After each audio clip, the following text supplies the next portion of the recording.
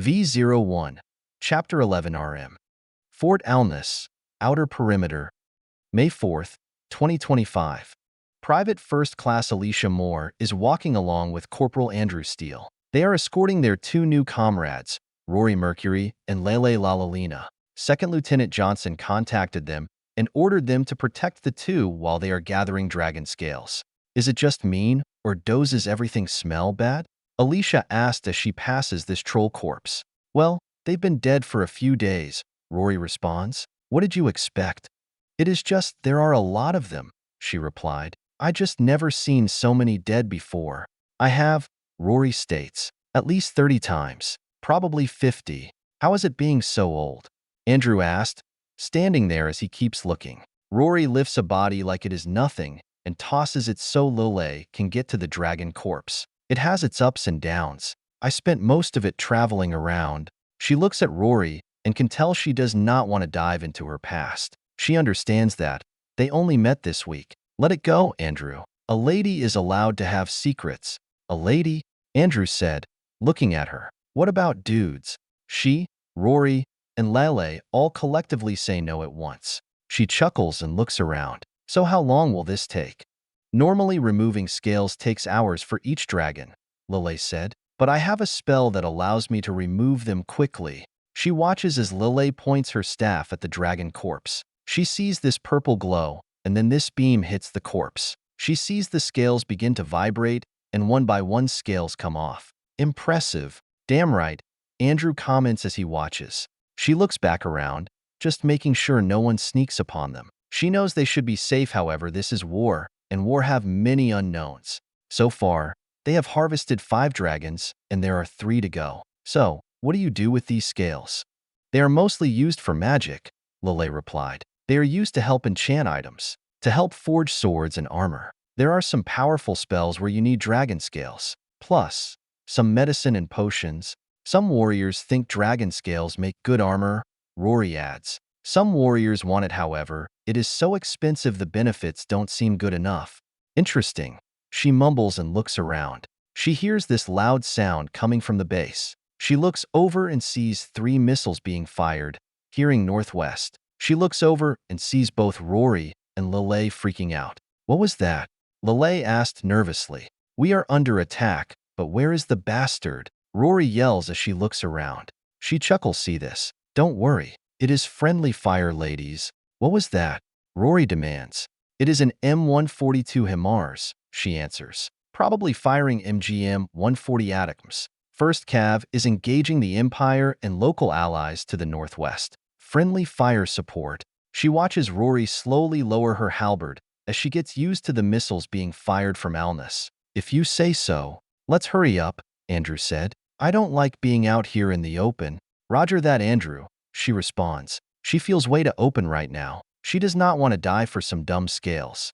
As everyone gets back to work, she sits down to fix her bootlaces. Once she finishes, she looks over and sees Rory standing there, with her weapon ready. Rory halberd spins in the air and goes right past her, hitting this beast that is behind her. She jumps up from where she was sitting and aims her rifle. What the fuck is that? It is an orc. Rory yells as she rushes up and grabs her weapon. Contact. Andrew yells as he fires his M4A1. She aims her M4 and fires at an orc she sees. She kills one but sees 2 more ducking behind some bodies. I am going after them, Rory said, eager to fight. No, she said. I am calling in a mortar strike. Just cover me. She gets on her knee and pulls out her radio. Alness command, this is Vanguard 7. We have Rouge orcs out here inside the perimeter. Requesting a danger close mortar strike over. Request has been granted, Vanguard 7. Alness command said. Mortar rounds inbound. Danger close. She stands up after giving the coordinates. She sees 2 orcs in the distance taking cover. Then this explosion hits next to them. Then the second mortar round hits exactly in their position. Confirm hit, Alness command said. Hit confirmed, over, she responds. What are they doing here? Andrew asked. They are orcs, Lelei said. Stronger than goblins. Some are smart while others are dumb. Depends on the type. However, Lelei, Rory interrupts. They wouldn't come over here like this if they were alone. Unless commanded, they are cowards. There has to be an Imperial scout nearby, She looks around, trying to see where a scout might be. Andrew, what do your eyes see? Andrew looks through his scope, being the team marksman. If I were a scout, I would be in those bushes there. All the dead bodies are creating cover for them to sneak around. What about our thermal sensors? She asked. Thermal should have picked them up. Dragon sea heat, Lelei said. Many animals have skin that absorbs heat to hide and protect themselves from dragons and wyverns. Scouts and hunters often wear those skins as cloak for the same reason. Interesting, she said. Okay, Rory, flank those pushes. We will march forward. She watches Rory run to the side at great speed. She is impressed by her speed, seeing nothing like it. Back in Ranger School, she has seen many fast men, but she could easily beat them all with no sweat. Lelei, you are our support, Andrew said. Just stay beside us. Let's go. Both her and Andrew start marching forward, their rifles aimed at those bushes. Talk to me, Andrew, she said.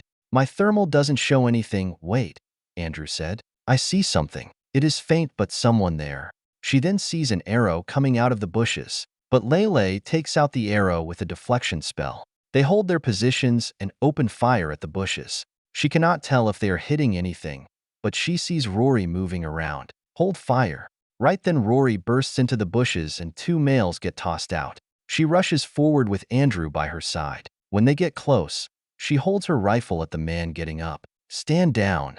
Stay down, Andrew yells. Rory walks out of the bushes like it was no effort. Here are your Imperial scouts. She sees a human and a dark elf, both males. Both are not in the standard Imperial armor, but wearing cloaks made out of animal skin. If you move, I will gun you down. Don't try me, asshole.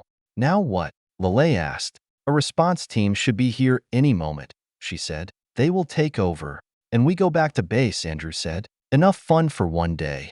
I have enough scales anyway, Lelei said. Rory swings her weapon to the human's neck, grinning evilly. You are lucky. I would have just killed you too. She turns around and sees 3 vehicles coming. 2 are Humvees and the other is a striker. Once they arrive, the soldiers get out and take over for them. She stands there as she watches the soldiers take the 2 in the striker. All right, let's go. Mess hall. Rory Mercury walks away from the food line. She walks past all these soldiers in a different color of green and brown colors. She has been all around Falmart, seeing many different kingdoms and towns. Each place has their version and style of armor and uniforms, but these are different. From what she can see, they have no concept of personal armor. As she walks, she sees Vanguard 7 sitting at their table. She walks over and sits down. Hi boys, what about me? Alicia asked. She was correct, Scott states as he eats. She watches Alicia knock him on the head and laughs at the fight. These people seem very genuine on who they are, a sight she does not see often. Hey Rory, Randy said, please have a seat. She takes a seat and looks around. She watches as the team goes around and shares stories. Rory, Randy said, it looks like you have questions on your mind.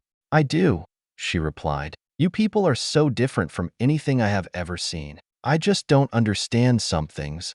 We have questions too, but what are yours? Andrew responds. I noticed during the battle that none of you wear armor, she said. I thought you guys were scouts, but when I arrived here, I noticed none of you had armor on too. Your vehicles looked well protected, but why not your soldiers? I thought you didn't value life, but your commander proved that theory was wrong. You're kidding, right? Alicia asked. The major doesn't care about our lives, Scott said. Before the war, he came to our unit. We rarely saw him for what, a month? Really? She said, surprised by their hostility towards their commander. That only one who likes him is Andrew here, Scott adds. Because they're both nerds, Alicia said with a chuckle. Nerds rule the world, Andrew said casually. Not on this world, Alicia responds. I see, she said and thinks of the past few days. I guess you're right. Your leader jumped out of a moving wagon to face down a legendary dragon, rescued a girl from a slave trader, and helped refugees. She looks around and notices their silences. But it is not my place. Do you mind answering my question? Randy looks at her. About armor? We do use armor, just not like the enemy of this world. That is correct, Scott adds. Our armor is the improved outer tactical vest. Inside the vests, we have these small plates that we can swap out. While this is an oversimplified answer, we call it Kevlar. Scott here is right. Randy continues. On Earth, We don't use swords anymore. Only knives for self-defense. What she just heard shocked her. Swords and bows are the standard weapons on Falmart. While there are different types of each weapon, the principle is the same. She specializes in her halberd weapon. While strong and sturdy, it is still a melee weapon. If what Randy said is true, his world no longer uses swords but this version of a bow. Is that true? Rory asked. Everyone in your world uses weapons like yours? Correct, Randy said. Hi, Rory. She looks away and sees her new friend Lelei. She is a mage in training who helped out during the battle with the flame dragon. Hi, Lelei. I figured out the name of their world. It is called Earth. Really? Lelei said as she walks over and sits down. Attention, Randy said. She looks around as all the rangers stands at attention. She then sees Johnson walk up to the table, then tell them to sit down and enjoy themselves. From this interaction, she can tell they do have formalities. Sharpe explained that the United States does not have kings or emperors. The fact she has yet to see any nobles or royalties is confirming that. So, your world is called Earth? Lelei said. Correct. Randy responds. So, what are your plans here? She asked. I mean your people. I understand the Empire picked a fight with your kind. She sees Randy look to Johnson, showing a chain of command with these people. You already know the basics, Johnson said. As of right now, our mission is defensive until we learn more about this place. She did not like that answer, so she starts looking around. Where is the major? I will get an answer out of him. He is with Selena, Lelei said. She wanted to watch what you Americans call cartoons on his communication device again. Lelei then looks at Rory. I am finished counting all the dragon scales we counted. We collected 278. She looks at Lelei. Eyes widened from what she heard. 278? We are rich. He gave you 2 approval to go harvest some. Andrew and Alicia, I want you to go out there and help. The last thing we need is the guards thinking they are sneaking upon us. She looks at Johnson. Why would they think that? Would they really shoot us? If they are smart, they would, Sharpe said as he walks by the table. The guard's job is to engage anyone who gets close to this position. Our number 1 priority here is to prevent a second attack on Earth. Everyone is still trigger happy and we're rangers. We do this properly. Sharpe then looks at Andrew and Alicia. Good job out there. It looks like they have been spying on us for a week. All 4 of you. They had it coming, Alicia said with a laugh. It just shows we have to be careful, Randy said. We might have superior weapons, but all they need is a good opportunity, and you are dead. And that is why we took on a dragon, right? Alicia said in a sarcastic voice. She hears the team laugh from that. She looks to Selena, who is standing by his side with one hand holding onto his pants. She is the same height as her, with blue eyes and brown hair. She sees this nice, clean dress she is wearing now. Hi, Your Holiness, Selena said in a shy tone. She smiles and gives her a warm hug. Everything is okay. Was he being mean to you? Selena looks at Rory and shakes her head no. That is good, she said. By the way, nice dress. Thank you, Your Holiness. Selena replied softly. You don't have to call me that, she responds. In her younger days, she enjoyed those titles, but as she gotten older, she grown to hate them. I cannot. Selena responds quietly. It is not appropriate. You are a representative to the gods. She rolls her eyes after hearing that. This apostle business sounds important, Andrew asked. Are there more of you? Yes, she said. There are many, but we rarely work together. We all travel around doing our thing. They are scattered all around the world, representing their gods. I only just arrived back to Falmart 6 months ago. She then looks at Selena. And you can call me Rory. You all can. None of this holy crap. I get enough of hat at the palaces. And these titles like holiness only go straight to your head. I rather live a humble but beautiful life. She sees many of the rangers compliment her on her new dress. She knows what everyone is doing. They are trying to boost her self-esteem, to give her some love. She makes room by pushing on Scott, who is sitting next to her. She uses her supernatural strength and easily pushes him to the side. She then lets Selena sit down next to her. She then looks up and sees the team leader Major Sharpe sit down at the end of the table, close to her. Major, what are your people's plans here?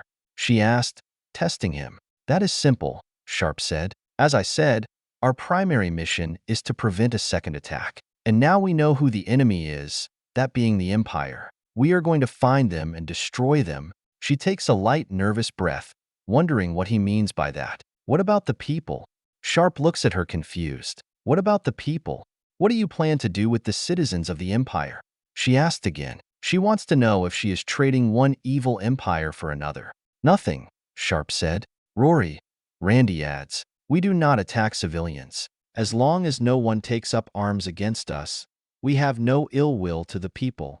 The Sergeant Major is correct, Sharpe said. There are rules in war, and we follow them. While mistakes can happen in the fog of war, our job is to protect civilians. Otherwise, we are no better than the Empire. Whoever they are, I have a question. Lelei leans forward and asked, looking directly at Sharpe. I am a bit confused on one of your terms. Why do you call yourselves Rangers? Sharpe looks to the other Rangers. Any of you want to take that? I think you got it, sir, Randy replied. Sharpe looks at Lelei and then Rory. You understand they're different units in an army? Well, yeah, she replied. You are not the first military I dealt with. You just have fancier toys. Okay, Sharpe said as he collects his thoughts. We are part of the 75th Ranger Regiment, a Special Forces Light Infantry. We are some of the best within the army. We act as a reaction force on Earth. What he means is when people want to start something, the army sends us to clean it up, Alicia said with a chuckle. Correct, Sharpe said. This is the first time we ever been to a new world. We do not have a rulebook for this. Every day we are writing the rulebook. So the Rangers created the Vanguard program, a side unit within the 75th. Our job is to explore this world. I understand, Lelei said. You send the best to deal with the unknown. Interesting. She thinks about that and likes the answers the Major said. While she has a lot to learn before she decides she wants to stay with these people, her heart is telling her to trust them, to trust him. Before she can continue, she hears the table get slammed. She looks at Andrew and sees him frustrated. Okay, Andrew said. I have been waiting long enough. He then looks to Lelei. Can you show us some magic? Oh yeah, Jerry said. You use some kind of force shield to save the Major? Lelei blinks and looks around. I just used one of my spells to help deflect the flame blast. I had to use all my mana to do that. I am happy it worked. Lelei looks at them all confused. Do you don't have magic? No, Andrew replied. He is right, Lelei. There is no magic where we are from. Sharpe adds, during the invasion of Philadelphia, we have reports of these wizards doing something that looked like magic, but we never could properly confirm it. Too much was going on. She sees all the Rangers look at Lelei now. They all look like children about to see something new. Right then she realizes these people are just as baffled about her world as she is with theirs.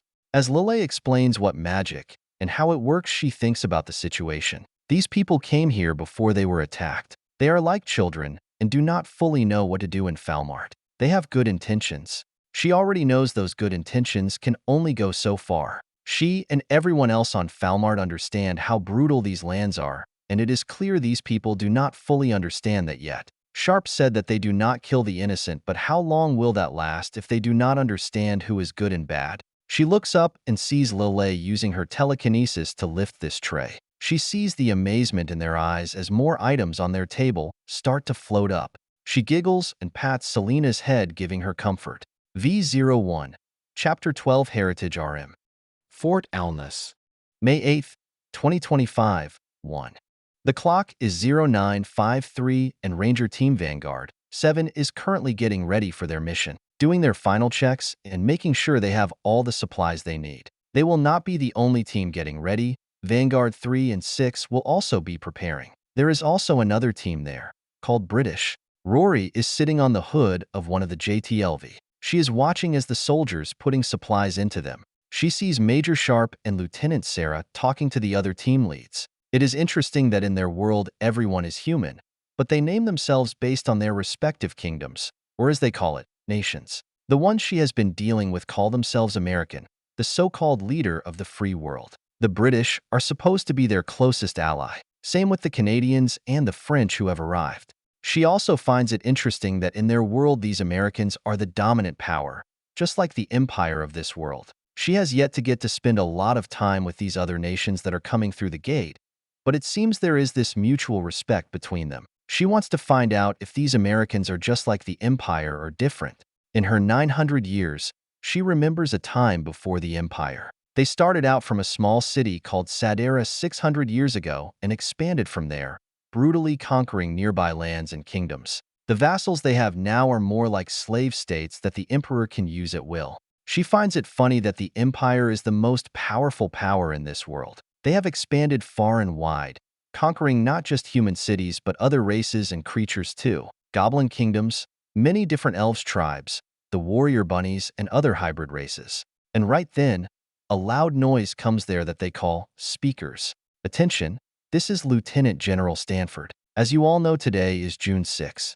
81 years ago, an Allied force invaded France in the largest assault in human history. Over 100,000 men stormed the beaches, dropped from the air to begin the greatest crusade against the Axis, who wanted to engulf the world in darkness. This was the beginning of Allied forces pushing back against the forces of evil and tyranny. Since that day, the flame of liberty has stood tall against the Red Menace during the Cold War. It defeated the evil empires of communism, which had the sole goal was to enslave the world. Today is a new chapter in the course of liberty as we enter this new unknown world. Just like our great-grandfathers who stormed beaches and our grandfathers fight against communism, you are the first to visit and explore this alien world with all its wonders and mystery, facing the unknown, fighting against a new threat the likes humanity has ever seen. Just like then, we stand together with our great allies, preserving the free world from a second attack of Philadelphia. Remember the courage of the brave souls who fought 81 years ago on that day,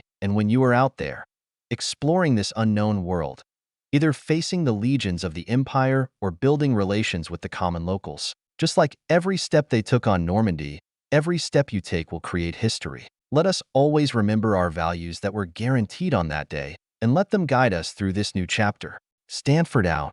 She hears this and then jumps off the hood. She looks around and sees all the soldiers from that world standing tall, saluting, or celebrating. The message clearly was some kind of historical moment point to them, a time in their world's history that seems like a turning point in their history. She looks over to Randy, the team pathfinder who was right next to her. Hey Randy, what was that all about? He looked over after hearing his name, putting his M4A1 down. Today is D-Day, the day of days. The war the general was talking about is considered the largest and most deadly war in our history. Specialist Jerry William leans over the gunner port on top of the vehicle, overhearing the question. Yeah, over 75 million died in that conflict. 70 million, she said in shock because of how high that number is. She would give a big smirk, thinking how her god Emroy would have loved that. She then looks back at them and sees that they looked a little concerned and afraid of her. Good. Always good to keep them a little afraid of her. Don't worry, boys. But what happened? They look at each other and then back at her, kind unsure what to do. Randy then speaks, breaking the sudden silence. Well, there was this alliance of nations called the Axis, like your empire, you can say. They were trying to conquer and enslave the world and install a racial hierarchy. Yeah, after nearly 5 years of fighting, an alliance of nations, led by us, the Russians, and the British. We invaded the continent Europe and liberated them from the bad guys. Jerry would add to that. Interesting. Is that how you see yourself today? Here, she asked all happily. That is way above my pay grade, ma'am. But I will say this, Mississippi Rory. We are not conquering. We are liberators. We make mistakes like anyone else, but we do not conquer people, Randy states as he finishes the final preparations on his vehicle. Before the conversation could continue, they hear Major Sharpe start calling out. All right, everyone, we don't get paid by the hour. We got a job to do. Load up and roll out. As everyone loads up into the vehicles, she gets into the one with Sharpe, the command vehicle. She could tell that these groups of people are going to be incredibly fun, with a lot of adventures and battles. On top of that, there must be a reason why they are here, and why has the gate is open now. V02, Chapter 13 RM. Lorsis, May 8, 2025. In the town of Lorsis, Princess Pina Colada is currently in a tavern. Together with her are Grey Aldo, Norma Igloo, and her servant Hamilton Uno Roar. The four of them are warriors of her Rose Order of Knights unit. They were forced to stop in this town because of sudden heavy rain, as it had become too dangerous for them to continue. Well, I hope this does not slow us down tomorrow, she said, just speaking what is on her mind. It would suck to miss the war because of some rain, Do not worry, princess, Hamilton replied. The rain is only a delay. It will only be a matter of time before we get to Italica, said to her, trying to reassure her. I know, Hamilton, but this also means the rest of the Rose Order of Knights will be delayed too. If we are going to ride these intruders from the other side of the gate, we will need all of us. Every day they occupy Alness Hill is an embarrassment for the Empire, she states. Gray walks up and then sat across her. He then took a sip of his beer from the mug. Do not worry, princess. The battle will come. Do not let your eagerness get the better of yourself. She glances at Gray as she takes the mug. Gray has been in her life since she was 10. He was her first and longest mentor. He helped start the Rose Order Knights Academy and trained her in the arts of war. I know you want to prove yourself and your knights to your father, Gray said before looking to his side, becoming annoyed. Yes, she mumbles and then takes a drink. She quickly spits it out. That tastes nasty. Gray chuckles. It is the common people drink, princess. People down here cannot afford the luxurious drink. She looks at her beer. Peasant drinks. Very nasty. She hears Norma flirting at the next table. While she knows what he is doing, she glances over out of boredom. Norma is laughing with one of the female humanoid cat people, slapping his hand on her butt. Hey, kitty. He then gives a flirty meow to her. She rolls her eyes at the sight. That is the third tonight, plus the other 10 from the other towns. I am shocked he doesn't have any bastards. Gray glances towards him. That is not professional for a knight. Well, he is still our best knight, she mumbles. She thinks back to her training. While the Rose Knights are dominated by daughters of noble families, there have been some men. She beat them all like Hermcastle. That made her think that she was the best. That was before they betrayed her to suck up to her older brother Zorzel. Then Norma came around, and he berated her in a duel. This was the first time she lost in training, and he said that he was not going to go easy on her because she is royalty. That was when she figured out that she and her knights were not being taken seriously as real knights, that everyone was letting her win, and since then, she wanted to prove herself to everyone that she is a real knight. Norma just waves him off, not caring about his objection. Ah, it is a bit of fun. It is why I joined the Rose Knights after all. All the pretty ladies, he said, winking at Pina. Norma laughs a little after saying that. He takes out a coin and puts it between the Catwoman breasts. I am in trouble right now, but later we can continue this fun. Okay, my lord, the Catwoman said with a giggle. She watches him make a fool of himself. I just don't understand men. They fall apart at the sight of boobs. Even the most honorable and mannered of men fall apart at the sight. Women have a powerful effect on men, princess, Gray said. However, what Norma is doing is not professional.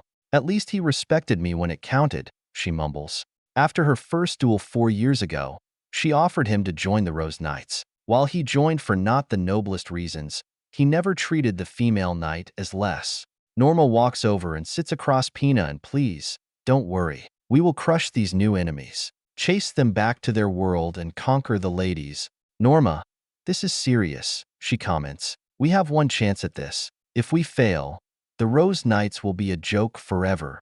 Gray jumps into the conversation. We should focus more on the enemy than your reputation. The only thing we know about this enemy is that they defeated the invasion force. Also, the 100,000 force that was defending the hill. We still haven't heard from any news from our vassals, Hamilton adds. This is definitely an interesting time for the Empire.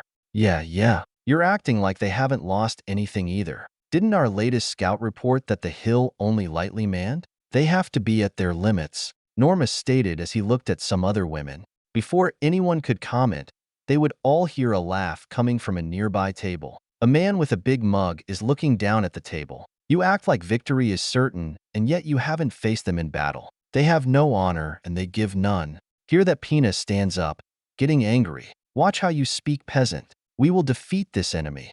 The Empire will defeat them. We never lost a war. Against all the races of our world. The man just laughs. He starts to mumble nonsense. This man's attitude angers her. How can this commoner be so insulting? Watch your tongue, she said. I am the princess of the Empire. I will dash da. Gray places his hand on her shoulder to calm her down. Soldier, I take it you were at Alness Hill? She looks at Gray confused. She looks back at the crazy drunk man and notices he is wearing an imperial uniform. That is when she realizes that this man is an imperial soldier who has abandoned his ranks. The drunk soldier takes another long drink and looks over to them, clearly not caring about their status. I was there. I am all that is left of my unit, he said, collecting himself. They came in the middle of the night. These monsters were in armored, moving siege engines. I don't know what they were, but they came and just slaughtered everyone around the gate. I remember watching the carnage. One of our firebombs from our trebuchet hit their armored wagons and nothing, no damage. All these others, war engines came through and their warriors came out of them, firing some kind of invisible magic, killing all of us. Our shields, our armor was worthless. We were better off naked, he said, taking a long drink until his mug is empty. At their table, it became quiet as everyone tried to understand or believe what he was saying. Norma spoke first. How many did you kill? How long was the battle? The man shakes his head, reliving the memories. I still do not understand. The battle lasted for an hour, maybe two. Everyone was dead. I remember seeing General Ullerdan taking his cavalry, flaking. There were so few of the enemy, and yet we were all just wiped out. The man continues talking, splitting between talking to himself and their table. He and his 3,000 horsemen got the closest but were slaughtered. And how did you end up here? Hamilton asked him. He just looks at her and then laughs again. He stands up, clearly drunk. We're all going to die. And then he starts to wobble off. Drunk? She stands up angrily again. Hey, get back here, you deserter. How dare you say something like that? Norma, go get that man so he can be crucified. Gray takes a sip from her beer and then sets his hub down hard, clearly wanting their attention. Calm down, princess. Let him be. She looked at him confused. Why? He is a disgrace. We got everything we needed to know from him. He is no longer of any use for us. He is just a drunk, sad man now. Leave him be and let us focus on tomorrow, Gray said, thinking about the new information. She thinks about what the deserter said. She sits down and debates if what he said is true. Her nerves are high as she sees this her big chance to become famous. While her brother Zorzel gets everything, he wishes with no effort. She has had to work and push for everything. Finally, she will get to see battle and have a name for herself. That man is full of it, Norma said. He looks at the three and sees how serious they look. You don't actually believe a word he said, right? He is crazy. Crazy, yes, but he is not lying, Gray said. I have been in war.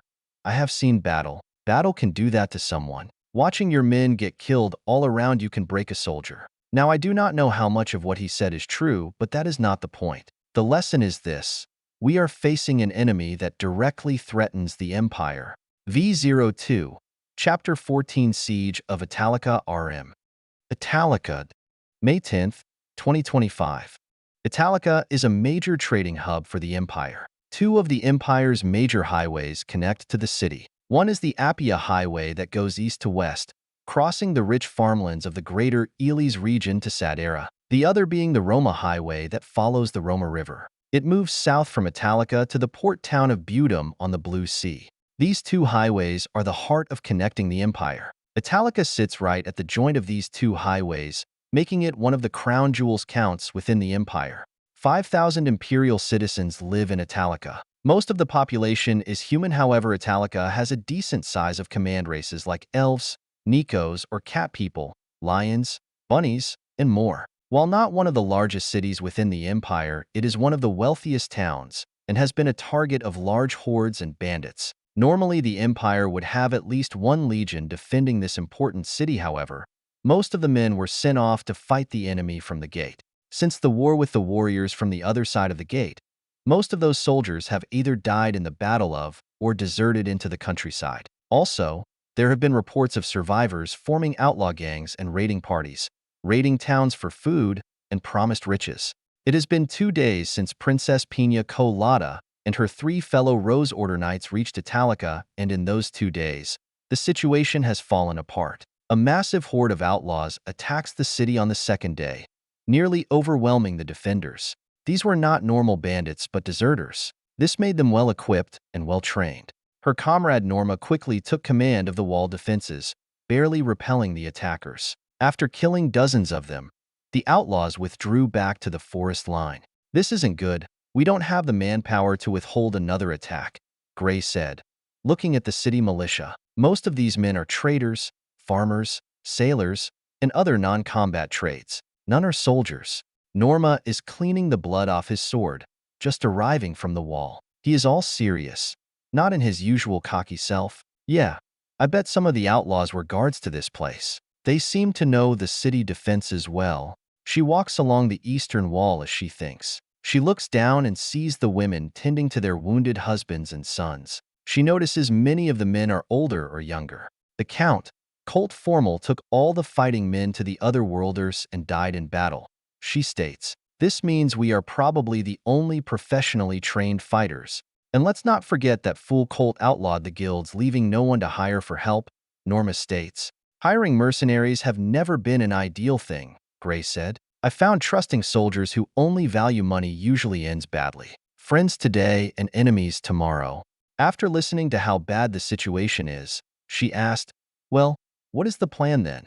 She somewhat regretted saying that out loud as she noticed some of the peasants overhearing her. She is the princess. After all, she is supposed to have all the answers and lead her troops, not running around scared to death and asking questions. She is already seeing how different the world is outside the city's tall walls and sadera. She has been outside the city before, however never far without being heavily guarded.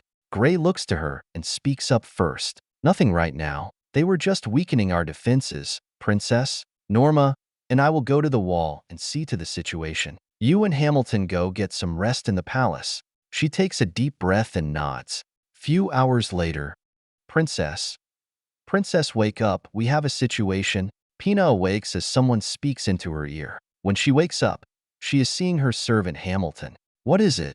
she mumbles. She then quickly raises up and then gets a sudden jolt of energy after realizing the context of her situation. "Are we under attack?" Her sudden burst of energy scared Hamilton. She has always been a fragile girl, easy to startle. She jumps back to the end of the bed. "Wow, a princess. I do not know. We have a situation at the south gate." She rubs her eyes, waking herself up. Once feeling awake, she then looked up at Hamilton. "I don't understand. Are those bandits attacking, or what?" Hamilton gets off the bed and walks away to grab Pina some clothes and armor. Once she grabs them, she brings them over to her. "Oh no, it is someone else." Three strange-looking wagon things came up to the south gate, and there are a few strange-looking people wearing weird green clothes. "Gray needs to speak to you about it." They are just sitting there. With Hamilton's help, she gets into her armor. Once ready, both rush to the south gate.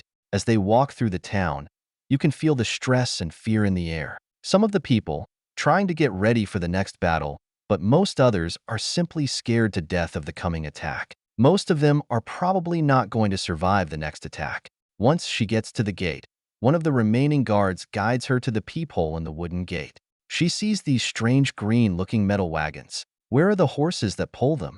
"We didn't see horses," Norma said. "They rode up like that and stopped." That is when she sees one of these people on top of one, manning some gray-pointed tool. There are two more, standing by their green wagon, looking at the city. They seem to be talking to each other. Interesting. They must be from the gate. So, they seem to be human. "Princess, what do you think they are going to do? Are they going to attack?" Hamilton asked, scared of the situation. She looks at her, a little surprised that she is scared, but then thinks about it. Right now, all they know about these people are rumors about these people. Also, from that drunk soldier from that tavern, one was only half true. She knows she should worry about them. "We are in no position to fight another enemy right now," she said. "The bandits could attack anytime now. We should attack them before they attack us." "Do you think they came to attack us, Princess?" Hamilton asked. "Why does this have to happen now?" "I don't know. I only see 3 of these wagons and only a few soldiers. Not an attack. Any force." "Oh my God," she replied, but then loses the ability to speak for a second after seeing what she just saw. There is Athos, short blue-haired girl with a staff, a young magic user, no problem. But the next girl she sees is Rory Mercury. She takes a step away from the peek hole, seeing Rory. It is Rory Mercury. Why is she with them? Are they allies? "What?" Hamilton yells in pure shock at that news. What is she doing with them? Why would she even help the gate soldiers? "I don't know, but we are dead. We cannot fight the bandits." The other worlders and Rory, she comments in a nervous tone. "Princess," Gray said, Take a deep breath and look at the situation. Do not allow your mind to add information that is not there. Judge what you can see and work from there. She takes a new breath to calm herself down. She counted only 3 enemy soldiers and 3 of those green wagons. They did not look that big, so they cannot be holding armies in them. So far, they have not acted aggressively, and they came from the south, not the east where the bandits came from. Maybe they are working together. Those bandits might be helping the gate people too, Hamilton stated, trying to make sense of the situation. No, she yells as she gets an idea. She looks through the peephole again, trying to make sense of the situation. The bandits attacked the east gate. If Rory and her new friend are working together, then why didn't they fight with them? There are so few of them, and there is a magic user too. Maybe they came here for other reasons. As she said her theory, she begins to see 2 of those stranger-looking soldiers and the 2 girls walking down this way. They are coming. 2 of them plus the magician and Rory. Hamilton thinks of those facts. How can we be sure? Are they going to ask us to surrender? She then thinks of what it might be like to surrender to these gate soldiers. If the rumors are true on how brutal these men fight, she can only imagine how becoming their slave would be like. Would it be like living under the goblins, or more like the centaurs? I don't know, however, we need to do something, she said as she thinks. If they are as brutal as the deserter said, then they would have just attacked. Maybe they were attacked by the bandits too and need help. You are not considering working with them? Norma said, not liking the idea. We cannot fight on 2 fronts right now, she replied. What if they are here with peaceful intentions? If we attack now, then we are the aggressors. But Princess, what if they are here to attack us? Hamilton asked, worried. She knows that could be a risk. It is a 50-50 situation, and she does not know who is right. It does not matter if they are hostile. We cannot fight a second attack against the bandits anyway. We are screwed no matter what we do. Our best and the only hope is that these otherworlders will be friendly. After looking away from the peephole, Pina looks around the area and sees that everyone is waiting for her to make a decision. There is just no way to tell what their intentions are without more information. If she assumes wrong, the city will fall. However, the city is going to fall anyway when those bandits come back. If they come with peaceful intentions, we cannot afford to fight another enemy right now. As she hears them walking up to the gate and hear their voices, hearing the blue-haired girl talking about the history of the city, the male who seems to be in change seems to be taking interest in the topic. He is wearing these strange uniforms with all these strange pockets all over. Out of all the towns in the Empire, Italica is known to be the most. What is that L word you use? The blue-hair girl asked. Liberal? The man replied. It is not liberal. The term is classical liberalism, too. Yes, that, the blue-hair girl said. I found that topic interesting. Italica is close to something like that. Being more open to different people, however, they are seen as wealthy but backward people to the rest of the empire. When they get close, she pushes the gate door open with much excitement, wanting to make a good first impression. Welcome to Italica, travelers. Please, Alwa. As she looks, she realizes one of the soldiers on the ground, holding his head. Right then, she realizes she just pushed the door into one of the soldiers. Ouch, that hurt, the man said as he slowly sits up. V02, Chapter 15, Siege of Italica RM. Italica, May 9th, 2025. After a short alteration at the south gate, the city guards agreed to let the strangers through the gate. Sharpe stands inside the gate as he watches Sergeant Major Randy Dodson bring in the 3 JLTVs. In front of him is Jerry, the team media. You should be fine, sir, Jerry said. Good thing you have your helmet on. Just don't make this a habit. Lelei walks up, looking directly at him. Your helmet is impressive. Because of how light and lack of metal, I honestly didn't think it would be useful. At least we know his head can take a beating, Rory replied. Some of the rangers laugh at Rory's comments. He looks over to the woman who opened the door. She looks like the leadership of the city. Her assistant called her Princess Pina Colada. She apologized many times, scared that she just started a war. I am so sorry about before, Pina said, begging for him not to get angry. Rory responds first. Don't worry, Princess. He probably deserves it. Having her hand to her side, she then gives her a death glare, implying not to dare to do anything again. He watches them both. It seems like they know of each other in some manner. Rory is clearly laying down the law. When Rory told her that apostles are usually respected, and their presences bring great weight, This is the first time he sees this outside of alness. He finds it strange seeing a girl in a 12-year-old body giving orders and adults obeying. Pina nods in agreement. There will be no problem with us, Mistress Rory. How long have you been with these people, Rory? Let me think. Rory mumbles and places her figure on her chin. About 2 weeks now. It has been horrible. They have so many tasty sweets and drinks. Their beds are so comfy, I think it is torture. Rory, he states in a commanding voice. He glares at Rory.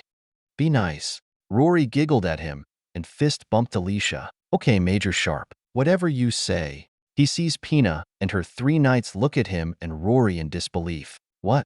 Are you saying that Rory takes orders from you? Hamilton asked, baffled by the thought. Of course, he said in a commanding voice, making sure they know who is in control of the situation. I am in command of this unit. My name is Major Sharpe of the United States Army, Vanguard, 7 of the 75th Ranger Regiment of the NATO Expeditionary Force. Sharpe takes his helmet and places it between his arms. He looks back at Pina. But, yeah, someone somewhere would agree with that statement. He said about getting hit on the head, wanting to relax the situation. He finishes thinking about memory. Sharpe points to his team that is standing with him. This is Rory Mercury, Lelei Lalina, Private First Class Alicia Moore, Specialist Jerry William, and Sergeant Major Randy Dodson. He then joins. That's a mouthful, Rory points out with a giggle. Sharpe, everyone here knows who I am. I am the Apostle of Emery after all, Rory comments, but was surprised and pleased that he included her in the introduction. Pina takes a deep breath. She straightens herself up and looks more royalty. We should make this more formal. I am Princess Pina Colada, leader of the Rose Order of Knights. I am currently in charge of this city. It is good to meet you. Hamilton walks to Pina's side, scared of their strange equipment. What brings you all here?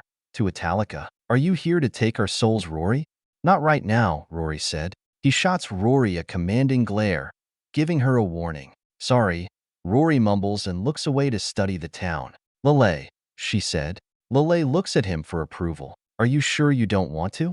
When she gets an approving nod, she looks back. We came here to trade. My friends wanted to see cities and economics is life in this world. What kind of trading? Hamilton asked. Before Lelei responds, he places her hand on her shoulder, so she does not reply. That is our business right now. We noticed the town was attacked.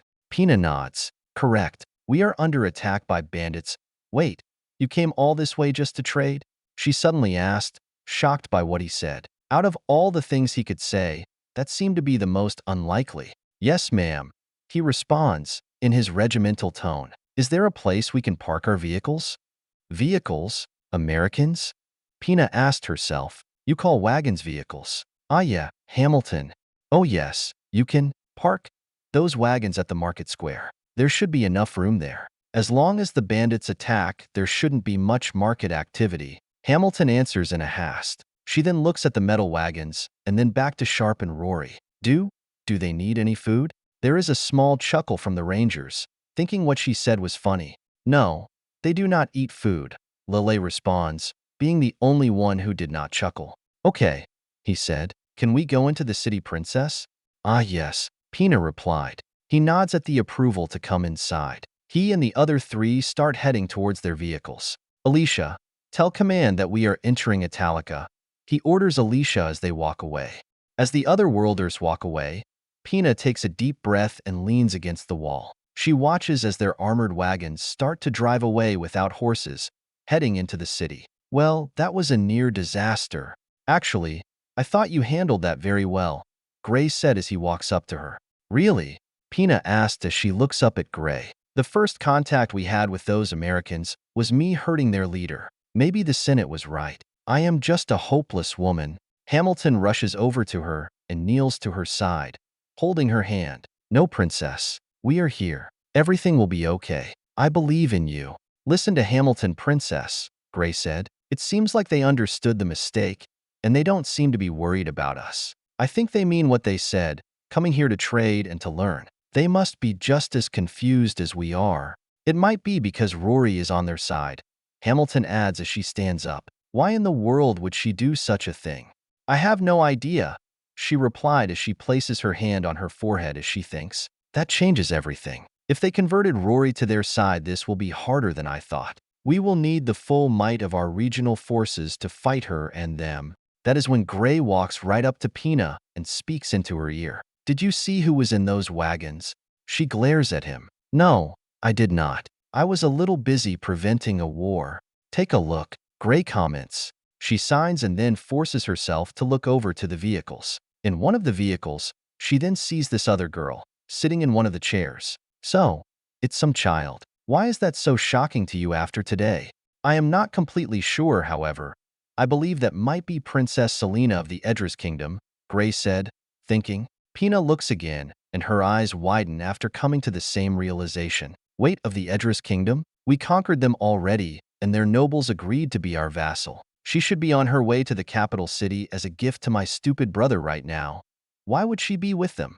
I do not know, but while they are here, we should try and find out. Maybe they have formed a secret alliance. Gray responds. Until then, it will be wise to keep this to ourselves. She begins to have a headache. The situation seems to have completely fallen apart. Edras is a 6-month journey on foot. There is no way these other worlders could know about them yet. According to the blue-hair girl, they didn't know about this place. She takes a deep breath. We can't deal with them right now. We have to focus on the bandits. After that, we can worry about these Americans and find out the truth. When our friends arrive, we will outnumber them, Hamilton said. They should be a day or two away. She nods as she thinks. Her knights should have been here by now, however, the seasonal heavy rain delayed them. She knows her priority right now is surviving. And once the rest of my Rose Knights arrive, we can betray these other worlders Americans, she said as she reflects on the situation. Maybe Rory is pretending to work for them, gathering information. Good idea, Princess, Hamilton said. But they do have strange and scary equipment. She places her hand on her head and catches her breath. She loves Hamilton, but sometimes her fear gets the better of her. That is why she has always been her servant than a true knight. Do not get so scared, Hamilton, she said. She then looks at her mentor, Gray. He does not seem pleased with her plan. The princess is correct, Gray adds. We don't know much about their equipment, but I did notice they don't wear armor. Just these strange thick clothes. Still, I recommend against any betrayal against them until we know more. If they just came to trade and turn them into an enemy right now, we will be undone. And you are assuming Rory is acting as a spy. If she is not, the Rose Knights cannot stop her wrath. I understand, she said as she takes a deep breath. I just want my first mission to go smoothly. I just want to win. This is war, Princess, Gray said as he places his hands on her back. There is no such thing as a smooth mission, and victory must be earned. Selena is sitting in the back seat of the command JLTV, right next to Rory. On the drive here, taking 2 days. She heard the Americans saying it should have taken only 7 hours, however they got stuck in a rainstorm. Lelei states that these rains were common this time of year. Even though the trip took an extra day as planned, Lelei did state it usually would take 4 to 7 days to get from the Cone Forest to Italica. She was impressed by the speed. On the trip, she has been watching more of Sharpe shows on his tablet device. Right now, her personal favorite has been the Transformers show, mainly because he loves it so much, and that was the first thing they did together. Once they got to the city, she has been very worried about the Empire's army. The memories of being forced back into slavery by those legionnaires. Edras is far to the west for people here to know who she is.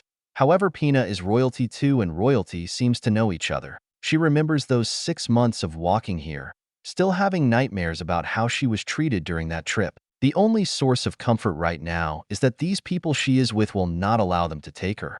It is okay, Selena, Rory said to her, noticing how nervous she is. If anyone lays a figure on you, I will cut them down. You are one of my underlings now. As they drive through the city, they see the townsfolk all looking at them, wondering who they are and what they are in. They all seem dirty and scared to death. They also seem to not know what to make of the Americans. All right, people, let's get to the market. Remember though, we are here as guests, but they are still the enemy. Do not engage unless engaged yourself. Stay out of trouble and no one goes alone. Major Sharpe tells his men over the radio. Johnson and Randy, once we get to the market, team meeting, listen to the Major.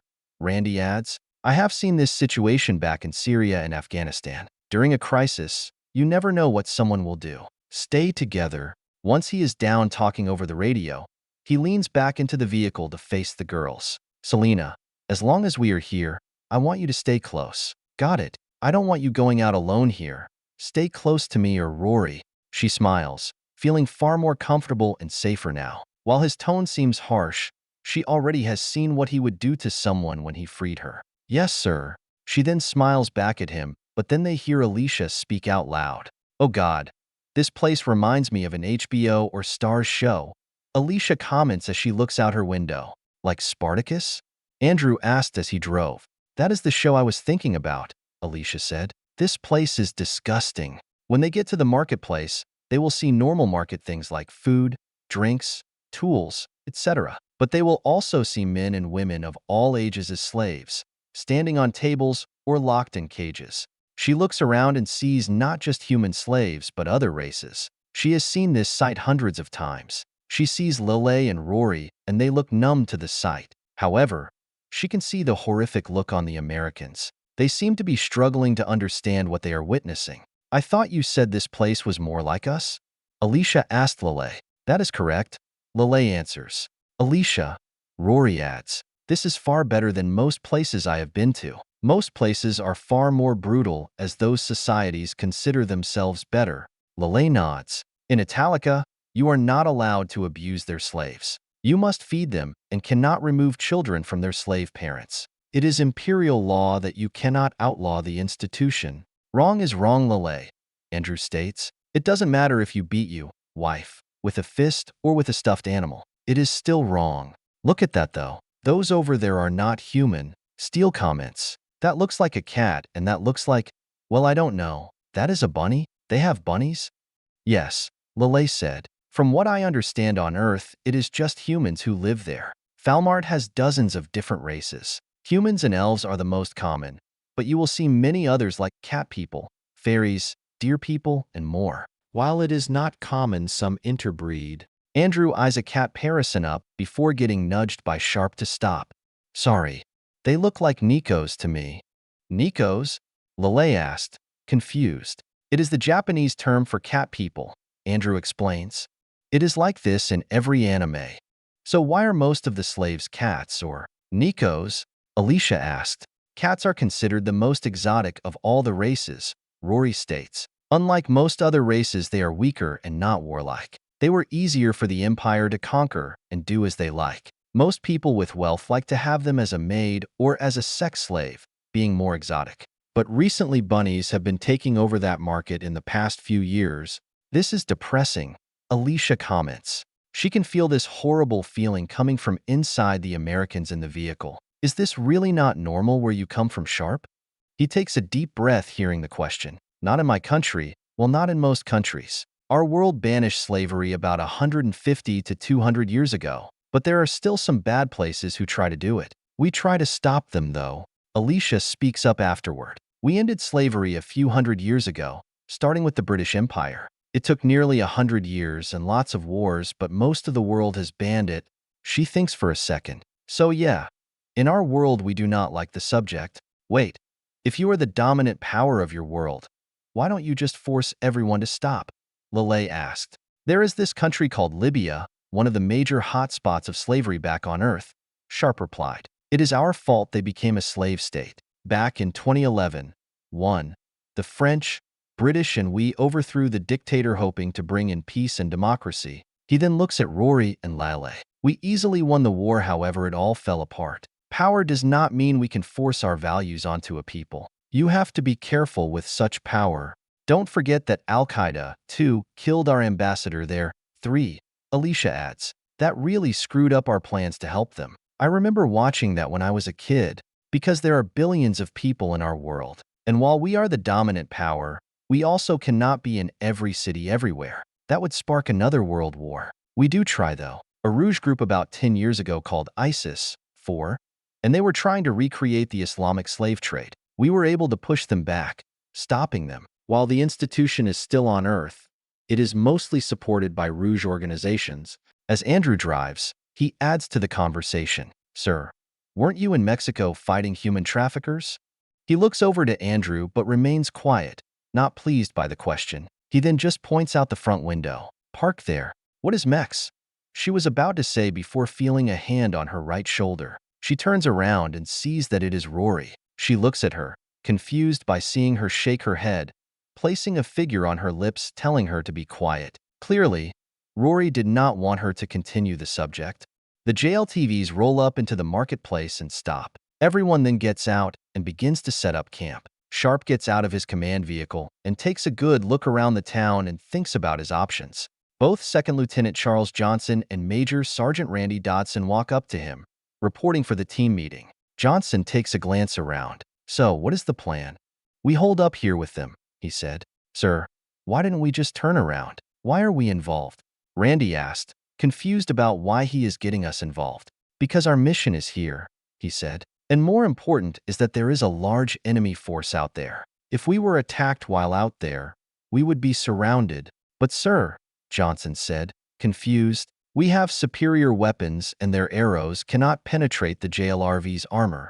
"The Major is correct, Lieutenant," Randy states. "We are a small unit. If a few hundred attacks, us superior weapons won't be enough." He can see Randy combat experience kicking him. He is glad that he sees things his way. "This city is scared and is struggling to hold back these bandits," he said. "Based on the smoke at the east gate, they are coming from that direction. They must have been in the thousands if they can overwhelm this city's defenses."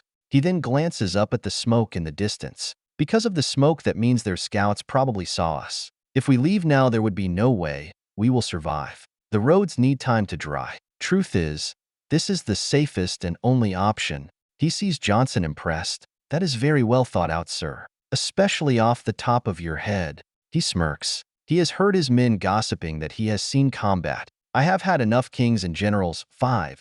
History Marque 6 shows about ancient warfare to have some basic ideas. On top of that, this is a big PR. 7. Mission. "The brass wants us to help people in need." Randy adds, "But what do we do?" "I don't know yet. I need more information." "Lieutenants, take control of the convoy. Keep everyone here and safe, and be ready to pull out if we need to. See what information you can get from the locals around here." Sergeant Major was going to go check out the east gate and figure out the situation. "Take Jerry, Andrew, and Lelei. We leave at 5. Sharp orders." Both then salute and head off, carrying out their assignments. That is when Lelei walks up. He looks over to his left and sees her. "What's up? I take it you overheard our little meeting?" Before Lelei responds, she looks up. "I see 3 dark clouds, but they are leaving, so I don't expect any more rain." He laughs hearing that. He likes to make smartass comments like that, but what he loves about Lelei is how genuine she is. Not understand the context of what he said. "Yes, I was just coming over to see if I could provide any help," Lelei asked. "I see you want me to come along already. What could provide your soldiers couldn't?" "Your ability to pay attention to details," he quickly replied. "I noticed that back at the gate, you already know a lot about us, and you know how to explain things to others very well. You have proven yourself in my eyes, but I can't force you. I should ask you first." Lelei thinks about what he said and then smiles. She enjoys feeling valued on their team. With all their power and advanced weapons, she can still be useful. "I would be honored to help." V02. Chapter 16 Siege of Italica RM. Italica, May 9, 2025. The Ranger team led by Major Sharpe reaches the city eastern gate. Once they get there, they notice how bad the situation is. Everything is pure chaos. Bodies are being taken away in wagons and new barricades being rebuilt. "My God, what happened here?" Jerry asked, speaking more out loud than a direct question to anyone. He looks over by this building and sees people that are sick and wounded. Many of them are just boys who were called upon to defend the city. "Sir?" He looks towards Sharpe, wanting permission to help them. "Go," Sharpe said to him, knowing what he is about to ask. "But don't get carried away. Stay in sight and don't go crazy on your supplies. We will need them later." Jerry nods and dashes off to where some wounded men were at. Lelei watches as Jerry rushes off to a group of wounded people and then looks to Sharpe. "Jerry is the team medic. Why is he going to help them?" "They are your enemy." "Because they are our enemy, that does not mean we do not help the civilians. We have a treaty called the Geneva Convention back on Earth. It is a guideline for war. We do not intently attack civilians, prisoners, and wounded. If we can, we help." He then looks at her. "With limitations, of course. But why? What benefit is it to you?" Lelei asked, not fully understanding it. I am not a soldier, however the rules of war say you either kill or enslave your enemies. Or are you planning to make them your subjects? Randy holds up his hand to get Lelei's attention. Because we want our enemies to treat our people with good care if they become a prisoner. With some form of basic care. Yup, it is not perfect, but we do what we can, he adds. You see, we are not barbaric. There need to be some rules in war. What we do to the enemy, they will do to us. On top of that, the character and manner of the soldier matter greatly to us. And we separate civilians from soldiers. By law, we do not intently kill civilians. They are not combatants and deserve to continue to live their daily life. He finishes, and she looks around. So, what are you going to do here? Lelei asked him, wondering what he is thinking. Still figuring that out, Lelei. At the end of the day, my people's safety is my first priority, not these people's internal issues, he replied and then begins walking away. He is heading to the princess, seeing her over by a building. Lelei looks to Randy. Your world is confusing but interesting. I find it interesting how complex your rules are and that so many nations can follow them. Randy chuckled after hearing that. It is nice but not perfect. It did require millions of dead bodies to come up with these rules. War is a natural part of life, Lelei said. That is one way magic became widely used. War needed magicians, so schools were created, which I attended. Randy then nods to what she said. Sad truth. War usually is the tool for progress. Truth to that, he replied. Once he gets there, he gets a good idea of the situation. He then sees this red-haired girl in a maid uniform. To his shock, her hair is made from snakes. Hello, Otherworlder, the girl said. My name is Aurea. I am one of the 4 maids of Italica. I have been sent to bring you to the palace to meet the countess and princess. He looks at Lelei. Lelei looks at her. I think you can trust her, Major. The maids of Italica are known to be good, as long as you don't threaten the city. He is finding the customs of this world strange. Being greeted by children, slavery is a second thought to these people. Demigods, flying dragons. The only sane thing he sees in this world is the war. So far, Lelei has not given him a reason to question her judgment. Roger that. He then looks to Randy. Randy stayed here with Jerry. Give Johnson an update on what is happening. If you need to have Scott to support, you two with me. He then looks to Aurea. Take us to your leader. The other two head to him to talk with the princess. Italica, Eastern Gate Command Post. May 9th, 2025. Sharpe walks through the city as he heads to the eastern wall. He finds the building designs to be modest. It brings him back to the history books and time games like Oblivion. He follows the snake hair girl who Lelei called a Medusa. She is taking him to where the Rose Knights and the leaders of this city are at. He looks forward and sees this purple cat person and an orange bunny. They are both in a maid's outfit, taking him to Princess Pina's position. He is finding it hard to accept that there are walking and talking animals right in front of him. While it is normal for these people, his mind is struggling to accept the new reality. The princess is up on the wall, the catwoman named Persia said. As he heads to the wall staircase, he is stopped by the orange bunny named Mamina. She places her hand on the hall door and looks directly at her, with a knife in her hand. If you try anything, let me inform you.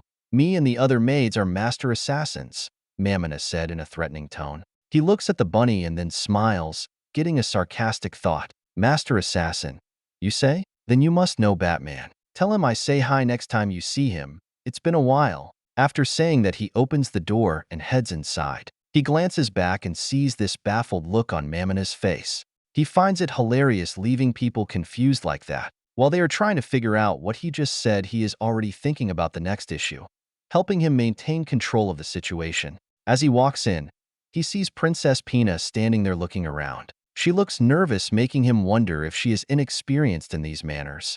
He also sees this young girl, looking at Selena's age. She is in nice robes, so he assumes she is this Count Aurea mentioned. She looks terrified of the situation and him. Persia stops and points. Greetings, Princess Pina Colada and Countess Mui del Formal.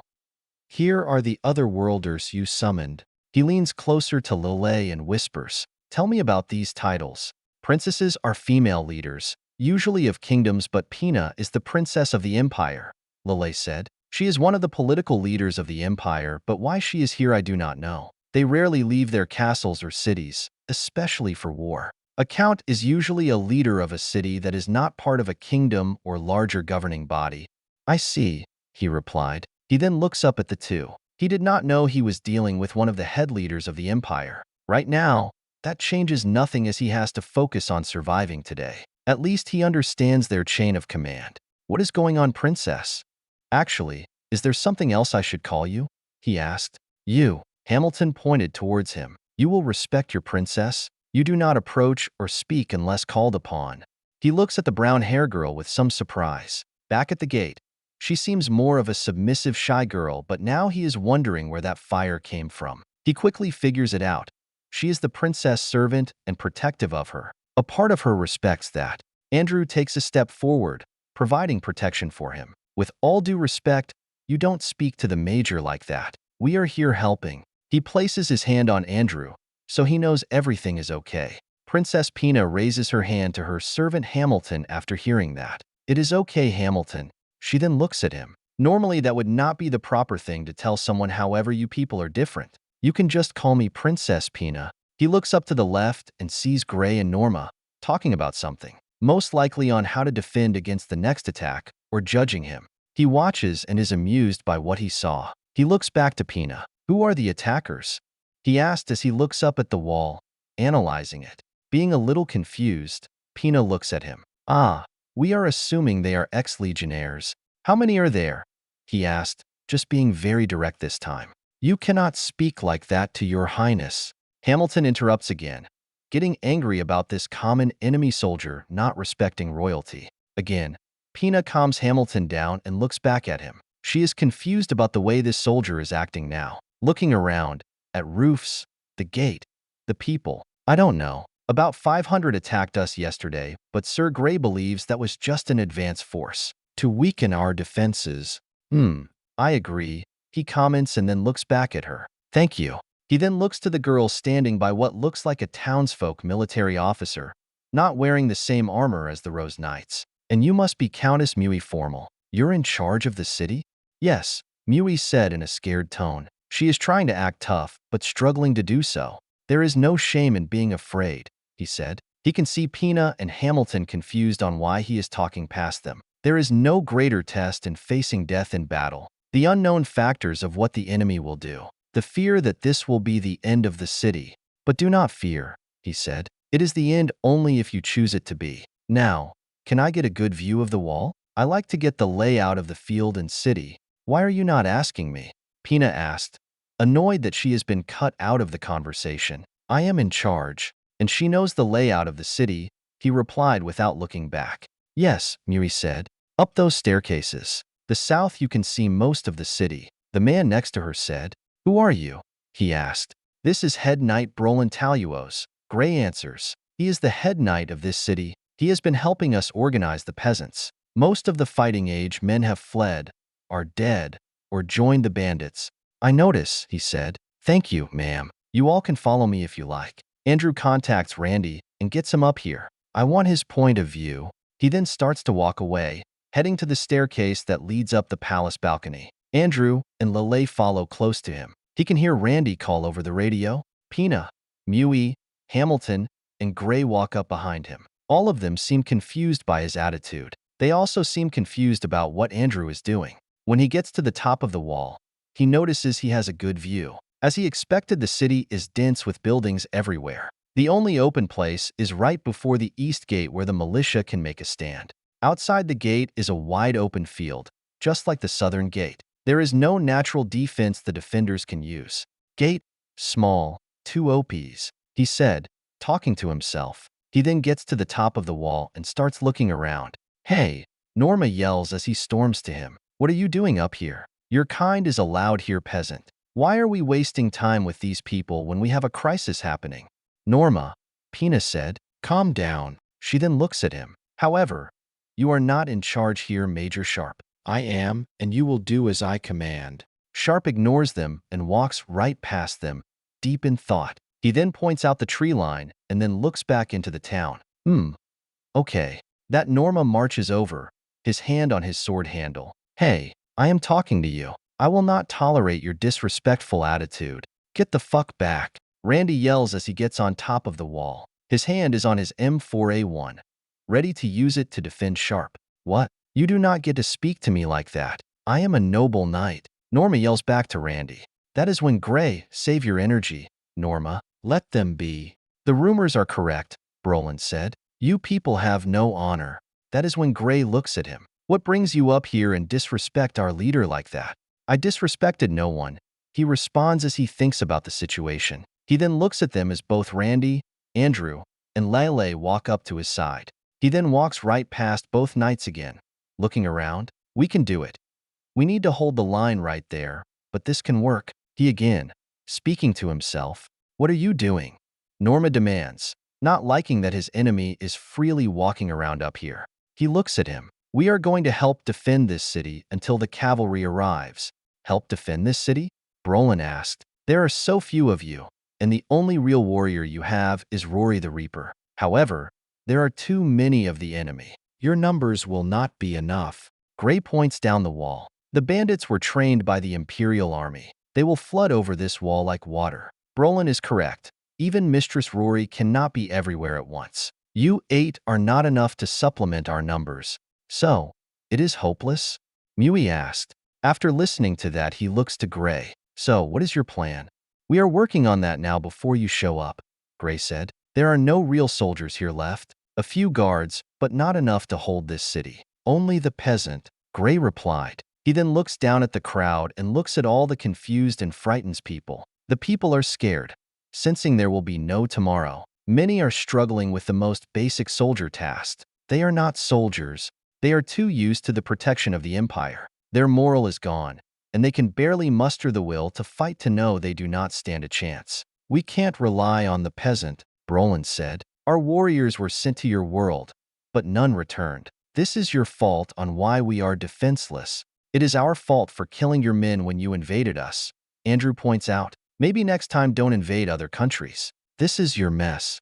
Calm down, Corporal, Randy said. He signs after hearing that. He looks down at the people down below and sees the same situation. He realizes the leadership of this city is currently worthless. Bull. He then looks to Randy. Sergeant Major, get everyone's attention. Randy then nods and then walks past the two knights. Hey, gets to the inner edge of the wall. Lelei, mind using a flare spell? Lelei nods after hearing that, but is a little confused by the request. She walks up between Randy and Sharpe, raises her staff, and for a short moment glows brightly, catching the people's attention. Everyone below stops what they are doing and looks up to the wall. Right then Randy yells at the top of his lungs. Attention, your God Emperor is about to speak. He looks at Randy after hearing that and gives him a WTF look. He has been given many nicknames in the past, but this is out there. He sees down below that the townsfolk are looking up at him. Many are confused about what Randy said, however he got their attention. Randy just winked back at him. Troops are rallied, sir. He just shakes his head, chuckling a little. He then looks back down, seeing all the peasants looking at him. My name is Major Sharpe of the United States Army. I am not going to lie to you. This is a bad situation we are in. We are facing a well-trained force coming to take this under the defended city. Because of the situation, we are going to help, he said in a command-calm tone. I see some of you are scared of the up-and-coming battle, that you are not soldiers, not trained for this. In other words, common folk, do not feed that fear. Do not think of yourself as less than the enemy. He then holds up his hand, points his figure as he makes a point. History has shown the common man can overcome the great crisis, defeat great armies, and even topple empires. Let me make this clear. All we must do is hold for a day. All we must do is wait for our cavalry to arrive. I have full faith that you are capable of defending your homes, your families, your city. If we do this together, we will win. Orders will be given soon, so be ready. Let God be with you. After speaking to everyone, he walks away from the edge of the wall, grabbing his water from his belt. After taking a drink, he will mumble, God, I hate speeches. He then looks over to the two knights and sees both confusion and anger, mostly from Norma. They all seem to not like the part about peasants toppling empires. What are you doing? Pina asked. You cannot lie to them like that. That is no lie, princess, Randy said. 200 years of kicking empires' asses. We got a lot of work to do. Let's go, Sharpe said to them. Who put you in charge? Norma demands. You did when you didn't have a plan, he states. He looks at all of them, making sure that they all understand the new situation. Then Muri walks up to him. Okay, I have no choice. You have my blessing to take command of the city defenses. He nods at Muri. He can see the pressure off her shoulders, however, she is still scared. Roger that. He then waves over Lelei and Randy to come off the wall. Truth is, he was never really going to accept a support role with them. Americans are leaders, not followers. Once he gets down there, he will see some spirits lifted in the townsfolk. V02, Chapter 17 Siege of Italica RM. Fort Alness, Alness Command, May 9, 2025. A few hours later at the command center of Fort Alness of the NATO Expeditionary Force, Lieutenant General Stanford is sitting in his chair that is in his staff meeting room. He is not alone, there being 3 other officers in this meeting: Colonel Thomas Anderson of the 101st Airborne and Colonel Harold Curd of the 1st Cavalry. They oversee their respected rapid response forces. The other is Colonel John Young, the head of the Ranger Vanguard teams. The man he wants is Kurt's sister brigade, Colonel Robert from the 1st Cav, but Robert forces are busy engaging the enemy to the west. Robert is an aggressive but cool-headed commander, and he can trust him to resolve the situation and make a message. Recalling him is not possible, though. That is not to say the officers here are not up to the task, but this mission has some urgency. Anderson is the head of our airborne forces, all units from the 101st Air Assault Division. He can currently field a full infantry company and close air support with his helicopters wherever our field teams need it. He is a level-head colonel, prefers seeing the big picture, and is careful to use his forces. Kurt from the 1st Cavalry Division, on the other hand, has been itching to get into the fight. His aggressiveness is a good thing, but in this unknown alien world, it also could become a curse. The current strategy is to wage a limited-scale war, focusing our attacks. Yang was part of the second wave during the Battle of Aelin's Hill 1. His rangers helped achieve the great success in taking the hill. It was his idea to divide his rangers into recon teams and begin exploring this world. Besides sending basic soldiers out there, have highly trained soldiers that can adapt to any situation. As you all already know, we got an SOS from Vanguard 7. Their mission is in the memo that was sent out. Read it if you have not. The basic point is that they say they are under siege at the city called Italica and are requesting support. He explains. What is the full situation there? Kurt asked. Lieutenant, he said. Sitting behind Yang is Vanguard 7 Logistical Officer 1st Lieutenant Sarah Rose. She stands up and walks up to the desk. At 1833, Major Sharpe sent out an SOS to Alness Command, Sarah said. The city of Italica is being besieged by ex-Imperial soldiers. Ex-Imperial soldiers? Kurt asked. You're kidding. I am not, sir, Sarah said. The Major was informed that they are part of the units we decimated last month. They are deserters. How did an elite unit get stuck inside an enemy city? Kurt asked. By the way, being besieged by the same enemy. Let her speak, Kurt, Young said in an annoyed tone. Major Sharpe does not fully know enemy strength, Sarah continues. Right when they got there, the city was just attacked. He is afraid to take his unit outside the city wall without knowing the enemy's makeup. Kurt leans back thinking, aren't rangers supposed to be fearless? Our weapons should be able to overcome anything they have to throw. Young looks to him and speaks up. Stupidity is not the ranger way. For all he knows, they might have 5,000 horsemen. One good ambush and everyone is dead. Plus, you already know about the heavy rainfall yesterday, Sarah adds. It seems rainfall is heavier on their world, or at least here. There was no way for them to come back to Alness safety, being forced to help the town defenders. Colonel Young and Lieutenant Sarah are correct, he said. We still don't know much about these people. We are not there and must take the SOS seriously. This mission is to reinforce our forces on the field, provide any support that is needed. The city of Italica safety is the mission. After that, we will determine the city is a threat to the war effort. H finds the context of this mission strange. He is sending soldiers to protect an enemy city that is being attacked by its own forces. He graduated from West Point in 1997 and served in Afghanistan, the occupation of Iraq, and Operation Inherent Resolve, too.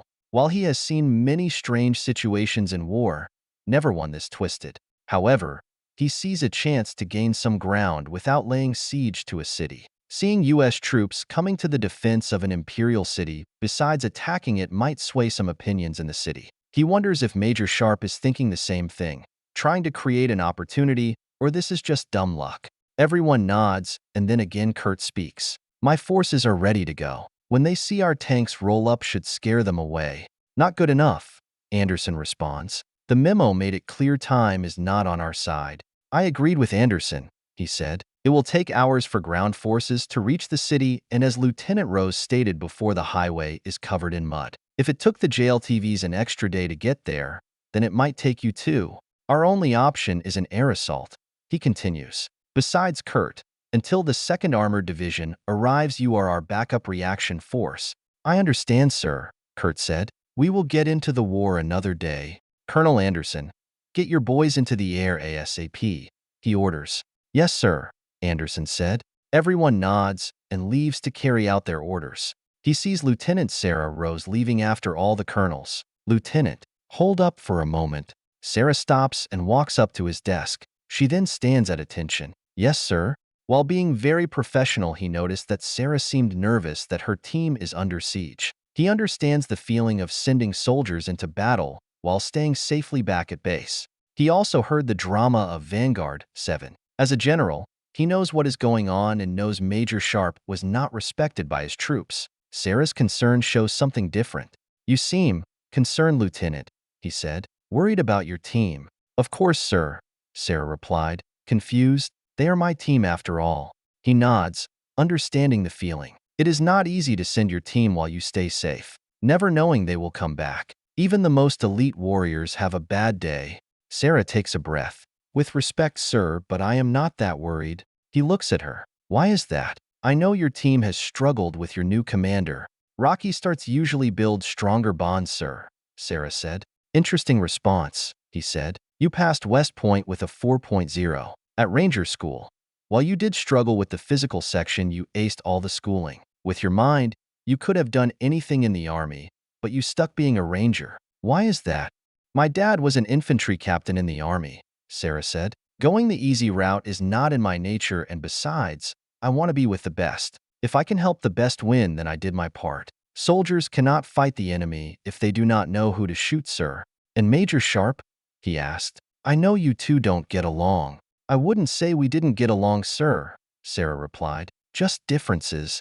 He can tell she is being careful about how she responds. Explain. Sarah stands there, getting a bit frustrated by the questions. Most saw him as a prick, sir, when he took command. The situation seems very odd for the army. However, if he was everything the rumors say, then he wouldn't have helped those refugees or stay in the city to help. So, you do think this is intentional? He asked. You don't think this is just a coincidence? You think he actually cares? I had a choice to stand by my new commander or bitch about him, sir, like everyone else, Sarah said. And I don't know what your mom told you, but mine always said don't listen to what a man said. Watch what he does. He chuckles. Good dating tips. Should have listened to it sooner, sir, Sarah replied. If you are asking me what I think about Major Sharpe, then it is this. I think he just needed someone that believes in him. I am Vanguard 7XO. So it is my responsibility to support him. Sarah looks at him directly with a firmer tone. If you are asking me if he cares about the mission or if you can trust him, then the answer is yes, General. To take one of his silly sayings from his shows, I do think there is more than meets the eye with him, and I am going to do everything I can to encourage it, sir. He taps on his desk, finding her response interesting. Thank you very much, Lieutenant. You are dismissed. Sarah salutes and leaves his office. He leans back in his chair and thinks. Mother always said to trust a woman's intuition. Italica. May 10th, 2025. For the past few hours, the Rangers of Vanguard 7 have been helping the townsfolk get ready for the coming battle. They are helping build makeshift barricades and other types of defenses. None of the defenses are of great quality, however. It is the best they can do on short notice. Major Sharpe can tell that this has been annoying some of the nobles and that young knight. Seeing these Americans getting dirty and interacting with the peasants, it is clearly showing a big difference between the two groups. He filled his team on the new plan. Alicia, the team radio operator, contacted Sarah and reported their situation. Sarah said that Alness Command is sending in the 101st. That is when that old knight Gray walks up to him. Hello, Major Sharpe. I don't believe we have properly introduced each other. He is currently helping the villagers set up the wagons into a defense line around the gate. His pants and gloves are all dirty from helping, gaining respect with some townsfolk. He has noticed the knight's armor clean, to the point someone could eat off. He can see how top-down this society is. He wipes off the sweat from his forehead and looks at him. He looks at him with a skeptical look but nods. He sees this as a chance to learn more about these people and get some intelligence. Okay, my name is Gray Co-Aldo of the Rose Order of Knights. I am the second in command here, Gray said. Mind if I offer you a drink? He agrees to his offer. He can see that this man is trying to figure him out. He also wants to figure this man out too. If he is close to the Imperial Princess and a veteran soldier, any intelligence he can get will be useful against the Empire. They walk over to a nearby table. Gray then grabs 2 mugs of water and then hands it to Sharpe. He takes the mug, gives it a quick sniff, and takes a sip. That tastes good, he said as this stale, dirty taste of water goes down his throat. So, what is it, Gray? Gray takes a drink from the mug and then looks at him. I take it you are the leader of your unit. I figured it would be good for us to have a short chat before the battle. Makes sense to me, he states. I have some questions. Gray nods as he thinks. To the point. Okay, first I wanted to say thank you for inspiring the people. This takes him by surprise. He never expected a thank you by any of these nobles or knights. He meant everything he said. The United States was born based on peasants raising and gaining their freedom, something nobles and royalty would not like. But it seems like that annoyed them. None needed. If they don't believe they could win, then we already lost. I mean it, Gray states. The situation here becomes dire, but they seem to believe they will survive the next day. But why are you doing it? We are stuck here too. Either fight or die, he explains, trying to be careful on what he said and doesn't say. He can see that Gray is trying to figure out his motivations, to see if he has honorable intentions or not. You could have turned around and left right when you learned of the situation, but you stayed. Gray asked again. Gray then looks over and sees that young girl that has been traveling with them. You have 3 of our people traveling with you. One being Rory Mercury. Somehow you were able to convince her to be on your side. None of them said they were Imperial citizens, he states as he takes another drink. Gray takes another drink. I see. Maybe not Rory, but the magic user and that young girl are following you. He looks at him, putting together what he just said. First, Rory Mercury and Lelei Lelina chose to come with us. They wanted to hang around us after the fight with the Flame Dragon. They can leave anytime they wish. They are not my prisoners or slaves, but comrades. He then looks away and sees Rory helping some of the peasants. He is surprised that she has all this power, and yet she is still so humble with the people. I get the vibe I can't force Rory to do anything anyway, and yet she obeyed your orders at the gate, Gray points out. True, he said in thought. What point are you making? Gray thinks about what Sharpe just said. It is remarkably interesting. Clearly, Rory sees something in these people for her to decide to help them. It is very well known she does not like to work for a kingdom, preferring to freelance herself. I know you are here looking to recruit people to your side, not in means of war but in popular support, Gray said. He looks at him, thinking, maybe, or I am just looking out for my people. I believe that, but I have fought many wars, been in many battles. We are from 2 different worlds, yet the warrior spirit appears to be the same. Your eyes betray your motives, Sir Sharpe. You are helping because you want to help. That is why you are helping those 2 girls. That is why you are here, Gray said, finishing his long through. I don't think your highness will like you having this conversation. I do what I can when I can. Genocide is not something we like where I am from. We came to learn about this town and trade. All that is true, but I know I can help, he said. He does not know how to reply, just said what was the first thing on his mind. I think we both know someone's status on the battlefield is meaningless, Gray responds. So, I understand the magic user and Rory, but why do you bring along the young girl? You both seem attached. I take it you helped her in some manner? Hearing that question, he is having a hard time forming a response. He is used to fighting his enemy to death rather than having a friendly conversation with them. It already has been a long day. When he saw Selena, there was this big urge in his heart, forcing him to intervene when he saw that. Well, we ran into these slave traders transporting her. 3. The short answer is, I freed her. No child should be a slave for anyone's pleasure. Until I find someone who can take care of her, I guess I am acting as a guardian, he replied. Gray thinks about what he said and nodded. Interesting. That is when Johnson's voice comes through the radio. Sir, can you come to CP? Over. Gray looks at that device with great interest. A human voice came out of that black box. What is that? He presses the NW box on his vest that controls his headphone and replied, Roger. He then looks to Gray. I gotta go, but this is a radio. It allows us to talk to each other over long distances. An interesting chat should do it again. And then he leaves. Gray finished his water and then headed towards Pina thinking. Pina is in the main courtroom of the city palace. She is very frustrated with the situation. She feels like she has completely lost the situation. She is the princess of the empire, and she allowed an enemy soldier from the gate to take command of the defenses, defending against her own legionnaires. Stay calm, Hamilton, she ordered as he looked out into the town. The doors open and Gray walks into the room. I agree, princess. What he said and did was very disrespectful. Once the battle is over, we should capture them all and show them who is in charge, Hamilton will add, agreeing with her. Sharpe seems to be an important man among his people, she said, speaking out loud. He must be a noble of some kind. Maybe if he captures him, we can trade him for something. That won't be a good idea, Gray said.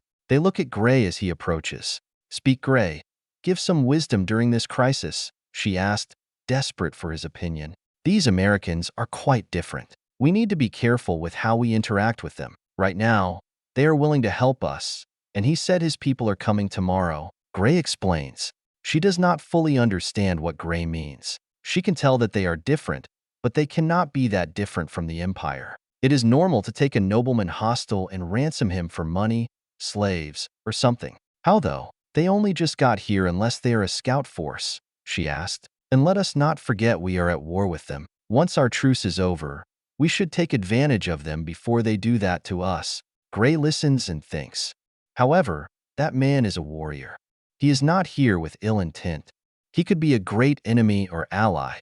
An ally? She asked, confused. They are the enemy. The only reason we are working together is that we have a common enemy. Did you forget we are at war with their people? She takes a deep breath. And let us not forget our honor is on the line. This is our first mission. This will be our only chance to prove ourselves. Assuming we even survive this battle. If I lose this, then everyone will see my father's daughter coming back for his protection, like a child. It will prove that I will never be able to stand side by my brothers. Princess, Hamilton said as she placed her hand on her chest.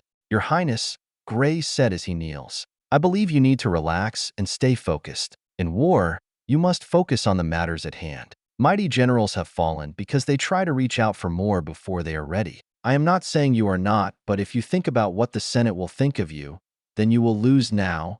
And right then they all hear the city bells ring. They are the city warning bells, which means the outlaws are back.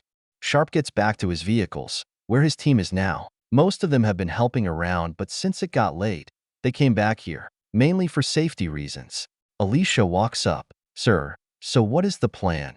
Everyone looks at him. I have been thinking about it. We know they are coming to the East Gate, but there is a chance they will attack the South Gate too, to prevent escape. We are splitting up into 2 teams. Is that wise, sir?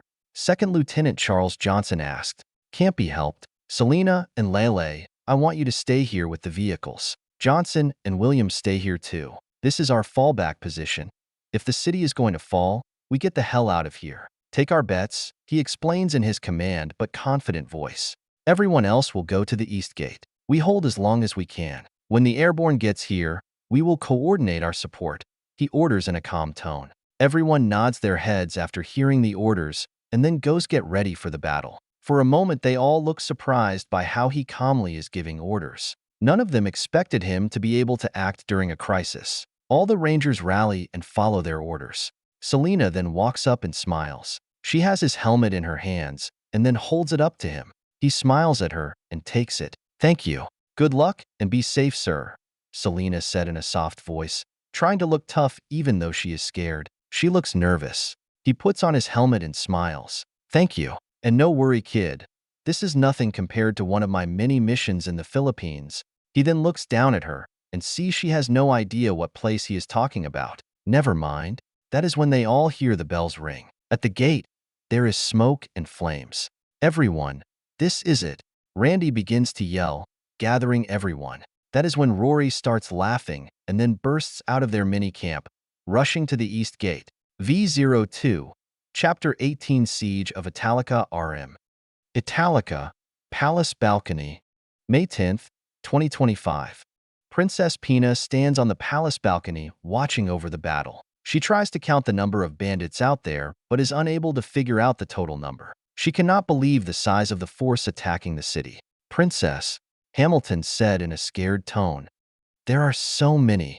I know, she replied. All her life, Pina wanted to be a female knight on the battlefield, and now she is going to die on her first mission. This is what war is like? She looks at her servant Hamilton and sees the fear in her eyes. She then sees Countess Mui Formal standing there, looking out onto the battle. A part of her is angry at her for allowing the Americans to take control of the city defenses. She thought about enacting her royal powers and stripping Mui of her powers in order to take direct control of the city. Why did you give the Americans control of your city? She asked. Because he was correct, Mui replied. You didn't have a plan to protect my people. My father died for the Empire, and the Empire returns that favor by abandoning us. We didn't abandon you, she replied. I am here, risking my knights' lives, my own life. And don't forget, they killed your father. In your invasion, Mui replied. He died in your invasion of those people. And that man spoke like my father, one.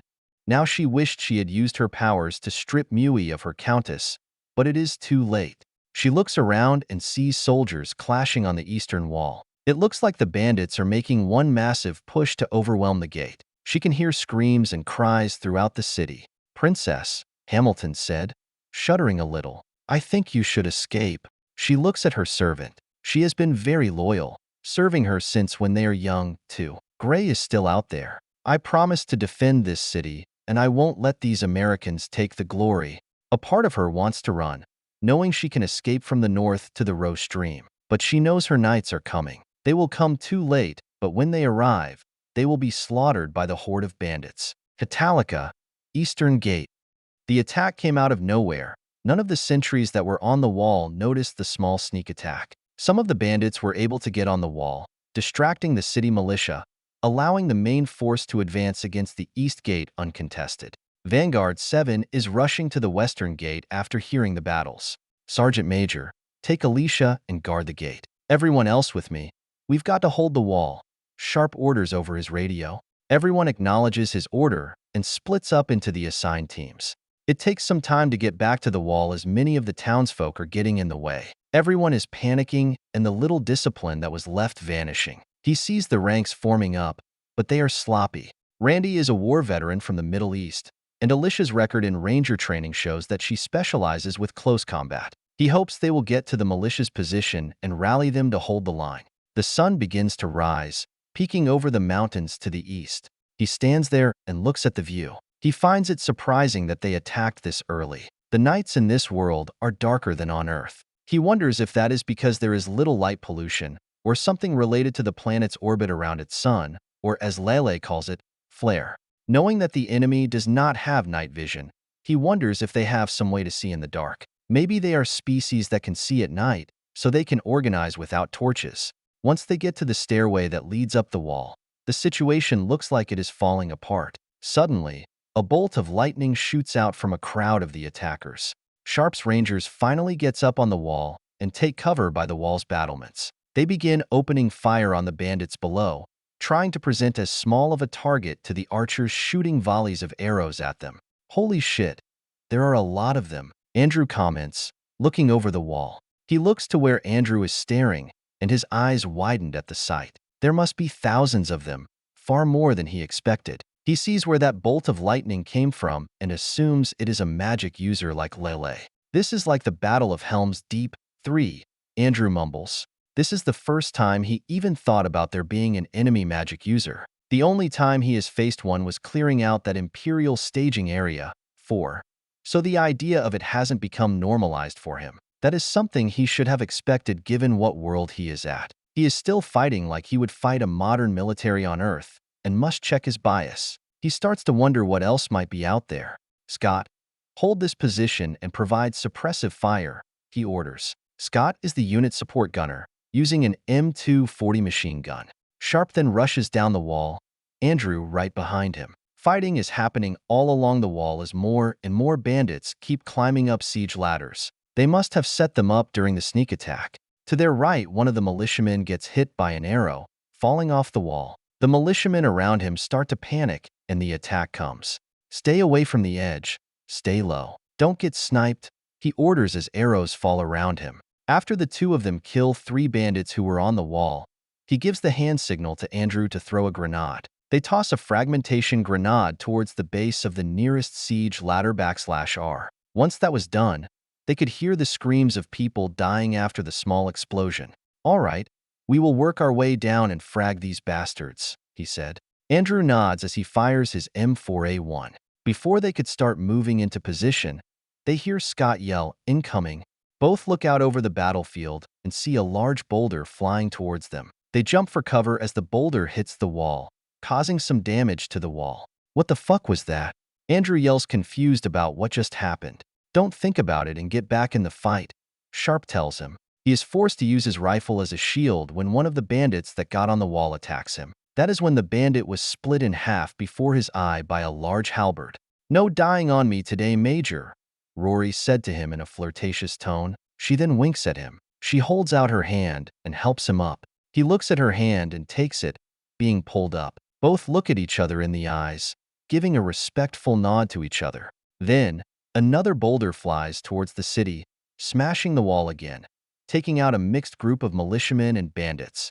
Seeing that, Rory bursts out a laugh in a sadistic tone and then charges forward, slashing anyone in her way. Blood and body parts are spraying all around as she cuts them down. He stands there watching, never having seen anything like that before. Note to self, never be on her bad side, he said to himself as he raises his rifle and covers Rory. The fighting seems to be stabilizing until he sees another boulder moving through the air. This boulder looks different compared to the others. It seems to be glowing with some kind of magical spell. This time it hits the gate, smashing it wide open. Sharpe stands there as he witnesses hundreds of them charge through the broken gate. The bandits outside the wall all cheer and start storming towards the barricades that were set up. Sounds of screaming and death can be heard as both sides clash down below. He then hears Norma yelling at the fleeing militiamen, "Don't run. Hold this wall. Cowards. Fight." The city militia begins to flee for their lives, after seeing Norma get stabbed through the chest. As everyone watches as that young knight gets executed, the people of Italica begin to lose faith that they can hold the wall, or the city for that matter. He sees the execution and sees the militiamen abandoning the wall from the overwhelming force. The men inside the walls giving ground, on the verge of breaking. He knows once the plaza falls, the battle is over. It does not matter if they hold the wall. These bandits will storm the city unchecked, killing everyone. He looks at Rory and yells, "Rory, get down there and hold the line." He then sees Rory jump down from the wall, land in the middle of the bandits, and begin fighting them off. She keeps talking about how special she is, so he must trust that she is telling the truth. She could be able to help hold the plaza. However, she is outnumbered. There is no way she could take them on alone. Even with her superhuman abilities, she cannot be everywhere at once. Even if she could, they are still pouring through the gate. Seeing this, he rushes off the wall and quickly gets to the barricade. Once he gets down there, he sees both Randy and Alicia firing their weapons into the enemy crowd. But he also sees the town's militia running away. He rushes to what is left of the defensive line. "Hold the line. Hold the line here." He gets between them and the attackers, trying to inspire the townsfolk to hold their ground, letting them know that they are not alone. Rory laughs as she slashes her halberd, killing 5 bandits. A big man with an axe appears right behind her. He screams as he swings his axe down at her. She just smirks and jumps up and lands on his shoulders. Rory just giggles that the man thought he could kill her, and then winks at him, cutting his head right off his body. She looks at the large mass of bandits in front of her. Some of them seem to be scared of her, but others look way too confident. She has seen this before. They know they cannot kill her, but the thrill of battle can cloud a man's mind. So far, winning is all they are thinking about, which is fine for her. More souls for Emroy. "We can take her if we all attack at once. Charge." One of them yells, clearing acting as one of their leaders. The large horde of bandits rushes towards her. She slashes as some of them get close. With each strike, she is slashing off their arms, legs off, and other body parts. She sees two more of them by her side, ready to strike. That is when both die from bullet wounds. She looks over to see who shot them and sees Alicia. Alicia is yelling as she stabbed another of them with her knife that is on the barrel of her weapon. She pulls out her pistol and right over her head, killing another. She looks at her and smiles. Alicia sees her and smirks. Both give each other a nod and begin killing everyone around them. Randy rushes over to Sharpe. "Sir, we are being overrun. Should we retreat?" Sharpe looks at him. There is nowhere to retreat to. There are thousands of them out there. He then looks out and watches as the two girls kill everyone around them. They have the center covered. Gun down anyone on the flanks. "We must hold here," Sharpe orders. They stand by the barricade, shooting anyone trying to flank both Alicia and Rory. Another boulder hits the wall, which forces Andrew to drop to the ground for cover. "Andrew, get back here," Scott yells as he fires at the bandits chasing him. He rushes back to where Scott is. Once he gets there, he takes cover by some barrels and opens fire at the bandits. They keep on fighting. Even with their advanced weapons, hundreds are still swarming the wall. A stray arrow hits Scott in the helmet, making him fall on his ass. "Scott." Andrew looks behind him, checking up on him as he still tries to provide cover. "I am okay." "Damn, that hurt," Scott said, feeling up his helmet with his hand. The arrow did not hurt him, but the impact was still hard. That is when they hear a roar come from the sea of soldiers. They both look over the wall's edge and see this massive troll charging towards the wall. The troll jumps and lands on the wall, its hands grabbing the edges. It begins pulling itself up, working on getting over the wall. Both look at it in horror, trying to figure out what to do with a beast like that. This is the first time they have encountered a troll, a big-bellied, massive naked beast. The troll sees them and lets out another roar as it lifts a large axe, planning on striking the two rangers. Right then, the troll explodes, sending a shockwave knocking them both over. V02, Chapter 19 Siege of Italica RM. Above Roma's Highway, May 10, 2025. Colonel Thomas Anderson is in his UH-60 Black Hawk helicopter. He is leading a company-size unit of airborne infantry with 3 AH-64 Apache escorting the 2 CH-47 Chinook and other Blackhawks carrying the rest of the company. The sun has just risen, which allows them to see the city that is under attack. One of the escorts saw a massive beast that is identified as a troll charging towards the city wall. "Target destroyed," one of the female Apache pilots said over the radio. He grabs his radio. "All right, everyone. Target all contacts outside the wall and clear the area. Once complete, proceed to land and begin cleanup operations. First and second platoon land outside. Third platoon, retake the wall and secure the city." Everyone acknowledges the orders, and they all begin to fly over the engagement zone. "All right, boys, there are a bunch of them," one of the Apache pilots said over the radio. All three of them begin forming up around the ground force. "All right, light them up." The three Apaches opens fire at the bandits down below that are outside the wall. The helicopters begin firing their anti-personnel Hydra 70 missiles and their 30mm chain gun into the enemy ground forces. The other helicopters are providing support fire as the soldiers inside are firing down on the bandits. As the missiles hit their targets, explosions begin to appear all over the battlefield as the attack helicopters do their strafing runs. The Apache, the United States' main attack helicopter, the king of the helicopters. It has been the workhorse and one of the most feared weapons of war. Just one of these could kill hundreds back on Earth. And today, these bandits are learning that same lesson. His task force begins raining hell down on the enemy with their superior firepower. He looks to his left and sees his Black Hawk providing support fire on the wall, protecting two of the rangers that seem to be pinned down. "Angel 3, do you see those 5 bandits?" he said over the radio. "Roger that. We got contacts on the wall going after that AA battery. Take it out," one of the Apaches said. He then sees one of the Apaches fly over to it. These bandits are trying to load what looks like a spear into what seems to be a ballista. One of the Apaches flies over to it and then fires on one of its missiles at it, obliterating the ballista and all the men around it. He sees this bright light out of the corner of his eye. He sees a lightning bolt coming from the ground, most likely one of the mages he has read reports about. Be advised, we have a magic user shooting lighting from the ground, a pilot said. I see that, he said. Take it out. Roger that, a female Apache pilot said. Ma'am making fried chicken tonight, boys. He sees Angel 2 fly over, dodging an ice spear magic attack. The Apache fires a Hellfire missile at the magic user position, killing him and the surrounding warriors. Once the threat is gone and seeing the ground forces unable to fight against their helicopters, he starts to see the enemy retreating. All right, begin phase 2. Begin to clean up.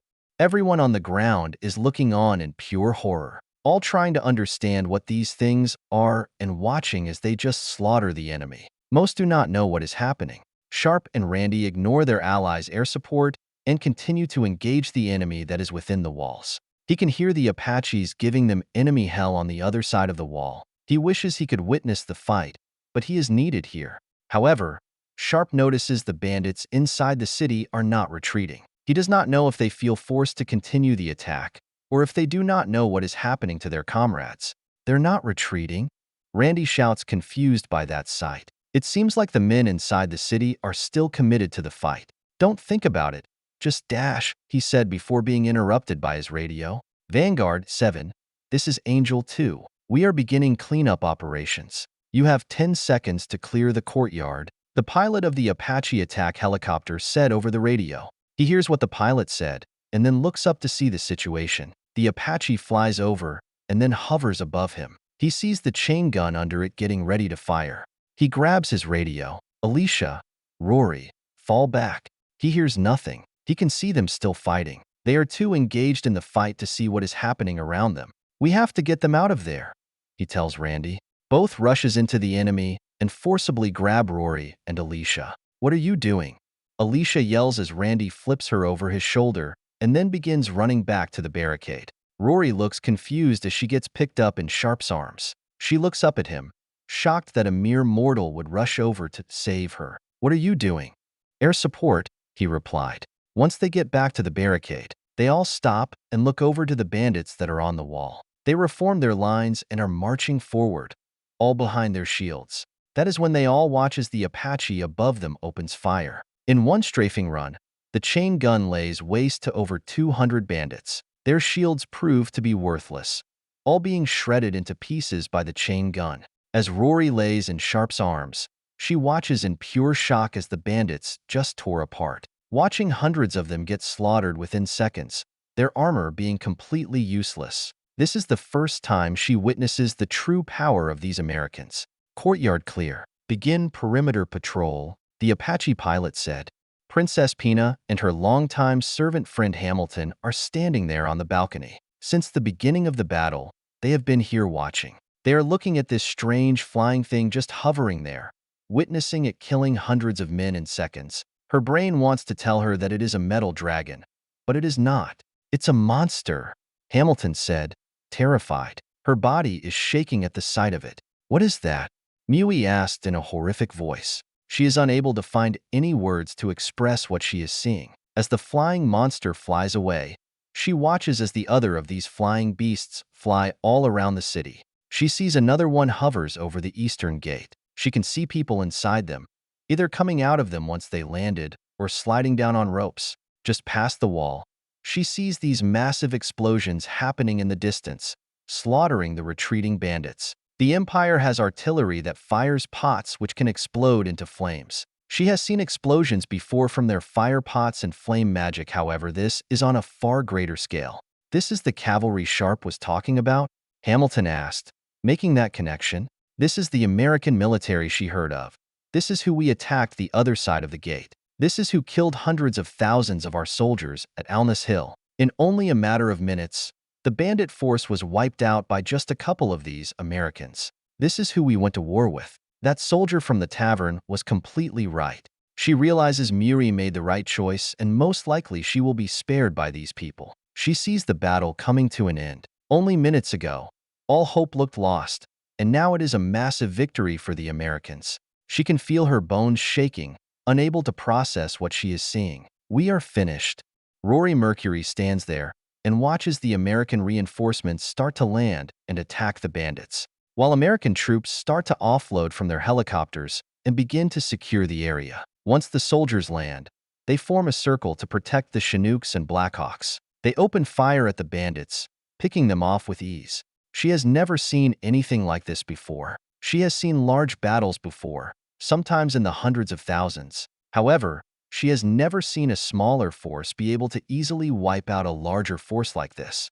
Watching the airborne soldiers landing wherever they want and attacking where the enemy least expects. This is the first time she has seen the American military fight outside of Vanguard 7, and she is not disappointed. She watched as all those bandits died from the rain of bullets. Their body armor was completely useless, as if they were standing there naked. She looks back up at Sharpe as he looks around, making sure his people are okay. She smiles at him, enjoying that he ran into danger to get her out of the line of fire. Not many would do that, especially for an apostle. She knows she would not have died from their attack, and she knows he knows that. If she was still there, she would have been full of bullet holes. However, she would have regenerated within minutes, maybe longer because of how much damage these helicopters do.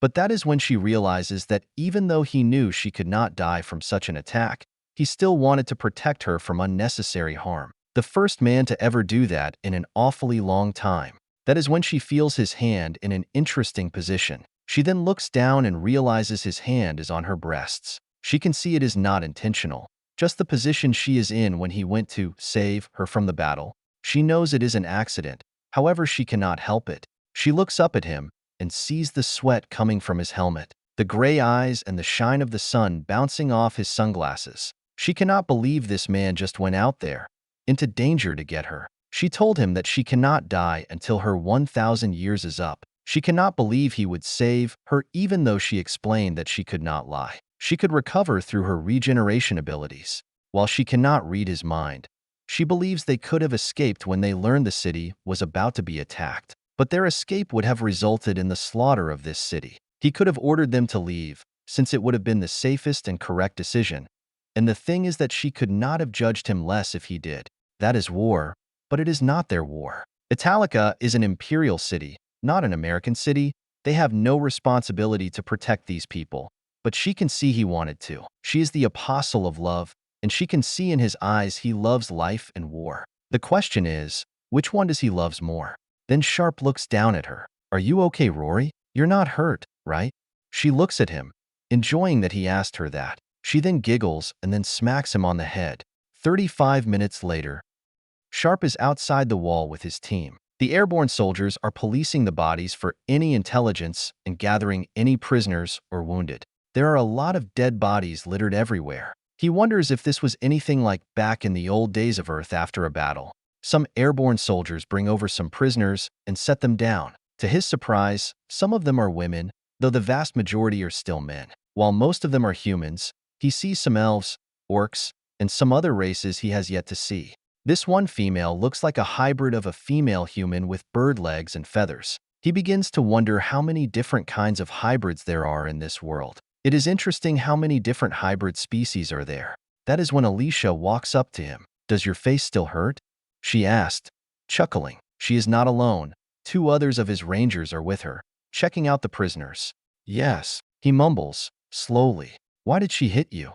Alicia asked, enjoying the subject. I have no idea, but who knew a 75-pound girl could hit so hard? He said. That is what happens when you mess with a demigoddess, boss, Andrew replied. Indeed, he responds. He then looks over to the prisoners. Colonel Anderson asked him to find some prisoners to bring back to base. Hey, soldier, he yells. One of the airborne soldiers rushes up to him. I want those 4 there, those 3 there, and those 2 I guess, he orders. Sir. The soldier acknowledges the order, and then he would gather a few more to take the prisoners he picked to the Chinook helicopter. He then hears Alicia talking again, with an interesting tone.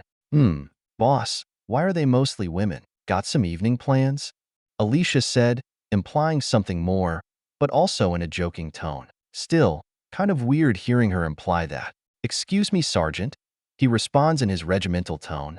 Oh, nothing, Alicia said, walking away chuckling. I know why, but I couldn't resist. He looks away. Rory said she knows the bird one, so I am doing her a favor. Randy walks with 4 other soldiers. Major, the colonel wants you at the palace. Meeting with the princess. Roger that. Everyone, Continue cleaning up operations. Gather supplies too. We are pretty low. And with that, Sharpe starts walking away back into Italica, being escorted by 3 airborne soldiers. V02, Chapter 20 Siege of Italica RM. Italica, Palace Chamber, May 10th, 2025. Pina is walking back and forth in the palace's main chamber. As she paces, she hears another one of those flying beasts go by. The sound is loud, louder than a dragon or wyvern. Her mind has been trying to figure out how that metal dragon works, and what else they might have at Alness Hill. She is still coming to terms on what she just saw. These Americans are just too powerful to fight. How could the gods allow this, letting such a powerful enemy exist? How can the Empire even dare to challenge such a force? What am I supposed to do? There is nothing I can do. I am completely at their mercy, she rambles, speaking out loud as she paces. They have to be beasts, but I saw people in them. They didn't even need to go through the city gate. They just flew over it. At least the city is safe, Mui points out. And now we will be their slaves, she responds sharply. I know you are just a little girl, but please understand the gravity of this situation. Before she retreated into the palace, she saw those soldiers gathering up what remains of the bandits. The townsfolk all cheered for the Americans for saving them. Today was a great victory, but the victory does not belong to the Empire. Are we so little to the gods? Are we so small to them? How could we even compete against that? She asked herself, trying to understand this new reality. Hamilton is sitting down on a step that leads to a small throne. She also is trying to come to terms with what she just saw. Maybe it won't be so bad, princess. You are royalty after all. They might go soft on you or trade you for something besides enslaving you or raping you. She stops and looks at Hamilton after hearing that. Are you kidding? Didn't you see that power? We are nothing to them. We are nothing to the gods. They are going to come in here and take us as trophies. She begins to pace again. I wonder what they will ask of me. Will they send me their leader or just toss me with the other whores since we're so far below them? She said, rambling again. I don't think it will be that bad, Miri states again. They never acted threatening. You realize that because of how young you are, you will probably be worth the most, she states. Did you see Major Sharpe with that young girl in his wagon? I think he has a thing for girls your age, so you should be worried. I cannot believe it is over, Hamilton said. Our first battle, our first mission. Such a humiliation. She stands there and takes a deep breath. That is the rules of war. We should embrace our fate. That is the rule of war. The victor gets to claim what they want, the strong dominating the weak. Over the past 600 years, the empire has grown and taken over many kingdoms. That is the nature of things.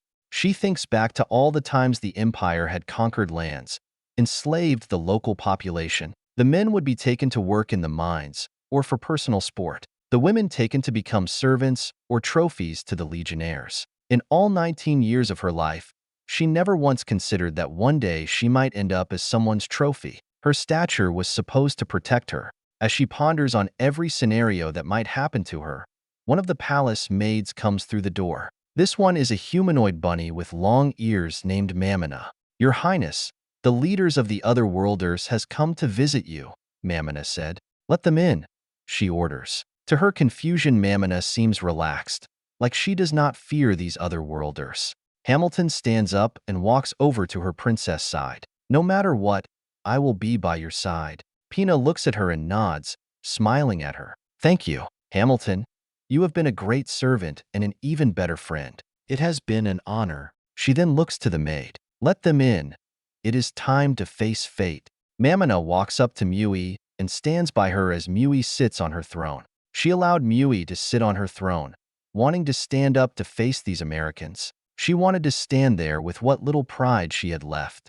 As the highest-ranking imperial officer, she must deal with the terms of surrender. The other reason is that she does not fully trust Muri right now. Muri has shown some sympathy towards the Americans, and she is scared that she will try to create a separate agreement. She sees a few American soldiers walk in. 4 of them wait outside the room.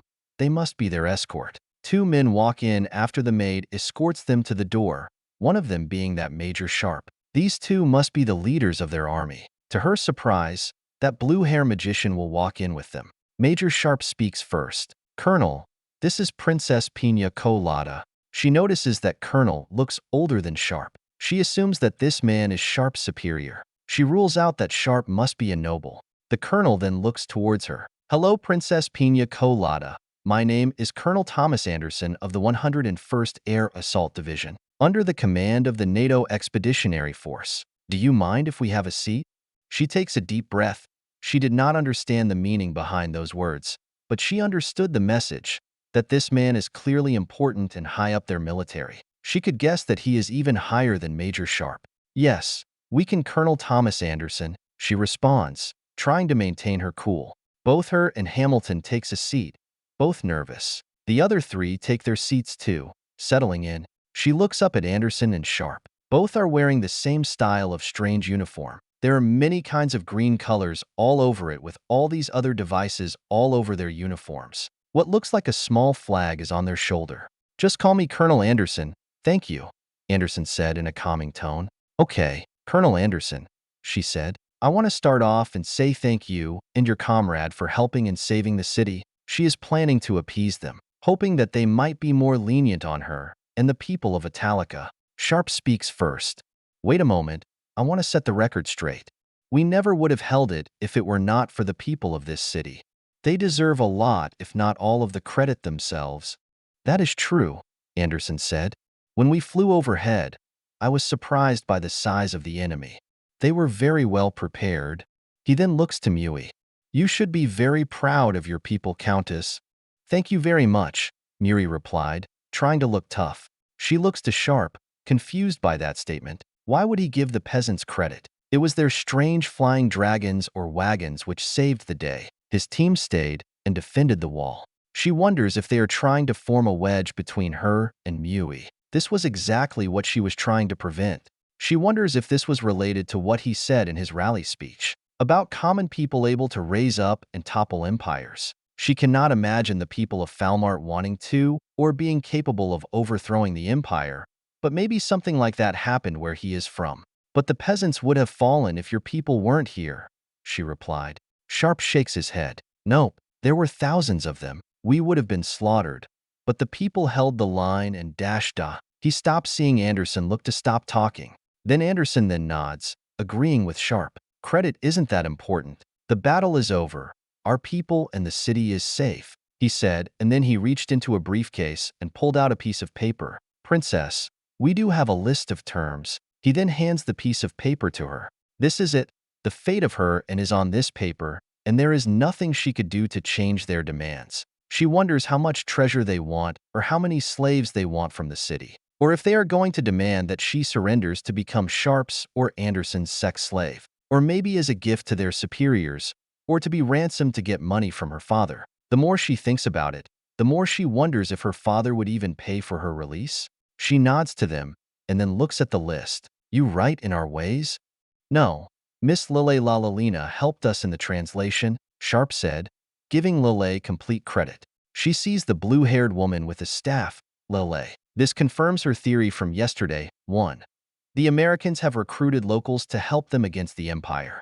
"Okay." She continues in reading the terms. By the time she is done reading it, she is very confused by what she read.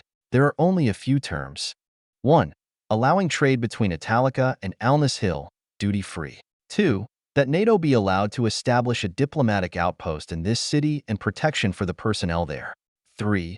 Protection to any trader from Alness Hill and protection to any of the prisoners that they are not taking themselves. On top of all that, the Empire recognizes that Alness Hill, in the radius of 30 leagues, is now a territory of the United States of America. There are some other small details, but nothing in here even gets close to her best-case scenario. Actually, these terms seem like them surrendering to her. Where is the offering of slaves, or tribute, or anything? The only part that makes sense is claiming the land they already occupy, and she knows there is no way they could ever take that hill back.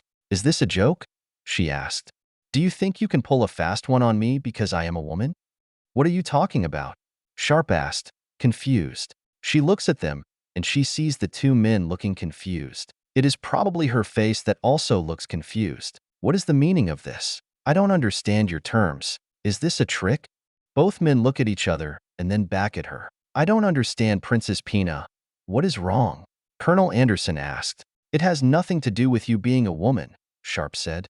He then points to Lelei. If it did, then why would Lelei be here helping us understand your world? She now feels silly bringing sex up. However, nothing makes sense. But you ask for nothing. I don't understand. These terms you ask for. This is something you ask for when you are surrendering. Lelei looks at Sharpe. May I explain, Major? Sharpe looks to Lelei and gives her permission to speak. Pina, these men do not believe in what you are thinking. In their world, things are different. The idea of ownership of a person is considered barbaric. They also do not charge money for tribute or claim to take other people's property. Lelei explains, speaking very frankly. She clearly doesn't care that she is speaking to a princess of the empire. She cannot believe what she is hearing. Everything this girl is saying defies the laws of nature. Everything she was told growing up. How can a civilization operate in such a different way? She also noticed how Lelei did not use her title, showing no respect towards her position within the empire. The empire attacked their home and killed their people. They are here in self-defense, but they are interested in finding a peaceful resolution to the conflict. If there is one, Lelei finishes saying. She looks over to the two soldiers and receives a nod of approval from Major Sharpe. She smiles from the nod, enjoying the approval. She then sits down. What about these prisoners? You say they should get protection? Hamilton asked, now that she is looking through the terms. Lelei looks at her now. Yes, in their world, a prisoner of battle is given fair treatment. Once the enemy soldier surrenders, they are no longer the enemy and no harm can be done upon them. They consider it civil, the laws of war.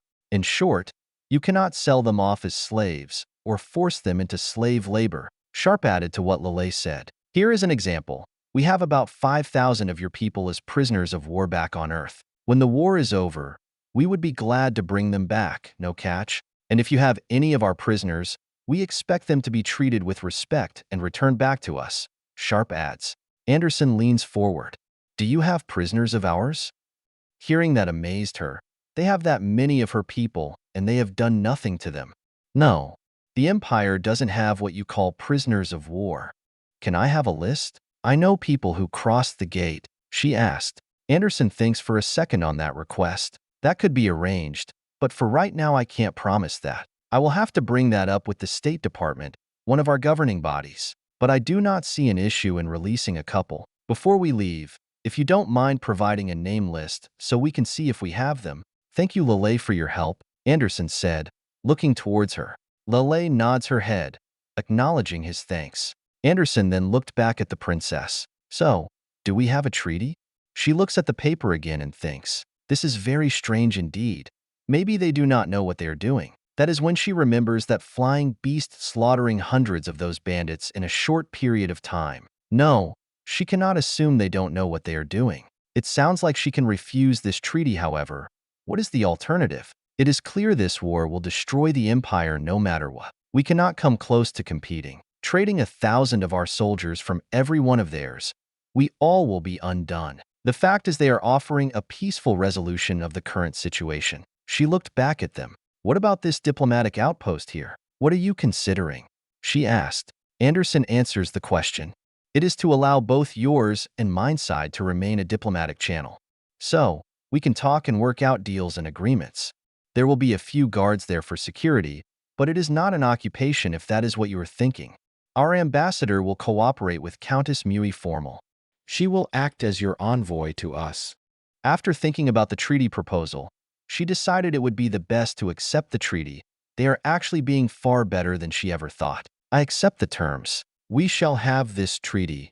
Delilah is standing on the roof as she looks down. She was preparing to flee before she saw all those flying wagons. The battle looked lost, but then when those flying wagons came, it whined in moments. The 5,000 army was slaughtered in minutes. She thinks back to her country 3 years ago. It was a peaceful and beautiful land where only warrior bunnies lived. Warrior bunnies, an almost all-female tribal society, being 99% female. Then 3 years ago the Empire invaded and conquered their lands. Crown Prince Zorzal El Caesar tricked Queen Tayul with a fake peace treaty which lowered the guard of her army. When all the bunnies were celebrating the end of the war, the Imperial army went in and quickly defeated them. The ones who were not slaughtered were raped, tortured, beaten, and worse. She, Mamina, and a few other bunnies were able to escape slavery. While Mamina arrived here 2 years ago, she only got her less than a year. Italica has been the only sanctuary for warrior bunnies and other demi-humans like her. While Italica is not perfect, the formal family has a lighter touch compared to most imperial citizens. I see you stayed, Mamina said as she lands next to her. She looks at her. I wanted to see what will happen. She then hears the other worlder soldiers moving around. She looks down and sees their healers running around. Since the other worlders' reinforcements arrived, they have been helping the townsfolk wounded. She is struggling to understand the sight. I see you are confused, Mamina said. Yes, I am, she replied. Nothing is making sense. I have seen humans so nasty things, but I have never seen an enemy force help another enemy force. I understand, Mamina comments. You should have seen that bitch of a princess. She is more confused than you are. I think she hates that Major Sharpe man. Who is that one? She asked. The one who made that speech, Mamina responded. Interesting. She mumbles. The leader of that first group who came yesterday.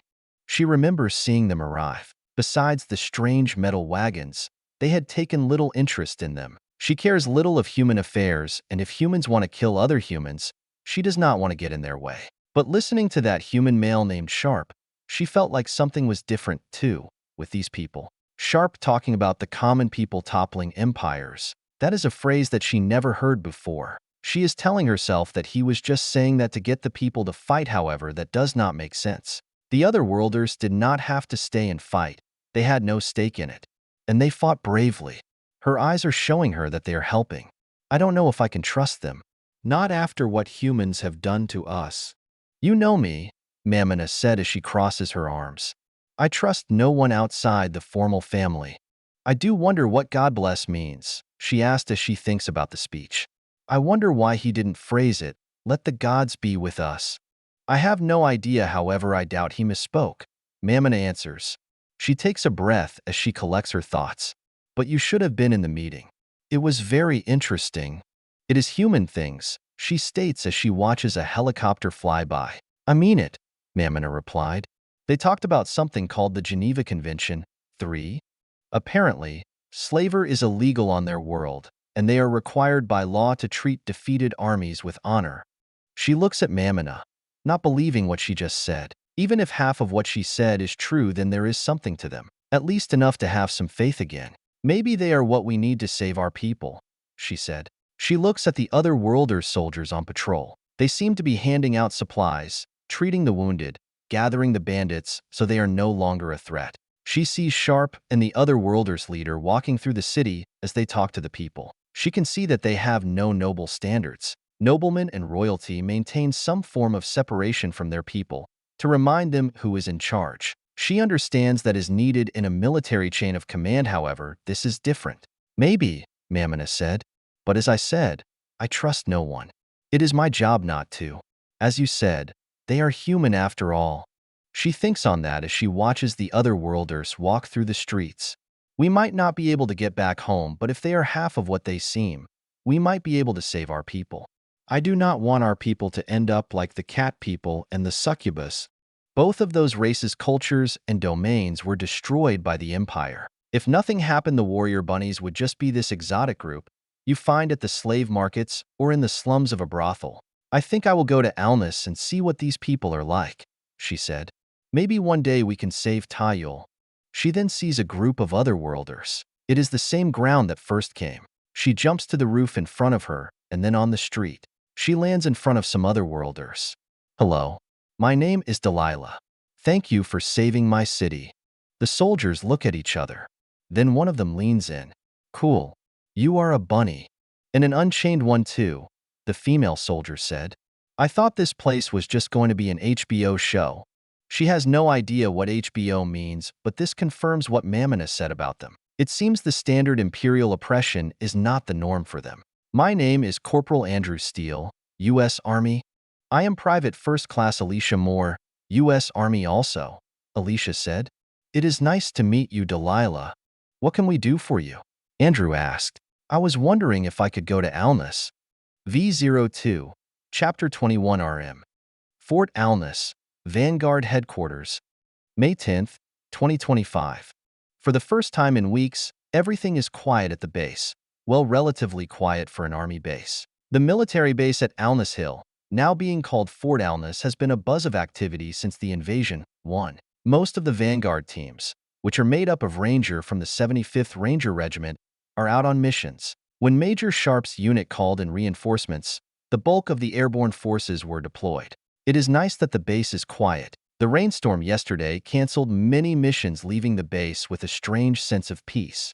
First Lieutenant Sarah Rose is walking between two buildings, carrying forms, mission reports, and other paperwork. She had just finished a staff meeting and now she is heading back to her barracks, Vanguard 7 barracks. She is the logistical member of Vanguard 7. While they are out on their missions, I get the necessary resources and information for the next mission, and if necessary, work with the other Vanguard staff members for joint missions. She looks up at the sky and smiles. What a beautiful world. The sky is so blue. Looking up at the sky, she would begin to think about her team that she is responsible for. She got her team SOS and sent it up the chain of command, too. From what Alicia said, the situation sounded bad. She was glad to see that the general took the matter seriously.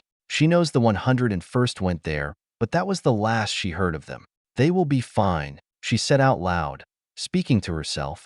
If what I think is true and he gets out of his head, they should be fine. She stops for a moment to relax. She takes a deep breath and smiles. I do love how clear the air is here. Reminds me of home. She takes a moment to think about Wisconsin, living in the suburbs. She walks into the Ranger Vanguard Command Center and sees the other Vanguard logistical officers, each one leading a small team with the sole purpose of supporting their teams while they explore this mostly unknown alien world. As she sits down at her desk and gets caught up with what happened at Italica, she begins to think why Major Sharpe is allowing those 3 girls to tag along. They are locals and can help navigate this world, but I seem strange that he would. On Earth, he was so distant with the team, almost like he hated joining the Rangers. But something always seemed off about that, and now he is working with Lelei and Rory. Plus, he saved that little girl Selena, and now he is protecting a city from an attack. I had a feeling he was not a real dick.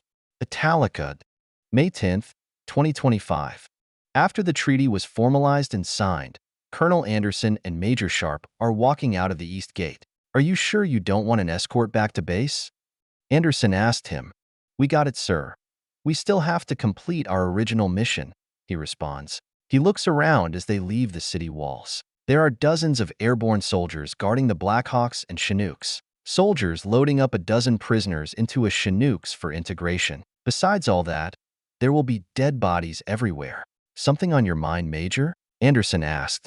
Just thinking, sir, he replied. I was just wondering if battlefields were like this back in the day. Back in the day, where large armies would meet and clash in hand-to-hand combat. You would watch it on film or read it in some history books, but seeing it with his own eyes is an eye-opener. He finds it unreal. Modern wars are brutal, but compared to this, they seem different.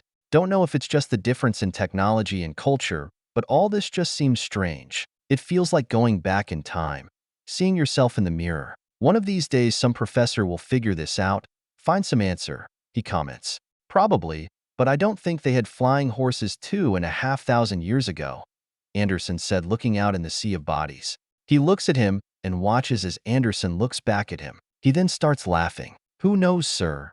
Right, Anderson replied. We should get back to the base before it gets dark. Both shake each other's hand, and then the colonel starts walking away, barking orders to his men, telling them to load up. Before Anderson leaves, he looks back at him. Sharpe, by the way, what is your mission here? He was about to answer the question, but then he stopped himself from speaking. After thinking on the question for a moment, realizing what his mission was, and that they all came close to dying for it. It made logical sense just yesterday, but now? He will be back as the colonel. Shopping, sir. Teenage girls. Shopping. Saying that out loud made it sound even dumber. Anderson laughs out loud, like he does not fully believe the reality of it. Well, not the worst thing dying for. Shopping, yeah. Teenage, yeah. Just be glad they don't have credit cards, Major. Girls are very expensive. Trust me, I have 2 of them. See you back at base, Major. Good luck. Was going to say you owe me a beer, but it seems you got the short end already. He chuckles and gives him a quick salute. He then walks away as the cavalry unit begins to leave Italica. As he heads back into the city, He reflects on his difference this war is compared to what he has come so far.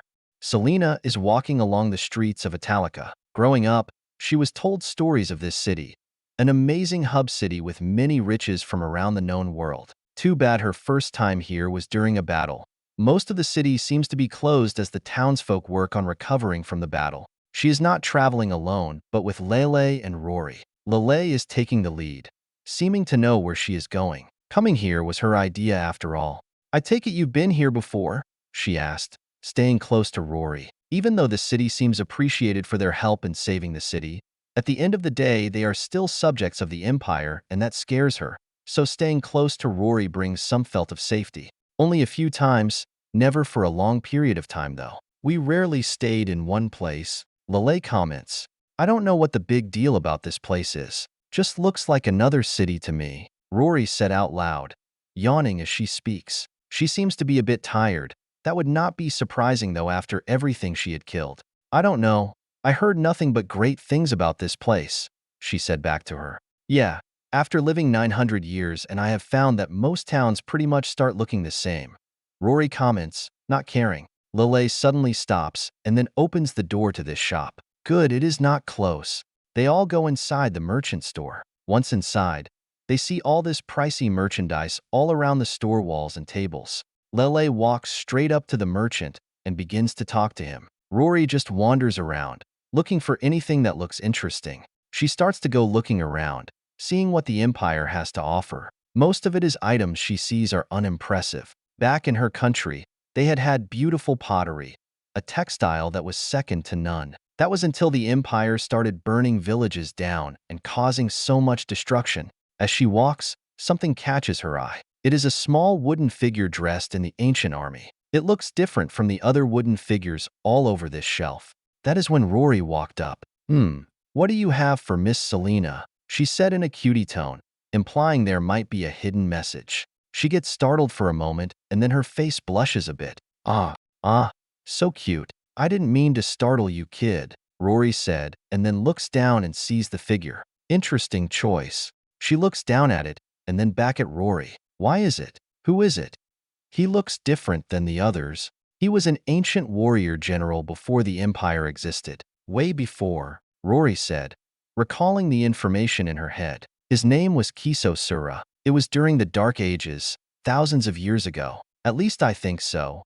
It has been 700 years since I heard that name. She nods her head. I heard that story before. My dad once told me about it. When demon creatures attacked, and they were defeated by the races of this world. She thinks about that thought. So, it was this man? I thought it was just some old wise tale for the boys to pretend to be soldiers. Yes, legend foretells a man that rallied the races together. Human, hybrids, beasts, ever-orcs, and goblins. That they were able to defeat the demons and drive them back through a doorway. Rory said, doorway? Like what is happening now? She points out, making the two connections. Rory thinks about that. She always assumed that this doorway was just a historical text description of something. If the old texts are true, maybe the demons came through a gate just like the Americans did. Something to think about. But the far more interesting fact to Rory is why is she so interested in this toy figure? She sees Rory smirk and then gets confused and scared, not knowing which one to be. Why? Rory places her figure on her lips. So why are you so interested in this? Are you into historical text? Or want to be a great warrior? Or are looking to get something for someone? She finishes in a teasing tone, already knowing the true answer. She blushes. No. Well, not at first. She moved Rory's hand away and saw her laugh. I don't know. It just reminded me of that. What did they call it? She thinks about the name of the toy that Sharpe had on in the dashboard. Bob Head, Optimus Prime figure. Rory rolls her eyes and smirks. Apparently, boys from all worlds love their toys. Boys will be boys. In that Earth show, Optimus Prime is some great leader that always knows what is right, she said. I figured this might be inspiring too. But that's... Rory places her hand on her shoulder to stop her. Let's get it. Should be fun. They head to Lelei. Once there, both are shocked by the number of books and scrolls Lelei bought. There goes being rich, Rory said. Why did you get all that? Information. Events are happening, and I want to know why. See if this has happened before, Lelei said. Also, some of these books are rare and advanced. I never could have afforded them before, or ever. Well then, it is only fair if we can get this little figure, Rory stated. V02, Chapter 22 RM. Roma Highway, May 10th, 2025. Vanguard 7 spend most of the day at Italica, completing their original mission. After that they left Italica with a hero's departure. Major Sharpe was surprised and pleased that the town was so thankful for their help. His intention to show a positive side worked. Countess Mui del Formal was incredibly grateful, giving a short speech thanking Vanguard 7 and their American friends. Princess Pina Colada, on the other hand, was more pleased that they were leaving. The 3 JLTV are on the road, heading back to Alness. The mood in the vehicles is high after a successful and stressful battle. It would be good that they are happy because things could have gone far different. The radio is alive with team members talking to each other, all arguing about the new topic of the day. I am telling you, man, this is the future. It has to be, Andrew said in a confident tone. Randy speaks up next through the radio. That is stupid, man. This is not the future. No, see, it makes sense. That is why there are hybrid humans all around. Nuclear winter changed everything, Andrew explains. At least 3 rangers are speaking over the radio, all trying to explain how dumb that was. This is not Planet of the Apes, Andrew, Alicia comments. No, this has to be an alternate reality, Andrew replied, forcing his idea out there. What if we are in a movie like The Last Action Hero 1 film? Scott asked. Does it really matter, guys? Do you honestly think you will solve it right here? Jerry said. The radio will go quiet, but then what seems like everyone will yell, yes, it matters. Alicia sits back down, crossing her arms. Man, how about this idea? What if the gate is a portal into the Matrix? Andrew adds to the topic of the day, throwing out random ideas. That one is bad, Selena asked in a nervous tone, looking at him. Right? What he said was silly. He looks at her and nods. Correct. As Andrew drives, he looks behind his seat with a confused look. What? Steele, you just got put in your place by a little brat, he said with a chuckle. Is a brat a good thing? Selena asks in confusion. He smirks from the question. A brat is the highest of honor. I was called that many times growing up. That explains a lot. Alicia mumbles. Do you even know what I am referencing? Andrew asked. Selena shakes her head no, and then looks at him. I don't know what a matrix is, but it just sounds dumb. Been around you guys long enough, know the difference between a smart and dumb ideas. He, Alicia, and Rory begin to start laughing at what Selena said, making fun of Andrew. Sharpe explains the story over the radio, so the whole team, and they all begin to rag on him over the net. Who needs enemies? Andrew said, smiling a little. Out of everyone, Lelei looks very confused. I don't understand. Why are they fighting? They're just being stupid. One of the rangers started a betting pool to see who will be the first to figure out what your world is. Too complicated to explain, Alicia replied to her question. He leans backwards, facing the back of the JLTV from the front seat. It is interesting that this world not only has humans but other intelligent creatures too. People on Earth have always thought a world like this was just a fantasy one. You guys have magic, monsters, fantasy races, it seems everything. I always thought it was made up. He explains and then reaches for his personal radio. Nah, this has to be another planet. Cannot be time travel, Lelei thinks and then pulls on Sharpe's jacket. You said your people believe magic is make-believe. Maybe it is because your people lost the ability to imagine it, so you lost the knowledge. That is it. Andrew suddenly yells and then speaks through the radio. Lelei figured it out. We're in imagination land. Don't start, Corporal. I love that episode. Don't ruin it for me. Johnson orders over the radio next. He thinks about Andrew's idea. Imagination Land is a 3-part episode from the show South Park. It is where the kids go into this world that is full of their imaginations. Everything that was created ended up there. Every story, every friend, every idea and thought. Then he gets a scary thought. Humans have very twisted thoughts at times, both the good and bad, all depending how a person thinks about it. The more he thinks about Imagination Land, the scarier it becomes to him. Lelei now looks confused, not understanding the reference. Sometimes she has a hard time understanding Earth human humor. There is no way this can be Imagination Land, he responds. And why is that? someone will say over the radio. Scott finally jumps into the conversation and said what he was thinking. He started this whole mess and then stayed quiet, using everyone for his own personal show, because everything would be perverted and gross. Let us be honest, we already have an imagination land and it is called the internet. We all know what is on there. That is when the radio will go dead quiet. Now everyone imagination all their darkest thoughts. For the first time since they left Italica, truth be told, living in a real imagination land would be very interesting, to say kindly. Right then everyone would agree to end this topic and move on. What is this internet? Lelei asked, confused. Is it bad? Well, Alicia replied, if you are looking to explore your dark side, then yes, it is bad.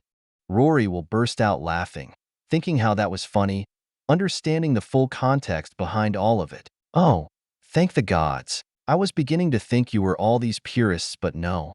You're all perverts. This is going to be fun. Shut up, Rory, Alicia tells her. The conversation continues for a bit, all throwing out different ideas. Most of these ideas are to just blow off steam and bond with each other. That is when the first jail TV stops, which is Johnson's vehicle. Sir, I need you up front.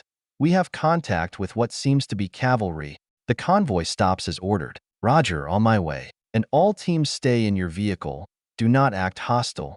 He gets out of his jail TV and walks up front. When he arrives, he sees dozens of horsemen and women. He notices the Rose Order banner, like the one Gray and Pina had. As he walks up, he pulls out a piece of paper, that being a copy of the treaty from Princess Pina. Who are you and where are you going?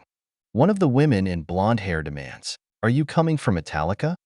Well, ma'am, calm down. My CO is coming. We're friendly, Johnson said, speaking from his window. As he walks up, he sees a decent amount of these knights, at least a platoon worth. He notices the flag, which has a red rose on it. They must be part of the princess outfit, so this should be easy to fix. To his surprise, almost all of them are women. He only sees one, maybe two men in the group.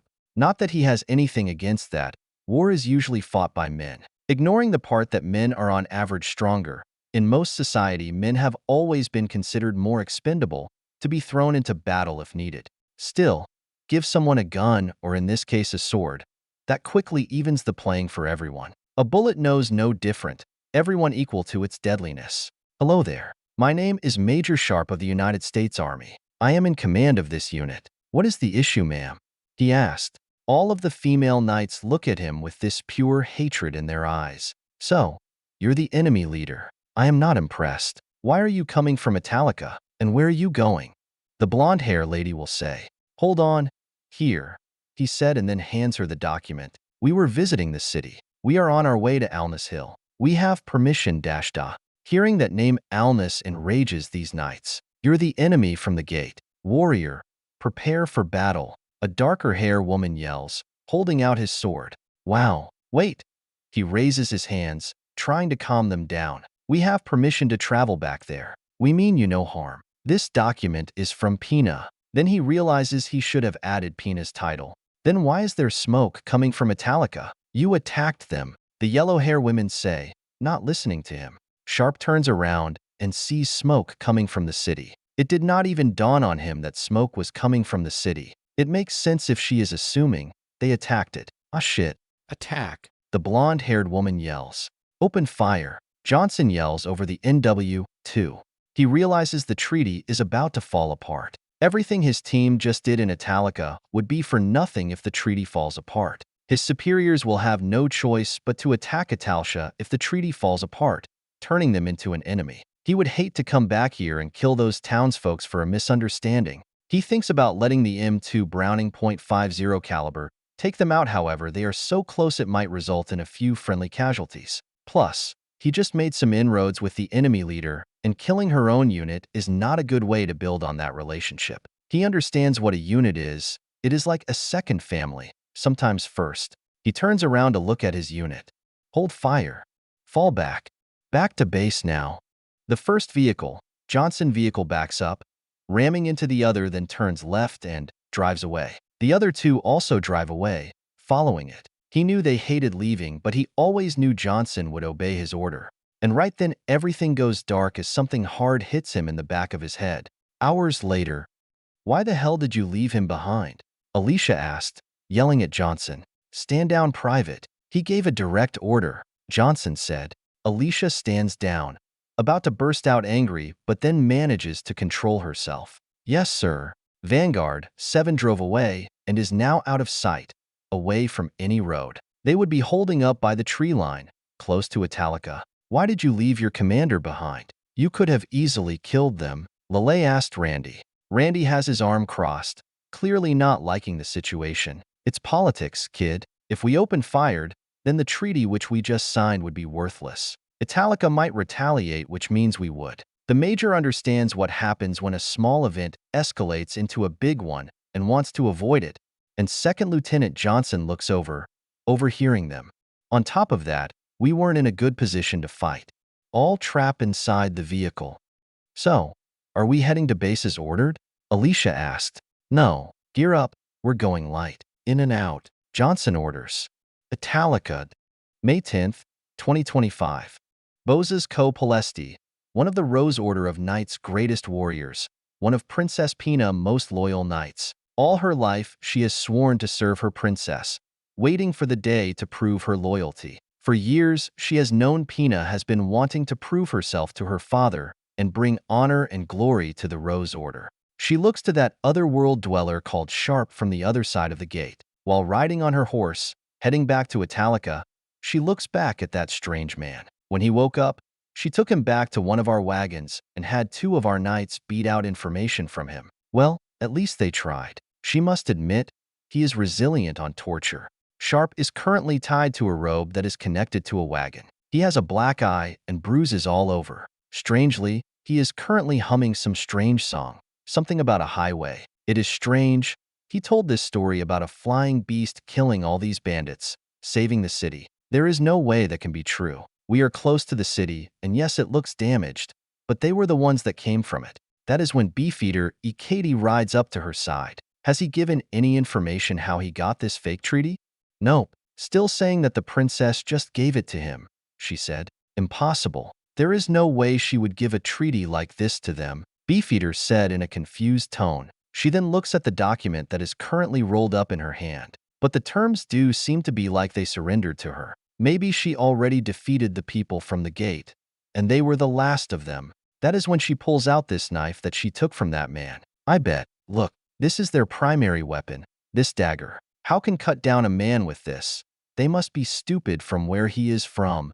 She looks at that man again. Hey, answer this question. Why would your people attack us with such weak weapons? You thought you could defeat us with this? She holds up his knife. Sharpe looks at it, and then at her. Yeah, pretty much. He then coughs, needing water.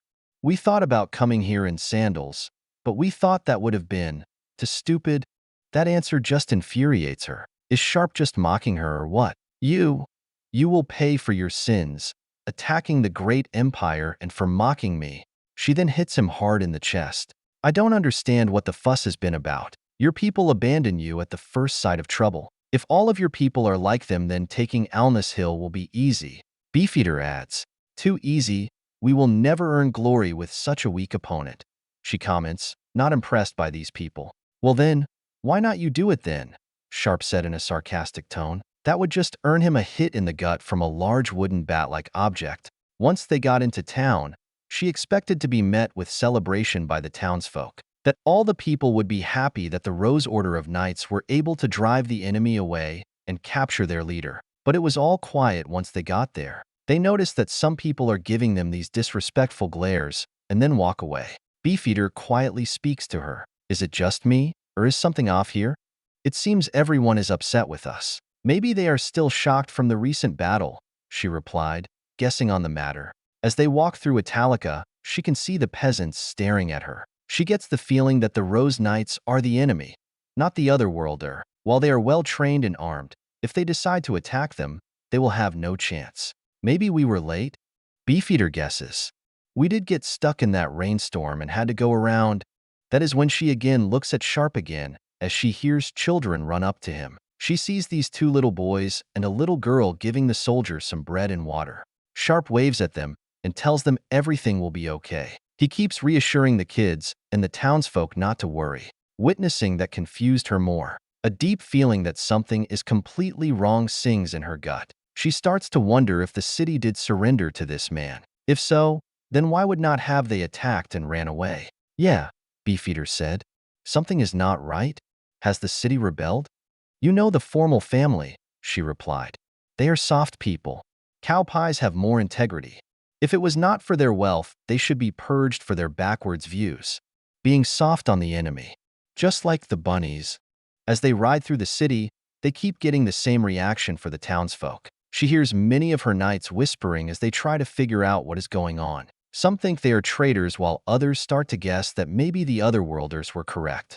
That is when she sees a wagon full of dead bodies. The city clearly was attacked, and the people are in the middle of clearing it up. They keep getting disrespectful glares and back talk. She starts to feel like she is marching like she is the one conquering the city, not saving it. When the Rose Knights reach the palace, they form a line. Knights, dismount. Beefeater orders. Both Beefeater and she takes the prisoner along with them, with 6 of their fellow knights as guards. Their male knight Jalen is the one holding him, so he does not escape. To their surprise, he has not resisted once, only back talk with these strange references. On the way to the throne room, assuming where Pina should be, while walking there, they jokingly talk about all the things they would do to him. Should they just enslave him to punish his ego, crucify him here or in front of his comrades, whore him out for some quick coin? Lots of fun, lots of choices. They walk into the chambers and see Princess Pina sitting on the throne. Countess Mui del Formal is standing there as they are talking about something. Pina's personal servant Hamilton is standing there, recording everything they said. She starts to say something related to the city, mentioning the number of casualties the city suffered. All 3 of them look exhausted. The 3 of them look like they have this huge relief was just lifted. That must be how they won the battle against the gate people. She feels like she will be able to lift the princess spirits with their prisoner. He must have been the one who attacked and looted the city.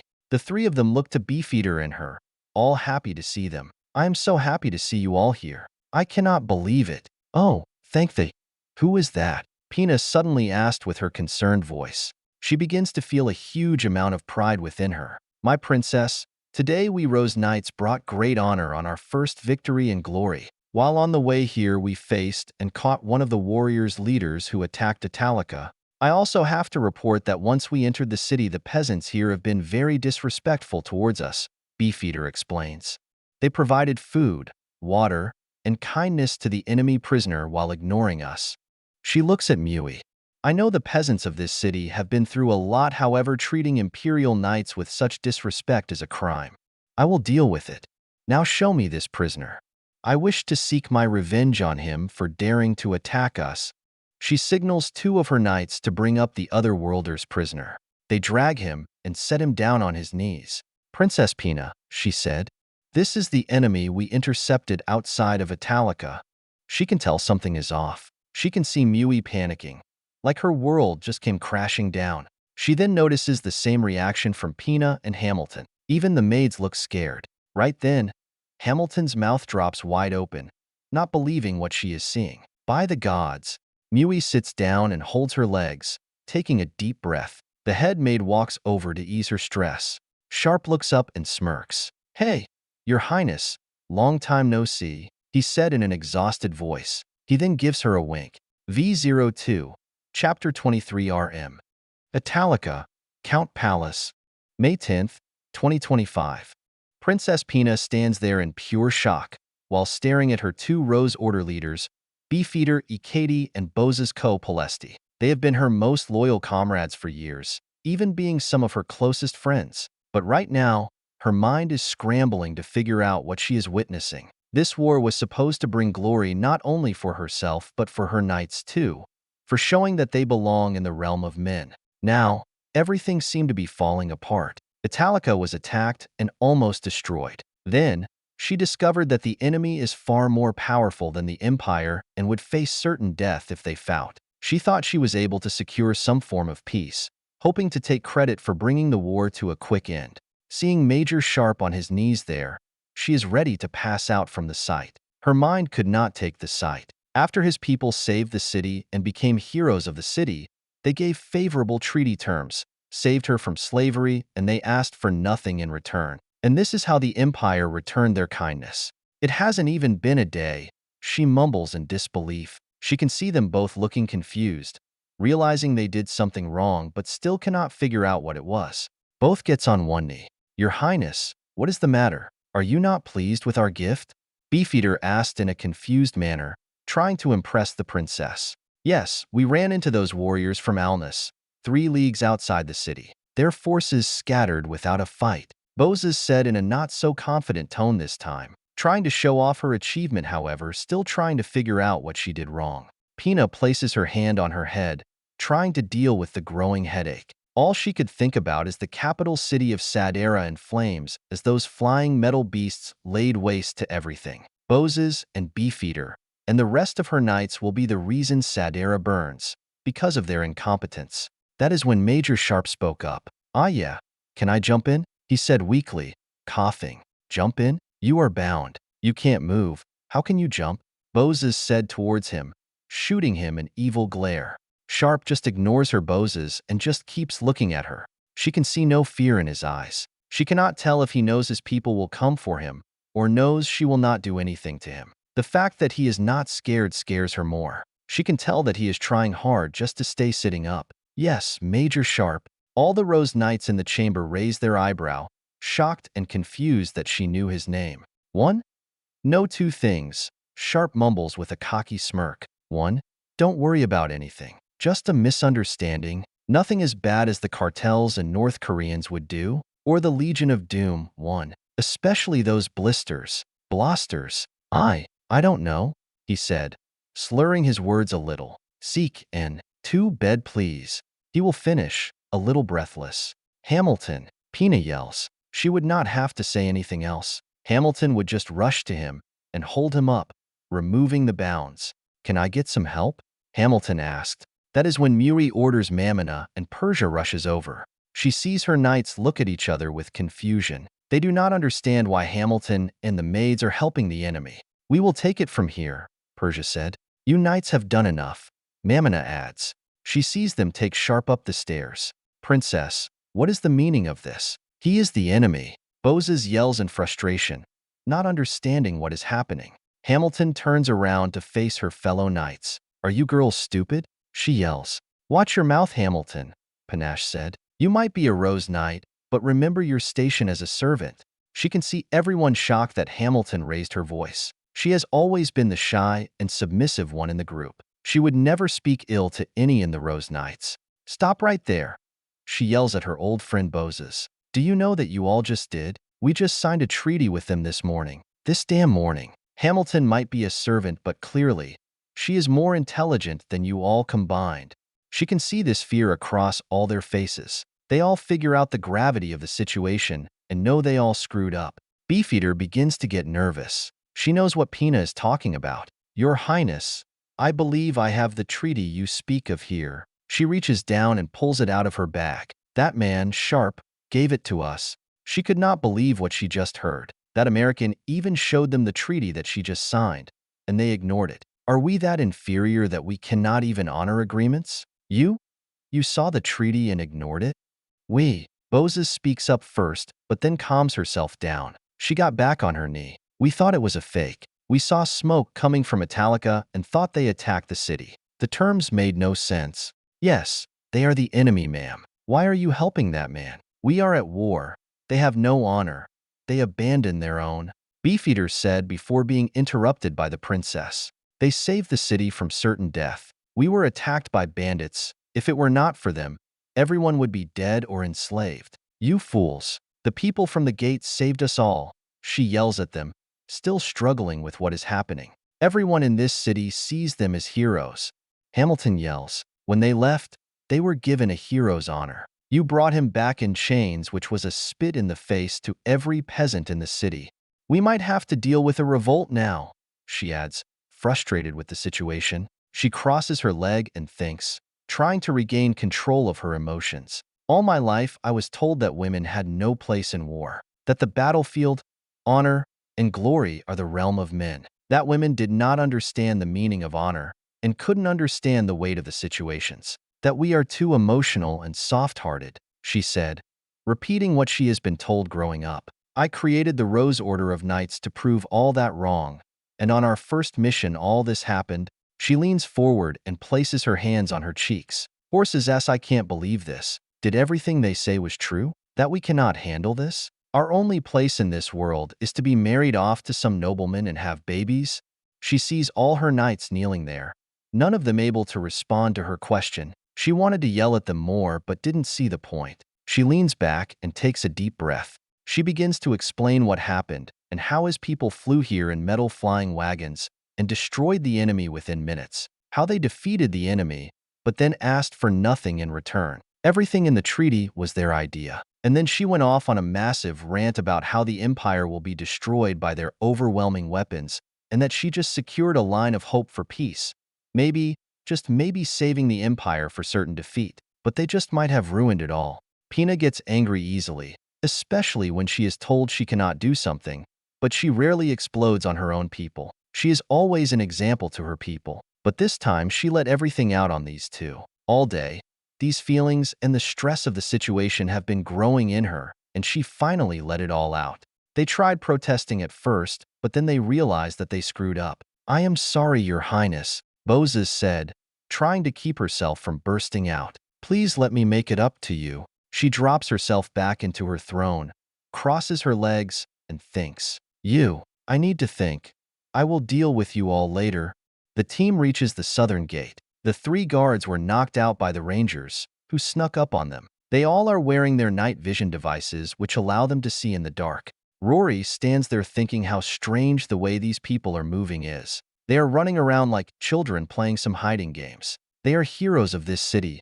Why are they acting like this? To her right is Lelei, having the same reaction as she is. She seems confused. To her left is Selena, also looking just as confused. Second Lieutenant Charles Johnson, the dark-skinned soldier of the team, seems to take full command. It is funny how many titles these people have. The nobles of this world have all these names and titles to make them feel more superior to the common folk. But these people, they have a title for a title, which is funny and strange at the same time. Originally, he wanted to split the team into 2 groups, leaving some at their vehicles to babysit Lelei and Selena. To everyone's surprise, Selena protested, and she was not going to let it go. Rory thought it was adorable and agreed to watch over her during the lieutenant's mission.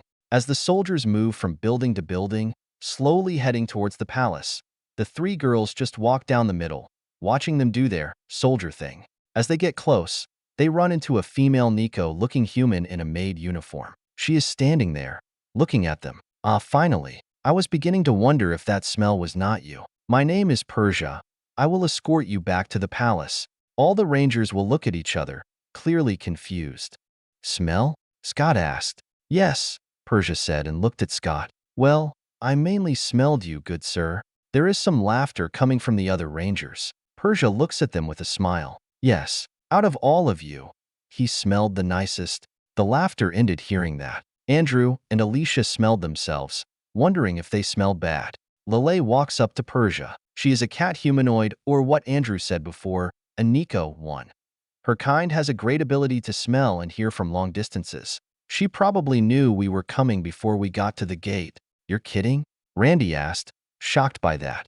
She sees Persia waves to her, and she waves back. "Hi there. It has been a while. Nice to see you again." Once Persia finished saying that, she noticed all the soldiers looking right at her. Johnson asked that she knows people here. "Of course, I know lots of people," she said all innocently. "She is Rory Mercury, the apostle of Emroy." She smiles and looks to the lieutenant, recognizing that he is the new leader. "I have your commander.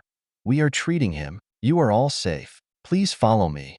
Boza's co-Palesti is walking down the hallway of the palace. Today has not gone the way she wanted it to. She thought that capturing the enemy leader would bring her honor and glory, but it became the greatest humiliation of her life.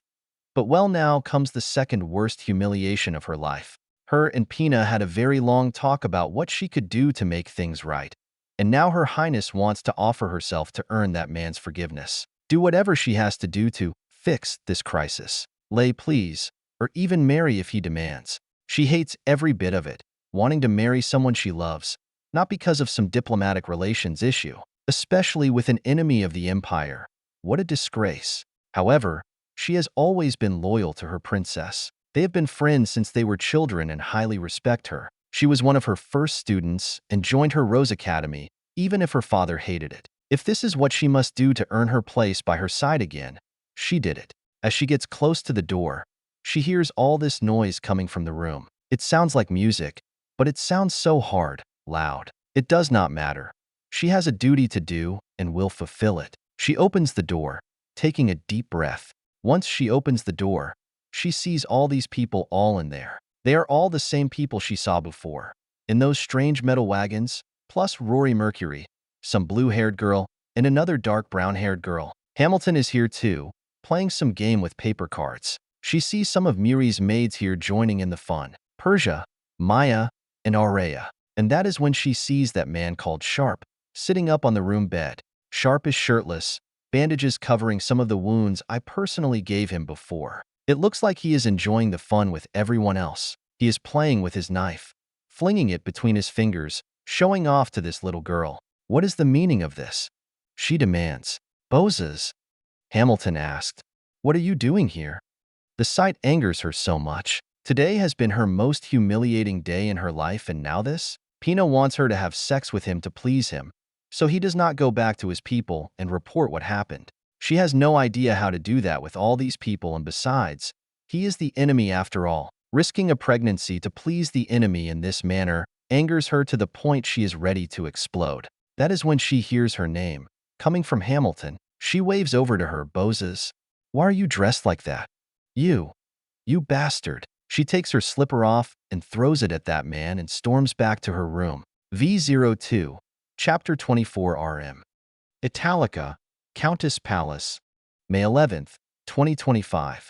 Princess Pina Colada is walking down the palace hallway later that night. After yelling at her friend Bozes after failing her a second time within a day, she decided the only way to form any peace is to take matters in her own hands. She is terrified that Major Sharpe will go back to his people and tell them she broke the treaty. When that happens, she knows they will come back to Italica and kill everyone. Any good grace that was achieved will be lost. She cannot believe it was only 2 days ago that she was plotting on betraying them after the battle was over. Now she needs try anything she can to please them. She prefers to do it through reason, however.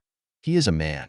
She gets to the door that Mui put the other worlders in. She sees 2 Italic knights standing there on guard. She is not worried that they will stop her, being an imperial princess. She has only known Sharpe for a short period of time, but the warrior language crosses all species lines, in our world and hopefully in their world. That is what Gray told her during the Rose Academy. She decided to dress in her armor, wanting to try to connect on what they have in common, being a warrior. Then, if she needs to, seduce him if all else fails. All her life she has seen some of the most respectable men in sadera fall to their knees after seeing a little cleavage. To her surprise, Rory opens the door.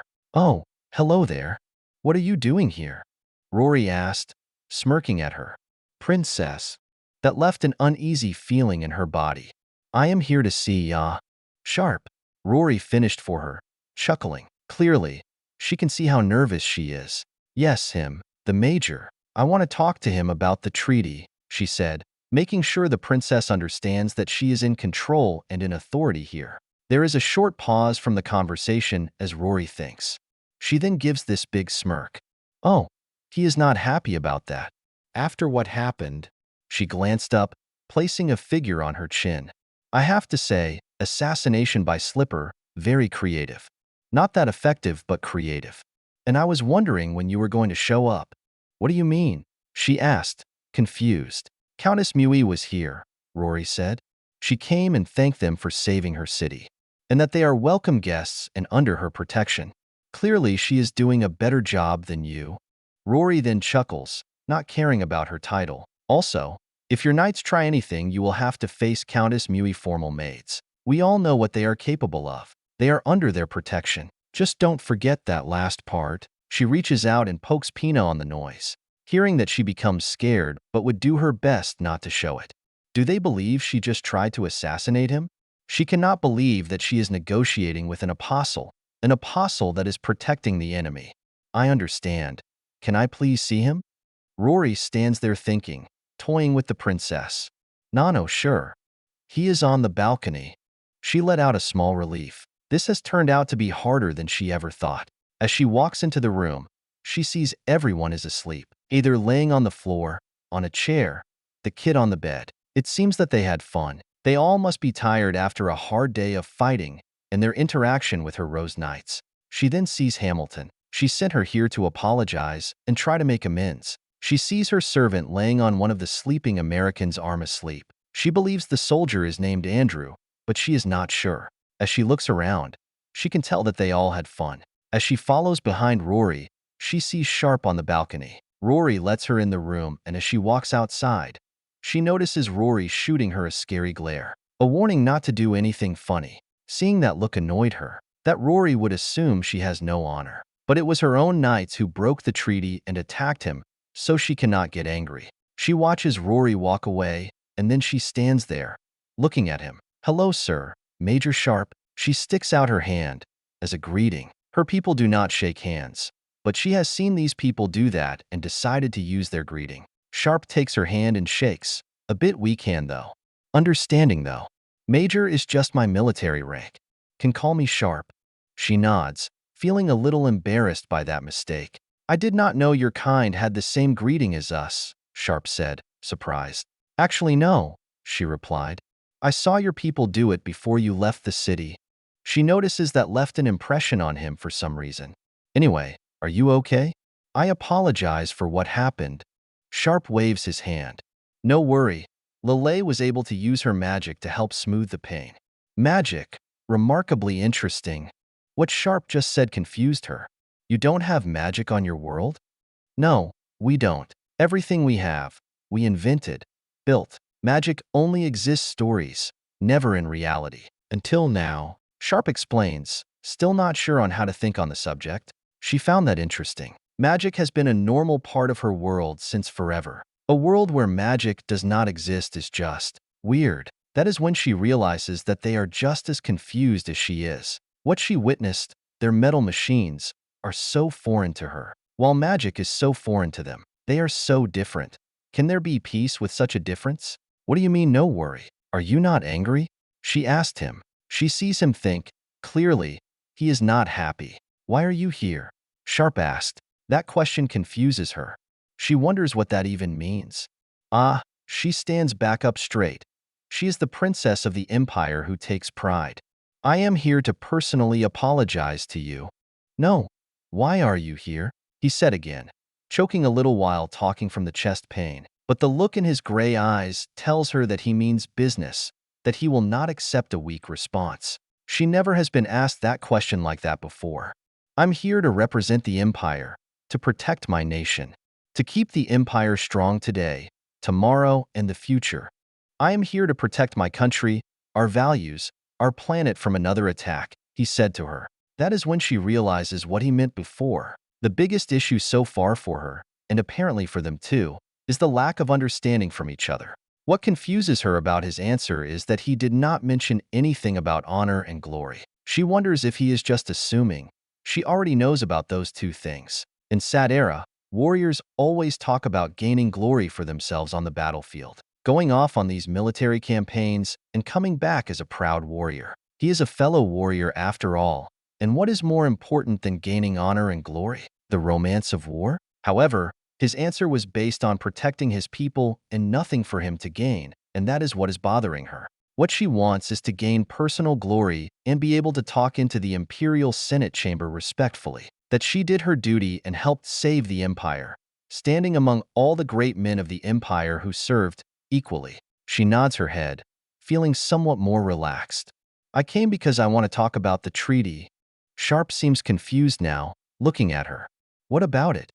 "I know we broke the terms of the treaty," she said. "Yeah, that was interesting. But," Sharpe said, "if you wish, we can discuss a new treaty or something," she said, interrupting him. She then leans a little bit forward, allowing her breasts to perk out. It is well known that men are visual, and they cannot resist the female body and will become dumb because of it. In other words, she intends to seduce him to save the treaty. Sharpe leans back, confused what she is doing. Yeah. The treaty is fine as it is. I do not have the authorization to change it. Only my superiors can." She tilts her head. Are you sure you can't? She then winks her eye. He places his hand on her shoulder and lightly pushes her back a little. Yeah, the treaty is fine for now. At least until a formal one can happen. No need to do more paperwork. She takes a step back and thinks. Why do you people want another treaty? Let me ask you this. Why did you attack our country? Sharpe asked, trying to change the subject. She is starting to feel she is being tested but failing. She tried flirting with him, but that did not seem to do anything. Honestly, she has never been good at flirting or other feminine manners. Glory to myself and the Empire. To bring riches, new talents, and knowledge. Either we wait for our enemies to attack, or we attack them first, to show strength, for survival, to show we are everlasting. She regrets saying that last part. In the past she believed that, but now, expansion might lead to the Empire destruction, not survival. She sees that he is about to say something, but she continues speaking, hoping to fix this. But I personally want to bring stability to our lands, to prevent attacks like what we just went through, to have my people live with pride. Sharpe nods and smiles. I respect that. I want this treaty because it might lead to peace. We don't need to be at war, but we will fight.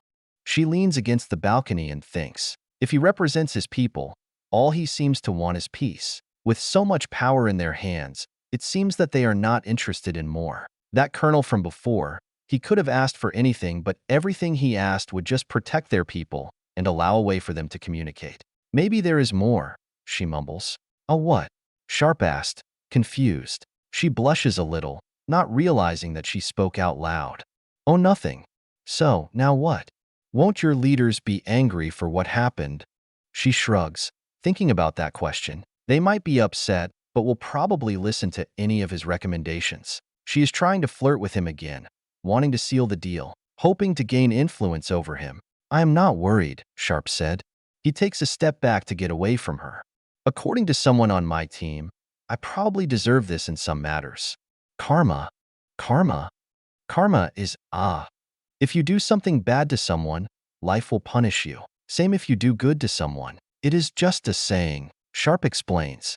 The sun begins to peek over the mountains, which are far in the distance. I better go, she said, thinking about what happened that night. She then realizes that her second attempt of flirting with him failed. Pina does not understand why her flirting has failed. She has seen men fall over backwards before like this. She has even seen the most noble of men falter to their basic instinct. She is starting to wonder if Sharpe prefers men or that he finds her unattractive. However, she can see that Sharpe is confused on what she is doing. She wonders if flirting or attracting a mate is different in his world. We will be leaving soon, Sharpe said. First thing, they shake hands again. Both of their people are enemies, but even enemies can show respect and understanding to each other. Roma Highway, May 11th, 2025. As Vanguard 7 drives away from Italica for the second time, Sharpe is looking out the window. Over the radio, the team is another argument, this time over who was the hotter lady from last night, who embarrassed themselves more, and how Andrew lost a poker game with that Rose Knight called Hamilton. This time, he stays out of it, just tired of everything. He knows that he risked a lot, and his rangers provided themselves. He wants to make sure he keeps them alive in this mess of a war. Barely getting any sleep for the last 2 days, pretending to be a diplomatic on these situations. One wrong move and everything goes to hell. He can only hope that he is making the right choices. Part of the time does not believe he is, though. That is when he feels a pull on his jacket. He looks to his left, wondering what is going on, hoping it is nothing bad again. What's up? Sharpe did not see anyone that was in range, being a little confused though on who pulled his jacket. He then notices Rory smirking, and he has learned that is never a good sign. He has grown to like her quirky attitude, but right now, not in the mood. That is when he sees Selena sitting there, looking away shyly. She seems to be confused or in deep thought or something else. Truth is that this whole experience must have been hard on her. Hey kid, feeling alright? He asked. Selena looks up at him, trying to decide on what to say. He shrugs, struggling to figure out what to say. Oh well, just to let you know, I am proud of you, kid. I heard you took control back there and helped the team out while I was away. He was informed of what happened. Charles had it under control. Every leader needs someone to push back a bit. That is how you get the best plan. He is just trying to figure out what to say to cheer her up. He leans back in his chair, wanting to take a nap. That is when she leans between both the driver and his chair. I have something I wanted to show you. I found it, Selena will say nervously. He looks at her confused. Before he could say anything, he saw her pull out this wooden human figure. It will look high quality, great details. He will take it, analyzing it. He is impressed that a society like this can make figures this detailed. His name is Kisosura, Selena said. She looks back to Lelei, and after getting approval she looks back to him. Lelei told me that legend said that he once formed an alliance of species against a demon invasion of this land. He united everyone to fight a common enemy. He was highly respected and brought peace for generations. And well, yeah, that part of what she was saying started to crackle and go quiet, getting scared. She quickly receives back into her back seat, getting hyper-nervous. He looks at her and smiles. He knows nothing about this legend or this man, but it did turn a really bad day into a great one. He thinks and then leans back again. Thanks, kid. He holds out a fist so she can fist bump it. She will do that and smile when he winks back. I officially promote you from kid to brat. Is brat a good thing? Rory asks. It sounds negative.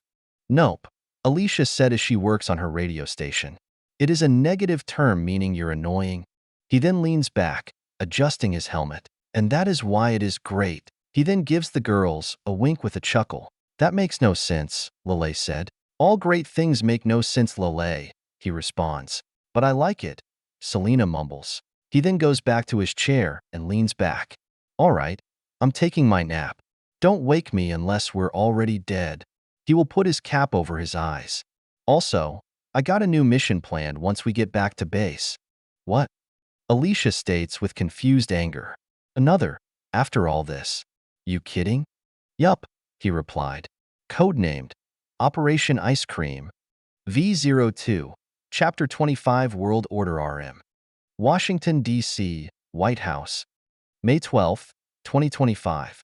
President Emily Potts is sitting in the Oval Office, just finishing the latest reports coming from the special region. It has only been a year in her administration, and this situation had to drop on her. Since the gate opened in Philadelphia, it has been a political nightmare, both domestically and internationally. Finding the balance has been near impossible.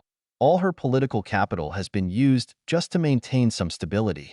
Sometimes with Americans, you need remind them there are 192 other nations on the planet, excluding Canada and Mexico. World politics are usually a second, though, a topic for podcasts or online channels, but an afterthought for the average person. However, if one day they were attacked, all hell breaks loose. Pearl Harbor, September 11th, now the gate attack. The people want results. They want to know they are winning. They want to know if they are safe again. All they want to know is if it is okay to go back to normal. Usual things like thinking the other political party is evil, watching football, and being bored online. Internationally, that has been even worse. Everyone fears the gate. It would be more normal if an alien ship came from the sky, or the CIA tells the world that Area 51 hosts aliens. No one knows what it is and how it works. Most importantly, it appeared in our country, which many did not like. The only reason why she allowed NATO to trigger Article 5 of the NATO Charter, 1. One of the reasons is to show an international response, giving her the ability to sideline the United Nations and other nations she does not want involved. That the United States is not going to withhold the greatest event in man's history all to itself. Most of the leading countries in the world want to be involved in some matter. Many want the United Nations to take control of the situation, which the American people would never accept. The Russians, the only reason they have not nuked Philadelphia is behind-the-scenes guarantees her administration had to do. While most nations want access to the gate, the Russians want it gone, probably because they have been invaded many times throughout their history and know the issues of it. Just nuke the problem and move on, ignoring the part that would start World War III. Thanks to the US-Soviet Cold War, too, both nations built ways to communicate with each other to prevent a crisis like the Cuban Missile Crisis in 1961. That has paid off more than anyone wants to know over the years, especially now. We can deal with them, guaranteeing there will not be a second attack from the gate, allow their scientists and all known knowledge, public and private knowledge to be shared with them, and cash. The real problem has the Chinese, or otherwise known today as the Chinese Empire. Thanks to the War on Terror, the Chinese were able to colonize a small portion of the world without anyone knowing through debt trap policy. Besides doing it the European way and occupying the land, they just offered a good deal on loans and then hiked the interest, forcing the nation to surrender their infrastructure and other things, basically becoming a puppet state. What finally triggered the new Cold War, 3, with China is when it was discovered that the Chinese were funding many of the cartels in Latin America to destabilize Latin America and the United States, and then lying to the world and exploiting the events of the Chinese coronavirus. It nearly worked, and since then, the US has been aggressively trying to push back. Only reason why the US is not in a worse situation as it is because of the amazing allies in the Pacific. One of the few regions where we did a lot of good, and it is paying off now. I like this, Emily. I think we have a good situation here, Secretary of State Bobby Gates said, the head of the State Department. What do you mean? All I see is a crisis. Refugees, the United Nations will eat us alive. And what happened in that city? What is the name? She asked. I think Italica, Gates said. Yes, how is this a good situation? We are not fighting for our enemies? Why are we protecting them? The online media go nuts when this comes out, she replied as she reads the report. For the past 4 months, she has been worried of another 2020 civil unrest within the United States. She is also worried of the US looking weak to NATO and other international allies. Right now, the US Army is winning, however progressive has been slow. Any show of weakness and everything could explode. That is when her head military advisor walks in, General Donald Grant. Hello, Madam President. Hello, Bobby. Did you get the latest reports? Both looked at him, but she spoke first. About the attack? Yes. What about the treaty? Grant asked. They sit up from their seats. No, I did not get that report yet. Why not? I don't know. Probably communication delay. We are still working on solving the interference that the gate produces, Grant said. What is this treaty? Bobby said. Grant sits down next to them. Nothing special, but we can establish a diplomatic post in Italica thanks to our involvement. Free trade between our base and that city too. Still too early to tell, but it seems like the locals are happy we saved their city. How are we going to close this war? General, what is being accomplished there? Bobby asked. The world will flip out. The UN will demand a post there and to be more involved. They just gave them the door they were looking for. He takes a breath for a second. And those refugees, this is a crisis in the making. She hates the United Nations. For decades, the United States built and funded that organization up for it to betray the US. Just like the World Health Organization, China took over the leadership positions where it counts and how it has a major influence in the organization. They supported communist and anarchist elements within the US in 2020. She knows if the UN gets a say in the special region, they can install Chinese influence and policy while weakening the US position. The US gains no major benefits for allowing non-Western controlled organizations into the special region. She thinks on what Grant said. He served from the very beginning of the war on terror, 4, so she has a mutual respect with him. She thinks about the situation and sees a golden opportunity. During her military career, she wished the military brass gave junior officers more freedom on the front lines to do what needs to be done to win the war. They formed alliances with villages through Iraq and Afghanistan. The key to winning the wars and defeating the enemy was to show the local population that they are not there to destroy their way of life, burn their homes to the ground, but there to help. No, she said as she leans back in her chair. This is an opportunity. Who did this? Grant and Bobby look confused. What do you mean by who? Correct me if I am wrong, but wasn't it the same soldier who helped those refugees and at Italica? She asked. I noticed this name in past reports. Grant looks at his report on his tablet. Major Jackson Sharpe of the 75th Rangers, recently assigned to the Rangers 2 months before the war. He led the evacuation effort and stopped a flame dragon from killing a bunch of villagers.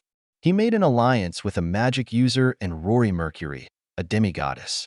They are helping us in the war. He was the only at Italica who helped save the treaty and forged a treaty with the city. Tell me about him, she orders and then looks down at her tablet, pulling up his information. Grant looks through his file. Very interesting. Enlisted in the Army right after high school and went to West Point. Average grades, but General Holland took interest in him and placed him under his wing. Graduated in 2016. He read a little before continuing. Skipped 2 years, and then he went to 1st Special Forces Operational Detachment, Delta. under General Holland's sponsorship. He does not sound special there, General, Bobby said, not impressed. Why would he pick someone like that? Grades are not everything, Bobby, she replied. I had CS all throughout high school and now I am president. You should be. He is highly recommended by Major General Holland, head of SOCOM 5. He was part of the unit that saved the North Korean leader right before the peace process in 2020. Both of his commanding officers were taken out. He took command and mission accomplished. Grant finished. Let me read the report again, she said as she grabs her tablet. Grant sends her the 2020 North Korea mission report. Kim Jong-un and his loyalists felt that China was encroaching onto their sovereignty. China, through its One Belt Initiative and String of Pearls initiative, has had them encroached or flat out invade countries' sovereignty. The North Korea peace process, a 6-year ago tensions between our nations ended. North Korea almost entered a civil war as different factions tried to claim power in 2020 during the global pandemic. While Kim Jong-un is an evil man, he was trying to restore some relations with South Korea and the United States to prevent China from threatening his rule. The normalizations of relations were very controversial at the times, many saying the U.S. should not ally with an evil country like North Korea. However, the U.S. has a long history working with evil and morally objectionable nations to maintain global stability and to maintain American hegemony. When the pandemic hit in 2020, Kim Jong-un got infected and went into a coma, putting all peace processes in doubt. His sister Kim Yo-jong tried to take control of the government and reverse all gains that were made. When her brother entered a coma, she started a quick purge in the country to gain power and ask her puppet master China help. The Chinese sent in a Jiaolong assault team special force unit to assassinate their leader to prevent the North from going into the United States' sphere of influence. They would support his sister and place her on the throne and blame the United States for his death. The only reason why the U.S. has an informal peace with North Korea is because 33 of Delta Force troops and 31 South Korean Black Berets died in protecting that bastard. The moment Pacific Command learned of what was going on, they sent in Delta Force to protect the lead. It was a suicide mission, however. It was that or possible war.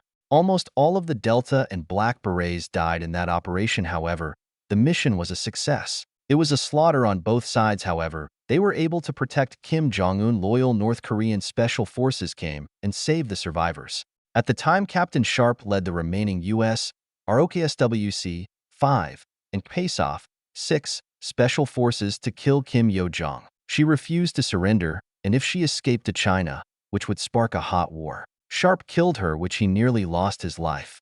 Thank God it was not for nothing. Relations are still rocky with North Korea, but better than the historical average. The missiles are not pointed to the US and Japan now, and that is all that matters.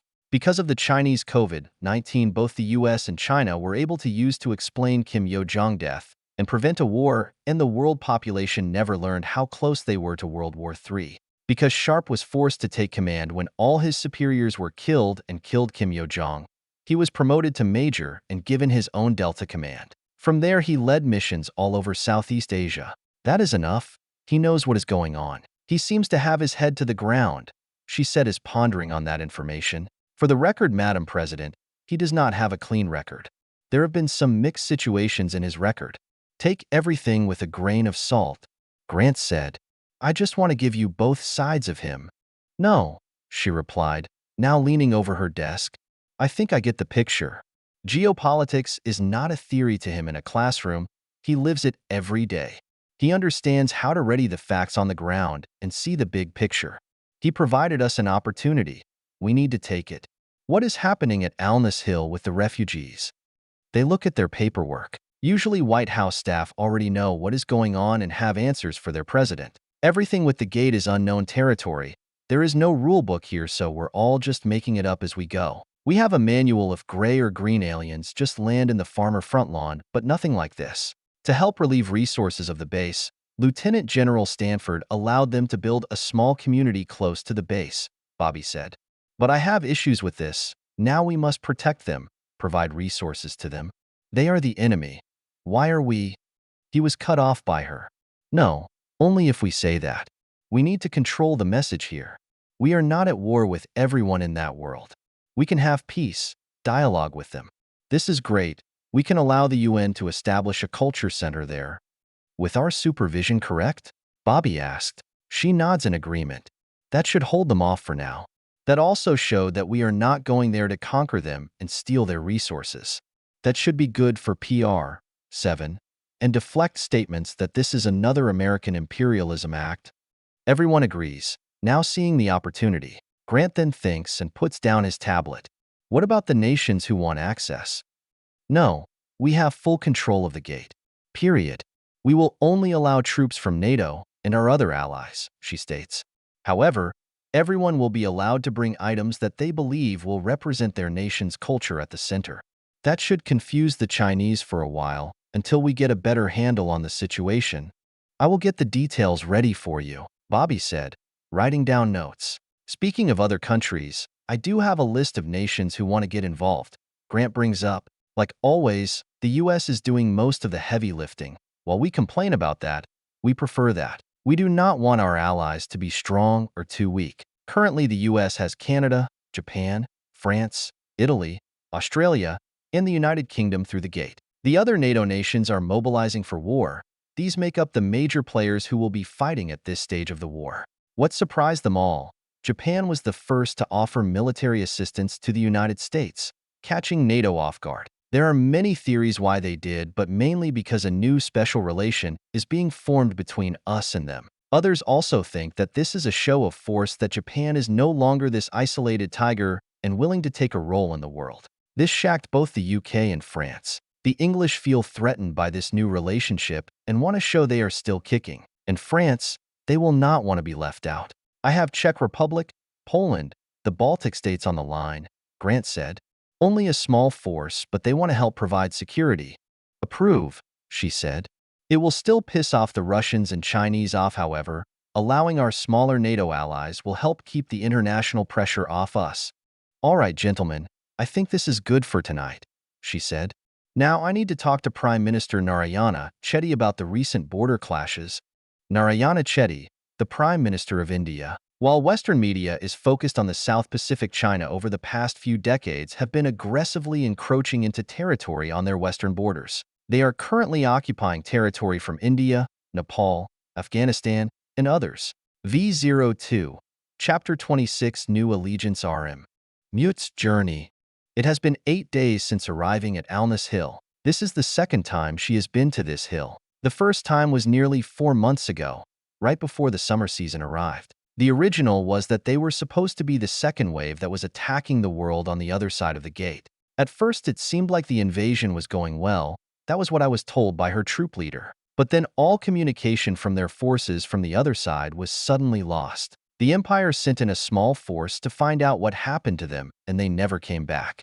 After no contact with their recon force, General Ullerdan decided to form a defensive formation around the gate until they found out what happened. She was not stationed on the front defensive line by the gate. She was farther back in the reserves, able to assist if needed with her magical abilities.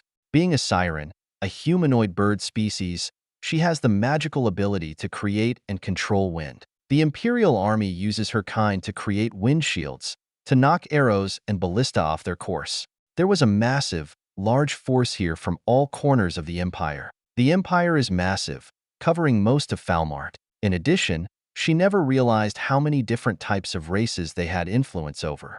While the 100,000-strong force were mainly made up of humans, there were orcs, goblins, all kinds of hybrids, trolls, some elves, and other magic users. It has become rare to find people who are able to do or willing to do magic. The Legion was not this big in the beginning. More and more forces kept arriving after riders went around city to city calling on more forces. Again, she was not stationed by the gate, but a soldier that was there brought one of these strange animals that came from the other side of the gate and came to her camp. Its skin seemed to be metal-like armor, like the ones on soldiers, which is weird since she never seen an animal with metal skin before. It had no blood inside, just these small, colorful ropes inside it. She tried eating it, but it was not tasty. It has been a long time since they lost word from the advance force, and by this point, they all assumed that they were all dead. Everyone that was sent through the gate never came back, so the generals decided to stop sending people through. There were many different ideas on what happened to the men on the other side. Some thought they went to heaven or the underworld. Others believed that they entered a land with naked, beautiful women, men. While there have been other ideas, most believe that they are just dead. She was told by one of the Valrolden that a few more of these things came through the gate. They were easy to kill. They seemed to have no natural reaction like an animal would. One of the soldiers' opinions was that it might be some kind of demon. Everyone, though it was a stupid idea, including her. How could this weak turtle kill their people? It can barely move. That is when someone brought up a scary point. If these things did not kill the advance force on the other side of the gate, who did? A few more days passed, and everyone is bored. She joined a few soldiers to raid a nearby village, looking for food and entertainment. While they found food, the entertainment was not very entertaining for her. Just the usual raiding, nothing that changed the boredom. When the Empire called for recruits for this grand adventure, riches, slaves, and glory was promised. For her, she was not interested in the riches. Well, she would not mind it. Magic has been on the decline for generations because today warfare is much faster. Depending on the spell and level of the user, magic can take a long time to prepare to make it effective on the battlefield. It has been harder to find an effective role for magic in large battles. She wanted to prove that magic still has a place in their world. She wants to show that it matters. They matter. She matters. The truth was that she wanted to prove that she had a place in this world. When this war was called, she was hoping to find something out there, something to make a name for myself, to be one of the greats, to have people say her name with high respect and fear. Just like Rory the Reaper. She will never fully understand what happened that night, but she will never forget. It was the middle of the night, the least likely time to be attacked by an enemy. The only creatures that would even dare attack at night would be beasts that can see at night. She instantly awakened after hearing loud noises outside her tent. After getting her armor on as quickly as she could, she rushed outside to see what was happening. There would be yelling and screaming by the soldiers, bright lights from explosions from within the camps. Not just at the camp she was at, but happening everywhere.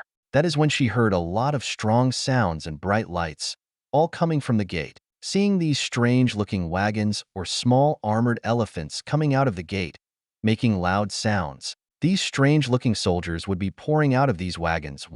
From where she was at, the battle looks intense. For a short period of time, she could not tell who was winning the battle. That was until she saw 200 legionnaires just fall dead, their armor and shields being torn apart, all slaughtered within seconds.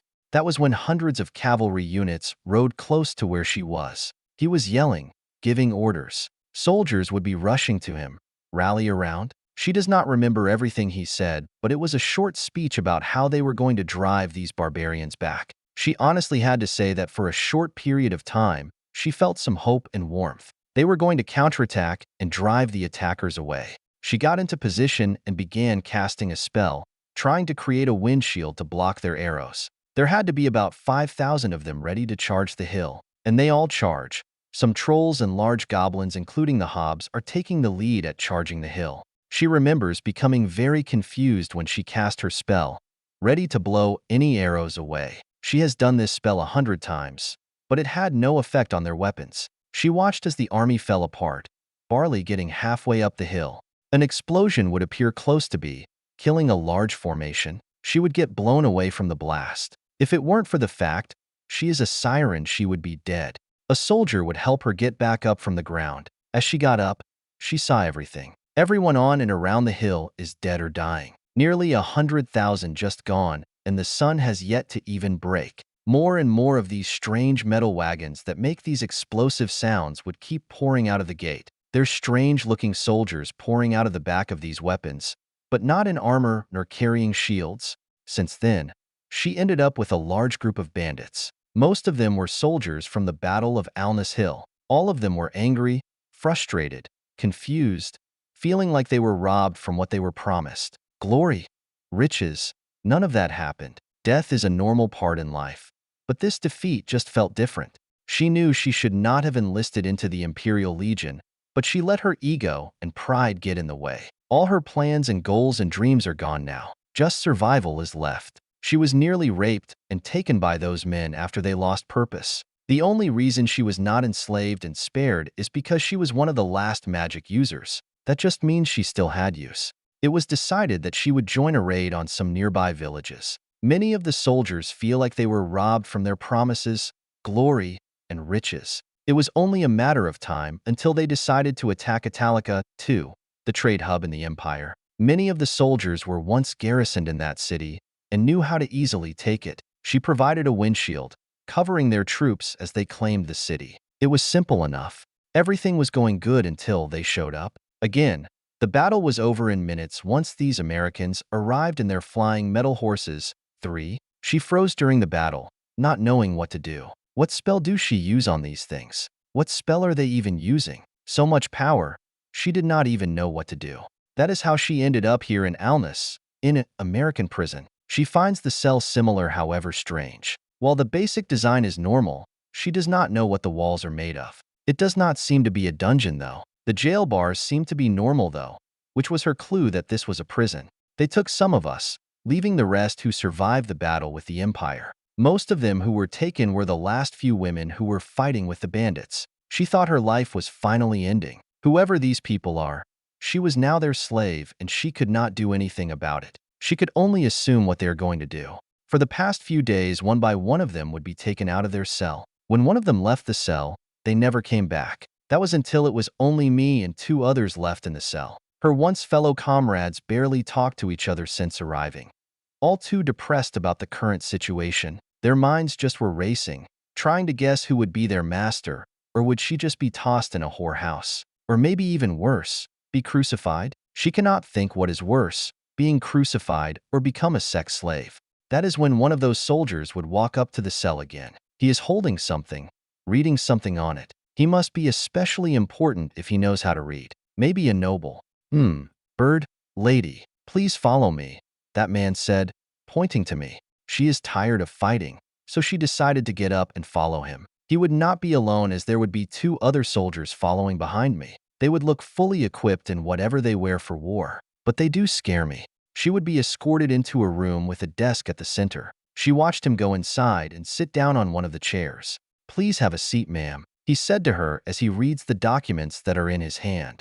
His 2 escorts would take her hands and uncuff them. That is when they would walk away, leaving her free. Confused, she would just walk into the room and sit down. "My name is Second Lieutenant Carlson," Carlson said in a cheerful tone. "I am with the 3rd Military Police Unit here in alness. I am here to ask you some questions. Please answer them as truthfully as you can." His name and job meant nothing to her. She would just be confused on what is going on here. Is this their normal process in auctioning someone? "Name?" Carlson asked. Mute Luna Sires," she said in a defeated, calm voice. He looks at her, and then back at his paper. He must also be a scholar if they trust him to write. "How do you spell that?" Carlson asked her. She never had to tell someone how to spell her name before. He would ask some more questions, like what race is she? Why was she with the bandits and attacking Italica? What were and what are her current goals in life? Who is she loyal to? And other character-type questions. The questions would go on for what seems to be forever. Suddenly, she is becoming more nervous. The questions would finally stop, and the man would be reading what he wrote down. She was sick of waiting, being in the dark. All she wants is to know her faith so she can embrace it like a proper slave. "So, what is happening? Who is going to be my master? Are you Lord Carlson?" Carlson looks at her with the strangest expression. What master? Lord? This is an interview. We are processing you out of here." "Process? Interview? Why am I being interviewed? This isn't an auction?" she asked in a confused manner. None of this makes sense to her. Is he just toying with her? That is when she hears a giggle as the door opens behind her. "Oh, Mute, you are so silly." That voice catches her off guard. "Rory?" She turns around after hearing that voice and sees Rory Mercury standing there in the room. What is going on? This isn't a slave auction? Carlson speaks first as Rory giggles. "Ma'am, Mute, our country does not believe in slavery or the ownership of people. That is banned under the 13th Amendment. 3. People cannot be someone else's property. We value God's natural rights for all, guaranteeing freedom and liberty. Your friend found out we were holding you, and she wanted to offer you a job. First, we had to go through a process to see if we could allow that." She looks back at the man and then back at Rory. "A job? But what happened to the others?" Rory leans forward, directly at her. "They are taken care over." She winks at her. "The ones who qualified to stay here were released into the alness community. The rest was freed. They just did not want to release a criminal into the community. This world was just flipped upside down. Just seconds ago, she thought she was going to be enslaved. Now she is going to be free by the people she fought twice. What is this job? She asked, still not believing the situation. The military police. In their world, the military does not patrol the streets. A civilian group enforces their laws and keeps the peace. While the MPs are part of the military here, they are meant to help keep law and order in alness, Rory explains to her. That is when that man speaks up. That is the basic idea. We can go into the details later. Rory put in a big word for you. She has earned our trust and respect, so when she recommends something or someone, we listen. We are establishing an alness law enforcement so the people can police themselves. Rory here is one of the civilian leaders of the unit. Rory smiles. Yup, it seems fun. I feel responsible for these people here. She walks to the table and then stops, placing her hand on the table, looking at her. So, want to join me? It will be like old times. She said that and gave her a wink. Rory then leans forward to speak in her ear. There are also lots of cute and innocent boys here. She sits there and thinks of the offer. Her face blushes bright red, thinking that Rory is implying, so much has changed and so fast. But I am their enemy. I fought against them at Italica. I fought them here. Why would they help me? Or trust me? There is a lot of confusion in her voice. She did not want to ask the question, scared to ruin the opportunity, but it just did not seem real. The man was about to speak, but Rory stopped him. I have this. These people, Americans, make friends with their enemies all the time. That is how I understand it. Half of their allies they have today, they once fought a war with each other, but they are now friends. If you are no longer loyal to the Empire, you can stay here with me. That is mostly correct. Right now, the French are administering the Joint Alness Community Military Police Program, or JACP, or the AMP for short. Rory rolled her eyes hearing that. They are bad at names though. Just call it the Alness Police. The man clears his throat after hearing that. Yeah, well, basically, your job is to maintain order within the law limits. All training will be provided. Rory, I think we are done here. Carlson gets up and leaves after leaving a box of basic gear and identification bag for new recruits. Rory, and she will leave the building. At first, she freaks out a little, seeing all this unknown equipment driving around, those flying horses flying around, seeing all these soldiers that she recently was enemies walking around. But what brought some warmth to her heart was seeing some children playing around nearby, seeing what she believes is the alness community in the distance, seeing traders and other civilians having friendly conversations with these soldiers. Everyone seems to be happy. Wow. And you live here with them? She asked, still shocked by everything. Rory nods her head to her question. It has been an interesting experience. Good people. A little naive but good heart. How did you end up with them? She asked as she looks around. That is a long, long story. By the way, that man who picked you back in Italica, he belongs to me, so stay away. Rory explains to her, laying down the law. That confuses her as they start walking around. Rory starts to tell her the history of what happened and some basic information about the Americans and their allies. Valtris, May 18th, 2025. Captain Albert Nelson is sitting by the AW-159 Wildcat door. Around him is his fellow SAS 5 warriors of the British Army. The helicopter shakes as they fly over the American and British ground forces below. 8 days ago, his friend Major Sharpe secured safe passage through Italica. While the city is still an official imperial city, they have become friendly to NATO forces. Because Italica is no longer a threat, NATO did not need to attack the city and bypass them. The town of Alter surrendered without a fight after hearing the American victory at Italica against the bandit army. The remaining Imperial forces have fallen back to the Trough Hills. The American 101st Division and French 27th Mountain Infantry Brigade are attacking the Trough Hills while the rest are making a last stand at the city of Valtris. Unlike Alness Hill and Nightwing, where the fighting ended within a day, the Trough Hills campaign has already lasted 4 days and is expected to last another week. The assault on Valtris has lasted for 2 days. Being a port city with a bridge connecting to the western regions, the NATO brass has determined this city to be the most important city to conquer. Not wanting it to drag out like the Trough Hills, American Lieutenant Charles Stanford and British Major General Mason Arthur agreed to send in the SAS to take out the leadership. They hope cutting the head of the snake will end the battle, saving the strategic port city. Captain, the pilot said, ETA, 3 minutes. He looks out the front windows and sees Valtris. Tall buildings with long harbor pier going into the river. The river is massive, being almost a kilometer long. The city reminds him of pictures of Venice, seeing all the water pass through the city, all the small bridges. He can already see the strategic value of this city. Taking it away from the Empire will be a crippling blow to their economy and logistics. He looks back to his team. All right, boys. 1st Cav and our 4th Infantry Brigade boys have been taking the city for 2 days. The Imperial Army is putting up a fight. As you all know, Command wants to take this city and use it as a staging ground. He continues. Because they refuse to surrender, our mission is to take out the leadership. He looks back out the window as they pass the first city walls.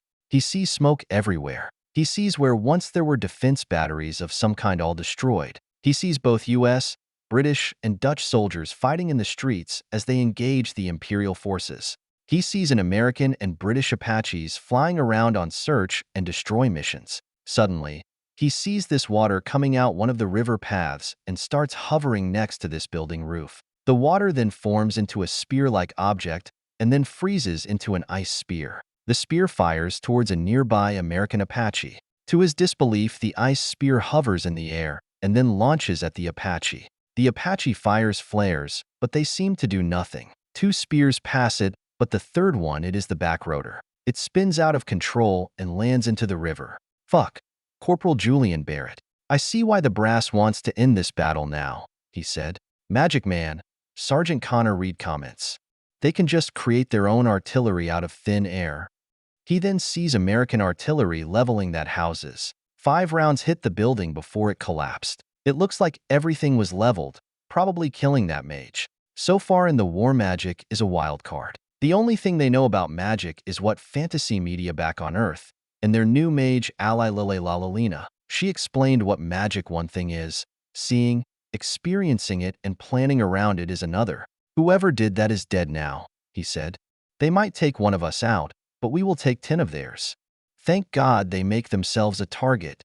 Normally, when NATO forces attack a city or region, they make sure to bring as many assists as they can. They are trained to call in air support when needed. However, there are no air forces in the special region. He finds it strange that he is fighting without air support. This means soldiers have to be more careful. Helicopters are the only air support anyone can rely on until more military assistance can come through the gate. He sees the Wildcat escort Apache AH-MK-1 fire its 30mm chain gun into the building, clearing the landing zone. Once the landing zone is clear, the Wildcat hovers by the balcony. He and his SAS team get out and secure the area. He looks back and sees the Wildcat and Apache leave. He sees small throne drones and helicopters flying around, providing any support they can. Selective artillery hitting buildings and streets. All right, system check. Connor orders. He looks at his helmet and looks at his HUD. 6. Just like the Americans, the British Army has developed a dismounted situational awareness system called FIST. 7. Right now, the system is just an overweight paperweight because all the communication systems like satellites that are needed to make the system work properly are on Earth. The alness airfield is under construction. However, it will take time to bring in the necessary equipment to build it, then bring in all the aircraft that is needed for it. For now, the system is only good for him, able to see his SAS through their cameras. He readies his C8 SFW rifle and heads through the palace. They all move through the hallway. Have you noticed these hallways are bigger? Julian points out. He glances around, noticing those too. It is because these were not just built for humans. They must design these buildings to allow their bigger creatures in. That means watch out for demi-humans, Connor said. He has seen the images and videos from Philadelphia, seeing orcs, trolls, werewolves, humans, elves, and more. As he moves through these hallways, he has no idea what he might face. As they move, he sees his soldier Sergeant Philip Walsh, who is on point through his HUD. He watches him go around the corner and see an Imperial soldier. The swordsman grabs his sword handle and Philip shoots him. He then hears more weapons fire as his SAS soldiers engage the enemy. He moves up to the front and sees Connor giving orders. He sees a plaza inside the place, and they are on the 3rd story. His SAS are lining up on the railing, firing at the large enemy force. He looks to the left and sees this humanoid standing there. It is a Nico in a maid outfit, standing there holding dishes. She looks terrified as she shakes. "Run," he said. He then watches the Nico rushes away screaming in fear. He chuckles, finding that funny for some reason. He goes to the railing and looks around. He sees soldiers trying to fire arrows at them, however his SAS has the better elevation. "We need to keep moving. Our mission is to find the leadership, force them to surrender, or take them out." He then heard a roar and saw this wolf-like beast identify as a Valrolden jump from one side of the plaza to his side of the plaza. It grabs on the railing. The Valrolden lets out another roar and grabs one of his SAS soldiers. It takes him and tosses him off him out of the hallway. The SAS soldier falls 3 stories down and hits the stone floor. He and 3 others shoot their rifles at the Valrolden. The bullets go through its armor easily, and it falls backwards, going down 3 stories. He then looks down. Shit. Connor takes 3 and heads down there. The rest of us complete the mission. They start to move out of the plaza and head down the hallway. He can see on his HUB Connor and his team rappelling down to the plaza floor to check on his fallen soldier. They head down a staircase and see dozens of people in a new hallway. Some of them Valtra Knights and Imperial soldiers, and others are just maids, servants, politicians, and/or slaves. The civilians see him and flee to the doors, trying to escape. The warriors pull out their swords and start charging. He engages them, killing the first 2. The rest of his team forms up and easily takes them all out. Swordsman boxed into a tight hallway makes them an easy target. "These are Valtra's knights," he said. "That means we should be close. Let's go." He sees this fancy-looking door at the end of the hallway. Right now he wishes he could uplink with a Reaper, 8, or Thales, 9, drone to see where the enemy location is at. He signals his team to get ready to breach. He can hear 2 of his soldiers firing behind them, watching their 6-0 cloak. He sees his soldiers set up breach charges on the thick door. Moments later the door explodes open, and his team moves in. He sees about a dozen enemy guards everywhere. Many of them are in fancy stylized armor. He wonders if this is a style of military ranks or a show of wealth, or what kingdom or count they belong to. He then sees the Imperial General with the count of this city standing there, surrounded by guards. "Engage," he orders. He takes his C8 SFW and starts firing. The rest of his men open fire after forming a line, all 6 of them. The swordsmen form a shield wall, protecting their general. The ones in fancy armor charge at them. To their horror, the one in golden armor dies quickly, showing that their armor is useless. A green orc in dark armor charges at him, swinging his sword. He aims and shoots him in the head before he gets close. All rogue targets are neutralized. Staff Sergeant Calvin Reed said over fist. "Focus on the shield wall." Then a human man in a robe walks up while also holding a staff. Another individual, a high elf, walks up and holds out his hands. He sees these 4 decorative pools in the corners of the chamber room. The water rises, brought controlled by the elf. The water quickly forms a wall between the Valtris Knights and Imperial soldiers. The mage staff glows, and the water turns into ice. The entire water wall turns into a thick layer of ice. For a moment he lowers his rifle as he gazes at the ice wall, unable to believe what he is looking at. Water being controlled and then being turned into ice. "Holy shit," Julian said, unable to believe what he is seeing. "Everyone engage," he orders. All 6 SAS fire their rifles at the shield, but the ice shield deflects all their rounds. The bullets are chipping at the ice shield and can punch through if they have time to do it. The mage then holds out his hand and ice projectiles from the ice wall. About 2 dozen ice projectiles come out of the orb on the staff and head towards the SAS. They are coming like a shotgun, spraying everywhere. "Take cover," he orders. He gets behind a pillar and sees his troops do the same. On his HUD, he sees one of his soldiers get hit by an ice projectile. His Osprey MK4 body armor stops one of the ice projectiles, however his arm gets hit. "Fuck," Philip said as he places his hand on his arm. "That is so cold." "Medic." He orders them all to stop and orders Julian to fire the UGL-10. When Julian gets ready to fire at the mage fires an ice breeze spell first. His C8 SFW rifle freezes up and the ice goes up to his arm. He drops his rifle and holds his arm. I cannot move my arm." He did not bring any heavy weaponry because this was supposed to be an indoor operation. He was not expecting a mage user. In the memo, Lelei explained that magic is different for each mage. It is because magic is based on the user's knowledge of the world and environment, natural laws. Based on Lelei's explanation, he can assume this mage is a high-level or experienced mage. He knows how to counter NATO infantry weapons. NATO has so little information on these abilities, it is hard to plan around it. He sees the balcony behind them and gets an idea. This is the Royals requesting emergency support, he said of FIST. While FIST Network is the UK program, it can connect to the American NW network as part of NATO integration programs. While independent, they can talk to each other when needed and share information. This is actual. What do you need? I need a rocket or a tank round on the palace balcony, he said. Single round. Single round, Actual said. Abrams tank firing. Suddenly, the balcony roof explodes, shocking everyone but the mage. The mage remains focused on the SAS troops. He wants to distract the mage or force him to deal with the explosions behind him. That will give his unit a chance to take him out without worrying about a counter. Fire again, he said. This time 2 tanks around shoots at the palace, shaking the building. The mage freaks out as he does not understand what is happening. He looks at some of the collapsing rubble and stops them from falling. The rubble glows blue and hovers in place. He heard Lelei do this back at alness. 11. This is telekinesis, where a mage can use their mind to stop and control objects. While he has no idea how it works and is amazed by the sight, he orders his troops to take the mage out. His plan worked, and now he needs to remove the ice wall. Fire another grenade.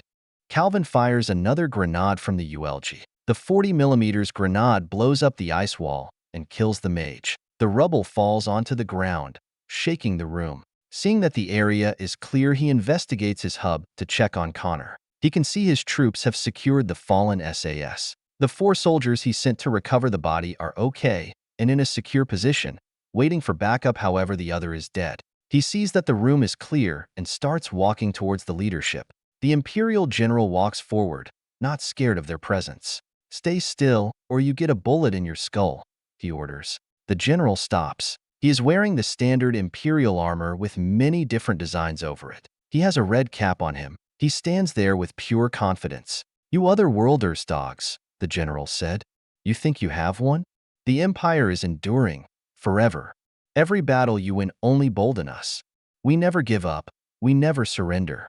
We will fight until we are victorious or dead. The general pulls out his sword. For the Empire. He and 1 other soldier fires at the general, killing him. He then aims his rifle at the Count. The Count stands there in green robing. He looks terrified. For the record, the general does not speak for me, the Counts say. He then sees knights walking up armed. Before he shoots, the Count holds out his hand, ordering them to stand down. I was told you spared Italica and Altar, the Count said. Is that true? That is correct, he replied. If you surrender the city now, no harm will come to your people or you. What about my family? The Count asked. Surrender and nothing will happen to them, he said again, getting annoyed. Okay, the Count said. He takes a deep breath. My name is Count Gallus Dun Gerardus of the city of Valtris. I hereby surrender the city to you. V02, Chapter 27 RM. Fort Alness. May 21st, 2025. Sharpe is currently at his desk, catching up on some office work. None of the wounds he had received during his time as a prisoner were serious. Most of them were just superficial wounds. During his time as a Special Forces operator, they were trained to have high endurance, being able to push on even if they were in bone-breaking pain. Still, it is not fun to allow yourself to get your ass kicked.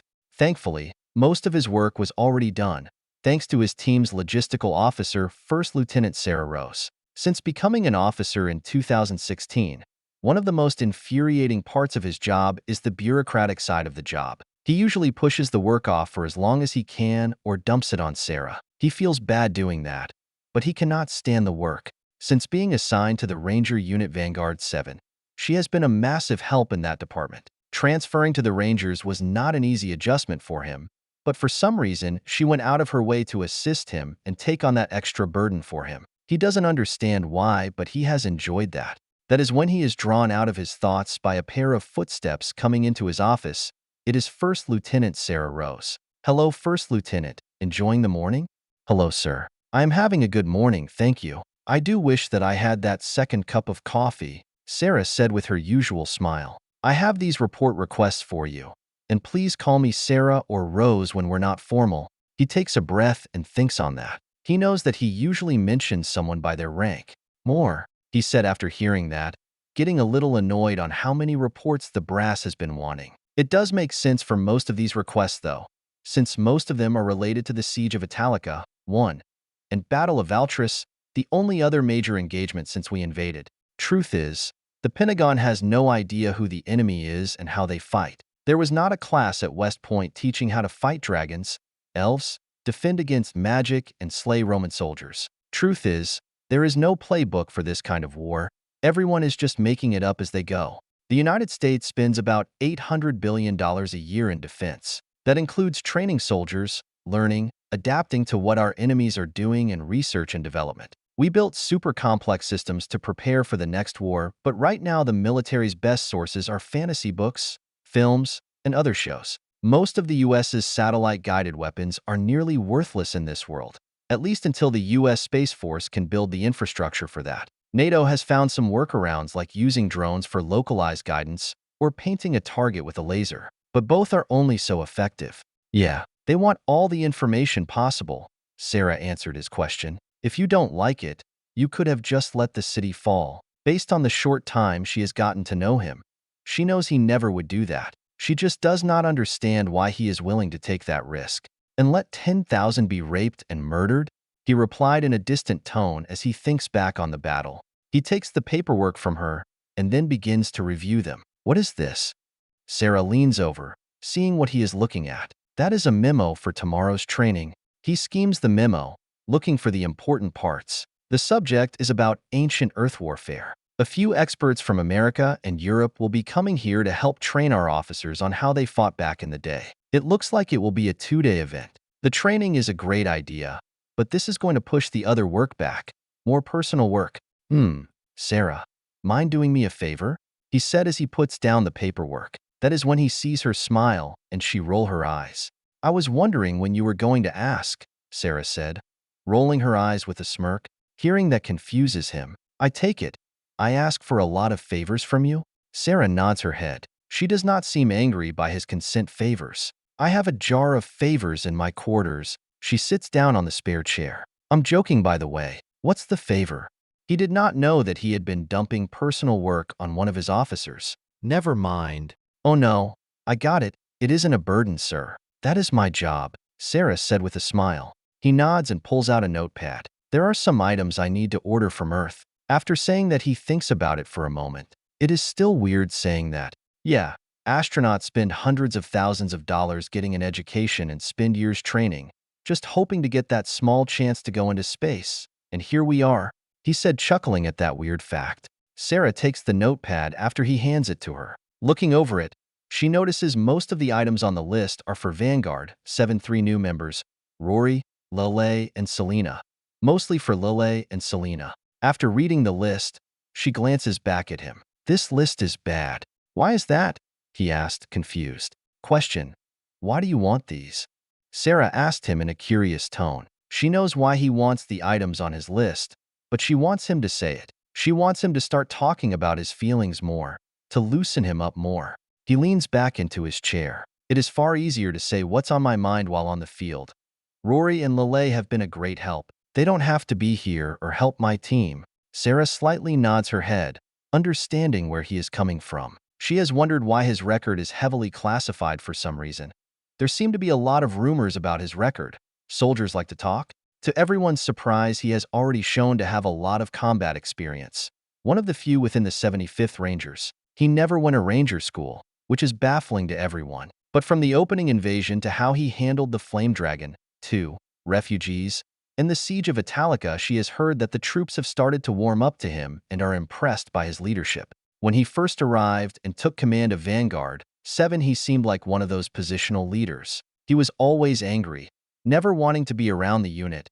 It was almost like he saw everyone as below him. The events at Italica broke that image as everyone started to see a new side of their leader. She just wonders what happened to him and why he acted the way he did early on. She does find it adorable to see him open his heart, She wonders why most of the time he barricades it deep inside him. The more he opens, the better of a leader he seems to be. I get it. It's just that your list sucks. Why does it suck?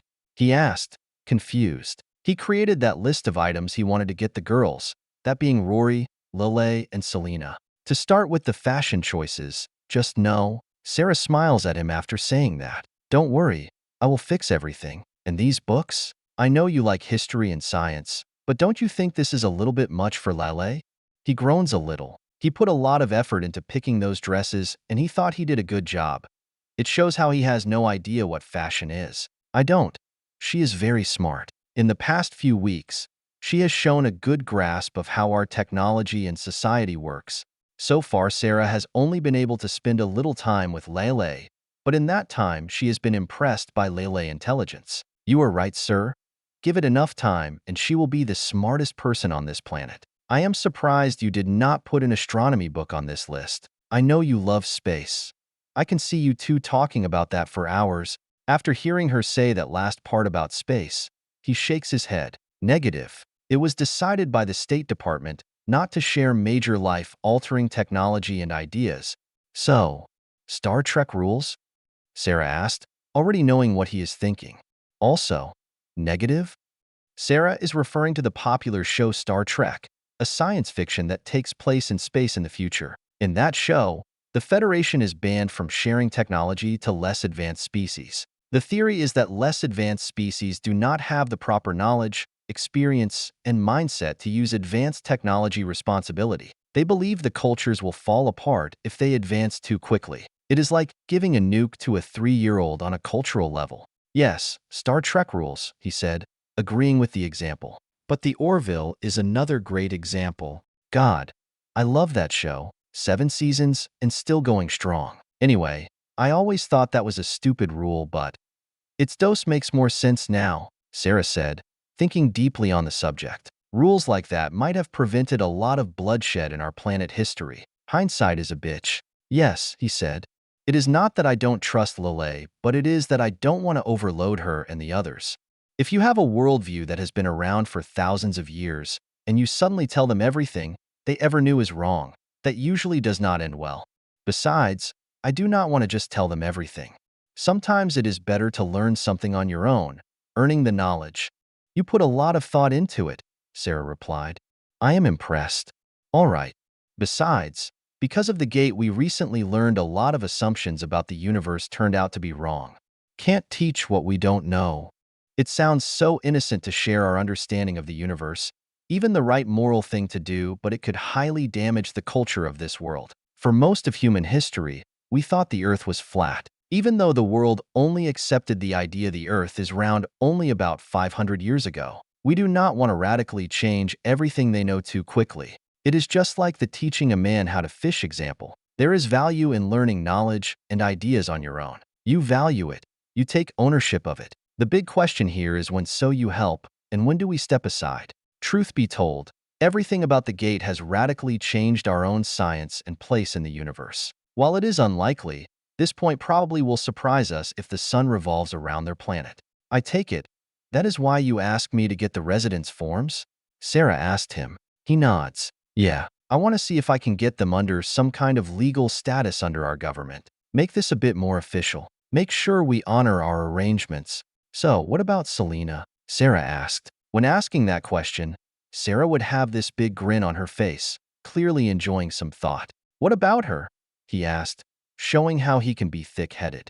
I understand Rory and Lelei, but she is just a kid, Sarah points out, trying to let him figure out her question. I know. Why are you asking? He asked. She still needs some protections until something better comes along. Sarah crosses her legs, getting more comfortable in the chair. Then why not you just leave her here at the alness community? After hearing that, he becomes a little discomfortable. For some reason, he did not like that idea. He has gotten used to having Selena around. However, he knows she needs something more stable in her life. Sarah notices that, seeing he gets nervous on the domestic parts of life, it would be the responsible thing to do, but it is clear a part of him does not want to do that for some reason. I have been considering that, he said, not in a confident tone. I just haven't gotten around to looking for a family who will take her in. Sarah interjects after he said that. It probably will be best. Find someone to watch over her. Be there every day. But I don't think she will like it. He looks at Sarah confused. He is trying to figure out why she would say that last part. While she agreed with him, her tone implied that she didn't agree. It would be better for Selena to have a guardian who can be there and provide for her. Someone from this world who understands the daily struggles. Not a soldier from another planet whose only skill set is taking other people's life. Why do you say that? She deserves a good life, to be free to live her life. Grow up safe, he replied, trying to figure out what she is trying to say. He can see Sarah smirking, like she has something on her mind that she is not telling him. She adores you, sir, Sarah said bluntly. She lets that statement sink in a little before continuing. I know you try to keep a distance from her, but she does, sir. And I am not the only one who thinks that. She wants to be around you, and I can see that you want it too. Never underestimate the knight in shiny armor fantasy in a girl. She finishes with a big smile. But Sarah spans her fingers when he said but. Up until now she has been nice, loving, and positive, but her attitude suddenly got serious. Sir, with all due respect, but just accept it. I know you want to. I know you have not talked to God in a while. It is not my place to know why, but let it go. You knew what you were doing the day you saved her, and the responsibilities that came with it. She did not want to push anymore, seeing that she made him see her point, and she did not want to cross any red lines. When he first came to this unit, he almost never smiled. It seemed like he just went through a bad divorce or something dramatic and tense, but he just was distant. Since Selena came into all our lives, he seems happier.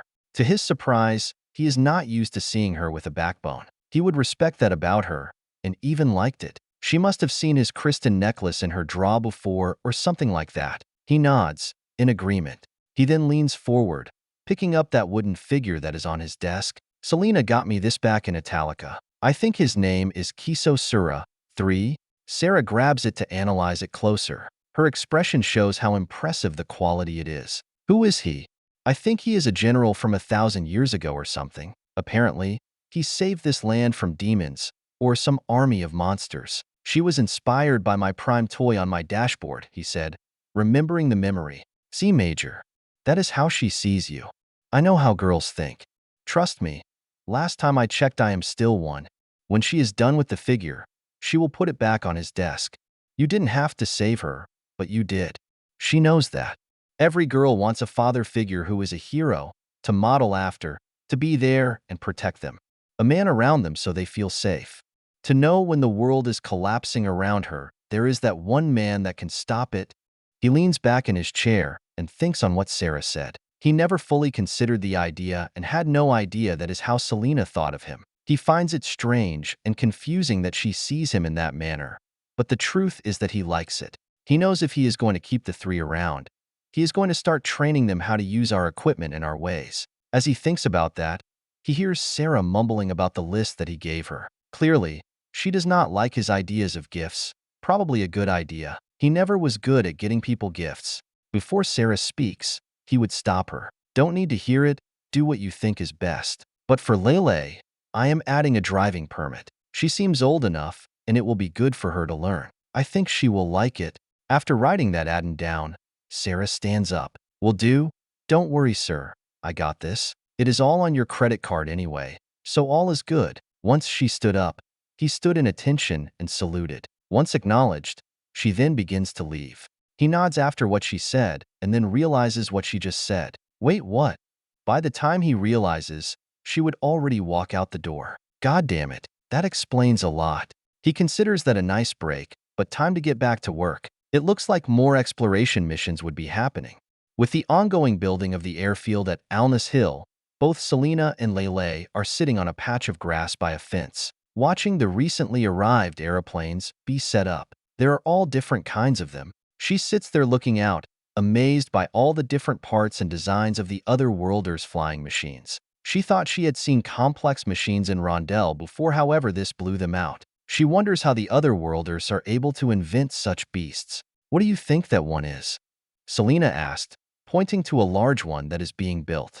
She was able to acquire a few small guidebooks with some information on NATO equipment. She flips through the pages of the airplane book, looking for a picture that looks like that object. After finding it, She looks back up, verifying that they are the same. A cargo plane, C-130 I believe. It is like a flying wagon. It is just missing its wings right now. Oh, Selena asked. What do you think that small thing is? I think that's what makes the aeroplane fly, she responds as she reads the book. She is happy most of the pages have pictures on them, so she can match what she sees with the book. It is called an engine. Wow. Do you think we would ever invent things like that? Selena asked, impressed by the flying machines. If the Americans never arrived, I don't think so, she answers in her usual academic tone. Being surprised by that answer, Selena looks at her. Why do you think that? They surely did. She closes the book and thinks of her reply. From what I understand, they don't have flying beasts in their world. There were no flying animals big enough to domesticate, so they had to invent one. We have that option already, so we probably would have limited our imagination. Technology is only invented if we need it. After saying that, she thinks about how to follow up her points. But now we can see different ideas there are, and maybe someday we could. It won't be in our lifetime, though. Selena is quiet after that, thinking about what she said. They watch as they see the soldiers load their flying machines off trucks and put them in their new homes called hangars. What is your favorite one so far? Selena bluntly asked, getting bored of the recent quietness. She looks up from her book and analyzes the many different aircraft. Most of them are American. She can tell by the simplest on each plane. The next largest force would be from Japan with one or two from other nations. After a few minutes, she points to one. I think I heard one of them call that an Eagle. F-15X Eagle. It looks like it means business, whatever its dose. I do wonder what the X means. Selena nods her head in agreement. I like that one over there. It looks very scary. The teeth painted on the front of its nose and that really big gun under that. She quickly looks through her book until she found that Selena was pointing at. They call it AA-10 Thunderbolt. It flies close to the ground and destroys enemy armor. Cool, Selena said after eating some earth candy. After a while, Lelei looks over to Selena and asked her a question. I don't believe I know where you were bored. The question would sound a bit forced, but Selena was fine by it. She grew to like Lelei, being someone she could walk up to and ask questions on what is happening. I was born in Edras, she said in an uncomfortable tone. The Edras kingdom lies far in the west. For centuries, the Empire has been trying to conquer that land and failed multiple times. That was until recently when the Empire legions massacred the main Edras army after their king was murdered. Rumor has it that many of the nobles were bribed to switch their allegiance to the Empire. They sold out the royal family and the location of their army. It is believed all the royal family were killed after the battle. I'm sorry, she said to her. Their lands were devastated after the massacre. Today that kingdom is just a vassal of its former glory. This is a normal story. Edras is only the latest kingdom to fall to the Empire, at least until now. The conversation is interpreted by a pair of planes about to take off. They look at them and see two of these eagles taking off. A loud crackling sound followed the two planes as they went into the air. The plane's takeoff impressed them, finding it fascinating on how they fly. That is when they see Rory and someone else walk up with her. Hi Rory, who is your friend? Selena asked after waving her hand at them. Rory walks up, waving back at her little friend. She is one of my underlings. How did they say it? Back in the day? Duh. They all chuckle at the strange sayings they have back on Earth. You can call me Mute. After introducing herself, she extends her hand for a handshake.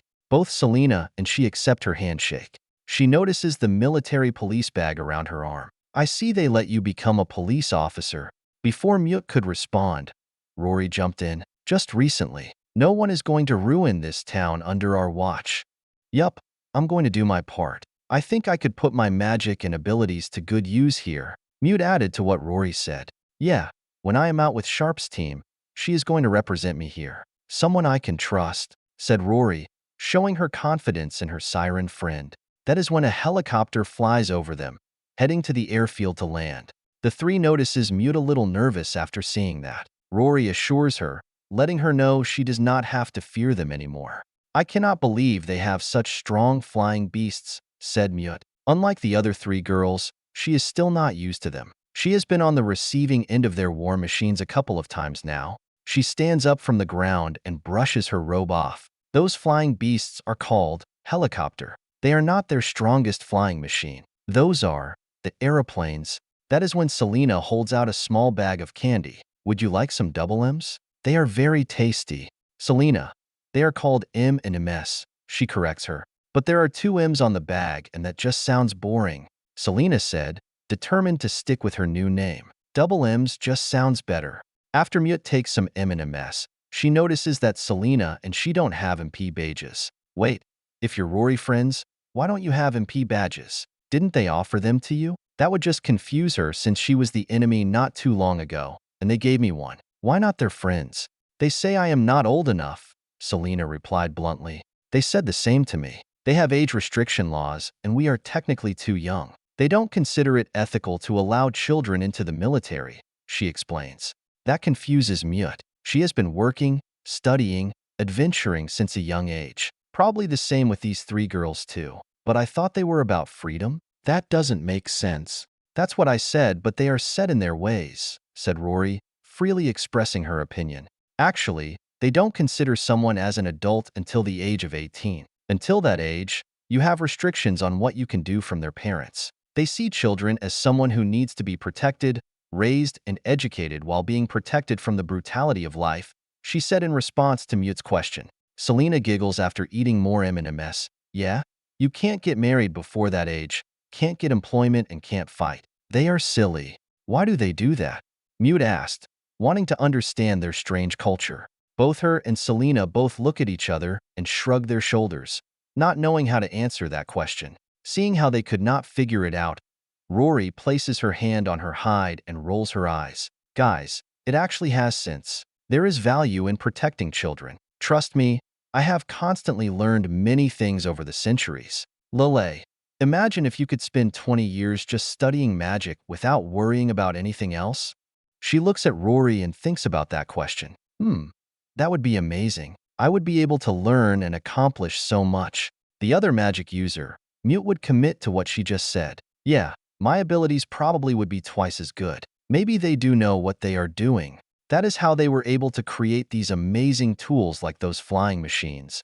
Maybe we would create such customs when we become that powerful, Selena adds.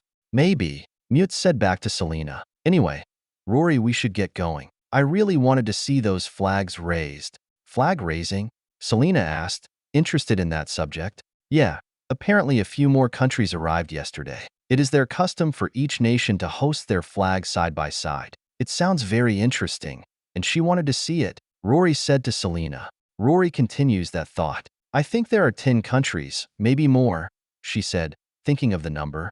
Wow, that is a lot. We better hurry. I want to see them. Before leaving, Mute looked at the two girls. You two want to come with us? Sure. I want to see their flags. It sounds like each flag has a story behind it. I think that's pretty neat, said Selena. They all head out, heading towards the gate to witness the new flag raising. V03, Chapter 28, Birth of Liberty RM. Alness Community, Apex Liberty Tavern, May 18th, 2025, 1. Delilah looks around in a panic. All around her are hungry and thirsty American customers. When she first came to Alness, she was surprised how different the other worlders are. From buildings to wagons, to clothes and rules are so different. After the siege of Italica, too, she talked to Mamina on what her opinion of the Americans and their friends. Both agreed that they are different than the Empire. However, that does not mean they can be trusted. They are clearly the most powerful force on Falmart, second to only the gods. However, that power doesn't mean they can be trusted.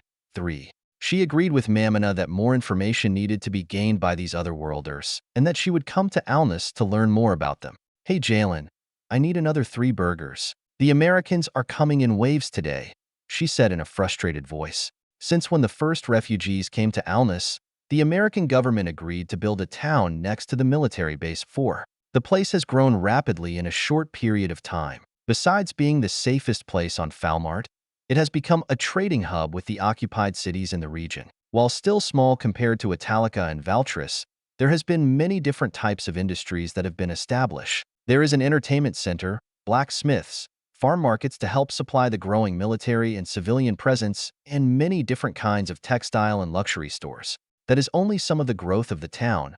Where I work is the local tavern, or as the Americans call it, a bar. The British soldiers, however, call it a pub. Those two groups come in here, and argue about the difference after a few drinks all the time. All these people have different names for the same damn thing. The owner of this bar was able to find a good menu from both worlds. I don't get to see him much, but I was lucky to get a job here as a server. I've been traveling for years, moving place to place just making, day by day. However though, I am currently missing that life as the bar, known as Apex Liberty Tavern or otherwise known as Apex.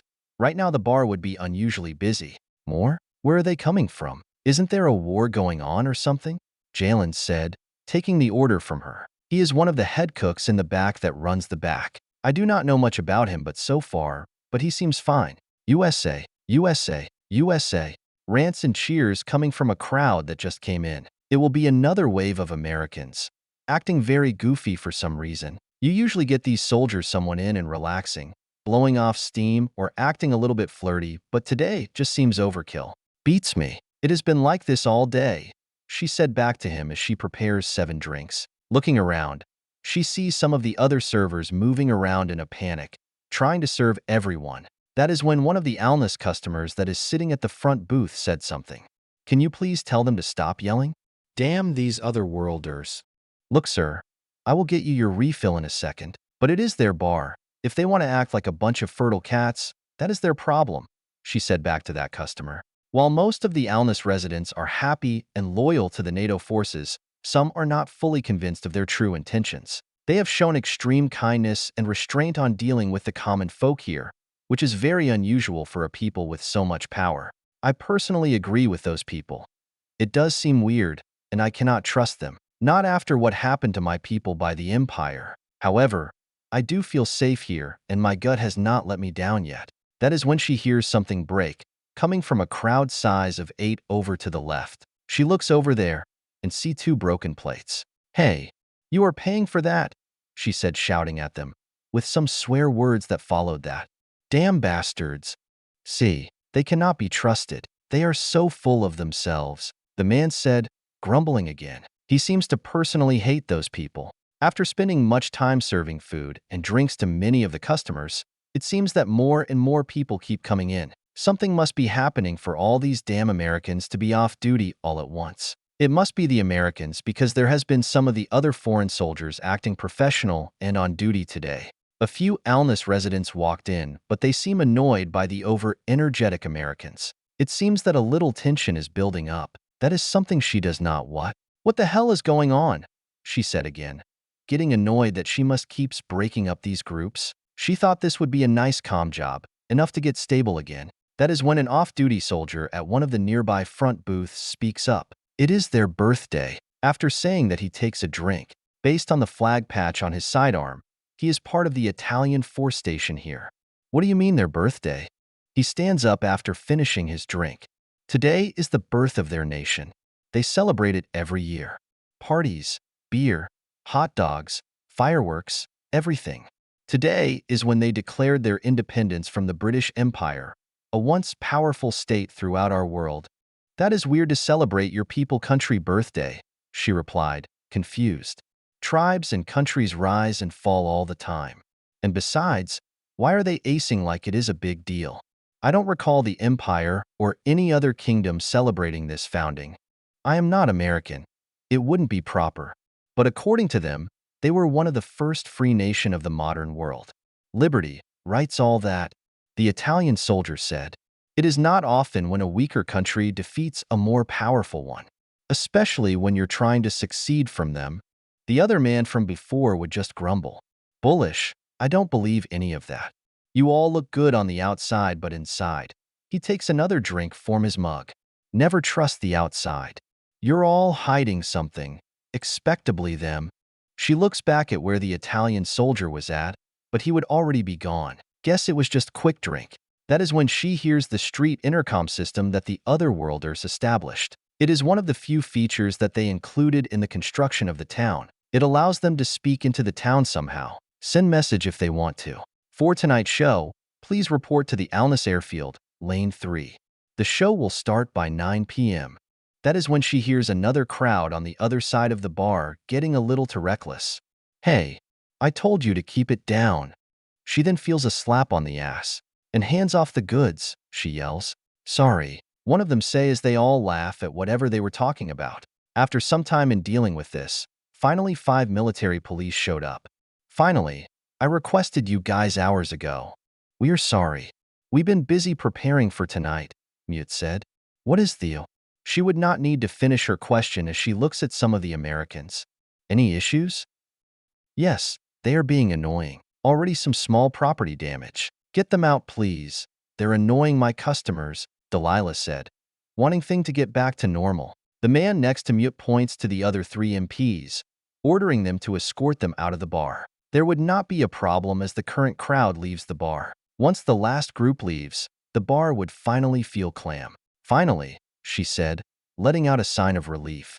Thank you. I don't understand how you guys put up with them.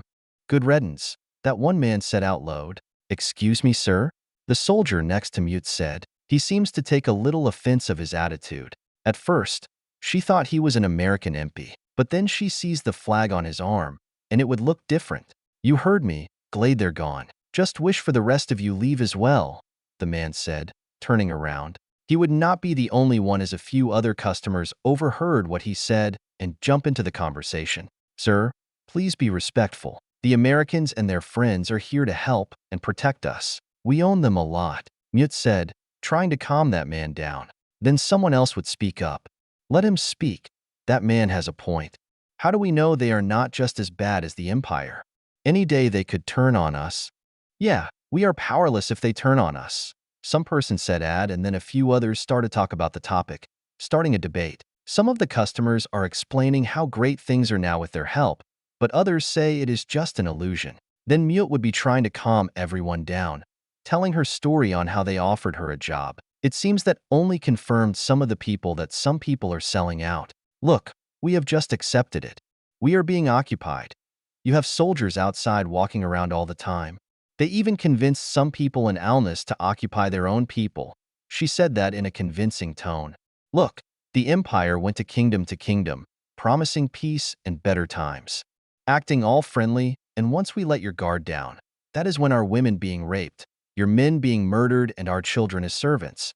I have seen it happen many times. After saying that, it seems that point convinced some people began to doubt the good intentions of the NATO force, mainly the Americans because they are the largest force here from the other world. It definitely shows that not everyone has been sold on this alliance. The Mute seems to be struggling to find a way to reply to that. It is a good point. Because they save them from the flame dragon does not mean they can be fully trusted. That is when that other soldier would finally speak. He has just been listening the whole time. My name is Miloslav Sukanek. I am a first sergeant of the Czech Republic Army. Almost everyone stops to listen, only because he has been so quiet until now. Miloslav continues what he wanted to say. When I was a kid, my grandfather told me stories about the Nazis' occupation, an evil empire from our history. Like yours right now, but much worse. He would say that the Americans liberated my country 85 years ago. Honestly, I did not care. It had no meaning to me. The bar goes quiet. Everyone stopped eating, drinking, talking. Even the staff has stopped working to listen to what this soldier has to say. She even notices that she was interested in what this man had to say. He would tell this story over and over. I just did not understand why it meant so much to my grandfather. 10 years ago, the Russians, one of the other great powers from my world, started attacking other countries nearby. We were once brutally occupied by them too for over 60 years. 5. We finally achieved freedom and liberty. My people feared that they will become a vassal again.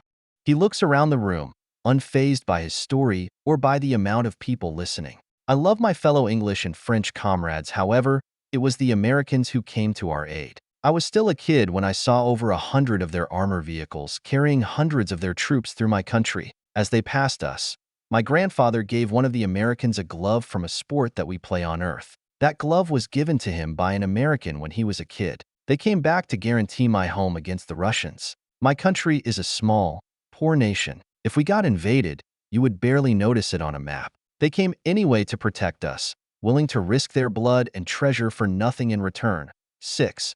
Miloslav explains. They are still there today, in my country, protecting us against threats on my world. Even after your world attacked them. We don't always agree, but there is no other country you want behind your back. Miloslav said as he finishes his story. Once he is done, he would just turn around and walk out the door, going back to his duties. The other military police would follow him, still in deep thought. Most of the other customers would remain quiet, thinking on that story. Some would leave, others would finish their meals and go back to their own business. She then goes back to work after listening to him. As she pours new drinks, she would still be in deep thought, reflecting on that story. The fall of her kingdom, the warrior bunnies hit her hard. The betrayal destroyed her home and family. But if half of what Miloslav said is true, maybe it is worth trusting in these otherworlders. This could be the opportunity her and Mammon have been hoping for. Once she is done taking some orders, she would walk outside. Seeing some soldiers walk by, enjoying the day, she would wave them down. Hey, you look thirsty. Come on it. Alness Airfield. There are hundreds of soldiers and alness residents on the pavement of the airfield that is under construction. Lieutenant General Stanford gave most of the base the day off because it is the American holiday, Independence Day. Because of the bravery of the NATO soldiers who have ventured into a new world to face the unknown wonders, he arranged a special day to show their nation's gratitude. Just like any 4th of July celebration, there is beer, grills making burgers, hot dogs, and all other kinds of food and loud music. You have soldiers, airmen, and civilians talking about past adventures, playing games, or talking about their families, having a good time. As Rory looks around, she sees thousands of soldiers standing around, talking, and having fun. She finds this sight strange. The only time she has seen events like this is after winning a war. This is so tasty, she said as she takes a second bit. What do you call this again? A dog. Hot dog, Rory. Alicia corrects. Lelei looks at her hot dog that is right in front of her. I thought you people don't eat dogs. Randy looks at her and chuckles. It's not a real dog. It's just the name, he said as he eats. Close your mouth, Serge, Alicia said to him as she tosses a piece of popcorn at him. Eat up, Lelei. You don't want to eat it when it's cold. It's Sergeant Major, Randy replied. Then what is it made of? Lelei asked as she tries analyzing the hot dog. Vanguard, 7 team members at the table will stop and look at each other. It is Scott to respond to her question. You don't want to know. She looks at them confused on why they all refuse to answer that question. She gives then an evil glare. What do you mean by that? Trust me, just enjoy the food. It's something you don't want to think about, Alicia said, implying to them to drop the topic. She has grown to like Randy, seeing him as a humble man. He is also well experienced as a solider. She finds his war stories remarkably interesting, different. How he would patrol the streets of the Middle East during the War on Terror. Based on what Randy's stories, she has learned how different wars on Earth are. A part of her feels jealous, wishing she could see and experience those wars. Alicia, she became a quick warrior sister after the siege of Italica. 7. To take a man phrase, she learned that Alicia has a pair of balls and willing to fight. She gained a new respect for her. Well, I don't care. I think it is good, Selena said as she finishes her hot dog. As they talk, Sharpe walks up to his team and then sit down. He has a paper plate with a big burger on it. How the hell did you get that? Randy asked once he sees it. All jealous. It would nearly be twice as big as his. Easy, Sharpe replied in a sarcastic tone. Become an officer and kiss ass. Kiss ass, you say? She said as she looks up at him, giving him a wink. Again? Sharpe replied. To her horror, she watches Sharpe winks back at him. She hates and loves it while he counters her flirting. Her intention is to poke fun and control the narrative. How he responds prevents her controlling him. She hates that but loves the challenge he gives her. On the other hand, she has grown to like Sharpe. At first, she had mixed feelings with him, but after properly introducing herself to him that night, 8. But when he gave that speech in Italica, rallying everyone to the defense, she was sold on him. He is not a traditional leader compared to the Empire. He takes control of a situation and leads, however, he does not do it with an iron fist. He willing to ask around and learn, seeing other people's point of view. And more important, he cares about the innocent and weak, which has been a rare sight for her. You have to suck up to your chain in command to get promoted, Sharpe explains. That didn't sound any better, mumbling that last part. Must be great being an officer, Alicia asked sarcastic. It is great except for the paperwork, Sharpe said. I wouldn't agree with that, Sarah said as she walks up. Lots of work, especially working for this lazy man. Hey, Sharpe shouts, giving her a soft elbow jab into her arm. Selena laughs at him. She looks at Sarah. She is confused by her. Sarah is genuinely nice, but also seems strong. She does not look like the warrior type, and she stays back at base all the time. However, she seems to be very loyal to Sharpe for some reason, and she is always on top of everything. Every time Sharpe needs something, she already has the solution or resources he needs. Once she is finished with her hot dog, she looks around at everyone. So, you celebrate this every year?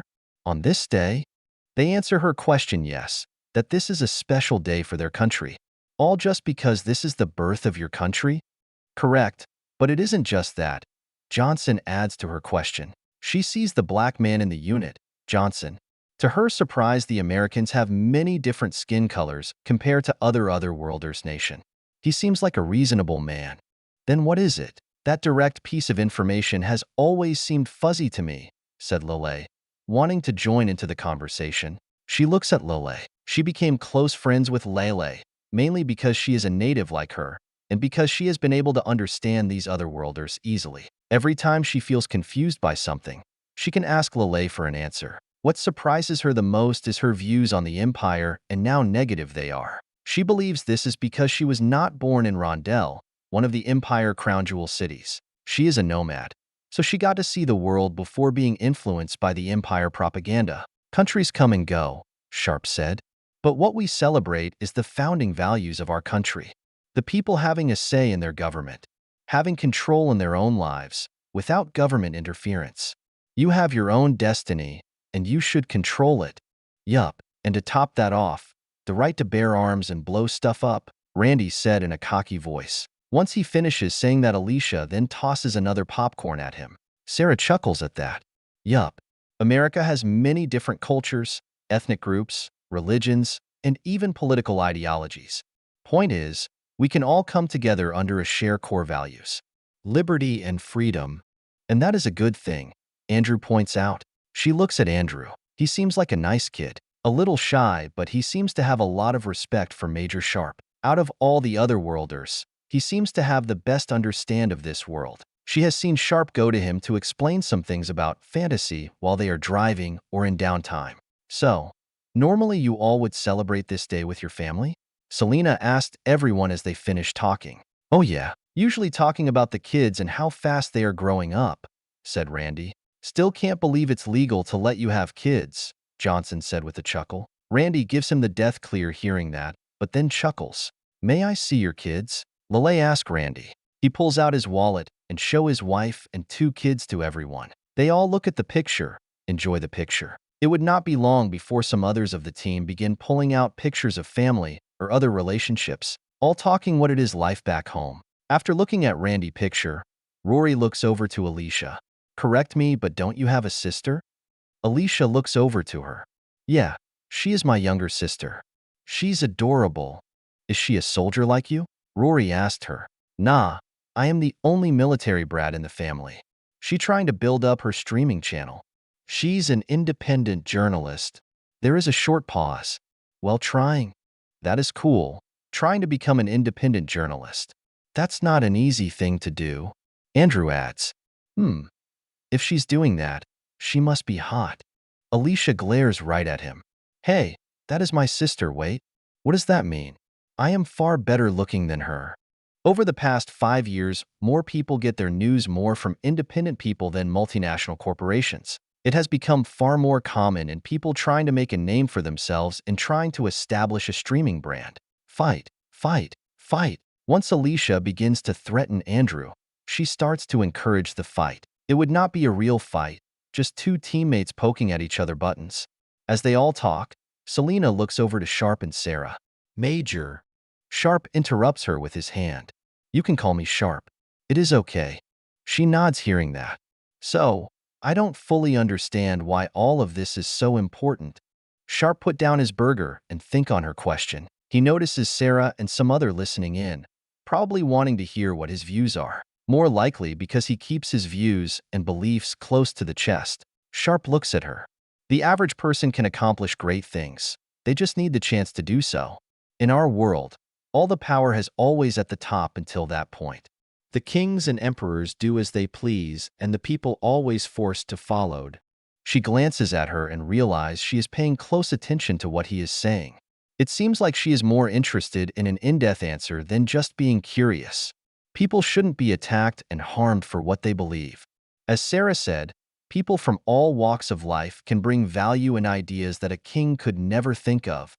The foundation of our nation is based on that all men are created equal in the eyes of God, that everyone is politically equal, and no one can control or own someone else. When you are born, you have these rights, and that no one, a government or a single man, can justly take them away from you. Everyone, regardless of their class, ethically, rich or poor, all has the same unalienable right: life, liberty, and the pursuit of happiness. And if anyone tried to take that away, you are justified to resist and, if needed to, replace the tyrant, Sharpe said. As she listens, everything Sharpe said is different than what her father told her. She was raised to believe that power rules, but how that power is used determines your place in history. However, you must keep the peasants in line, or they will rebel. Everything Sharpe said defy that. Johnson, the team's second in command, add to what Sharpe said. Selena, let me give you an example. His people enslaved mine for generations until we had a civil war that ended it. Clearly, the institution of slavery transcends Earth, but because of that document that we are celebrating, and it established that everyone has these rights. Those values alone created the opportunity to end that institution, freeing not just my people but people around our planet. We didn't become a great power because of one man, but on the backbones of millions, Sharpe adds. Seeing that she is listening, he smiles and pat her on the head. Besides, you never know where greatness will come from. That has been a lot of information for her to take. Most of those concepts are very foreign to her, to this world in general. It is almost the exact opposite on what she grew up on, where the people serve the crown. What they're walking about is so strange, but good. These people have been some of the best people she ever met. Maybe, just maybe, if her country adopts something like that, they could have great people too. So, the government is there to protect your people, to protect all the rights your government has. And a piece of paper freed him and others? Close. We don't get our rights from the government. What is given can always be taken away, Sharpe points out to her. Rory has been listening in to the conversation. Selena, think about it like this. Emroy is a god. Emroy gave me my powers. They are mine. What they are saying is that their god gave them their rights, and because of that, no one can take it away. Just like no one can take my powers away. That is a good way of looking at it, said Sarah, liking Rory's personal example. I get it. But what if someone is doing what you don't like? She asked. Because you disagree doesn't give you right to oppress them, Sharpe said. Even if you don't like it. Having the right to say what is on your mind is the core part of liberty.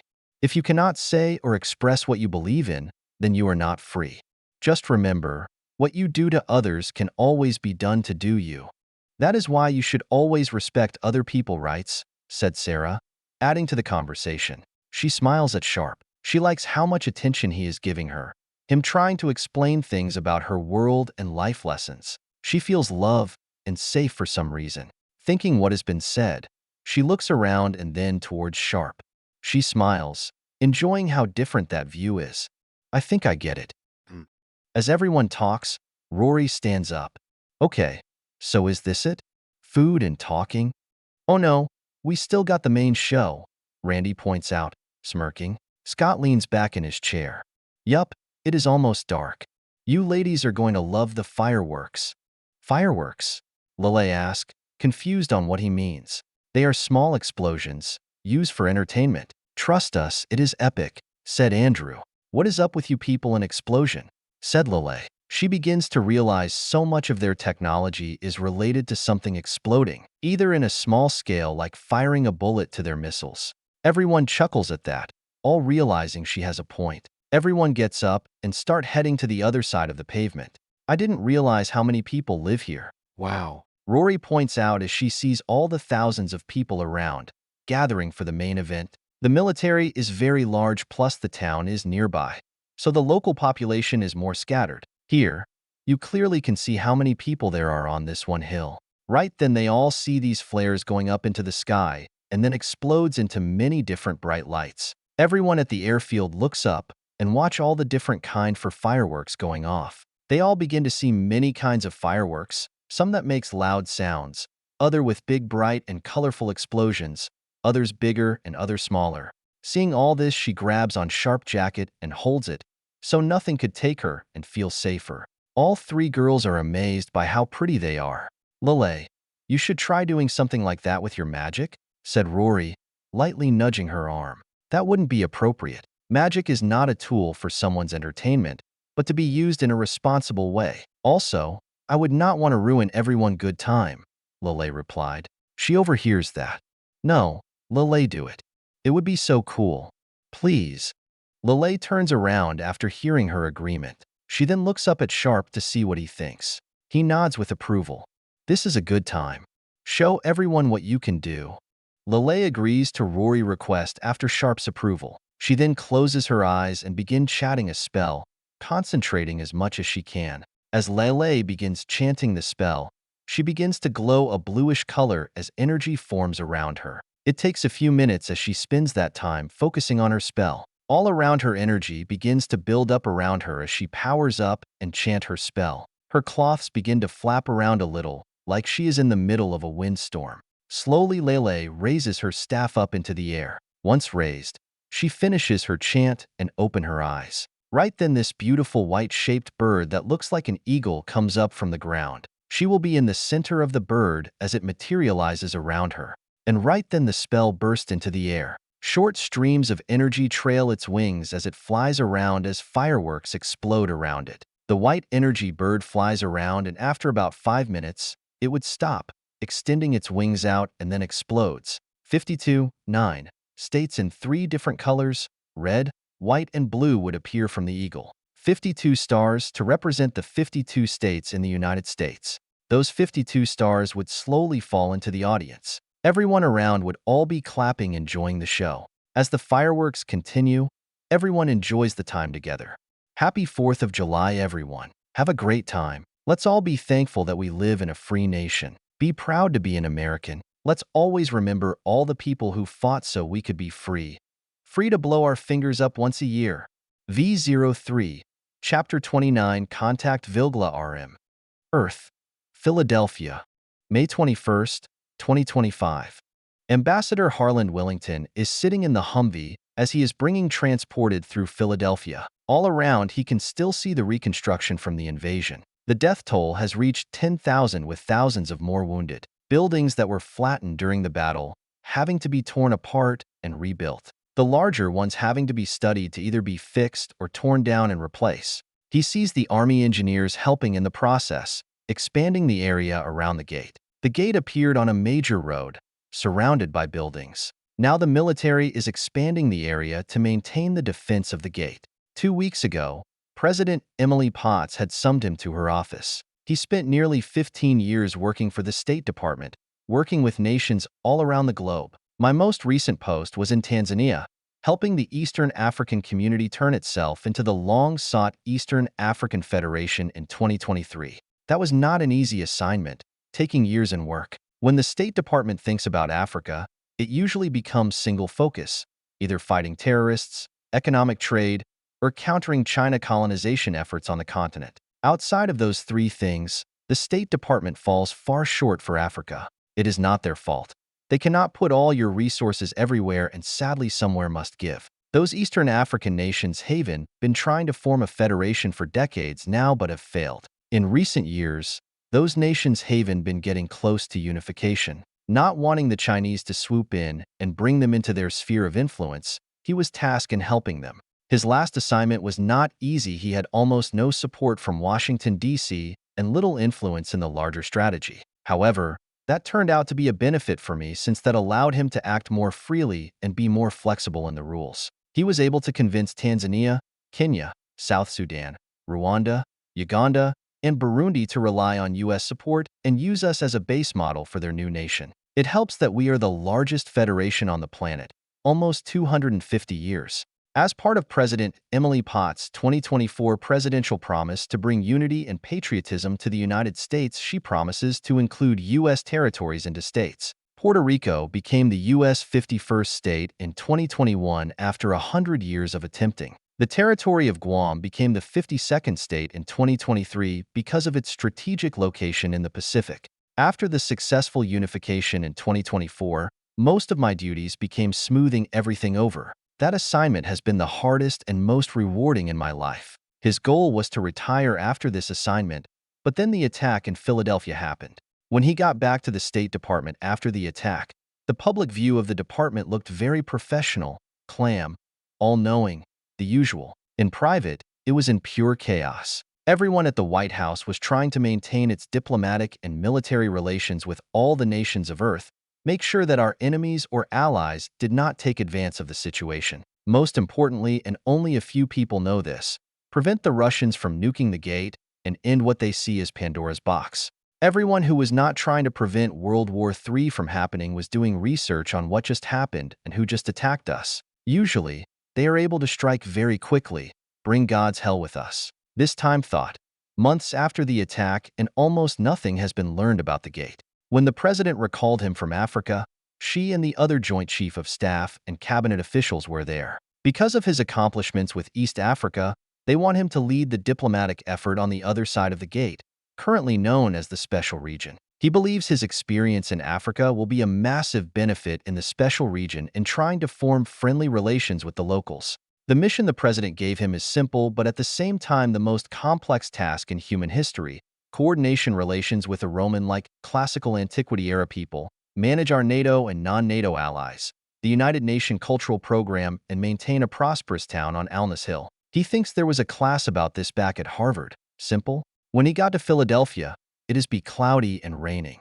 The gate is guarded by a 5,000-strong garrison, bunkers, tanks, many other types of defenses mostly aimed at the gate. The gate itself is inside an artificial dome, acting as a layer of defense. Everything in a 5-block radius is being converted into military facilities. Some of the defenses, though, like our anti-ballistic weapons, are stationed around the city. Most of the citizens believe it is another layer of defenses against a second attack, which is true, but not an attack from the gate, but from us of the other countries who might decide enough is enough. He sees a battalion-sized Marine force here on permanent standby. At any chance if Alness Hill is about to fall to an enemy or for any other reason, the Marines are called up as an emergency response force. The Humvee he is in stops at the last checkpoint, the one that leads through the gate. As the driver talks to the guard, getting the final clearance, he is sitting in the passenger seat looking at the amazing marvel that has defied all our science. Ambassador Harlan Willington, you are clear to go. Godspeed, the soldier said as he waves to his comrades to let them through. Thank you, soldier, he said. Once the final checkpoint lets them through, they drive in. It should take about 40 minutes to go through the gate, Ambassador, the driver said to him. That is a long time. I wonder why so long, he said back to him, noticing how dark it is. If it wasn't for the lights we established inside, you wouldn't be able to see a thing. After some time has passed, the driver speaks back to him. Sir, just a curious question, but what is your first act? He thinks on that question for a bit. That is when he decided on his first act once getting settled. First thing I am doing is figuring out a new name for this world. There is no way I am sticking with the lazy name like Special Region. Elias Forest, Vilgla Village, May 23, 2025. The village of Vilgla, traditionally very peaceful place to raise a family, to farm, and most importantly, to isolate themselves from the world. Captain Bailey Robinson and his Vanguard 5 was sent to this village to negotiate with the locals so they could establish a refueling outpost nearby. The Rangers has been here for 3 days, trying to negotiate with the elf leader with little luck. However, it does seem the villagers too enjoy interacting with the Americans. While the visit so far has been unproductive, it has been enjoyable. He is enjoying the High Elves and all their natural ways. He walks to his jail TV, to where his second-in-command is at. Hey John, any news from Alness? Second Lieutenant John Elliott gets out of the vehicle and leans against the jail TV hood, looking at him. Nothing important, boss. Things still seem quiet. Looks like the Imperials lost the fight in them. By the way, Command wants to know what the hold is up. He knew that last part was coming up. The mission was only supposed to take 1 day. Now it's day 3. Tell them what I said last time. That the locals like us, but not enough to kill us? John said in a sarcastic tone. Don't be a smartass, he said as he looks to the village. Even thought that was kind of funny. The village has about 100 elves, living a simple life. They live a natural life with nature. Their huts are built around the trees, going up 5 stories. There are wooden bridges connecting many of the buildings. He finds the design of this village fascinating. These high elves know how to live off the land. He then looks over to the washing area and see a bunch of half to fully naked female elves cleaning. It has been hard keeping his soldiers professional, respecting the elves' way of life. His troops and the locals have become friendly, sharing stories of each other's world, culture, music. The downside of this is that some of the soldiers and villagers are getting too friendly, resulting in situations like this. Even thought the peace talks have been stalled. At least we have a good view, he said with a chuckle. You are telling me, John replied. Take a look.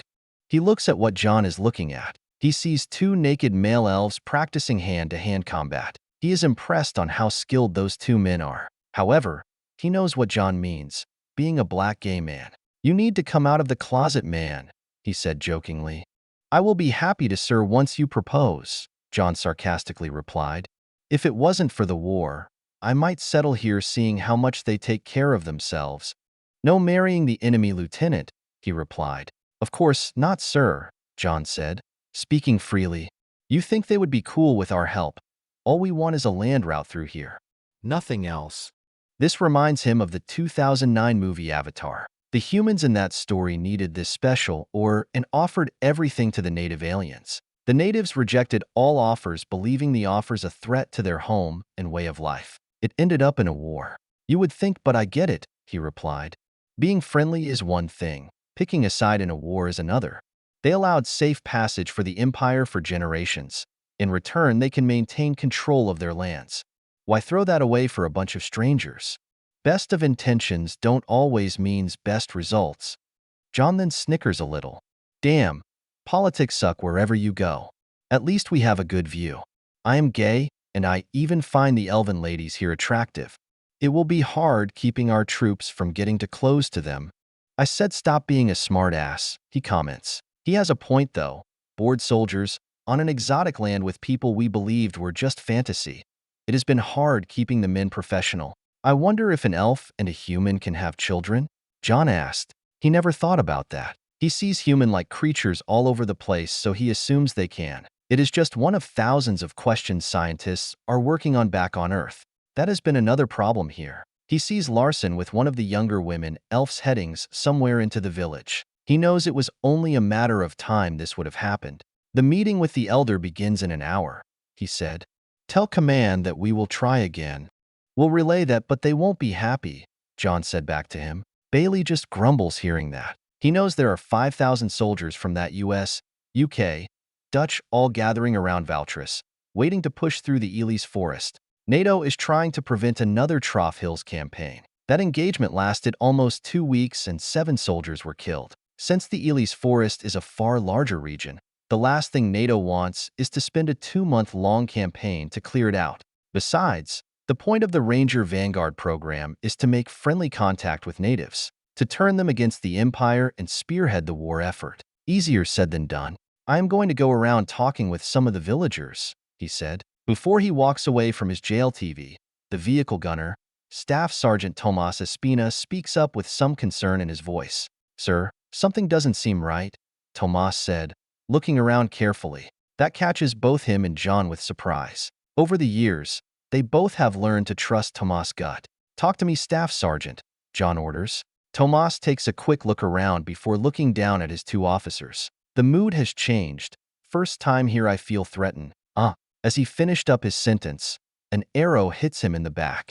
That is when he realizes that they are under attack. Before he could even react, arrows begin coming out of the trees and into the village. Screams from Imperial soldiers on horseback appears out of the forest, burst and into the village. We are engaged Rangers, he shouts as he takes cover. He raises his rifle and begins firing at the incoming cavalry troops. He hears some weapons fire from within the village, most likely from his squad. There is 3 other Rangers that were close to the vehicle, but everyone panics and rushes around to respond. None of the Rangers were ready to be ambushed.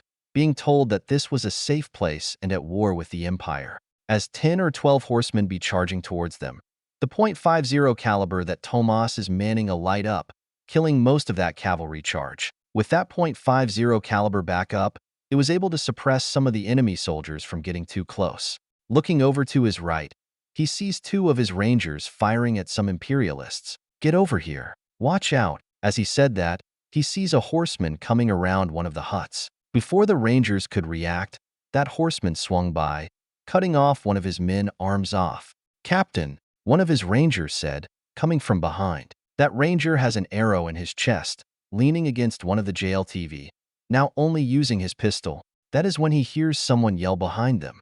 Bailey turns around and sees a second wave of cavalry coming out, about 30 of them. Tomas. 5 o'clock. The gunner points the .50 caliber to that direction and open fire. As he lays a rain of bullets into that incoming wave, another arrow hits Tomas right in the right arm. V03, Chapter 30 Elias Forest Campaign RM. Uros Highway. May 23, 2025. Vanguard 7 is back on the field after a short leave in alness. They are joined by 2 other Vanguard teams in the region, Vanguard 5 and Vanguard 3. Major Sharpe is happy to be out on the field again, finding it relaxing. He never liked much downtime at base. NATO forces have been pushing west since Italica, pushing the Empire out of NATO western flank. The Dumas mountain range to the east of alness has proven to be a massive obstacle. Italica was no longer a threat. Lieutenant General Charles Stanford decided to secure the western flanks of alness. He is not scared of an eastern attack because of the large Dumas mountains. The farming town of Nightwing fell after a short siege. Atler quickly surrendered afterwards. Imperial forces put up a 2-day fight at the river city of Valtris until British SAS captured the count of the city. 1. The campaign in the Trough Hills lasted a week and a half in a NATO victory. While NATO and U.S. military technology and professionalism has been a decisive edge, Valtris and the Trough Hills has shown the Empire can draw blood. While relatively light number of casualties, it was more than expected by NATO brass. Once Valtris fell, the town on the other side of the Roe stream Etlia surrendered. Days. A small ferry town south of Valtris fell 5 days later. With Valtris and Days occupied, NATO Western Front became secured. Once the West was secured, alness Command discovered that the Greater Elis region is the heart of the Empire agriculture. According to Lelei, the region supplies the Empire about 35% of the continent. It was decided to send in the Ranger Vanguard teams to start exploring the region to see the value in the invasion, or see if they can turn cities away from the Empire. In addition, securing a steady flow of foodstuff locally would free up logistics with the gate. Besides a few farms near alness and Italics, all of NATO food brought from Earth to alness. This means it takes longer for other military material and personnel to come through. The 75th Rangers were chosen for this task because they are some of the best warriors America has to offer. They can adapt to new and changing environments while on the field. They are highly trained, some of the best, and can fight against superior numbers. Their history has been busting the door open for larger forces to follow. Fighting the British back in the Revolutionary War, climbing the cliffs of Point du Hoc during World War II, and being some of the first troops in the invasion of Panama in the 1989. They are the perfect force to spearhead the U.S. effort in this world. The team convoy will be driving along, and all they have seen so far is farmlands. It has been fascinating seeing what Earth considers ancient culture and seeing that as daily life. He is sitting in his seat as Corporal Andrew drives his command JLTV. As he looks at the bright sun, an idea appeared in his head. Damn. I cannot believe I didn't ask this before. He looks into the back of the vehicle and sees Selena, Rory, Lelei, and Alicia. Selena is watching something on a tablet he gave her. Lelei, of course, be reading a book about natural physics, and Rory will be cleaning her halberd. Ladies, question. Correct me if I am wrong. You call your son Flare correct? He asked. Rory looks up at him and smiles, nodding at him. The god of the sun, yes. He nods his head, glad that he remembered that right. Lelei and Rory has explained that this world has many different gods, each representing a list of jobs that are part of daily life. The topic reminded him of Earth Roman and Greek mythology gods. Interesting, he said. I had a question since we first arrived. What do you call your world? Rory looks confused by the question. She knows that he knows that these lands are called Falmart. Lelei looks up from her science book. These lands are called Falmart. You know this, sir. Alicia looks down from her magazine. No, he means what is your planet name? Like our world is called Earth. Our country is on the North American continent. Have you noticed we separate our names like that? I have noticed that, Misselt, Lelei replied. I've been confused by that and been meaning to ask why. Both Lelei and Rory looks at Alicia and then at each other. Lelei then breaks her gaze at Rory and then back at Sharpe. I understand now. I don't believe there is a name for our world yet. Most never would talk about such things, and only the astronomic sages would think about that. He smiles, enjoying what he heads. I didn't know your people were into astronomy. Lelei looks back at her book, disgusted by the word astronomy. Some sages do, however. They are a fringe cult. A fringe cult? He asked, confused. Yes, Lelei replied. They are considered a cult by the Rondel Grandmasters. One of them hassles my sister Arpeggio to marry him. They have strange theories about how our world is round, and they have this really strange theory about how there are other worlds going around Flare. You don't think there are other worlds? He asked. Of course, there are other worlds, Lelei replied. Legend said people came here through the gate over the millennia.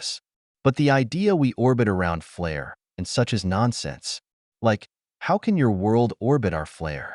It is nonsense.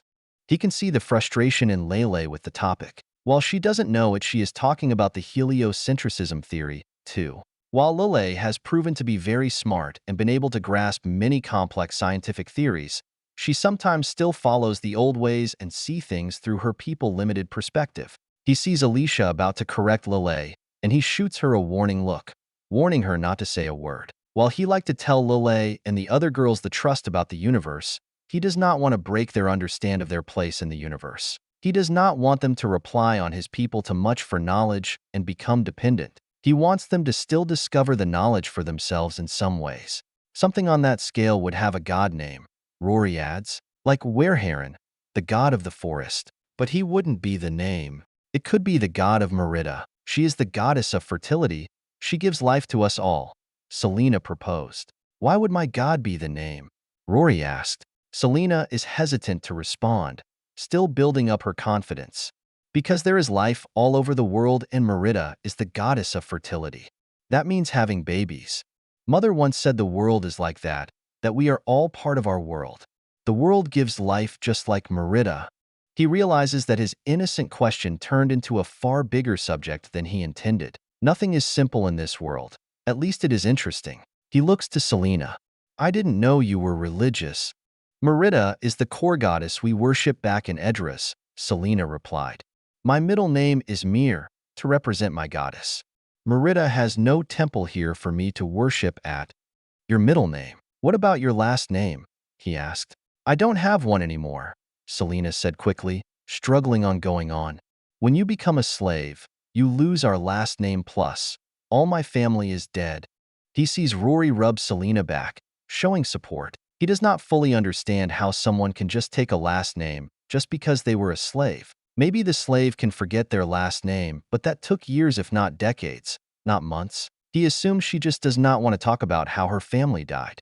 Rory looks at him and then asked, why do you care? These are strange questions. Private First Class Alicia comments on Rory's question. He is a nerd. He likes space and other science topics.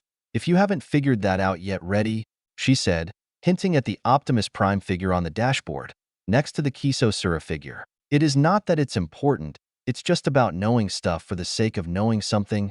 I understand, Lelei replied. She goes into deep thought, pondering on the question. Next time I go to the Magic Academy in Rondel, I will ask about the subject. They might have a name.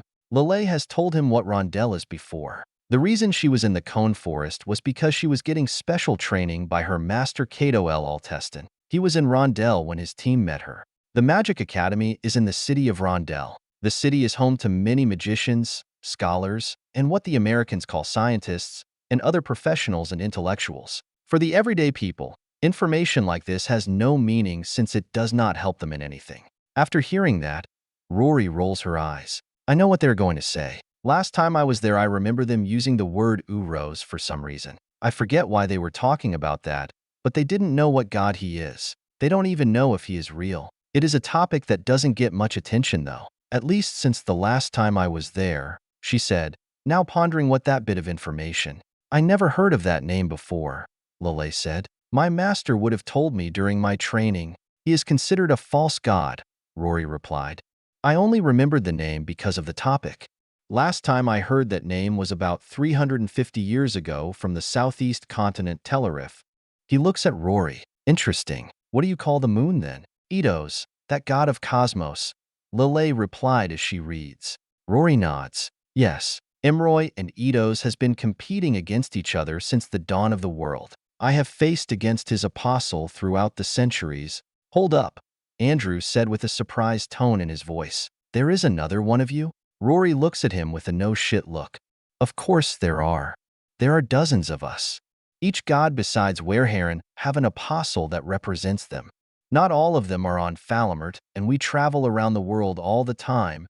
Now that is interesting, he said, taking that fact seriously. The idea that there are others like Rory has been talked about in the brass meetings. Currently, NATO has no way to defeat an apostle than overwhelming firepower. Each meeting basically said they are happy Rory is on their side to provide that guidance and protection. Thank God you're on our side, Rory, Alicia said, turning the page of her magazine, not fully paying attention. As the conversation continues, Alicia's radio console goes off. She has this annoyed look on her face, assuming it is just another update request from alness command. She picks up the handset and does her job. Her mood quickly changes, going from casually bored to fully professional. Sir, Alicia said as she switches her radio from private to public, so all of Vanguard 7 can hear what she is hearing. This is Vanguard 5. Need back. Back now. In the background there is yelling, screaming, and gunfire. It sounds like pure chaos. The team automatic SOS message began as the person on the radio just stopped speaking.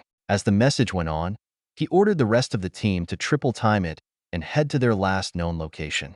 Elias Forest, Vilgla Village, May 23, 2025. It has been a few hours for Vanguard 7 would reach their sister unit location. As they pull up, Major Sharpe see another ranger team here. Vanguard 3. Team, pull up there. Steele, I want you on the .50 cal. After saying that, Sharpe gets on the team radio. Randy, assist in security. Do not trust the locals until we know what is going on. Johnson with me. Jerry, see what you can do with the wounded. Everyone acknowledges as their 3 vehicles pull up. There are 6 other vehicles here, all from Vanguard 3 and 5. Once their vehicle stops, Sharpe leans back, facing the 3 girls. Lelei, I could use your help in public relations. Rory, help with security. I do not want the locals wanting to do something iffy. Selena, stay here. Everyone gets out of the vehicle to do their task. Before she leaves, he puts his head through his side of the jail TV window. Selena, remember our agreement? He said in a serious tone, letting her know the subject is not up for debate. Selena nods her head and grabs the helmet she was given. Unlike Rory and Lelei, where they can defend themselves if needed, Selena cannot. To help justify allowing her to travel with them, she had to agree to terms, like wearing a helmet while in a combat situation. Second Lieutenant Charles Johnson rushes to him as he walks to the officers of the other ranger units. As they walk, they see dead bodies, bullet shells, blood everywhere. Damn, what the hell happened here?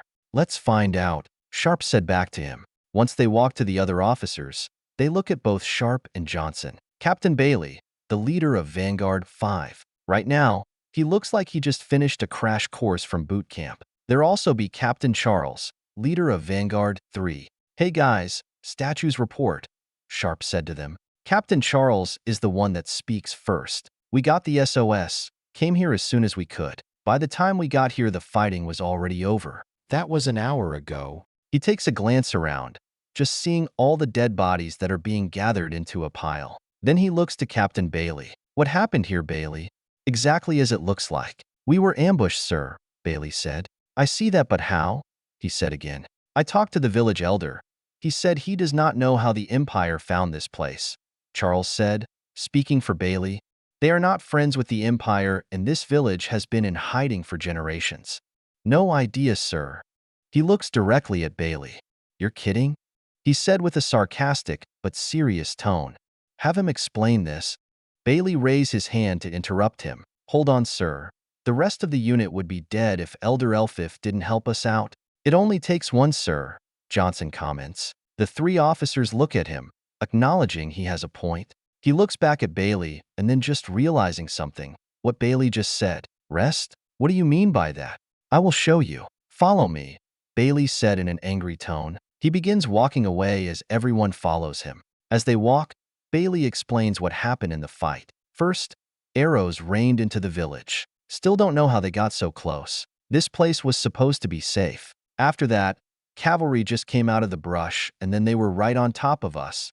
They stopped by Vanguard 5 vehicles. Right next to them are 3 bodies lying on the ground side by side. The 3 bodies are fellow rangers, laying there dead. The dead ranger on the left has his arm cut right off, died from bleeding out. The one in the center has an arrow to his side and a hole in the center of his body from being stabbed by a sword. The last ranger has 3 different arrows in him. Rory walks over, seeing all the officers gathering around something. Once she gets there, she sees what they are all looking at. It seems like there was a fun fight. Fun, right? Bailey asked. I lost 4 of my men. Understand Bailey feelings. He places his hand on Bailey's shoulder. Rory looks at Bailey. I mean, no disrespect, Captain. I see how damaged the bodies are, and I was implying that they put up a brave fight under the circumstances. Emroy would be proud of them. What happened to him? Johnson asked. That's Staff Sergeant Tomas. Bailey responses. He took his helmet off and takes a breath. He was on the .50 cal when the attack happened. He refused to go down. He was the first hit, but continued firing the .50 caliber, killing most of them. We were outflanked by that direction. He was able to prevent them from riding right into us, but took a second arrow in the process. It was shortly after that when a third arrow hit him right in the neck. Dying then, a true spirit for Emery, Rory said. He looks at Rory, getting annoyed by her comments. He respects her faith, but he feels like this is not the time for it. However, he sees her kneels the bodies, conducting some chant. He can see that she meant what she said, in her own way respecting the fallen. That is when Charles speaks up. Another thing, sir, last count, we are missing a body. He looks at Charles. What? Where is the body? I already reported that in, sir. Command is figuring out what to do. The Imperialists probably got dragged somewhere. Charles said, not happy with that thought. He understands the fear. The Empire is not known for treating prisoners of war kindly. He remembers talking with Princess Pina on the subject, and she seemed clueless about treating prisoners decently.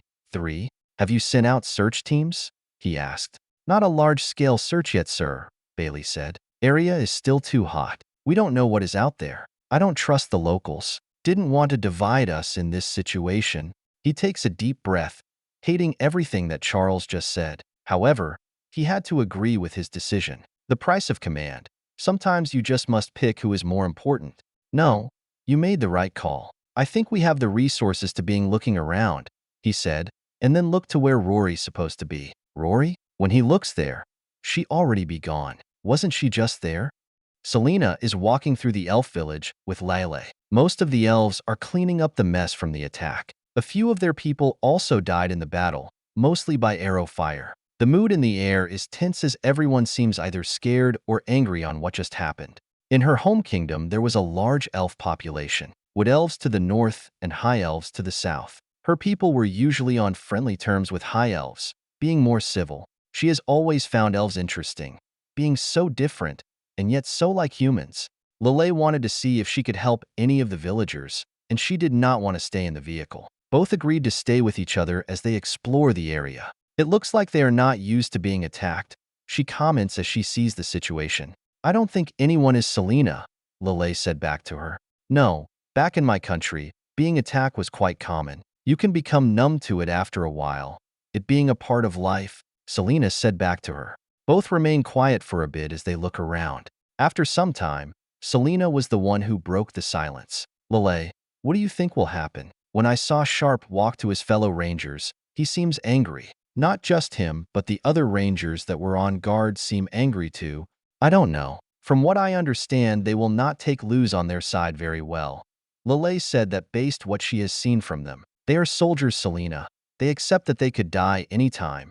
It doesn't seem like they like it when it happens, though. That is when they see a female elf sitting down by a hut crying. That did not seem abnormal. A lot of elves are crying right now. That is when Lelei notices that elf is holding a green jacket, like the ones the soldiers wear. Selena stays close. They head over to that elf. I am sorry, but where did you get that jacket? Lelei asked. The women look at the two girls and look a little confused. I'm sorry. What? Oh, this. It belongs to one of those soldiers. Why are you crying? Was it given to you? She asked the elf. His name was Larson. We came back here to mate, but right before the attack came two of those Empire soldiers came, the elf said. What happened to him?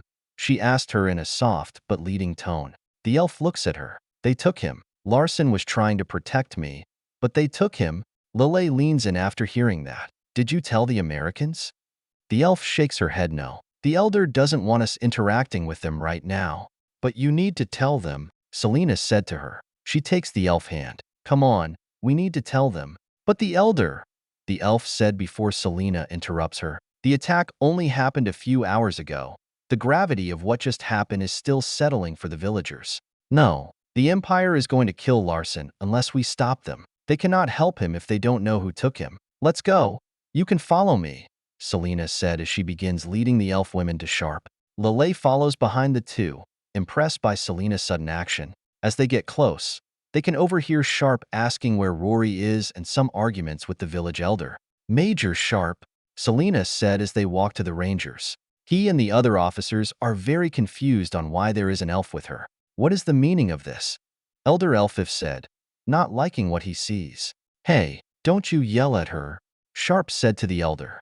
They will look directly at each other, clearly not trusting each other. I knew I shouldn't trust your kind. Humans, they never can be trusted. I thought you would be different, Elder Elfif said angry.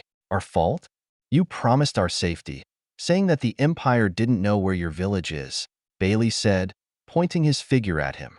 For generations, the Empire could not find the villages of the High Ely's elves. They are masters of these forests. Every time the Empire or other enemies arrived, searching for their villages, they slaughtered them. Over the years, it has become harder and harder keeping the Empire and their vassals out of the Ely's forest. Being territorially surrounded, the Empire could attack from any direction. The only advantage has been they are masters as using the terrain and forests. When the American Rangers arrived and offered peace terms to set up what they call a refueling outpost, and in return, they will provide trade and security. Everyone has heard of these otherworlders from the other side of the gate, a people that is at war against the Empire. Those matters mean nothing to our people. That is why the son of the elder Elfif, Kalazer, decided to make an arrangement with the Empire. While his father trusted these people enough to talk about a peace treaty, he never trusted them. While the Empire is bad, at least they are from this world. He watched carefully and studied them.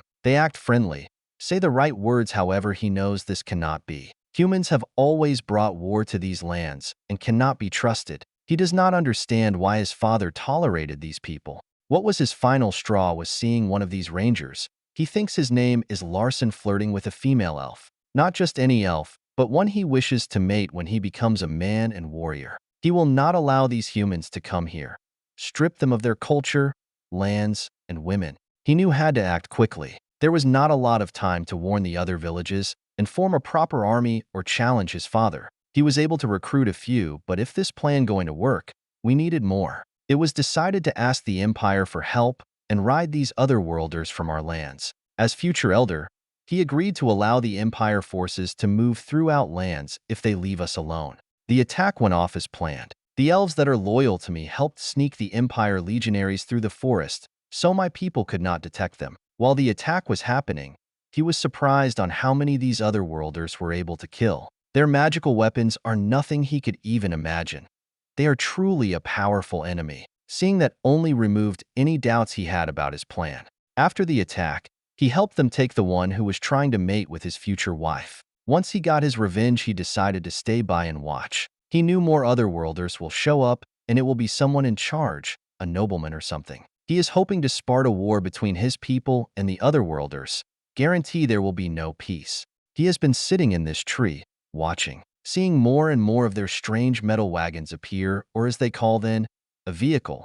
It seems they are coming to take my people lands. There is this on man that arrived. He seems to be someone important as everyone else seemed to be listening to him. He sounds like the nobleman he was expecting. Killing him would end any chance for peace between our people. After spending a few minutes thinking on how he would kill that soldier, he decided to kill him with his bow. He already killed one of them with it today, and at this range, so it should be easy to get another. Slowly he aims his bow, getting ready to release his arrow at that soldier. Are you sure you want to do that? He hears a female voice coming from his right side. He looks over and sees this girl in black and red cloths. She is sitting there looking at the village. How did not he hear her or notice that she was right there? He is speechless as he sees her look right at him and give this devilish smirk. Bad idea. That is my friend you are aiming at, she said, licking her lips with a grin on her face. Major Sharpe looks at Selena, angry that she is out of the jail TV. He is also angry that Lelei allowed that to happen, especially during a dangerous situation like this. Selena, what are you doing? He said, all confused on what is happening now. Major, she has something to say, Selena said. Bring her to him and the elder. As Sharpe looks at the elf women, that is when he notices one of their jackets in her arms. Before he said anything, he hears one of the rangers from Vanguard 5 say that is Larson's jacket. Why do you have it? Don't answer that. I said don't speak with him, Elder Elfif said. And why not? What did you do to my man? Bailey yells angrily. Captain, Sharpe said, looking back at Bailey, trying to maintain order with the Vanguard troops. Then he looks back to the elder. Where is he? How did the Empire find my people? You had to bring them here, Elder Elfif said. So, we attacked ourselves? Bull crap, your people had to sell us out, he stated. We would never. My people also died in that attack, Elder Elfif said back to Sharpe. We have been safe for hundreds of years until you arrived. Stop, both of you, Selena yells as she walks up to the two. Just stop, neither of you are to blame. Just listen. Once Selena said that, she looks up at he and realizes she just kind of talked back at him. The realization she might have just unsettled him scare her a little. There is a short pause in the conversation, which allowed everyone to think. Okay, I will be bit. You didn't sell my people out then. Now, what happened to Larson? He said, still wanting answers. The female elf looks at the rangers. Well, we were at my hut right before the attack happened. Some of the Empire soldiers attacked our hut and took him. He fought bravely, but there was too many. That is when Charles speak up. No, that doesn't sound right. How did they know he was in your hut? Sharpe looks at Charles and then back at the elder. That is a good question. And right then a loud noise is come from the trees. This young elf bursts out of the trees and slams into the ground. That is when everyone sees Rory pop out of the same tree and lands right next to that elf. She takes her hairbart and slams the blade right next to his head. As she looks down at him, she licks her lips, feeling the lust to kill him. Stop, Elder Elfif said as he rushes over to her. That is my son. Don't kill him. He is your son, Rory said, now confused. Then why was he hiding in the trees about to assassinate him? She points to Sharpe. As the elder goes to his son, some of the rangers and elves walk over to see what is happening. After seeing Rory points to him, he be surprised. Wait, what? I just got here. Wait, assassinate. That is when the realization of what is happening hit everyone. The truth is that these elves did sell out the Americans to the Empire, but it was some youth who did it. Tell me it is not true. Tell me they are lying, Elder Elfif said to his son, hoping the truth is a lie. He looks down in shame, unable to say a word. Captain Bailey tries to walk over to the kid, wanting some revenge for what that kid did to his men. He is stopped by Sharpe, shaking his head no. The elder slaps his son's face, forcing him to fall back to the ground. You have disgraced your people. You dishonored our word. I will deal with you later.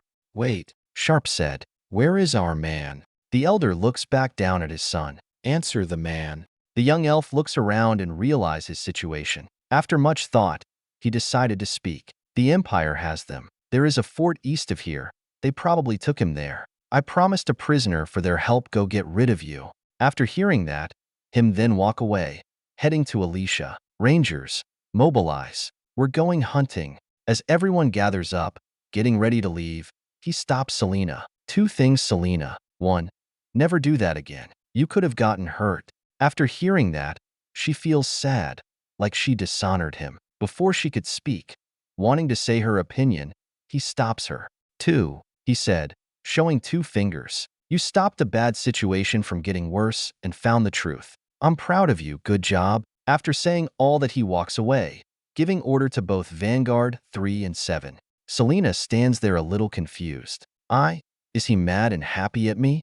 That is when Rory walks up, seeing the whole thing. Don't worry. You should know by now he is a bit overprotective. Good job. Rory pats her on the back and heads to the JLTVs. Selena thinks about it and then smile, heading to the JLTV2. V03, Chapter 31, Elias Forest Campaign RM. Elias Forest, May 23, 2025. When the Rangers discovered that Sergeant Larson was taken prisoner by the Empire, both Vanguard 3 and 7 would move out to search for him. They were told by the elf elder son that there is an Empire fort somewhere in the region. Good chance he was taken there. Because of the situation, Sharpe was forced to leave Vanguard 5 at the village until the Canadian Rapid Response Team reaches them, while Bailey wanted to go with, wanting his man back and wanting some revenge. However, the current condition of his unit, most being dead, wound, or missing, forced them to stay behind temporarily. While he was not comfortable in leaving them there, he no longer feared that the elf elder would do any of them harm. Besides, there was no other choice. Waiting for the Canadians to arrive would mean waiting a day until they begin their search and rescues. After a short conversation with Alness Command, the brass decided to reinforce the 2 Ranger units. The 1st Armored Division is sending a striker platoon to rendezvous with both Ranger teams. Another striker company is heading towards the northern part of the operation zone, trying to prevent the Empire from sending reinforcements from the north or prevent them from escaping. A French force from the 7th Armored Brigade is being deployed into the area to provide rear cover or emergency assist to anyone who needs it, preventing the Empire from sending forces from Bellatrac. To help save time, both Vanguard 3 and 7 would temporarily separate to cover more ground. It has been hours since the search begins with little luck. Since the search began, the weather has not been on their side. The weather has become cloudy with occasional light rain. That normally would not be a problem. Missions do not get canceled because of a little rain. The problem is that these roads are made from dirt, which is turning into mud. They were never meant to be used by modern-day vehicles. The JLTV can travel in this wet terrain, however. Speed is the key here, and this is only slowing everyone down. For once, Rory is in the passenger seat as he is the back on the radio with Private First Class Alicia Moore. She has traveled the Elias Forest a few times over the centuries and can help with the navigation. The French force has engaged the Imperial force by the Cholin River, Sarah said over the radio. The signal is very weak with some static. It sounds like they are fighting some kind of water monster, so all you will have is the striker support? No air again? He asked. I thought the airfield was complete. There is a short delay before Sarah responses. Negative on air support. That airfield is complete, however. They are still testing the aircraft to see if they can be used. He knows what they mean. Because of the limitations of the gate, many aircraft had to be taken apart to be transported here then reassembled. Roger that, he replied in an annoyed tone as he looks at the Blue Force Tracker 1. Normally the digital map would be up to date in real time, however, because there are no satellites or drones for GPS. All maps and units must be preloaded before leaving base. What about First Armor? They have crossed the Valtris Bridge and entering Etlia now, Sarah replied.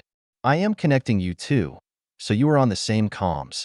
I am confirming that, sir, Alicia said. I have Lieutenant Peterson on the horn. Roger that, Sergeant, he said to Alicia. Sarah, we will try to keep you up to date, however, connection is horrible here. I understand, Sarah said. We'll see what other support I can get you from this end. Lieutenant Peterson, once you pass this trading town, call Sartai avoids going west or north. Good chance their imperialist forces so stay on the Ogre Highway for 35 kilometers and then head south. He said over the radio as he talks to the leader of the striker platoon. Roger that. Wait, there is a short pause in the radio conversation as Lieutenant Peterson speaks to one of his soldiers. Negative, sir. I spy reporting that route is currently occupied. Since the Air Force got into the fight, the troops on the ground have nicknamed the airborne reconnaissance forces as I spy. That can be drones or helicopters, whatever air assist that can be used. While his team is too far away to get helicopter support, Peterson's platoon seems close enough to get that service. What? Occupied by what? He asked with a confused tone.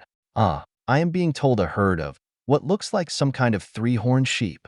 Peterson said, confused. They have sheep here? Anyway, The route is blocked. I have to go south, sir. Taking the Gagas Highway is a negative. You will never reach us in time on that route. Farther south, the weather has ruined the roads. The strikers will never be able to get through there with their weight, he points out. Rory looks behind after listening to the conversation. Major, they can go around here. She leans on his shoulder and points on the screen. Right here. This area is where the river is the shallowest. Your armored troop carriers should be able to cross it. Stand by. He looks where she points and think. Rory, that's hostile territory, Imperial territory.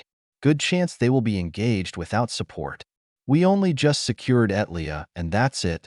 Rory looks him. You are thinking like they are soldiers from your world. The Empire does not usually scatter their forces out as you do. From what I understand, they like to keep them in places that are key to the Empire, or where they are fighting. If they run into a force, it should not be that large. What you call a checkpoint, if that. He looks at the map. Intelligence said the Empire is making a stand in the town of Sartai, which is on the Argo Highway. The other down farther north, which is still not named, is deep within Empire territory, and they have no idea how many legions are up there. Rory can see that he wants to protest, but refuse to say something. That is something she has grown to respect about him. Most people in power would either say what is on their mind, wanting their opinion to be accepted, and do not want other viewpoints. He thinks very carefully what others say before agreeing or disagreeing. The Blue Force tracker map doesn't show how deep a river is because it was not studied yet. He then sees what Rory is talking about, that she is correct. The Empire have no reason to think they can cross a river without a bridge. Strikers have some limited amphibious abilities, so they should be able to cross the river, assuming Rory is correct. Peterson, he said, once you are 5 kilometers from Sartai, head directly south. We will send you coordinates to a river spot. You should be able to cross it, bypassing the Empire checkpoints. Then head directly up north from the Gagas Highway. Are you sure, sir? My map said that's Imperial territory, Peterson said. I know. This is my call. I need you here ASAP. Engage only if you have no choice, Sharpe said in a commanding voice. Roger. We will be there. 3rd platoon out, Peterson said before getting off the line. Roger. Over and out, Alicia said as she puts down her headset. Sir, Vanguard 3 reported in. They ran into a civilian wagon. They claim they saw a large Empire force that moved into the area a few days ago. Looks like they were planning this for a while, Sharpe said, looking at the map, studying it. Alicia then looks over to the map and points to where she believes their sister unit is currently at. I think they're right here. God, I miss GPS. What's a GPS? Selena asked. She has been quiet, letting everyone do their work. She also has been carefully listening to everything. GPS stands for Global Positioning System. It tells us where we are going and where people are currently at, all in real time. I will explain more later when we have time. It relies on satellites back on Earth, but since we don't have those here, we are forced to rely on a more local alternative, Alicia said, giving her a quick smile. What does that mean? Lelei asked. It means when the Air Force gets up and running, they will send out drones to act as a local satellite. It will allow us to communicate and see each other easier, he said. If they are here, they could be around here. He said, talking to himself. Rory, you said you know this area? Again, it has been a while, but yes, Rory said again. What about this village here? Could the fort be here? Sharpe asked her, showing her the map. Rory analyzes it. I doubt it. They are at war with the wooden Elias elves. This is pretty far for them to wage a war. It is more likely the fort isn't being used to occupy land, but to be used as a staging ground, Selena said. In my country, they built forts as staging areas. Sometimes they were far away from a town, in the middle of the farmlands. I remember my father saying they did that so they could attack in multiple areas at once, to keep our forces spread thin. That makes sense. I'm thinking about this all wrong, he said, thinking on all their points. You're right. Okay, because of our tech we rely on roads more than they do. That means they could be around here, close to this section of the forest. You're so cute when you're thinking, Rory said as she watches him work. Wrong time, Rory, he said. That's what you said last time at the bar, Rory said back to him as she sits back down. Sir, Randy just contacts us, said Alicia. He said he sees smoke up ahead. He thinks it's coming from a campfire. All right, tell everyone to pull up ahead and tell Randy to investigate, he orders. Alicia sends out the order through the Team NW. Once the order was given the convoy, they pull over into some brush, hiding slightly. Once parked, Randy, Scott, and Lelei would head out to check out the situation with that smoke. In the meantime, everyone will be checking equipment, rebuilding their vehicles, and other tasks. It would be about 25 minutes before they head back from the recon team. Randy moves some brush. He sees the campfire. He reports, "This is Big Daddy.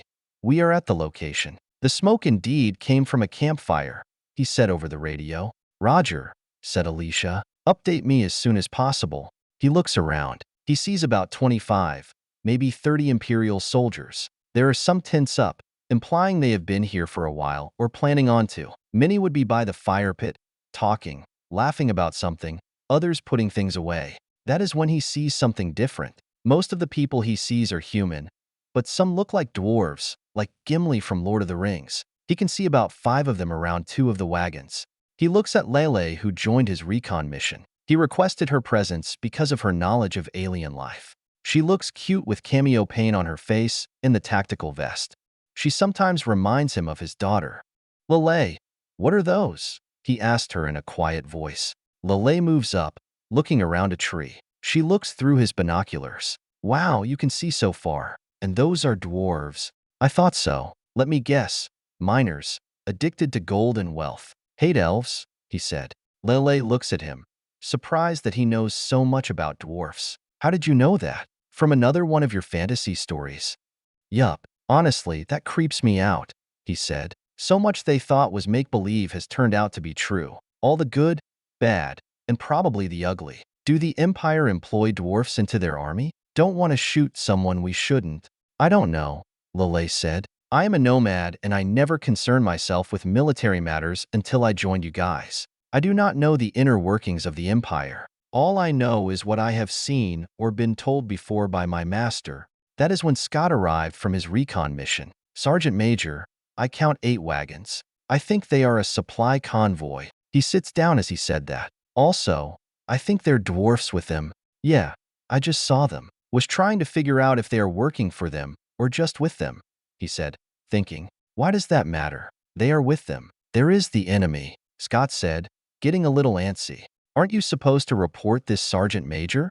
Lelei asked him. He nods at her. "Doing it now," he said back to her. He gets back on the radio and report their findings to Alicia. It will be a few minutes until new orders arrive. "Thank you, Moore," Sharpe said to Alicia. "Tell them to stay there. We are going in." Sharpe waves his hand in the air, telling everyone to rally up. It would not take long for the team to get to him. "All right, everyone. We do have imperialists close by, humans and dwarfs. Both are considered hostile," he said as he explains the situation. "We are going to meet up with Randy team and then get some payback," Andrew said, getting excited about getting into some action. "Correct, but keep your cool. Remember, we are on a rescue mission. If he is not here, we need information then. So prisoners if possible," said he, and then looks to Specialist Jerry William. "Jerry, stay here and guard the vehicles. We'll call once the fight's over." As everyone gather their gear, he walks over to Selena. She is standing by his command vehicle. "Selena." Selena looks up at him. "Yes, sir." She smiles as she wears her helmet and vest to bug for het, looking like a little soldier. "Stay here with Jerry. I mean it this time. A lot of people are going to die, and I don't want you in the crossfire." Selena's smirk goes away after hearing that. "But I want to be useful. I don't want to just take up space. I want to be part of the team," she said, getting a little frustrated. He smiles at her, admiring that spirit of hers. "I understand, but here is something to think about. There is a time and place for everyone to know when you are needed and not. Besides, we would not be here right now if you did not find that woman." Selena tilts her head, thinking about what he just said. She still wants to be more active in the team, but she can accept what he said. She smiles and then salute. "Yes, sir. You don't have to worry about anything." He gives Selena a smile and a salute back to her and then head off. The Rangers moves through the brush until the Teach Randy team. They move quietly, not want to draw attention. Years of training, learning how to operate behind enemy lines, sneaking on them for that perfect ambush. Once the rest of the team arrives, they take their positions. He moves up by Randy. "Report, there and there. That looks important over there. It seems they do not expect an attack." I don't think they were part of the attack on Vanguard 5, Randy said. He looks around and see the enemy camp. Are you sure? I see a lot of them. Pretty sure, sir, Randy said. I haven't seen any prisoners yet. This looks more like a supply convoy and anything else. He thinks of that information for a bit. The wagons look like they are carrying a lot of heavy cargo and the amount of security. They must be heading to some kind of base. If there is a base nearby, then probably that is where they took his ranger. Better than nothing, he said. A force this large, they have to be supplying someone somewhere. That's what I thought. Randy comments. Saw this all the time in Iraq, too. He turns around after getting a good look at the camp. Okay, Johnson, take Andrew and Randy and go other there. We will hit them in a crossfire. No high explosive. We need the intel. Once I give the signal, break cover and begin sweeping the area. Everyone nods and then go around to their positions. It is noticeably quiet. The only noise is the little rain hitting the ground and the conversations from the camp. And right then and there, as everyone aims their rifles at their target, he finally gives the order. Fire. Suddenly, bullets start to rain into the camp from two different directions. Scott M240 would be pouring bullets into the crowd that is by the fire. Years of training, being taught by the best, trained by the best, working with the best. Their skill would show as their targets would quickly go down very efficiently. Within the hail of bullets, there is an energy bolt from Lelei's staff. He sees the energy bolt hit one of the soldiers, forcing him onto the ground, his armor destroyed. While he is impressed with the damage, he realizes he will have to be careful using Lelei magic because it can give away their location like a tracer would. A few of them would rally together and form a shield wall, protecting a tent. Those shields would prove to be worthless against the M4A 15.56 by 45mm bullet. Two of them would get hit and fall. The other two would freak out, not understanding how their shields are not working. Right side, Alicia said. To the right, about 5 swordsmen would be charging their position. He and Scott are forced to adjust their position and open fire on the charging forces, mowing them down. Suddenly, he hears Rory moaning behind him. He glances back and sees Rory rubbing her leg, hand going up her skirt. Rory explained this at Italica. Her god Emroy makes her have an orgasm when there is a battle nearby. This is meant to complete her to fight. The more she refuses, the stronger the sexual pleasure. Only way to release is to fight and kill. He is still trying to figure out how to hand this ability from Rory. I'm getting bored, Rory said with excitement. As the firefight continues, Rory bursts from her position and charges the Imperial's camp, slashing as anyone in her way. As she fights, she is laughing and giggling, getting way too into the moment. Rory, God damn it, he said as he watches her rush into the camp. He then looks over to Alicia. Alicia, support Rory. Let's get some, Alicia yells, following Rory into the fight. As he watches them go out, he grabs his radio. Rory and Alicia are in the kill zone. Pick your targets carefully and begin moving in. Private Second Class Scott Marvin stops, firing his M240 machine gun and looks up. Those two are bad together. No shit, Scott. Head to Johnson position and prove cover fire. Lelei with me, he orders.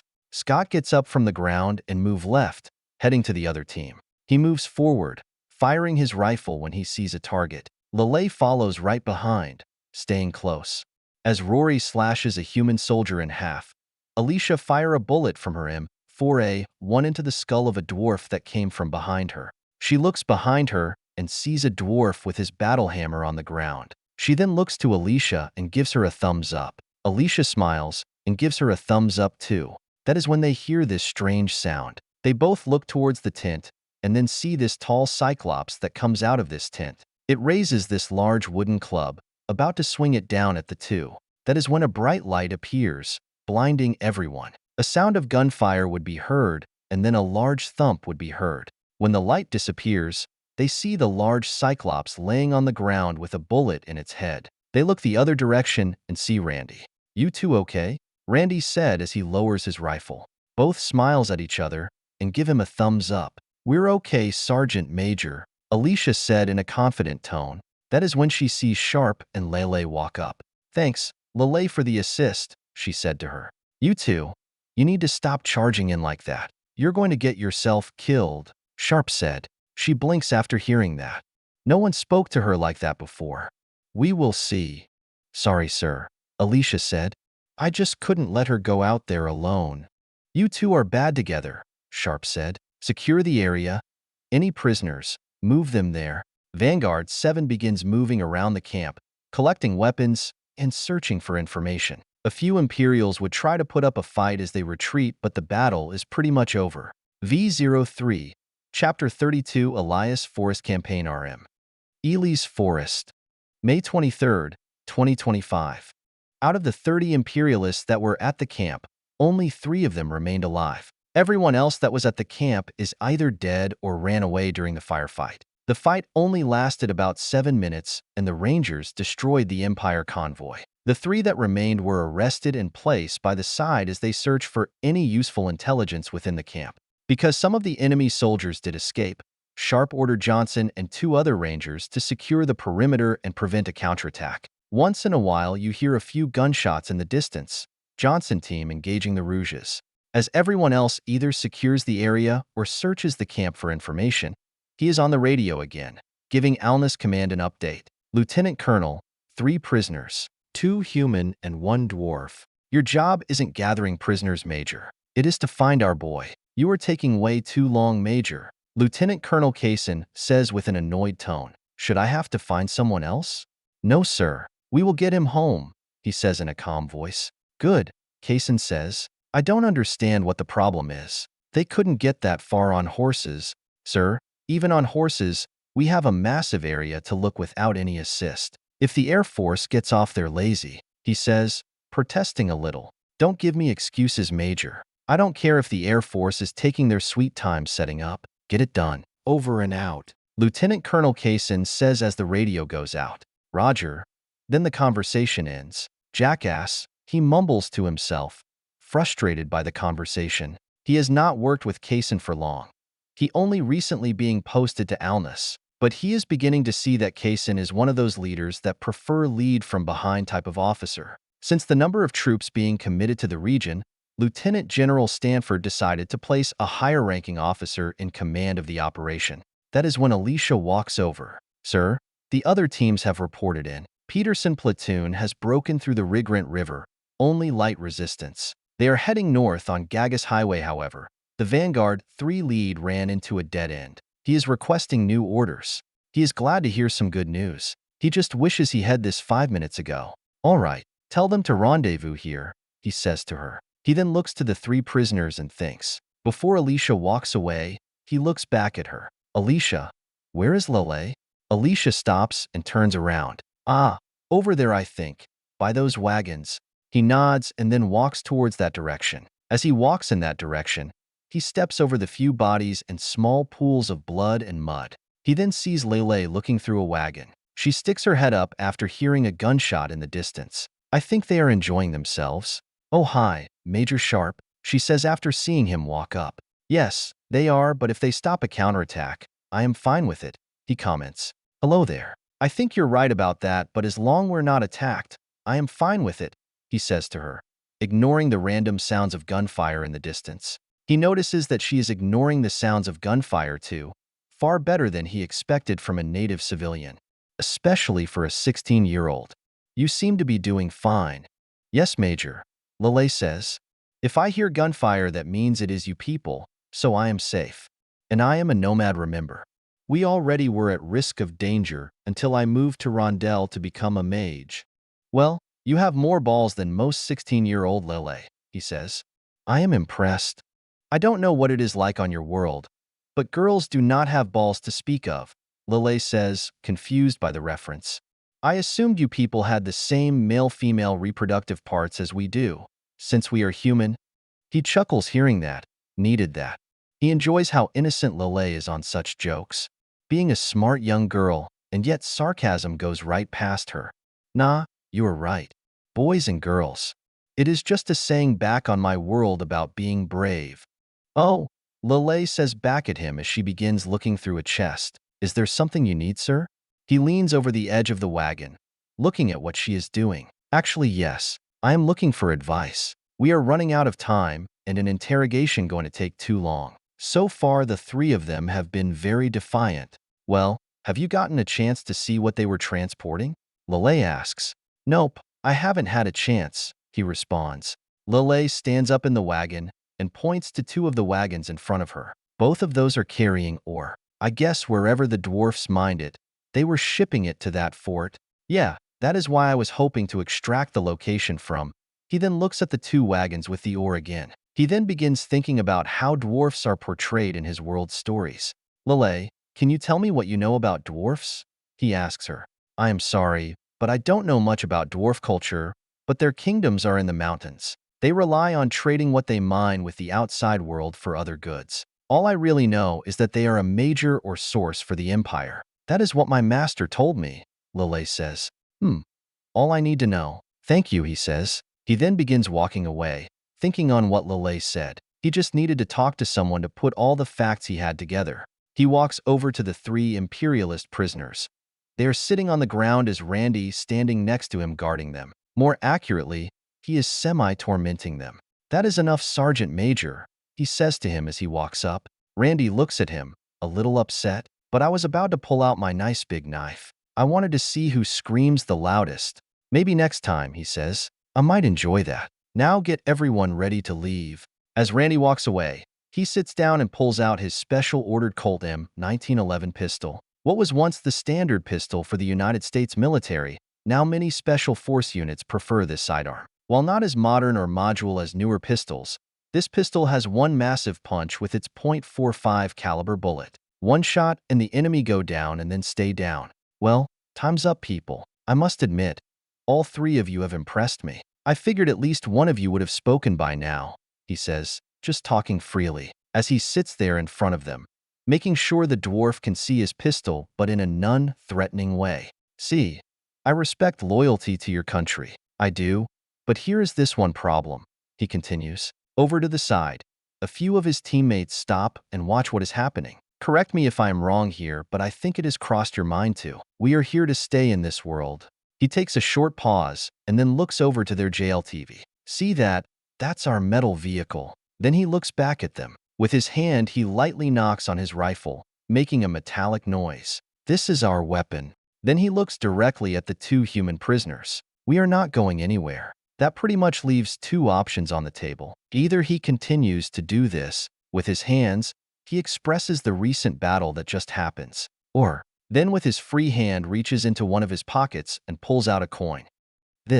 We can fight and fight, but for every one of us you kill, we can kill 10,000 of you. He leans back a little, looking at his coin. We prefer to do business. We like business. After saying that, he looks directly at the dwarf. So, what do you say?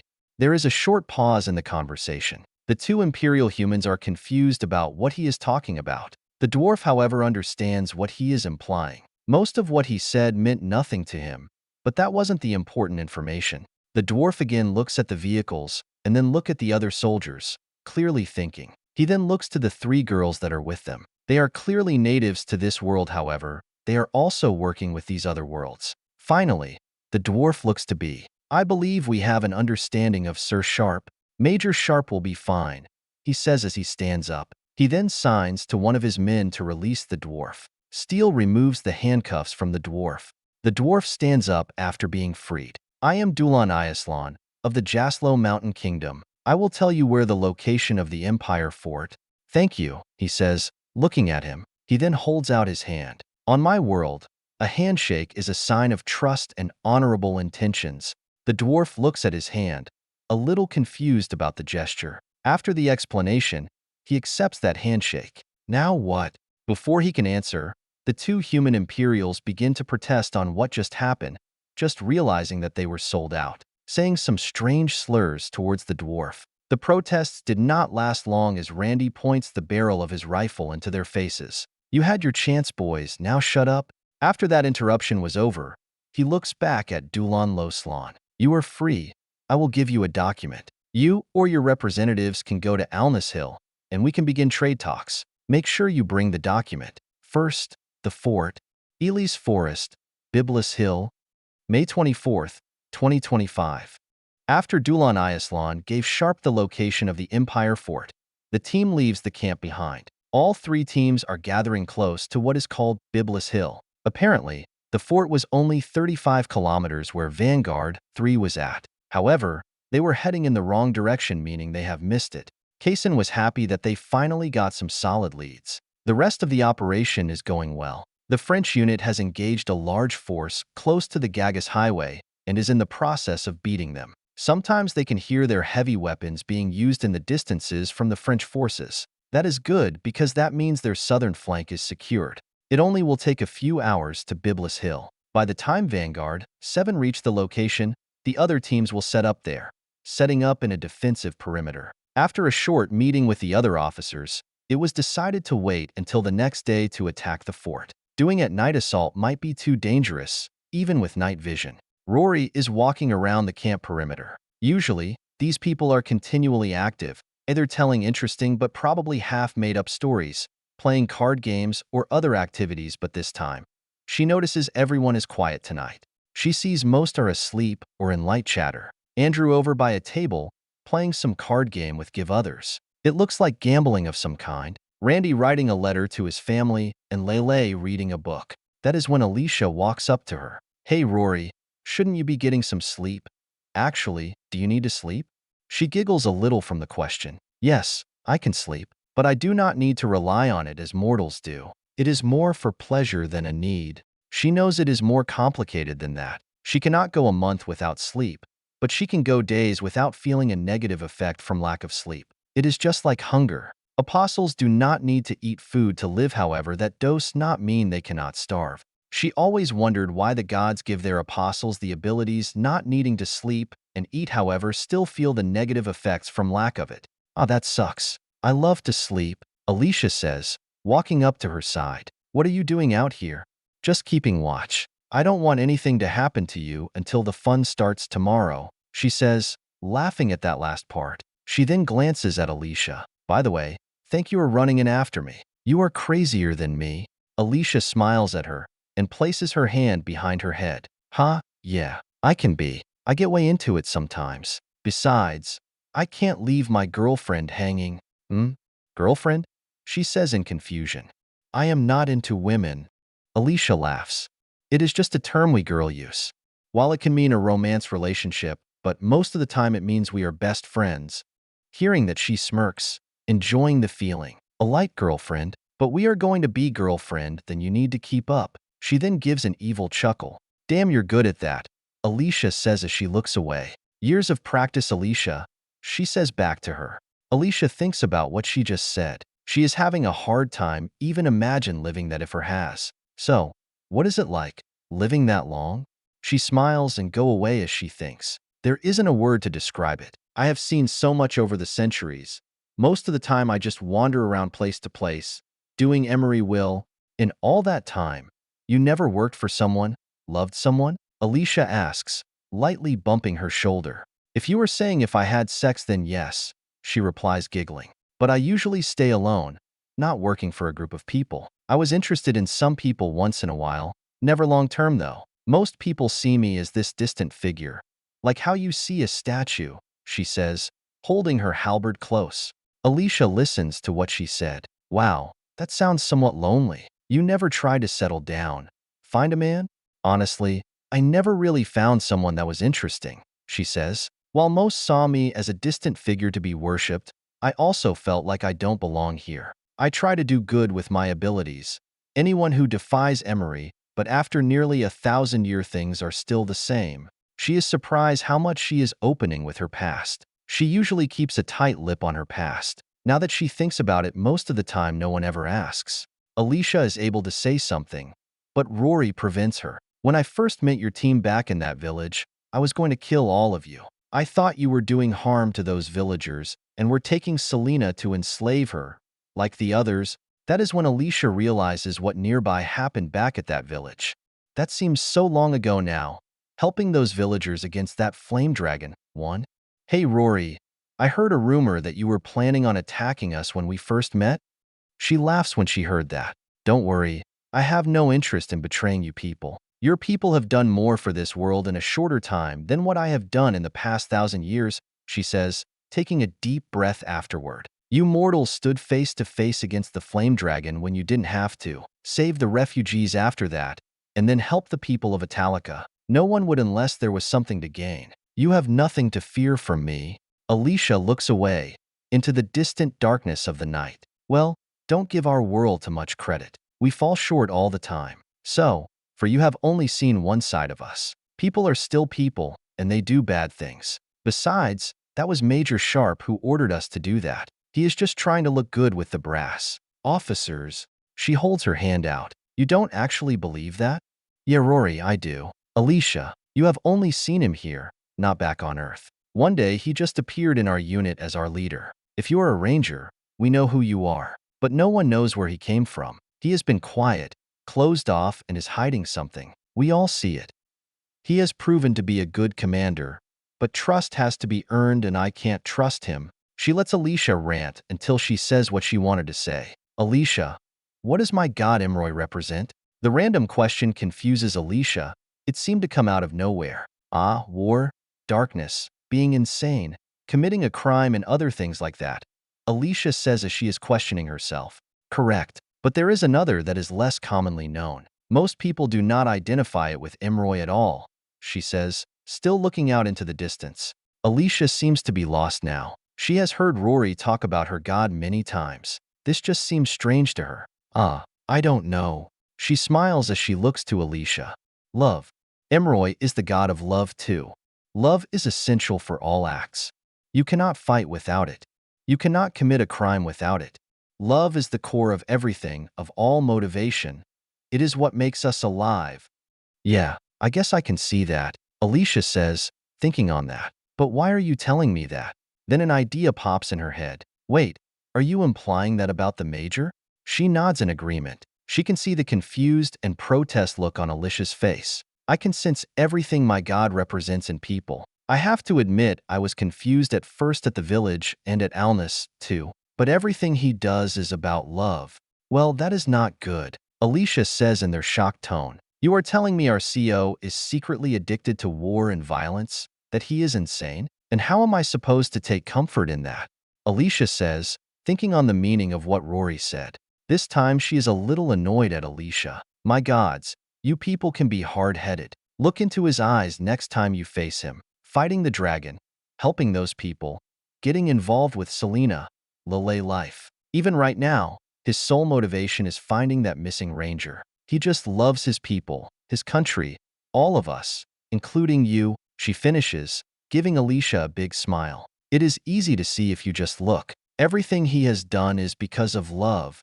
Alicia takes a deep breath, thinking about it all. I understand what you were saying. I just naturally distrust officers. They are usually full of themselves. How he became our CO just raised red flags to me. I normally would agree with that statement, she says. I rarely trust nobles myself, but I think your leader is different. If you just give him a chance. Thinking about the conversation, she then asks she another question. Since we're on the topic and you seem to be a good sign of character, why do you think our CO is like that? She swings her halberd and lands the blade into the ground. I have no idea, and that is why I want to find out. Love is like a two-edged sword. One side can be beautiful, and the other side can be nothing but pain. I'm going to help so he can become the man he is meant to be. Alicia thinks about that, reconsidering some of her ideas. Is that why you stay around with us? She nods. I can make the biggest difference here with you people. If you succeed, then this world might change for the better, and that would mean my life was not a waste. I have spent over 900 years trying to fix this world, and when I finally transcend it would be for nothing. With all my power, nothing in the grand scheme has changed. Is that it? Alicia asks her. Yes, and I am going to help him for as long as I can and maybe help break that shell that is around him, she says. Besides, you should get some sleep. Big day tomorrow. Alicia waves goodbye and then investigates the darkness. What a strange girl she is. But interesting. After spending a few moments thinking about the conversation, Alicia head back to camp to her JLTV. Once there, she sees Andrew pissed that he lost a round of poke, paying out. She gets in on her side and then sees Lelei and Selena laying there on the floor asleep. Lightly, she pats Selena's shoulder, proud of the team's little cheerleader. That is when she looks at the dashboard and sees the two figures. She thinks about that and everything that has happened since coming to their world. V03, Chapter 33, Elias Forest Campaign RM. Elias Forest. May 24th, 2025. Early in the morning at the American campsite, Sharpe is with the other officers from 3rd Platoon, his Vanguard team and Vanguard 3, Charles, Johnson, and Peterson at the small command tent that was quickly set up right next to an M1162 Striker.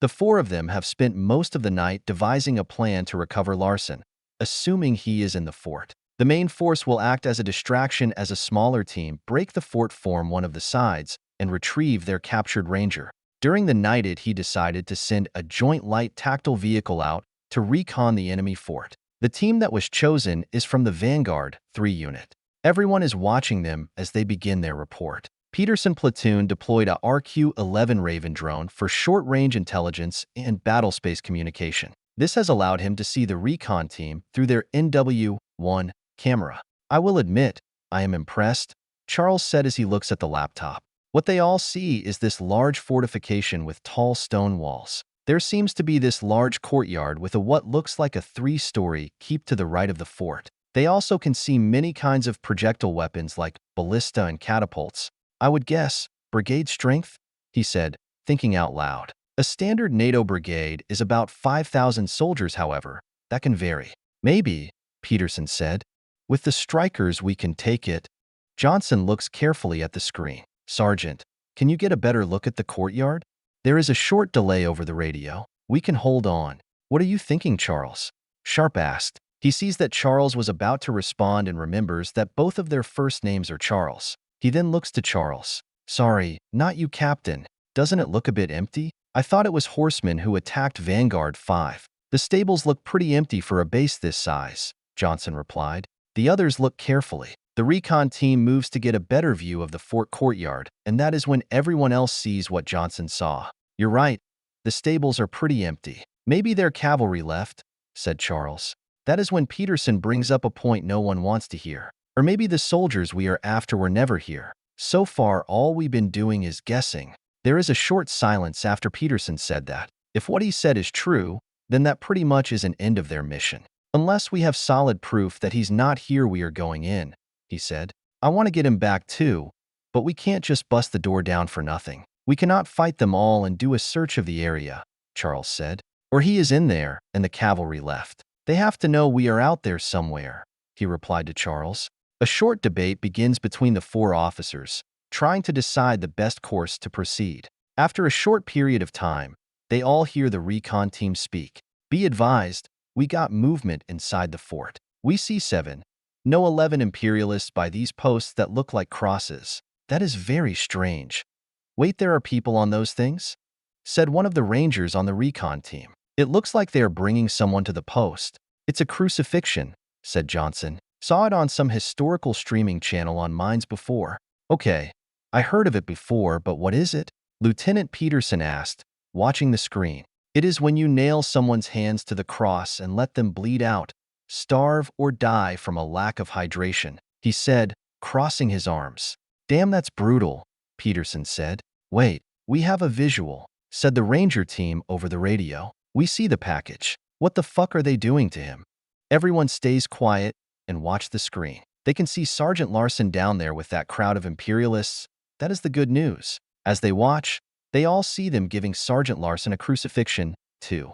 Fuck, we can hear the screams from here, one of the rangers said over NW orders. None of the officers could hear the screams over the radio, but the situation is perfectly clear. Guys, come back to base for orders, Charles said over the radio. He looks at the feed. There is a lot of lag from the drone. It looks like Larson is on the verge of death, however, letting emotion to take over, and rushing usually leads to bad results. However, he knows if he waits, Larson is dead. He has seen it before. Belay that, he orders in a command tone. I want them out there and keep giving us updates. Before the other officers could say anything, he continues speaking. We're scraping the original plan and attack the front. The strikers will provide cover fire, and the main force advances on the front gate on foot. Once we get him, we bring the vehicles up, load up, and get out of here. Shouldn't we just do that anyway? Peterson asked. We can spare at least 1 APC going in. Peterson platoon only has 3 strikers and 3 JLTVs, all armed with the M2 Browning .50 caliber except for one. One of the strikers is armed with a 30mm autocannon. That weapon right there can easily destroy their stone wall and any defensives they have, a balance equalizer against their numbers. I prefer the original plan, but as Johnson brought up, their cavalry is out there somewhere. Well, keep the bulk of the JLTVs on guard on the left and right of the striker line. They will keep watch. I don't want us getting flanked because we're too focused on the fort, he explains. He takes a moment to think. But keep the one in reserve just in case we need one. Questions? He looks around and sees no one brings up any question. It is not the best plan in the world, but any good option they had just went out the window. Good, he said. Charles, you and I will move into the fort after a short barrage. Peterson, have your men take out as much of the fort defensive as they can before we go in. Have the .50 caliber Leis suppress fire until we breach. Who is taking point? Asked Johnson. Rory and the rest of us will fall in behind. Charles, you will take half of your men. I will do that same. Johnson, you in command of both Vanguard teams while we are gone. I will lead the bulk of the infantry into the fort. We leave in 5. He finishes and then everyone leaves, beginning to break camp. As everyone starts to get everything ready, he walks directly to his men. Once he got there, he sees everyone gathering their things, getting ready for battle. All right, everybody. Johnson will be in command of the unit. Scott, Randy, Jerry, and Rory are with me in assaulting the fort. He said to them all, we will be riding in the striker and disembark once we attack the fort. The rest of you will be providing rear guard for 3rd Platoon. Randy jumps off one of the vehicles. I take it we found our guy? Yes, Sergeant Major. Vanguard 3 Recon Unit found him. He is on the far side of the fort, being crucified. Jerry, once we got him, you're responsible for his health. Once he said the word crucified, he noticed the mood dramatically change. The gravity of what is happening hit them all as they all imagine what if that happened to them. Everyone is wanting to get some payback. Last, there might be a large cavalry unit out here somewhere. Once the fighting starts, expect them to be rushing back here. Keep a good eye out. We move out in 2 minutes. You 3 let us go, he said. Lelei quickly rushes up to him when the meeting ends. Major Sharpe. He stops and look at her. This got to be quick, Lelei. We got to go. I know. I want to come. I can help, Lelei said to him. He shakes his head in disagreement. Sorry, I want you back here. Lelei tries to interrupt him, determined to get on the strike team. I know you are trying to protect me, but I can handle myself.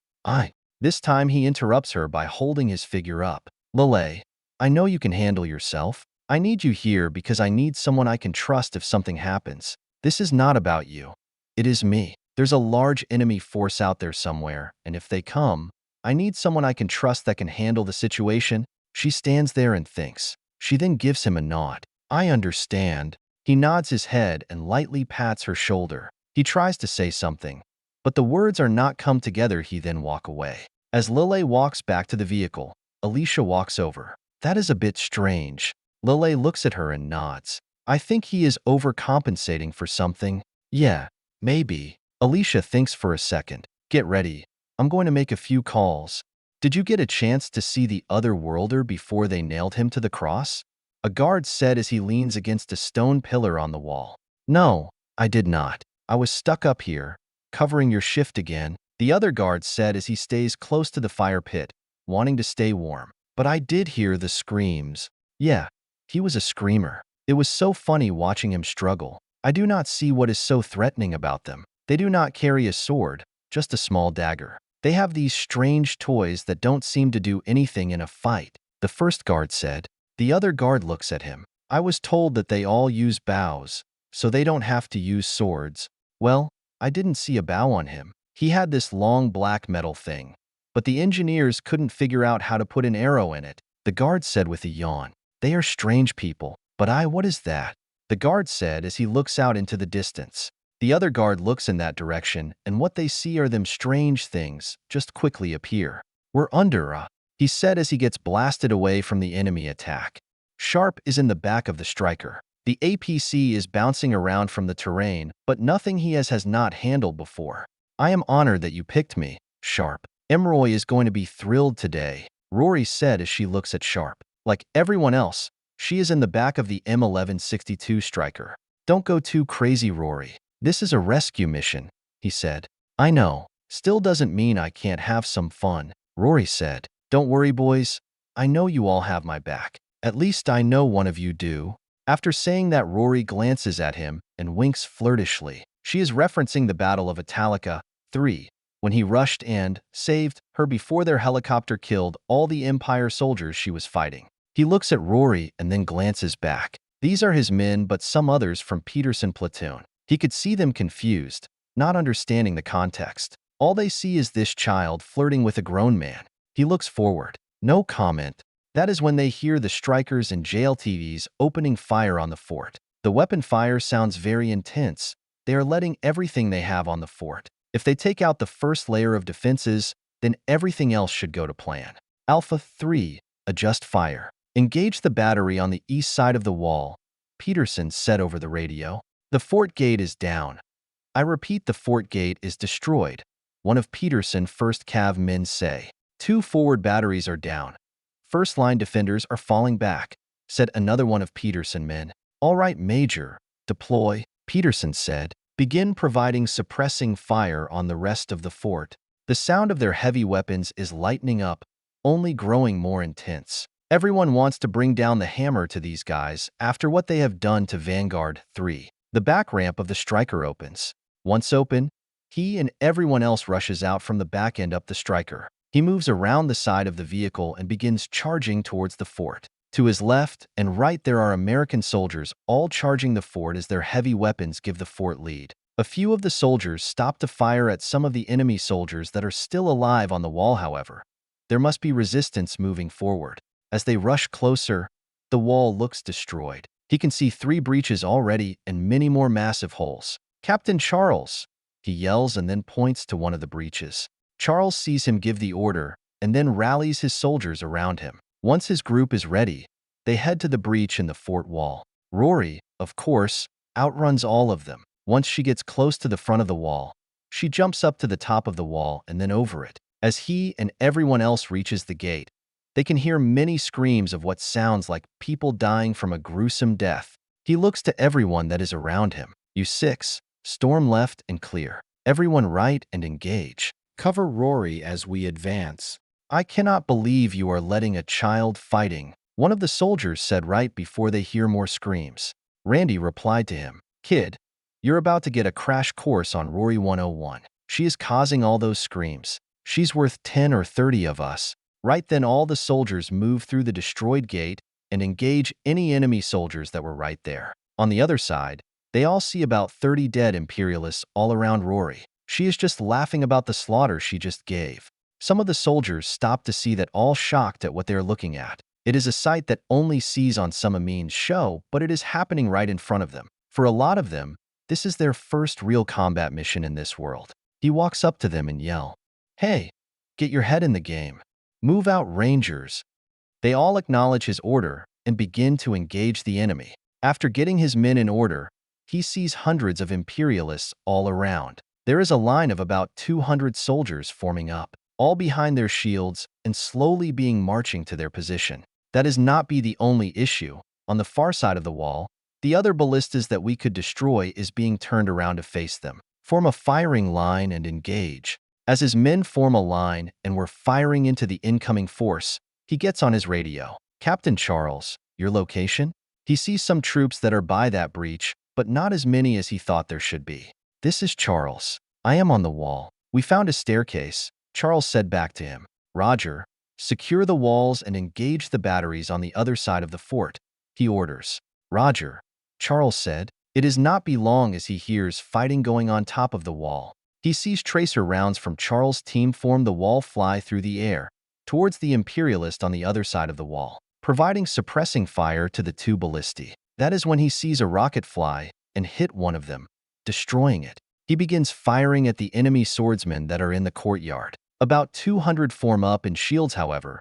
They are being torn apart from the 1st Cav and Ranger soldiers. The full metal jacket 5.56 by 45 mm NATO rounds piercing through their shields and armor with ease. After spending a few minutes clearing out the closest threats, Sharpe looks to at one of the teams. Your team hold here and hold the gate. Everyone else let's move. Everyone begins moving down the courtyard, engaging anyone that tried to attack them. The sounds of gunfire are everywhere. Slowly, everyone is moving forward through the courtyard. Anyone who even tried to charge their firing line is being massacred. The bigger problem is the arrows that are beginning to fly at their lines. Most of that arrow fire is coming from the keep. It seems we just walked into the firing range. After killing a soldier, he then rushes to one of the soldiers that has a radio unit on his back. Soldiers, get Peterson on the line. Have them lay down suppressing fire on that keep, sir. The radio man said as he begins relaying the order to Peterson. Sharpe then looks around and then beings providing suppressing fire on the keep. It only took a few moments before 30mm fire from that striker begins raining down lead into the keep. There are 2 javelin missiles that are flying until they hit these 2 points on the keep, killing many archers. The FGM-148 Javelin was designed to destroy tanks and other vehicles, but during the War on Terror, it was used as an effective bunker buster for infantrymen. After the 2 Javelin missiles hit the keep, taking out the main archery points, Randy is telling everyone to hold fire and regroup. "Hey Randy, let's move up," he orders. Randy acknowledges the order, and everyone begins moving down the courtyard, heading to where the crucifixion posts are at. V03, Chapter 34, Elias Forest Campaign RM. Elias Forest, May 24, 2025. As the fighting inside the fort continues, Lelei walks up to one of the vehicles that are facing the fort. She can hear some of the nearby soldiers talking by some of the vehicles. It sounds like they are commenting about the fighting from inside the fort and how intense it sounds like inside there. As she watches the fort, one of their strikers with a heavy cannon is tearing a part of the keep. Apparently, the strike team requested fire support on the keep. It seemed they were taking heavy arrow fire from there. It is a specular sight to see how efficient the destruction is. The rapid firing from the striker ends as she witnesses 2 of what they call javelin missiles hit the outer edges of the keep. After the 2 explosions from the missile strikes, and parts of the keep starts fall apart. Everything seems to be going as planned, she said as a few soldiers to her left fires another javelin missile at the fort. Its target seems to be a trebuchet that is on the far side of the wall. The missile hits its target, blowing up the device and everyone around it. That is when she overhears Peterson over the radio. She looks down at a handheld radio that was given to her. "All units, move to the right flank. Contact right. Engage at will. Weapons free," Peterson orders. That is when she notices everyone around her pack up and rush to the right side of their position. The 3 vehicles that they call Striker and the JLTVs begin to move, most of them going to where their commander said to. Small arm weapon fire can be heard from that location. As more soldiers arrive at that location, the sound of weapons fire increases. She decided to rush over there to see if there is anything she can do to help. "Lelei, what is going on?" That is Selena over by one of the vehicles, next to Sergeant Alicia while she is talking on the radio. "Stay there. We are under attack," she said to Selena as she readjusts her combat helmet. Just like Selena, she also was given some protection to wear while in combat. Once she arrived at the right flank, she could see the Empire forces advancing. There seemed to be about 400 cavalry taking cover in the tree line. For her, something seems to be off. The horsemen are not attacking but taking cover. That is not what horses are for though. That is when she overhears someone yells, "Incoming." She looks up in the air and sees these 2 fireballs coming in their direction. As everyone around her breaks for cover, she begins to chant a spell. As she chants, the top of her staff glows bright blue and then she raises it, pointing at the 2 fireballs. 2 bursts of energy appear from her staff and strike both objects, blowing them up. Once she finishes her spell, she looks around and receives some cheers from the American soldiers, impresses with what she did. It was just a basic spell. For a people who never experienced the magic, she guesses the most basic of spells would be impressive to them. "Thanks, kid," Johnson said. He walks over to her as the fighting starts to pick up again. "Those were some kind of projectiles," she said looking towards him as he walked up. "Yeah, kind of figured. Had to come from some artillery piece, which means all of this was pre-planned." "We are in a trap," Johnson said, thinking out loud. "I somewhat agree, but their attack seems disorganized, doesn't it?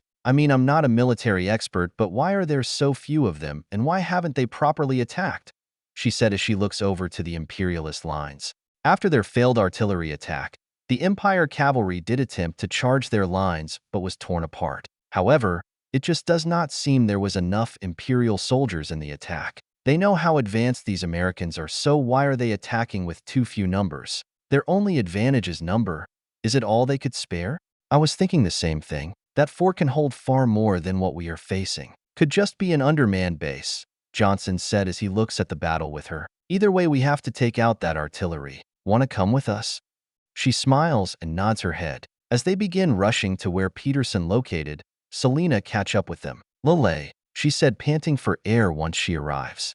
Selena, I said stay there, she said in a frustrated tone. It is rare for her to express a negative or positive emotion, but here, she is angry at her. I am sorry, but I am under orders from Alicia, Selena said as she regains her breath. She needs both of you now. Alicia? What does she want? Okay, let's go, kid, Johnson said, confused. The three of them moved to the left flank. There are only a few soldiers over here as everyone else is either engaging at the fort or on the right side. Compared to over there, over here seems to be noticeably quiet. Lieutenant, over here, Alicia said, standing by their JLTV.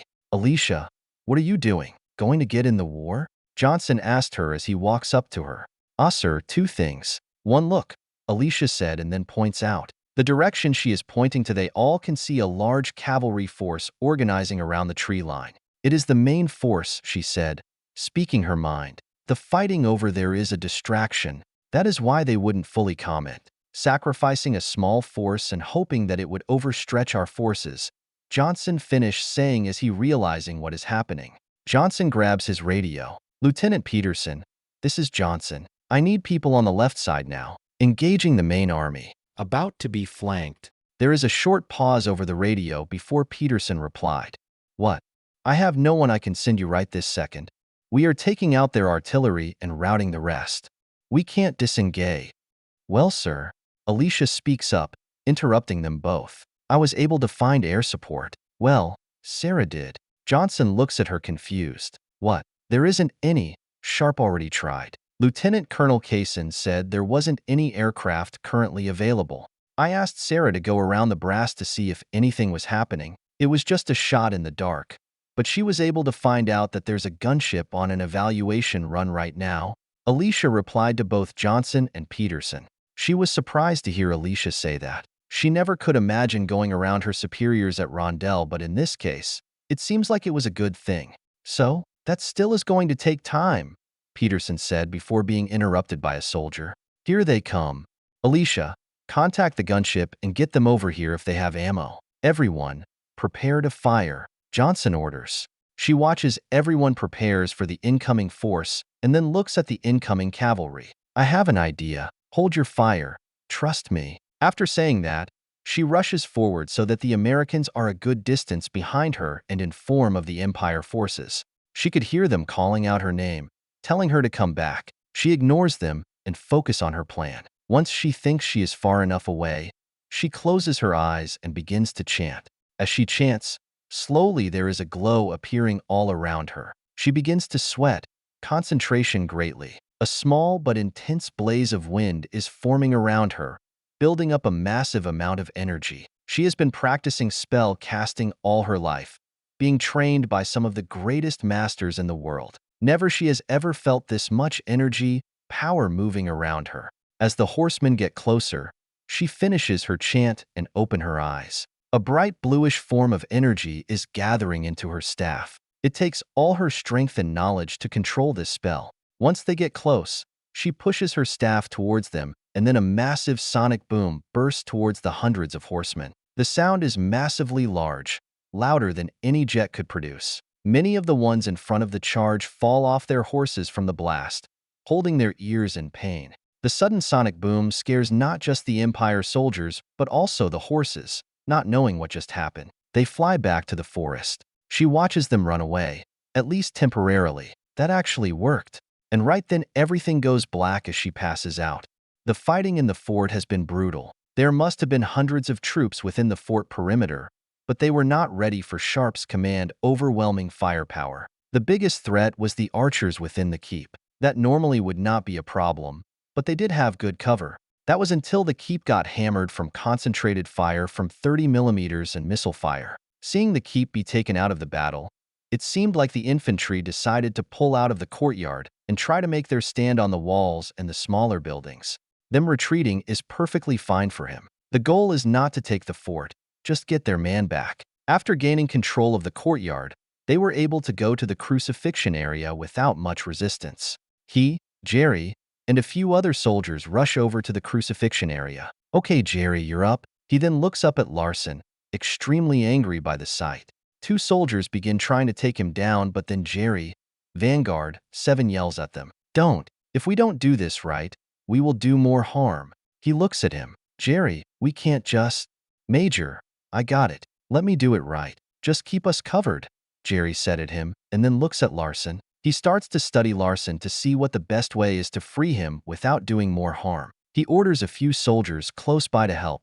"Okay, you two, do everything he said. You're 4, watch their 6. Randy, you got this," he tells everyone. Randy looks up at Larson and then looks at Sharpe. "I got this. No one going to get close." He feels good knowing that Randy has his back. Randy being a veteran of the War on Terror. He has not known him for long, but he quickly learned you do not want to be on his bad side. He is a veteran of war, and that is enough for him. With that, he rushes back to the other side of the courtyard to where everyone else is. The situation is becoming more stabilized by this point. They have to clear their exit, and the enemy is forced back. As he moves, an arrow barely misses him. He stops and aims his rifle to the direction of the arrow fire. The shot came from one of the towers on the far side of the wall. Before he could fire, he witnesses Rory jumps on top of the tower and then down it. With her massive halberd, she slashes the foundation. After that, the tower comes falling to the ground. Moments like this are when he is happy she is on their team. Once seeing that threat gone, he rushes back to his men. He rushes to Charles. "They're getting him down now. Going to be a minute. Is it bad?" Charles asked, already knowing the answer to his question though. "Worse. They are lucky we're not planning on staying," he said, looking to the other side of the fort.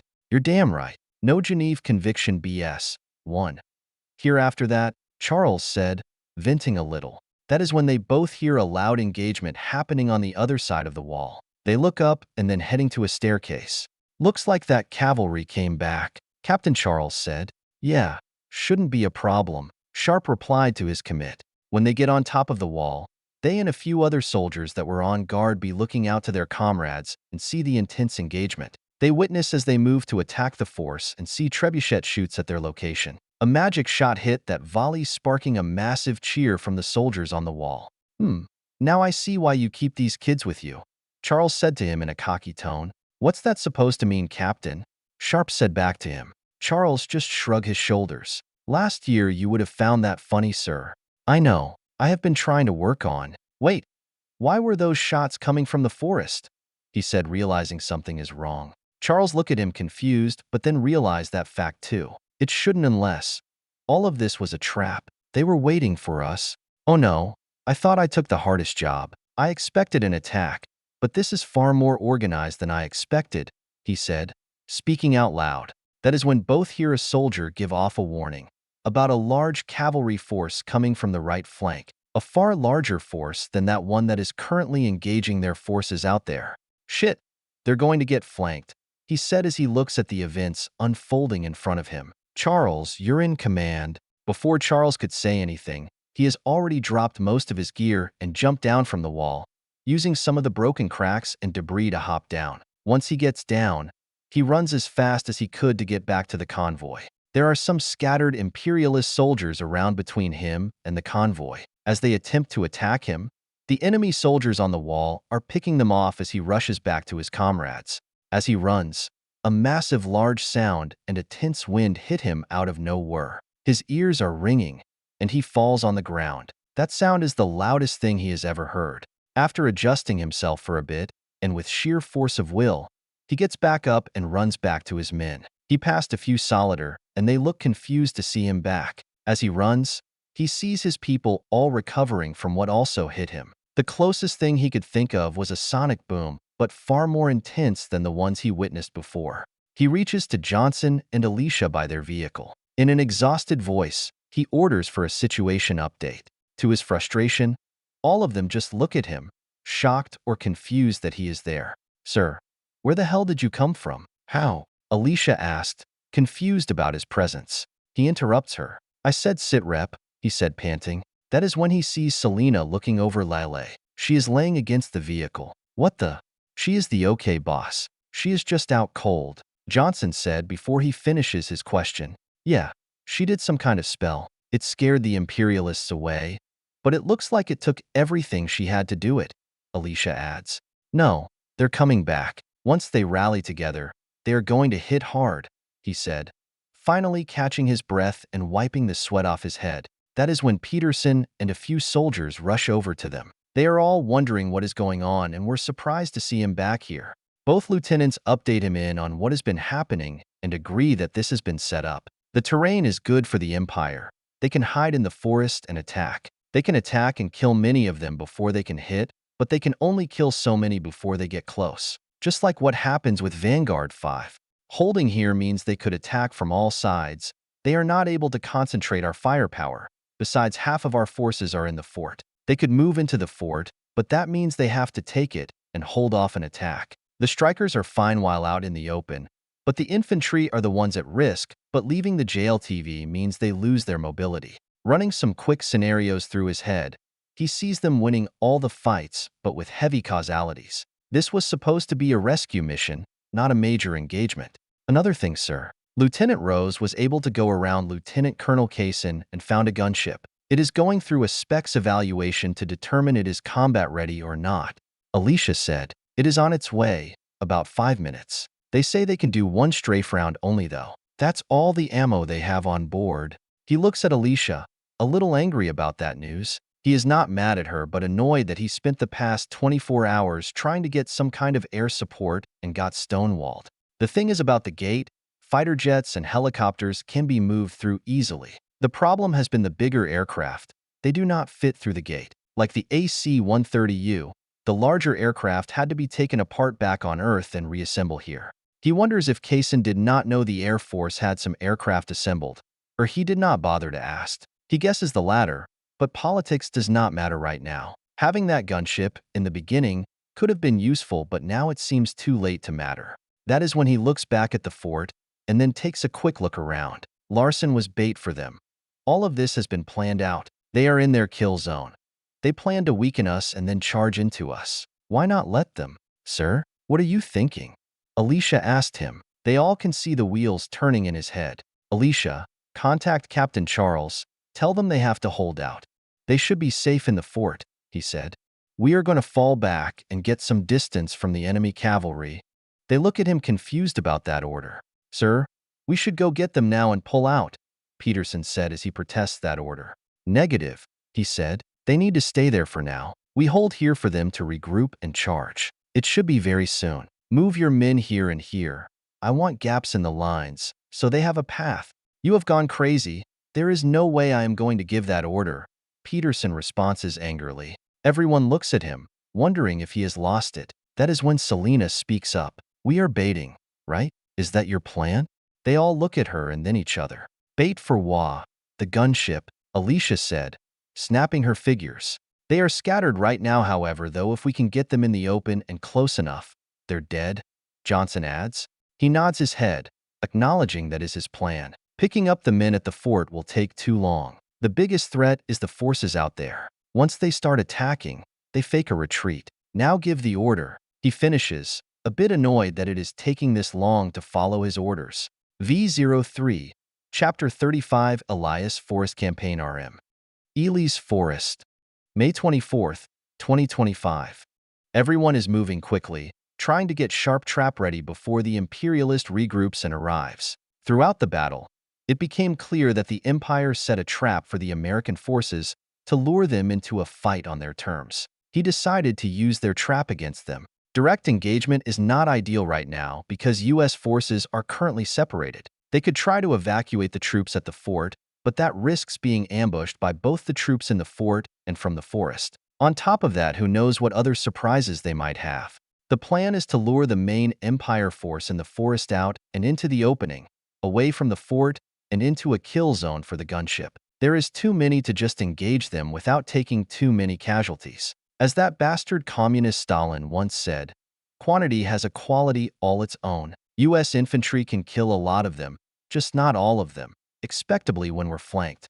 Thanks to Lelei's magical spell, it temporarily drove off the Imperialist cavalry, giving everyone time to get ready. He is moving along the lines, moving all the men and the vehicles into a V formation that is facing the fort. He is intentionally creating gaps between the vehicles, so the Imperial cavalry will focus on those gaps. From what he understands about ancient warfare, cavalry was used to attack the flanks or exploit gaps. Once engaged, everyone hops on and slowly conceded the group, luring them away. The three strikers would not take part in the opening fight. The gamble is to make the enemy think that his side is far weaker than they actually are. At least that is the hope.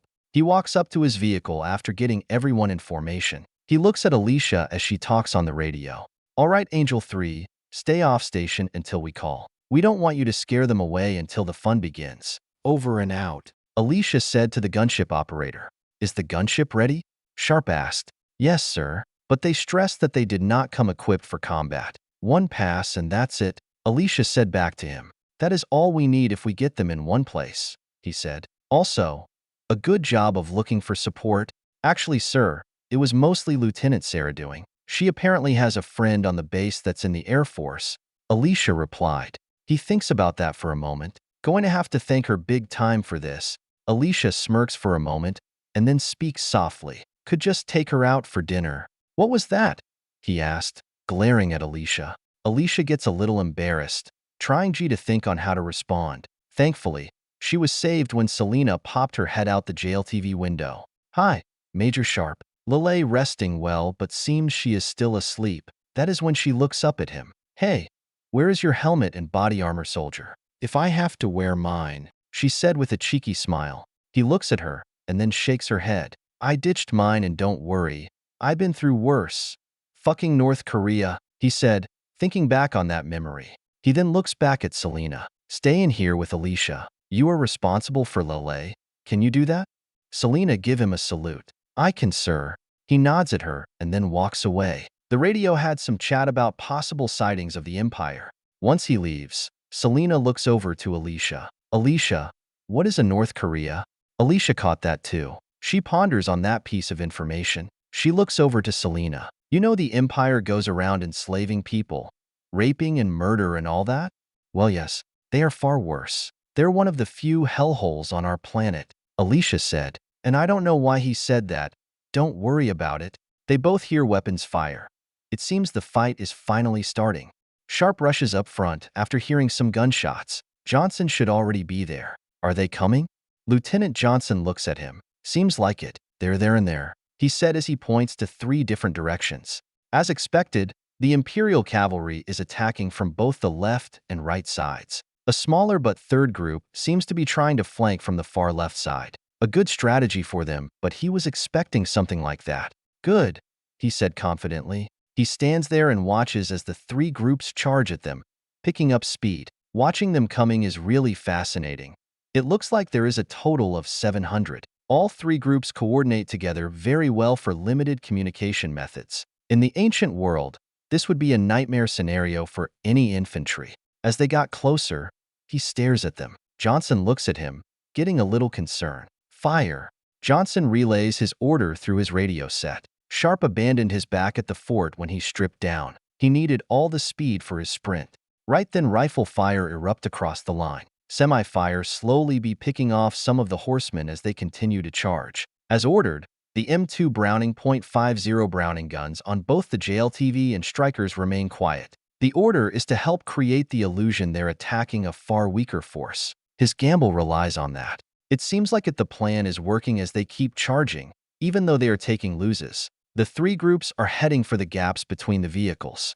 "All right, fall back," he yells, ordering everyone in his usual regimental command tone. Doing what they were told to do in advance, the soldiers quickly get into the nearby vehicle or hop on the railings on the side of them. All at once, all the vehicles begin to go into reverse, pulling away. Some troops are still firing their rifles while in their vehicles. He is riding on the side of a JLTV. The vehicle going to be in reserve, just like everyone else's vehicle. He witnesses the spot they were just occupying get swarmed by the Imperial forces. Looking at them now, there seems to be more than a 700. The Empire's strategy really has impresses him. They took what little they know about the US Army and tried using it against them. They must have committed everyone they had in this whole region for this operation. After hearing a short cheer from the Empire force, celebrating for driving the Americans away, they quickly regroup the three groups and begin a new charge towards them. He reaches through the window of the jail TV and grabs the radio. "Alicia, bring the rain," he orders. "Roger," Alicia said. "Angel 3, this is Vanguard 7, requesting close air support. Large force at the pre-targeted position. Copy that, Vanguard 7. We have you on thermal. Do not stop pulling back. This is going to be a danger close. Firing the main cannon." Angel 3 said back over the network. Everyone heard that over the network. It only took a short moment after the radio conversation. As he watches at the incoming cavalry, right then a massive explosion hit right in the center of the enemy force. Right after that, a hail of 30mm bullets rained down on them. A consent bombardment of 105mm and 30mm fire rains down on top of them, slaughtering them in their tracks. He orders everyone to stop since they are now safely out of range. Everyone gets out of their vehicles and stand there, watching the 1,000+ soldiers dwelling to nothing. Rory is rushing towards a small formation of Imperial soldiers. Once she gets close, she slashes her halberd right through them. Some were cut in half and 2 others fall off the keep. After killing them, she stands tall and looks around. She is on top of the keep, or what is left of it. All around her are dead bodies of what the Americans and Allies call imperialist soldiers. "I think that is all of them," she said to herself, satisfied with the slaughter she committed. So far, she has been impressed by this battle. All this effort just to save one medium-level soldier. Their honor is vastly different than many in this world. She thinks it will be interesting to see when their beliefs and sense of honor is tested by a real threat. As she stands there, she notices something strange. She sees a large Imperial force outside the fort and seeing his group force retreating. What the? She walks to the edge of the keep and then jumps off. It is a long fall, but she finally lands on the edge of the wall. She notices 2 American soldiers standing there, on guard duty it seems. She notices them acting a little awkward. She tilts her head confused. "Ah, everything okay?" Both glance at each other and then back at her. "Ah, nice jump," one of them said as his face turns a little red. That comment confuses her. She guesses a jump like that would be impressive to mortals, but how they are acting just seems off. After thinking about it for a moment, that is when she realized that she is in a skirt and they were watching. That means they were able to see up her skirt. After that realization, she gives them a death glare and give the one who spoke a hard slap on the face. "How inappropriate. Men, where's Major Sharpe?" she said as she storms off. That guy Buddy nudges him in the shoulder. "You nearly died, man. What the fuck? Just watching the impressive jump. How the hell could I have known? Nothing on this planet makes sense." She walks away after hearing that. She just shrugs. She learned from Alicia and Sarah that it is okay for a lady in their culture to slap a guy if he is being a prick. A cultural exchange that she currently approves of. Now if it were just the Major there, it would have just been a flirtish embarrassment. He is having been brave, determined, and a killer, caring and… Wait, she cannot be thinking that. He is just an interesting mortal. Now that she thinks about it, what had happened to him? As she walks along the wall, she sees Charles looking at the Empire army. "Hey Charles, what is happening?" He looks to her. "It's Captain." "And what is it?" She shrugs her shoulders, not caring about mortal titles. "What happens to your people, Charles?" Charles shrugs by that and ignore it. "I don't know. They fell back when these horsemen attacked," Charles said, still trying to figure out what is happening. "Do you think it is related to that sound from before?" she asked, looking out at the Empire forces. "I have no idea. All I know they should be here, and that the Major left to go help them," Captain Charles said. Hearing that frustrates her. She thinks about the situation. "Wait, you let him go out there." She then notices how angry she got, and that surprised her. Not able to remember the last time she got this angry over a mortal man. "Don't worry, kid," Charles said, dismissing her concerns. That is when a random soldier yells, pointing G in the air. She looks up and sees this flying thing high up. It is hard to tell, but it looked like one of those airplanes, but one of the big ones. She could not identify what it is. Should have spent more time listening to Lelei. Then her eyes widen as she sees this stream of bright lights coming from that aeroplane. When that happens, she suddenly is hit by these hundreds of souls begins pouring through her body. The sudden hit from all the warrior dead souls hitting her. She drops down onto the ground. As an apostle for her god Emroy, her body is a vassal for souls while they are on their journey to him. As a soul passes through her, it brings this intense sexual pleasure. The more souls that go through her, the more intense the pleasure it is. The only way to remove the sexual intensity, so to accept it and beginning killing her enemies. However, though, the more she resists, or in this case, unable to fight, the stronger the pleasure becomes. Oh, God no. Oh, by the gods holy yes. She screams as the sexual pleasure intensifies. The fighting is taking place too far away for her to fix this, please. She just must endure it until the fighting over. Charles and 5 other soldiers gather around her, watching, confused about what is happening and what to do. Is she having a orgasm? A soldier asked out loud. It is more of an open question, trying to figure out what is happening to her. I told you, man, this is a fucked up planet, the soldier from before said. For a good 11 seconds, hell rains down on top of the Imperial cavalry. About 2/3 of the enemy forces were wiped out right in front of them. There are bodies all in front of them. Screams from both man and horse can be heard. The rest of the cavalry scatter a bit, or just in plain shock from what just happened. Sharpe can hear Alicia talking to the gunship over the radio. All right, Vanguard 7. That is everything we were carrying. Alicia replied to Angel 3. Roger that. Clean hit. Thanks for the assistance. He raises his hand into the air, trying to get everyone's attention. All right, let's get in the fight. Right then, all the vehicles move forward, getting close to the enemy survivors. Unlike before, every possible weapon is being used. Rifle fire to .50 caliber to their striker 30mm cannon laying waste into what is left of the Empire force. The engagement lasts only about 10 minutes. After the air support, the fight seemed to be lost in them. Still, he was not taking any chance. The rest fall to the American force, anyone that did not flee. Once the area is fully secured, he orders the convoy back to the fort. It is time to accomplish their primary mission, rescuing Larson. Back at the fort, he walks inside and sees Charles and Rory standing there. Are we ready to go? That is when he notices Rory all red. Something happens?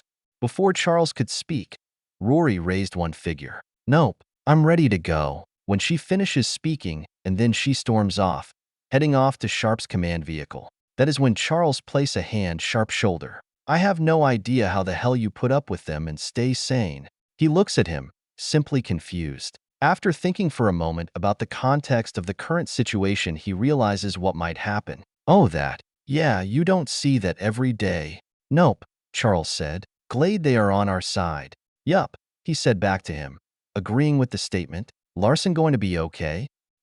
Yeah. Doc really knows his stuff. We just need to get him close enough for a medevac, Charles said. All right, take your team and get him to the medevac ASAP. He orders him. Charles gives him a basic salute and then walks off. It is about an hour after the battle. Peterson's 3rd platoon has been engaging minor skirmishes with stray groups here and there, but the fort has been taken. They have been going through the fort in bodies for any intelligence and resources before abandoning the fort. While heading back to base, they got news about Vanguard 5 and the Canadian team. They ran into no issues, which is good. The elves helped take care of Bailey's team until help arrived. Too bad that any hope for a treaty was ruined.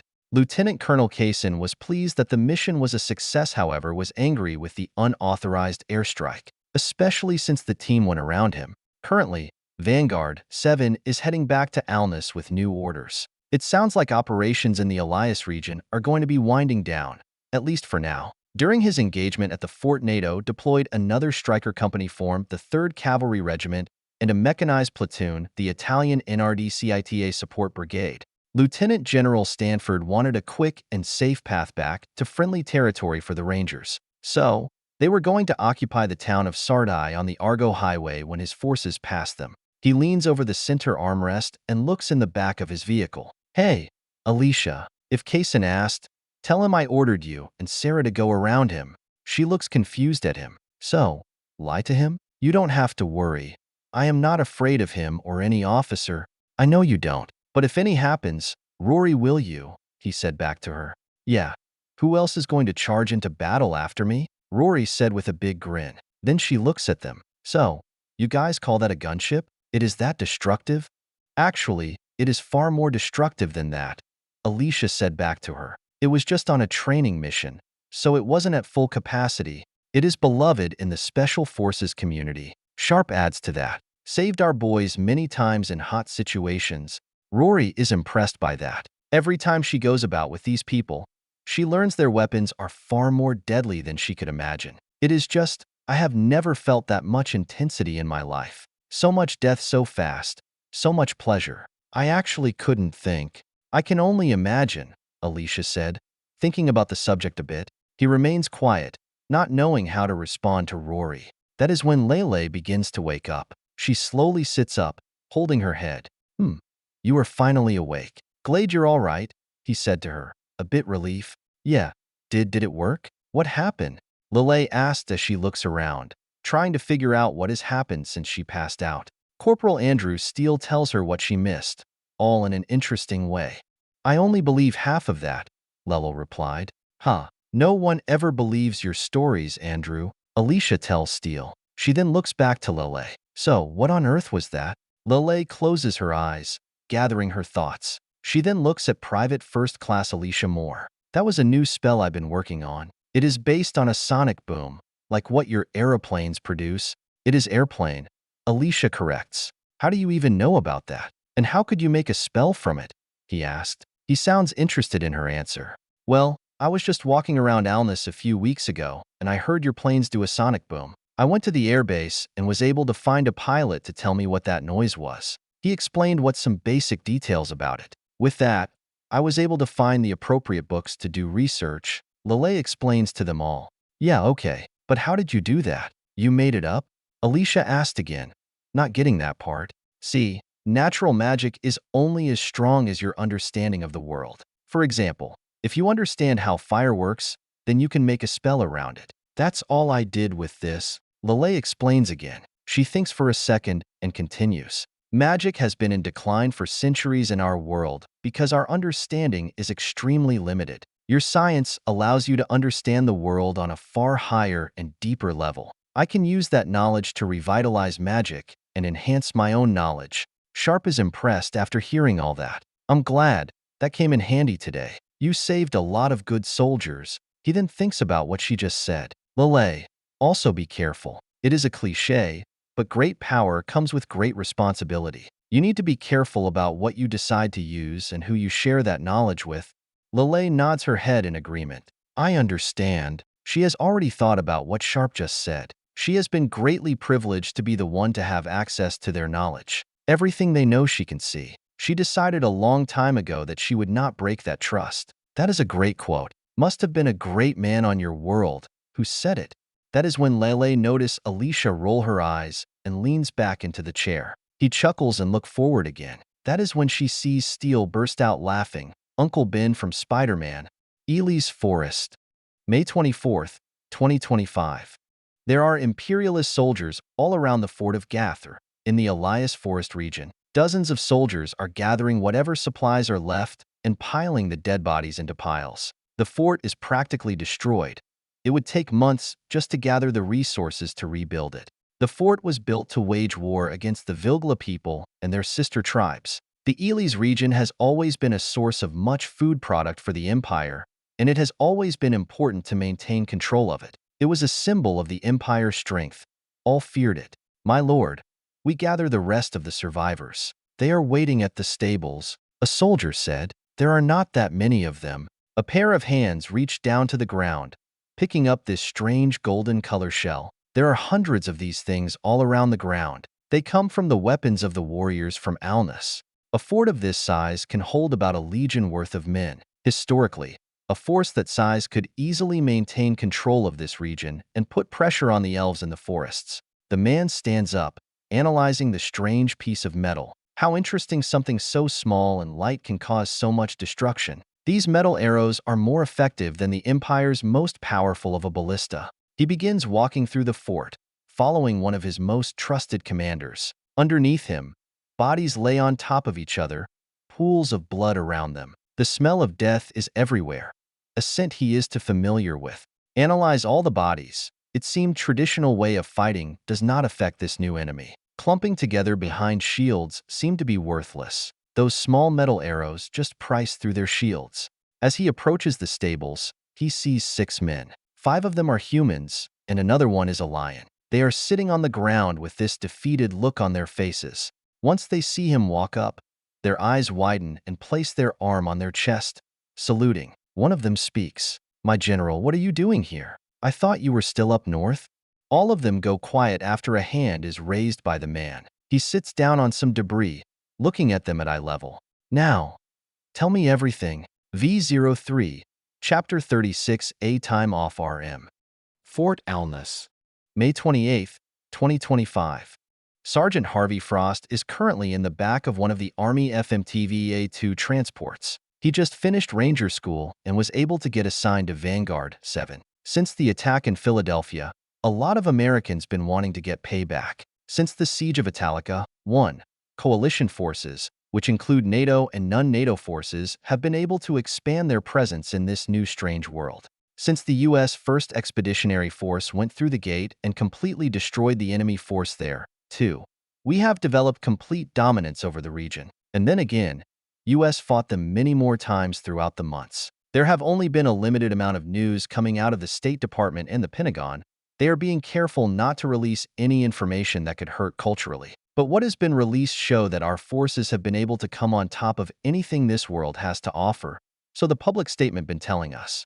The mood in the country and many other countries within the Western world have been a state of shock. We in the West have been so successful and sheltered from conflict zones and the cruelty of life. We have not seen anything like this for many centuries, and then suddenly everything we have seen in Lord of the Rings, Game of Thrones, all the great Roman films like Gladiator over the decades and many other cultures just went from fantasy to reality. There has been much debate over the internet from different streaming channels arguing what could possibly wonders and horrors this new world could have. All that is just the cultural topics.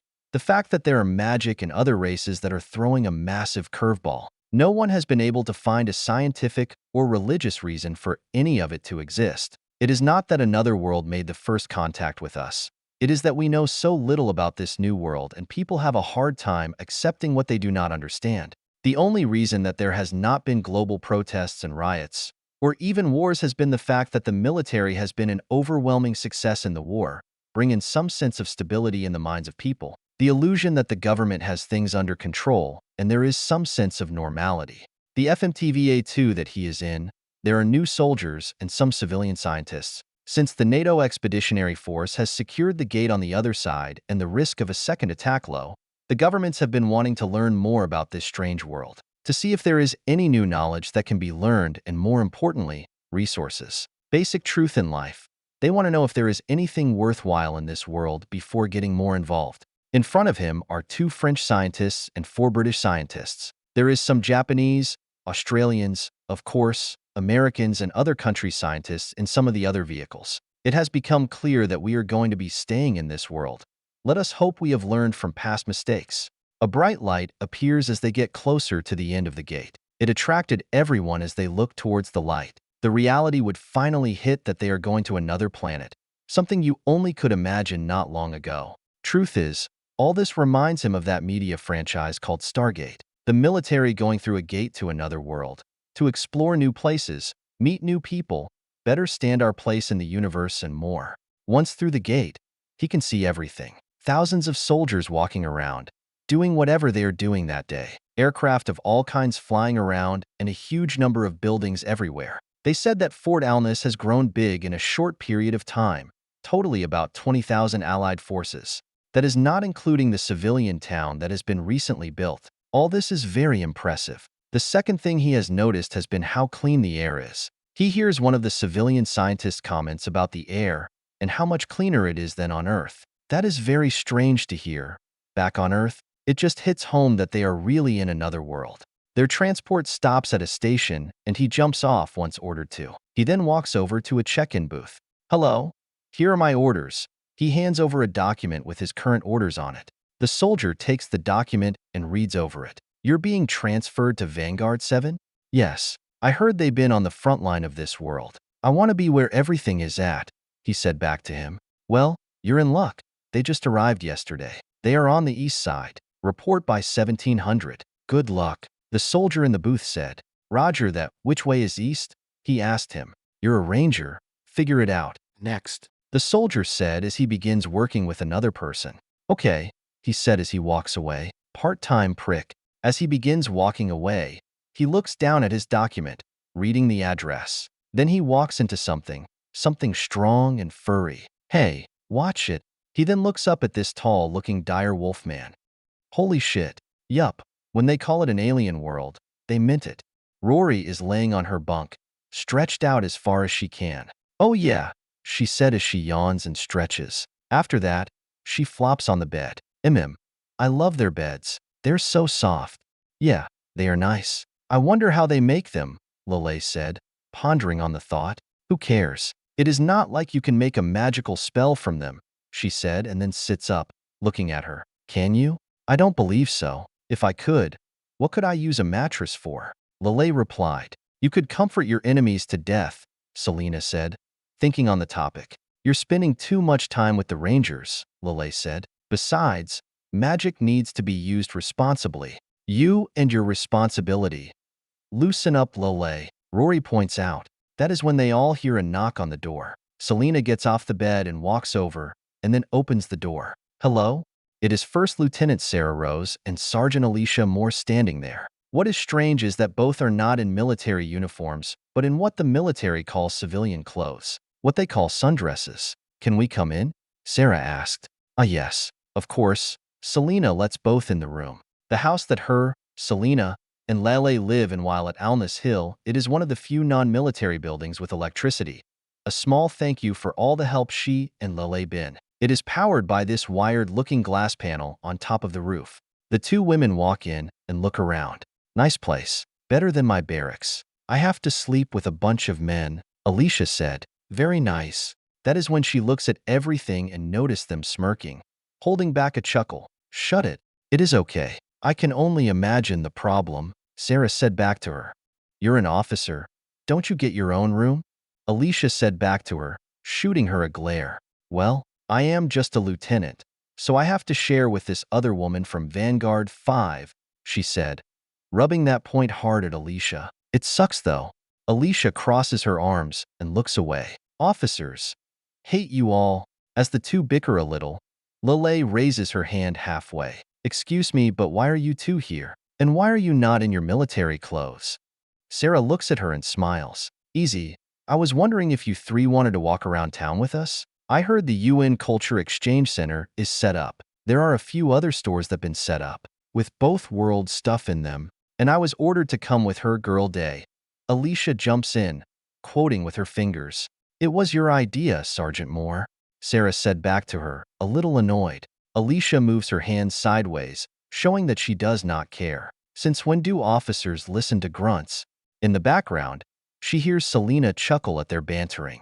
I think I will pass. I already have too many books to read. Getting more will only set me back, Lelei said. Kid, there is more to life than just books. Have some fun, Alicia said back at her. You need more hobbies. Maybe find something that makes you look good for the boys. Alicia winks at her after saying that. Lelei blushes a little after hearing that. She has spent so long living alone with her master, learning the ways of natural magic, she has not even thought about boys. The life of a nomad, always traveling, rarely staying in one place. She would be too embarrassed to respond to Alicia, especially since Sharpe is the one paying for everything, Sarah said.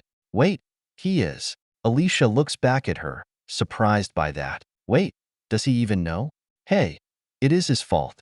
He shouldn't be so lazy and have me do all of his paperwork, Sarah said, smirking. Alicia begins to think about that point Sarah brought up. Why do you do that? That is not your problem. Shut it, Sarah said quietly.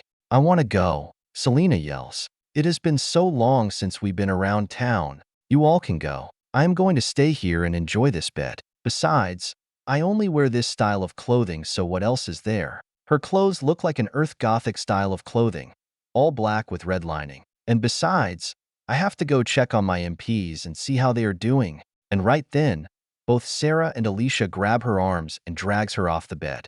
"Nope, you are coming, Rory. I am ordering you to," Sarah said to her, surprised that it is this hard-getting teenage girl to go shopping. She hates the idea of going out and shopping. She is an apostle of Emery, and she likes what she wears now. Plus, many apostles like Giselle like to take money as charity or donations to spoil themselves. She does not like to spoil herself as she travels around. As she screams no, everyone leaves the building and heads to the alness community. Once they arrive, everyone will notice how developed the town has become. With some help with the Army Engineer Corps, many of the living quarters are above 5 stories tall, an achievement for this world. A full-fledged market with a diverse selection of food and other goods. There even seems to be some shops opening and some form of industry like carpentering and blacksmithing.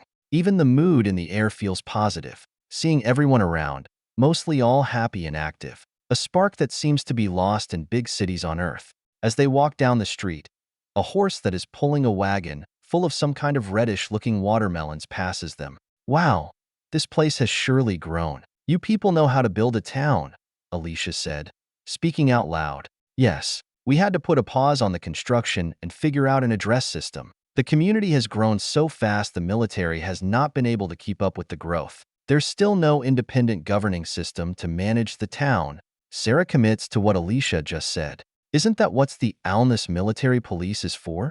Rory asked as she has her hands behind her head. She is referencing to the Joint Alness Community Military Police Program, a joint police program with NATO and other allied forces mixed with the native population. Since the military love their long, over-literal names, it has been nicknamed the Alness Military Police. "I don't think they like that, Rory," Lelei said to her question. "From what I read, they prefer to keep military out of civilian issues like that."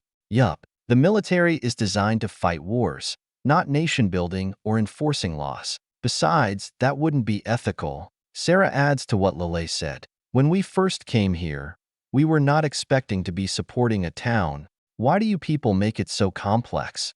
She points out, "From what I have seen, you people create problems just so you can do more things. If you just give us the power, we could fix all the town's problems." "Rory, I know you don't believe that. That is the excuse of every dictatorship in history," said Sarah. "Well, it keeps it simple," she shoots back. She dozes like how Sarah responds. That is how the empire became so tyrannical in the first place. It had the power and used it. At first it was for all the right reasons, however, that only lead to one of the most brutal governments since the Elven times.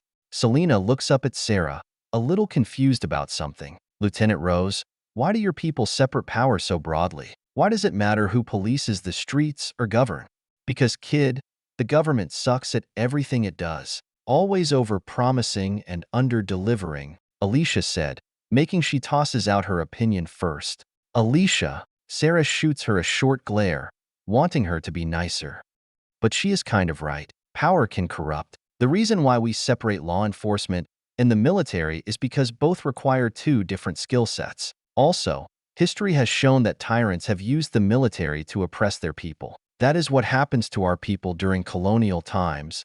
Selena thinks on that for a second, trying to understand why. The ideas are so different from how her country operated. In her country and everywhere else she has seen, both are one of the same, used to enforce the will of the current ruler. It is complicated for a reason. It is to prevent one individual from accumulating too much power. "Why do you ask?"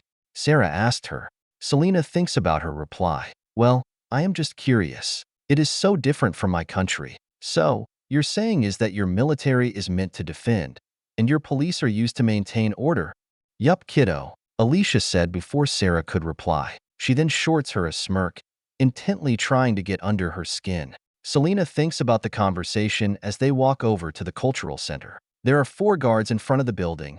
2 of them are from Alness, a cat, and a human. The other 2 are from Earth, both with the British flag on their arms. The Nico sees her and waves. "Hello, Rory. Are you here to check this place out?" "Yes. I hope you all are doing your jobs." Rory glances at him. He looks over to the other guards and then back at her. "So far, yeah. But the damn kids keep trying to sneak in." "Kids?"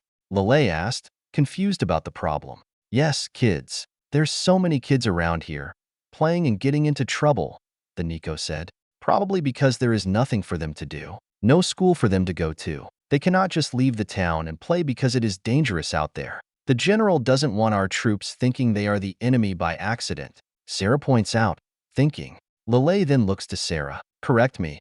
In your world, it is standard for children to go to school? Sarah nods back at her, not understand why she is bringing that up. As I said before, we weren't that prepared to do a nation-building project. With a school, who will be the teacher? What subjects do we teach? Who history and what cultural customs do we promote and not? On top of that, alness will need to pay for it on its own one day. Where that money going to come from? It is always about the money. Could just put in on Sharpe card, Alicia said, and then walks into the building. Yup, always about the money. I am glad to see the more changes you see, the fewer chances that happen, she said, speaking out loud. Just keep the kids from stealing anything. Don't want to annoy our other world friends. Rory, we have a saying like that. That is interesting, Sarah said to her. Once everyone walks into the building, they begin looking around. Many nations on Earth have been putting pressure on the United States to be more involved in this world, not wanting to be cut out of the knowledge and potential resources. That was one of the reasons why President Potts allowed NATO and other close allies to join in the beginning, to show that this is a multi-nation effort even though everyone knows the US will be doing most of the work. It is more of a Photoshop than a massive joint effort. While that helped relieve international pressure, the United Nations have been wanting a role in the New World. The president proposed to allow each nation to send cultural items to the New World to represent their nations. In the building, there are about 50 different displays, each nation having its own section. Of course, the nations close to the United States can have more items than others. There is food, clothes, art, literature, some with ancient armor and weapons, and other cultural and historical items. Really? Who picked this? Alicia said, annoyed about something. What is it? Lelei asked, walking over to see what Alicia is talking about. When she walks over to Alicia, she notices the sign said, French. This out of 5 items, they included cheese. Like really? What a stereotype. At least it is not a white flag. Alicia continues to say, speaking her mind. What is wrong with cheese and does a white flag mean something bad? Lelei asked, looking confused. Don't worry about it. Inside joke. But the cheese, out of everything you can pick, it's cheese. She finishes, taking a deep breath. As they look around, they found some interesting things. There is food, drinks, books, songs, cloths, and many other items representing nations that were allowed into the program. Sarah, can you come here? Lelei asked when she walks over to the Italian section. Sarah walks over. What is up? Both see a display of a Roman soldier and a makeshift Roman sword. There is a panel giving a short history of the Roman Empire. Lelei continues to analyze the Italian display, thinking hard on an idea. This looks very similar, doesn't it? She said, reading everything. Well, yeah. We noticed that during the first contact, Sarah said after looking at the display. At first, our scientists thought the gate was a time travel device from 2,000 years ago. They no longer think that. She looks at Sarah, confused to hear that. What is time travel? It is when you can go forward or back in time, Sarah replied. It is just an idea. We cannot change time. Why don't you think that? Lelei asked her. We didn't have flying dragons and walking trolls 2,000 years ago. That kind of was a big hint, Sarah replied to her question. Interesting. Maybe there is a past relationship? Lelei said, thinking out loud. Could be, Sarah replied. It is one of the reasons why we are here. At heart, we are explorers. And this is a golden ticket to explore a new world. What is this? She asked, looking at the Japanese section. She seems impressed by the rich warrior culture she sees from this display. Selena walks over, and then Sarah. Yes, they call that a katana. It is a specialized sword from their past. I don't know much about it, but it has become a popular sword in Western culture. It looks pretty. I can tell it is an effective sword. If it was not for the fact I love my halberd, but I might use something like this, she said as she gazes at her. That is when Alicia walks over and sees what they are looking at. Then she gives an evil smirk. You totally should, Rory. Then Rory looks over to Alicia and gives her a big smirk. You and I could kill thousands with these. After saying that, both give each other a big smirk and a fist bump. Always got your back, Alicia said to Rory. Lieutenant Sarah, is it okay if I acquire these? Lelei is standing there with a few books, one about Greek, Egyptian, and Norwegian mythology. Figures books. At least she shops wisely, Alicia said, and then walks away. Ah, why do you want those books? Sarah asked, curious about the pics. It is because she wants to learn more about your gods. The big difference between our worlds is that our gods interact with us and yours does not. She wants to find out why. Sarah thinks about that for a second. That idea has never crossed her mind before, and it does raise a ton of big questions. A topic that is the way too big for her to dive into right now. I guess I don't see why not. That is an interesting theory. Hey, Lieutenant Rose. Alicia calls out as she laughs. Take a look. Vodka. Like, come on. The five of them would continue looking around, learning a little bit about each other cultures. Alness Community, Liberty Apex Bar. Towards the eve of the day, most of Vanguard 7 are at Apex Liberty Tavern, or known as Apex, the local bar. The place has become an exceedingly popular place for soldiers. The place has become known for its dual menu of having both Earth and Falmart food and drinks. The team is celebrating their recent victory against the Empire, and currently Randy is drinking a large mug. He is downing that beer until it is all gone. When he finally finishes, he slams the mug on the table. 3. Yeah. Damn, Sergeant Major. How the hell can you drink all that? Andrew asked him, impressed on how much Randy Dodson can drink. Years of practice, boys. Years of practice, he said, proud of himself. $25 you can't own another one, Scott said, daring him to do the fourth round. It is your money, buddy, he said in a cocky tone. That is when both Johnson and Sharpe walks in. Oh, hey sirs, welcome to the living. Well, it seems you all started the fun without us, Johnson said, taking a seat. Well, we wanted to have fun before you two arrived, Scott said, taking a drink from his mug. How was the meeting? He asked as he orders 2 new mugs. It's an official meeting, boring and bland, Sharpe replied to him. Thank God I am not an officer. I never could handle being in those, he said as he gets excited when another mug of beer is brought over. Yup, we were talking about what happened in the Elias Forest. Looking for improvements to prevent a second ambush, Sharpe said. That is when Jerry asked a question. Sir, how is Larson? Is he going to make it? Everyone goes quiet, wanting to hear the answer. Truth is what happens to him hit everyone. The ambush of Vanguard 5. And what happened to their man showed something like that can happen to any of them. It is also now clear what they will do to any prisoner they capture. Back in Iraq and Afghanistan, he has seen soldiers be taken by terrorists and butchered. Terrorists blending into the population. He knows it is not a good way to go, and he is happy they were able to get to Larson as soon as they did. However, he knows Larson will be permanently disabled. He is going to make it, Johnson said, answering Jerry's question, but he won't be able to use his hands for a while. Johnson continues after that, wanting to hit the point home. Not to sour the good mood, but next time we are out there, always keep an eye out. Yes, Sharpe said. Even if a village seems friendly, it only takes one to have second thoughts. It does not matter if 95% of the people like us. That minority will not. We can't get too confident. We are more advanced, but all we need is one bad day and we're dead. He has grown to like Sharpe. He seems to know more than he lets on. He has no idea why Sharpe acts the way he does. Like he has some secret. While not big on the public stage, he has yet to waver when a fight starts. He can tell Sharpe is a veteran of war.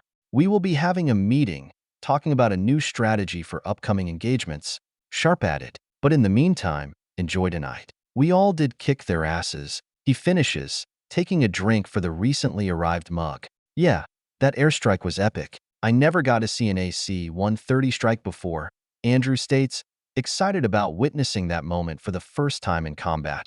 Oh God, yeah. Seeing one of those things lay waste to the enemy. It is an amazing sight. Scott adds to the topic. That has to be a record on how many died in one run. Sir, have you ever called in a gunship before? Andrew asked. Everyone then looks at him, interested in the answer. Since the war on terror ended, most conventional forces, and even the Rangers, have only seen a limited amount of action. Besides the senior enlisted and officers, most have not seen combat. He would be surprised if Sharpe seen an airstrike like that outside of training. Why do you ask me? Sharpe asked, seeing that everyone looking at him. Well, it is clear you have combat experience, Scott said, answering his question. As Scott finishes his question, the rest of the team arrives. Sarah and Alicia walk up and takes a seat. The other 3 do the same. Hi boys, I see you didn't wait for us. Alicia said, ordering a few drinks. Hey, we waited, Scott said back to her. For what? 5 minutes? Alicia said back to him. Scott looks up a little, acknowledging what she just said is right. Anyway, check out what Rory got. A Japanese katana. It is decorative but cool, Sarah said. Point to Rory to show it. Rory grabs it and puts it at the center of the table. Everyone looks at it, admiring it. Interesting. This might be a good idea, he said, thinking about something. What is it, Serge? Jerry asked him. Hope it is not another idea of the month. Shut up. I mean, maybe we should be carrying something like this. He restates his idea. Randy, we have guns, Alicia said to him. We can kill them from long range. Wait, it might be a good idea. Never know what we face in this world. A backup weapon for close quarters might be a smart idea, Scott said, agreeing with his idea. If you want one, you will have to go get one yourself, though, Charles said to him. Anyway, what were you guys talking about before we arrived? It looked serious, Sarah asked as she grabs her drink. The Major was about to tell us a story about some combat he has seen, Andrew said. Really? Like North Korea? Alicia said, taking a glance at him. Everyone then looks confused at what Alicia just said, and then they all look at him. Sharpe looks at Alicia, confused. Why did you say North Korea? Because you said it during the battle. Before the gunship arrived, Alicia said, reminding him. Then Selena leans forward, confirming what Alicia said. I did? Sharpe thinks for a moment. He has not spent a lot of time with the team before coming here.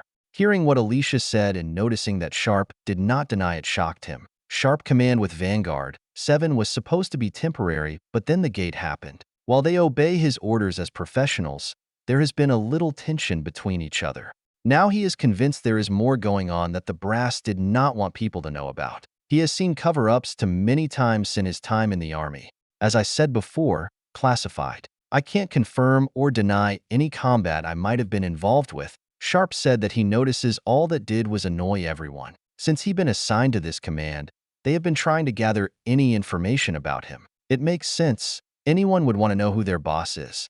Fucking figures, Scott said. He stands up and waves over for another round of drinks. Before he moves on a new subject, he would be interrupted by Sharpe. Sharpe takes a long drink from his mug, finishing it all. First combat mission. I was only with the team for about 3 months. As you all know, peace with North Korea almost did not happen. Too much mistrust and conflict of interests. The general public knows that 4 years ago a peace treaty between North and South Korea was signed. 3. This effectively ended a 60-plus war between the two nations. This in result brought warming relations with the United States and Japan. Today, while both countries still have tensions and differences between the two, both have been moving closer together. This moment brought many changes to the world.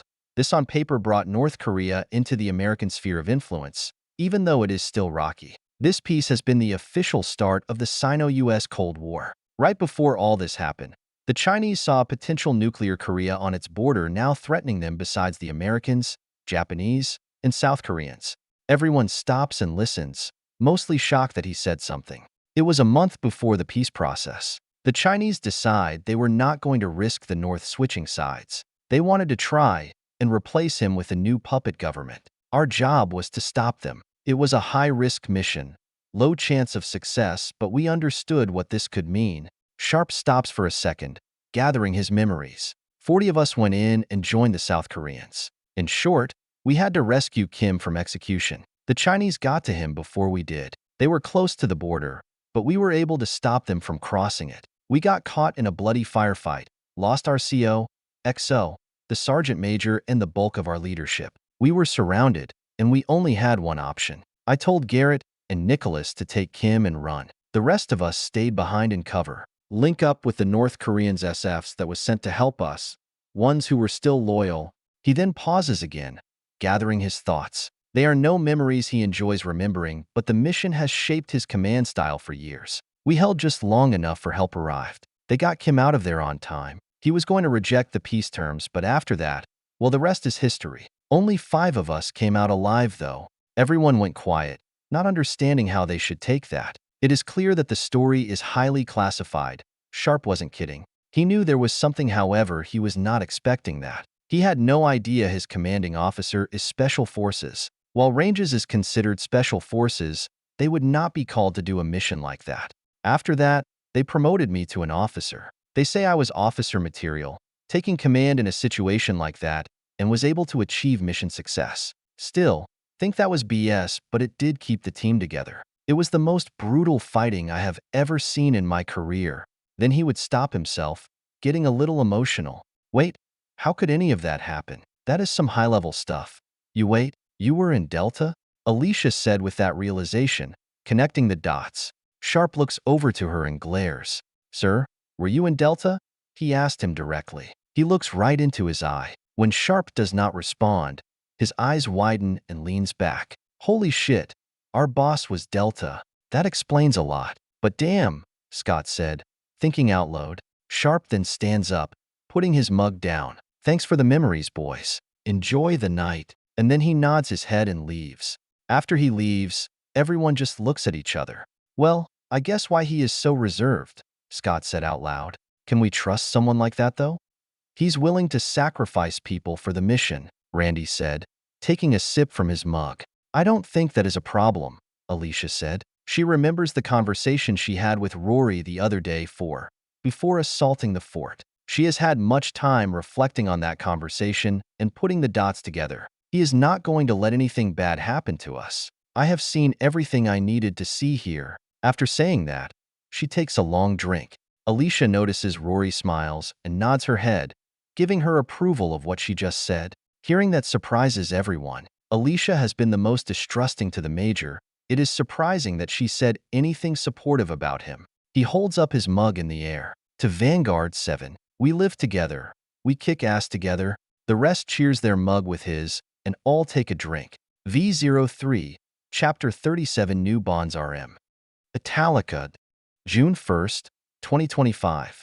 Princess Pina is standing on the balcony at the Italica Palace. She is with her most trusted servant and friend Hamilton. There is another girl here, Countess of Italica, Muri del Formal. Muri and her sisters are the last of their family. All the men of her family were recently killed by the Otherworlders during the invasion of their world. When the Empire called for a grand crusade through the gate, and being loyal vassals as they were, they went to war.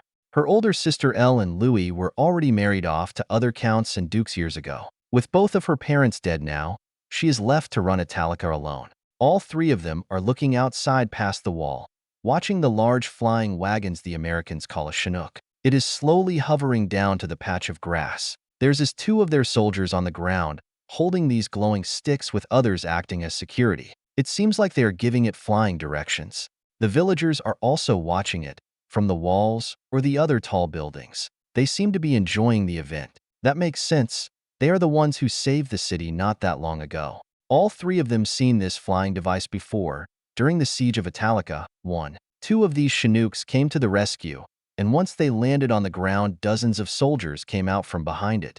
Unlike last time, they are expecting them to come. After that battle, the treaty stated that these Americans can set up a diplomatic outpost here in the city. This outpost is to maintain a dialogue with both the Empire and Italica. However, she is guessing this is an attempt for the Otherworlders to drive a wedge between the Empire and Italica, capitalizing on the goodwill they gain from the Italica peasants. When the Italica Treaty was being negotiated, the terms confused her. At first it looked like they were the ones surrendering after divisively winning the battle. After spending much time thinking about it and gray guidance, she concludes that they are looking for a peaceful resolution to the current crisis. She is happy. It is very impressive, isn't it? Muri states as she watches the flying machine lands on the grass. Princess, do you think your father knew they were this powerful before starting his crusade? Hamilton looks at Muri nervously. Countess, you can't just say something like that. It is not proper. It is okay, Hamilton. I have been wondering that same thing, Pina said. She has been wondering that herself recently. Why would her father just blindly invade another world when we know nothing about them? It is probably we have been so successful in expanding our border, conquering everyone and everything around us for so long, that we think how could we ever lose? Pina smiles after that thought. Hubris, she said quietly. I am sorry, Princess, Muri asked her, hearing something. She looks down at the 11-year-old girl Muri. Oh, nothing, just thinking. It does not really matter anymore. This is the state of the world, and we have to face it. That is when Pina sees a man in what looks like an official black clothing. Compared to the soldiers, he stands out, not wearing whatever their soldiers wear. Hamilton, is that their ambassador? Hamilton walks up and looks more closely. I believe so. They did say the ambassador would be in a black suit. I don't know what a suit is, but what he is wearing is all black. Then we better go down there, she said, and then looks at Mui. Stay here. I will handle this. Before she and Hamilton could leave the balcony, Mui would reject her orders. That surprised them. No, I think I should be down there. This is my city after all, Mui said, and then turns around, heading to the Otherworlders' diplomatic mission. Not given a chance to stop her, both follow Mui and head Maid Kane outside. All three of them walk out of the palace building and head to where the Otherworlders are gathering. Since the treaty, Mui has been busy getting a cleared-out building and setting it up for their diplomatic guests. The building is a 3-story building off to the west side, away from the marketplaces. She wanted them to be safe, but at the same time not to encourage interaction with her peasants. Not until she can build some kind of relationship with them. Like things she needs right now is an incident happening. Since then, some of the Otherworlders have arrived to set up the building for their operations. They have not let anyone inside since they moved in. Armed guards always posted, not wanting anyone to come inside. Some people have said they have heard them setting strange things up within the building walls. That has not stopped the people from trying to interact with them. They have been trying to provide gifts like food, rare items, trophies, coin, women, whatever they think they could as a way for saying thank you. So far, they have taken some items, mainly food-related items, but anything of worth has been rejected, especially coin and women. That last part did not surprise her. She learned during their first meeting that they do not take people as slaves or trophies. That has turned out to be a good and bad thing. Diplomatically, it is customary during negotiations to offer people as tribute or as slaves. That means we do not have to give up any imperial citizens, but that also limits what we can negotiate with. She is struggling to come up with ideas that the Empire could offer the Otherworlders in a peace agreement, since their values limits the traditional offerings so much. She looks to Muri as they walk, getting closer to the outpost. Countless, it will be wise to let me do all the talking. I am the senior representative of the Empire here, and this is my city. Their well-being is my responsibility. And since the Empire is in no position to protect us, I must remain on their good side, Mui states. She did not have an answer for that. She has seen it within the people. Their loyalty seems towards these Americans rather than the Empire right now. And now Mui is clearly picking sides, and there is nothing I or the Empire can do about it. Fine, but if you do anything to sabotage the peace process or act against the interests of the Empire, there will be consequences, she said towards her as they arrive at the diplomatic outpost. They were expected and let in after a short length of time waiting. As they walk inside, they can see the American setup. Some of the self-moving wagons they saw before sitting inside the wall of the building. They see a few of them putting up the long pointy thing on the roof. They also see these strange-looking glass objects on the roof too, facing flare, too. Hamilton looks over to one of the soldiers. Sir, what are they doing to the roof? That is when they hear a man speak. They are putting up an antenna. That allows us to talk to our people at Alness Hill. The panels you see next to it are called solar panels. They collect the sun rays, heat that generates power or light. The three looks towards one of the metal wagons and see that man in the black suit.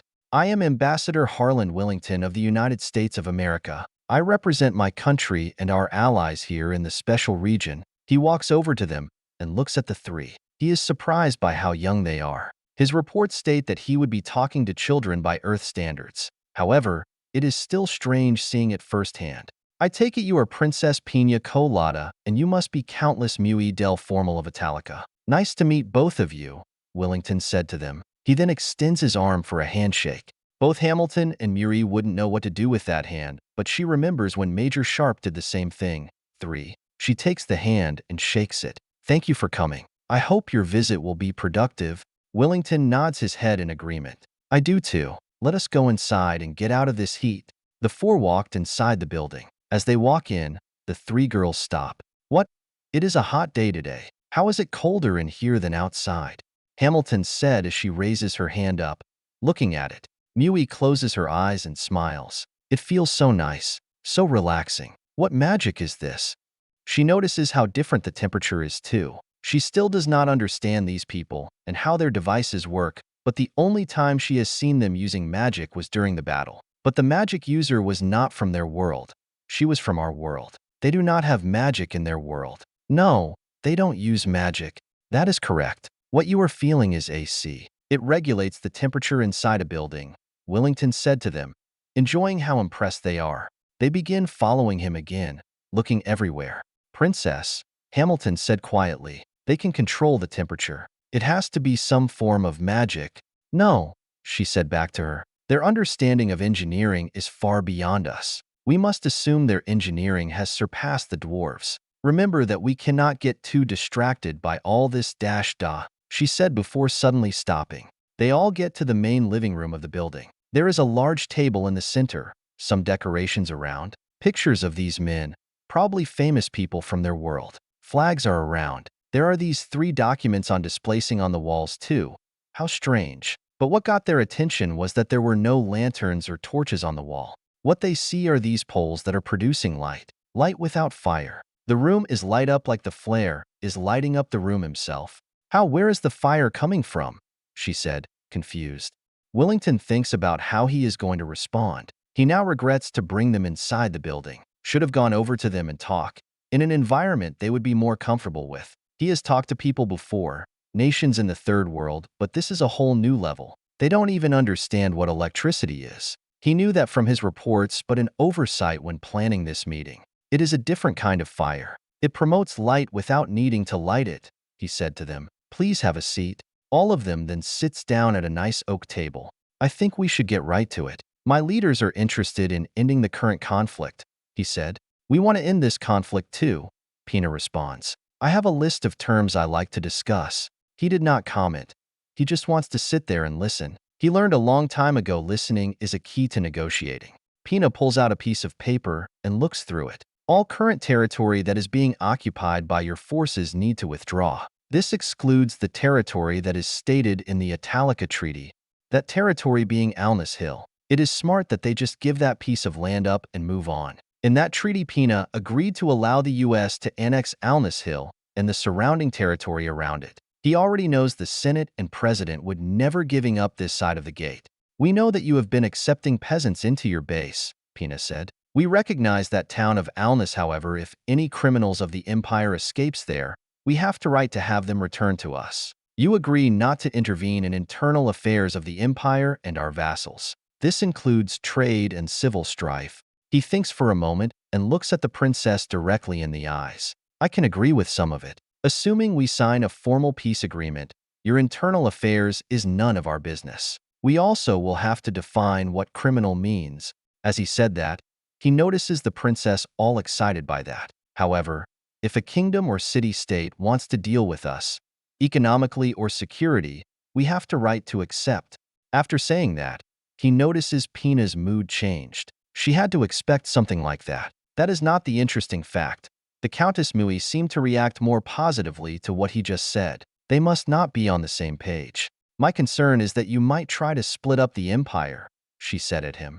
No, if we are at peace, we have no interest in your politics. But we are not going to turn away business and traders. We are here and not going anywhere, he explains. This is what I propose. We can set up a joint forum to allow our sides to take legal actions. If you feel like we violation the honor or spirit of our treaty, we can talk about it there. This can include what you said about people of interest in crime. Pina sits there in confusion. I take it that is common in your world. It is quite common. We have many different institutions solely designed for what we are talking about, he said. Pina nods her head. I think that is a good idea. Last time I talked to your people, they promised to return what they call prisoners. Is that still part of the arrangement? Yes, he replied. You will have some within the next few days. Some of your people leadership. She nods. I have something I want to say. What are your people's plans for Italica? Mui said bluntly, forcing herself into the conversation. Pina looks over, not happy that she is speaking. A mere noble daughter speaking out of turn. He looks over. He expected a question like that. He was wondering when Muri would speak up. It is in the U.S. interest to have Italica split apart from the Empire, and because PF recent events he is hoping it would be organically then through force. If Italica can show the other cities on this world, then it might inspire other cities to reconsider their relationship with the Empire. What do you mean? I mean this, Muri said. I propose having your people provide extra security for Italica in return for trade cooperation. I know your people need food and access to markets. We also have one of the largest inland ports. I know we could work together that would benefit both Italica and alness. Your proposal is bold, he said, keeping any emotional cold as he thinks. He does not want to show Pina how interested he is with Mui's proposal. He likes the proposal she layers out. Clearly, she wants the US in and the Empire out, but the timing is wrong. Since we are so close and already have a working relationship, I see something possible happening. However, my people's primary focus right now is a peace treaty. I think the foundations of an agreement has been set. I think it will be appropriate to take this to the next stage, your capital, he said. I agree. The Emperor will want to meet you and your people before any treaty is signed, Pina said, wanting to cut Muri out of the conversation. Also, I have one more term. I want the people who were here before. Major Sharpe team. That took him by surprise. He was not expecting her to be asking for an individual member, especially from the military. The more he thinks about it, the more it makes sense. They have some history now, and the Empire seems to value military strength, so allowing the military to come might help push the dice to the US favor. He read the name in a report, but has yet interested in this man. Why do you ask for him? Because we have a working relationship, warrior to warrior. For this to work, we need to trust each other. We have an understanding, Pina said to him. He was expecting that answer. He sits there and thinks on that term. Originally, he did not want to get the military too involved in the negotiations. This should be led by the State Department, not the Pentagon. However, it seems like having this officer including might be a benefit. I agree. I will make the arrangements. Pina nods her head and stands up. Then we should be going. I have to send out riders and prepare. She then looks to Mui. Countess. Mui looks up at her and then stands up. Both bow at him and turn around, leaving the building. Pina takes a deep breath, feeling stressed by that meeting. She always thought meetings like that would be easier. However, she is happy there is a chance for peace which should bring much glory and respect to her at Sadera. The only issue she can see is Mui. She does not like how she acted in there, acting more like a separatist than a vassal. Some time passes as they walk through the streets. As they get far away from the American outpost and close to the palace, Pina looks over at Mui. What was that? I told you not to interfere. Stop and look around, Mui said, not fazed by the princess. She looks around and just sees people everywhere. I don't understand. Of course not, princess. My city is sick. Crime is on the rise since all of my guards and soldiers are dead. The repair of the city is going to be costly. I don't have the men to protect the city, to keep the people in line and wage a war for you. Change is here, and you either adapt to it for fall. She thinks about what Mui said. It is true, things are changing. The direction of that change is not in the Empire's best interests. That is when she realizes something. This 11-year-old countess is willing to openly disrespect a princess of the Empire. What about the other cities and vassals? Before she could say anything, Mui keeps talking. The Empire is in no position to offer anything for me. You started a war you can't win. I lost my father for what? My people have suffered enough for that. But they are the ones that killed your family, Hamilton points out, trying to defend her princess. And whose fault is that? They were defending their homes. Something I can relate to. They would be alive if you didn't go to war. Even if I didn't want to work with them. After what happened in Elias, I have no choice. Wait, what do you mean, Elias? What happened? She asked, now confused.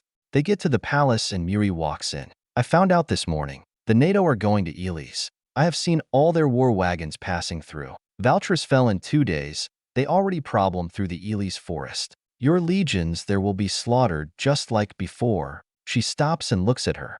Correct me, but doesn't that mean the southern part of the Empire is cut off from the rest of us? She stops there, eyes wide open. She cannot believe what she just heard. No wonder she is taking matters in her own hands. Losing Elias is a massive blow to the Empire. Over 2/3 of our foodstuff comes from the south. This war is going to destroy the Empire far faster than she realizes. Alness Community, June 4th, 2025. A fresh new day at Alness and Rory Mercury be on duty. She walks around the town keeping the peace. She has found it strange that she has been here for so long. It feels good being in one place for so long. Probably that she is making a real difference in the world.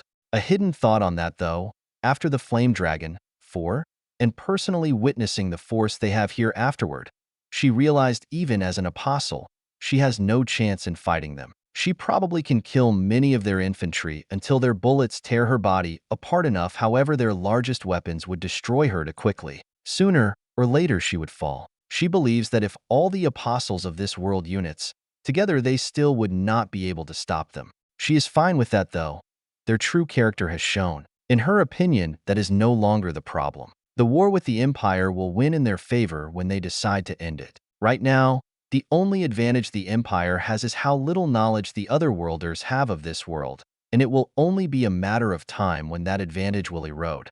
The real issue she sees now is integrating their people. These NATO people are like children living in dreamland, having no idea what to do here or how to interact with the different races. Interaction has been positive so far, but it is easy for one miscommunication for everything goes wrong. That point was hit hard for Rory during the Elias Forest campaign. On Kid sparked a war in the region.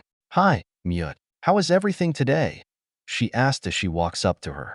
Mute is on the wooden sidewalk, helping some civilians. Once she hears her voice, she turns around and gets happy, waving her hand. "Hi, Rory. Answer the question," she said, smiling. "Oh, everything is fine," Mute replied with, "Good." When she walks up to her, she looks around. On the other side of the street, she sees a group of children playing games. This would be the second group of children she saw today. "I was told by a guard we're having a children problem." Mute looks at the direction she is looking at. "Yeah, that and other things. The town has grown big in a short period of time, but there still is not that much work to do. Also, something about child labor laws. I didn't really understand that class." She smiles after hearing that. "They are strange people. Any other things happen while I was away?" Mute tilts her head up thinking. A thought appeared and she gets excited about it. "Oh yes, while you were gone, we had some Valradin appear." She looks at her surprised by that. Valradin is a wolf demi-human race. Tall, strong, and great fighters. They come from a snowy place or in the mountains. They do not have a complex civilization like humans and dwarfs do, but people do not like to mess with them. Groups of them usually form mercenary gangs and fight for hire. A group arriving could be either good or bad. "Can you take me to them?" Rory asked in a concerned voice. Sensing that concern, Mute nods and motions her to follow. As they walk, she smirks at her. "So, as one of my followers, have you found a boy yet?"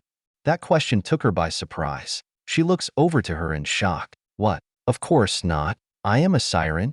She giggles and rolls her eyes, expecting that answer. "You need to get over that fact. I bet you will find a soldier from the other world. Being exotic to them. Come on." What she is being silly, what she said is true. While the nations of NATO are technologically advanced, they act like children. She can see that they have not developed the maturity with her world. Seeing all the other races, culture, actions, history, magic, everything through a child lens. A part of this is because they do not fear anything on this work yet, because of their advanced weapons. The other part is that everything on Falmart to them was once in a fantasy story. That is one of the reasons she is helping. She wants to help guide them until they develop the maturity and experience. They will need to have a long-lasting influence on Falmart. Mute glares at her and then crosses her arms angrily. "They are there." She points forward. She looks in that direction and sees about a dozen Valradin. All of them be sitting there quietly out of the way, eating in front of a food stand.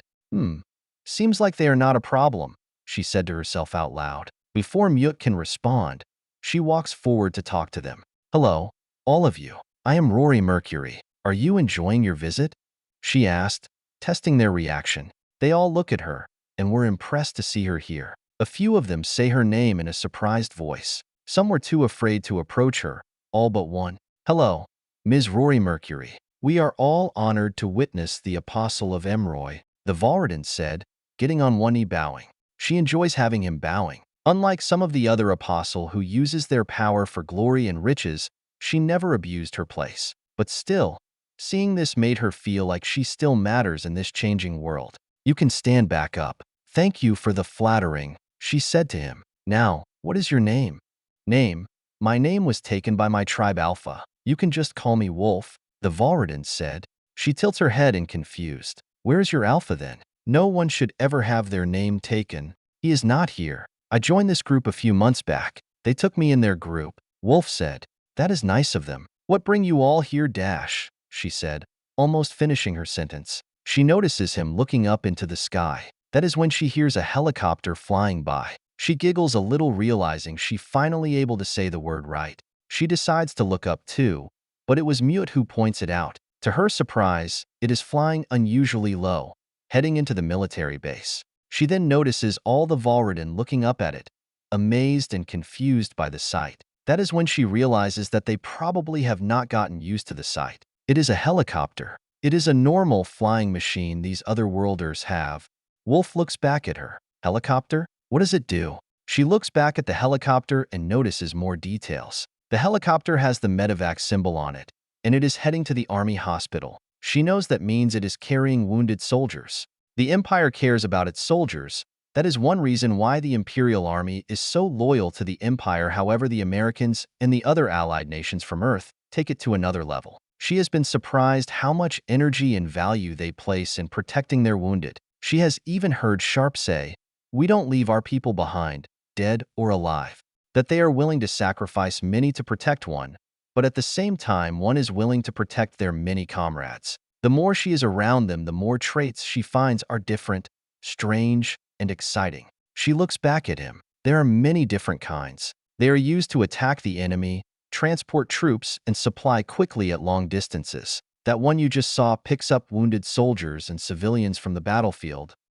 Civilians?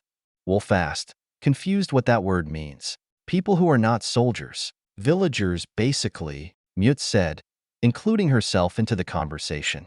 Ah, interesting they have a word like that, Wolf said. And they go help them? If they are in danger or hurt. Usually yes if they can, Mute said back to him. So, what brings your people here? She said. We were told by this traveler about this place. Amazing wonders, magic. Also, he said it is the safest place on Falmart. Well, that last part is true. There is no way the Empire can take this place. They tired and got slaughtered each time, she said. Enjoying that part. That is when Rory has an idea. These people look heavily armed, clearly mercenaries, but they also seem nice and non-threatening. Hey, I don't know your long-term plans, but the Joint Alness Community Military Police or just Alness Military Police is hiring. We could use some people like you in the service. He looks at them, taking the offer seriously. I will have to talk with the rest of the group. That is fine. They pay and provide discount housing, Mute said. She looks at Mute and smiles. She then looks back at Wolf. If you are worried about being deployed to war against your will, this part of the military police can't be deployed to the front lines. They can only operate within the town of Alness, she explains. Wolf thinks on it, really thinking on the offer. I don't know. I have been traveling for years, jumping from one group to another group. I am not used to settling down like that. I will talk to them, but I am interested. Thank you, Miss Rory Mercury, Wolf said and walks back to his group. She and Mute turn around and walk away. We better start our patrol, she said, giggling about the event. V03, Chapter 38 Bond and Responsibility RM. Alness Community, Girls' Place, June 6, 2025. Selena finishes getting dressed. She only just found out that Sharpe wants to have a private meeting with her. Something about a surprise. Since hearing that she has been all excited. Finally, she can spend more time alone with the man who saved her and look up to. She finally settled on a blue with thin white lanolin dress. Lieutenant Sarah got her this dress when she first arrived here. She said it would look cute on me. That is when she looks at the clock and realizes that she is 15 minutes late. He asked her to meet him at the Ranger command post. Oh, horse's pie. I hate that thing, she said, referring to the clock. These people base their whole life around that thing. For people who hate slavery, they allowed that to control their lives. She quickly finishes getting dressed and grabs a blue baseball cap with the Ranger symbol on it. It was given to her by Randy. It is a little big for her head, but she likes it. She finishes putting on her combat boots, again given to her by the military. She could wear casual shoes, but she found it easier to walk around in the dirt in these. Besides, they look nicer. After finishing, she grabs her purse that Sarah gave her and bursts out the door and begins rushing through the street. Luckily, she lives with Rory and Lelei, so she is close to the checkpoint that separates alness community and the military base. She quickly dodges a few wagons as she runs across the street, passes a few people as they are walking on the wooden sidewalk. The NATO people demanded a sidewalk, so people will not walk in the street. Strange, but whatever makes them happy. Once she gets to the checkpoint, she sees 6 alness police there standing there. Based on the flag patches on their shoulders, 3 of them are American, 1 French. The other 2 are natives, a human and the other is a female bunny. She stops there, catching her breath. "Hello. Oh, hi, kid. I take it you are running late for something?" The American soldier said. "Yes, I am late. My name is Selena," she said as she begins looking through her purse. "Where is it? Where are you going?" The bunny asks. I am heading to the Ranger command post. Sharpe wants me to meet him there," she replied. "The Ranger post?" One of the Americans said. "We cannot let you go there, young lady." "Hold on," the other American said. "You with Rory and Major Sharpe?" She looks at him. "Yes, I am with them. Sharpe told me to meet him there." Normally, the guards would not let a kid through alone, even with ID, especially if they are heading to the Special Forces section of the base. However, at this point, everyone has heard of the Ranger who adopted the ex-slave girl, 1. Everyone knows his name and the reputation that has been building behind it. "Lost your bag," the bunny said as she walks over to her. "Let me make a call." One of the American soldiers walks over to the phone booth and seems to be making a call. "No, I got it right here," she said as she's still looking. She finally finds it and pulls it out. One of the American soldiers, a female, looks at it. She is clear. She hands it back to her, and they let her into the military base. "I want to say it is really cool that you were free. We all heard the story." "Ah, okay," she replied, not knowing what to say. "I see you are dressed very cute," the female American said. "Big day?" "I don't know," she replied. "Sorry, but I really need to go. I am late." She rushes as fast as she can on what they call concrete. It is a hard surface compared to the stone you see on the ground in the big cities. While it is a harder surface, she found it far easier to run on. As she runs, she passes many vehicles and base personnel. Just like always, this base is always busy. People and material always coming through the gate. As she rushes through the waves of soldiers, she sees new parts of what looks like aircraft. She finally gets to the Ranger command post. She sees Major Sharpe there talking to what seems to be a British man. So the flag patch said, "I'm here. I am sorry I am late," Selena said as she runs right up to them. She places her hand on her knees, catching her breath.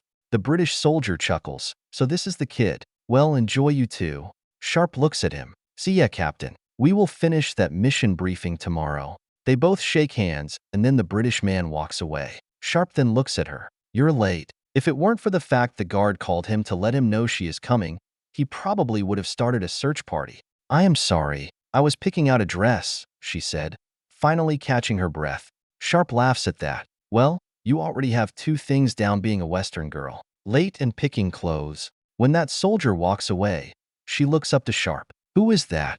"Captain Nelson, head of the SAS detachment. We were working on our next mission," Sharpe said, looking down at her.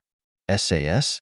Selena asked. She is always surprised by how complicated they name things.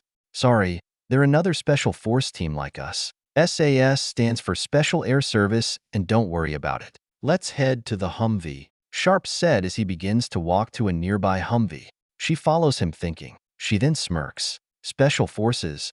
Are they better than you?" Sharpe looks down at her. "Hell no," he said with a smirk. She just giggles at that and hops in the passenger side. This is the first time she'd been able to sit up front in one of their vehicles.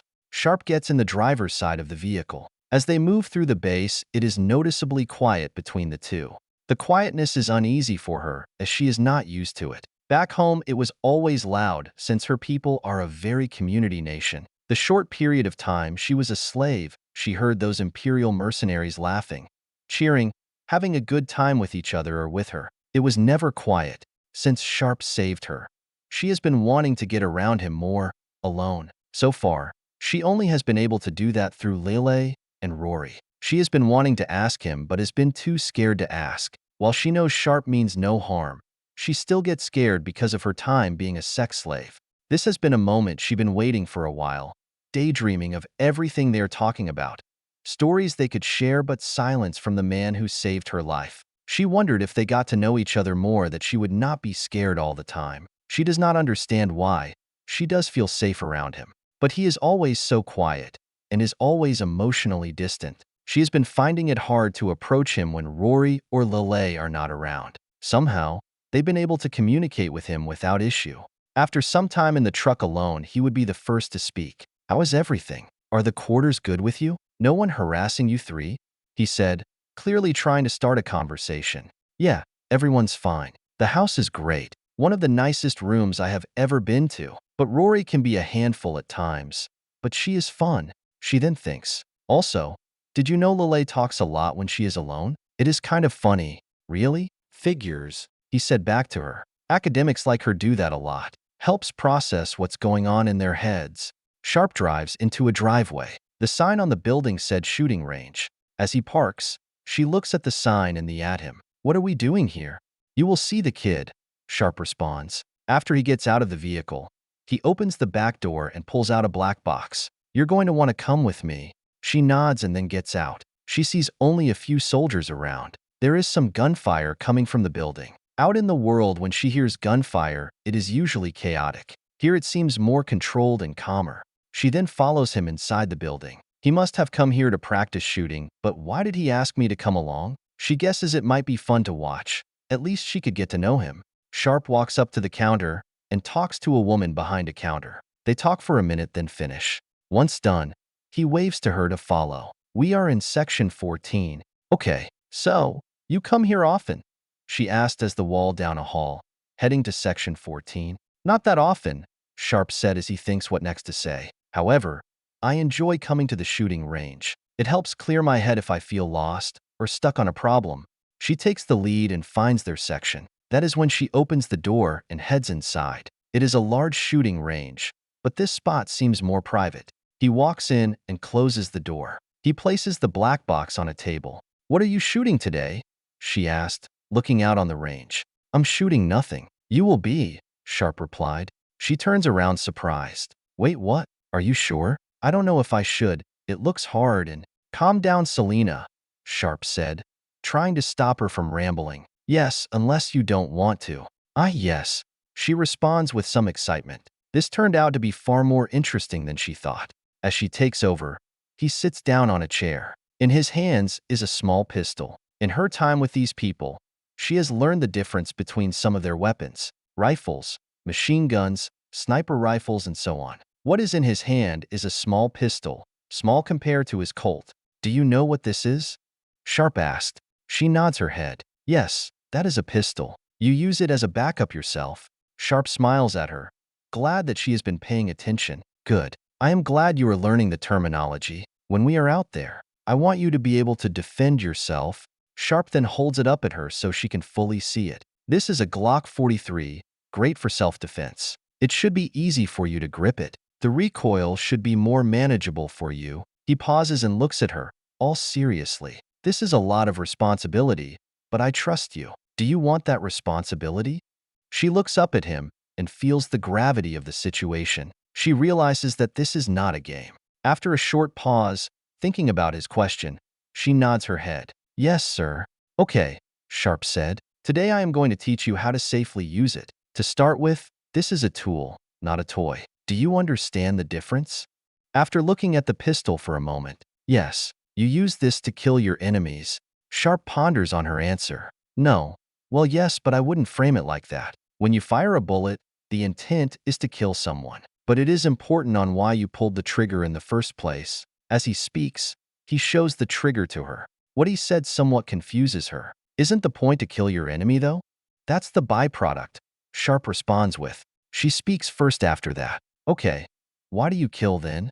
There is a short pause after her question as Sharpe thinks about it. "I don't look at it like that. In battle, how I see it is the more enemy soldiers I take out, the less chance one of them hurts someone on my team."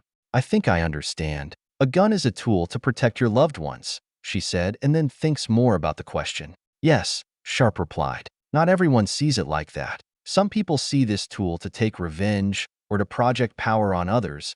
Well, my father always said if you don't slay your enemies, they will come and slay you." Strike before they strike, she said, being a little hesitant to bring up her family. Selena can see that Sharpe does not agree with what he said. She is surprised how different Sharpe is from her father and does not know which one is better. There is some wisdom in that if you are surrounded by enemies. I don't know the history of your people, so I can't reject his philosophy. Sharpe thinks carefully about how he said next. He also thinks about his career and the lessons he has learned and the mistakes he does not want her to make. One thing, though, is this. They attack you and kill someone you care about. Then you attack them for revenge and kill someone they care about. Then they retaliate, so you retaliate, and so on until the end of time. So, if you pull the trigger, make sure you're prepared what happens afterward. That's why you shouldn't kill for personal reasons. Sharpe stops there and hands her the Glock 43. Here, be careful. She looks at him. She knows he is trying to teach her something. It is strange how different the ideas behind his words are compared to her now-dead father. After pondering on what he just said, she takes the pistol and grips it. Hold it like this, Sharpe said, and shows her how to properly hold the pistol. When she figures out how to properly hold the weapon, he then explains the features she needs to know about it, the safety and how it works, how to load and unload, sights, everything that a person needs to know. He would take his time explaining, answering any questions she has, wanting to make sure she fully understands that this is not a toy. After a while of explaining the details, they get ready to shoot. Remember, you only aim at what your intent to shot, never at anyone you do not intend to kill. Now aim at that poster over there. He points to the other end of the range. The shooting poster is far closer than it normally would be, making it easier for her to hit it properly. She smiles at the fact she is finally getting to shot. She hopes she can make him proud. Also, the chance to try something new. She aims at the target, aiming for the chest of it. Sharpe said behind her to take a slow breath and remain calm. No rush. After counting to 3, and then fires a shot. The recoil and the shock of the sound would scare her, making her nearly drop the gun. The Glock recoil was not that tense, just first time firing a gun. The bullet would miss the target. That is when she hears him chuckling a little. Stop it. I am trying. I wasn't prepared, she said, embarrassed that she missed. As she aims again, she finds it hard to hold up the pistol, being scared, not wanting to lose all that trust that he placed on her. He does not want to disappoint or make a mistake. That is when she feels Sharpe hands wrap around her and place them on her hands. Stay calm, Sharpe said quietly. Just focus on your target and breath. She blushes, realizing that he is this close. After taking a short breath, she aims the pistol again. While his hands are right there, they are just helping her hold the pistol. She still has full control. Taking another shot, the bullet hits the guy on the poster. The bullet hit on the far side of the guy, but still hit the target. Seeing that she hit the target, she jumps up celebrating. I did it, Selena, Sharpe said, grabbing the hand with the pistol. Remember. Oh, sorry. She said, realizing she overreacted. It is okay. That is why we are here, Sharpe said, and then gives her a supportive smile. You did great. Believe in yourself, and you will get better. She smiles and looks back at the target. I bet you were great at it when you first tried. Actually, I sucked. I needed extra lessons, but that helped me in the long run. Practice makes perfection, Sharpe replied. Now let's do it again. She nods and gets in the firing position again. They practiced this for a while, going through 2 magazines. Each time he would help her, trying to help her build that confidence behind the trigger. When they finished practicing, they take a break from shooting. Just like in the Humvee, there will be this uneasy silence as they try to say something. This time she is the one to break the silence, as she finishes a sandwich. The other day at the bar, everyone really enjoyed your story. Not really a story, Sharpe responds, but I figured they would. I will admit, I've been too distant with them. Hard part is a good chunk of my record I can't actually talk about. I know, Sarah told us not to say a word. She then takes another bite from her sandwich. Also, Alicia said some nice things about you after you left. Sarah. Always watching everyone back, Sharpe said, and then looks to her. I hope not. I enjoy her smart-ass personality. Then he leans forward smirking. Selena, if you have to be one, always be a smart-ass, not a dumb ass. She giggles from that. She has heard those terms before backing in the JLTVs on the field. When they get bored while traveling, they start insulting each other and then use those terms. While no one has explained the meaning of them, she has figured it out. Sharpe leans back smiling. Tell me about your country. She looks up at him, was not expecting that question. You don't have to if you don't want it. I have been meaning to ask you, Sharpe said, noticing the sudden uneasiness from her. She thinks about that for a second. It is okay. Edras is a beautiful country. The view of the massive mountains of the north. They seem so close, but they are far away. Hundreds of rivers spreading everywhere with large meadows of flowers. She begins recalling memories of the time in her country. It feels so long ago now. I miss the orcash fruit. So juicy. I used to play with my younger brother in the meadows and then sneak some orcash as a snack. As she recalls her memories, she then thinks about the bad stuff in her country. When she was there, she did not see them as bad or evil, just normal things in life. Since her time with these people, what she considers normal now seems unforgivable. Realizing that her impression on how much her views have changed. Her father has waged wars of expansion, discriminated against demi-humans, and fought wars against the elf tribes. Just like the Empire, they have slaves too. The more she thinks about it, the more she cannot find the difference between her father's kingdom and the Empire. Is everything okay, Selena? Sharpe asked her, noticing her mood changes. She looks up and smiles. Yes, just remembering something. It is okay. Sharpe thinks, assuming the reason why her mood change was because of the death of her family. It is okay to miss your parents. Hearing that, she looks at him a little confusing but is not able to speak up. Your family, Sharpe said. What happened to them is bad. Since we met and spent time with us, you have been extraordinarily strong for a girl your age. But I am just saying, it is okay to miss and love them. Whatever good or bad, treasure their memory. After hearing that, she looks down a bit and sniffs a little, sobbing up just a tad. I do miss them, but since I met you, people, my views of the world have changed. How to treat people, look at people. I look back and I don't know if my father was a good person. Sharpe looks at her. It was not his intention for her to look at her dead family in a negative way. Selena, my mother is an alcoholic. Dad was in the army but became a distant corporate man. I still love them both. It is okay to love them. You can disagree with someone and still love them. You have seen things and grown from them. Don't judge people if they haven't seen what you have seen. Pondering on what Sharpe just said, she smiles at him. Her eyes begin to water a little. Thank you, she said softly but humbly. Sharpe nods and takes a deep breath. He is not used to this type of stuff. So, we still have an hour. Let's get back at it. I want to try doing this once a week when we are at base. If the time ever comes you need to defend yourself, I want you to be ready. With that, Selena gets up and grabs her pistol. Both continue practicing shooting, spending time together. V04, Chapter 39 RM. Fort Alness, June 11th, 2025.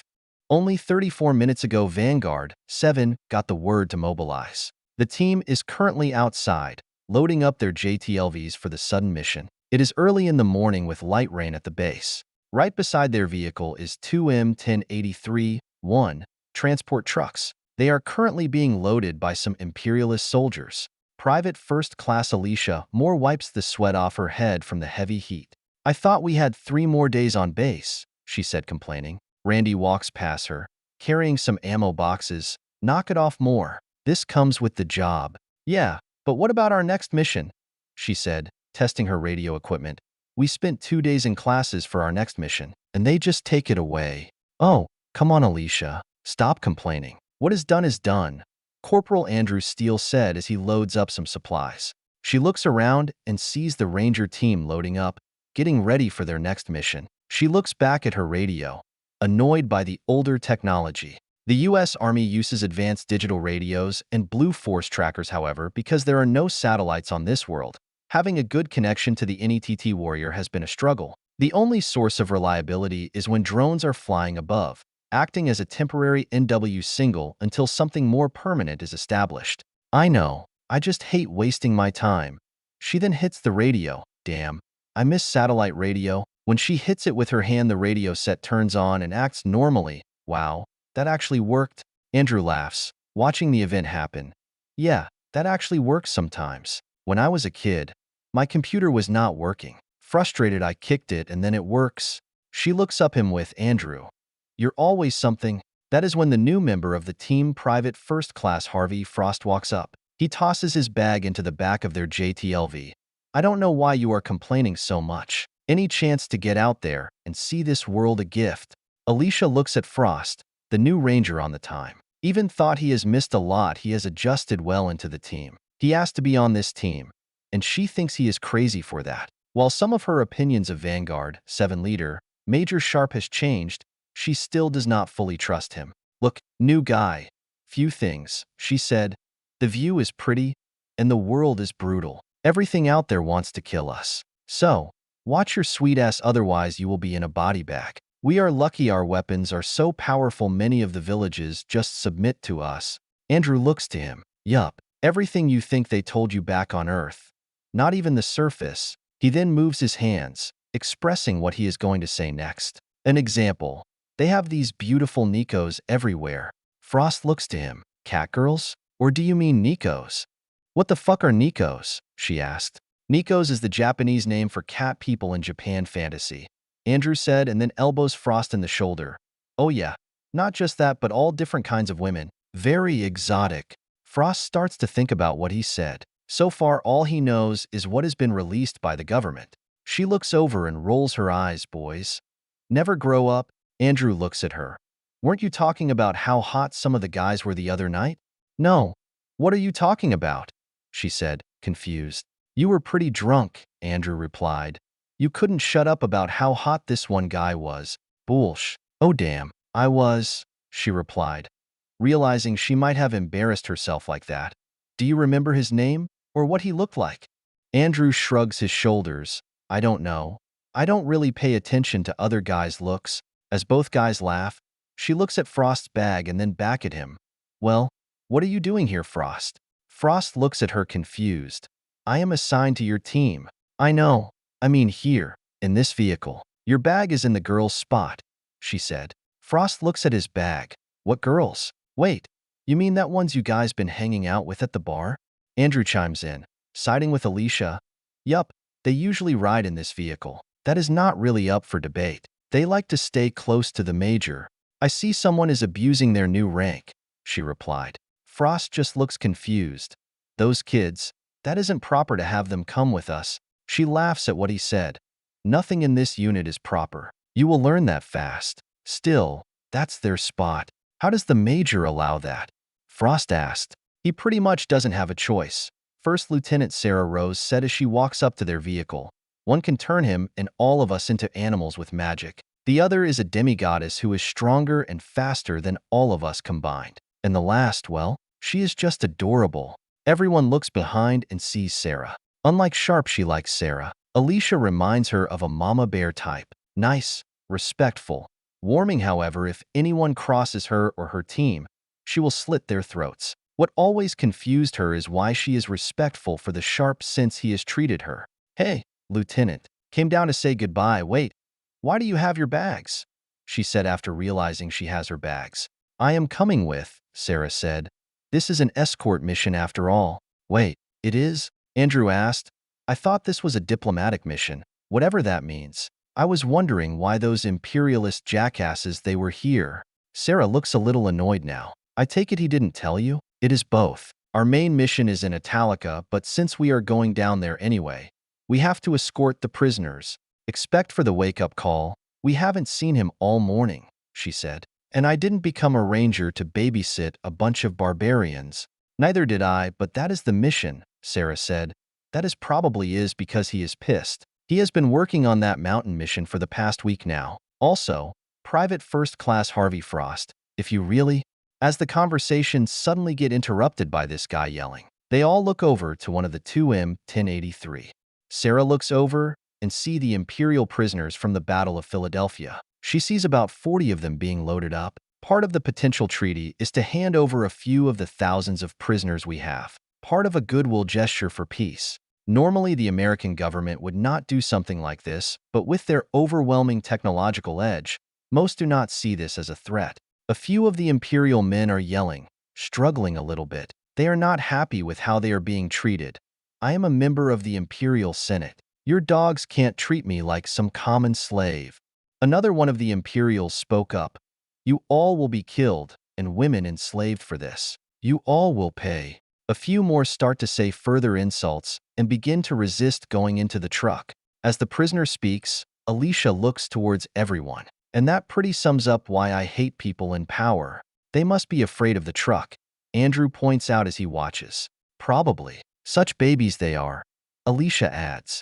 Maybe, but someone better deal with it before it gets out of hand, she said, and then takes a deep breath, realizing she is the only officer she can see. I guess that is me. When she finishes speaking, she walks over the trucks. A few military police are loading them up. She points to the man who said he was a senator.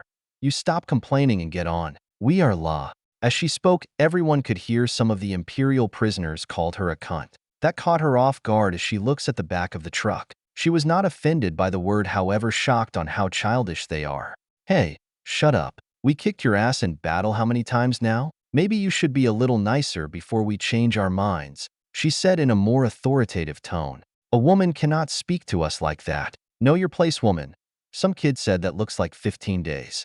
When she looks towards the kid, 3 of the prisoners rustle up. The military police would work on getting them under control. 2 of them would be able to jump off the back of the truck and try to rustle away. Sarah tries to help regain order before soldiers start firing. The last thing the State Department and military needs is the prisoners being shot right before a peace treaty. As she tries to regain control, a fist hit her on the helmet. As the situation begins to get out of control, more military police would rush in, but then everyone starts to hear this guy yelling. Sharpe walks up to the senator and grabs him by the throat. He then rams him into the side of the truck. How dare you touch one of my soldiers? He then looks around with this killer look. What the hell is going on here? He shouts. Then the guy he is holding speaks to him. You think we fear you? You believed you could have wooed us with your gifts and kindness. You are weak, and one day we will rule over you, the man said, struggling to speak with Sharpe's hand around his throat. So, you're the one who started this? Stand down or I am going to rip your throat out, Sharpe said, and then looks at the other who was trying to riot. All of you. Back in the damn truck before you are buried alive. For most of them, they would submit to the military police after seeing their senator in a submissive position. Slowly, they are forced back into the truck. You talk big to a man who is bonded. I guarantee you wouldn't be saying that on the field, the imperialist senator said, trying to chuckle. He is showing no fear of Sharpe or the other soldiers around. After listening to what he said, Private, uncuff him. When the private hesitated, questioned the order, Sharpe would say that again in an angrier tone. She grabs Sharpe's arms and looks at him. Sir, Major, it is under control. Let the jackass go. Sharpe slowly lets go of the senator after thinking about what she said. Right when he lets go, the man laughs as he catches his breath. Taking orders from a woman? How pathetic. As the senator finishes his sentence, Sarah gives the guy a hard punch on the face, nearly knocking him out. The man falls on his ass. After that, 2 MPs grab him and drag him into the truck. She shakes her head after the punch, hurting far more than she expected. See, under control. Nice punch, Sharpe said as he watches them take him away. He then looks at the truck with the prisoners on it. Now, can you explain to me why these people are here? Sarah looks to him confused and then annoyed. Sharpe, it was in the memo. I read the memo. It said nothing about a prisoner transfer. Just the diplomats want our presence. He looks to her, confused as well. The memo came from Lieutenant Colonel Jackson, one of the commanders of the operations on the base. He must have sent Sharpe an edited memo to mess with him. Payback for embarrassing him from the Elias Forest campaign. Did you get it from Jackson? Lieutenant Colonel Jackson. Yeah, why do? That is when Sharpe comes to the same conclusion. Oh, that son of a bitch. Takes away my mission and then this bullshit order. Where is he? Before Sharpe could walk away, Sarah stops him. No. We are late as it is. You can kill him when we get back. Then she pulls his arms towards the team's jail TV. Sharpe just grumbles to himself, pissed that his mountain mission was taken away from him. He accepts the situation and goes to the vehicles. That is when Sharpe walks past everyone. Why is everyone just standing around? We are 5 minutes late. Sarah, what are you doing here anyway? He said, now looking at them. She smirks and lightly shakes her head. Sometimes she struggles to understand Sharpe. She can tell something is eating at him, but he refuses to open up on anything. However, she is glad that he isn't a coward like some believed he would be, willing to go above and beyond for his team's safety, even thought he can be a prick about it. She sometimes wonders if this is who he truly is or something he became. I am coming along, she said with a cheeky smirk, trying to be cheerful. Before Sharpe can reply, she holds up a laptop bag. I also have all this paperwork for the mission, treaty stuff. Unless you like to do it. Sharpe looks at the bag and holds up a figure. Okay, 2 minutes. He then looks towards one of the other JTLVs. Where is Johnson? Then he walks away to find Johnson. When he walks away, she just laughs, letting out some of the stress. Sarah, you're such a girl, Alicia said. But I'm glad you are coming now. Then she gives Sarah a thumbs up. By the way, nice punch for a girl. Sarah then holds her fist.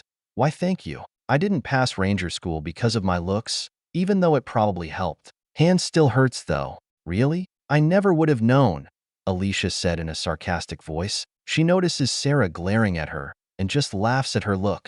More. Sarah looks towards her and then looks to Hervey. For you. You're with Randy. Yes, sir, Frost said and then begins to reach for his bag. As Frost reaches to grab it, he feels a pull from behind. He turns around to see who it is pulling his uniform. Frost sees Rory Mercury standing there glaring at him. You're in my spot, big boy, Rory said, not liking that his bag is on her spot, which is right behind Sharpe's seat. Frost, getting a little scared after looking at her eyes. I am leaving right now. He grabs his stuff and heads to Randy's vehicle. Alicia just laughs after he leaves, thinking that was funny. What is so funny? This is my spot. Rory said, all serious about it. Roma Highway, June 11th, 2025. 6 hours after the team left Fort Alness, they are getting close to the city of Italica. It has been a long time since the team last been here. They were able to contact the diplomatic outpost, letting them know the team is almost there. The prisoners did not make much of a fuss on the way to the city. Watching their senator get knocked out took the fighting out of them. Sarah is in the back watching something with Selena and Lelei on the laptop. Beforehand, Lelei has expressed interest in the laptop, impressed by the fact it can store so many books. Sharpe had to admit, she handled herself fairly good for a pretty face.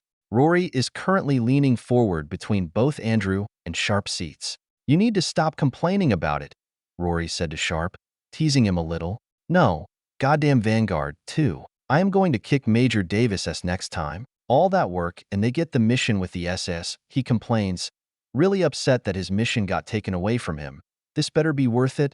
You're the one that set this in motions, remember? Didn't Sarah say before that it was Princess Pina that requested? Wait, Rory said that out loud. She realizes another woman requests his presence. Realizing that, she no longer is liking this mission. Maybe we should turn back. He looks at Rory confused now. What?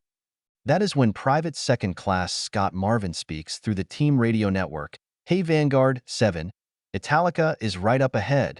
That is when everyone looks out, trying to get a good view as they approach the city. As they get to the city gate, they can see dozens of the city population on the walls, waving towards them. Men, women, and children, from all ages and races standing around, welcoming the arrival of Vanguard 7.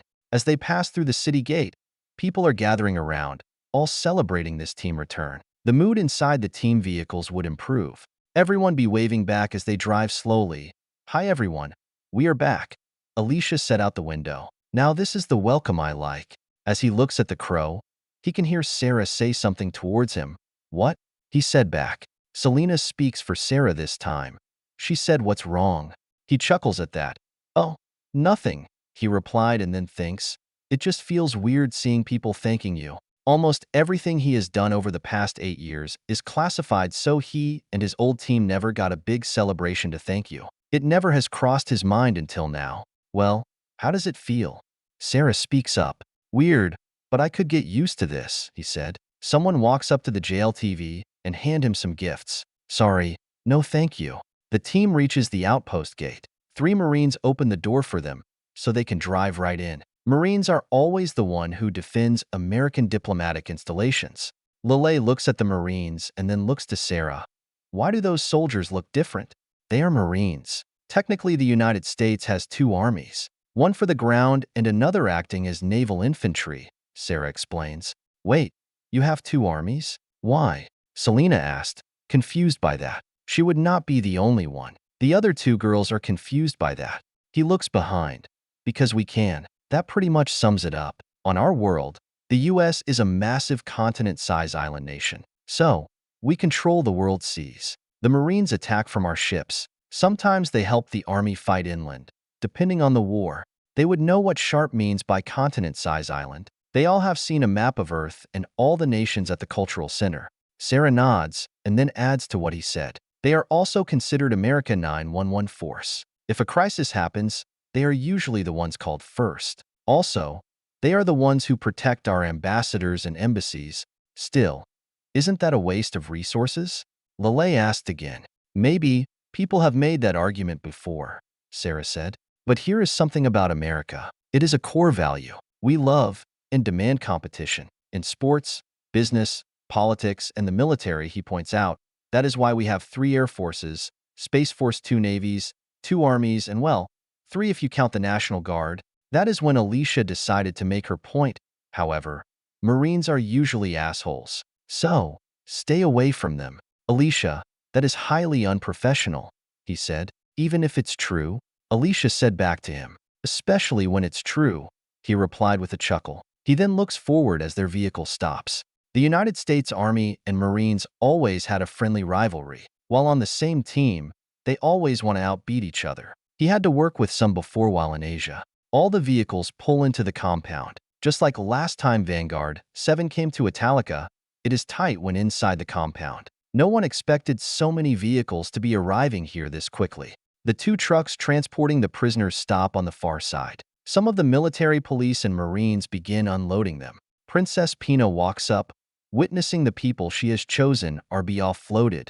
Wow, I honestly did not think you would honor this. She notices that they are well clothed, look healthy and fed. Well, yeah, I explained this before, he said as he steps out of the jail TV. Wellington stands beside Pina. Yes, under the Geneva Convention we are required to treat prisoners to the best standards we can offer. Even if we weren't, we would anyway. Pina is impressed by this. That blue-hair girl talked about that, but she did not fully believe it. Seeing these people in good health seems to confirm that these otherworlders kept their word. That is when she notices a senator. He hopes down and she notices his right cheek is all bruised. What happens to him? Pina asked. She notices that Wellington wants to know. Prisoner riot, he said. They wouldn't cooperate with us when we were bringing them here. Sarah walks up to hand Wellington some documents. He is lucky that is all that happens, she said in a tone that implies something else.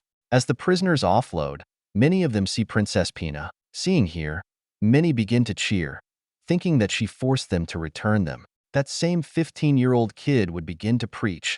You will all fall under the god of Emroy. You have no honor and break the natural orders of the world. Emroy is on our side, and we shall crush you all. That is when Rory walks up. I heard someone say my god name. At first, they all cheer at her sight, but then some of them begin to ask the question why she with them is. One of the prisoners yells, asking why she is with these unholy barbarians is. Barbarians? That is a mean thing to say to my friends, Rory said with a smirk. That same senator from before then steps forward. Rory, how can you call them friends? It is not right. Emroy will be displeased with you. We follow you. Rory holds up her hand, demanding their silence. You do not get the right to speak to me like that. You are lucky that they are even returning you. If they listened to me, I would have put all your heads on a pike. It is your souls that Emroy demands, not theirs. She finishes giving them a death-looking glare, and then turns around and joins the team. What Rory said scares all of them, realizing that she considers them the enemy. Their spirits suddenly drop after seeing the situation turn against them. Hearing what Rory said also bothered Sharpe a little. Sometime he forgets Rory is an apostle and how brutal this world is. Pina saw all of that. She watched when Rory helped them during the siege of Italica. She was hoping that just a temporary alliance and would aid the Empire in the struggle. For her, it is clear that at least one of the apostles of this world are allied with the Americans. This treaty needs to get signed as soon as possible to end the war. Wellington accepts the documents and looks at the Rangers. Thank you for coming on short notice, Rangers. As you can see, the town is happy to see you all. We are going to be leaving tomorrow morning, so please make yourself at home. Also remember, we are their guests. Wellington saw that. This is the first time he got to see Rory and the other 2 girls. Lieutenant General Stanford warned him about this unit and these 3 girls. Not in a negative way, just how unorthodox the unit has become. It is interesting to see a real demigoddess and a magic user for the first time. That is when he sees Princess Pina go walk up to Major Sharpe. He would not be the only one. All those prisoners, the Marine guards, and his team. Pina walks up to Sharpe. Then she holds out her hand. Nice to meet you again, Major Sharpe. I hope the situation will be more productive than before. Sharpe sees her hand and then takes it. Same. But I wouldn't mind not dealing with a siege though. Pina laughs, agreeing. V04, Chapter 40 Present Understanding RM. Italica. Date, June 11th, 2025. The original plan was for Vanguard 7, the Ambassador Wellington, and Princess Pina to go to the Empire capital of Sadera. For the peace process to continue, it was agreed to include the Emperor to finalize the agreement. About 2 hours before they left, a massive rainstorm came through the night. With the heavy rain and the condition of the dirt roads in doubt, it was decided that it was too dangerous to travel in this weather. A 24-hour delay was agreed to. He looks through the window, watching the intense rain come down. The rain reminds him of past operations. I have been all over Southeast Asia, he said. The rain there was mind-boggling. But this is ridiculous. Hearing that, Andrew speaks up from a new manga he is reading. What countries have you been to, sir? He asked. He is sitting on a chair on the other side of the room. Scott, Lelei, and Alicia are at a table playing a hand of poker. They are teaching Lelei the arts of the game. $10, he said, classified. Alicia said, placing a bet. He does say that a lot. Lelei points out as she watches and tries to analyze Alicia's bet. I think you are faking. Well, he said that mainly to her. Scott adds to what Lelei said, referencing Alicia. He then looks at Lelei as he matches her bet. Also, it's called a bluff. He thinks about the answers. Taiwan, Philippines, and I can't talk about that one. Let us call that good for now. Now you own me $10. He looks at Alicia and winks. He looks back at the window. By the way, Sergeant, don't ever piss off the Philippine Special Forces. A good way to end up in jail for a week. He shakes his head with a smirk. Carlos, you bastard. Wait, what? Scott asked after hearing that. Long story, lost a bet. If they ever offer you to gamble, say no, he said to Scott. That is when a Marine opens the door. Major Sharpe, you are needed down in the lobby. Sharpe looks to the Marine and nods. Hope this is good. Once Sharpe leaves the room, everyone goes back to what they were doing. Alicia folds her hand. God.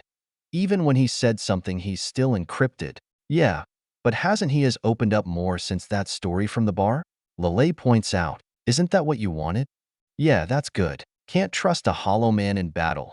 Alicia said as she increases the bet. Don't take what I say to literal, Lelei. After Elias won, I have a lot of respect for the guy. It just has a feeling it is not his record that he's hiding. Scott smiles and takes all the chips that were bet. What makes you say that?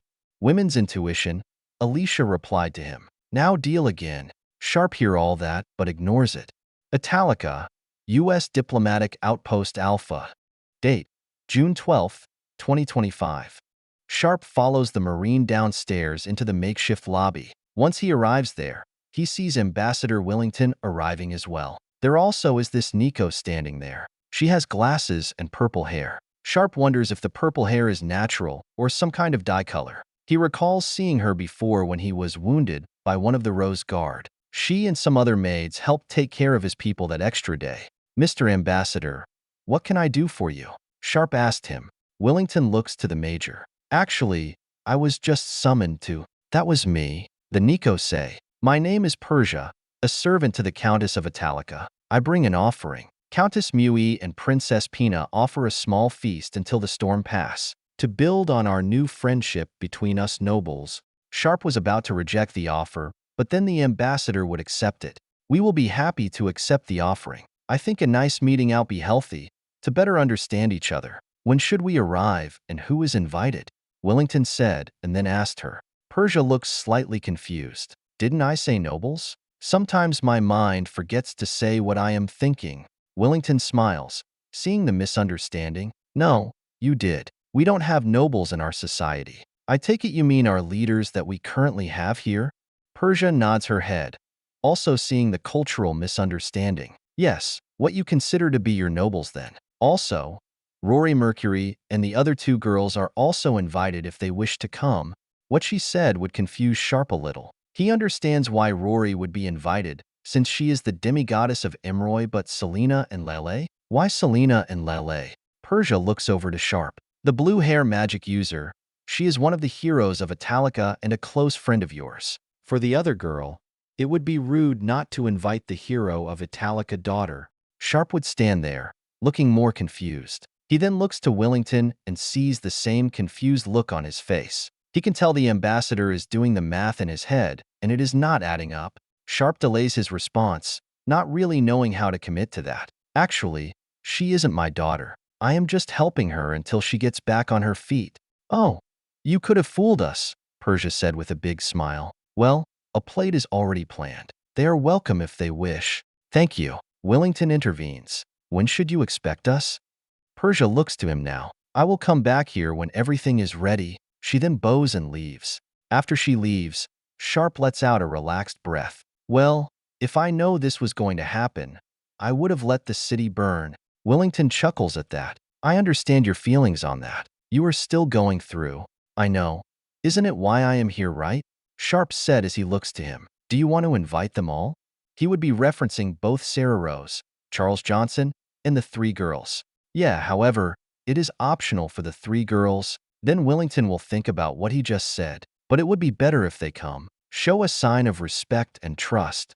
Yes, sir. I will give them the heads up, Sharpe said and then thinks. Sir, is this a good idea though? Could be a trap. You tell me, Major. Do you think the princess is setting a trap just for us? Your team is technically the experts here, Wellington asked him. No, she seems genuine. Her loyalty is to her country and currently, this is their only option for them. Let's do it your way. Sharpe finishes and then heads back upstairs. He walks down the hall, heading to one of the spare bedrooms where Sarah is supposed to be. Once he arrives, he knocks. Come in. It is Sarah's voice. Sharpe opens the door and leans into the room. To his surprise, he also sees Selena in the room. It looks like Sarah is helping Selena settle in. Hey ladies, what's up boss? Selena asked, hearing that term before and now using it. We just got a hero's welcome dinner at the palace. You are going with Sarah, Sharpe said. Sarah looks to him. Really? When did this happen? Just now. One of their maids came over. The ambassador wants us to go over. PR reasons. Him and the officers, Sharpe responds with. He then looks over to Selena. You have an invitation too, but you don't have to go if you don't want to. Hearing that, Selena hesitates to answer. The truth is she does not feel comparable being in an empire city. She knows she is safe with him and in this building, housed with very well-trained American soldiers. Still, she feels safer around him. In addition, when she was temporarily taken as a slave, she was supposed to be given to the royal family as a gift. Being in the same room with one of those people is hard to handle. I rather not, Selena asks in a soft voice. Sharpe nods her head. I understand. Trust me, I rather bail too. Sharpe, this is important. This could end the war, Sarah said. I know, but isn't that why we have diplomats? Sharpe said, knowing Sarah just poking fun at him. ETA is unknown, probably in a few hours. Before Sharpe leaves, he stops and looks back at Sarah. Do you know where Rory and Charles are at? Sarah thinks for a second. I think Charles is with Randy having a smoke. I can go get him. Rory, I have no idea. She is probably being Rory. He nods and then thinks. On his way out, he closes the door and heads down the hallway. He goes back to the room he was at before all this started. As he opens the door, he sees Alicia shot up to form the table celebrating. She probably won a hand of poker. Huh, I totally owned you, Alicia said very energetically. He sees Lelei still sitting there at the table playing the game. Hey Lelei, the Countess is hosting a formal dinner. You have an invitation. Interested? Then Alicia looks to him. What the? You get to go have a nice dinner while we are all stuck here. She then looks at him more closely. It is because you're an officer, isn't it? Are Sarah and Charles going to? Yes, all three of yous are going, Sharpe replied and then smirks. You want to switch places then? Alicia then stops and thinks about his question. Not really. It sounds really boring. Yeah, you are hanging out with a princess, but it is not like anything can happen. And the food probably sucks. Great for their standards, but sucks by ours. Then she thinks some more about the subject. God, the conversations. all formal and fancy. Thank you for your always interesting point of view, Sergeant, Sharpe said, lightly shaking his head. He then looks to Lelei again. Interested kid? Lelei, always finding Alicia's attitude in life interesting, looks back at Sharpe. You can tell them thank you for the invite, but I have no interest in going. I have no business with the Empire, and I wish not to get more involved in their politics. She then looks to Alicia as she sits back down. Besides, Alicia summed it up very accurately. Good answer, kid. Well, make you into a grunt soon enough, Scott said as he shuffles the deck of cards. I completely understand. Have fun all. Then Sharpe leaves the room. A few hours pass since that conversation. Both Sarah, Charles, and Sharpe in the lobby after being called. All of them are in their standard army dress uniform with their peaked cap. Ambassador Willington is in a nice black tuxedo. Where is everyone else? Willington asked, noticing it is just the three rangers. Selena and Lelei say no. I personally don't blame them. Haven't seen Rory all day, Sharpe replied to him, adjusting his tie. They won't be happy about that, Willington points out. With all due respect, sir, but this is mainly for us, correct? Charles asked. We need to do this ourselves. That is when Rory walks through the door, dripping wet. She stretches out, yawning. Right then she notices all of them in highly dressed. Oh, what is going on? Where have you been? Sharpe asked. My duties. I might spend most of my time with you people, but I still have responsibilities as the Apostle of Emroy. There has been a crime problem in this city since the siege. So I am enjoying myself. Rory said that and then looks at them. Now answer my question. Willington jumps in to answer her question. We were invited to a formal dinner with the Countess and Princess. You were also requested. After hearing that, Rory burst out laughing. Ha, ha, ha. No, I don't do the formal stuff of man. Besides, I can't do all the heavy lifting for you all the time, she said, smirking, knowing the Americans have been using her as their get-out-of-jail card. She has been fine with it, is a ton of fun. Rory, aren't you cold? Asked Sarah, looking up and down her. Rory always wears a Gothic-style cloth with a skirt. Rory looks down and then looks at her, smiling. Nope. Well, maybe a little, but no worry. You really shouldn't worry, Mom, Rory said, teasing Sarah. She then walks away. Have fun. You are going to need it. She then stops and points to Sharpe. You, no funny business. I will know. And then she turns back around and walks up the stairs laughing. Mom? Sarah asked, confused by what Rory said. After Rory leaves, all three of them look to Sharpe. He looks at them all. What? I have no idea, Sharpe said, just as confused. You're right, Lieutenant. It is best if they don't come. How do you put up with her? Willington said, a reference to what Charles said before. After a short time waiting, talking amongst themselves, these two maids come over. One is Persia, the lady who came before. There is another one with her. She looks like a human bunny. The bunny introduces herself as Mamina and is their escort to the palace. Persia offered to stay behind and serve the others. The four of them arrived at Italica Palace. When they arrived, many of the staff were amazed by the umbrellas, impressed by the fact that they can shield someone from the rain. As a gift, Willington offered the umbrellas to each one of them, which they all accepted. Pina watched that, baffled by all the small wonders these Americans have. She started to realize that their bigger and more powerful technology is not the only amazing tools. The smaller devices seem to be more amazing than the bigger ones. Pina has gotten to know the staff well. Miri, personal maids and assassins. Aurea, Mamina, Persia, and Maya. All of them are beast humanoid races, all consider less than the common races. She finds it distasteful that Italica treat beast races like men. Within the Empire, Italica has always been the black sheep. The formal family have always had a weak heart for lower caste of humanoids, especially cult formal. Anywhere else in the Empire, those four maids would be slaves, and she assumed that is why they are in Italica as maids, to avoid slavery. As the Americans head into the dining room, she stops and looks at Mamina, an orange warrior bunny. Don't get too comfortable. You might dress like us and walk like us, but both you and the Nikos are savages. Italica won't be able to protect you all from the law forever. Warrior bunnies are considered savages throughout the Empire. Her brother, Crown Prince Zorzel Susur, led a massive army to the warrior bunnies' homeland and conquered it, forcing all of them into their proper place for a savage, slavery, belonging with the Nikos. Mamina glares at Pina. You say that, princess, however you think you will be able to outsmart these people. I was born free, and I will stay free. The Empire is too weak to do anything about it.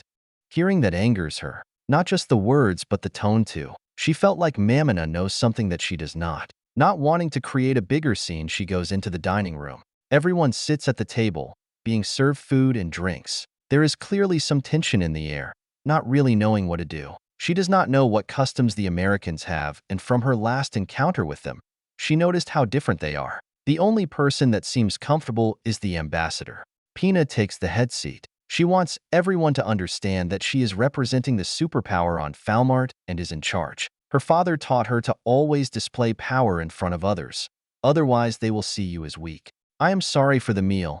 This is the best we currently have right now, Mui said as plates arrive. Since most of the men were killed in the war, we don't have the manpower to probably harvest before the winter months arrive. Plus, we lost weeks from that bandit siege. Don't apologize. This meal is perfect. Don't feel like you have to spoil us, Sarah replied.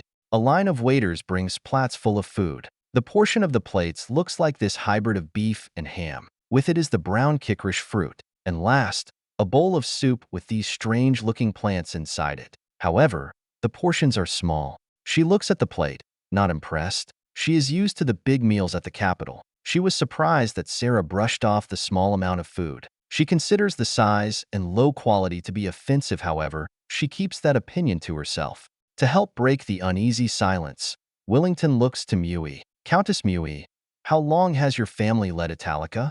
Mui looks at him. Well, the formal clan has ruled over the city since its foundation. The days before the Empire, my people were once refugees fleeing the elves from the west. This was the only place we could safely settle. Slowly, it became a great trading city like it is today, only because of the Empire, she adds, not liking how Mui left out sadera importance. Italica became a major trading town only because of the Falmart economy that sadera created.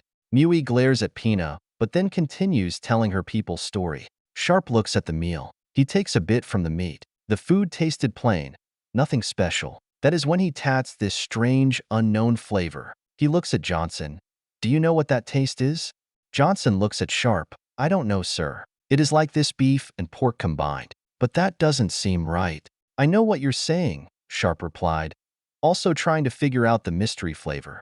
She notices the two talking quietly with each other. Excuse me, is there a problem? If so, we've been happy to resolve it. You are our guests after all. Sharpe looks over. No problem, princess. We were just trying to figure out what kind of meat it is. It has this flavor we never tasted before. It is close to beef, but not exactly that. Do you add something to it while cooking? Or is it natural in the animal? Johnson points out. Pina is confused from that question. She glances down at her meal, making sure they all have the same thing. She then looks to Miri to see the same reaction. Miri has the same confused reaction as she does. She looks back to the black soldier named Johnson. I am sorry, but the meat is normal. Right then she realizes something. Since Pina first met these people, she has been in complete shock by their advanced technology, desperately trying to understand them. These Americans seem so alien. She struggles to understand anything about them. Truth is, she is clueless about everything about them. However, based on that question and some other small things she has noticed, she realizes they might be stronger, but they are also just as clueless as she is. They know as little about Falmart as she knows about their world. She notices everyone looking at her, and now just realizing she did not finish her sentence. Oh, I am sorry, lost my thought. It is a normal animal we have here. Assuming if things go as planned tomorrow, we might be able to arrange some trade agreement around the boar. Maybe. I know Wellington to be happy to discuss trade terms, Sharpe said. A little payback for getting dragged into this mission. That is when he feels a slight kick to his left. That be Sarah implying to shut up and be nice. Maybe, she said. I do have another question. It has been bothering me for a while. What do you call those iron flying wagons of yours? We call them helicopters, Sarah answers. Helicopters. She tries repeating. She gets frustrated that she could not say like Sarah did. Don't worry. It can take some time to pronounce right. Charles commit. We are still struggling in pronouncing some words from your language. Pina nods to what he said. So, these helicopters are used to kill your enemies and move troops around? She then asked. She has grown a fascination with the flying machine. Yes, for the military, that is. We mainly use them for troop transport or logistical support. Only a few are heavily armed for combat, Sarah explains.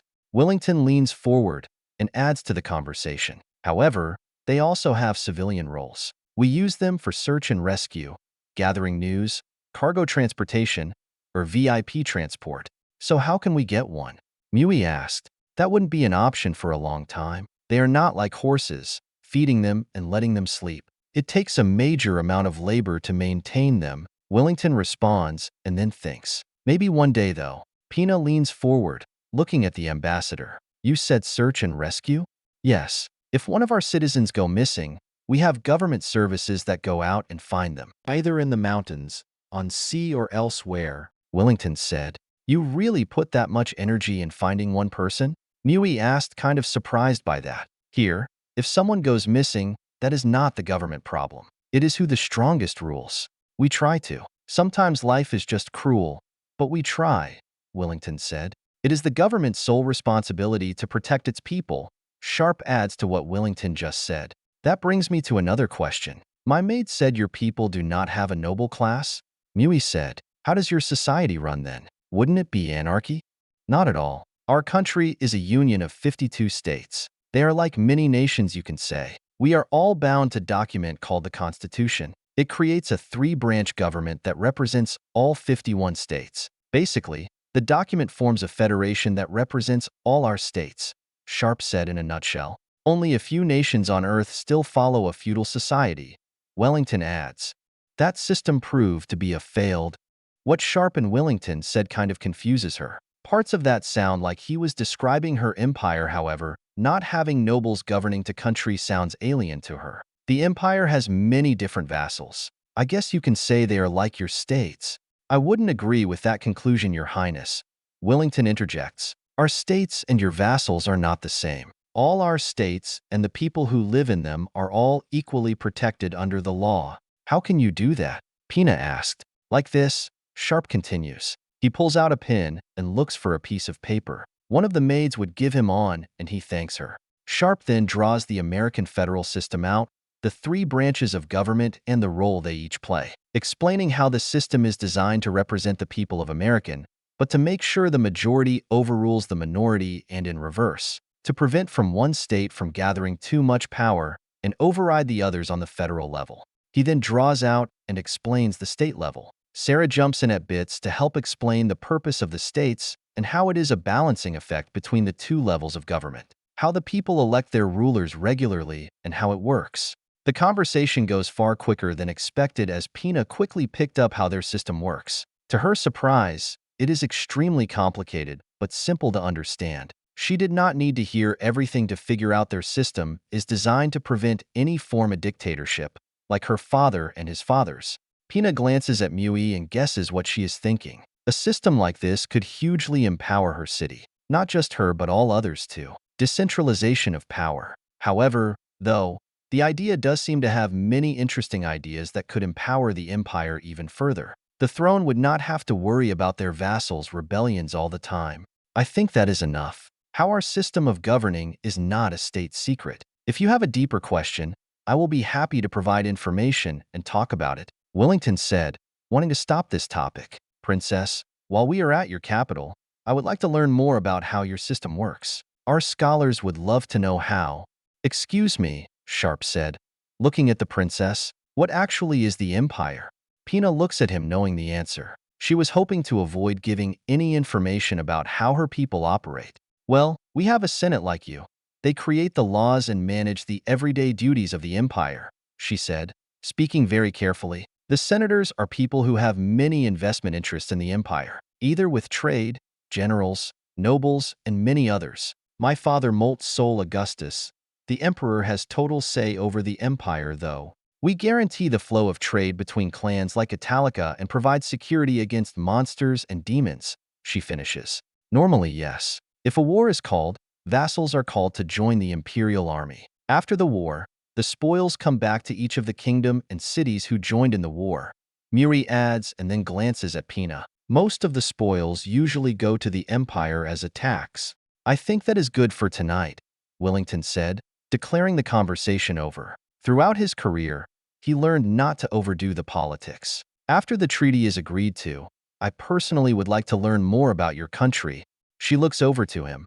I will be happy to provide any information I can. In return for more information on this subject, Johnson puts down what he believes is a spork and leans forward. I have a question. What is the name of the empire? All I ever hear people from this world is empire. Everyone looks at Johnson and then at Pina and Mui. Actually, I have been wanting to know that myself. Your capital is called Sadera. Is your empire calling the Sadera Empire? Wellington asked, interested in the answer. She looks at the Americans, confused. The question did not make any sense at first until she realized something. They call themselves Americans, the name based on their country. She heard the same story from other warriors from their world. No, honestly, we never thought about it. Our nation is called the Empire because it rules over all of Falmart. Wellington picked that last part up, but decides not to disagree with her. Interesting, that uneasiness from before seems to have returned after that. It is clear how different the values each other people have. After a little time has passed, she speaks again. So Major Sharpe, I assume you are a great warrior from your world. Do you have any glory stories? Everything looks to him, wondering what he is going to say. Sharpe thinks about it for a bit and then smiles. I think I have a good one. Two large mugs clash together. There is singing, dancing, and a lot of cheerful spirit in the atmosphere. While the ranger officers are off on this formal high-class dinner, the rest of the team decided to spend the night at the local tavern. When the word that the same people who saved the city from the bandits are back, and that they were at the local tavern, it did not take them long to come to see them. One by one, more and more people arrived to say thanks and ask questions. At some point, a large party happened, everyone celebrating for the sake of celebrating. Lelei sits there watching the chaotic celebration as the townsfolk treat the rangers as heroes. She did not realize how famous Vanguard 7 has become. This was a great idea, Sergeant Major, said Alicia, taking a drink from a mug. Shut up, Randy said. He is currently in the middle of an arm wrestling match with this Leonoid. Currently, this is the 5th round, and they are tied. Unlike the Nikos, who are considered one of the weakest command and beast races, Leonoids are bigger, stronger, however not as smart and creative. They are seen more as muscle. There are people around them both.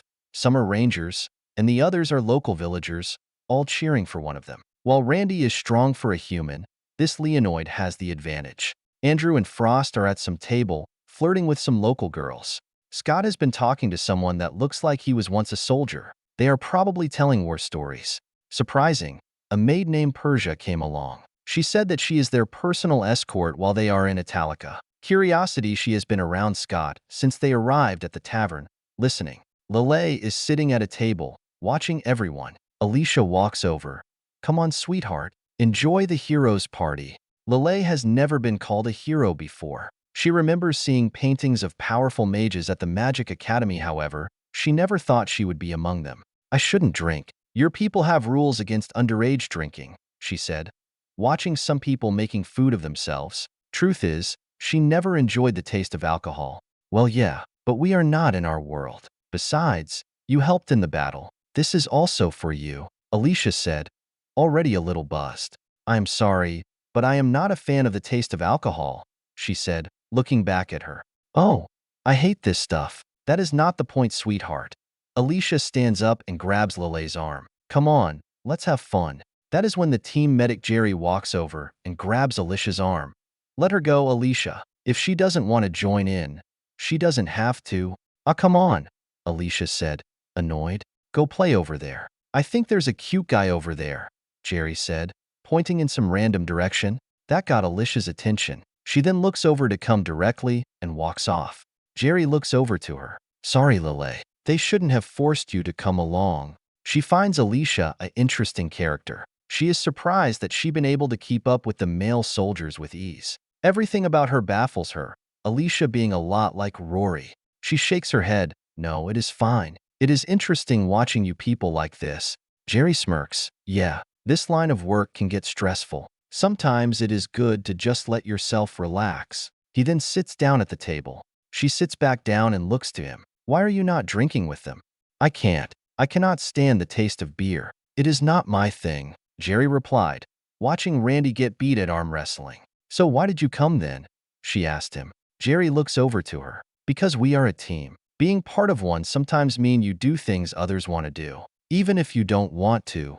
She found that response fascinating. Up to this point, she did not think that she was part of a team. Not that she felt as an outsider, just the thought never occurred to her. I see, she said, and then takes a drink of tea. Don't you think the Major is going to get angry at you all? No, Jerry replied.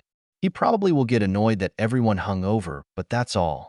As long as he doesn't hurt anyone or break anything, I think he has other things on his mind. Personally, I think he is far more laid-back behind his personality. She nods and then thinks, Sergeant, just Jerry when we're off duty. Please, Jerry corrects. Jerry, why did you become a healer? She asked. Well, my dad is a doctor. I learned a lot from him, but I did not want to live that lifestyle. In an office every day, the same thing every day. I wanted to do something good and more, Jerry answers, trying to put his thoughts into words. I can't really explain it. I felt like I needed to do this. Go around where I am needed and heal people. That is very noble of you, she said to him, smiling. Many mages make claims like that, but many end up greedy for status and wealth. Thank you, Jerry said. My old man hated it when I enlisted. He felt like I was a waste of skill set. Well, if he was here now, I bet he would be proud of you, she said. I doubt it. He is pretty thick-headed, Jerry replied.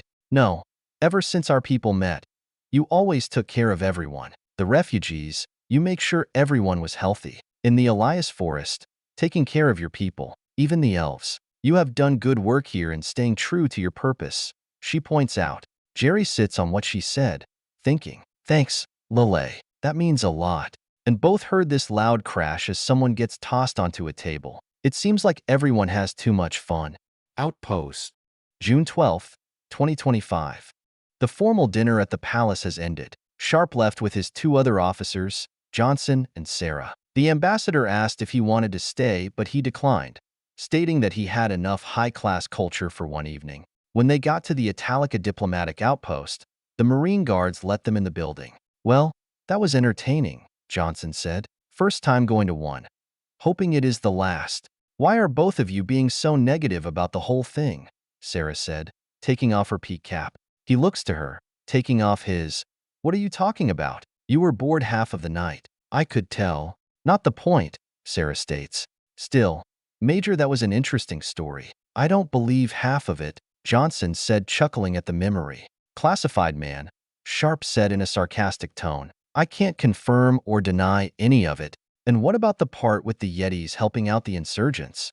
Sarah said, looking at him. He just laughs and thinks about his response. Well, I might have exaggerated some of the details. He places his arm around his back. To spice some things up, Johnson laughs at that. All right, it is late. I'm clocking out. Sarah looks to him. Already? She said with a yawn. Yeah, we're not hourly, remember, Johnson points out. He gives half-heart salute to both and heads to his guest quarters. Well, he has a point. Long drive tomorrow, he said. Night. While everyone is out doing their own business, Selena is at the American diplomatic outpost, trying to get some sleep. Rory is in her bed snoring incredibly loud. She has never seen a girl snore so loudly before. She is louder than Sharpe and Randy. She sits up from her bed and feels her head. For some reason, she is feeling hotter than usual. She places her hand on her head and notices she feels warmer than usual.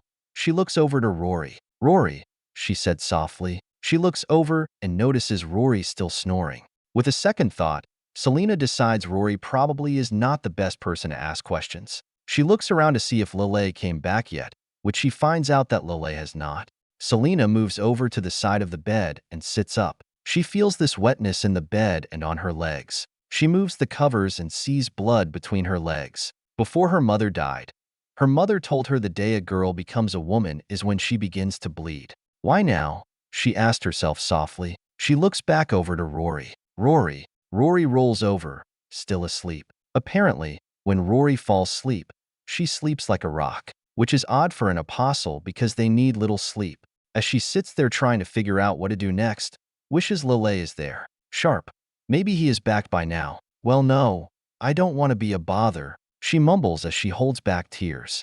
After a short mental debate, she gets up and peeks out the door. Noticing one of the staff walking by, She hides in her room until he walks away. After feeling safe that the hallway is clear, she walks outside. Selena looks around, trying to remember where Sharpe's room is at. Deciding on the door down the hall, believing that room he was assigned, she walks down there slowly. She tries to talk carefully not to make a sound or mess. She feels ashamed and embarrassed, not knowing what to do. Once she arrives, she raises her fist to the door, about to knock. She hesitates, self-doubting herself. Please. She takes a deep breath and knocks on the door. Nothing happens after the knock, so she knocks again, this time a bit louder. As nothing happens again, she begins to think that she knocks on the wrong door or he is not back yet. Feeling more alone than usual, she looks around trying to figure out what to do next. That is when the door opens. Hold on. Sharpe opens the door, yawning. He stands there shirtless. So, hi Selena, what is wrong? She looks up at him, feeling more embarrassed. She sees some scars over his chest. She tries to speak, but bottles up. As he wakes up, he begins realizing something is not right. Can I come in, sir? Selena asked, embarrassed and nervous voice. Concerned, Sharpe allows her to come into the room. After closing the door, he looks to her. What is wrong, kid? Is everything okay? Selena refuses to look at him. I'm unable to say what she needs to say. Her hands fold together. She then shows him her hand, with blood on it. Sharpe looks, confused and concerned. Did you cut? Oh. Seeing her hands, he finally realizes the situation. He takes a deep breath. Okay, everything fine. He walks straight to the bathroom and wets one of the clothes. He comes back and starts washing Selena's hands. Okay, everything will be okay. Stay right here. She watches Sharpe leave. She looks around in the semi-dark room, the only light coming from that ceiling from one of the Americans' light bulbs. She stands there alone, cold, and confused on what to do. That is when she hears Sharpe and Sarah walk inside. I only got 40 minutes of sleep, sir, Sarah said. What can be so important? She said, and she stops and looks at Selena, quickly figure out the situation. Oh, yeah, Sharpe said. I have no idea what to do. I'm sorry, she said. Sarah walks up. Don't be, sweetheart. She then takes Selena's hand. Come on. I will wash you up and we can talk. She then points at Sharpe. New clothes, cloths, and go grab my bag with my tampons. After that, wait outside until I call. What are those? She asked. As she speaks, Sharpe leaves the room. I will explain in a minute, Sarah replied. We will have a girl talk, just like my mom did with me and my sister. About an hour later, everything calms down. Sharpe is sitting on his bed. Selena is laying down on the bed with him, her head on his lap, fast asleep. He lets her lay there, letting her feel comfortable. He then looks over to Sarah. She is sitting in a chair, drinking some water. Thanks for the assist. No problem. Too bad. It had to be now. No bathroom in here, Sarah said. The restroom facility is outside. The diplomatic staff had to install some within the compound. I don't understand why she didn't go to you, he asked. Sarah smiles and shakes her head. God, you can be thick sometimes. Excuse me, he asked, and then think. Actually, you have a point. Look, you're her knight in shining armor right now. Sarah sang her usual sweet empathic tone. Right now, you're the world to her. We all can see it. You did save her from a life from becoming a sex slave for some pervert, too. You need to accept that when you broke regulations and intervened, you accepted some form of responsibility for her. He knew that but have not put much thought behind it. The army teaches not to get too attached to locals, however. He always struggled with that. So far, Selena has been a wild card for him, trying to figure out what to do with the girl. I know, he replied. I have been selfish, though. Sarah has a confused look on her face, not understanding what he means. What do you mean? He thinks carefully and leans his head back. Honestly, I've been using her as an anchor. When I was assigned to your team, I was in bad shape. Sarah nods her head, agreeing with that fact. I have been using her to keep myself grounded, he said, to remind me that there's still a purpose in life, that life has value, and that good thing can come from bad situations. I don't know how to probably say it. Sarah thinks about that, wondering what on earth happens with him. Can I ask you something? Why did you enlist in the first place? Sharpe gives a tired chuckle. It is actually quite simple. Patriotic reasons. Very principle. Like a poster child. An army recruiter from West Point discovered me and helped me get in. I later learned it was Major Harper, my future CO and mentor. No, I mean it. Why did you enlist? You work really hard. You clearly went far in your career, Sarah asked. You had to decide to join for all that matters. I mean it. All my life, all I wanted to be in the army, serving country and all that.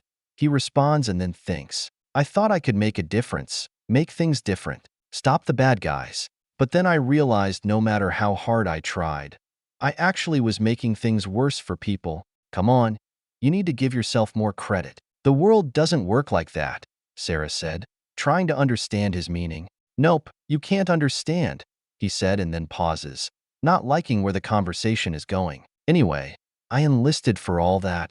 What about now? Sarah asked, seeing the hint not to dig any deeper.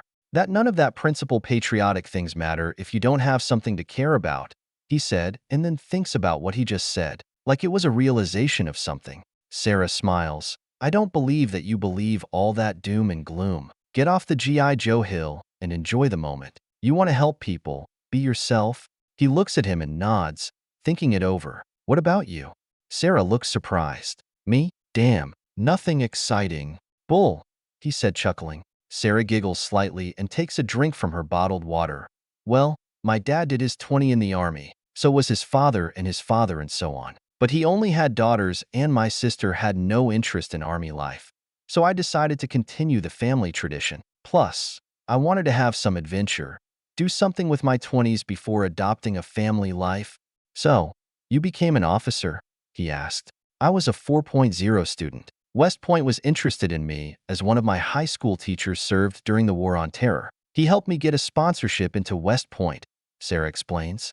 That makes sense, he comments. Sarah nods, agreeing. Honestly, I didn't think I was going to enjoy the military life. Never intended special forces, was just going to do my time and get out. I ended up liking it more than I thought and wanted to see how far I could go. He thinks. Look, he stops his sentence when he notices Selena moves a bit. Realizing she is still sleeping, he continues.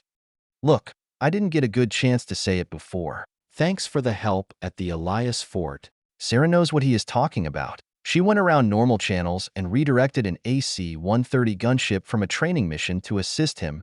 3. It's no biggie. It is my job to assist you from base. He raises his hand. No, most wouldn't go that extra mile. I really do appreciate it. Sarah smiles and nods, finishing off her water. Thank you. Sometimes I don't fully feel like part of the team. Being back at base all the time, well, none of us feel like that. It is good knowing we have someone we can trust, he said. Sarah gets up, happy about being appreciated. She then looks back to Selena. So, do you know her story yet? He looks down at Selena. Not really. I haven't been wanting to push the topic. Dead family and then was enslaved. Not something I want to force her to think about. She probably was intended as a gift for someone. Being her age, he pauses for a moment thinking. I am pretty sure she is some daughter noble. You think? Sarah asked, thinking about it too. I believe so, he said. It is just a guess, but how she talks, walks, how she asks questions, all that and more just adds up. Most people accept things she doesn't. Sarah was about to protest what he said, but after some thought, she nods her head in agreement. Yeah, maybe. I did notice she was pretty stressed out just coming here and seeing the princess. Are you taking her to the capital then? Sharpe shakes his head. She is staying here. Especially after this, do you want me to stay with her? Sarah asked. Personally, yes, but I need you with us, he said. The treaty is bigger than this and I cannot split the team just because of personal reasons. I am going to keep Lelei and Rory here. The three have become pretty close friends, so at least one of them will stay. Sarah agrees with him after hearing all that. She did notice both Lelei and Rory having no interest in dealing with the Empire. Going to the capital for a diplomatic mission probably isn't what they consider fun. Rory and Johnson did have a point earlier. We do rely on them a little too much. If they are going to be peace, it needs be us and not them. No third party, Sarah points out. I was thinking the same thing, he replied. Well, it is going to be morning soon. Need to get my beauty sleep, Sarah said as she gets up. See you in the morning. Sharpe raises his bottle of water, a sign saying goodbye. As Sarah gets to the door, she stops and looks at the two of them. She giggles at the sight of them both. What is it? He asked. Have you thought about just adopting her? Asked Sarah. Wait, what? He said, surprised by that. He then looks down at Selena and then back at Sarah. Sarah rolls her eyes. I know you thought about it. I saw you looking up the adopting process. Sarah can see him trying to find a way to justify that. You two are cute. I can't think of anyone better. Before he could say anything, Sarah said night and then leaves the room. V04. Chapter 41A Day in Sadera RM. Good morning, Alness Hill. We are finally on the airwaves. If this took another week, I would begin to believe that I worked for the government. I am here today with my assistant, a native Alness herself. Free Alness Radio. Appia Highway, east of Braran, June 15, 2025. It took 2 days for Vanguard 7 to reach the outskirts of Sadera. It should have taken 3 days, however. He ordered the unit to drive through the night to make up lost time. However, this speed still impressed the Rose Knights, claiming it should have taken a minimum of 6 days between Sadera to Italica. While on the trip, Sharpe makes sure that his team record the surrounding areas as best they could and upload the data to the Blue Force Tracker 1. So the military knows where enemy units, towns, and paths are located. Every detail matters until the Space Force can establish themselves and get satellites up and running. It was only 2 days ago that NATO learned the location of Sadera. One thing he was ordered to find was the direct path to Sadera, so NATO could assault the city if needed. However, after passing through the Dumas Pass between Lorsis and Votai was far narrower than he expected. His JLTVs barely got through, meaning the military will not be able to launch an assault through the pass without massive tunneling operation. What was that? Hamilton asked, startled by the radio that suddenly spoke.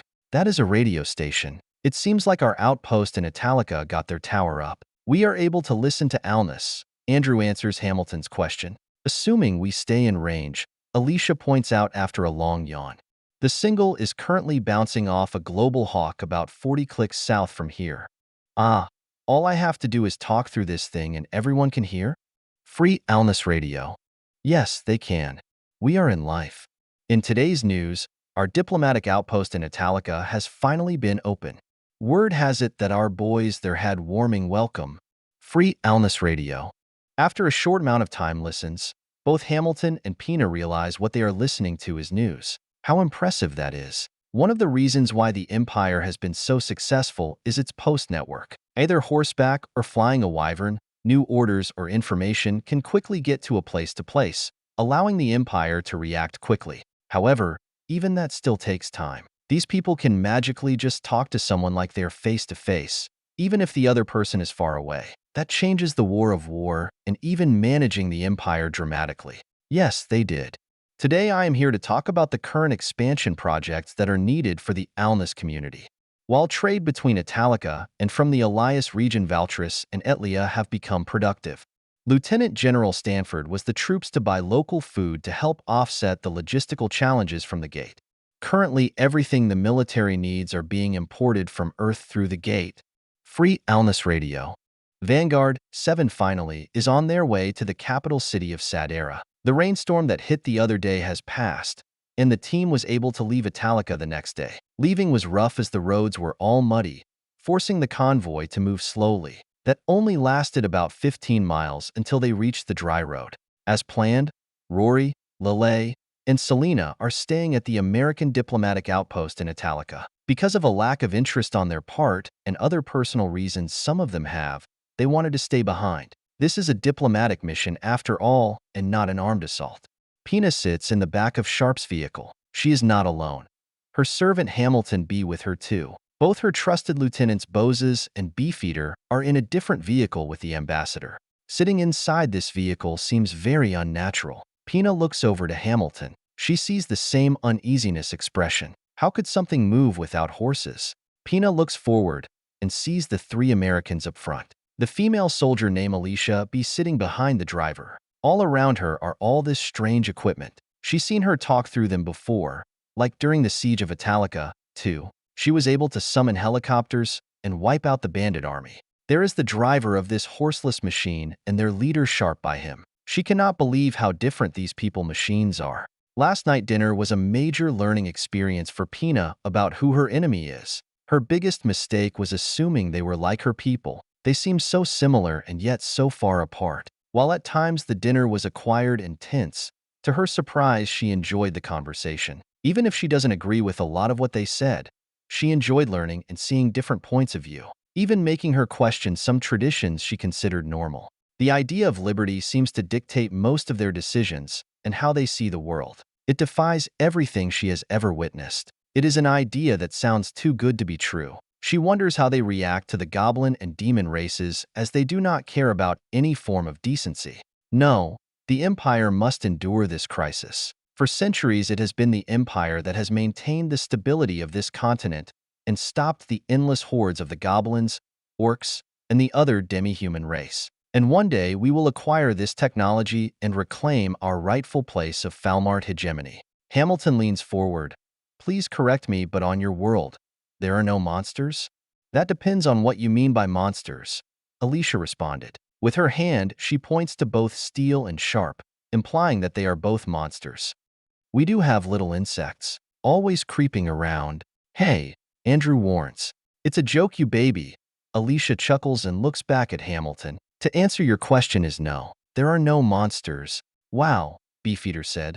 Having a hard time imaging a world without dragons, orcs, trolls, and other creatures. It must be very peaceful. Pina has a hard time hearing the word peace for some reason. A small frustration emerges, a feeling that she has been suppressing since the siege of Italica. This was supposed to be a chance for her Rose Order to gain glory.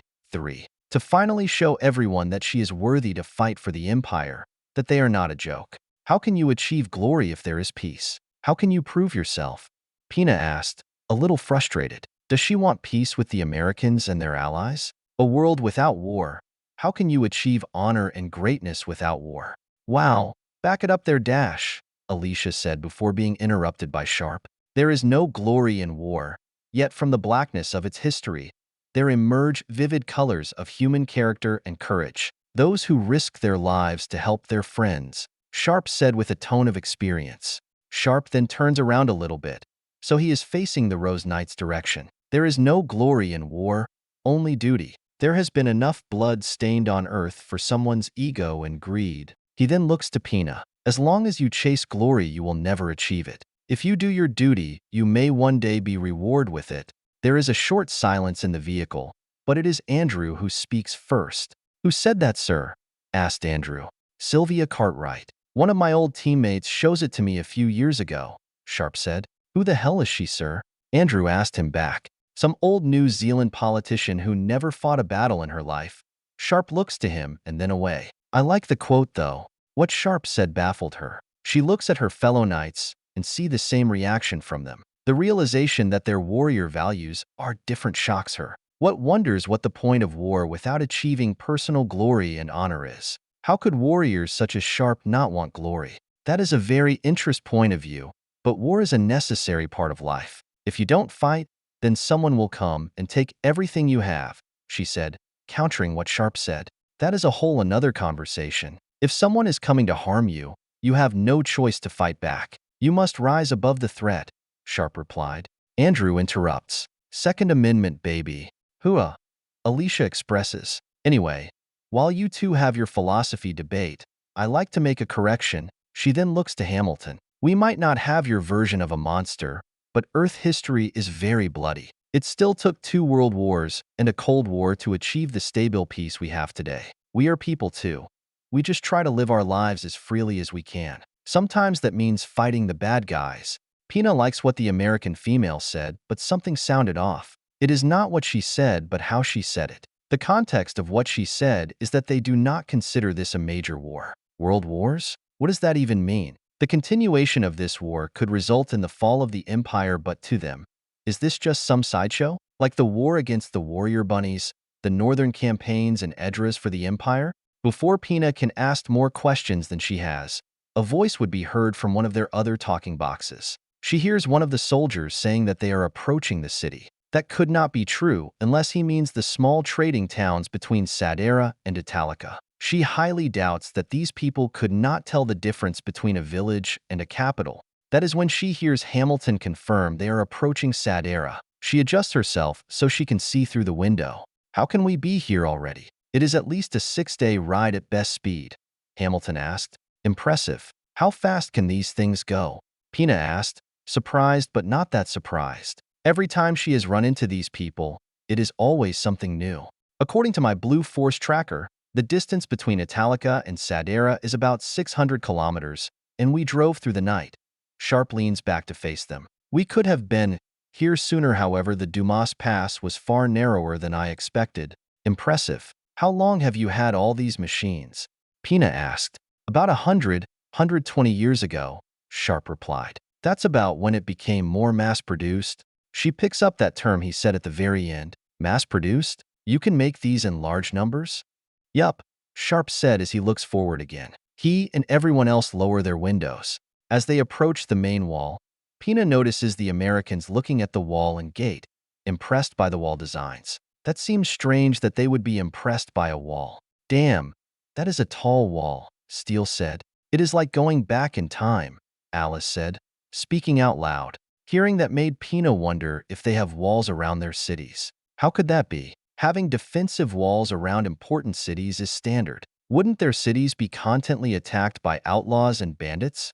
After some thought, Pina remembers the helicopters. With their flying machines, they could bypass any defense line, making a wall pointless. What an amazing sight that might be, cities without defensive walls.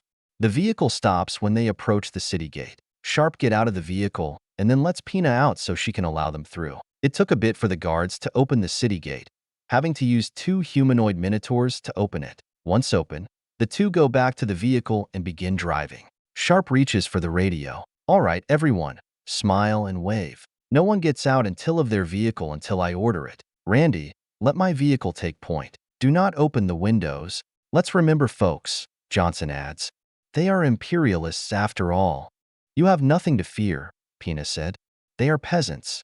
They won't attack unless commanded, and I already commanded everyone go along their daily duties.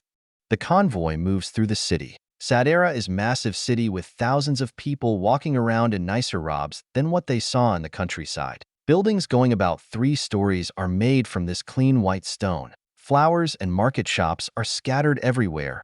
Bring this living beauty to the city. How big is this place? Andrew asked. I believe the city holds about 3 million people, Hamilton replied. Most are humans, however. We allow some more respectable races in who earn their place.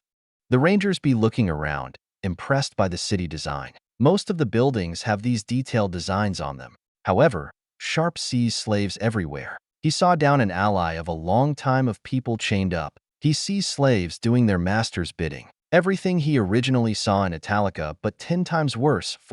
The other thing he noticed is how these people act like there is no war going on. He can see the disconnect from these elites to the people on the front lines.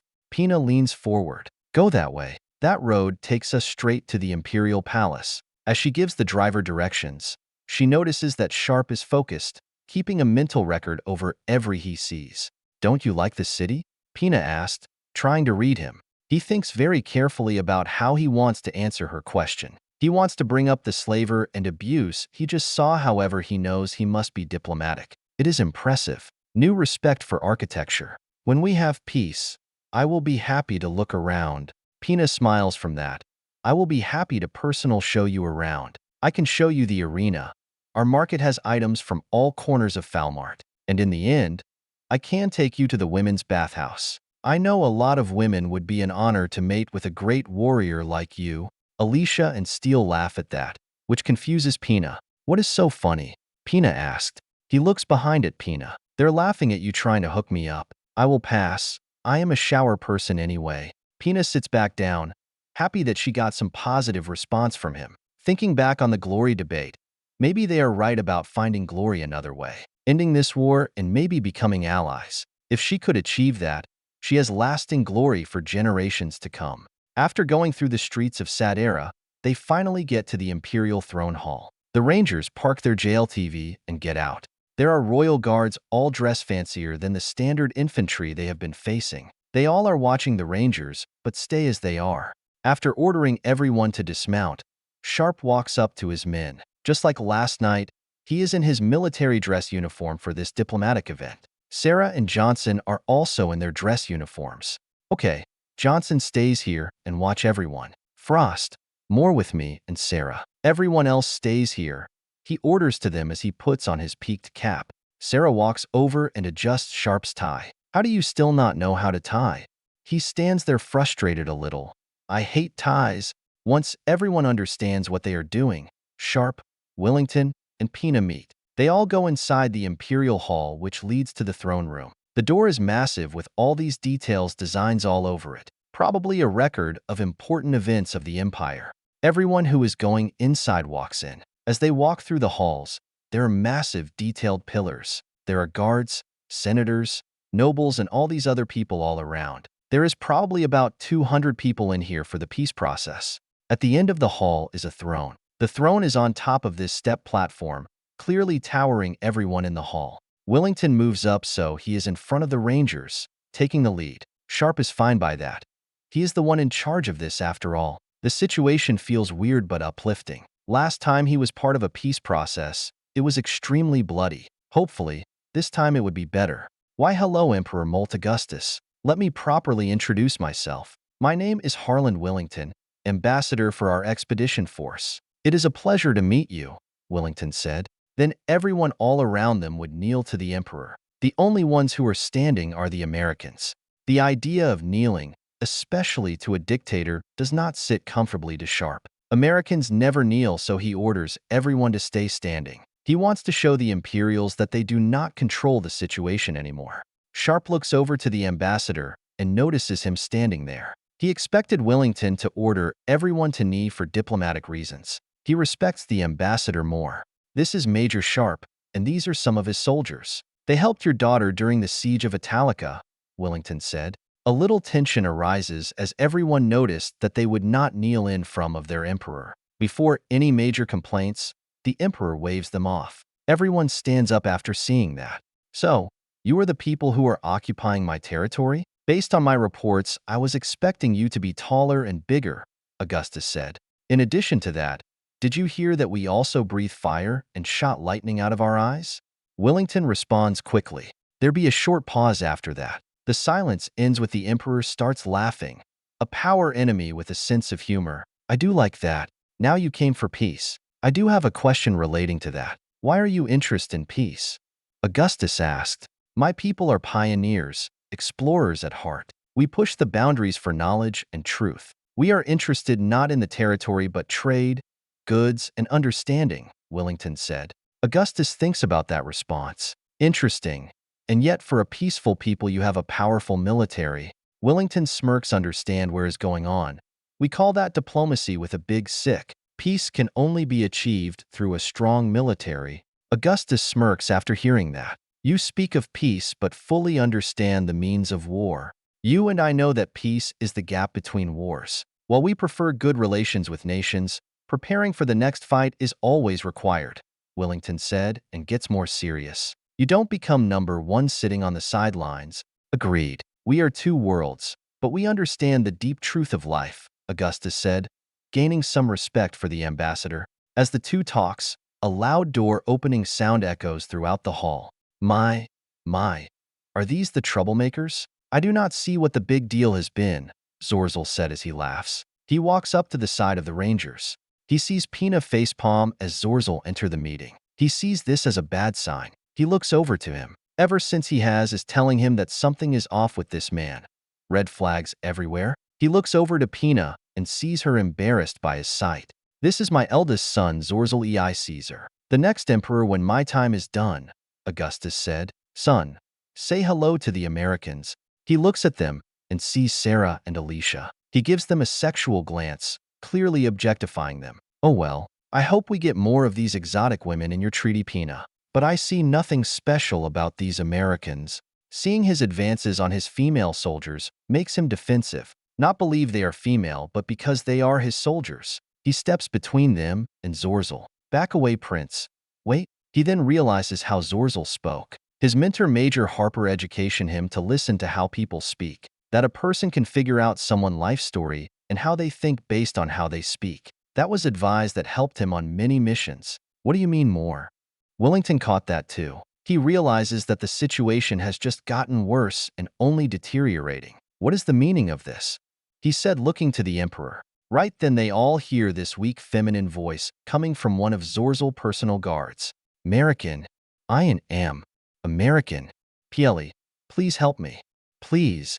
Sharpe hears that and looks around. He sees this naked woman yells with all her might. She is kneeling on the floor by one of the guards with a chain around her neck. The guard with a chain in his hand kicks her to make her shut up. Zorzal looks behind at her. I told you to keep your mouth shut, you dash dot. The guard slaps the girl to silence her. He and the rest of his rangers saw this, all horrified. What he could not believe was how casual all this is. He cannot believe how much of an afterthought it was to hit a teenage girl like that. He has seen some nasty things in Southeast Asia, however, that was normally individuals doing acts of evil. This is normal within the highest levels of the government. He realizes that there is no way to achieve real peace with a people like this. Before Zorzal could finish what he was saying, Sharpe punches him in the head, knocking him back. Zorzal stands there in shock, unable to believe that someone assaulted him. You hit me? You are going to pay for this. Zorzal yells as he charges forward. He sees Zorzal coming. His days in Delta Force has taught him how to handle situations like this. Zorzal is bigger and looks stronger than Sharpe, confident as well. However, he can tell he is sloppy with his stance and is more of a brute than a soldier. He easily deflects Zorzal's punch and then grabs it. He quickly moves his foot by Zorzal's and flips him on the ground. He can see some of Zorzal's royal guards standing there shocked how quickly their prince fell. They probably never seen martial arts before. Everyone in the room is in shock on what is happening. He looks over and sees Pina standing there with his confused and worried look.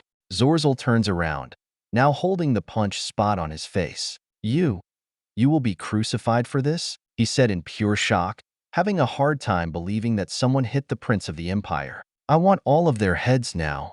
Pina walks down a few steps as her body panics. Wait, stop, calm down everyone. Princess, that is enough.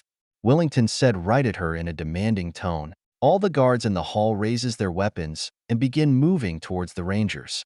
Alicia and Harvey raise their M4s, while both Sharpe and Sarah raise their pistols, all aiming at the Imperial soldiers and royal guards. As everyone begins charging them, Sharpe aims at them. Fire, he orders without hesitant.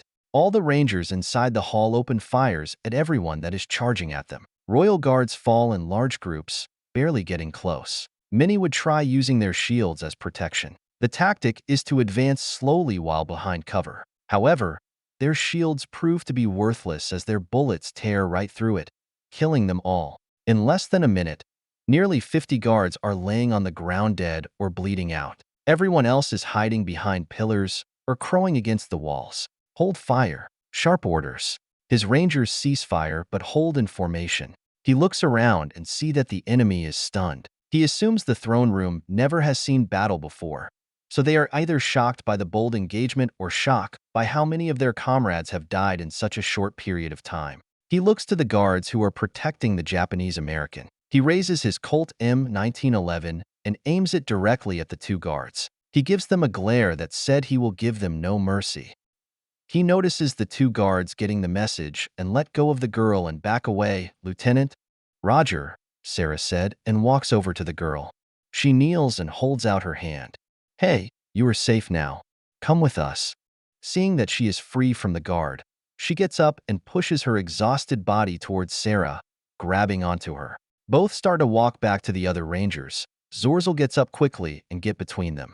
Zorzal grabs the chain that is on the floor that is connecting to the Japanese-American collar. This is preventing the girl from getting any closer. No, this whore belongs to me. Let go of her, you bastard, Sarah said as she grabs the chain. Zorzal places his hand on his handle to pull out his sword. Alicia, Sharpe orders. He fires his pistol at one of the guards who was coming to attack Sarah from behind. He is intentionally going for kill shots. Alicia charges forward. Let's get some. He knew he could not personally involve being the highest military rank in the room. Also, he does not want any of the guards in the room to attack Sarah or Alicia flank. And for the sake of diplomacy, he chooses not to shot Zorzal right there, even though he wants to. He knows he can trust Alicia to get the job done, after seeing her fight and train with Rory. The next thing Zorzal notices is this woman half his size rams him in the back. When he falls again on the floor, He looks up and sees this fist slams into his face again. Fist after fist would ram into his head, over and over. His nose breaks, instantly break. Some teeth pop out of his mouth and his face turns black, red, and blue, all bruised. Blood pours out from his nose, mouth, and cuts from her cheeks. Everyone watches as Alicia beats the crap out of the crown prince. He ends up letting go of the girl chain.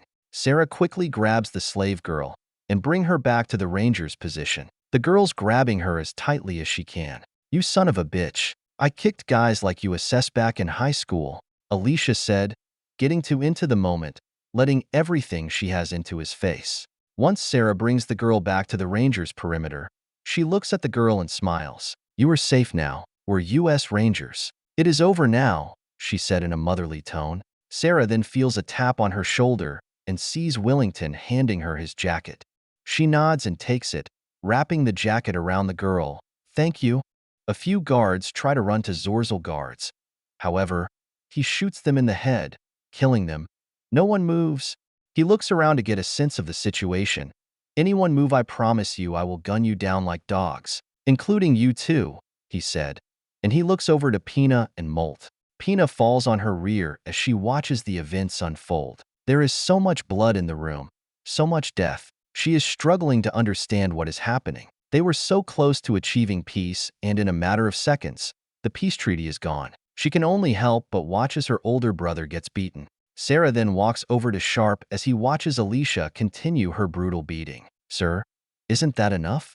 He heard her question but ignores her. He keeps watching as Alicia beats him. He then sees Sarah about to order Alicia to stand down, so he speaks first. "More, stand down. Rangers, guarantee the girl's safety. All means necessary." Alicia stops punching Zorzal. Noticing blood on her fists, she uses his cloths to wipe them off and then stands up afterward. "You are lucky he made me stop." She begins walking away but then stops and looks back at him. "I don't think you need these anymore." And then she kicks him in the balls and walks back to her people. Zorzal's face is all bruised and bloody. After getting kicked in the balls, he folds into the fetal position in massive pain. Pina's whole body is shaking, not understanding what just happened. This great hall has never been this disgraced before, but now, she does not know what to think. Once Willington believes the fighting is over, he looks to the Emperor. "What is the meaning of this, Princess? You have our people as a prisoner, and this is the situation you have them in. This is completely unacceptable. When were you planning on telling us?" They're not prisoners. They are slaves," Pina said, trying to justify everything. "Our previous treaty stated 5.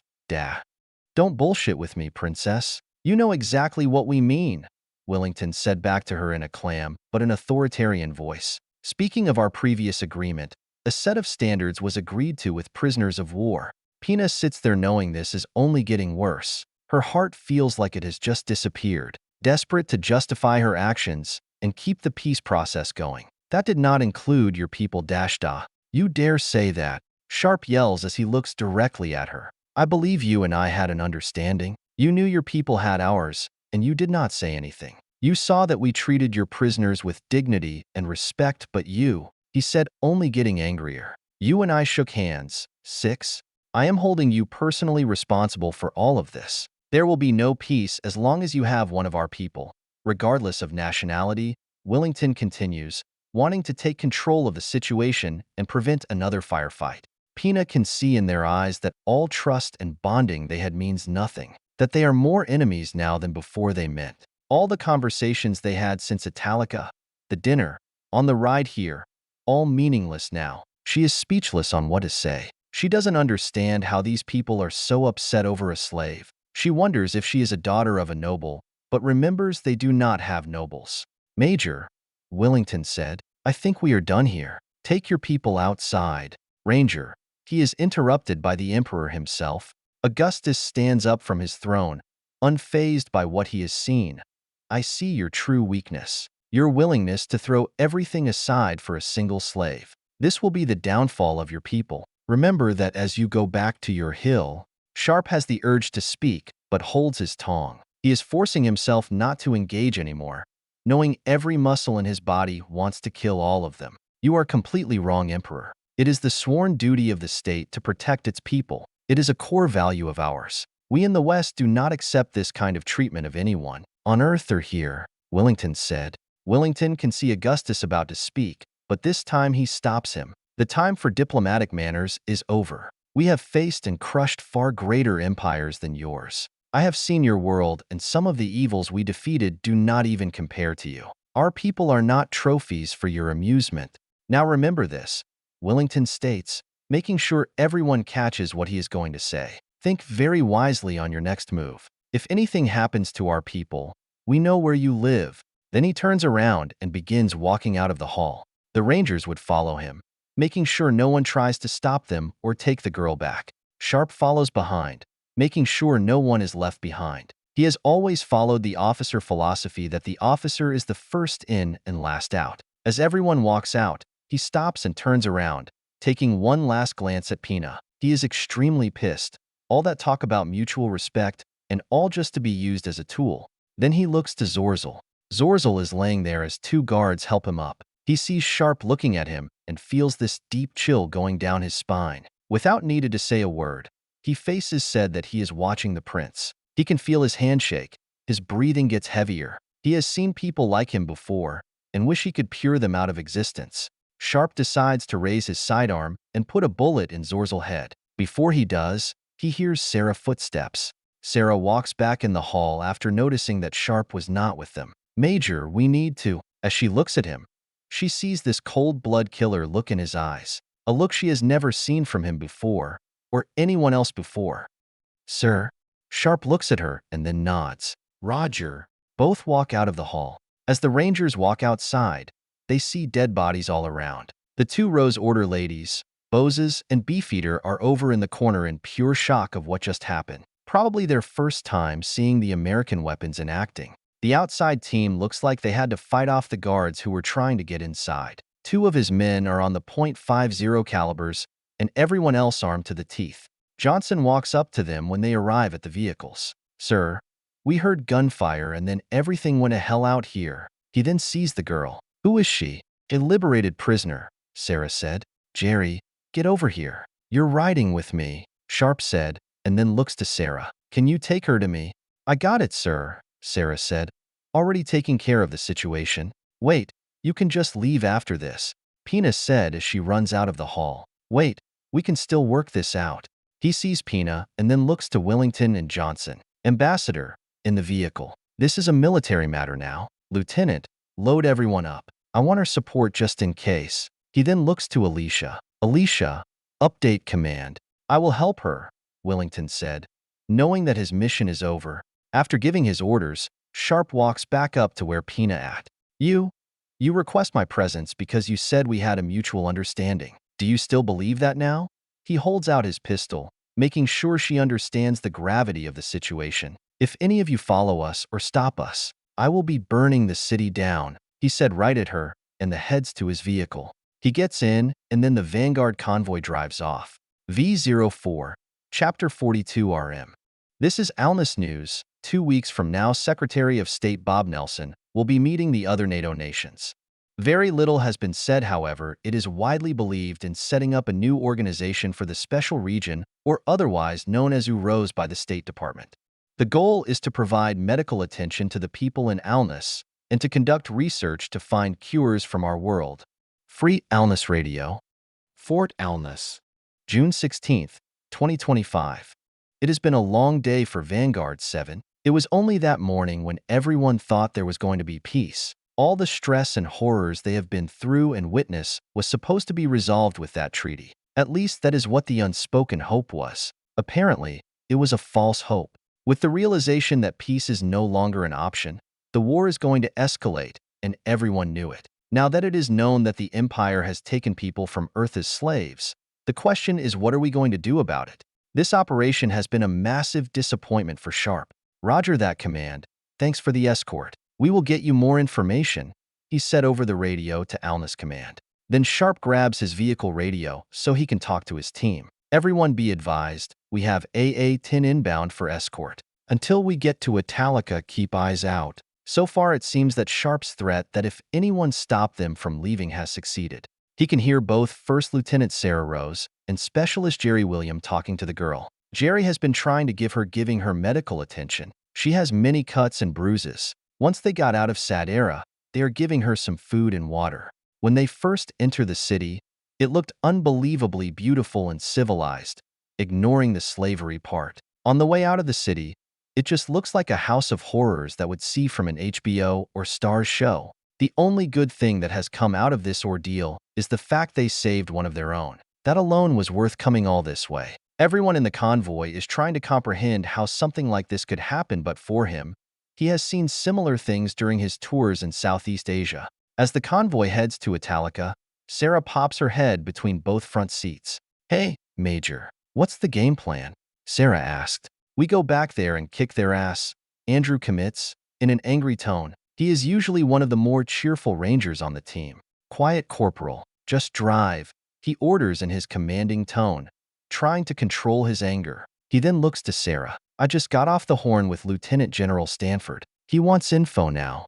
That surprised Sarah. It does make sense, though, with the current situation. What kind of information? Can it wait? I rather let her rest. "It looks like they beaten and raped her often," she said softly, trying to keep the conversation as private as possible, which would be hard in a small vehicle. Sharpe thinks about what he wants to say and then speaks softly. "He wouldn't tell me yet. He's talking to the president now." He pauses to think. "We're defiantly going back in, but we need to know where to strike." "I understand, but can it wait until we get back to base?"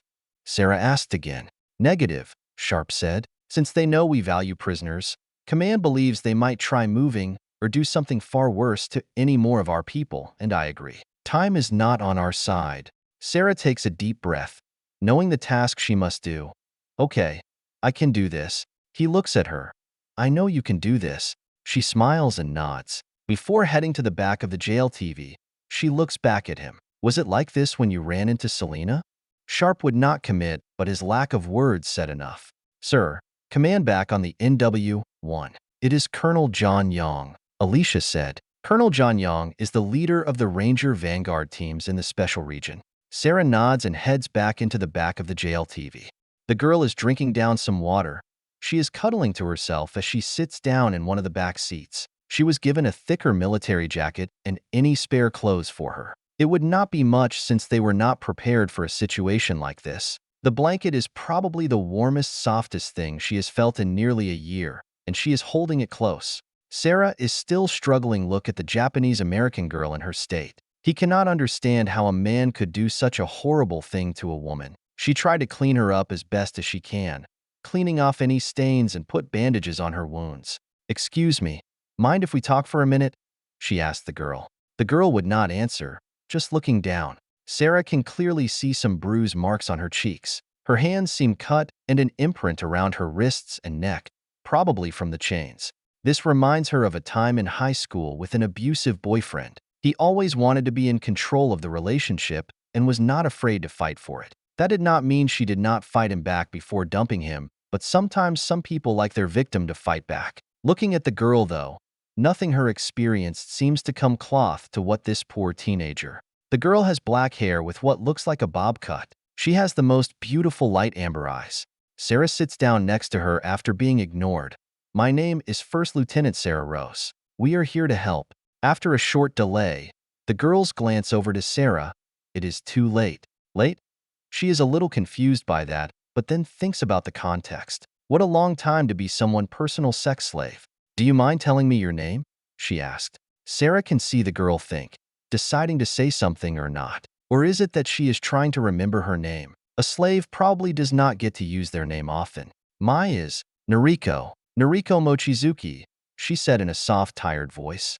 Sarah smiles after hearing her name. Her English is good, meaning she is probably a Japanese American. "Noriko, that is a lovely name," she then thinks, trying to be incredibly careful about what she said and how she said it. She sees Jerry grabbing some bandages to put on her cheeks. "Noriko, can our medic put some bandages on your face? He is not going to hurt you." Noriko does not respond, just looking forward. Seeing Noriko's lack of response, she holds out her hand to Jerry, wanting to bandage for herself. Once he gives them to her, she looks back at the girl. "Is it okay if I do it? We don't want you to get an infection." Noriko stays where she is, trying to decide if she wants her to touch her. After thinking about it for a moment, she allowed Sarah to apply some bandages to her face. As Sarah applies the 2 bandages on her face, she begins asking some questions again. So, Noriko, are your parents back in the city? Noriko looks down into her blanket, beginning to cry softly. No, they are dead. My mom, dad, my elder sister, all dead. She then looks to Sarah. Everyone I love is dead. We were on a family trip and then, she said, and begins to cry now thinking about what happened. Sarah stops and looks at her. She then wraps her arms around her and holds her close, trying to comfort her. I am sorry. I am so sorry. She pauses for a minute, letting her have a moment. We pushed them back. Philadelphia was retaken, but I am sorry we could not do it faster. We have a large base here, on this world. We are heading to it now, she points out, trying to show that the world is not ending. Inside the vehicle, everyone would get quiet. Normally during a drive, everyone playing some guessing game or just bullshitting with each other, killing time. Right now, no one is in the mood. Damn it. We should go back there and kick some dash, Alicia said. Getting angry, she is interrupted by Sharpe. She looks over to him and sees this shut-up look on his face. Seeing that Alicia calmed back down, Sarah again places all her attention on Noriko. Alicia is great in a fight, but sometimes she gets way too over-energetic. Right now is not the time for something like that. I'm sorry, but I do need to ask this. It is important, and it can't wait. Is there anyone else that was with you? I know you do not want to think about that place, but we need to know. To help any others who were left behind, Sarah asked in a motherly tone. Noriko thinks about the question. Indeed, she does not want to think about the nightmare. Truth is that the crown prince had many sex slaves during her time there. Most of them he got bored of them quickly and tossed them aside like used paper towels, except for her and this other bunny-looking woman. Well, yes, there were many but none from our world, Noriko said. We were split up after the processing center. Sarah smiles, seeing that she is getting somewhere. Okay, who were they? Are you really here? Noriko asked, looking up at Jerry and then looking to Sarah. We are here, kid. We are not going anywhere, Jerry said to her question, going through the first aid kit.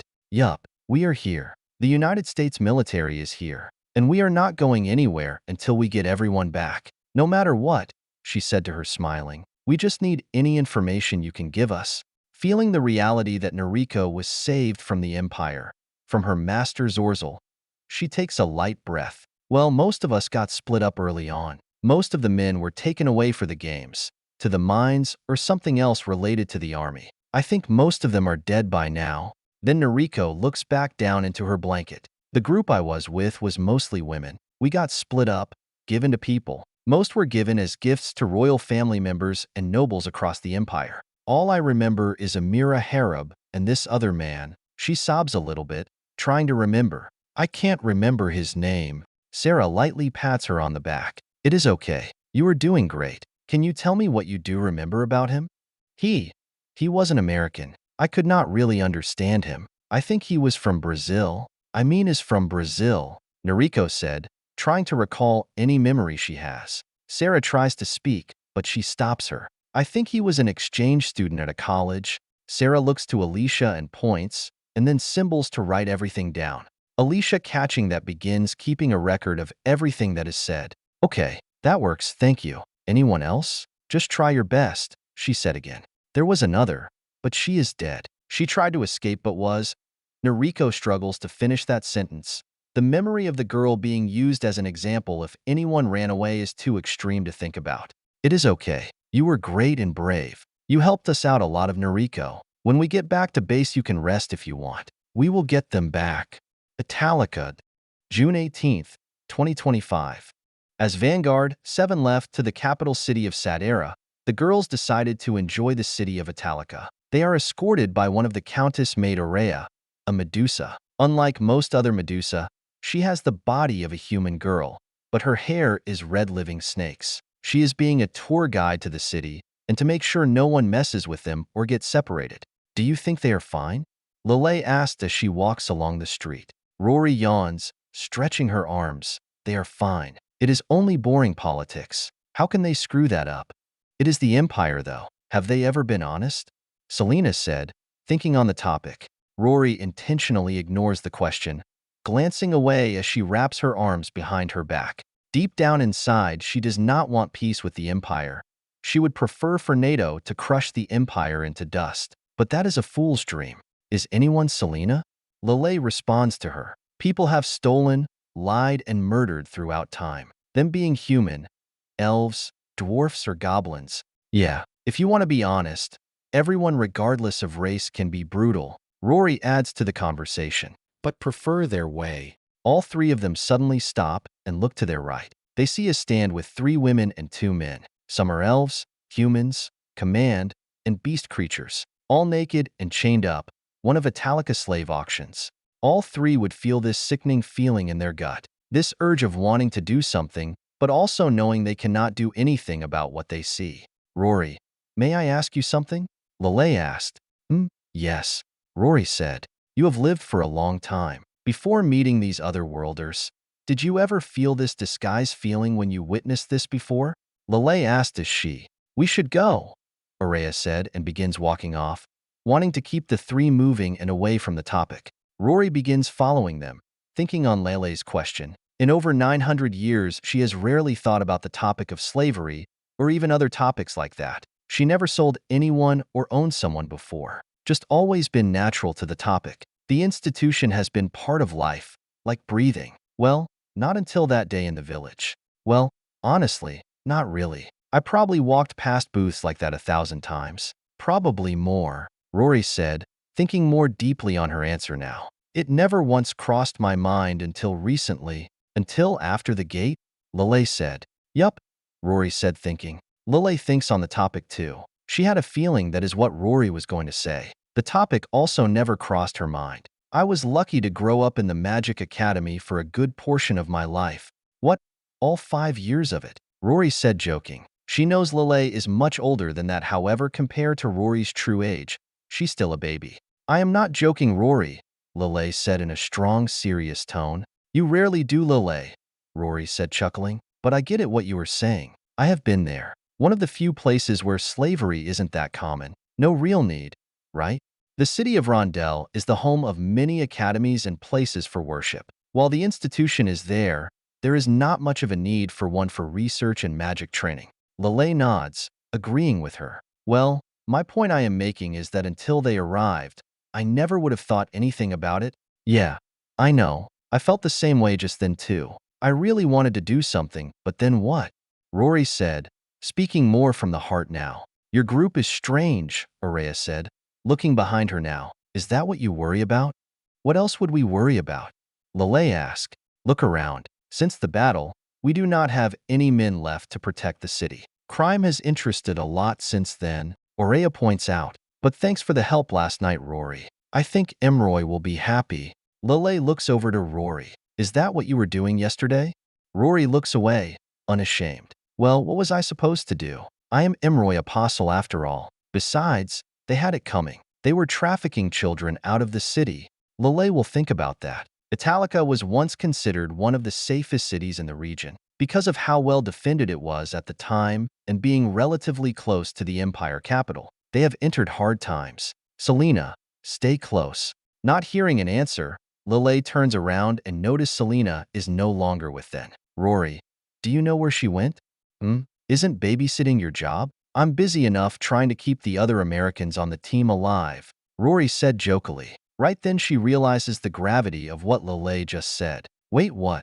As Lelei and Rory were talking about slavery, the topic would make Selena sick. It was not too long ago when she was one. She tries to keep a good public face for everyone, being strong and everything. But some of the things she witnessed and put through during the event and was put through still hurts. Hearing about the topic and how casual they were speaking about it, she just could not take it. There are nights she must cry herself to sleep from the memory of being a slave. When the Medusa maid Aurea told them to leave the slave booth, she was the first to go, wanting to get away as soon as possible. As she walks behind them, ignoring Rory and Lelei's conversation, this boy would walk past her, bumping her on her left shoulder. Hey, watch it. She turns to address him. Right when she is distracted, she feels her purse that Sarah got her to be taken away. Realizing that someone is robbing her, she looks to her right and tries to grab it back, just missing it. Hey, give that back. Seeing the boy run down a thin alleyway, she sees where Rory and Lelei are at. Rory, noticing that they are too far to help, she decides to run after the boy. I got this. She is going around a few corners. She begins to think she lost him. That is when he sees something that belongs to her in the mud. He is going through her stuff. She follows the trail, the boy only being around the next ally. He stops by this wooden staircase looking through her purse. What is this junk? What are these cotton tubes? The boy said, analyzing a tampon, and then tosses it onto the mud. He then pulls her M&M, or as she calls them, double MS. Before the boy notices Selena has been followed him, she runs right up to him and tackles him into the mud. You prick, she yells as she tries punching him. That belongs to me. It means a lot to me. She then tries grabbing her purse. The boy would push her off after taking a few punches. He was not expecting to get into a fight. Hey, they said I could have your bag. She falls into the mud and slowly gets back up. Give it all back, you. Wait, what? That is when she realized what the boy just said, that he is not alone. I knew it was you. An elvish voice comes from behind her. Selena starts to get scared as she turns around. She sees two brown-looking elves standing there in dark cloaks. She begins getting up so she can run away. Her people call them the Northern Wood Elves, or otherwise known as Nadris. They are an extremely aggressive people, skilled in archery and speed warfare. We have been fighting each other for generations with nothing but hatred between the two sides. Question is, why are they even here? As she gets up and begins running, one of them grabs her arm. I can't believe it. Princess Selena of the Edris Kingdom. I thought you were sold as a pet to Zorzel? The other wood elf said. What are you doing here in this low-life place?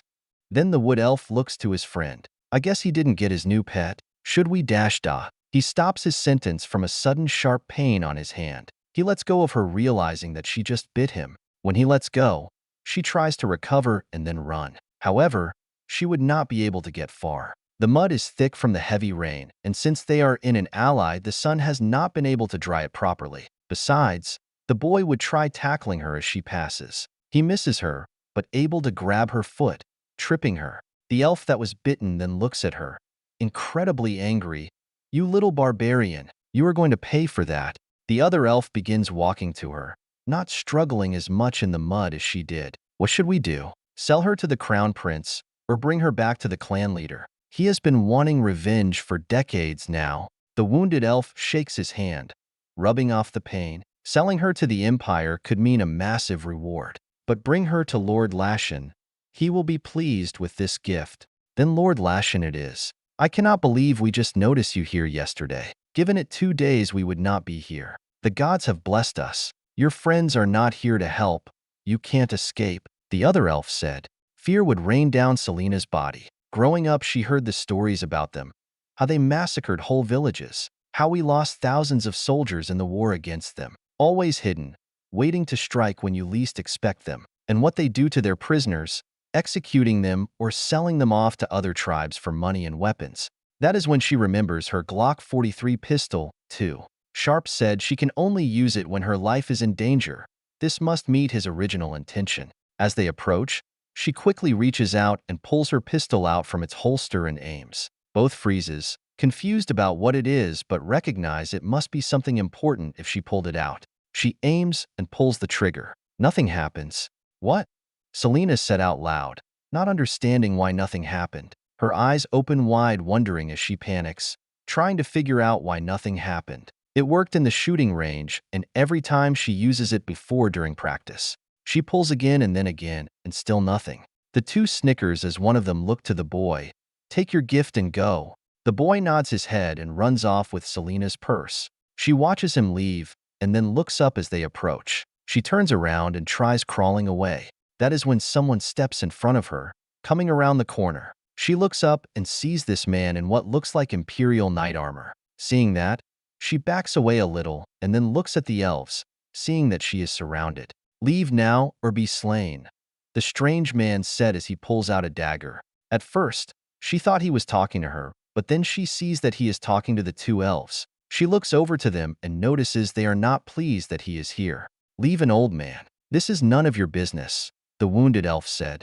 We are not shy in spilling your blood. Now go, human, the other elf said in a threatening tone. As the two elves pull out their daggers, the imperialist soldier charges at them, grabbing on and tossing him into the wall. He stabs the elf in the chest with his dagger. The other elf grabs the human shoulder, tries to stab him in the weak point of his armor. The man already planned on that and would block the elf attack. He pulls his dagger out of the other elf and punches the elf in the face, knocking him against the other building wall. The other one tries to attack from behind, but the man grabs him and tosses him into the mud. He takes a step back, making sure he is between the girl and the two elves. Slowly they get up and begin to realize they are not effective in this environment. Would elves specialize in openness to strike, using the openness of the world to attack from range, or to sneak close to their enemy and slaughter them? This alleyway is to combat for them to move and get around his armor. Not wanting to give up their prize, though, they get ready to charge the man. That is when they hear a voice above them. "I think that is enough," Mamina said, looking down at the two elves from the edge of the roof. "I thought I heard something iffy going on." The warrior bunny looks directly at the two elves and gives them a threatening look. Ready to die? Realizing that they are no match and now outflanked, they both run off, trying to escape. "Get back here. I didn't say you could run." Mamina yells at them as they run off. She then looks to the man. "You have this, Sir Grey? I want to make sure they leave." Grey nods at her. The warrior bunny smirks and then hops from rooftop to rooftop, following them. Selena sits there, confused about what just happened. She looks up at the old imperialist man named Grey. He does seem familiar, but unable to put her figure on it. Then she sees Ro's order symbol on his armor. Knowing that Sharpe and their leader are on decent terms, maybe he is friendly? Thank you," she said softly, still very scared of the situation. "You're not going to hurt me or sell me, right?" He turns around, cleaning off his dagger before he puts it away. "I would do neither, Princess Selena. It is never wise to harm a friend of Rory Mercury, or your other friends with all their strength," Grey said as he walks up to her and holds out his hand. Selena hesitates, trying to decide if she can trust him. She then takes it, but then squeals a little as he fully picks her up into his arms, carrying her. "You need to be far more careful, Princess," Grey said as he begins to walk out of the alleyway. "I see you have one of their weapons. How come you didn't use it?" "You know who I am?" she asked, still rattled. "Yes," Grey said. She looks at her Glock and then realizes that the safety is still on. Embarrassed by that realization, she puts it away. I left the safety on. I was panicking and wasn't thinking." "You should never panic in a situation like that, or ever. Mistakes like that happen when you panic," Grey said, not fully understanding what she meant by a safety on. He just assumed it made sense to her and that all that mattered. Once on the street, he heads into a nearby tavern. "We will stay here until your friends arrive," Grey said. Selena stays quiet, not knowing how to read the situation. For all she knows, his friends are coming to take her.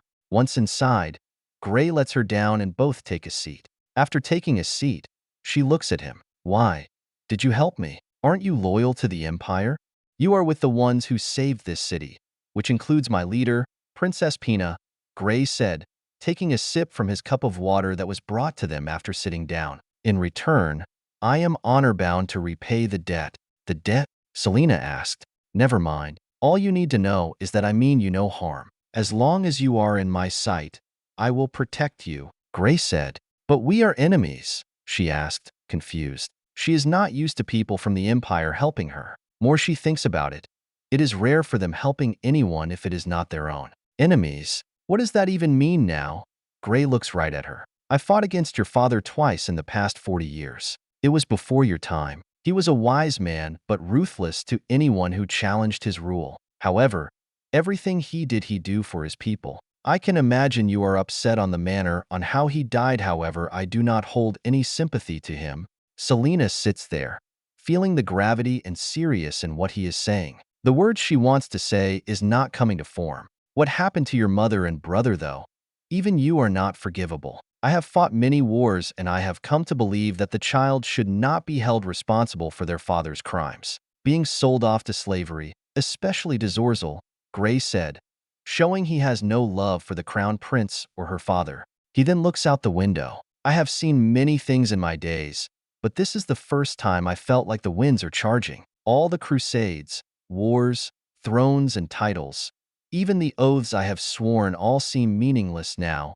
He then looks back at her. "Anyway, do not be fooled or let the sins of your family name define you. Change is coming, Selena. He then stands up and sets his cup down. He then tosses a few coins, paying for the drinks. What is the name your people call us? Selena thinks about his questions. Well, we call you the Empire just like Dash. She then gets interrupted by him. No, not them. Your people. Gray asked again. Making a point, Selena thinks and looks at him. Realizing what he means, imperialists. Well, all you need to know is this. This imperialist is one you do not have to fear, Gray said, and then walks out of the tavern. A few minutes pass until she sees the Medusa maid Aurea outside. She is pointing to the tavern saying she found her. That is when Rory bursts through the door, scaring everyone in the building to near death. Selena, are you okay? Rory said as she dashes to her. Scared of her, she nods her head. Yes, I am fine. Rory gives her a big hug, thanking Imroy. But then she begins strangling her to death for leaving the group.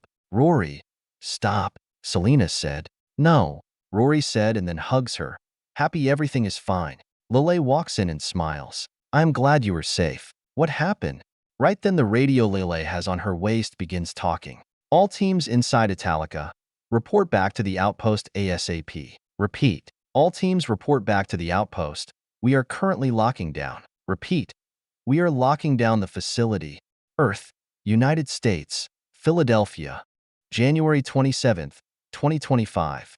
A large formation of Imperial cavalry is riding in the streets of Philadelphia. In front of them are people running for this life. It would not take long until the horsemen ride right through the fleeing people, being chopped down. Release the horde. General Marquis Calasta calls out. Troops begin blowing into these horns, signaling for the Empire Expeditionary Force to advance. Hearing the call, goblins, orcs, trolls, and many others begin charge into the city streets and allies, slaughtering anyone in their war. Nearly 100,000 soldiers from across the Empire were assembled for this invasion. It took 6 months to assemble this grand force, one of the largest in the Empire history. One of the generals rides up to the head general of the campaign. My lord, we have easily crushed any resistance. As we assumed, they are weak, General Herm Fielmayo. Good. Continue the advancement of all legions. I want the city by nightfall, the head general said. Yes, sir, Herm said and then rides off.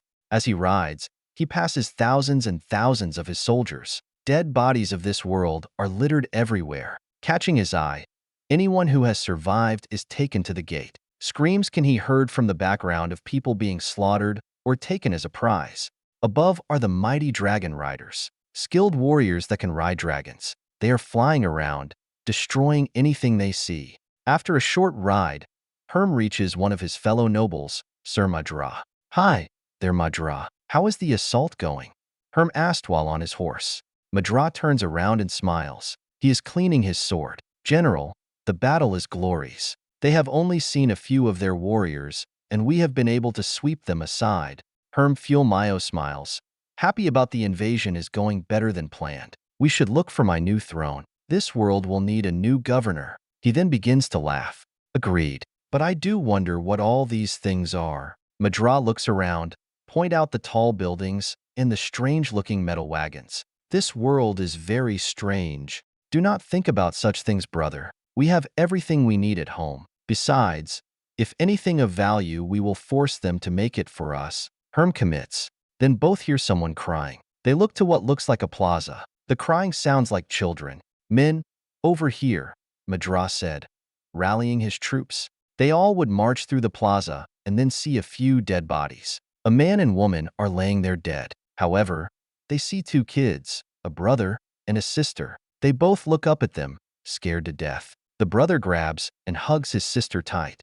Madra chuckles at the sight, seeing them tremble in fear. The sight that reinforces his superiority beliefs of the natural law. General, mind if I have the girl? She will be a great gift for my son. He is about to become a man, so I think this would be a nice gift for his first. I am fine with that. The boy can become a handler, Herm said, and then points to his soldiers to capture them. Soon they and everyone will understand that the strong always rule the weak. Glory to the Empire. A short cheer as some of the soldiers goes to the kids. Right then one of them gets shot, and the left armor plate on Herm's shoulder be shot off, forcing him to fall on the ground. Loud sounds can be heard as 5 of these soldiers in these blue and black-looking clothes come out of a building, firing their arrows at them. "Go, go! Get them!" one of the blue warriors said. "Cover fire!" Another one of them said. "Shields!" A legionnaire yells. Everyone forms into a line, but a few of them still die as the bullets tear through their shields. "Who the hell are they?" Falmart asked, checking if he is okay. Madra looks. More soldiers. The symbols on their armor spell police or SWAT. "I don't know what they mean." "I don't care. Just kill them," Herm said in frustration. 3 of these blue warriors be taking cover by a car and another cover in the plaza as 2 others rush up. Any of the Empire soldiers try to get in their way would be shot by the ones covering them. They are going after the children. "Archers, fire!" Madra orders. One of the soldiers in blue grabs both kids and begins running for his life as the other covers him. 5 arrows would hit him in all different places, killing him. That is when they all hear this troll roar. They all see one of their metal wagons fly in the air and lands onto 2 of the blue warriors. The last 2 run back into a building, taking the children with them. The warriors cheer seeing the troll killing the enemy, seeing them run for their lives. "Go after them," Madra orders. A few dozen soldiers grab their shields and then charging in that direction. "We are still clearing out the areas. Some pockets of resistance still around," Madra said, helping Herm up. "I notice. It should be long through. If that is the best, the battle is won," Herm said. In the middle of the plaza is a flagpole. On it is this flag with 13 stripes, red and white strips. A box with these stars on it. "It must be these people flag." Herm aims his sword to the flagpole. "Tear it down." The troll walks over and grabs the pole. It took no effort for it to pull the flag out of the ground. Then the beast drops it in front of its general. Falmart looks down on it and lifts the flag. "For the glory of the Empire, let all of our enemies fall to our grand might," Herm said as he holds up the flag, lighting it on fire. Thousands of soldiers and beasts are cheering at the sight of their coming victory. 4 hours later, General Falmart is rushing for cover as one of the dragons fall from the sky, landing close to him. He hops over a railing to where both Madra and Kalasta are at. "What was that?" Herm asked. Looking up, he sees these fast, strange-looking dragons flying over, killing all their dragon warriors. "I have no idea," General Marquis Kalasta said. In the background, they hear these loud explosion sounds and more of their arrow fire. "I only just got word from a rider. We lost the right legions. Impossible. Our men just need to fight harder," Herm yells. Madra looks above the railing. He hears all these cracking sounds. With every sound, a soldier seems to die. "Our formations are useless. Shields too. I witness a full formation be wiped out. What are you all doing? Your men need you." That be Colt Formal, the leader of Italica, riding up to them. "Get out of cover and lead your people." "We lead. Weren't you the one supposed to ride forward and prevent the enemy from getting this close?" Herm said.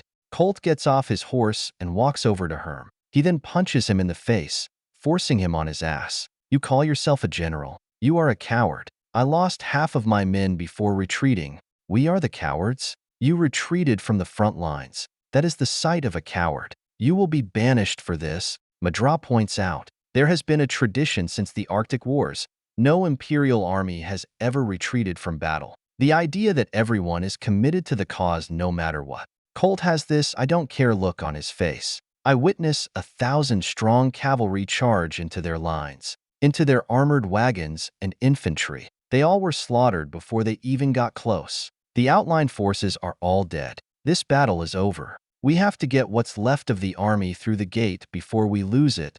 The outline line, that is about 40,000 soldiers, all dead in the manner of ours. The idea that basic infantry and wagons are capable of stopping cavalry, let alone killing thousands in that short period of time. "I don't believe you," Kalasta said, not wanting to accept how easily they are being rolled back.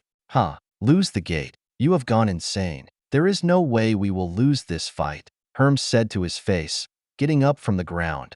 That is when they hear these loud tracking sounds. They look down the street. "Form a line," Colt orders. Thousands of Imperial soldiers, orcs, and elves form up, ready for what is coming for them. That is when they all see these different kinds of armored wagons coming around the streets. What looks like infantry all around them. These armor wagons look like beets, able to easily crawl over all these other smaller wagons littered everywhere. Hundreds of Empire soldiers be running away from them as the enemy approaches. They must be what remains of the outer perimeter, all trying to get to the safety to their lines. Archers, fire when in range. Calasta orders, fire. Hundreds of arrows are released into the air. Most miss their target, but the ones would just bounce off the armor wagons. That is when a loud sound comes from one of the armored wagons, and a massive explosion appears on our lines. Just like that, dozens would be dead. Cracking sounds begins happening, and more soldiers just begin to fall. Fall back to the gate. Colt orders the line. No, everyone. Charge. Charge for the Empire. Herm orders. The entire front line begins charging towards the enemy force. The ground rumbles on the number of soldiers charging. What are you doing, you fool? Colt asked out loud, and then turns around to confront them. He sees Herm, Madra, and Calasta getting on their horses and rushing back to the gate. He then looks back to the army and sees them being slaughtered on the street. They never even made it halfway to their lines. Every time one of those armored wagons makes a loud sound, a massive explosion hits, killing dozens at a time. Seeing more explosion all around him, he gets on his horse and beings heading to the gate, rallying anyone he could. As Colt rides, he sees all around him soldiers from his world being killed. Over to the left, a troll. A massive, strong beast tackles one of those armored wagons, trying to lift it. It fails to lift it, and then gets its head blow off from the blast. In the air, all you can hear are these zooming sounds, and their flying dragons and flying wagons, cracking sounds of their weapons. Formations after formations being slaughtered without a chance to defend themselves. Some of those flying wagons are landing in open areas. Soldiers rush out of them, flanking out formations. This is not a war. This is not even a battle. Everything about this is just pure madness. Colt Formal finally get to the army headquarters. Once there, he gets off his horse and walks right in. Herm, you bastard. Where is the head general? Colt demands. He is dead, someone said. Herm walks over. Good, you're alive. We need to. You ordered our soldiers to their deaths and ran like a coward. When we get back to the Empire, the senator will hear of your cowardness. All of you. Good men are dying out there, Colt said angrily. He is highly frustrated with what they just did not. Colt then walks out of the tent to address the remaining army. The gate is only down the street, being guarded by what remaining of the expedition army. From the sounds of the enemy, they are getting awfully close. In only a few hours, all the territory we gained his morning was now lost. What enemy is this? What beats did we challenge? The soldiers of the Empire. Head to the dash, then Colt feels this sharp blade go through his chest. He looks down and sees this sword. Inside him. Tra. Colt tries to say before falling dead. Herm pulls the sword out of Colt Formal body and then addresses the troops. Soldiers of the Empire, Colt Formal has betrayed us. He sacrificed thousands of you to save himself, to try to escape through the gate. He abandoned his men to be slaughtered. We need to stand now. Stand strong. For the glory of the Empire, Herm Fulmayo said in a speech. After a short cheer by what remains of the army, he turns around and looks at Calasta and Madra. Gather all the treasure we can. We leave for the gate now. The army should be a good distraction. Good speech. We need to get back now, Calasta said as he gathers all the collected treasure. As the three finish and heads out of the tent, they see 5 of these armored wagons come down through the street, blocking them from the gate. It's over. We lost, Calasta said, panicking of the situation. They had a chance to escape, but their greed and glory prevented it. From all sides, their warriors begin surrendering as the enemy gets closer, seeing no hope in continuing the fight. Senate Chambers, Sadera, June 16, 2025. After the events that happen in the Imperial Throne Room, the propaganda machine of the Empire said it was a failed assassination attack against the throne, that the American peace offer was a lie, and that they were driven out of the city.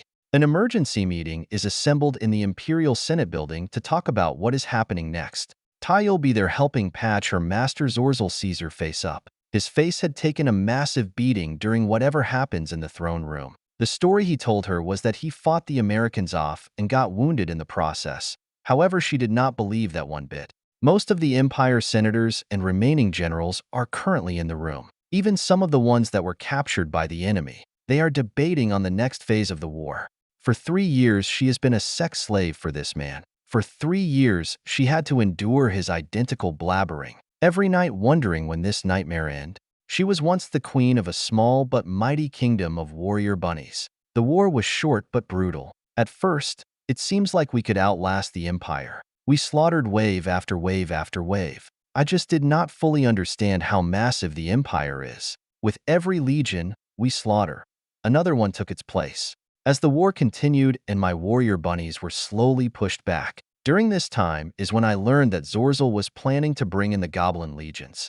Warrior bunnies can multiply very quickly if needed, however. One of the few races that can outbreed us are goblins. Warrior bunnies, being a mainly female race, being taken and enslaved by goblins is the ultimate nightmare.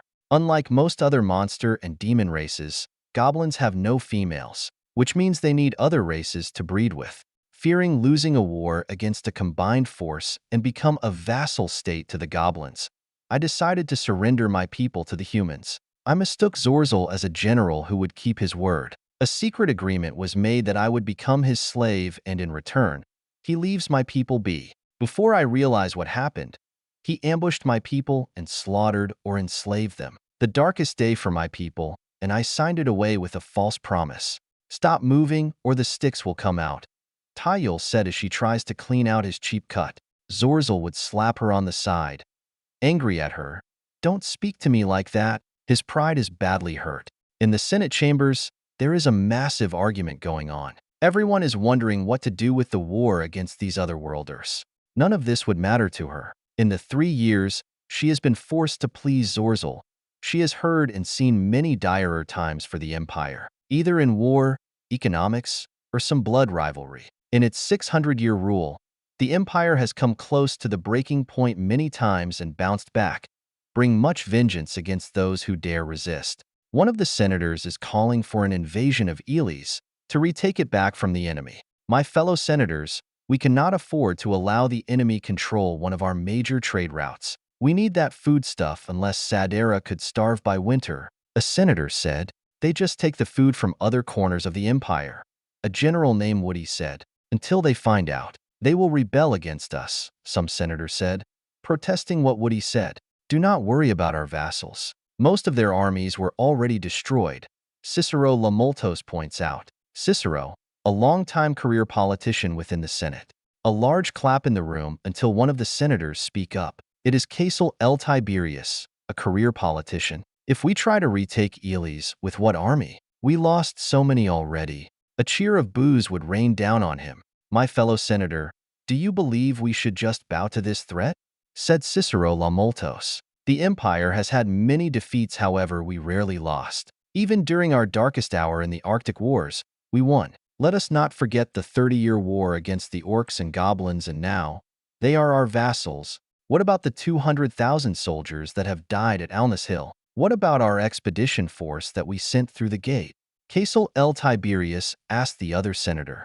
Normally Tayul has no interest in the Empire politics, but the high number of casualties shocked even her. She stopped applying for some medicine on Zorzel's face and paid more attention to the conversation. Let us not forget what happened just yesterday in the throne room. What was it? 61 guards. Royal Guard died without even getting close to one of their soldiers. Casel L. Tiberius said out loud, trying to make a point. He looks around, and guess how many they had? Dozens. 10. 7. They had only 5 in the room. After slaughtering our best soldiers, look at what they have done to the crown prince, and they took his slave. The room will go quiet after hearing that. Tayul just believed the earlier propaganda. She then looks to her master. Everything is true. The current crisis is worse than they've been admitting. And the slave, he cannot mean that another girl from the gate. That is when she realizes that she is free. Why would anyone free a slave? That makes not sense. She was just this weak girl that was a pause in my daily nightmare. What worth could she have over a queen? Zorzel looks down ashamed. It was a mistake. I was tricking them. I allowed them to defeat me so we could find out the truth. They have no honor. He finishes trying to justify getting his ass kicked. Over the years, she has heard him make stupid excuses before to justify his ego and low intelligence. This time, though, it felt different. She looks into his eyes, and this time, she genuinely sees fear in his eyes.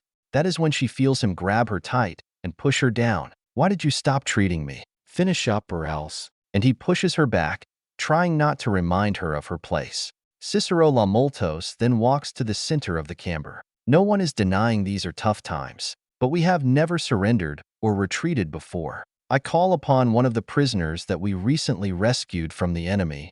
General Herm Fulmayo then stands up and walks to the center of the camber. Pina stands up. Ferris, what do you mean rescue? I arranged for him and all the other releases. Do you have any idea how much effort that took? What are you people thinking? They are too powerful. She then walks to the center of the chambers to meet them. Tayul sees the princess. She always thought she is overrated, always talking a big game like her brother, pouncing around with her other princess in that Flower Knights group, always talking big, wanting to prove to everyone that she is one of the greats, wanting to prove her name matters. She thinks she different than her brother, however, they are the same. Thick-headed. And I thank you, princess, for your aid. However, it took me and the others to guarantee our way back to our world. Herm Fulmayo states, the fighting was hard and brutal, but we proved -da. Pina stops him from speaking. You are crazy. I was in Italica. I saw firsthand the power they control. They can have one person on both ends of the empire and talk to each other like they are face to face, Pina said, trying to convince everyone. You sound like Colt Formal. He was in the battle and become a coward from their spells.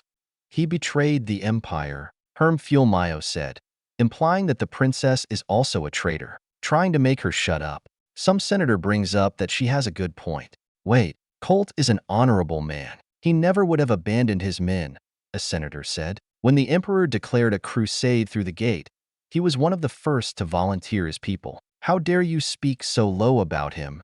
Was an honorable man, Herm Fulmayo said, correcting him. Please, I fought on their lands. They are weak. We slaughter thousands of them with easy. He is calming everyone down with his hands. They are a tough enemy, however they can be beaten. Then how did they come to our side of the gate? Why haven't you returned until they allowed it? Asked Caesar L. Tiberius. We were cut off. General Darius did not send in the rest of the legions as planned. I request his aid, but he never arrived. Also, as I just said, Colt betrayed us on the other side of the gate. We were not able to probably form lines because of him. We had to hold up fighting for our lives. Herm Fulmayo responds.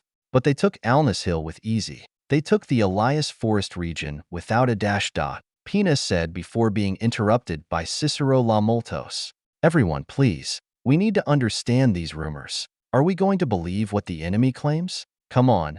They say they killed 100,000 of our men in a night. Does that even sound real? Tayul goes back to treating Zorzel. Right about now, he normally be walking around talking how great and grand he is and give his opinion on how to beat the enemy, that he alone could defeat any enemy, and then talk about what he would do with their women.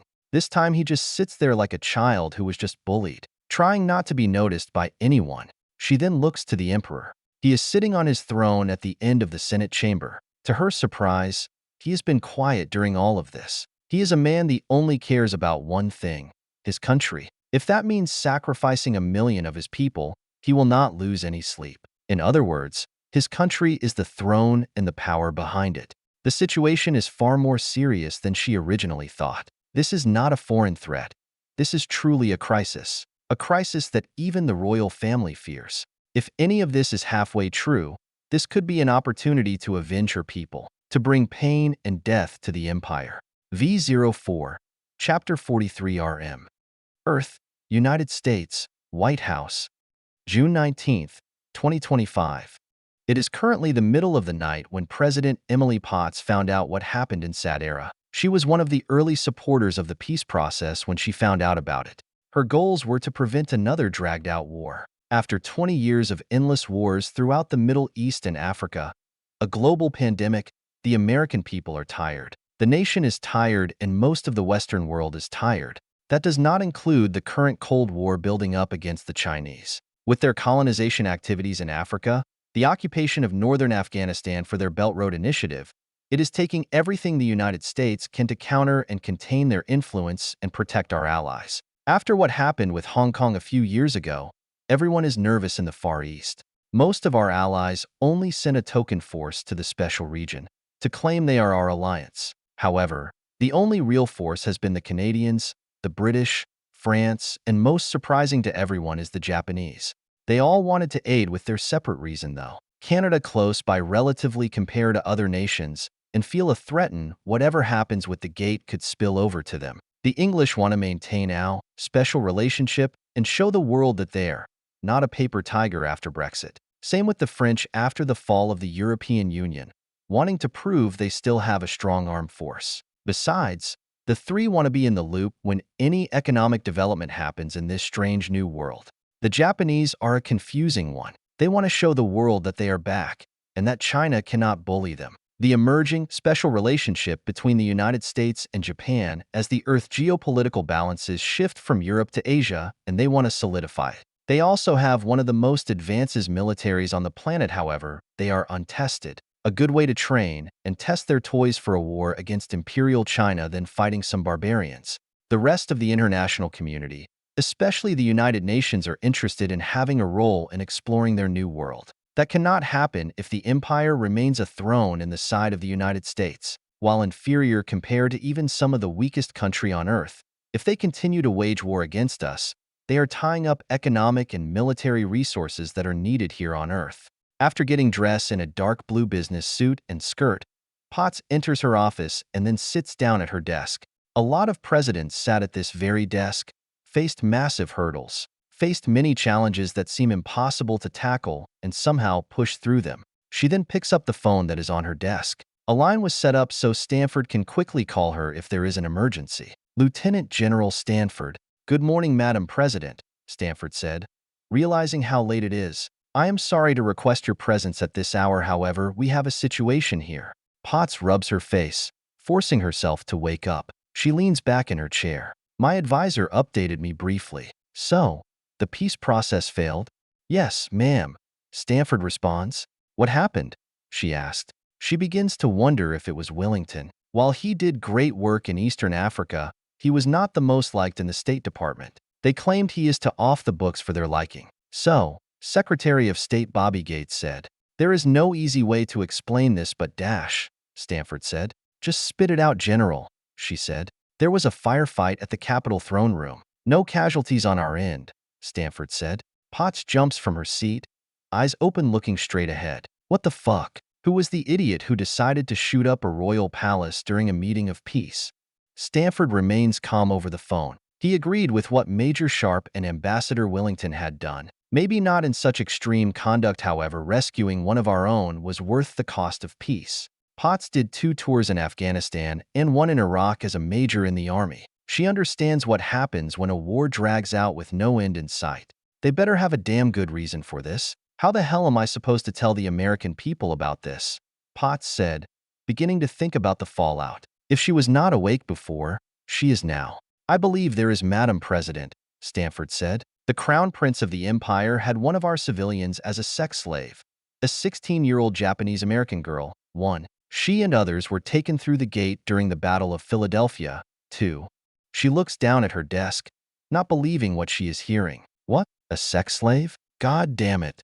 She takes a deep breath, calming herself down. "Well, I guess that is a good reason. There is no way the Senate would ever approve a treaty when they are raping our people, let alone the public." "I fully agree, ma'am," Stanford said. That is when the door opens and Secretary of State Bobby Gates walks in. Potts holds up her hand, signaling him to be quiet as he enters. She then points to a chair to sit down. "Bobby just walked in. I am switching to speaker, General," she said, and then switches to the speaker. "Hello, General. This is Bob. What the fuck happened?"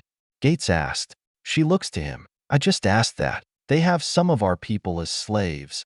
"That is correct," Stanford confirms. "I do not have all the details yet. The team is almost back to base now. From what Major Sharpe reported to me, a teenage girl named Noriko Mochizuki was taken and was turned into the Crown Prince's slave. They freed her instantly when they saw that lead to a confrontation with the prince and his guards, which spiraled into a firefight." "Good God," Gates said, realizing the gravity of the situation. "Are there others?" "Apparently," she said, and looks to the speaker. There is a short delay before Stanford spoke again.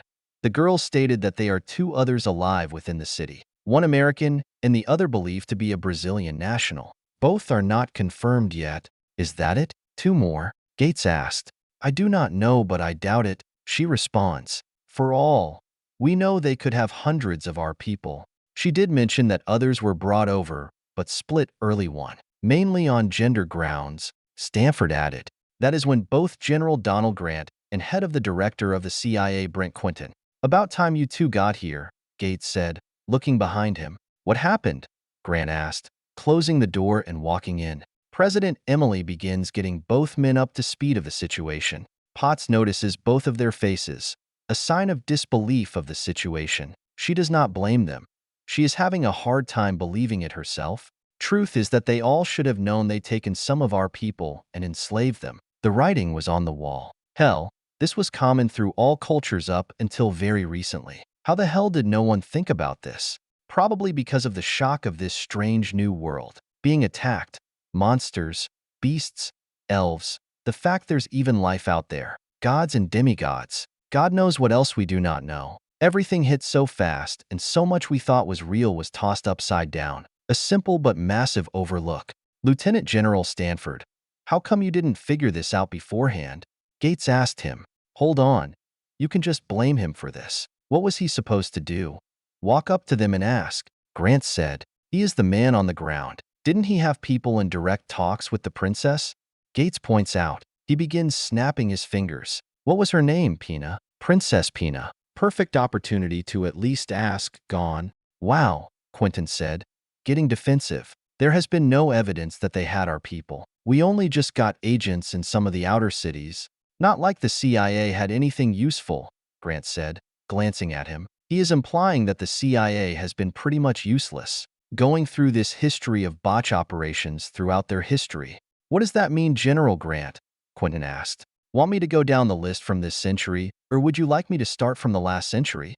Grant said, looking directly at him. He is referencing all the screw-up the CIA has under its belt. Potts is standing there thinking, watching as the three starts arguing who should get the blame. Standard politics is to find someone to blame and move on quickly. She does not blame them. Once the people find out, the internet is going to blow up. It is not like the good old days where the government could just bribe a cable network. She then looks down at her desk and thought just appeared. The buck. Potts mumbles. I am sorry, Madam President. Gates asked her, hearing her say something. He is currently the closest to her. She looks up and moves her brunette hair out of her face. She then stands fully up, adjusting her glasses. The buck stops here. A quote from President Harry S. Truman. Anytime something went wrong, it is the person who oversees fault. In this case, that is the president. Before anyone said anything, she continues what is on her mind. I am the one at fault here. I did not properly provide a strategy for this new world. I did not give clear enough instructions to our boys on the ground. Most importantly, I did not ask the right questions which allowed this situation to happen. Madam President, you cannot take the blame for this screw-up. The independent media will eat you alive, Gates said. He has been her loyal friend for a long time, sticking with her during good and bad times. Yes, I can, and I will, and let them. I can handle the media, she said, and then sits down in her chair. Now, unless you three want to continue fighting like schoolgirls, this is what we are going to do. She then thinks very carefully about what she is going to say next, on the understanding that the policies she creates will have far-reaching consequences, good and bad. Lieutenant General Stanford, we cannot have peace if it is going to result in selling off our people. I am authorizing you to do what you need to get all our people back, Americans or other nationalities. After that, I want you to bring the empire to their knees. Whatever you need, you get, she said with a newfound confident tone. Ma'am, there is no way the American people going to like a prolonged war, Gates points out. They will be fine, as long as we do not make the same mistakes as last time, she said. And that is?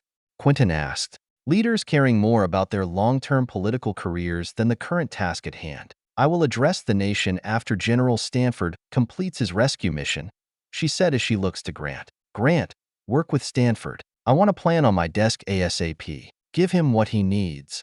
She looks to Quinton. She personally does not like him. Apparently, he is good at his job, and that is the problem. Secrets after secrets. A pure politician at heart. Have your people find our citizens. Get that information as soon as possible. Quinton seems frustrated. Madam President, I don't think they will be able to get that information in time for the operation. Maybe if we have more time. Any more time our hostages will be nailed to a cross, Grant said to him. You had months to get your people in position. You either provide the information or I expect your resignation by the end of the week, she said, staring right at him. Quentin about to say something but realized it was not worth putting his job at risk. He nods his head and agrees to get all the information he can. She now sees that everyone is on the same page. All right, if we cannot protect our people from barbarians, how are we supposed to stop the Chinese, the Russians, help the revolutions in Hong Kong and Africa, or even protect our Pacific allies?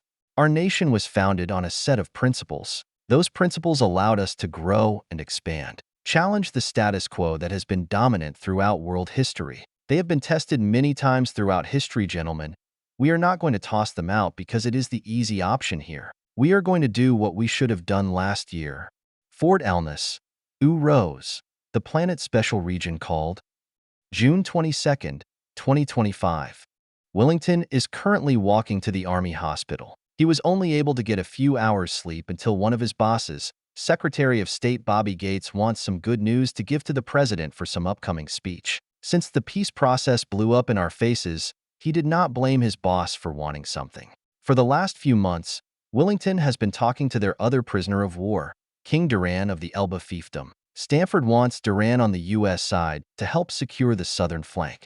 He helped lead a coalition of vassal states against our forces in the Second Battle of Alness Hill, 3. Unlike the other nobles and kings who fought in that battle, he was the only one who seems to survive. We found him lying on the ground, mortally wounded, lost a leg, his right eye could not be saved, and other issues. It took months just to get him back on his feet. During that time, he has been staying at the Army hospital. Currently, he is in the last stages of recovery. During that time, he was recovering.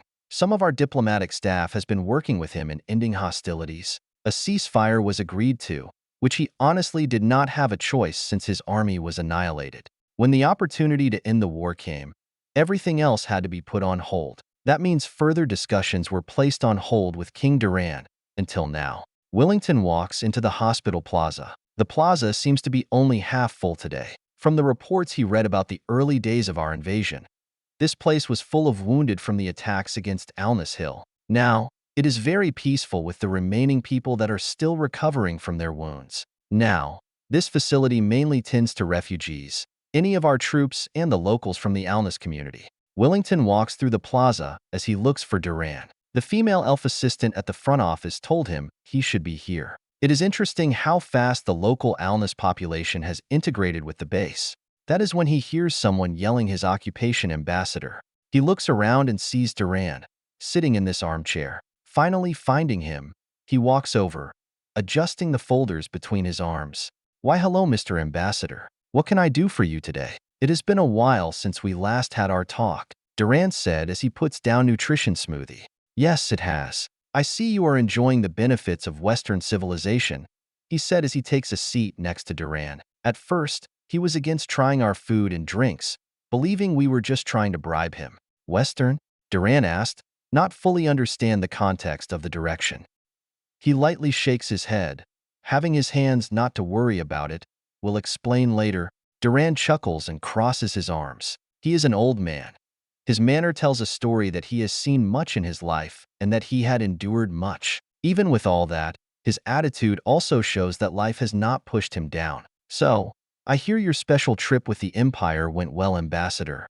If he already heard what happened, that pretty much means everyone has. So, you have heard, she said, still forcing himself to wake up. I could have told you this before, that your talks with the Empire would have failed, Duran said, speaking with experience.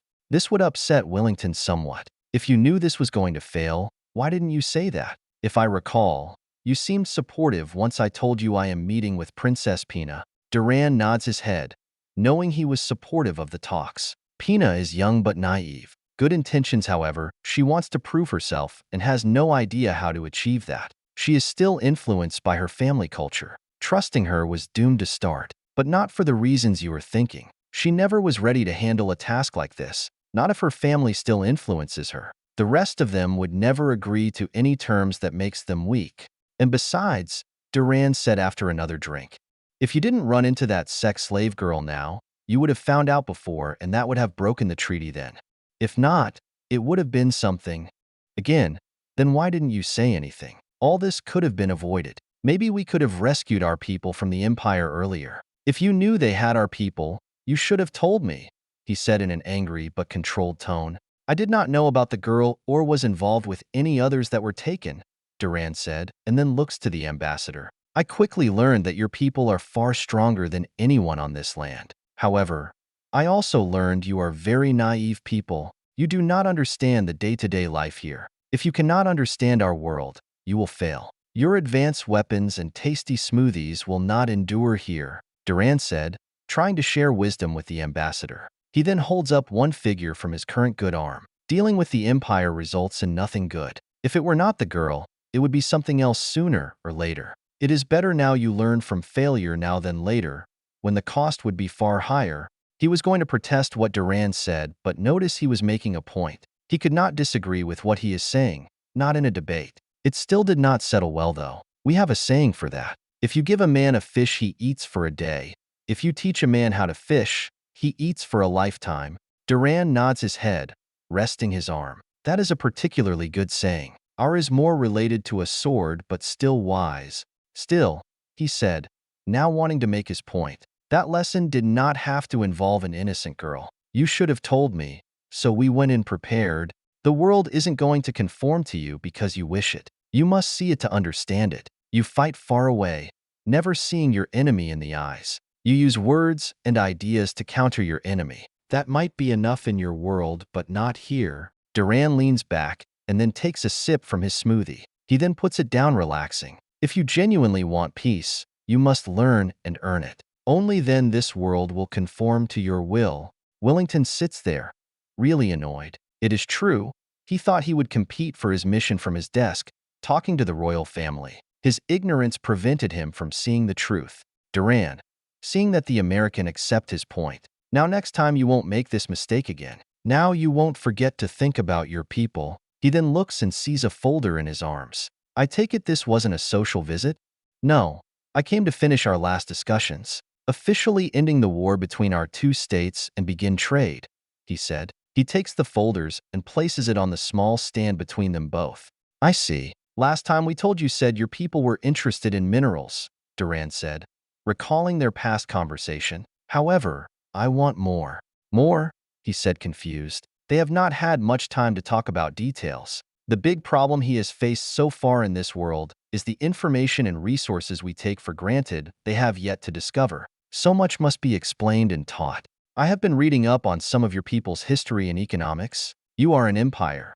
You can name it whatever you like, but this is a fact of life. Your empire is based on, what is that word? It's another word for trade. Commerce, he said, assuming that is what he is talking about. Yes, interestingly, you created an empire based around commerce and not continue expansion. Excluding the early parts of your history, Duran said and then smirks. Interesting thought. It seems all great powers were built on expansion on others in some manner. You can't change the past but only learn and improve so you don't make the same mistake in the future. That is what we value, he said, feeling defensive. That is probably because of how little sleep he has gotten. That in Washington is breathing down his neck for results. Don't take it personally. I fully agree. And that is why I want more than a trade agreement for our food and resources, said Duran. Wait, what? He said and then thinks. We have a large NATO presence here. He has probably talked to them and gained another perspective on how we maintain our hegemony on Earth. You want our security guarantees. Yes, my army was destroyed by your forces. That was not your fault, but the Empire tricking me to fight an already lost battle. I want nothing to do with the Empire anymore, said Duran. He has thought about what he wanted. You need an ally in this world that understand these lands and understand the world. It is fine that you have those people in that alness town, but their diplomatic and economic usefulness is limited right now. Wellington nods in agreement to what he is saying. Honestly, he was going to bring something like this up down the road. After more trust was built and a better understanding of how the nations of their world work. He is pleased they're talking about a treaty with real substance. However, he can tell he wanted to start this topic, so he controlled the narrative of the negotiations. I believe the Senate will agree to provide security guarantees, but there are strings attached that we need to clear up, he replied. He can tell from his face that Duran was expecting this. We're going to need to establish a NATO facility there for our aircraft and troops. We act independently and move in and out without needed prior permission. On top of that, we will not aid in any internal dispute your kingdom might have. This guarantee only applies to external threats like the Empire. Duran was surprised by that part, not aiding during civil disputes. Usually when an ally kingdom stations troops, they help during a civil crisis. If we are attacked, you will aid us? Duran asked, just making sure he understands. Yes, he replied. In addition, your people are responsible for our people's safe. That includes citizens from alness community. We can't have a trade if our traders are under attack. I understand. I demand the same treatment though, Duran said. He sees the ambassador nod his head in the mutual agreement. Already getting what he wanted from the Americans, he nods his head agreeing to the terms. How about economics? Duran happily said. Since being here, he has seen so many things he never could have imagined. Even in their picture booklets, more amazing items like tools and non-flammable light. That is not even including the tasty food. It is always about the money.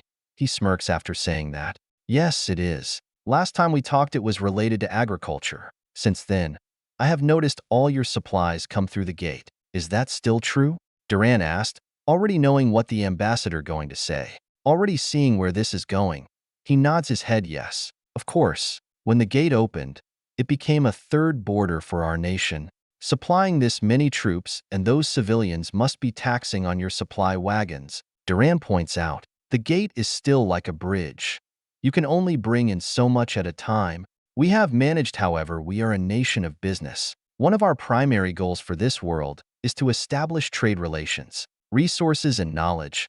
He already knows where this is going. Duran sees where the winds are blowing and wants to capitalize on all of it. If he can, the Kingdom of Elba could become a very wealthy country. This can also help justify the cost for the next stage of alness expansion down the road. Duran continues, wanting to say what he wants to say first. Selling your foodstuff will require more work for my people. In exchange for food, I want technology and knowledge on how to better our yearly yield. That can work. Just a reminder, we cannot give our advanced technology to you. It is not because we don't want to share it.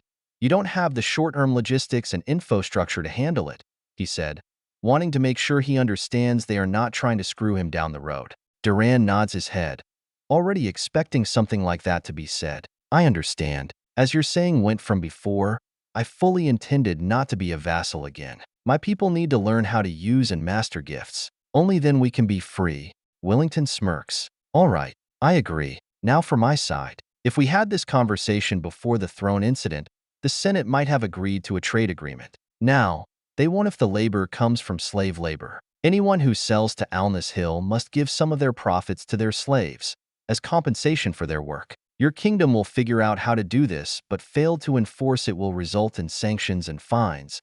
Duran looks at him. He clearly miscalculated on that. A lot of his nobles will be upset sharing some of their wealth with slaves. However, this is not a hill worth dying on. What he said before about what happened in the throne room was true, but there was a second reason. He wanted to see how far these people are willing to go, and he got his answer. It won't be easy, but it has my support. Ending slavery has always been easier said than done. Even today there are areas in failed states that still conduct the practice. The U.S. only ended the war against ISIS 5 years ago, who was trying to re-establish the Islamic slave trade. It has deep roots. If the U.S. can change the incentives of this world and make them compensate for their labor, that should end the institution in time, just like on Earth. Hopefully without a bloody civil war like we had. Since we are on the topic, if you have any of our people, or find any of our people, you are responsible to provide safety and protection until we can come and get them. No harm can be given to any of our people. That includes the alness population, he said in a serious voice, making it clear this is not up for negotiation. Anyone who breaks your laws will be returned to alness for punishment. We are not going to accept this world version of punishment. How am I supposed to know they are from alness? Duran asked quickly. That question trumps Wellington. That is a particularly good question. How did the U.S. prevent anyone from claiming they are from here? That can lead to trouble down the road. I am going to have to get back to you. We are still setting up alness. We can continue on that part later, but I think we will figure it out, Duran said, confident they will work it out. Duran, seeing no way around that issue without displeasing the Americans. He nods again, agreeing to the terms. I think we have some understanding. Now, what about those minerals you were talking about last time? Yes, we get exploration right on your territory. Anything we find that you can use we get with compensation. Anything we find that your people also want and need, we can work out a joint project to share the resource, he said, now wanting to take the narrative. We are happy to employ people from your kingdom and provide technical training. Again, though, slave and forced labor will be banned on all joint projects. Duran wonders what kind of resources the ambassador might be talking about. They have a far more understanding of science than this world does. That is the knowledge he wants to acquire. Finally, Duran nods in agreement. I believe we have a treaty, Ambassador Willington. Willington stands up, happy to get this issue mostly off his to-do list. All right, once the treaty is signed, we are happy to establish an embassy at your capital. All your soldiers will surrender without laying down arms for the ceasefire, and all hostilities between us will end. Any prisoners either side has will be returned. Willington holds out his hand, and then Duran grabs it. I do have one more thing, Duran said. Seeing the ambassador confusion, he pulls out a picture from his clothes and shows him. Willington takes the picture and smirks. The picture is a big red Ram Dodge truck. I would like one of those as part of the treaty, Duran said. Willington hands him the picture and nods. I will see what I can do. Fort Alness, Uros, June 22nd, 2025. It has been a few hours since Vanguard 7 arrived back to base. They had to do a short stop at Italica to pick up the girls. When they arrived, the base was buzzing with activity, everyone getting ready for a big operation. The girl Noriko was sent to the army hospital to give her proper treatment. What a tragedy for someone so young to have to go through something like that. However, though, anyone who went through that has a strong spirit. Hopefully, with some time she can pull out of it. Sharpe ordered the team to get some rest. The drive to Sadera and back has been tiring. He wants everyone in good shape for the mission, whatever it will be. Afterward, to get ready to be deployed. Sharpe is in the office with his commanding officer, Colonel John Young. He is shorter than him, a thin black mustache. Young is sitting at his desk, reading the makeshift report that Sharpe wrote up. No reason why you have Lieutenant Rose doing all your paperwork. Your spelling sucks, your grammar worse. I don't even know what that word is. He is sitting in the chair across the desk. I am sorry, sir. I was in a rush to get it done in the vehicle. Information and speed are the key here. True to that, Young said as he puts the file down. Is there a problem, sir? He asked, sensing something is off. This would not be the first time he'd been the other end of the official office. Honestly, no. You did your duty. The Lieutenant General and the President seems to agree with your handling with the situation. Not thrilled, but you got one of our people back from that hellhole, Young said, leaning back in his chair staring at Sharpe. Sharpe sits there staring at him, saying nothing. You might have jumped the gun in the throne room, but that's semantics. My issue is with tomorrow, Young said. Sharpe understands where he is going with this. This is not the first time he heard this topic. I can see that you know what I am going to say, Young said, thinking what he wants to say. Look, I was not thrilled how you were transferred into my unit, but you have proven yourself enough for me to let that go. I don't know what kind of bad luck you have, but you seem to be in the right spot at the right time. I noticed that to Sir. He finally said something. Here is the thing. Young then leans forward on his desk. You are to involve that girl. Her name is Selena, correct? Everyone likes her. Even me. Don't take this the wrong way at all, but can you do that 500 times? Sharpe knows where Young is going with this. He asked himself the same question before helping Selena from those slave traders. 4. Standard policy is to not get involved because the mission comes first, and it might result in a soldier death. This is a new world, new rules, and he does not know the situation to get involved. He can save one girl, however, he knows he cannot save 1,000. And it would not be fair to start picking and choosing who can and cannot be free. However, Sharpe could not let Selena go. He could not let it happen. Every pulse in his body forced him to save her. He asked himself why he did cross space to come to a planet if he was not going to do something good. He can save. I know I can't, sir, he said. What he is talking about is the rule of 500. It is a business rule that explains that if you have an idea, multiply it by 500. If you cannot do it, then do not do it. Find a different way. A person cannot do everything. The rule is meant to keep something from overstretching. I understand. I can separate the meanings from the emotions. Maybe too well, Major, Young said. Look, I am not trying to be a prick or put you on the spot. This has been a conversation I've been needing to have for a while. I have a friend in Sockham too. I know some of the classified stuff. I just need you to understand you need to have a line. I understand, sir, Sharpe said. Do you? From my seat, it doesn't seem you do. You know, but your actions always lean the other way, Colonel Yang said, trying to make a point to Sharpe. If this were anyone else, I wouldn't be having this conversation. I just don't want a bunch of rangers or innocent people dying for some moral crusade. Sharpe takes a deep breath. He knows what the colonel is saying is correct. He likes to keep things to the chest, does not like to lose anyone. If he can do it, he usually will. That is not the job of a leader. I understand. I know you like movies, so remember Saving Private Ryan? That scene where a U.S. soldier who tried helping a kid and died because of that? That captain, I forget his name, said, "That is why we don't help children. Because it costs lives. Helping people can lead your unit to their deaths." Young said, like with the Flame Dragon. You got lucky that you had Rory and Lelei with you. If they didn't intervene when they did, a lot more people would have died, including your team. Then Sharpe stands up, sensing the conversation is about to end. Sharpe, after everything that has been said, keep doing what you are doing. I want more allies like Rory and your magic friend Lelei. In that meeting when we first came here, you were right. 5. We need allies, Young said as he stands up. He holds out his hand. Just make sure you be responsible when you act. No moral crusades, and you of all people know that only ends in blood. He shakes his colonel's hand. Roger that, sir. After that, Sharpe walks out of the colonel's office and head outside of the building. That was a bit frustrating for him. Back at the throne room, he wanted to kill Pina for using him. 6. But more strongly kill the prince, whatever his name is. Sharpe knows the colonel had every right to talk to him like that. Probably his logistic officer, First Lieutenant Rose, told him what she saw. He does not blame her.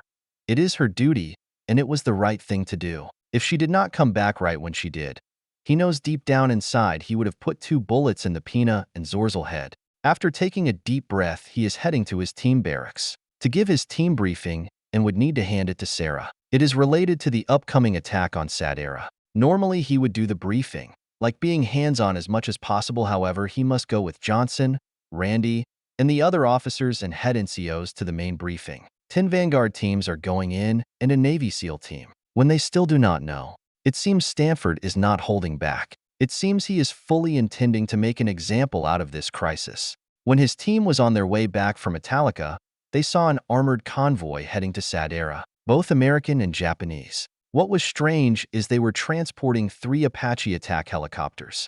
As he heads to his barracks, Rory appears right next to him. It was like she was waiting for him. "Why, hello, boss," Rory said as she grabs his arm and then rubs her head against his arm. He did not expect her to be there, so that startled him.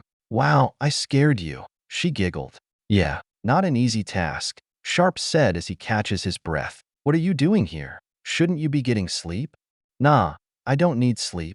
"Well, I do, but not that much. Only when I want to be around someone is when I get tired," Rory said, flirting with him a little. Sharpe begins feeling a little awkward, being flirted with by a 900-year-old girl within the body that is 13. There is no rulebook on how to understand that. He jokingly debates in his head which side is the progressive answer. Is it okay because she is older than him, or bad because of the body? Now that he thinks about it, it might be the other way around, saying it is progressive because of her age and bad because how old she is. Then he realizes politics sucks and stops thinking about it. As they both begin walking, Rory looks up at him. "I heard what happened. I want to say I am sorry that I was not there," Rory said. "I promised I was going to help your people, but I was selfish." "You have nothing to be sorry about, Rory. It wasn't your fault," he said. "Besides, you were right. You said in Italica that we relied on you too much." "I know you were joking, but it is true." Rory knew he would say that first part. It might be technically true, but that still did not make her feel it was true. She forgot that she said that was just poking fun at them. "When you picked us up, I don't think I ever saw you that angry before," Rory said to him. "You haven't seen anything, Rory," he quickly said back to her, saying from experience. "You will know when I get angry." "Well, am Roy going to love you on that day?" she said, chuckling. "Still, I know your people hate that topic. I also know your people love your people, at least compared to nations of this world. But why did you take it so personally? Did you know the girl? Sharpe would not respond. He would take his cap off, not enjoying where the topic is going. He is stressed. There is a lot of work to do in preparing for the upcoming op, trying to think of every situation that can happen when we attack, and what he does not think of is what will probably happen. He waves her off with his hand, basically warning her to knock it off. You can tell me, or I beat it out of you, Rory said to him, grabbing his shoulder again. Sharpe thinks about her question. He already knows his answer. Well, he thinks he does. Major? Rory asked again, wanting him to open up his feminine side. She knows even a man needs to feel love and express himself. Otherwise, a man will fall to the dark side of his heart and become a monster. And only a woman's heart can keep a man pure and strong. It's because I fucked up Rory. I messed up big, he said to her. Now Rory did not expect him to say that. Seeing that this was going to be a far bigger conversation, she stops him. Let us just hang out here. It is a beautiful sunset. Flair is blessing us tonight. He takes a deep breath and stops. He then leans against a building, realizing that he could not say no to a woman, especially one that can snap him in half like a twig. I don't want to talk about it's Rory. I have a lot of work to do. Rory smiles at him and then leans her back against him. Well, fine then. I have something to say. Sharpe feels a bit uncomfortable with her there. In combat, he is okay being close to people because it is combat, there is context. Privately, he has grown to prefers to have personal space. Rory and everyone else know that, but she seems to not care about that preference. Rory glances up and gives him a wink. We had fun in Italica. The three of us had an interesting conversation while we were walking through the market. 7. Sharpe glances down at her, wondering what this is going. We saw a slave auction happening. In all my time alive, all those hundreds of years, it was the first time I thought about it. I was disgusted by what I saw, Rory said, taking a breath. Lelei said the same thing. I felt bad for the people I saw. I felt worse afterward because all the centuries I've been alive, I only started thinking about how evil it is now. Towards the end of my physical form, well, I am proud of you. All three of you, he said, not knowing what to say. Rory then looks back up. What I am saying is that I am glad you and everyone else came to this world. I don't know why the gate was activated, but I am really happy, she said in a soft warning voice. He smiles and rubs her head. Well, Rory, I am happy I met you and the others. Honestly, you have been a massive help. You have earned a massive amount of respect with my people. From me, I'm glad you are on the team. I do need to get going. Big op coming, he said, and then tries to leave. To his confusion, Rory will not move. That normally wouldn't be a problem with a 13-year-old girl body, but this is Rory after all. Rory is leaning against him, not wanting him to leave yet. She can sense a feeling within him. She always has felt this since they first met, but right now its presence is growing, feeding. Rory first notices Palapon, the god of revenge's influence within him when they first met at that village. But the presence was the only minor. What attracted her to him is how strong Imroy presence within him. There are hundreds of reasons why man fights wars, but very few fights with love. The true darkness that births life in the world. Most do not understand that about the Imroy. Most only see it as death and war. You cannot have either without love, good or bad. Rory did not understand why there is that deep desire for revenge within Sharpe, but she has no intention of letting Palapon take him away from her. After thinking about that, Rory looks back up to him. Sharpe, why do you care so much? He looks down, wondering what is going on through her head. Well, it's wrong. You can't put a dash. What an idiot, Rory thinks, always thinking with his head. No, why did you care? Rory knows he understands what she is referring to. The refugees from the village, helping Lelei and Selena, Italica, and many others. However, though, if he is that thick-headed, there is going to be a big red hard mark over his face. There is a short pause as he thinks about his answer. He could have easily answered that question not too long ago. Because it could have been my sister. Could have been someone I knew, he said, still trying to avoid answering the question. Taking a deep breather, he leans his head back against the wall. I wasn't really popular when I was young. Pretty much as an outcast for most of it, just getting by. Rory smiles, seeing she is finally cracking that outer shell. Then she runs against him a bit, getting cozy. He lets her, since Rory always does what she likes. I got a lot of my morals from films and books. My personal favorite is We Were Soldiers. The film and book, he said, being more candid now. Then Colonel Hal Moore. Read all his books. I do not know how true he was, but he was the one that made me think about how important character is. Cared about his men, did not care about outer differences. Always being prepared. He made me love the military when I was a kid. There is another shot pause as Sharpe thinks. I don't really know. There is a lot of people I looked up to growing up. Most of them came from everyday life, and I respected that. They could have just accepted things, accepted the world the way it was, but chose not to, Sharpe said, speaking more freely now. Rory then giggles after hearing all that. Aren't you forget someone? Your optimist leader figure. He's not real, he said. That is there just for fun. Hearing that, Rory rolls her eyes. He is real to you. Why else do you have that figure? I see you staring at it when you're thinking. She is serious, but in a joyful tone, trying to keep the good mood going.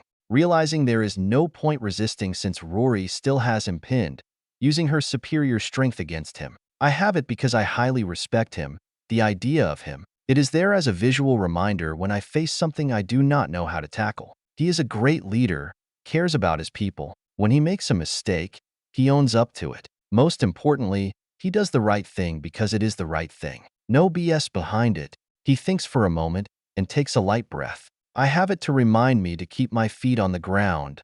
What's important? Right then he thinks. It can be crazy that something fictional can be an example, but there is plenty of that, going from Star Wars, Star Trek, comics like DC and others. To answer your first question, Rory, I care because someone must. I care because it is the right thing. Always staying true to yourself, he mentions, thinking more deeply about why he first enlisted and pushed so hard.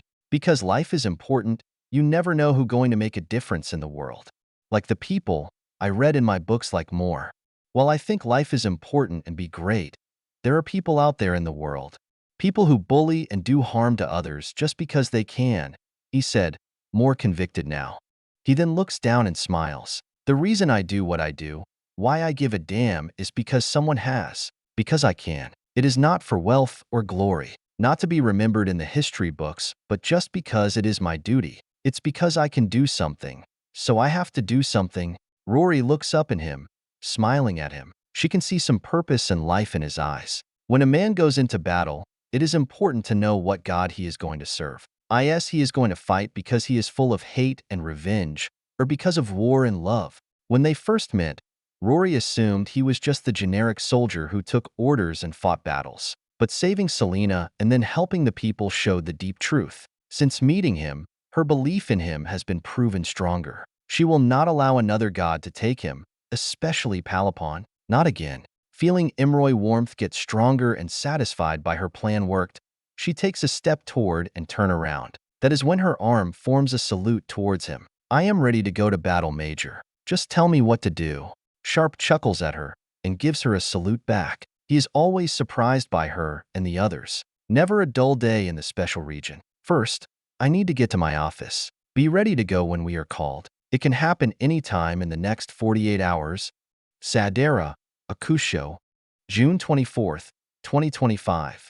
It has been 3 weeks since they arrived in Sadera. This part of Sadera is a dump, even by my standards. There is barely any sanitation in this part of the city, no security or police. Mugged, kidnapped, and raped daily, in full view of everyone. No one care. I am in pure shock that Akusho has not descended into pure anarchy. That is probably because the only real form of governance is the crime lords. 5 families who control this city. 8 years in the Central Intelligence Agency as an undercover agent, doing the dirty task so the Defense Department can look clean for the public. James Garcia, I have new orders from Fort Alness, Sean said. He is one of 2 agents that came with me to this rat-filled city. What? Another situation report. We haven't had any orders to do anything of substance, James said with some frustration in his voice. He talks over and takes the radio from Sean. When they first arrived in this city, they had no idea where to even go. Back on Earth, they have information on every country, agents everywhere. U.S. satellites and cyber division allowed the CIA to see and hear people from any corner on the world if needed.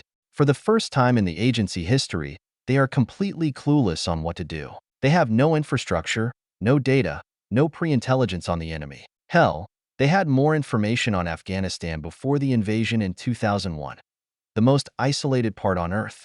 Their job is the fix that come here and gather as much information they can. How their society works, important culture, even the food they eat. Sounds easy, but when we do not even know the people lingo, it is hard to fit in. Easier said than done.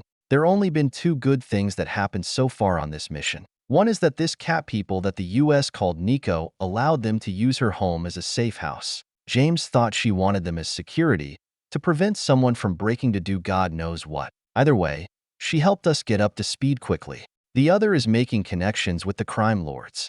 In the 5 years he has worked in the Middle East, James had to work on a tribal level. Find what the tribe wants and provide it. In return, they help you. In a weird way, the CIA is like a utility company to some of those tribes. The only major difference is that if we screw up, there is a bullet in our head. Fort Alness, this is team lead. What can I do for you? He asked. The conversation was far more serious than he expected. He heard about the shootout at the Capitol, but did not have orders to come out of hiding. He asked command what happens, but no information was given, until now. They informed him of the situation and gave a new order. As he listens, he snaps his fingers, telling the other two to come over.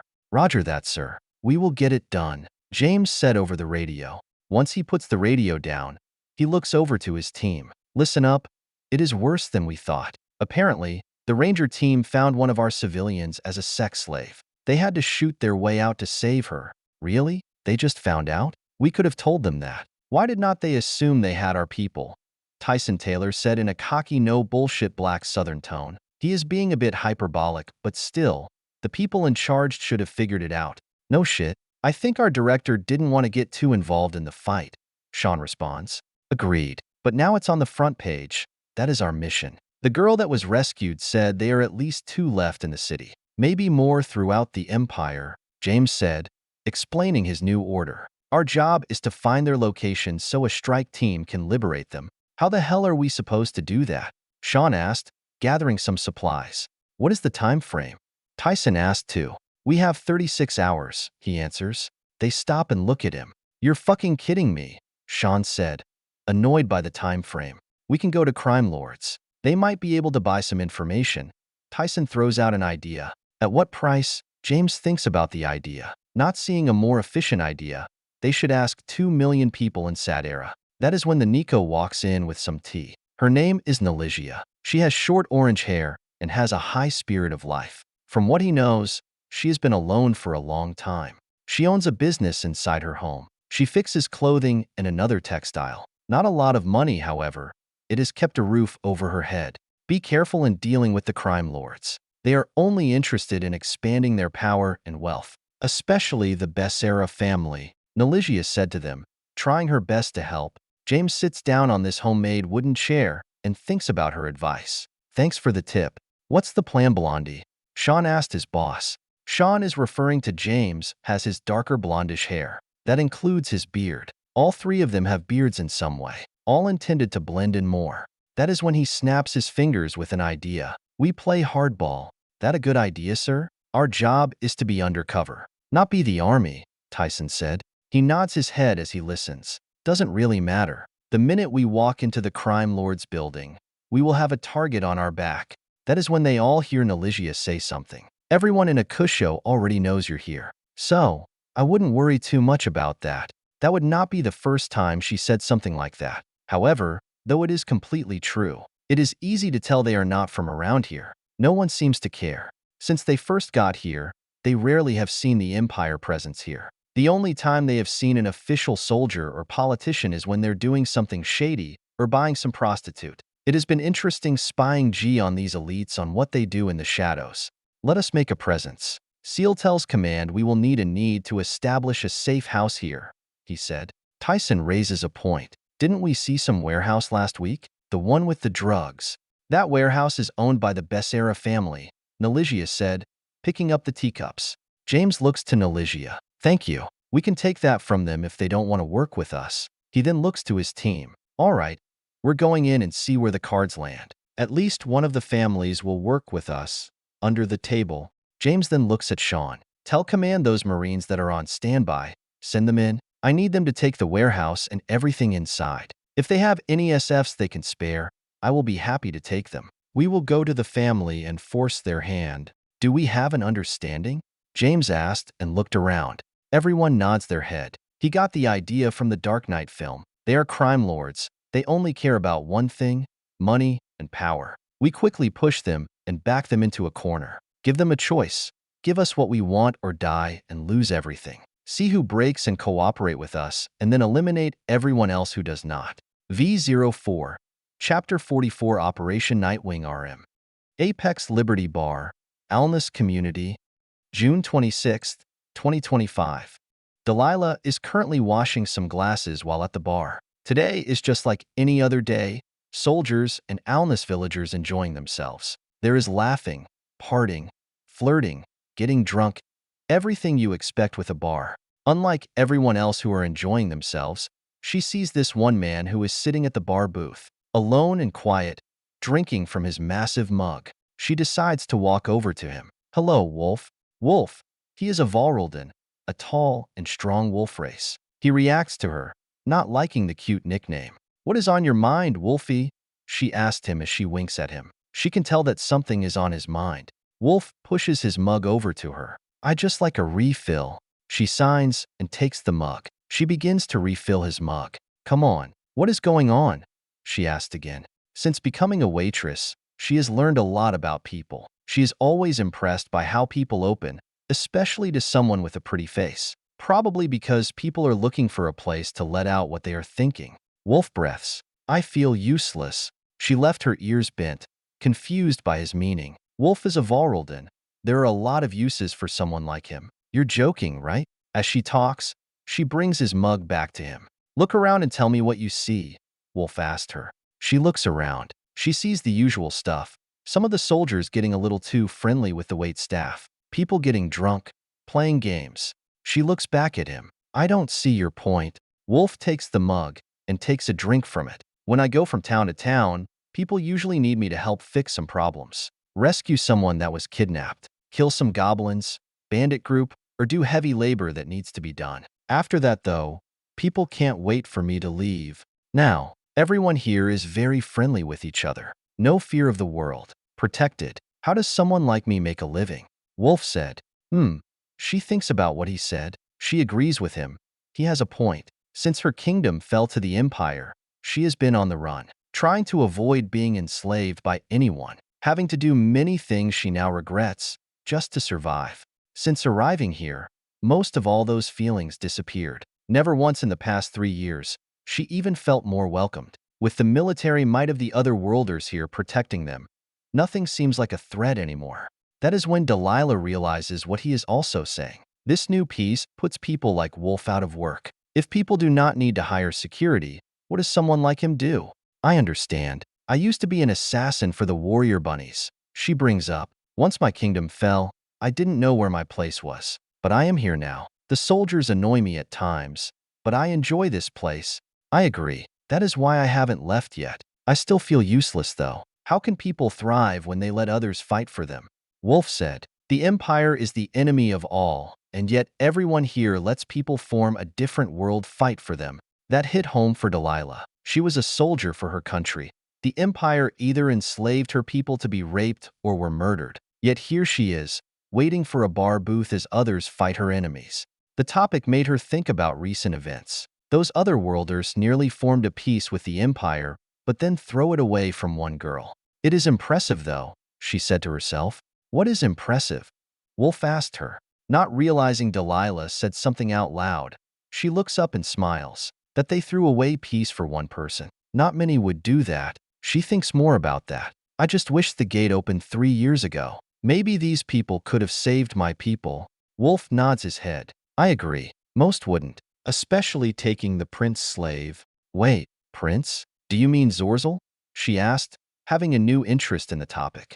Yes. From what I heard, Zorzel brought the girl into the throne room, probably to show off his prize. Wolf takes a drink from his mug and reflects his thoughts. From what I heard, that is when the Americans flipped out and shot up the throne room. Delilah is surprised that he knows all that. NATO has been noticeably quiet about what happened there. How do you know all that? That is when Wolf points to his ear. Delilah rolls her eyes, realizing the obvious. Varaldin is known to have great hearing, just like bunnies. Her eyes pop wide open with a new realization. Wait, that girl was with Zorzel? Where is she? Zorzel was the one who her queen surrendered to. If she is alive, that is where her queen would be. I shouldn't say. I don't want you to get dash dot, Wolf said before Delilah grabs his fur and pulls him close to her. He sees this killer-looking look in her eyes.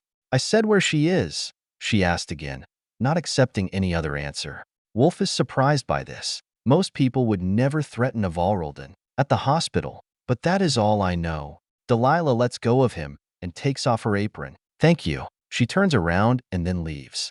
Army Hospital, Fort Alness. Noriko Mochizuki is laying on one of the hospital beds, recovering from the trauma of being a Zorzel sex slave. The shock that she is the last of her family haunts her. Her body is demanding for her to go to sleep, but her mind does not want to go asleep. She fears that he might appear and taking her. Her mind has been racing, memories of everything that has happened to her, physically and mentally. All the sexist, abusing, and demeaning thing he said, making sure she understands where her place was in the world. He did that by raping her, beating her, making her do humiliating things. For some reason, he considered her one of his favorite playthings. Mommy, Daddy, I miss you so much, she said in a soft voice, lightly crying. Her mind races on what should happen next. There is no home to go back to, no parents. Maybe it was better to just stay at that palace since she has no worth elsewhere. As he said, she is just a whore now. No, she said softly, trying to yell but cannot. Noriko tries to reject those thoughts. How could she think that after everything her people done to save her? Why me? Noriko said to herself. To answer my questions, Noriko takes a breath, and her eyes open wide open, realizing that was not her voice. She sits up to look around. Who's there? This strange-looking woman walks through the curtains that are around her bed. Noriko sits up on her bed. Her body is shaking with fear. Are you here to take me back to him? Saying that makes her think what everything Zorzel will do to her. He will not be, please. I am not here to hurt you. I just have questions. My name is Delilah. Not fully believing her, she looks at her. What do you want? I don't want to go back. Tears begin forming around her eyes, scared. Delilah walks over and sits down on the side of the bed. She notices the girl scooting away to the edge of the other side of the bed. Delilah realizes how scared this girl is. I'm sorry if I'm scaring you. I know what you've been through, and there is no justice for that, Delilah said. I am an enemy of Prince Zorzel. Noriko sits there, not knowing what to say. Delilah seeing that this girl is not going to be engaging in the conversation and that she must lead it. I know it is going to be hard to remember your time with him, but did you see another bunny like me? Noriko thinks. She places her palm on her head with the stress of remembering Zorzel raping and abusing her. I think so. He has so many. But he had one favorite. Was she a bunny? That is when Noriko realizes Delilah is a bunny. She has long orange fur with pointy ears. Her teal blue eyes bring some comfort to her. You're a bunny? Delilah nods her head, trying not to be aggressive in any way. Yes, is a bunny, she said, trying to answer the question. Delilah smiles, seeing progress. She leans forward. Describe her. She thinks, well, she look like you, but she has white fur. No, silver fur with red eyes. She didn't like me, thinking I was weak. She then looks down. I don't know how she put up with him. She was so defiant. Those eyes.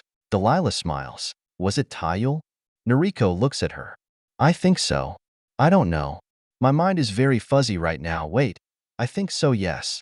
White hair.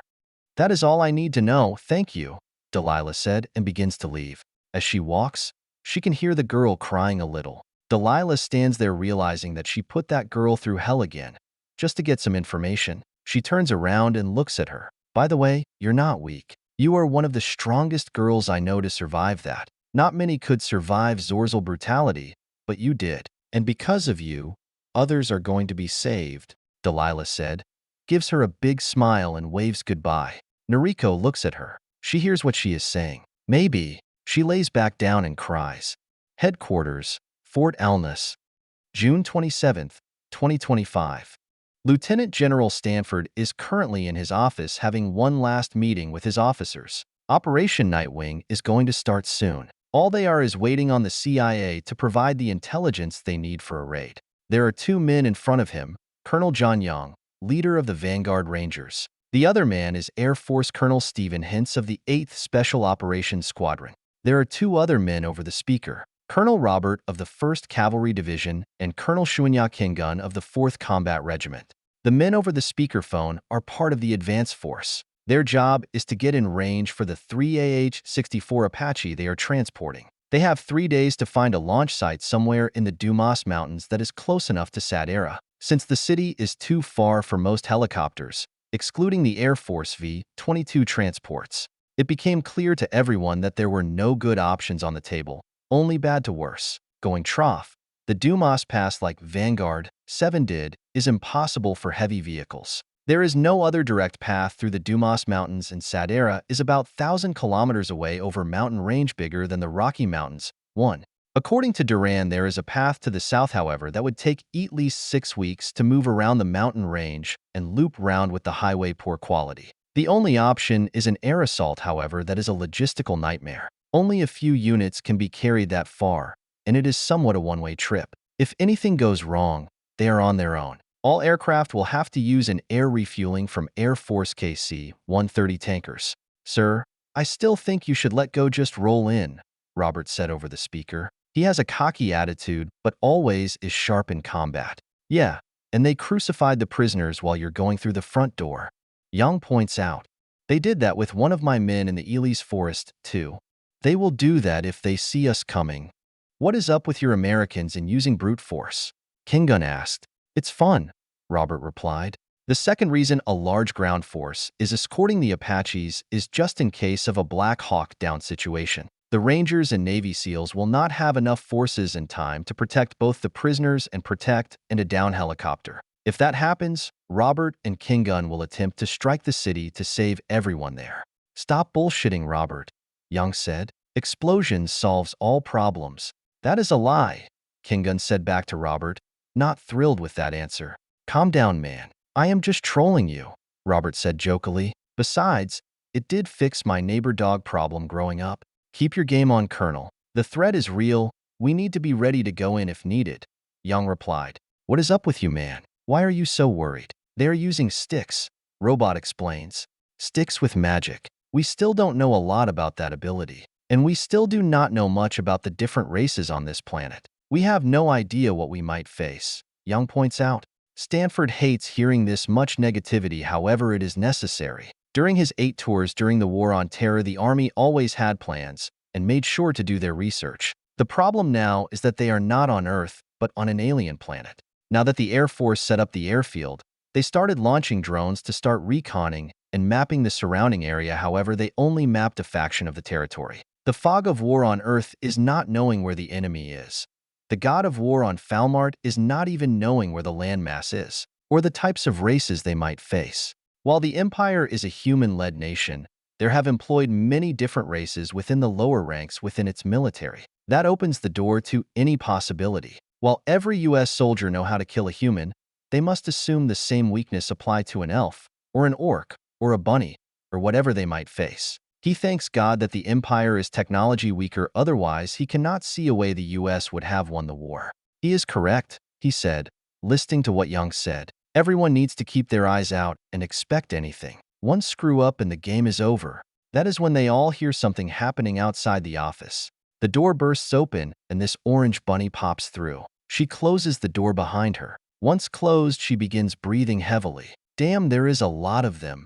Delilah looks up and sees the 3 officers. Normally, she does not care about people's titles or feel small to others, but right now she feels like she is staring at titans. The leaders of the Otherworlders army, the ones who slay armies.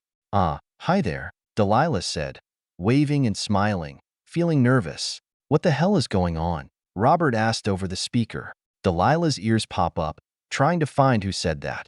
He leans forward. Robert, room service just arrived. I will get back to you later. Then he hangs up. The Air Force Colonel Hintz stands up, protesting her presence. What is the meaning of this? Guards, Delilah jumps forward as she feels the door behind her burst opens. 3 armed soldiers walk in. "Enough," he said, waving everyone to stand down. The 3 guards leave his office and the door closes. Hence sits back down. "Now what bring you in here, Delilah?" he asked her. "Well, first." "Wait, how did you know my name?" Delilah asked, confused. This is the first time she ever has seen any one of them. "I make sure I know everyone on my base," he said, looking directly at her. Delilah picked up what he said and did not say. She notices he said, "my base," heavily implying that he is the one in control. She also notices he did not repeat his question. "Well, I have a request. I want to join the mission," Delilah asked. "Wait, there is no way we can do that," Young said. "We already have enough unknowns on this mission. We are already cramming every ranger we can into these ospreys. Besides, why do you even want to join us?" Him saying that shows an interesting fact. While the Americans like the alness residences, they do not trust them by their side. In combat at least. "Well, okay. I think Zorzel has my queen. He was the one who took her after he slaughtered and raped my people," Delilah explains. "If there is any chance, she is there. I have to try and save her." "No, no," Hint said, protesting her presence. "If we add another target, I will have to include a 5th osprey, and I will have to add more rangers," Young adds. "I don't have any more to add anyway. Almost everything is being sent on this mission." Young and Hintz continue to protest, explaining everything that can go wrong and the logistical nightmare with adding another strike team. Delilah hears all this. Is this what these people are like behind their desks when we cannot see them? She notices Stanford, though, just staring right at her like he is looking into her soul. "Ms. Delilah, this is the United States military. We are not an organization for hire. We do not use our power for personal needs or to enhance our statues," he states in a controlled but calm tone. "Our number 1 mission is to prevent a second attack on Earth. Our job is to protect our people from any external threat." Stanford pauses for a moment, letting what he said settle. He then continues to speak in a calm, orderly manner. "We are not here to solve this world problems, to fix past sins, or to pick sides on civil conflicts. We cannot be this world problem solver, especially on matters that predate us. Living at alness is not a right. It is a privilege given to a select few of this. Anyone that abuses that privilege will be sent out of this city," he said. "We are soldiers. We cannot act as a sword for people revenge." Delilah's ears drop down low. Her head is low, realizing that he is not just rejecting her request but rejecting it her completely. She takes a deep breath, holding back some tears. Once she hears a pause in the conversation. "I understand." After saying that, she begins to reach for the door.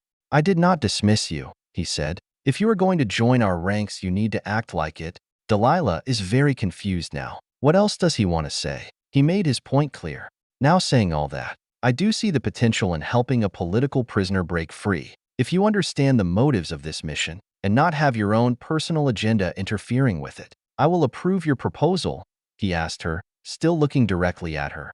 Delilah stands there, trying to figure out what he just said. Wait, that means he just agreed to her mission to save Tayul. He wants her to play his people's rules. No hidden motive. "I understand." Sadera, Akusho, June 28, 2025. When the SAS and a detachment from U.S. Marine Force Recon arrived at Akusho, taking Becerra warehouse was easy. The warehouse was full of drugs. The number of drugs had to be close to about $2–3 million when converted. James knows that the crime lords will not like that. Early in the morning, James, Sean, and Tyson step right inside the main crime lord's building. There were a few guards outside who did not want them to walk in. After a few life-altering events, they decided to let them inside anyway. The three walks inside. 5 more shady-looking guards stand up, grabbing their weapons. "I wouldn't do that, unless you want to be like your friends outside," Sean said, waving his figure. "Yeah, we gave them new sunglasses. They go inside the eyes," Tyson said. He then points his P90 at them. "I dare you." The 5 guards look at each other, not knowing what to do. They are only guns for hire, cannot spend money if you are dead. One of them decides to attack. That is when Sean shoots him. The guard falls dead, scaring the others. They are shocked at how quickly he died. They drop their swords and run out the door. After they ran away, Tyson looks to James, their leader. "Man, I wish Libya was that easy." "Can only wish." Now, let's do this. We are on the clock, James said to them. The three walks up the stairs, heading to the upper room. James opened both doors. Inside the room is a half-round table with 5 seats. Someone is sitting in each chair.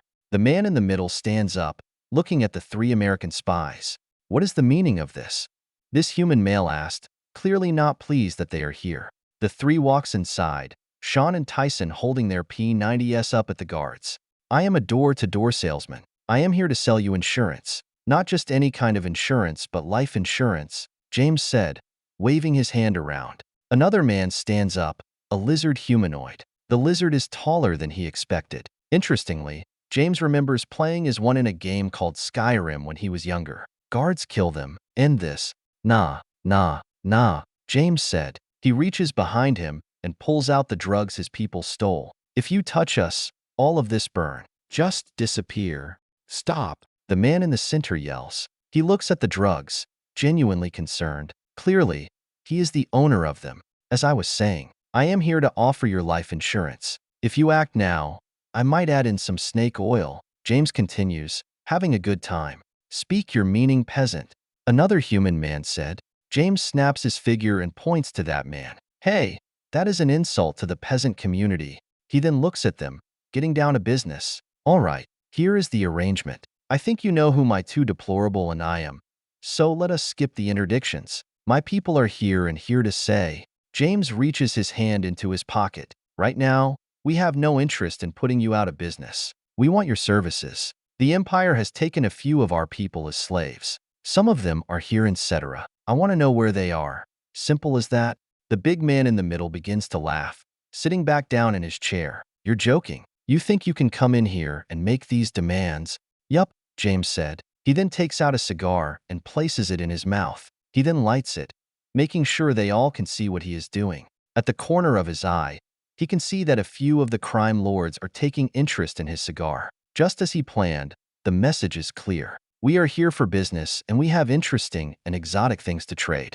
Well, if you refuse my offer, James stops and drops his match. He then steps on it, making sure that the match is out. He then looks at the inn a profoundly serious look. Your life will end far shortened than you expected. You have 24 hours to find my people. That is when Tyson speaks. So, buy now and get your life extended. After making their point clear, the 3 turn around and begins walking out. Right before James leaves, he raises his hand in the air. So, find out people and buy now, so you can have your life extended. 35 minutes later, the 3 are in the back of a wagon, laughing their asses off. Where did you come up with that insurance thing? Sean asked as he laughs. I don't know, it just came to me. James responds. Do you think I overdid it? Oh hell no, it worked perfectly, Tyson said. Do you think they will do it? Thought? Sean asked. All we need is one family to work with us. One of them must break. I think the message is clear. As they celebrate, the wagon passes this small, thin, dark alleyway. A voice can be heard coming from it. All 3 of them point their P90s, ready to kill whoever it is. Stop the wagon, Sean said. All 3 jump out of the wagon, calling for the person to walk out of the shadows. This skinny cat person man walks out in a cloak. Don't hurt me, please. He sounds and looks scared. What do you want? James asked. I represent the Medusa family, the cat said. And why should we care? Sean asked him, intentionally putting pressure on the cat. The cat looks at Sean, clearly scared of him. To deal. Don't kill me. I am just here to send a message. Then speak up. If I like the message, then you have nothing to worry about. James responds. The cat stands up straight. The family I represent is interested in working with your kind. The drugs you have stolen is from the Becerra family, the Catman said. James has heard of that family before. Everyone fears them. They are considered the worst of the worst. They make gangsters look like angels, so the rumors say. Your point? James asked him. The man you insulted, the one you stole from. He will not give you the information you want. It will be Sake, and he will warn the Empire, the Catman said. James listens now, getting real information now. So, here, if you agree to take his family out, the other families will work with you. The people I represent are interested in what other kinds of goods you have for trade, the Catman said, getting more comfortable. James thinks about that offer. I want the information I want first. If it is good, then I will help. The Catman looks at him. He reaches into his cloak and pulls out this document. Here is the information you want. Tyson grabs it and looks it over. Sean looks confused. How the hell did you get this already? Do you really believe that the family I represent wouldn't keep track of something like this? A powerful new power enters our world from the gate, the Catman said. The people that were brought back from the gate are very exotic and rare. Valuable. James understands what this man is saying. He dealt with human traffickers before, in the Middle East. It is a very profitable business in failed states. People don't like to think about it on Earth, but it is still a massive problem, even after 200 years of outlawing the practice globally. I understand. Tell your family that they have a deal, James said and got right into him. However, if you're fucking with me, I am personally going to go to your bosses and rip their skulls out. The Catman eyes open, taking the threat seriously. He bows and then runs off. Load up. We need to get this info to Command Essie. Hangar. Alness Airfield. July 3rd, 2025. When word that the CIA agents on the ground discovered possible locations of the prisoners, the Rangers and SEAL Team 3 began assembling at one of the airfield hangars. Operation Nightwing, the largest military operation so far in this new world. The Vanguard teams and SEAL Team 3 have been assembled for this operation. Everyone knows it is going to be tough, however. Everyone is determined to get our people back. Over in the corner of the hangar, a small last-minute briefing is being held. They're high-ranking non-commissioned officers and normal officers. Sharpe stands there taking notes of the operation. Colonel John Young is in front of them aboard. All right, people, we will be heading out any minute now. This is a last-minute rundown. Also, I'd like to introduce Lieutenant Commander Daniel from SEAL Team 3, Young said, pointing to the SEAL leader. His team specializes in hostage rescue. We will work as a team, Rangers.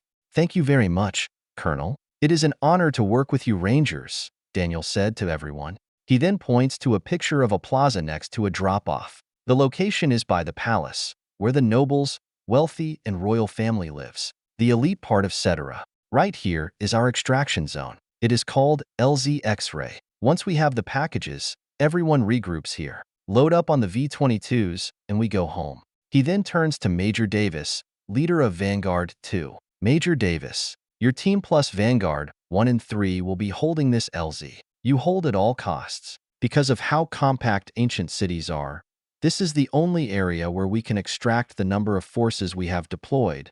Yes, sir. We have it locked down, Major Davis said. Young nods to him and looks to everyone else. The next section is this large intersection here. He points to another picture. From what we can tell, this is a key midway point to where the brothel and residential sections are. Holding this will allow the SEALs to go get the packages and prevent the enemy from flanking them.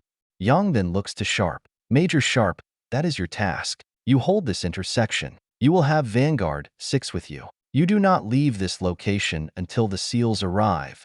Sharpe nods his head. Roger that. Young nods to him and takes a step back. All right, Daniel.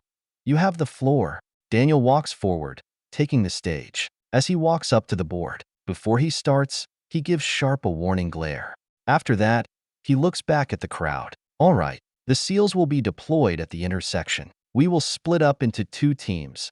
My team will go to the residential sector, looking for the Brazilian man and the Arab-American women known as Amira. The other team will be heading to the high-class brothel. We still don't have a name for the 2 women there, but we will get them, Daniel adds. Daniel then looks back to Sharpe. I am reassigning Rory Mercury to my second team as an escort. You better make that optional, sir, Sharpe said to him, shooting him a warning glare. That annoyed Daniel. There is no such thing as optional in the military, Major. She is not in the military. She and Lelei are volunteers. We cannot make them do anything, sir. Sharpe brings up, also annoyed. He is giving Daniel a disrespectful glare. Daniel gets angry hearing that, but Colonel Young steps forward. Lock it down, both of you. Sharpe, you're correct, but I agree with Daniel on this one. If Rory or Lelei don't like their assignments, they are off the mission. If there is an issue, then your job is to convince them. Yes, sir.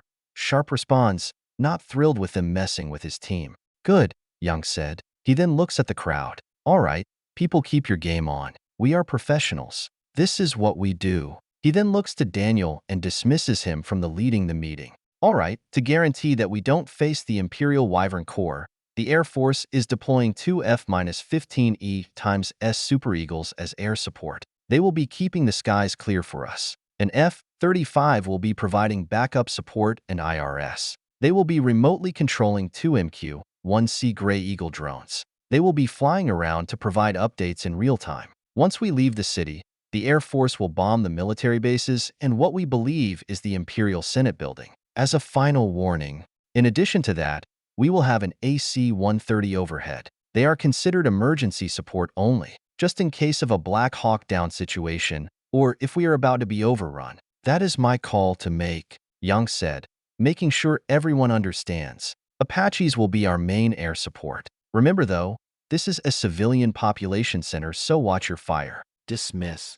As the meeting ends, Randy and Johnson walk over to Sharpe. The three of them begin to walk where their team is at. That is when Sharpe hears someone calling his name. Fuck, why him? He mumbles. He turns around and sees Daniel walk up to him. You have a minute? Daniel asked in a disrespectful tone. Yes, sir. He responds in the same manner. Look, I am going to make this clear here and now. I don't like the fact that we are working together again, but I am in command. You will obey my orders. None of that crap from Juveler 3. Understand? Daniel said. He glares at him and points this figure into his chest. That never would have happened if you didn't bail on the mission. If you did ... No, you're not putting that mistake on me. The situation was too hot. The insurgents were everywhere and about to be surrounded. It was a trap and there was a tank. The mission was a failure, and you know it. I know death loves to travel behind you, but not with my team. I was not going to sacrifice everyone on a failed operation. Daniel yells at him. Remember, you are under my command. If you bullshit with me, I swear I guarantee I will get you to throw out of the army this time, Daniel said, slapping Sharpe's hand away. Then what? You have nothing. That means little from you. The hostages died because you failed to do your part. While we are out there, don't forget to pick up the prisoners before coming back, he said, and then leans closer. That BS back there, you do not mess with my team. If anything happens to Rory, I will finish this conversation afterward. What can happen to a demigod? Daniel said. Demigoddess, he quickly responds. Whatever. Point is, they are probably safer away from you. Oh, I know what happened in Mexico, Daniel said back to him. Besides, what kind of man uses children in battle? Implying something far deeper than what he said. How the hell did the military allow you to employ children as soldiers? Both look and see nearly a dozen Rangers, Air Force personnel and SEALs watching. Both look back at each other, and Daniel walks away to his unit. Randy walks up, all confused. What the fuck was that, sir? Something we should know about? Johnson asked. He thinks this is not the best time to bring up history. Right before a mission, he deeply regrets that just happened in front of everyone. Fuck, he mumbles. He looks to them. We were on a joint ops a while ago, rescuing the daughter of this politician. It went sideways badly. All you need to know now is the mission in front of you. Get your head in the game now. Then Sharpe walks away, heading to his team. That is when Rory and Lelei walk up, wondering what their role in the mission is. What is our job, boss? Rory asked, in her cheerful self. She saw what just happened and trying to do her flirtish things to cheer him up, or distract him, whatever comes first. Sharpe takes a deep breath, not happy about this order. Lelei, you are going with Colonel Yang. Rory, you are going with the SEALs, he said, getting the order out. He can tell they did not receive the order well. Rory looks like she is going to explode while Lelei looks a bit scared. Are you kidding me? Why the hell dash? Rory yells before being interrupted. Sharpe stops Rory from complaining. Look, this is optional. If you don't like the orders, you can stay here at the base. He then looks to Lelei. Lelei, Colonel Yang personally came to me and asked for you. He has been impressed by you and thinks you can bring much-needed help to his mission. He has taken an interest in your abilities. I don't like separating myself, but I know you will do great. Lelei, not liking leaving the team, nods her head. I will try not to displease. Sharpe places his hand on her shoulder. You never do. He then looks to Rory. You, on the other hand, you are just a badass and everyone knows it. There is no other way to describe you. Rory holds her arms together and rolls her eyes. You could have said sexy badass. She mumbles to herself. That is when she heard Randy commit to what she just said, making her blush. Sharpe chuckles, hearing what she said too. Maybe so, but the whole point of the mission is getting the hostages. That is our #1 priority, and that is why the SEALs want you. You increase the chances of that happen. And besides, that's probably where most of the fighting going to happen anyway. Rory takes a deep breath, not thrilled by this. Not at all, leaving Sharpe's side. That is when she smirks and giggles. Well, if these grown hairy men need little old me help, I guess I can't say no. V04, Chapter 45 Raid on Sadera RM. On board V-22B, outskirts of Sadera, July 3rd, 2025. Lelei is sitting down on the Osprey seats. All around her are rangers, all waiting for battle. They are all geared up, expecting a heavy fight. Across her is Colonel Yang, talking on the radio to the other 4 V-22s. In the window behind him, she can see the almost full moon Uros. It is very pretty with its whitish blue color.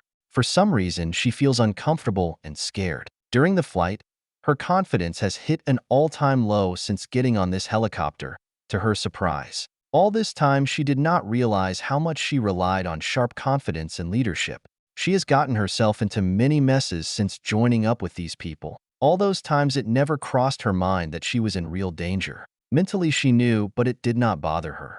All this reminded her of her father when she and her older sister ran away before he was a dominant tyrant. He ruled with an iron fist, making life living hell for her. Sharpe rules very strictly, always in control and keeping everything close to his chest, like her father. He is a tyrant, but a different kind of tyrant. Sharpe maintained control and order, however, he does not control people, letting Rory, Selena, his rangers, and herself be who they are freely, unlike her father.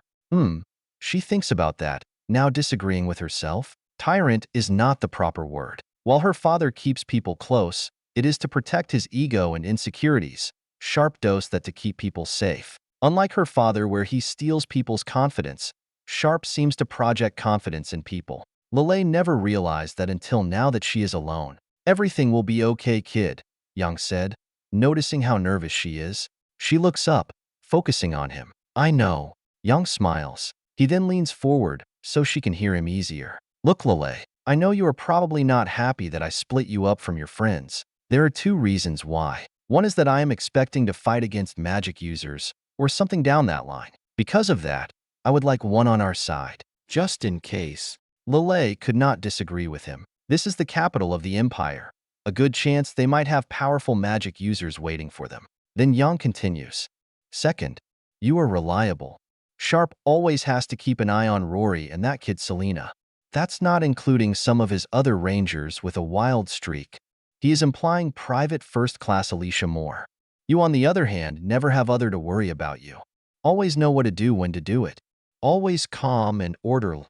Lelei listens, cannot believe a high-ranking man like him is saying that. Look, everyone on this bird is happy that you are here. We all know what you did at the Elias Forest, Yang said as he leans back. When we land, just remember, you have all of our respect. Lelei could not say anything.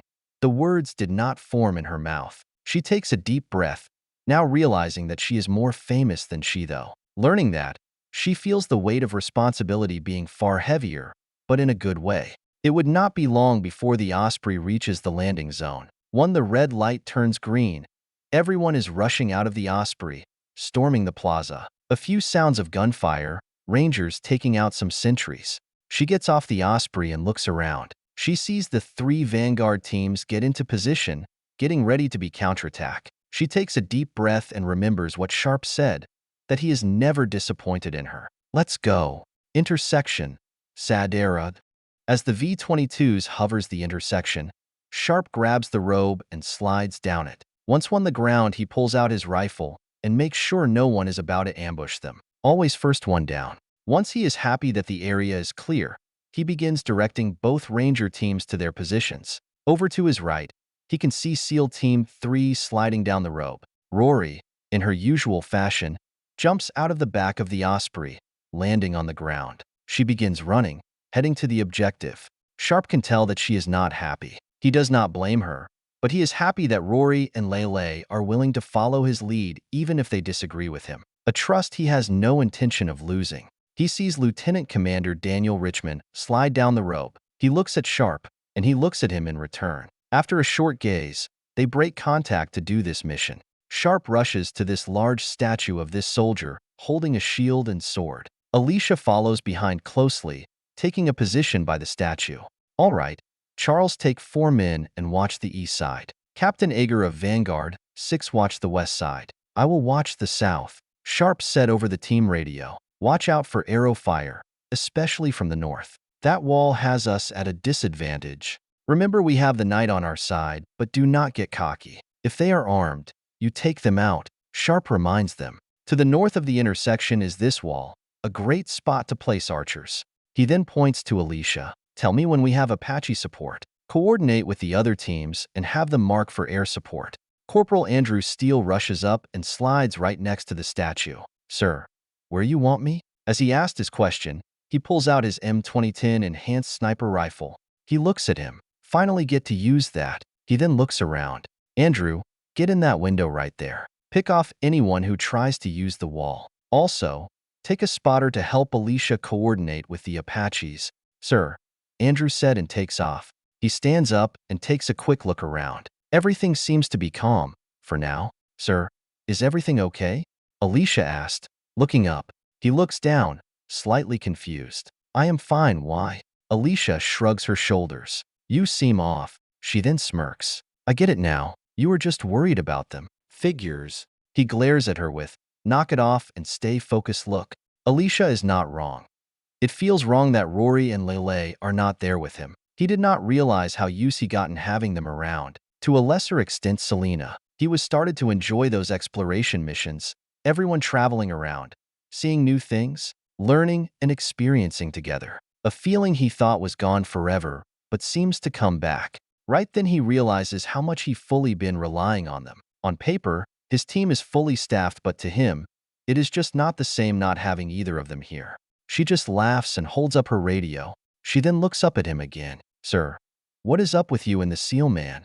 Sharpe ignores her, pulling out his night vision binoculars to scan the area, trying to get a good layout of his surroundings.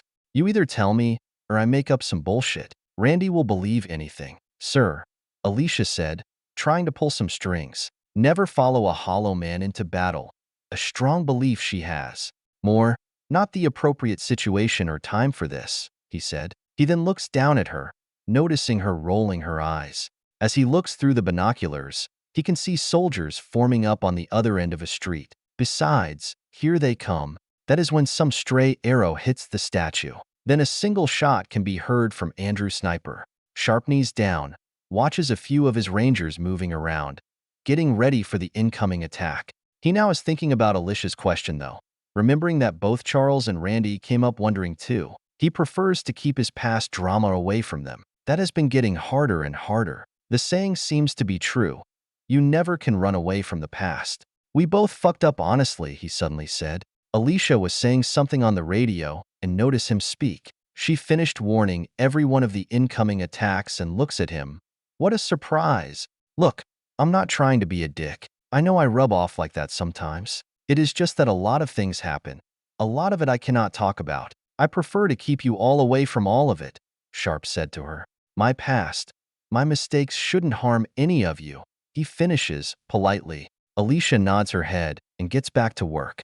Alicia has always been a pain in his ass, snapping at every little thing, probing for any bit of information. At first, he thought she was being a dick, but her intentions are good. Always respected that about her. With Daniel, we were both on a mission together to save this Philippines political leader daughter. We thought we were going up against insurgents. It was supposed to be a surprise attack, but somehow, they were prepared. They had some Chinese SF advisors there.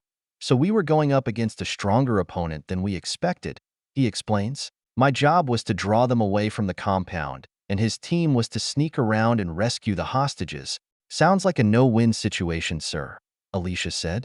He looks at Alicia. I follow Captain Kirk. What? I don't speak Star Trek. I don't believe in the no-win situation, Sharpe said. Alicia is surprised by this answer. But you can't win every time. Tell that to the prisoners, he replied, or the people we left behind. I know we cannot on paper, however. That means someone else suffers. He stops the conversation there and grabs his rifle, hearing some rangers open fire. Here they come. Residential sector. Sadera. Daniel's group of SEAL Team 3 is moving down the street. People are running everywhere, allowing them to slip through. They only ran into a few enemy soldiers. Most seem to be confused about what is going on. They never considered an attack. 5 royal soldiers start gathering in front of them. They get into formation and march towards them. SEALs, form up. Take them out, he said. His people get together and engage them, killing them all with ease. A few arrows pass them as they travel, but were not close. It seems the archers are trying to keep up with his people, but cannot get a good shot because of the dark. Only fire-based lanterns are around, and they seem to be limited in lightning. After clearing up the enemy, they all move forward, not needed to be ordered. Staying close to the walls, they move as fast as they can, wanting to get to the possible buildings to find their hostages.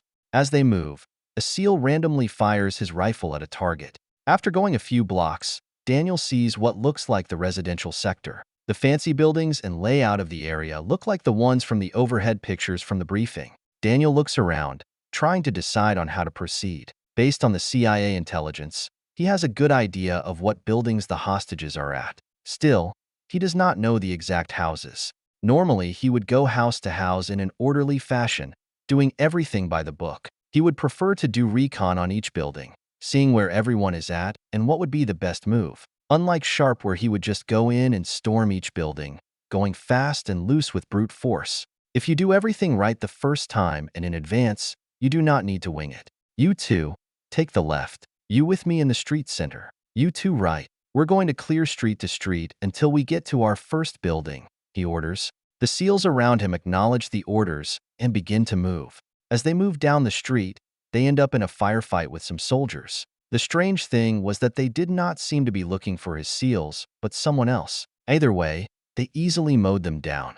That is when his second-in-command Vince spoke. Sir, I have 3 people rushing this way. They're not armed. Confirm who they are, he orders. If you see a weapon, kill them. I think 2 of them are the hostages. They are trying to take the prisoners away, Lopez said. Hearing that, he looks in the direction where the 3 are coming from. All right, kill the guy escorting them. Something did not seem right, though. Why are they coming to us? Don't shoot. Don't shoot. I am an American. The woman yells as she approaches. Hold fire, Daniel orders. The 3 begin speeding up. Do not advance. Stop where you are now. He orders the people coming. That is when he sees 3 horsemen appear around the corner. They seem to be chasing the 3 civilians. Take them out, he orders in an urgent voice. His SEALs did not need to wait. They have already had their sights locked on them. Horsemen. Once the order was given, the 3 horses fall forward, killing them and the men onto them. One of the bodies flew forward because of the momentum. The 3 civilians rush up to them, panting for breath. The SEALs aim their rifles at them. What is going on? Who are you 3? He asked, not wanting to take risks. One of the SEALs points his rifle at the man in the center. He is one of them, an imperialist. Daniel pulls out his pistol and aims it right at the man's head. Now he has no intention of shooting the man in the head. He is not an extremist. Answer the questions now. Stop, the Arab-American women yell. She gets in between Daniel and the imperialist civilian. He saved me, and he saved him too. Daniel looks at the other man. He seems to fit the description of a Brazilian man. He helped you? Daniel asked, not fully believing her. Yes, they are not all bad people. He risked his life. Everything to help us, the women say. After some time thinking, Daniel puts away his pistol. Fine, command can figure this out. He then looks directly at the imperialist civilian. If you do anything, you will end up like your buddies over there. Brothel, sadera. Rory Mercury begins rushing as fast as she can, swing her halberd down on the last imperialist victim. Hearing the man scream in pain as he slowly dies, she pulls her halberd out of the man and swings it around her. Looking around the street are dozens of Royal Guard dead bodies, all torn about to be her. Not a bad night so far, Rory said, happy about the slaughter. Even now she feels the purity of the souls that are pouring through her body, pushing the pleasures of her physical body to its limits. Hearing something behind her, she looks and sees the 6 Navy SEALs standing there. She gives them an unpleasant look. What? The SEALs never saw Rory fight before. They are shocked by what they saw, still trying to grasp if what they saw was real. She killed all of them with little effort. Nothing No wonder why the Rangers use children in combat, Dan said. I am not a child, she yells. I am 960 years old, you jackass. You look like a 12-year-old, Vance replied. It isn't right. But are you really over 900? Yes, and I had sex more times than you thought about it, so knock off your world moral drama and back off my man, she replied. She rolls her eyes and looks away after making her point. She is not happy that she is being compared to a child. It is not her fault that she was picked at this body age. On top of that, she knows who the seal is referring to and is not thrilled by that either. Everyone saw that argument in the hangar. Why do they have to be so disrespectful? I believe that is the brothel there, she said, pointing to a fancy-looking building. That is when the seals reorganize themselves and then head to breach the brothel. Rory stands there watching as the seals line up along the building, tossing an M84 stun grenade which creates a flashbang, blinding its opponents. As she watches them, she must admit to how effective they operate. Having seen the Army Rangers for a good long while, and seen as they work together, these people, most of the time they do not even need to say a word, already knowing what the other is about to do. She remembers hearing at Apex Liberty that Sharpe was part of something like this. Interesting, she thought. That is when she sees some royal guards rush to the defense of the brothel. She smirks and dashes over to them, slicing them into two. These are not just any whores. This is part of the city is for the elite society. Awfully expensive, very official. Only a select few are even allowed up here. Only the rich and powerful. The things these men and women have seen and heard are probably priceless. She sees Nikos, the American term for cat people, bunnies, humans, elves, and so on. While mostly women, there are some men. She has seen brothels like this all the time and never thought much about it. Until recently, too. The issue she is having with this brothel is that she can tell all these whores have been abused, raped, sexually tortured for the elite's pleasure, so the nobles can feel more powerful over the peasants and lesser races. While she has been trying to influence Sharpe to make him a better man, she noticed that he has rub off him. After some time, the seals be rushing out of the brothel. It sounded like a short firefight happened inside. They quickly rush across the street to where Rory is standing. Rory sees them escorting two women. By their standards, they look like young adults. We have the packages. Let's head to the intersection, Vance said. As they get ready to go, something catches Rory's eyes to her left. She looks over and sees nothing. That is when everyone hears and feels some tremors. Rory does not know who said it, but one of the seals yells incoming. Hearing that, she looks down the street and sees about 200 imperialist horsemen. She has seen the banner before, the Knights of Talus. Consider being some of the best cavalry in the Empire. They are being one of the few mixed races groups in the Imperial Army, taking the best anywhere they can. The propaganda said that these are elite and honorable knights. The truth is they are extremely brutal soldiers, taking a few prisoners, known to murder, stealing peasants' property and goods, and to rape undefended villagers, all in the name of glory, honor, and duty and as payment for their services. Rory thinks no to the propaganda. She has seen true honor and true duty from real soldiers. Once believing that nowhere in the cosmos there is anyone like that, she is incredibly happy that she was proven wrong. As the seals form a line to fight the incoming enemy, Rory grips the handle of halberd tightly, licks her lips, and gives this satanic smirk. Am I hungry tonight? She then looks to the seal in command. Go, I will hold them off. The seal does not seem pleased with abandoning her. I said go, she said. She then propels herself forward, right towards the incoming cavalry. At first impact, she slashes through, killing a dozen. Residential sector, Sadera. Ecloya's J.W. Fremis is going through his things at his house. He grabs a bag that he prepared for when this attack happened. He always knew the Americans were going to attack. He just did not know when. He then picks up his sword, ready to fight anything who threatens his true love. After getting ready, he walks into the next room. He sees his American slave Amira Harab that he bought when she first arrived in Sadera. His family has been in the government for a generation. He was able to finally afford to live with the Empire nobles, elites, and royal family members. So much time, so much effort, and so much sacrifice to get to this station in Sadera. All that is now at risk.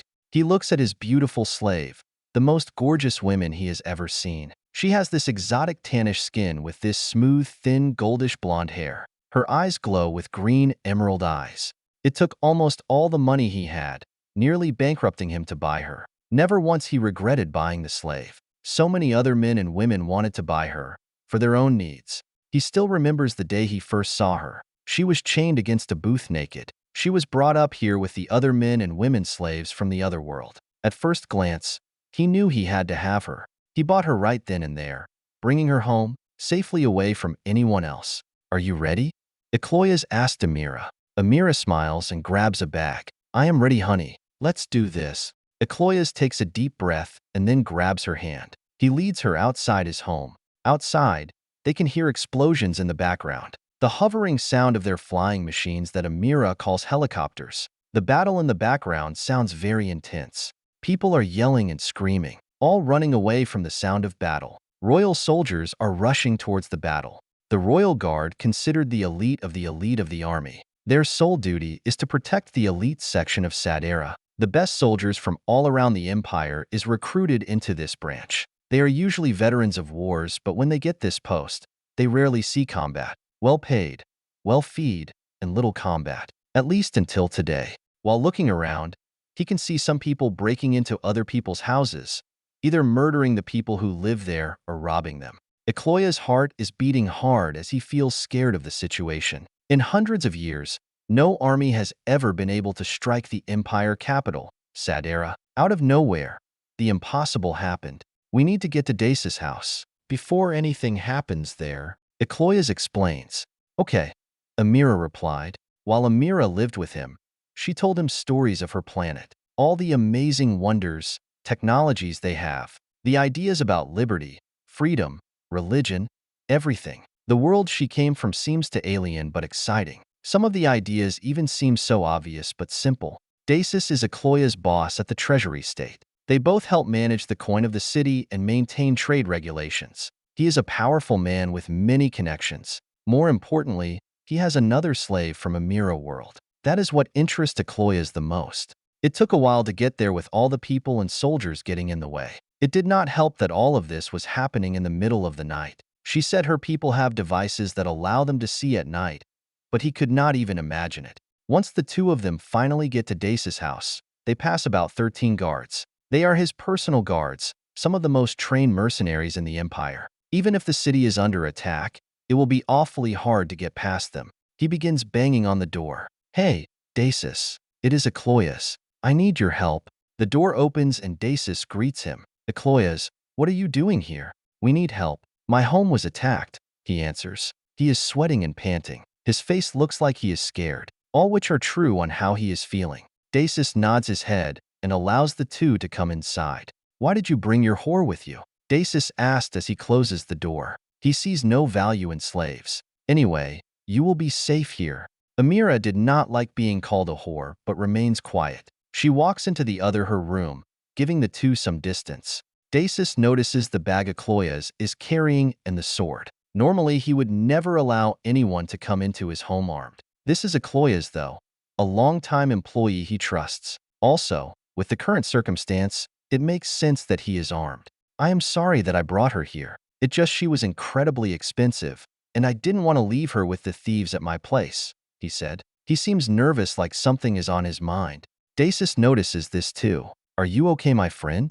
"Yes, I am sorry. It's just, so much is happening. I can't believe what is happening," he said, stuttering a little. Dacis walks over and pats his friend on the shoulder. "Do not worry. These are dark days indeed. However, the Empire has always won in the end. Have faith in the gods. They are on our side." Ecloias nods in agreement, taking a deep breath. Since word came to Sadera that a new enemy force is occupying the hill of Alness, 3, the threat seems so distant, the common people put little thought into it. Not just the peasants, but even the wealthy elite. The Empire propaganda machine keeps stating that they have the enemy contained at Alness, and that they were able to push them away from Italica when that traded city was attacked. That some of our vassals did rebel, and that the Imperial army is currently dealing with it. Even the throne room attack has been spun to favor the Empire. That during the peace negotiation, the enemy used the peace process to try to assassinate the Emperor. It was Crown Prince Zorzel that led the royal guard against the assassins, pushing them out of the city. The Empire press claims he was wounded in the battle but had defeated the Americans. bringing cheers and celebration to the city population. "Follow me, please. We can continue this in my study," Dacis said. He turns around and walks into the other room. Ecloias takes a deep breath, finally ready to do what needs to be done. He follows his friend into the other room. Amira is sitting down on a chair. This draws Dasu attention. "What is this scarlet whore doing sitting on one of my chairs?" "Ecloias, Dacis said before feeling something pierce through his body. He looks down and sees the tip of a sword in his stomach. Amira quickly gets up and covers Dacis' mouth. "No one calls me a whore." Dacis looks at her as he falls to his knees and then dies. Amira looks down on him, glad he is dead. She is thrilled that their plan went better than expected. Everyone must be that distracted by her people's attack. She looks to Ecloias J.W. Fremis. He is standing there, shaking, eyes widen, his dark hair and hazel gray eyes. He seems conflicted and scared. Blood is currently over his robe and sword. Amira walks over to him and grabs his head. She then gives him a long kiss on the lips. "Everything is okay, my love. I am sorry, but it had to be done." I know. Go," he said, still trying to comprehend what he just did. Amira nods and then leaves the room. Dacis has a Brazilian man here. She met him while on the trip to this city. For months, both of us have been planning to save him. She believed when her people came for them, they would not know where they are. So, her and Ecloias have been working with the Medusa family and finding out where everyone at. She knows where that man is at. Dacis had some very exotic tastes and desires. He stands there, looking at his dead friend. "I am sorry, but it had to be done." Since first laying eyes on Amira, he wanted to marry her. That was impossible within the Empire. Marrying a slave brings much shame and dishonor. He did not care but could not risk the guards coming and killing her for his desires. He does not want her to be a slave but his wife. All the generations of work his family worked for seemed like nothing. All that work, building a name for himself within the Empire, did not seem to have value anymore. He wanted to help her people that were enslaved. He wanted to help her be free, to be free and beautiful. He looks over and sees Amira helping that other man from her world. "We need to get going before the guards come in," he said. "Just lead the way, honey," Amira said, smiling. She is proud of him right now. It isn't easy for a man to throw away everything for someone. Ecloias leads the two out of the back door. He spent weeks coming over and studying the layout of Dacis' home, figuring out how to get in and out, to avoid the guards, and how to get away before anyone notices. By the time the guards came inside and noticed that Dacis is dead, they are long gone. On board V-22B, while on board on what they call an Osprey, she and the other rangers from Vanguard 5 see the battle raging below. Delilah looks around, desperately want to get off the helicopter. She does not understand how these rangers are so comfortable in the flying machine. "You will get used to it," Bailey said. "However, I need your game. Only reason my team is doing this is because of you." Delilah looks at the ranger, Captain Bailey Robinson. She did not know others would be joining her. She expected to go alone, which is how she prefers it. But she did not want to challenge Stanford again. This mission is different. While everyone else is saving their people, she and Vanguard 5 are going to see if they can find and rescue Queen Tayul. They reach one of the palace balconies. 2 rangers fire their weapons, killing a few sentries. The red light inside the helicopter turns green and Bailey gives the order to storm the palace. Everyone rushes off the helicopter and secures the balcony. As Delilah gets into position, she sees them plant some device on the door. One of the rangers heads to the door and peeks through.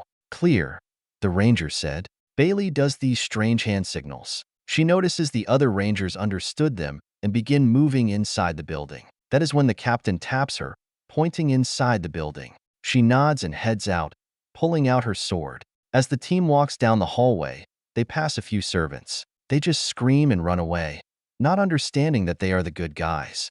Delilah does not blame them for running away. With all the gear these people wear, they do look intimidating. As they continue moving through the palace, the front team finally runs into some guards. The 2 rangers up front open fires on them, killing all 3 guards. "There goes stealth," she said. She has tried to break into her once before, many years ago. Sadera is a city fortress, filled with thousands of soldiers and other creatures used as weapons. It is not easy to move around here, even as an assassin. So, there is some truth to Lieutenant General Stanford, assuming he does not trust her.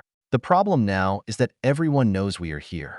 We have to move faster than this, she said. Bailey looks at her, clearly not happy that she gave him an order. I agree. Rangers, pick up the pace. Shot any imperialist holding a sword. The team begins pushing forward, moving from hallway to hallway. It would not be hard for them to kill any resistance. Because of how small the hallways are, the palace layout is working against the defenders. Because of the Rangers' assault rifles, one of them can easily pick the guards off one by one. The guards can only move down the hallways 2 at a time max. After some time sweeping through the palace, they end up in some rooms. This looks like the description, doesn't it? Bailey asked, looking at his notes. Noriko gave a quick description of the layout of the palace and the kind of security they should run into. Only able to venture around Zorzal Cambers, or where he kept his sex slaves, there is not a lot of information to go off. As a firefight begins again, Delilah can hear some noises coming from one of the nearby rooms. I hear someone in that room. Bailey nods and points to 3 of his rangers to breach. They do and burst through the door. Clear, just some servants. Foley, hold on, she said. She walks into the room and sees these 2 girls in white robes. She looks directly at them. They are scared. Tell me where Prince Zorzal Chambers are. I won't ask nicely again. There is a hesitation from the 2, both debating who they should fear more, her or Zorzal. If I tell you he will punish us, Delilah thinks the girl has a point. Not if we take you with us. They mean you no harm and can protect you. She then holds up a figure. Only if you help me, though. She grips her sword, implying they do not have a choice. The 2 girls hear soldiers dying and that strange sound coming from their weapons. His chambers 2 levels up and on the south side. Thank you. Now head to the west balcony. We will meet you there, she said to them and leaves the room. I know where the prince is at, she said. Better be good intel, Bailey said back to her. Take the lead. Rangers cover. LZ X-ray, sadera. LZ X-ray is currently heavily engaged. It seems like every soldier in the city is rushing to their position. That has not been a problem thanks to our air support and Colonel Yang's special friend, Lelei. Lelei Lalalina is standing to be there chanting to herself, energy gathering into the palm of her right hand. A mix of blue and yellow energy. She opens her eyes and pushes the energy ball out. It flies forward, heading down the street. On the street, royal guards are scattered and in disarray. Some are trying to gather their dead soldiers, others trying to form a formation as they are being picked off by ranger marksmanship. The energy ball rams right into a group of soldiers exploding. She lowers her staff, seeing the most recent attack ending in complete failure. She turns around and walks back to the middle of the plaza. As she walks, she can see a wyvern falling from the sky. The body rams right into a tower of a building. Right above, there are sounds of thunder as fighter jets fly overhead. After listening to the sound of the fighters fly by, Lelei heads to Colonel Yang. As she approaches, she notices that he seems off, like something is not right. Colonel, she said as she walks up to him, is everything okay? Peachy blue, Yang responds with, as he looks around in his night vision binoculars. What he said completely confused her. Peachy? Blue? Yang chuckles from that. Never mind. Things are just going too well for my taste. Isn't that a good thing, sir? I thought you would prefer things to go easy for us. She then looks in the direction he is looking at. Don't forget, you have more powerful weapons than they do. Yang lowers the binoculars and takes a breath. War isn't always about what kind of weapons you have. There are tactics, strategy, and the quality of your soldiers. We are more powerful than they are, but that doesn't mean they don't have options. Like what? She asked him, surprised. She is finding it hard to fully hear him as people are yelling, scream, and the sound of gunfire everywhere. We are operating in fixed locations. They can overwhelm us. It will be costly, but it could be done. If they have monsters, they could use them. Also magic, Yang answers. The Empire only uses what it can control. From what I understand from the Magic Academy, many magic users do not like to work for the Empire, she explains. But many also do like the Empire. It is a very dividing topic in Rondell. Some see the Empire interfering in their research, while others like the values, power, and wealth the Empire brings to them. Sir, one of the Ranger radio men yells. You are going to want to listen. Yang grabs his radio to listen. This is Echo 3. We are facing some extreme turbulence. Controls are struggling. Echo 3. one of the Apache's pilots said over the network. This is Osprey 2. I see it. It is like a cloud forming all around us. One of the V-22B Osprey pilots comments. We can't identify. Holy crap, scatter. The pilot yells over the network. Lelei and Young look up. They see all these small dark clouds appearing out of nowhere. They are trying to surround and silo the helicopters. That is not all as more clouds appear, merging to form bigger clouds. Thunder can be heard and the sound of lightning. This is sky magic, Lelei said. Young hears what she said and grabs his radioman radio. All hellos, pull out. Now, goddammit. I am closing the LZ. All birds, disengage. Getaway form the cloud formation. Another V-22B Osprey pilot said. As Yang works on protecting the helicopters, Lelei looks around. On a nearby roof, she does see some light that does not look to be fire or from a flashlight. The building seems to have some damage from the battle, it only being 3 stories tall. Deciding that possibly can be a magic user, she rushes to the direction. As she runs to the building, Rangers are all around her, either engaging the Empire forces or trying to figure out what is going on with the sky. This is a clear reminder for her that these people, with all their science and technology, they still do not understand magic and how deadly it can be. Once getting to the building, she flips her staff around and chants a spell. The spell allowed her to propel herself up onto the roof. Propelling is one thing. Landing is always another. As Lelei moves up in the air, she falls hard onto the ground. Ouch. Still need to work on that. Lelei stands up and sees this older woman in black and green robe. Her staff is planted into the roof, glowing bright purple and blue. That must be the source of the sky magic. Lelei picks up her staff and aims it. After doing a small chant, 3 energy balls appear out of the blue tip. The energy balls move through the air and donate before hitting the staff. Ah, so they do have a magic user, the women say as she laughs. A child like yourself, this is barely a challenge. Lelei just stares at her, studying her. She can see that she is a mage master. The magic women's hands glow yellow. She then raises them above her head, chanting something. Above her are the sounds of lightning. She looks above and then behind her, in the direction of the landing zone. A large bolt of lightning strikes the plaza, hitting close by some of the Rangers. The strike seems to be random. I see her plan, Lelei said after watching the strike. She is using the clouds to prevent the American helicopters from getting close, and then using the lighting as artillery. With some luck, this gives the Empire Army the chance to storm the plaza with numbers. Even with the Americans' advanced weapons, in close-quarter fighting, numbers do matter.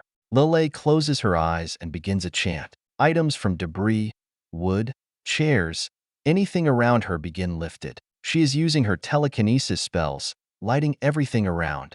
Then she opens her eyes and points her staff at the women. From all directions, items are slamming right into her.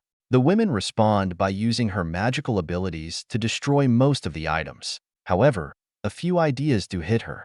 Damn, you annoying brat. You want to play? Let's play. Intersection, Sadera, July 4th, 2025. At the intersection, there currently is a large firefight. As predicted, a major Royal Guard force is trying to move through here. Both Ranger teams have been able to hold them at bay with ease. Sharpe is currently by the statue, engaging in a firefight. At first, the Imperialist forces using their standard tactics, a deep line formation. All that did was make it easier for the Rangers.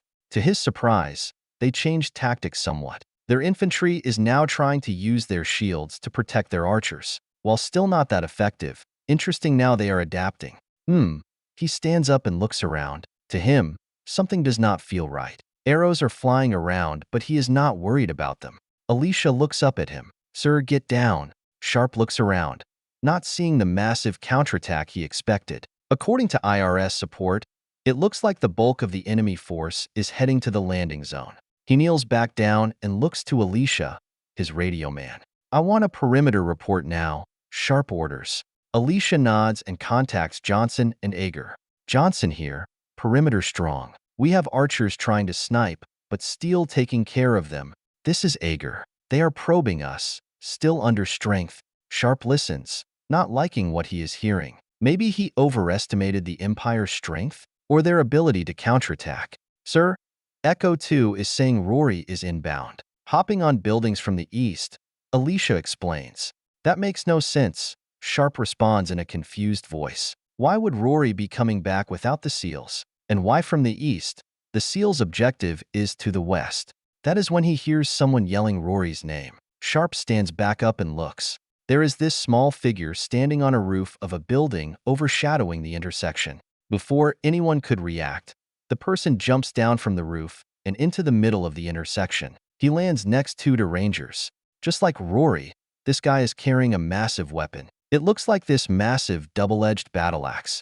The new guy then swings his axe after landing. The axe swings at the 2 Rangers that are next to him. One of the Rangers barely got out of the way, however the other man's right arm was cut right off. From this angle, Sharpe can see that this new enemy is a young boy, just like Rory. A few other Rangers begin to fire at him. The bullets hit him just like any other man, blood oozing out. The boy just stands there, looking at his next target. He grabs his radio. Everyone take cover.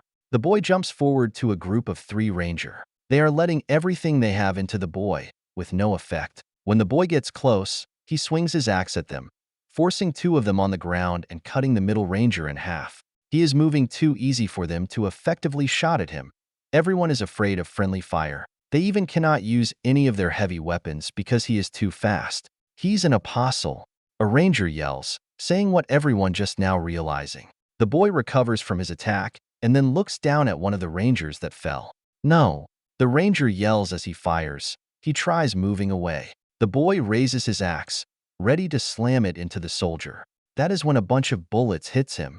Hey boy, Sharpe tells at him. He sees the boy looked directly at him. Sharpe drops his rifle and then pulls out his Colt .45 and his combat knife. He knows his rifle is useless, and if he does not do something to distract this apostle, everyone going to die. The boy charges towards Sharpe. Sharpe knows he cannot win a close-quarter fight against him. He is thinking that if he could just distract him long enough for Rory to arrive, then no one else will die. Go on the offensive and control the flow of the fight seems to be his best option.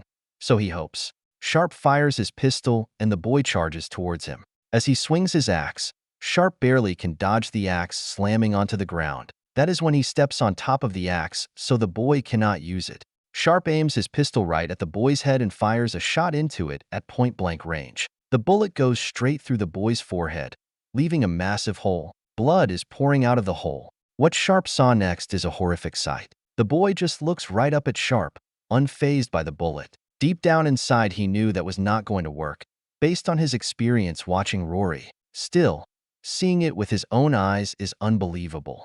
The boy lifts his axe, forcing Sharpe over the boy. Sharpe lands behind the boy, rolling back onto his feet. He jumps back to him before he could fully use his battle axe. Sharpe gets close, ramming his knife into the boy's neck. With his free right hand, he wraps around the boy's arm that is holding the axe. Fool, the boy said. He just grabs Sharpe's vest and flips him over him and right into the ground, knocking him out. Being slammed on the ground hurt Sharpe. He lays there for a bit, trying to recover. He admits to himself, his original plan on trying to keep the boy on defense is not going as planned. Maybe a more defensive strategy might be better. Sharpe hears a quiet voice, telling him to move now and keep fighting. Out of pure reaction, from years of training and working with the best soldiers on Earth, he moves to the left, just missing the boy axe attack. As he moves, he suddenly realizes he cannot move. He looks behind him, and the boy has his pants. As the boy raises his axe, Sharpe realizes that fighting defensive is not going to work either. Sergeant Major Randy jumps on the boy, grabbing his arm that is holding the axe. He is trying to prevent him from swinging it. Private Second Class Scott Marvin and then another ranger from the other team jumps on the boy, all trying to wrestle him down to the ground. Another ranger grabs the axe, trying to help Randy disarm him. The boy is forced to let go of Sharpe, now pulling the rangers off him. Getting a chance to recover and think, Sharpe looks to his left side. This dead imperialist soldier is laying there dead, with a hole in his head. Sharpe sees a sword and grabs it. For some reason that reminds him of a random story Rory once said, that there was once this apostle who was chopped up and scattered around the world, that being the only real effective way to defeat one. He realizes they do not need to do any of that. They just need to remove his arm. Since bullets still have a physical effect on his body, maybe a blade can cut his arm off. He then grabs his radio that is on his upper chest. Rangers, cut his arm off. The boy shakes or pulls all the rangers on him off. He grabs Scott and tosses him into another ranger that was trying to help him. As the apostle boy is distracted, Sharpe gets up and tackles the boy. He pushes the sword he picked up into the arm of the boy, trying to cut it off. Intersection. Sadera. SEAL Team 3 was able to meet back up, so not the team is fully united. They are escorting 4 hostages and one of the Empire civilians who seems to have defected. Getting to their objectives seems to be the easy part, as getting back has been much harder. Daniel had to avoid going down the streets as the bulk of the royal guards seemed to be mobilized and blocking their path to the intersection. Currently, he led his team down some alleyways. How tight the alleyways have reminded him of his time in the Middle East, hunting terrorists. Most of those cities are ancient, just like this place. One of his SEALs yells that he sees a target. Daniel stops and orders one of his men to toss smoke, hoping that the smoke might trick them, believing it is poison gas. That is when the imperialist civilian named Elias stops. Where you want to go? He stops, not happy a civilian is asking him questions. We go now. He knows this city inside out. Just tell him where you want to go, and he can take you there. Away from the army, Amira explains. Daniel hates to listen to the enemy, but does not see a way around it. The intersection, where the fighting is. That is when an idea appears in Daniel's head. There is this wall to the north of it. They can rappel down it, avoiding the army. There is a wall next to it. I want to go to the top of that wall. Elias looks confused, not understanding why Daniel wants to go there. Deciding not to piss off this scary man, he agrees to take them all there. They all begin going down the alleyway. As they move around, a soldier appears right in front of them. Elias stops, scared to death. The soldier raises his sword, about to slash him. That is until a bullet goes through his head. Let's go, Daniel orders. He places his hand on Elias' back, pushing him to continue moving. Elias is leading the SEALs to this door that is coming up. It is not a big door, looking like some storage unit than a door to somewhere. Daniel stops and watches as Elias opens it. If you are fucking with me, you are dead. All good, Elias said. He begins climbing up. Confused, Daniel looks inside and sees this ladder going up. Damn. He then looks to his team. Everyone, we claim. Set a trap. I want no one following us. Daniel begins climbing. Behind him are the hostages and the rest of his team. Once they get onto the wall, a small exploding can be heard from down below. It seems the royal guards trigger a trap that the SEALs set. Daniel takes a quick look around and sees the intersection. All right, let's go. You two take point. As they all run down the wall, they can see the whole engagement zone. They can see smoke and fire coming from LZ X-ray. Daniel can hear one of his men comment about the view. What the hell while they were gone? He thought the Rangers were able to do this task. The sun is beginning to rise, and the cover of darkness is beginning to recede. Losing the night will only make it easier for the Empire artillery and archers to hit our people. The mission is clearly behind schedule, and that is not good. The Hellos only have so much fuel and cannot stay on the station forever. They can see the intersection and some archers on the wall, shooting arrows down at our people. They are staying low, trying not to get shot. A few bullets hit the stone that is protecting them or flying right past them. Daniel orders his men to form up. Slowly, they snipe the archers out until the wall is clear from hostiles. They finally arrive at the top of the intersection. Daniel looks down and is shocked by what he sees. It looks like Vanguard 6 and 7 were hammered. To the left, he sees Rory fighting someone. Is that another apostle? Daniel asked.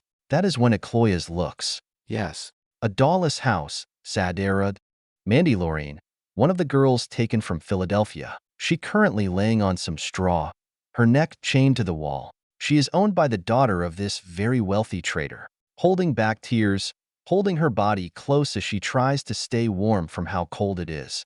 Suddenly, she hears these large explosions. She looks up to the window that is higher than her. She gets up and climbs up the wall, struggling to do so. She barely can look out the small window. All she can see are these flying things and the sounds of battle at the palace. Looking more closely, she notices the flying things are helicopters. That must mean they are here to bring her home. She tries to reach her hand out the window, struggling to do so. Please, don't forget about me, she said softly. V04, Chapter 46 Raid on Sadera RM. Apex Liberty Bar, Alness Community, July 4th, 2025. It is getting late into the morning. The Apex bar is usually closed by now. When it is open, the place is always loud. People laughing, giggling, everyone enjoying themselves. Right now, though, the bar is staying open longer for this special moment. When the bar opened, one of the soldiers sneaked a military radio into the bars. He was trying to impress one of the waitresses. The bar is packed, never being this full before. Even the alness military police is here, not to kick the customers out or to control the massive crowd, but to listen. Everyone is dead quiet, all listening to the radio. "We got incoming," a ranger said over the radio. A massive amount of yelling and gunfire can be heard in the background. "This is X-ray, taking heavy fire. Lightning artillery. Repeat, lightning artillery." Another ranger yells. Everyone is trying to get as close they can to the radio, wanting to listen to every piece of information. Wolf is there, listening. He has heard many things from the radio. The battle sounds very intense, and right now he feels more useless than ever. Wanting to be there, wanting to do something. "This is Vanguard 7 lead. We are engaging an apostle. Need backup now." A female voice can be heard. "This is Echo 2. I see you, Vanguard 7. You are all in the kill zone. I can't do anything." "This is Echo 1. We cannot lock on to any targets. This cloud thin is blocking all radar contacts," an Apache pilot said as he tries to figure out what's going on. There is some static over the network, interfering with the signal. Then all they can hear what weapon fire and some explosions in the background are. It will be confusing what is happening where. "This is Colonel Yang. LZ is closed. All aircraft stay away from those purple clouds. Repeat, do not go into the clouds. We advise, we have a Kia." Staff Sergeant Donald. Arrow in the neck after a lightning strike. Another ranger yells over the network. "Vanguard 7 office, Fort Alness." Sarah walks into the Vanguard 7 officer office. She sees Selena sitting in Sharpe's chair, just waiting. She is not surprised by that. She finds it cute. "Hello, Selena. Keeping the seat warm?" Sarah asked her, smiling. "Shouldn't you be asleep, though?" Selena looks up at her and thinks. The right words could not be formed. "I understand. I will be right over there if you need anything," Sarah said. She then turns around and begins to walk off. It is a big operation going on right now. She never been able to sleep the night of operation. "How do you do it?" Selena asked. Sarah turns back around, looking confused. "How do I do what?" "Stay here while they are at war," Selena said. Sarah gets it. She had those feelings too, even right now. "Well, it comes with the job, but I still worry. They are my team after all." Selena looks away, not thrilled with that answer. Sarah begins to think. She realizes this must be hard for her. After losing everything, she finally has somewhat of a home here. Someone that cares about her. Someone that she cares about. "I just have faith, Selena," Sarah said as she walks back over. She takes a seat on top of Sharpe's desk. "Let me tell you something about men since you're getting to that age anyway." Sarah continues. "They are pretty simple. They can be either destroyers and monsters, but they also can be builders or protectors. It all depends on what their motivation is." After hearing that, Selena thinks back at Italica, where the boy stole her purse. "I take it you had a similar experience?" Sarah said, reading Selena's reaction. Right then she thinks about what she just said. "Shit, that was a very stupid thing to say. I am sorry, Selena. That was a bit insensitive of me."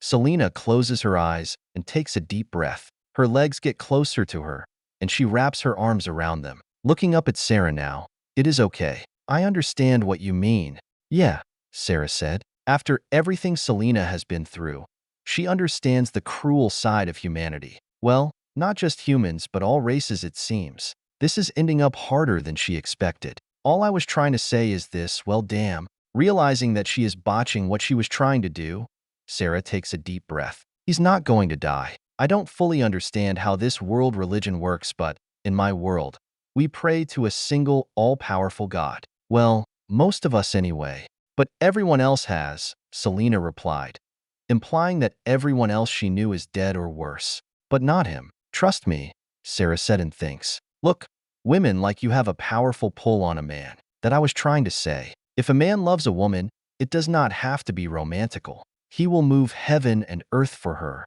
Sarah then leans forward and lightly pokes Selena in the cheek. "He's not going to die because he has a reason to come back.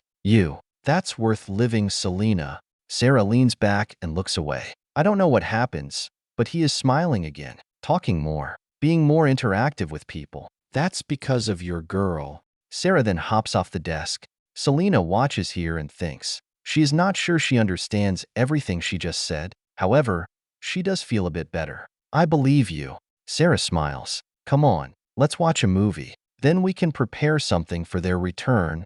Selena thinks. She knows Sarah trying to find something distracting. She begins to think of a movie. There was a movie I heard Frost and Scoot talking about. It had that guy from Ghostbusters. Sarah looks at her. Bill Murray? What film are you talking about? Selena nods her head as she gets off Sharpe's chair. I think it's called Stripes. Sarah's eyes widen as her cheeks get a little red. No, you're too young for that. When they come back from the battle, she fully intends to kill them all now for this. Let's watch a Pixar. Never can go wrong with them. LZ X-Ray, Royal District Sadera, July 4th, 2025. At Landing Zone X-Ray, things are looking bad. Apache air support has been reduced to sniping roles with their chain guns. For some reason, the magical clouds are preventing the helicopters from getting close and using their missiles. As another lighting strike hits the landing zone, Lelei is on the roof, breathing heavily.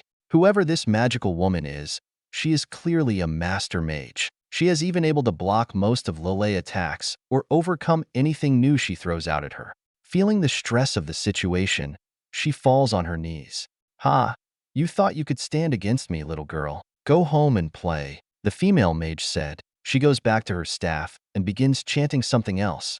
The clouds above being forming into a whirlpool-like shape. Lelei looks and believes that the women are trying to destroy the plaza, killing everyone and preventing them from escaping. Damn, she is too tough, she said to herself. All the knowledge she has learned, everything she has experienced recently seems to be useless. Lelei begins to tear up, feeling very scared of the situation, that she has failed to live up to Colonel Yang and Major Sharpe's expectations. They trusted her to help them, to protect them. This was her one job, and she cannot do it. This entire morning, she has felt scared. Since getting on the helicopter, her confidence has been getting weaker. Even with Yangbet's efforts, she just feels weak. But he did say that I can't displease. They all believe I can do this, otherwise they would not let her come. Lelei looks forward and watches the mage. The mage is overconfident, focuses on the soldiers than her. She does not consider her a threat, and she specializes in sky magic. She is protecting that staff though. That must be the source of her power, at least for what she is currently doing. Her eyes widen. I know I can do this. Lelei uses her staff to stand fully up. She must trick up her sleeve that might work. It is dangerous, but not even this woman will not see it coming. All she must do is stop the cloud magic. The rangers will do the rest once they get a chance. Lelei closes her eyes and holds her staff out. She takes a slow, deep breath, concentrating. From her books from the other world, she read these laws about gravity by a man named Newton. Gravity is a force that attracts objects together, all depending on the size of the object. Everything has a reaction and an opposed reaction. Even in this world, everything is being held down by this gravity theory. If Lelei does this right, she can use these laws to hopefully manipulate the gravity around her, turn it into a weapon, and crush this mage woman. Lelei's staff begins to glow brightly, and she feels a heavy force around her. It is getting harder to stand, taking all her energy to finish her chant. The purple magic women sense something and look towards Lelei. What are you doing, little girl? Noticing all the energy gathering around the blue-haired girl and the strange feeling around her. Some parts start to feel heavy while other areas of the roof feel lighter. What are you doing, girl? What is this? Lelei opens her eyes. She lifts her staff and points it to the magic women. Right then a massive explosion appears on the roof. The building already weakened from battle, so it collapses. The heart of the explosion happened close to where Lelei was standing. Colonel Yang and some other rangers saw all this happen. Go! Seeing the building collapse, he and others begin running to the building. Rubble is everywhere. Find her. Yang orders. He and a few others begin moving rubble around, looking for any clues of Lelei. Over here. A ranger yells. He helps Lelei up from the ground. Yang runs over to them. Are you okay? Lelei looks up, all dirty and a bruise on her cheek. That wasn't supposed to happen like that. After hearing that, Yang bursts out laughing. The other two rangers next to him and the one holding her up would chuckle too. Lelei looks at them all, confused why they are laughing. Don't worry about it, kid. Glad you are alive, Young said. He looks to the ranger holding her up. Take her to my CP. You bitch. The mage yells as she walks through the building. She is all cut up and bruised. One of her hands is on her head, holding a wound. I am going to personally kill you. The mage continue as she stumbles through the rumble. The ranger picks Lelei up and begins running to the colonel's command post. Same with Yang and the other ranger. The mage begins forming a magical spell, forming this large white disc. This is Davis. Clear the target, Davis said over the radio. Lelei looks back and sees this rocket flying. It would hit her dead on. Not fully understand what a rocket is. A big explosion happens right where she was at. Once the smoke clears, all she can see is debris. Once Lelei is taken to the colonel's command post, a realization occurred. Colonel, her staff is still up there, now undefeated. Young looks at her and then back at the building. Since the building is mostly destroyed, they now have a clear line of sight of her staff. Is that the weather device? Young asked her. Not fully understanding the context he is saying, she believes she gets the point. Yes, her staff is what's producing the clouds. Young grabs his radio. All rangers engage the staff in the building. Weapons free. Lelei looks over her cover. She sees some random gunfire heading to the staff. Weapon fire picks up, and then another rocket from an M3E1 recoilless rifle is fired. The rocket blows up the staff, causing a massive shock wave. Once the shock wave is finished, the clouds slowly begin to disappear. It looks like the sky magic is finally over. This is Osprey 4. We see X-ray clearing yup, directing air support back to you. A rocket that the Americans call a Hellfire missile can be seen moving through what is left of the clouds and into the street, blowing up a large formation of Royal Guard formation. Every part of Lelei's body feels weak, screaming to just lay down and go to bed. Or a hot bath. Her body is demanding for a hot bath. That spell took everything she had, not having many chances to test it out. She looks over to her right and sees 3 rangers being treated by medics. This version of a healer. She also sees this man with an arrow through his neck, laying there lifeless. Don't get worked up about it, kid, Young said as he kneels next to her. Lelei looks over to him. It is my fault. You and the major trusted in me. He died because I couldn't stop her. Young thinks for a moment and smiles. You are completely wrong. He did not die because of you. You did not screw up. You saved the landing zone. Okay, but, Lelei continuous. My spell didn't even work. That didn't work? Young points back to the destroyed building with his thumb. You're kidding, right? That looked effective to me. Seeing that he has not fully gotten through. Look, you did great. You faced someone stronger than you and did everything you could. None of us can ask for more. Lelei takes a deep breath and nods. Okay. Young nods and stands up. He picks up his rifle. Just remember, you saved the landing zone. We can take care of the rest. Lelei watches him run off back into the plaza, going to go lead his men to victory. She leans back as she catches her breath. She then looks back at the wounded and dead soldiers. He wouldn't stay here. Lelei got back up and walks back into the plaza. Outside brothel, Sadera. The last of the Knights of Talis horsemen is laying on the ground, his arm holding up in the air, like it is trying to stop something from falling on him. Don't kill me. I am a servant of Imroy. Please. The knight yells, begging for his life. Rory smirks and runs her halberd right into the man's body, killing him. She feels his soul moving through her body, bring this light, orgasmic feeling. Once the feeling of the soul disappears, she looks around to admire her work. All around here is about 200 the Knights of Talis bodies, littered everywhere. They had it coming, she said to herself. She then hears loud explosions in the distance. Hearing that, she turns her head around and sees smoke coming from the landing zone. What is up with these men and explosions? Can't do one mission without blowing something up. She rips her halberd out of the man's body, leaving a trail of blood, swings her weapons onto her shoulders. However, it is very adorable. Them and their toys. That is when Rory hears a lot of weapons firing coming from the intersection. Sounds like they are having fun too, she said, and then realizes something. Rory has a small neck radio set. During the fight, she turned it off as it was distracting her. Everyone yelling and giving reports sounded very boring, and there were people to kill. I guess I better turn it back on, even though all they do is yell.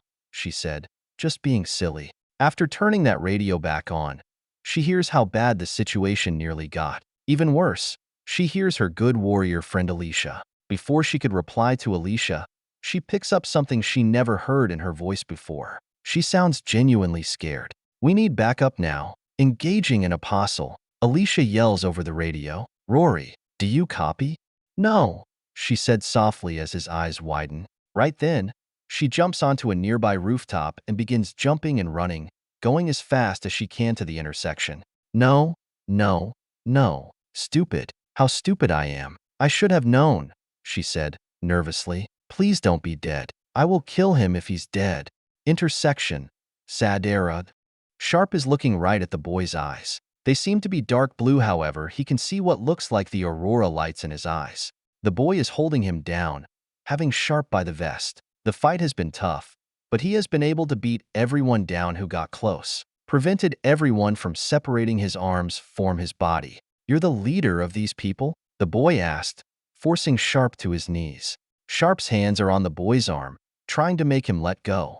One of them, he said, struggling to stand. Then listen to this. I have seen your people. You are the essence of insanity, the guardians of darkness. You bring chaos and violence. I do not understand why you side with Emroy, but you will falter. Speak English, boy, he struggles to say. I am not on Emroy's payroll. The boy just looks at Sharpe and lifts him in the air. Regardless, your people have brought instability and unbalance to this world. As my god Idos commands, Talon will cleanse you and the rest of your people form Falmart. Sharpe listens to everything this boy has to say. He has seen much combat in his military career. He has faced many deadly opponents in his career. Many times, he always wonders how he is still alive. Never once he thought this is how he would go out.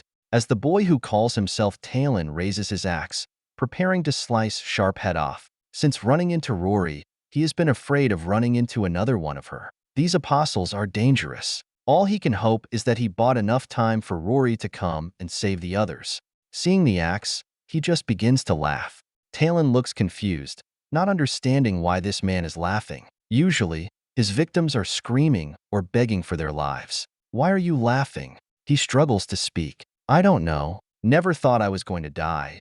Because the lady is taking too long with her makeup. Talon looks very confused, not understanding the context at all. That just amused Sharpe even more. This just reminds him of the time with Nick, Cortez, Jesse, and the others. Deciding to finally end this, Talon begins to swing his battle axe at him. He stops again and brings Sharpe closer to him. What do you mean by that? Talon asked, very confused. Who are you waiting on? Right then both can hear this noise coming from Sharpe left. With all her speed, Rory rushes right at Talon, slamming her halberd right into Talon. Let go of him. Talon lets go of Sharpe and flies down a block and right into a building.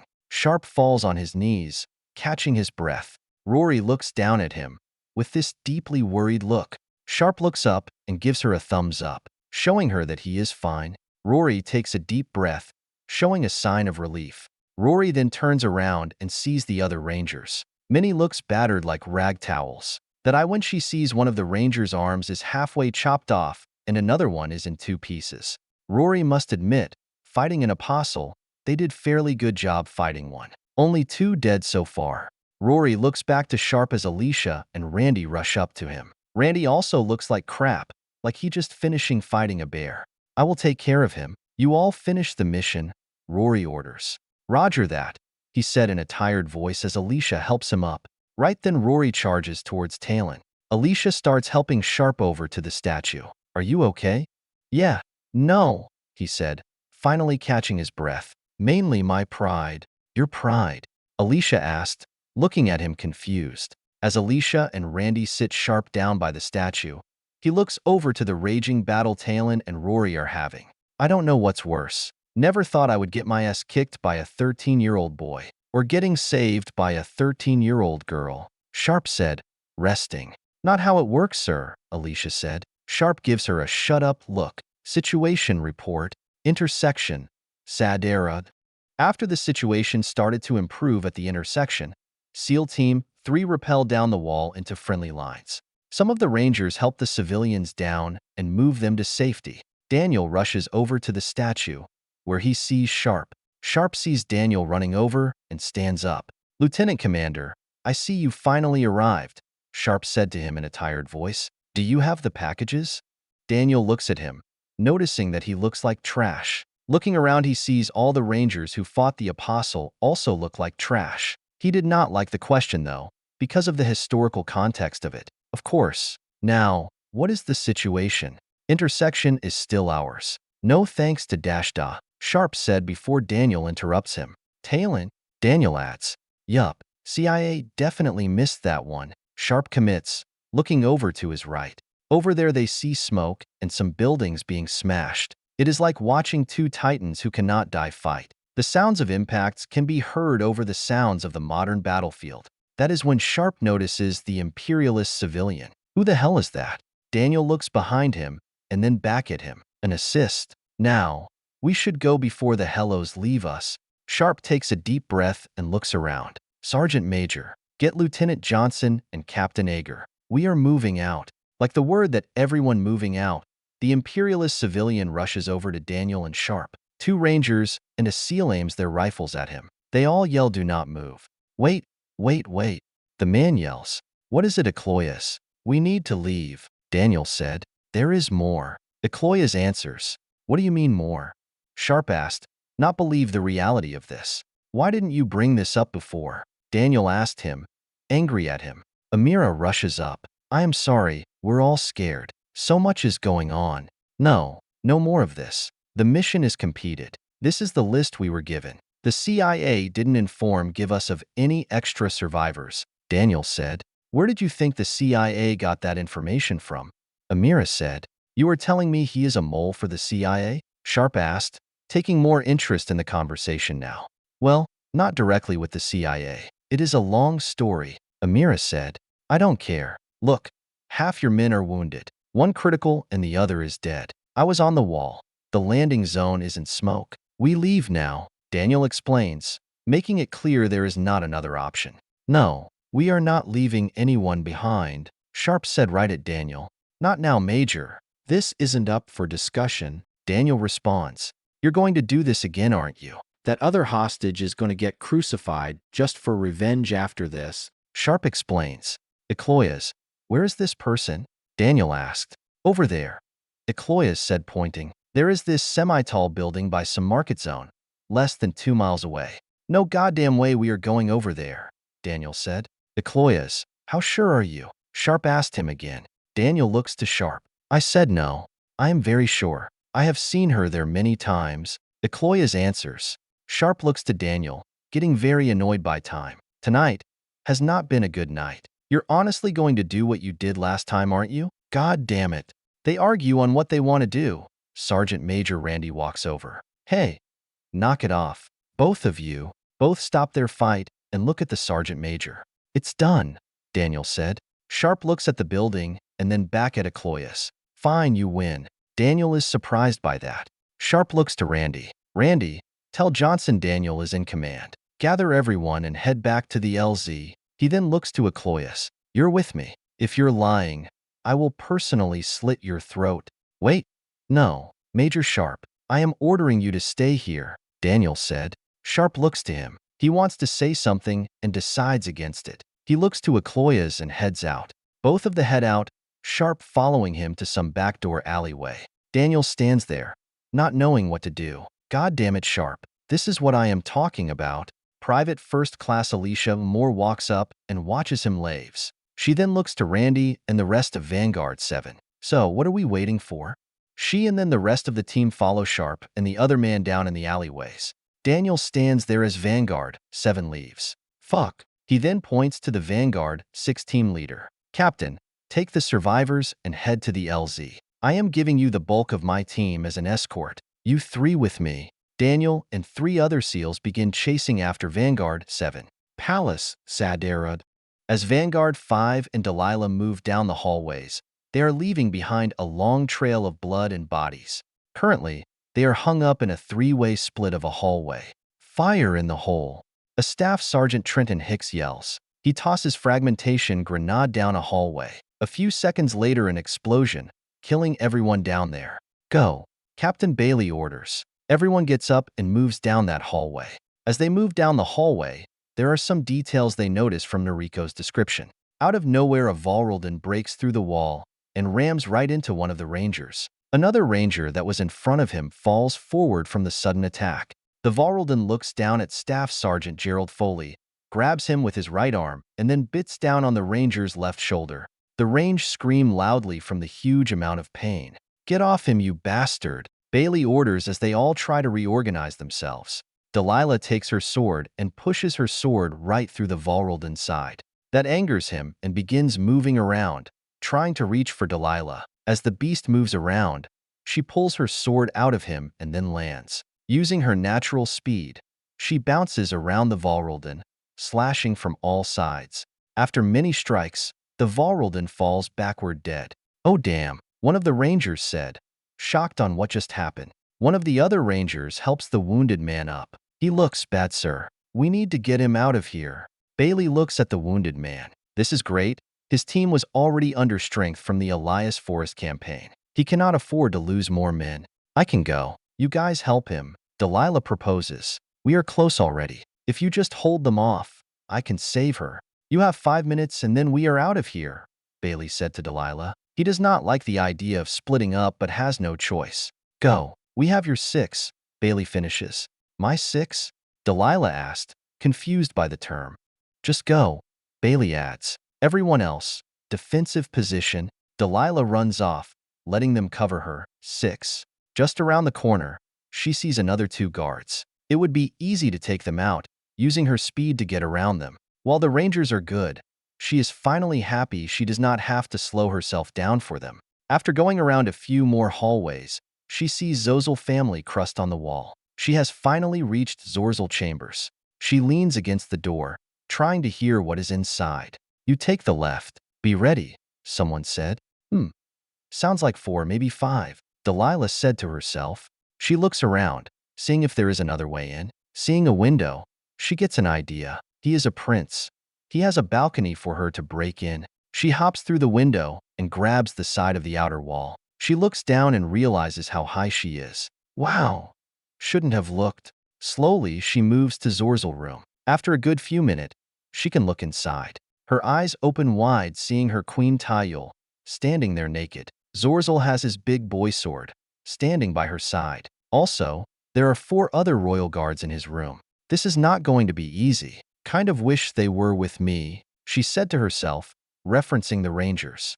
Seeing that she must take out the guards first, then help her queen, Delilah pulls out her sword and jumps down, swinging herself into the room. Before the first guard can reach, she can slash his head right off him. Turning around, she hops again, spinning backward in the air. She lands and charges forward, stabbing her sword right into another guard. She tries to pull her sword out of the man's body, but it seems stuck. She lets go before the 3rd guard can hit her with his sword. She rolls on the ground and pulls out 2 knives. "Stop!" Zorzel yells. He then begins to chuckle. "Delilah, what are you doing here?" "Run now," Tayul said in a painful voice. Zorzel has a chain around her neck, her arms bound behind her body. "If you don't stop, I will slowly cut this whore of a queen," Zorzel said, snickering at the idea. "I know she can take a few cuts. I know how enduring she can be." Delilah glares at him. "You bastard." She about to charge right at him but stops. Zorzel moves his sword down Tayul's body until it reaches between her legs. "Watch it, pretty bunny, or some fun goods might get damaged." Delilah can see he is intentionally toying with her. How could something be this sadistic? The other 2 guards go by Zorzel to protect him. She then sees the door open and 3 more royal guards walk in after hearing all the noises. She looks around, realizing that there is no way she can take them all on by herself. One moves and Tayul gets hurt or death. "Let her go and all of you will live," Delilah, threatening them all. "Don't believe her," Zorzel replied. He then thinks, glancing up and down her body. "I think you will make an interesting body for my collection." Zorzel then looks to his men. "Take her." The 5 guards charge at her. Delilah stands there, trying to figure out what to do. That is when her long ears pick up a very faint voice, coming from outside the room. "Breach." Right then the wall behind them explodes. Everything in the room gets shaken. 2 of the guards fall over. The others, shocked by what just happened. Zorzel let go of Tayul, falling back against the wall. What is that ringing sound? Zorzel yells, holding his ears. Delilah lets go of her ears, closing them right before the explosion happens. One thing she has learned about those otherworlders: they like their nosy toys. U.S. Rangers. Everyone won the ground. One of the Rangers yells as he walks in. Another two walk inside, aiming their rifles. Two of the guards ignore what the Rangers said and begin to charge at them. They did not get far as they were shot at point-blank range. Delilah sees Tayul and grabs her, pulling her over to the corner of the room. As one of the guards tries to stop, Delilah slices her knife at his throat. Zorzel, seeing his men getting slaughtered, he turns around and runs on his balcony. Captain Bailey sees him running. Stop him! Two Rangers charge after him. Zorzel jumps off the balcony, dropping to the next one down. It's still a big drop, but he was able to get away. Damn it, we lost him, sir. One of the Rangers say. That is fine. Clear up, we move in 10. Bailey orders. Tayul looks at these strange-looking humans in these very strange-looking clothes. She just witnessed 5 highly trained soldiers just get slaughtered within seconds. What is going on? Who are these people? That is when she thinks about what she heard from the throne room. Are these those Americans? Delilah walks over to her, cutting the bondage so her arms are free. Yes, they are. We came to rescue you. How did you even get up here? How did you even know I was here? Tayul asked, looking at Delilah, not trusting those Americans. Well, hey, we leave now. Questions later. Bailey yells at them. He looks at his men. Sergeant, take point. Sir. The Ranger answers. Bailey. Delilah calls out his name. She sees him give her a slight glare. She gives an apologetic look. Captain Bailey, what are you doing here? Thanks for the help, but he's dead. We leave now, Bailey said, not thrilled about losing a man. Delilah's ears drop after hearing that. When she first proposed this mission, she never expected someone will die, especially those Americans, with all their power and might. Even they are still mortal. She looks to her queen. Tayul, you must trust me right now. We need to go now. She grabs her arm and begins pulling her, following the Rangers. They all be rushing through the hallways. As they pass, bodies are littering everywhere. Blood splattered all over the place. Bullet holes everywhere. Walls destroyed from grenades and other creatures. Tayul be looking at the carnage. In pure shock, these few soldiers were able to do all this damage. How is this even possible? Before they get to a staircase, the team stops. Right there, both Delilah and Tayul sees this dead Ranger that is leaning against the wall. The body seems lifeless with blood all over his left side, where the deep bit happened. The reality of this mission hit Delilah hard. What was his name? One of the Rangers picks up him and swings his body over his shoulder. First Sergeant Timmy, right? Delilah could not form any words. She just nods to the Ranger. Right behind them, one of the other Rangers fires a burst from his rifle. The sound still startles Tayul. Running low on ammo, sir. Tayul leans to Delilah. What are they doing? We need to go. He's just dead weight. Delilah looks at her, not happy what she just said. Yeah, but he died coming to save you. They do not like to leave their people behind enemy lines, dead or alive. I see why now, she said with a tone that tells her queen to drop it. The sight made her understand the culture behind the act. The team behind's moving down the stairways, heading to the floor they need to get to. Once they get to that floor, moving through the hallways seemed to be easy. Resistance looked like it died down. Maybe they are running out of men, one of the Rangers said. Watch it, they might send another beast out, Bailey replied. No, they have 1,000 soldiers guarding this one building alone. Unless you killed them all, they are up for something, Tayul said, knowing the garrison more. They turn the corner. At the end of this hallway is the balcony to the extraction site. Bailey gets on his radio. Osprey 1, this is Vanguard 5 lead. Almost at extraction. Need to pick up now. Roger that. Inbound now. As they run down the hall, all of a sudden, an arrow flies right down. No time to warn anyone.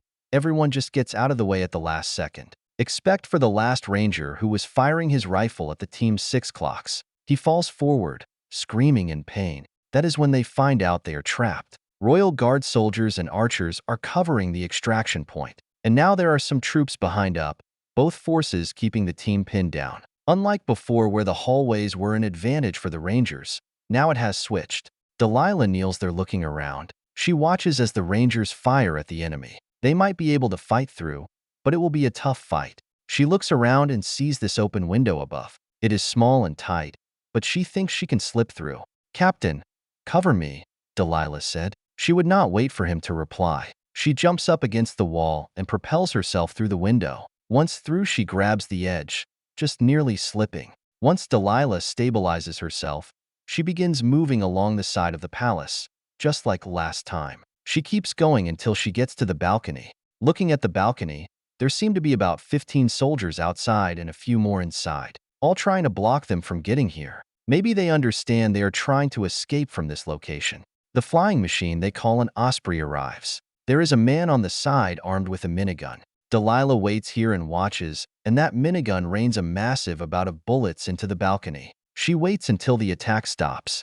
She jumps onto the balcony and sees the remaining guards inside. Pulling out both her knives, she jumps into the room and slaughters them all, not holding back at all.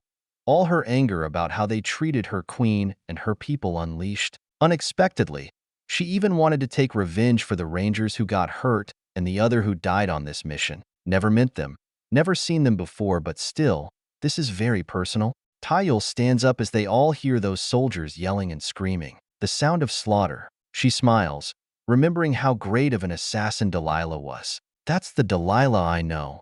Once Delilah is done killing all those soldiers, she waves down the hallway, signaling that it is clear. No one had to say anything as the Rangers get up and help their dead and wounded to the balcony. As the V-22 flies get into positions for everyone can jump on, Delilah looks down and sees these two girls. They were the two servant girls that helped her, now dead. She can only guess that they were waiting for them to arrive, and the guards saw them. "Delilah, let's go," Captain Bailey said, standing on the edge of the Osprey. He holds out his hand. Delilah walks over and takes it. She hops into the helicopters. "Thank you very much," Delilah said to Bailey. She then looks to the other battered Rangers. "All of you." They all look at her and raise their rifles slightly, a nod of respect. Bailey moves over to Delilah's position and pats her on the shoulder. "Thank you for bailing us out back there. Killing that wolf thing. You are a surprisingly good fighter. Never expected locals to be that big of an assist," Bailey said as he sits down. Delilah does not know how to respond to Bailey. She nods and glances away. "Thank you. You guys know how to fight too. I am impressed myself. Thank you. All of you." LZ X-ray, Sadera. At landing zone X-ray, after the strange magical clouds disappeared, Colonel Young was able to call in the full might of the AH-64 Apache gunships. They were able to roll back the gathering enemy force that was building up during Lelei's fight against that mage. Over the outer walls and towers, the sun, or otherwise known as flare, begins to shine. The night, which was the biggest advantage for the American attack force, is now disappearing, which will make it easier for the enemy to hit their targets without relying on magic or other tools. Lelei is on the right flank. About 6 Rangers are with her, all taking cover, firing down the street. What is left of the Royal Guard is trying to besiege the Rangers. Over Lelei radio, she can hear some news about the current situation. "All ground forces be advised. We are detecting 1, maybe 2 legions inbound. They look like the regular army, so pull out as soon as possible." "Helion 6, the F-35 pilot said. "Roger that, Helion 6, advisement received." Yang responds. "Echo units, I need a weapons check. Are you able to deal with the incoming force?" "This is Echo 1 lead. I am about dry. On a holding pattern picking off targets of interest. Echo 2 is out, and Echo 3 only has 2 Hellfire missiles left." Echo 1 responds. "Also, be advised, I have friendlies heading to your location now. I have them on heading to your right flank," Helican 6 said. Hearing that, Lelei looks around. She finally can see her friends again, making this ordeal worth it. Seeing a few more Royal Guards blocking the path, she holds up her staff. After a short chant, 7 bright white stars start coming out of the top of her staff. Once she is finished, she directs them right at the enemy. The stars fly forward, ramming right at the enemy soldiers, slicing them in half. Once her attack is finished, she stands there catching her breath. Using magic can take a toll on a person's body, not meant to be used consistently over in a short period. Usually, magic users are used as a support force, not as frontline soldiers. One of the rangers nearby her stands up and begins to wave. Over here. Him yelling that had to mean it was the other team. Taking a deep breath, Lelei looks over her cover, hoping to see the major and her other friends. The group arrives and moves through their defensive line. Lelei sees they all look ragged too. One man has his arm cut off and another, cut a clearing in half, is being carried on a stretcher. There is also a few of the civilians she suspects are the prisoners they came to rescue. They are right behind us, one of the American civilians said in a panic. Over the radio, someone begins reporting to Young that the other team has reached the landing zone. There is also a large cavalry force inbound. Roger that. All rangers take cover. I am declaring emergency Alpha 1 and lifting all airstrike restriction. Keep the Imperial Army back until the gunship in position. ETA, 10 seconds, Colonel Young said. The rangers around Lelei begin open firing, giving everything they have left. The incoming cavalry is storming the streets fast. This is Angel 2. We copy you, Colonel. Emergency Alpha 1 received. Everyone takes cover now. Firing 105 around. Angel 2, the AC-130 coordinator said. Lelei takes cover by one of the rangers. The other does as well. She was out cold last time one of these flying machines were used. From what she was told, they are very deadly. Everything is quiet until the first shell lands into the center of the incoming army. Right after that, a long bombardment begins right in front of them. 105mm round is landing all over the advancing Imperial Army force, wiping them out. After about 35 seconds, the bombardment stopped. Lelei and the other rangers around her stand up and look forward. Many buildings are destroyed.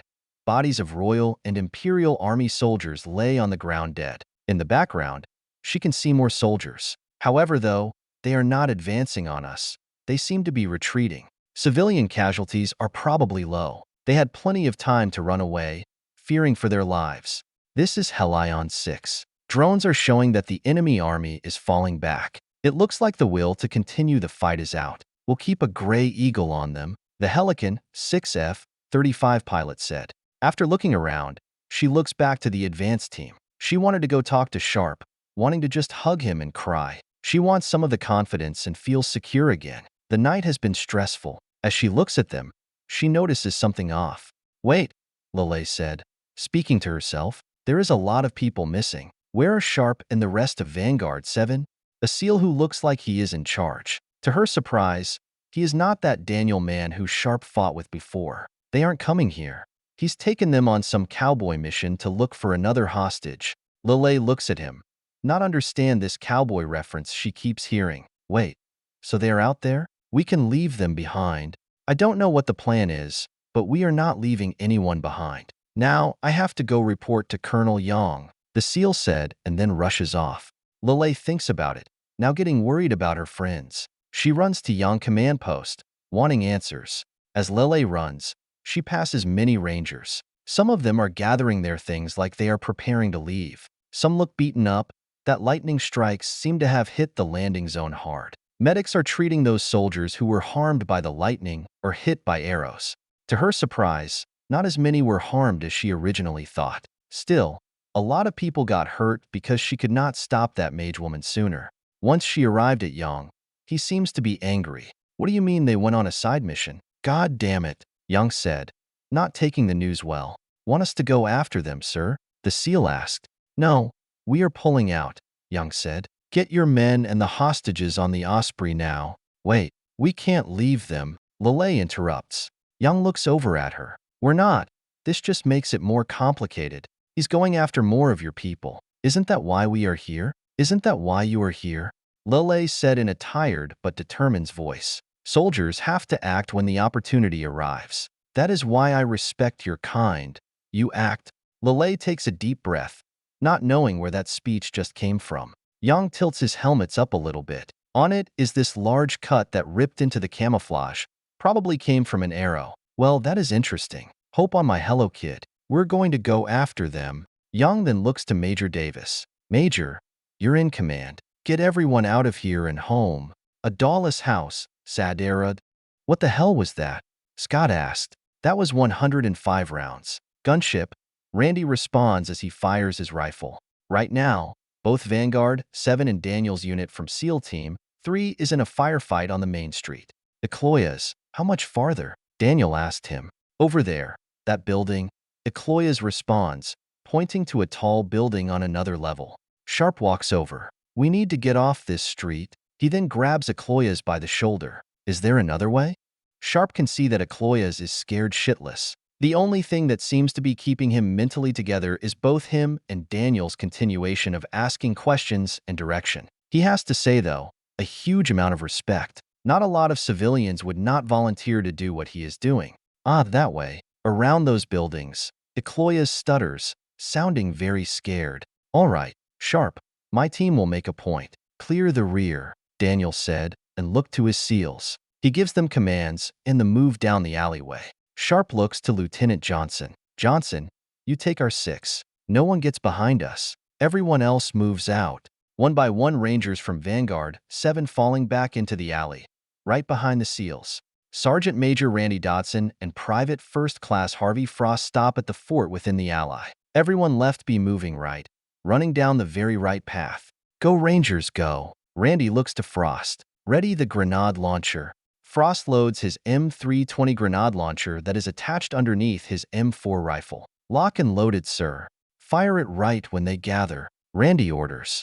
It only takes a few moments for them to see the enemy gathering. As they gather at the entrance of the alleyway, Frost fires his M320 and gets up running. They can hear a small explosion and scream of people dying. As Sharpe runs, he does not like the idea his people are in this alleyway. It is to crap, easy to get ambushed. He can hear horsemen and infantry on the other side of the building, on the main street. They sound like they are confused about where his people are at. As they get to the end, a SEAL and Private Second Class Scott Marvin be outside engaging some imperialists. End of the alley, Alicia yells. Both teams get to the end of the alley. It leads back to the main road. To its left is a stone ramp, heading up to the next level. They begin heading up the ramp, but then some arrows begin raining down on them from the building in front of them. Contact, Specialist Jerry Williams yells. Sharpe looks up the ramp. He then looks at the SEAL with an M3E1 recoilless rifle, their last rocket. You, take that M3 and blow up that building. Daniel turns around to face Sharpe. Don't you dare order my men around, Major. Sharpe looks back at him. Then you order him to. He then looks to his Rangers, stepping out on the main street. Rangers, cover fire. Daniel orders that same SEAL to take the M3E1 and destroy that building with the archers on it. His SEALs rush out and lay suppressing fire on the building. All Sharpe Rangers run out of the alleyway and into the main road, forming a firing line. All of them open fire at the coming Imperialist army. A horseman charges around the corner and coming right at them. A bullet hits him in the head, making him swing back and roll on the ground. All the infantry that he either gets shot up and trying to find real cover with the realization that their shields are useless. Christ, how many are there? Alicia asked as she fires her rifle. They look like the regular army, Jerry points out. Knock the chatter off and fire, Johnson said as he walks along the line. The SEALs behind them fires their rocket, destroying the building. SEALs, storm the hill, Daniel yells. He and his 3 other SEALs charge up the ramp, killing anyone that gets in their way. Once the top of the ramp is clear, he turns around to the Rangers. Sharpe, hearing his name, he looks behind him. Seeing that the area is clear, he looks back to his Rangers. Rangers fall back. They all get up and begin rushing up the ramp as the SEALs cover them. Once they are all onto the ramp, all of them begin rushing left, heading straight to the target building. Vanguard 7, SEALs 3. This is Colonel Yang. We see you. You have tangos all around the area, Yang said over the radio. Daniel grabs his radio. This is SEAL Lead. I hear you. We are at the target location. Need extraction. Negative. All areas are too hot, and this bird is too large for the area, Yang said. Daniel looks around. Sharpe sees him. What's going on? My radio busted. During the fight with Talon, his radio was destroyed. Daniel looks to him. Careless fool. That figures. Colonel Yang on the horn, looking for an LZ. Sharpe looks around and thinks. We don't need an LZ, we just need a roof. Agreed. Daniel responds and then points, seeing what looks like a flat-top roof. Colonel, we are going to use a roof as an extraction point. Sharpe looks to his men. Johnson, storm the building and find the package. Everyone else kills anyone who gets close.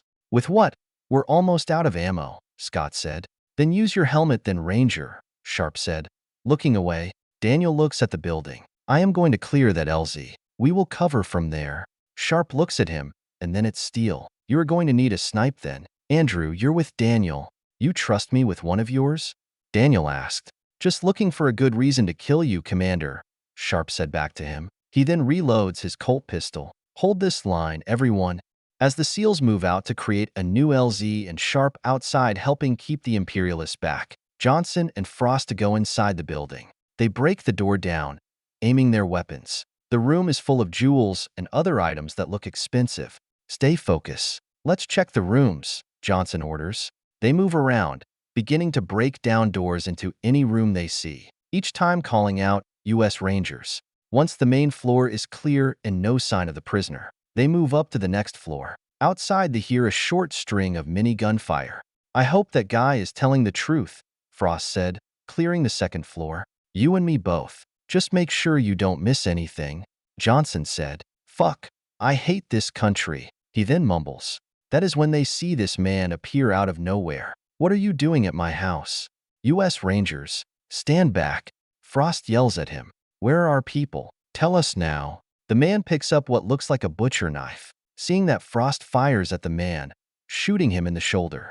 Stand down, Frost, Johnson yells. He then looks at the man as he tries crawling away. That is when they both hear this light voice coming from one of the rooms. They both look at each other and nod. I will watch him. Go, Johnson orders. Frost turns around and runs down the hallway. He breaks the door down. U.S. Rangers. He looks around and then freezes. He sees this 9-year-old girl in this pink dollish-like robe. She is sitting on this straw bed with a chain around her neck, which is connected to the wall. It looks like she was some teenage pet. Holy fuck. What is this? Frost said, struggling to understanding what he is seeing. Watch out. The girl yells softly. Frost looks to his left and sees this other girl running right at him. She tackles him right into the wall and stables him in the shoulder with this knife. She lifts the knife out and tries to stab him again. He catches her arm and pushes her away. You bitch, he said as he looks at his bleeding shoulder. Get out of my house, you moles. The girl said. She only looks like she is in her teenage years, but what is considered teenage in this world? And this slave belongs to me, you thief. Stay back or I will shoot. I am just here for the girl. Frost yells back at her, pulling out his SIG M20 pistol and aiming at her. She belongs to me, the girl said, and then charges him again. Frost shots her 3 times as she charges. She falls back, dead. Frost takes a deep breath, but then looks to the girl. I am here to help. Keys. He begins to look around. The girl points to the wall, where a set of keys are at. Frost gets up and takes them. Then he unlocks her. Let's go. Frost walks out with the girl, holding her hand. Johnson looks behind. What the hell happened? Never mind. We should go, sir, Frost said as he goes down the stairs. Johnson follows right behind them. As Johnson and Frost exit the building with the girl, Sharpe orders his team to begin moving out. I am out of ammo, Scott said, pulling out his SIG M20 pistol. Alicia, tell Daniel we are on our way. We have the package, Sharpe orders her. Alicia tells Daniel that and begins running. Everyone in Vanguard 7 moves down the street. In the background, they can hear sounds of sniper fire, steel covering them. Behind them, they can hear loud formations of infantry trying to catch up with them. It was an awfully long sprint, but everyone got to the base of the building that the SEALs are at. Everyone gets in an open fire at all the soldiers behind them. Half the team is currently using their sidearms at this point. Most of the Imperialist soldiers that were behind them fall dead, filled with bullets. Above them they see, and the V-22 coming about. The helo is turning around, getting in position to pick them up as they hover. Both miniguns on each side are raining down bullets, trying to keep the Legion away from them. Double time, Rangers, Sharpe said. He stands there firing his weapon as each one of them moves inside the building. When everyone else is in, he pulls out a fragmentation grenade and tosses it at the incoming soldiers. When she enters the building and heads up the stairs, the grenade explodes. As he runs up the stairs, he hears this other loud noise. That's not a bomb. Once he gets onto the roof, he sees his team around, taking a position on the edge of the roof. He rushes over to Daniel. Why aren't we loading up? Sharpe asked. Daniel looks at Sharpe and then points out into an intersection. I am calling in an airstrike. Sharpe looks and sees this catapult being loaded. That must be what he heard. They are firing projectiles. He then looks to the V-22, it being a sitting duck. Get that airstrike here now. I will wave off the bird, Sharpe said. He grabs Daniel's radio set and calls Yang. Yang, pull out. Enemy artillery. Wait, Yang said over the radio. Lelei jumps onto the roof. She slowly gets up. Sharpe gets up and slides right at her. What are you doing? That is when he hears someone yells, incoming. Most likely that is a projectile from the catapult. Lelei pushes past him and begins chanting. It is a quick spell, trying to do something fast. She raises her staff and an orange bright light appears from her staff. It swings around the helicopter and rams right into the rock, blowing it up. The spell was not as powerful and large chunks would still hit the Osprey. No serious damage though. Above they all can hear an F-35 doing a flyby. A laser-guided bomb hits the catapult. Did I get it? Lelei said, falling to her knees, tired. Sharpe smirks and picks her up. Yup, let's go. Lelei looks up and gets a little rosy. As everyone loads up, Sharpe and Daniel look around, making sure everyone is on the V-22. Once they are both sure, they look at each other and then hops on the Osprey. Everyone sits down, exhausted. Both Rangers and SEALs. Sharpe sits Lelei down on a seat. Thanks, Lelei. We own you one. A lot of that going on today, Yang said as he walks down the helicopter. You are lucky you found her, or I would have a grill you both and demote you to cooking duty for the next decade. Both Sharpe and Daniel nods to Yang. It did not matter what he said, made no sense. They understood the message. Yang then reaches for his radio. Pilot, get us the hell out of here. Belay that, Sharpe said in an exhausted voice. We need to go back for Rory. What? Yang said, looking back at them. Vanguard was engaged by an apostle, sir. Rory is holding him off so we could finish our mission, Daniel adds. Yang takes a deep breath. Pilot, circle and find Rory. She should be close to the intersection. We are getting close to Bingo Air. We need to get to a tanker soon, the pilot said, referring that they are low on fuel. Request the tanker to come closer. On my order, Yang said. Roger that, the pilot said. The helicopter begins to circle, heading back to where the mission began. Where is everyone? Sharpe asked, noticing the helicopters are all gone, and the fighting has stopped on the ground. They are all gone. We are all that is left, Yang answers, getting closer to them. It takes some time as they all look out, looking for any sign of battle. Not seeing anything, Sharpe begins to get worried. Maybe that brat Talon was able to beat her. Luxury District, Sadera. As Rory and Talon fight, carts, building walls, and anything else that gets in their way would be destroyed. Rory is charged as fast as she can right at him. She swings her halberd at him. He was able to block, but is flown back a few yards. Talon recovers from the attack and charges at her. They continue to swing at each other, trying to hit a massive blow. Small shock waves can be seen and heard as their weapons collide. Talon slides and swings his axe down at her. Rory smirks and swings her halberd up, hitting him in the air. After a short fall, he recovers and lands on a roof. Rory jumps and lands on the opposite of the roof. She has cut and bruise marks all over her body. Cloths all damaged and dirty with blood be pouring out of her body. She is breathing very heavily, exhausted from battle. Talon stands there, also battered to hell. But he does not seem to be breathing heavily like Rory. Like when Rory gains strength from souls moving through her body, he gains strength from Uros, the moon. And tonight, the moon was almost full. Are you done already? Rory yells. How many times we have done this, Rory? Talon said. Enough, Rory said, getting angry. She has had an exceedingly long history with this boy. Why are you helping those people? I know you serve your god Emroy, but they do not from this world. Talon asked her. That is why. You should talk to them. They are good and decent people. They can help this world, Rory said, lifting her halberd. No, stability and tranquility have to be supreme. Their presence is destroying this order of our world. Soon this world will fall into pure chaos, Talon said to her. Rory gets frustrated. Can't believe I dated you once. Stop being so literal with your beliefs.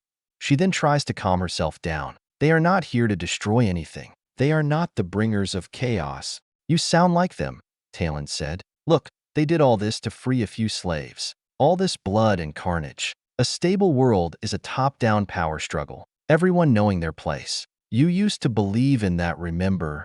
Rory glares at him. Talon is credited in helping the empire formed in the early days. He believed in a strong central power could be able to bring stability and order throughout the lands. He was able to convince her that would help her god and aided in her cause. Yeah, but I was wrong. This wasn't what I wanted. Look around you. You can't have ordered through slavery, not through tyranny. Talon looks at her. He can see how much she has changed, and not for the better. He glances down at the roof. The building looks like it is about to collapse. There are holes on the side from them fighting. To his left, he can hear some noise. He can see some movement, imperialist soldiers moving a Scorpio into position. While that can't harm her, it could be useful. He aims his axe down to the roof, signaling them to aim for the roof. He keeps looking at Rory, the apostle of Emroy. She has always been a wild one. At one point in time, he thought he could use her to bring order to this world. Her love for people keeps getting in the way, not wanting to be too strict. You must maintain a strict order. Otherwise, that is how you get wars, crime, and worse. She gets too passionate about her beliefs, which is perfect in this situation. Rory, if you do not join me in driving these people back across the gate, then you are my enemy. The Empire needs to thrive for there to be peace, Talon said. He raises his axe to his waist level, aiming it directly at her. If not, I will call upon all other apostles and gods of their world and banish you. We don't have to do this, Talon. Come on, we can work together. Again, to bring peace to this world. Real peace, Rory said to him, getting ready to charge at him. Talon thinks for a second, remembering what that strange soldier said. Always waiting for the lady too long with her makeup. Rory looks directly at him, not believing what he just said. God damn it, Sharpe. Talon smirks, seeing the truth now. Sharpe then, once I am done with you. He knows exactly what strings to pull. Rory glares at him with pure rage. She begins charging towards him. Now, Talon yells. He slams his axe into the roof, nearly shattering the surface. The imperialist soldiers manning the Scorpio fires when Rory started charging. Rory stops when Talon yells, realizing that something is wrong. Before she could react, though, the ballista hits the roof. The building begins collapsing down, sucking Rory down with it. All the rubble from the building lands onto her, trapped within the building. Talon can hear the soldiers cheering. Seeing that their side is winning, he just jumps down into the rumble, looking for her. After a short search, he finds her arm and grabs it. Pulling her out of the rubble, he hears her mumble something. Fool. Talon drags her out of the building and then swings her around, slamming her into the ground as hard as he can. Rory lays, struggling to move. Her body is screaming in pain. For your betrayal to Falmart and your god, I shall perform the ritual of Elbaga, Talon said as he lifts his axe, ready to chop her body into many pieces. Elbaga was once an apostle from thousands of years ago, when the people of this world were able to cut him into many pieces and spread him across the lands. While those pieces healed, they could not remerge into one body like an apostle normally would. V-22, Sadera. Over there. It looks like there's still some combat, the pilot said over the radio. Sharpe looks over and sees some fighting. A building halfway falls apart. Yup, that has to be them. Daniel is by Sharpe's side, looking out. The fight doesn't look good. Sharpe does not respond, noticing that too. Calling an airstrike? Daniel asked. No, we can't hurt Rory, Sharpe said, trying to think of another way. Figured it wouldn't be that easy. I am not sending anyone down there. I saw what he did to you. I don't need a reminder, but I am going down there, Sharpe said, watching the fight. And do what? Give him a one shall stand, one shall fall speech? Daniel said back at him, making a point. Anyone who goes down there is dead. Period. Maybe if we had any rockets left. Sharpe thinks on that point.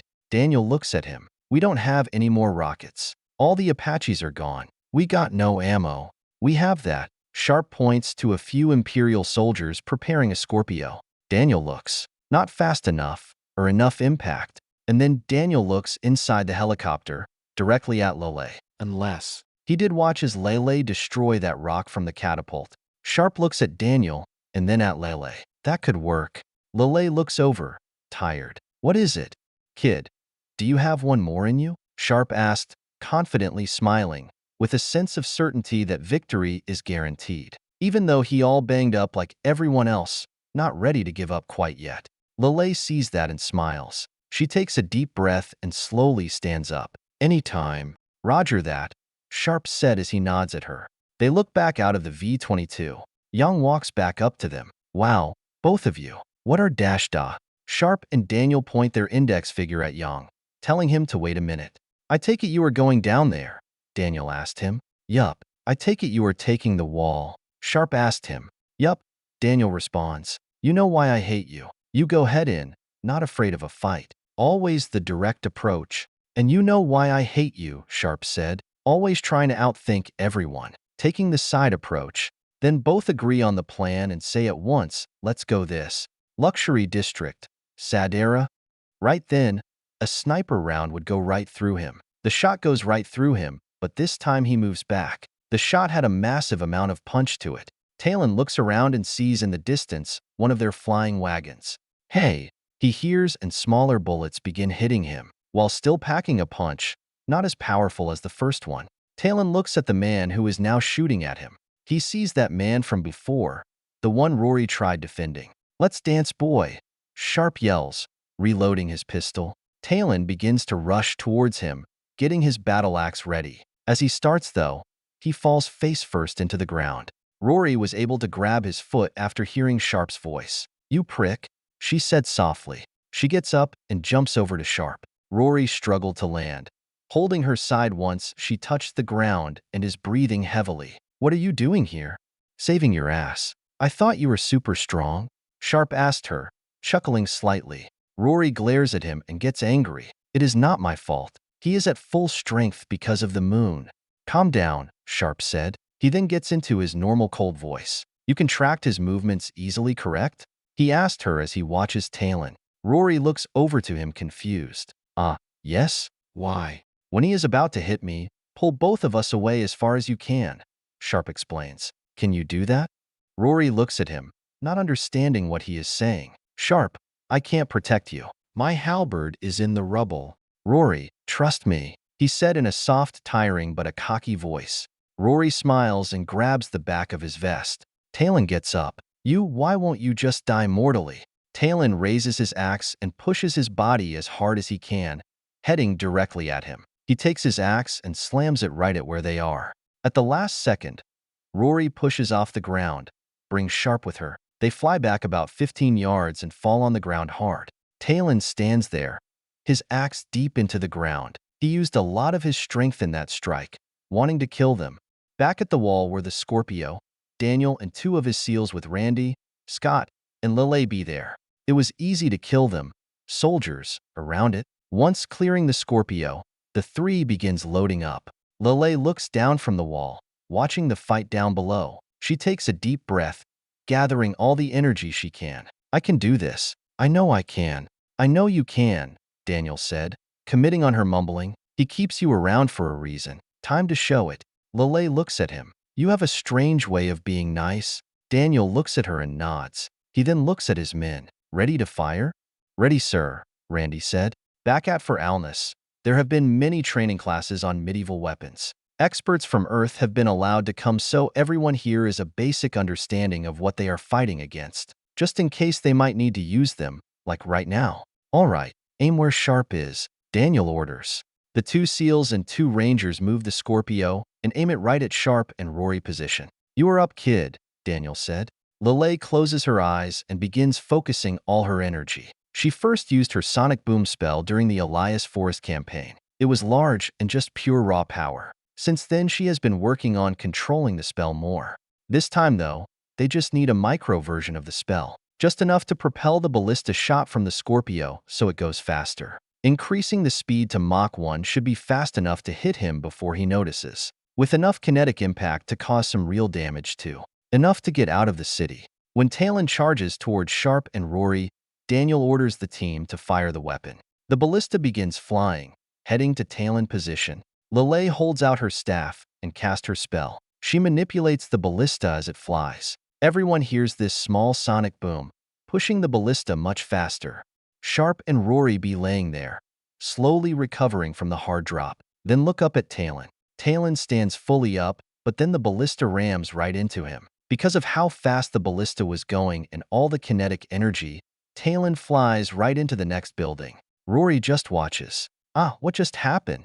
Holy shit, that actually worked," Sharpe said, chuckling a little before feeling a sharp pain in his body. Rory looks at him. "Wait, you didn't think that was going to work?" Sharpe looks at her, dirt and semi-dry blood all over his face. "Well, what answer do you want?"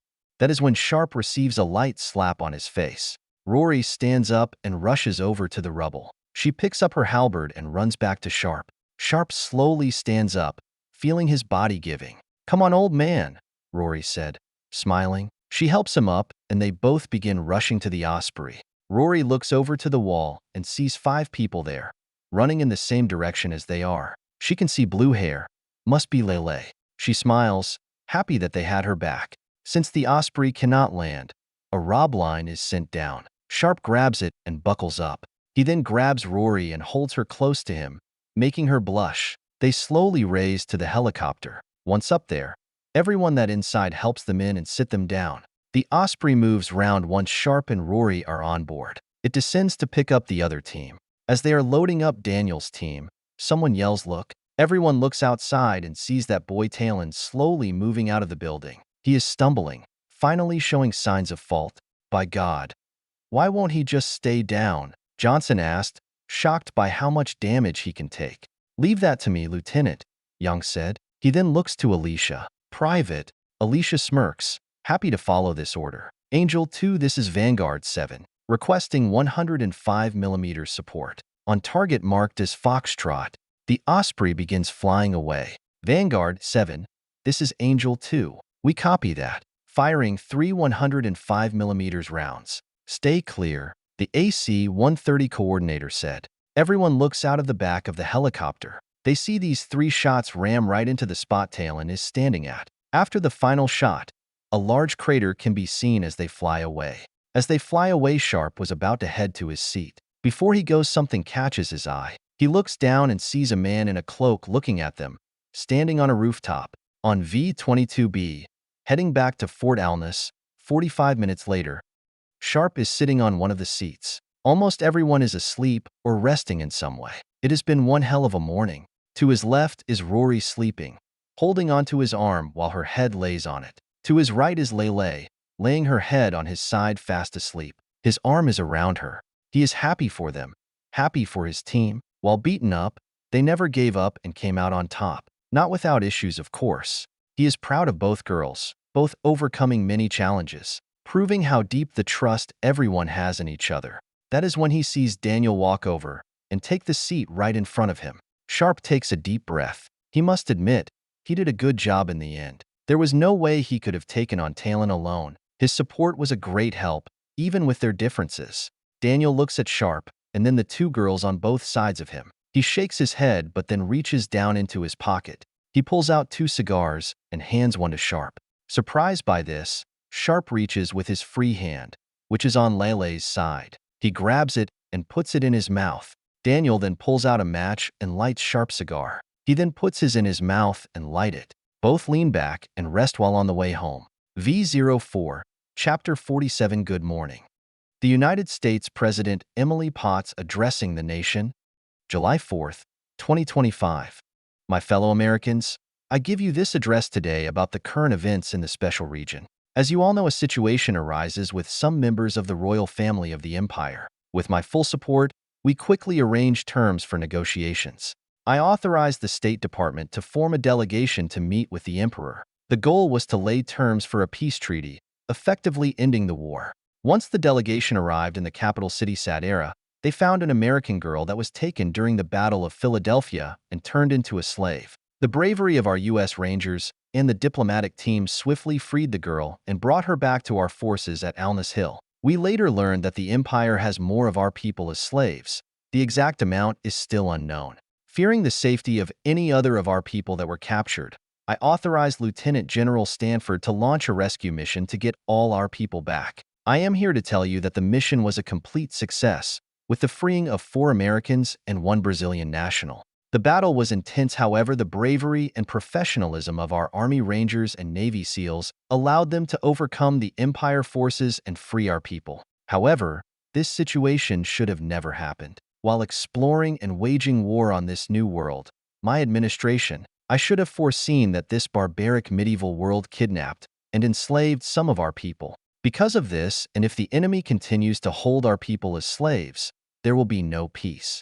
I am here to lay out a new military strategy for the special region. Currently, we are employing a defensive stance to prevent a second attack. I am now expanding the role of our forces to actively engage the Empire and their allies. Our troops, and with our coalition allies, we will roll back the Empire until they accept nothing less of unconditional surrender. With our new strategy, we will be expanding our presence in this new world. I am deploying the rest of the 101st and 82nd Divisions. The 10th Mountain will follow afterward. I am also requesting Congress for the reactivation elements of the 2nd Armored, 5th Infantry Divisions, 5th Marines, and with an addition of 5 more Air Force squadrons and the creation of the 25th Space Wing for deployment to the special region. We will establish a military presence in one new occupied and allied territory. My fellow Americans, let me explain to you the full situation that we are facing. This is a strange, unknown world to us. There are things that defy everything we have ever known about our world and the universe, that we have faced and seen things that we can fully explain. We are going to face situations that our world has not seen since ancient times, events and anomalies that we might not fully understand. What might be normal to the people of that world might seem so alien to us. Everything we believe to be a fantasy, a dream, is now all true. Many of you might fear this new world. However, though, I am not afraid, and none of us should be. I genuinely believe that we are going to win this war. Since when the gate opened, our troops have bravely faced the unknown, taking Alness Hill while facing nearly 100,000 enemy troops, fought a bandit army that nearly destroyed a civilian city, defeated legendary beasts that were considered to be unstoppable, and much more since then. I know what many of you are thinking, not just in the United States but around the world. This is a strange and unknown world that is vastly different than our own. I know many of you are afraid. Since the gate first appeared, there are still more questions than answers. This is why we are going to win this war. This is why I am not afraid. Our enemy literally uses bows, arrows, magic abilities, and monsters. Our technology is far superior to anything on their world. Even their most powerful of beasts are no match for our weapons. That is not why we will win this war. I have faith in God's will. With that faith, I find it interesting that the gate appeared in Philadelphia, the city that birthed liberty and our great nation. Our liberty has allowed us, the American people, to overcome great and mighty nations. It allowed us to challenge ideas that have been the norm since the beginning of man. Our tanks, our planes, our missiles, and everything else in our mighty arsenal will allow us to defeat any threat this world has. What will allow us to overcome this great unknown, the challenge of our generation, is our core beliefs that have allowed us to overcome the challenges of the past: life, liberty, and the pursuit of happiness. And our troops are the spearheads of these values. I believe this because while we face many unknown threats, we have also made great friends and allies in this new world. We have established a beautiful town of Alness, to whom they are loyal to our efforts and values. Neighboring cities have aligned with us in the name of peace. Civilians who have helped our soldiers on the field, allowing us to establish a peaceful contract with new people and enhance our understanding of their world. Just like in our world, we have become an alternative vision for these people. Just like the Hong Kong revolutionizers waving the American flag and all other groups seeking freedom, our flag is a symbol of something far more. Even though peace talks have broken down with the Empire, that has not been the only we've been working with. We are working with the Kingdom of Elba and finalizing a peace treaty with them. Once finished, I will bring this treaty and future treaties to the Senate. With them and our other friends, in this world and theirs, that is why we will win. God bless America. Sadera, Royal District, July 4th, 2025. Princess Pina is walking along the battlefield. This is not some distant location, but within the capital itself. She is not alone. Her loyal servant Hamilton Uno is by her side. Her two closest lieutenants, Boses Copolesti and Beefeater EKDB, walking behind her with some distance. Those bastards will pay for this, Boses said with much anger. They are walking in the elite section of Sadera, the most wealthy and powerful of the Empire citizenry. It was considered the safest place in the Empire. All around them are layers of dead bodies from the Royal Guard. once considered the best warriors. Once beautiful buildings now are destroyed, collapse, filled with holes and worse. How could this happen? Beefeater asked herself out loud. Pina looks behind her and looks at Beefeater. How couldn't have this happened? This is not the first time Pina has seen something like this before. She watched now their helicopters wiped out the bandit army. This, though, is just 10 times greater. Bozes looks at them all, throwing her arms out with anger. For what? A couple of slaves? They killed thousands. How is that a fair trade? If they think there is any chance of peace after this, they are mistaken. Pina hears what her yellow hair friend Bozes said. She knows any hope for peace is now gone. Everything that she feared since the siege of Italica has happened. But why? Just for a few slaves? Were they worth that much to those people? Hamilton walks over to her princess. Your Highness, this wasn't your fault. You did everything you could have to prevent this. Don't feel, she said in her usual cheering self, always trying to keep her princess happy. Pina looks at her and tries to smile. I know, thank you. As she agrees with Hamilton, a strange feeling deep down inside her, a feeling she has never experienced before, appears. Not knowing how to translate it, she tries to ignore it. All around them are soldiers and civilians looking around the dead bodies and rubble, trying to clean up the place. There is just so much dead. This process will take a long time. Bozes walks around, amazed at the destroyed building. I am happy now that I beat that man in the face back in Italica. What was his name? Oh, shut up, Beefeater said as she looks to Bozes with this dumbfound look. This is no time for jokes. Just look around you. She waves her arms around, displaying all the bodies and damage. That is my point. I do not understand how this even could happen. There was not that many of them. Less than 100 of them? They killed thousands of our people. Bozes yells, letting out her frustration. This had to be some kind of trap to throw us off so they could attack the city. They begin a long argument on how this attack happened and what they should do next. The man Bozes is talking about is Major Sharpe. Hearing the name, Pina begins to think. She was impressed with the conversation they had while on the way to Sadera. It was an interesting and enlightening experience. The topic of glory was a big topic of discussion. No wonder he does not value it. They can kill so many people with such ease. It seems more like a sport than an honorable battle. Thinking back on the conversation, she remembers them talking about how their world was stained worth their blood. They referenced what sounded like some big conflicts that changed them. Pina looks down, nothing that her metal boot stepped in a small pool of blood.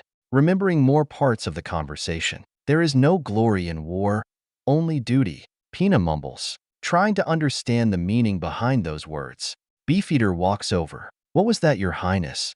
Pina waves her off. Nothing. Something stupid.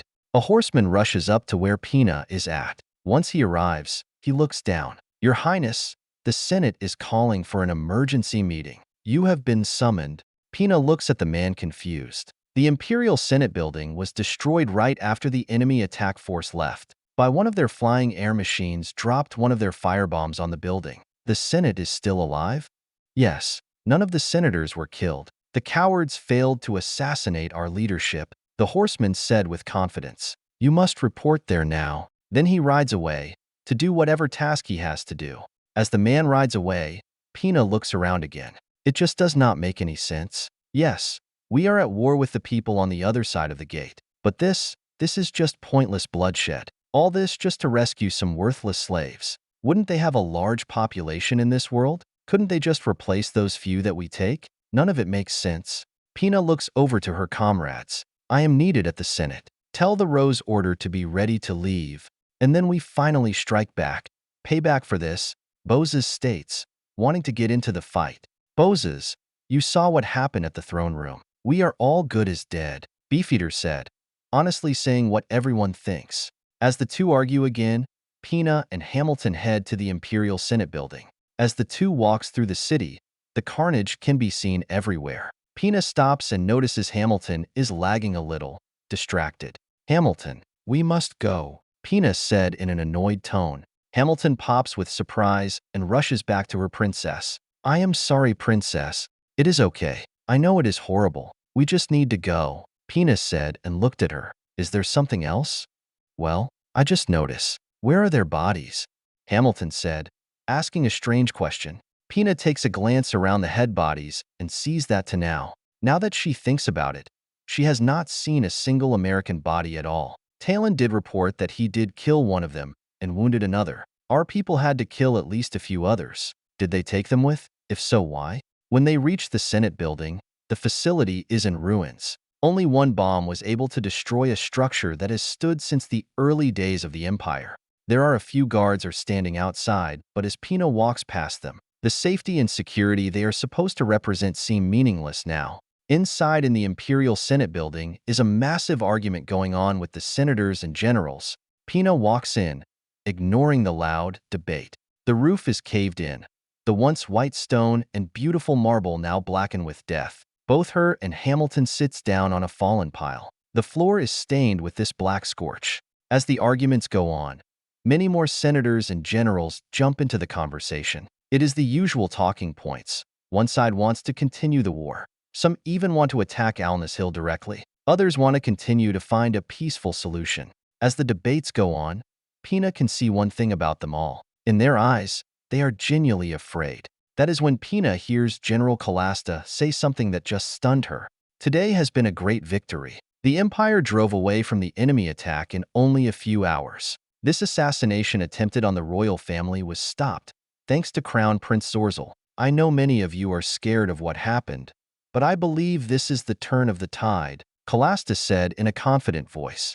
Pina could not believe what she just heard. This was a great victory for the Empire? Thousands lay dead. Is he this crazy? Yes. The battle only happened to turn a single night. Unlike most sieges that can last for weeks to months, normal sieges do not apply to these people. Their weapons are far more advanced. Don't they understand what the Empire is facing? She stands up and walks forward. Are you crazy? Haven't you been outside? Thousands lay dead. How is this a victory? Zorzal walks up. Sister, if I recall, you and your so-called Rose Gardens were not on the battlefield with our men. Our brave soldiers fought and died in stopping the enemy. Zorzal calling Pina Knights Rose Gardens is an insult. She always hated how demeaning he has been to her and her knights. Yes, as some of you know, a small team was able to infiltrate the palace. Their mission was to assassinate the royal family or take them hostage. Calasta continues.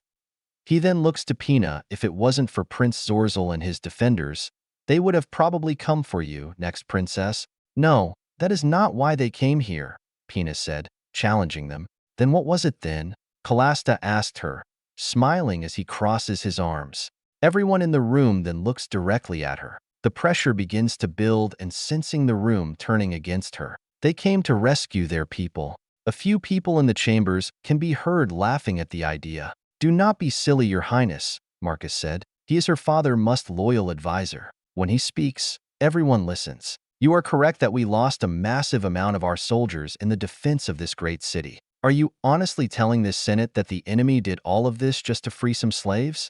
On top of that, are we going to tell the peasants that is why that sadera was attacked just for that?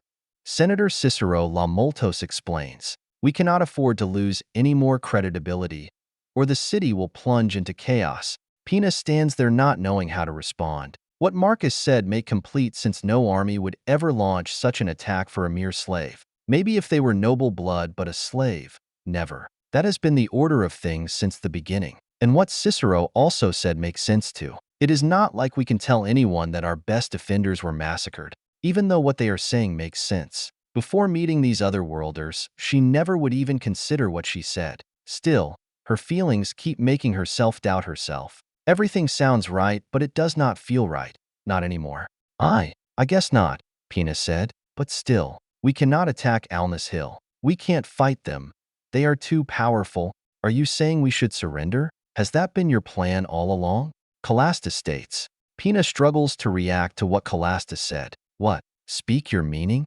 Calasta smirks, seeing that she is following into his trap. Wasn't it you who pushed for this so-called peace? That allowed their assassins into the throne room unopposed and steal our property. Then they attack us again. And now you stand here trying to tell us to give up? As of now, everything that has happened is on your feet. I question your motives, princess. You're kidding me? I have nothing but loyalty to the Empire. I pushed for peace because I want an empire to exist after this war. I want our people to remain to dominate on these lands, Pina said, trying to defend herself. Everything Calasta said just infuriated her.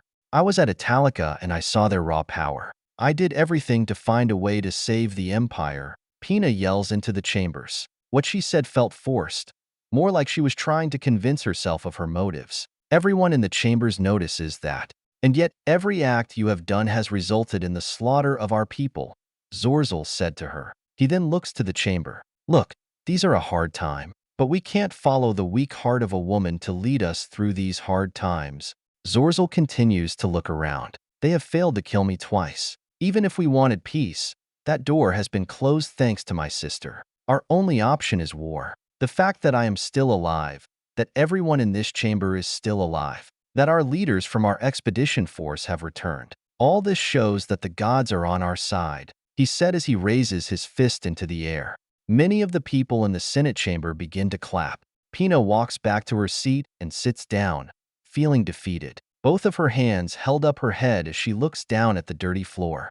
I just don't understand. I just don't, Pina said, trying to understand what is going on. She can feel Hamilton's hand on her back, trying to cheer her up. Everything Pina has worked so hard has exploded right in her face. The war will not just continue, but will escalate, which means the end of the Empire. Everything they are saying she could not counter, but deep down inside she felt like she could. The answers are but refuse to come to words. It makes no sense for the Americans to do all this just to save some people. But deep down inside her gut is disagreeing with that, Marcus said. Why did these Americans act like this? If they just acted like normal men, then none of this would have happened. It looks like you have given our brother a golden goose. Pina looks up to her left. Standing by her is her second older brother Diabo El Caesar. What do you want, brother? Nothing. It was entertaining watching you making a fool of yourself, Diabo said, looking into the chambers as everyone talks about war plans. Be nice. She is your sister after all, Hamilton said, looking right at him. Is a servant speaking to a prince? Diabo asked, looking at her. Hamilton's eyes widened, seeing that she spoke out of turn. I am sorry. Forgiven, Diabo said in a non-offensive tone. He then looks down at her sister. Don't worry, sister. I agree with you. Too bad your plans only helped Zorzal claim to the throne. I know. Everything was working so well, Pina said, tearing up a bit. How did it come to this? He lets her cry a bit, listening to the insane plans on what to do the war. Pina, why did you believe you could trust these other worlders? Diabo asked her, not fully understand why she'd been so trusting to them. Pina cleans herself up and looks up at him. I don't know anymore. Nothing makes sense. Diabo looks at her, not happy that his sister is this upset. He looks back into the crowd, watching his older brother Zorzal talking about his glorious war plans. Who was that man in the throne room that you personally escorted? Diabo asked. His name is Major Sharpe. I thought he was an honorable warrior. Then he killed all those people. His people seem to be very honorable up until this. I don't know what to think, Pina said. These people have no honor, no glory. Interesting, Diabo said as he thinks. Based on the damage, I don't believe they came to assassinate us. They took Tayul. Both girls look upright at him, shocked by that news. What? Pina asked, not believing that fact. Yes, a small team went into the palace and took Tayul away. That means that I had every chance to kill both you and me. Even him, but they didn't, Diabo said, speaking out loud, also trying to understand what is going on. I wasn't in Italica. I haven't had the chance to see these people face to face and judge them. Maybe they are inglorious dogs, but with all their power you were convinced that you could have created peace. Pina sits there and thinks about what he said. At first, she wanted peace to save the Empire. The more she thinks about that, she begins to question what even the Empire is. I think it will be best if you don't show yourself around here for a while. Now that they all think all of this is your fault, Diabo said, fearing for his sister's safety. Pina ignores her brother, thinking now, all she can think about it her conversations in Italica, the ride over here. Honestly, she wants to believe what her people are saying. That is the easiest answer, that the other worlders were just using her. That feeling inside her is just fighting, resisting what she wants to believe. Remembering that she was the one who requested Major Sharpe and his people. Rory Mercury is allied with them, which makes things more confusing. She never sides with anyone, always acting alone. Why now? Even the stories at Alness Hill, being a safe haven, right before Major Sharpe left with that slave, he said something. She wants to blame them for the failure of peace. However, if anything, her brother Zorzel and General Calasta said, all this is her fault. Pina finally stands up and begins walking out the door. Princess, Hamilton said as she stands up. She begins following her. Like the loyal servant she is, Pina ignores her friend, heading outside of the Senate building. Princess Pina, where are you going? Hamilton asked again. Pina keeps walking. To get some answers. Alness Airfield, July 4th, 2025. It is early morning. The sun has only been up for a few hours. On Alness Airfield is this sense of organized chaos. 4 of the 5 V-22 Osprey have arrived and began offloaded everyone. Lieutenant General Stanford is walking around his area. All around him are rangers laying on the concrete resting. Their clothes and demeanor tell the story of an intense fight. Emergency vehicles bring personally to help the incoming soldiers. In the background, he can hear helicopter engines turning off. A few wounded soldiers screaming in pain and doctors begin treating them. As he walks through the ranks, he pats some of them on the shoulders, congratulating them on a job well done, doing anything he can to show his appreciation for the tough mission. This was a rush high-risk mission, and he knew it. Normally a mission would have plenty of time to properly prepare, figure out the best method, and gather the proper assists for the job. The fear that the Empire would either crucify or taken out of the city was too great. Stanford walks over the medical tents. They were set up before the arrival of the first Osprey, knowing there are casualties.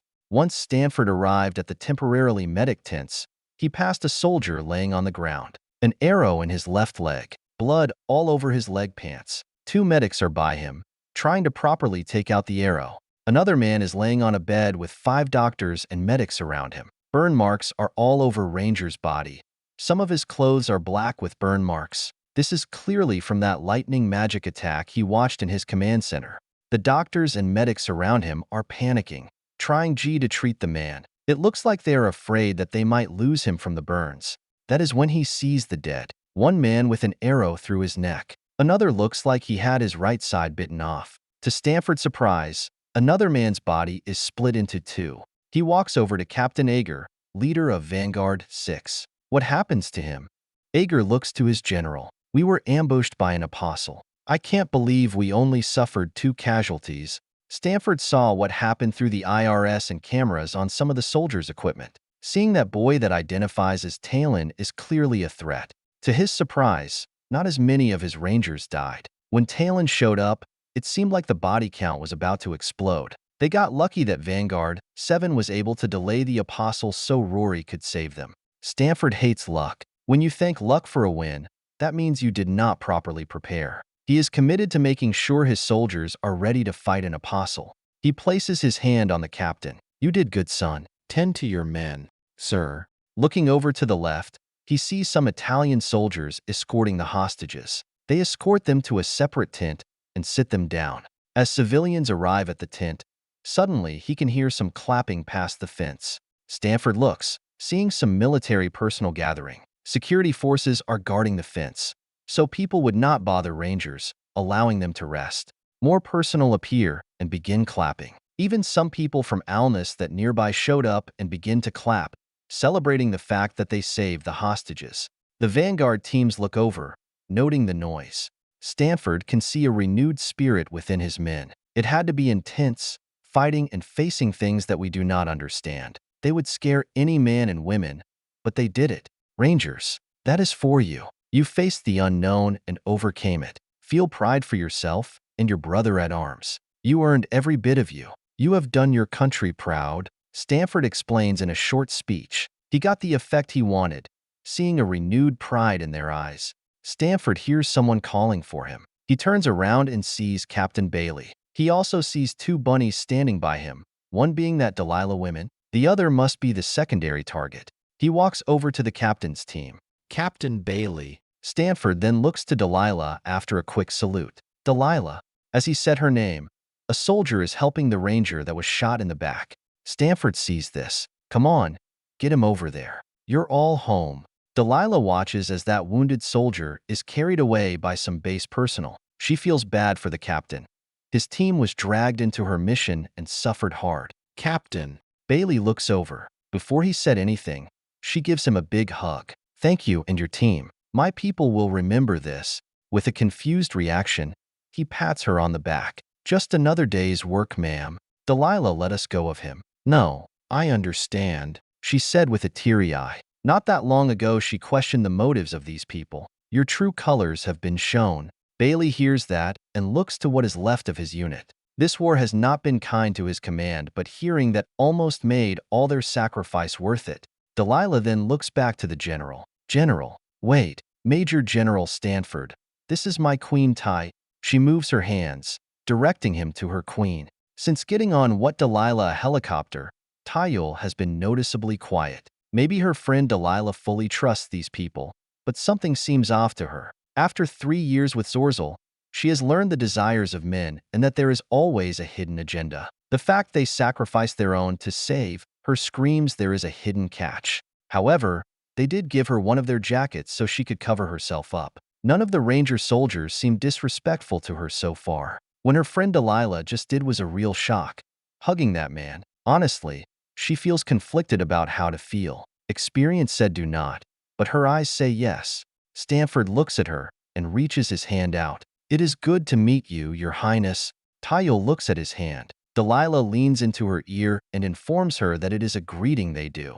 After hearing that, Tayul accepts his greeting. Nice to meet you, Your Highness. Stanford looks at her and then smiles. You can learn a lot from someone's demeanor. Based on Sharpe and Norkio report about Zorzal, about his character, and how brutal he can be. Even now he sees Tayul stands tall and defiant. After that 3 years of horror, she still has her respect and he respects that.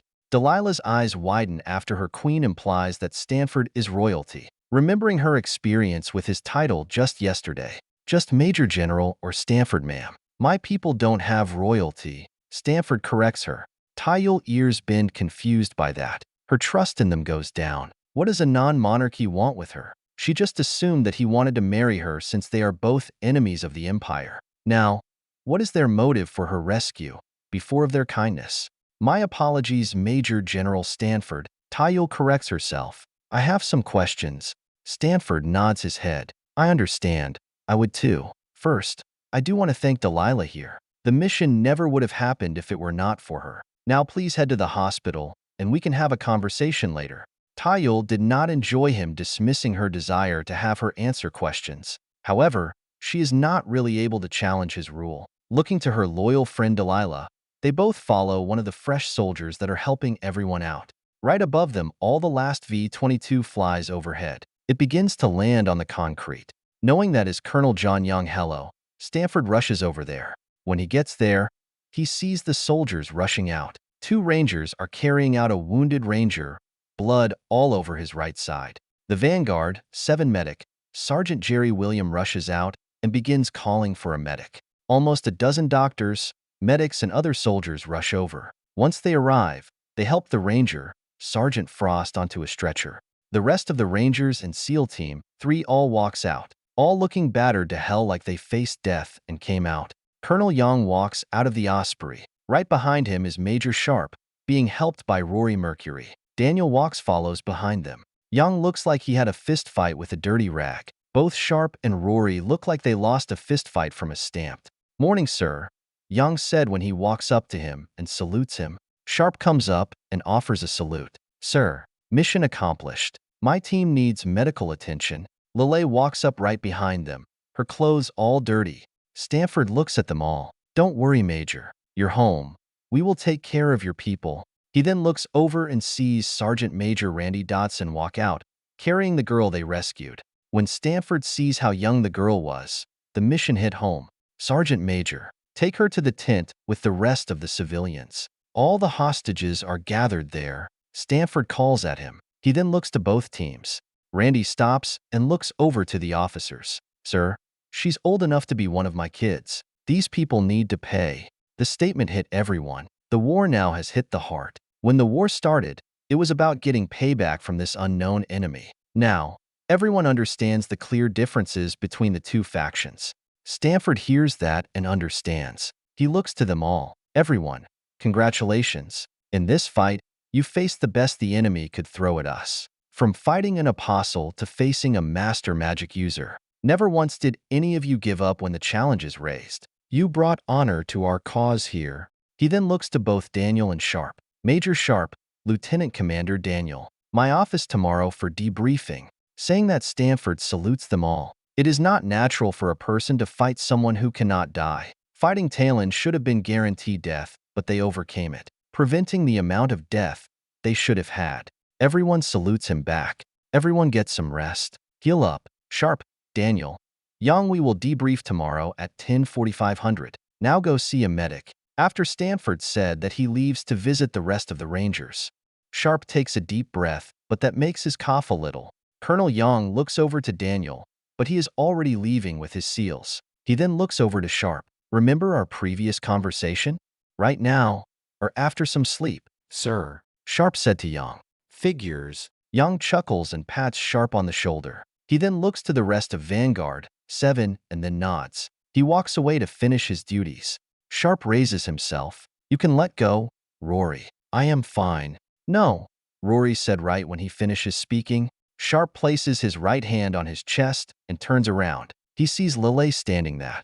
Lelei notices Sharpe and looks up at her. Sharpe gives her an approving nod and then looks to the rest of his team. The rest of the team are chatting, congratulating themselves on that they survived that raid. It reminds him of his early days in Delta. After what happened in North Korea, the survivors became close to death, truly brother in arms, know everything about each other, that we can trust each other to watch each other back, able to pull their weight. He has not felt that feeling since put with the Rangers, at least until now. "Sir?" Alicia said to him. "Yes, Alicia," Sharpe said back to her. "Were you missing in Delta like this one? This insane?" Alicia asked him, curious about what he is going to say. She looks like she is pumped up, ready for another round.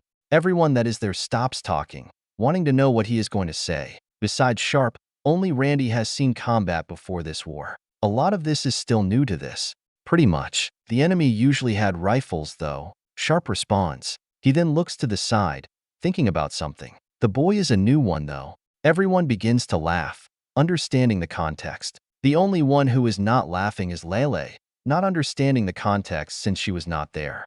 After a minute of everyone laughing, enjoying that they are all alive, Sharpe continues speaking. "Rangers, great job out there. Go get checked up with the medics. Get some rest. We will regroup tomorrow at 1600. Then Sharpe gives them a salute. The team gives him a salute back. As everyone begins heading out, Sharpe looks to Lelei and Rory. He lets go of Rory but keeps a hand on her shoulder as some support. "Are you sure you are okay?" Lelei asked him, now a concern. "I am fine. Not the first time I was in a jam like that before," Sharpe responds. He then looks more closely at her. "Your magic still impresses me. That was a nice shot." Lelei stands there, looking at him. She smiles and her cheeks rose a little, happy to get a compliment from him. That is the feeling she missed while she was with Colonel Young. She nods at him. Rory crosses her arms. "Now, you need to rest. You faced Talon. You should be dead." She then thinks, "How did you?" Sharpe looks at her and thinks, "They are my team. It is my responsibility to protect them." After saying that, he glances down and then back at them. No more death. Then he thinks about Frost. Still new to the team, he got stabbed while in the house. Right now, he begins questioning if he should have gone inside. Textbook said he made the right order. An officer cannot control every situation. Still, what happened still angered him. Looking at them both, he places his hands on both of their shoulders. "Look, I am sorry." Both Rory and Lelei look at each other and back at him, confused. "Sorry about that? You didn't do anything wrong," Lelei said to him. "It is not your fault that things went sideways," Rory adds, smiling. "Not what I mean," Sharpe said. "Both of you never should have been taken off my team. I knew you did want to, and things did go sideways. I will not allow that to happen again. I promise you that." They smile and then hug him. Sadera, Royal District, July 4th, 2025. After a long and pointless meeting at the Imperial Senate, Diabo walks out. He decides to look around the battlefield. He has not seen many battles, being more of an intellectual thinker than a warrior. Even though his father and brother were warriors, current events have proven to him that warrior leaders are not able to lead the empire. Something must change and only can make that change. When his sister brought the Americans to Sadera, He was afraid that her peace would make her more popular with the Senate, maybe even to the point where they want her to become the next emperor. While a woman becoming emperor is not common, there has been a few in the 600-year history. If her peace plans worked, that would destroy any chance of him taking the throne. While his older brother Zorzel is a bumbling idiot, he is popular. He knows how to entertain the people he needs to. Popularity, always the key to power. While he loves his sister, she is too weak to lead the empire. She cares too much about playing soldier and pleasing everyone. A leader must do what they need to, regardless of the people agree or not.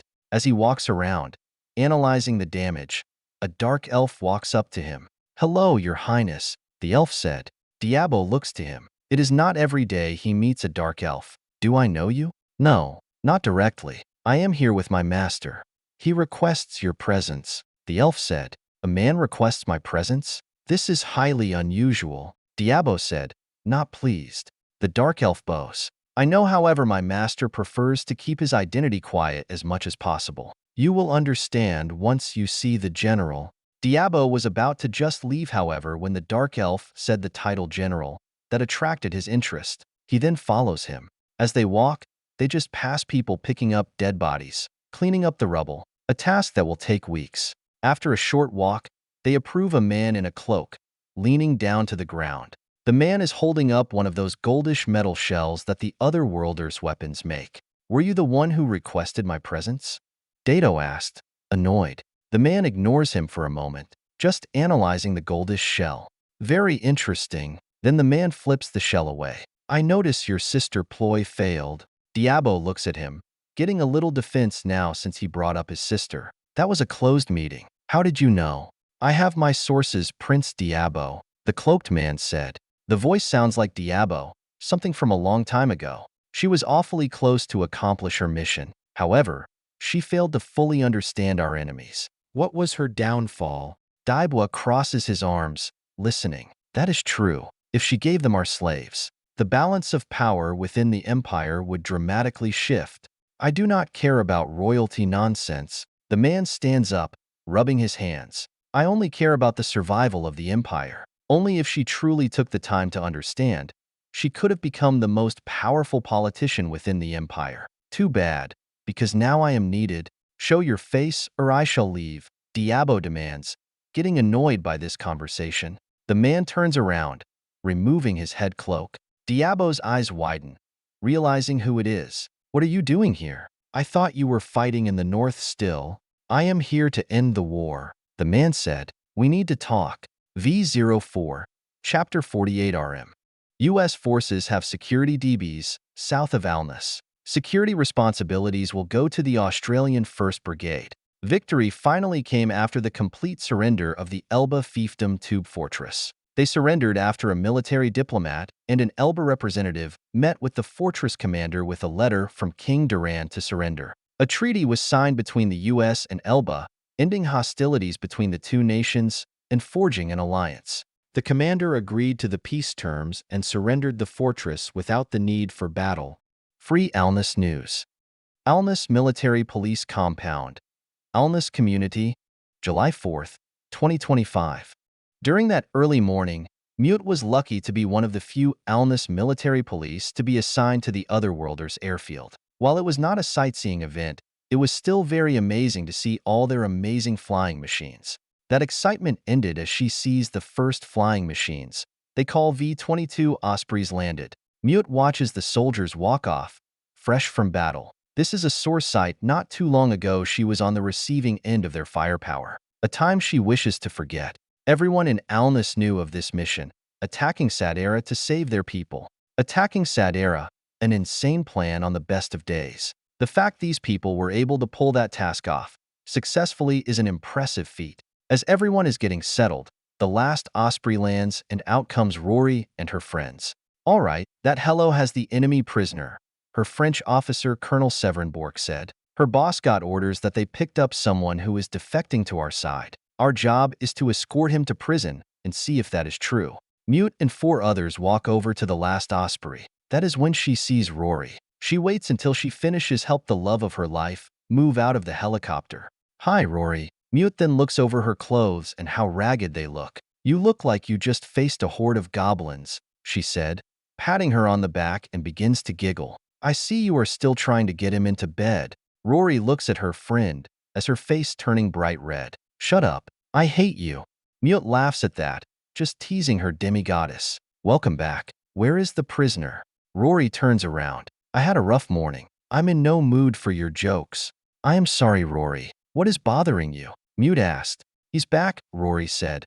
Looking back to her, she points to the imperialist civilian being escorted by 2 of the Navy SEALs. And there he is. Mute nods her head and looks to the French MPs. That is him. She then looks back at Rory. Who? Talon, Rory said, embarrassed. Mute eyes widen. Holy flying dragon. Really? What was he doing there?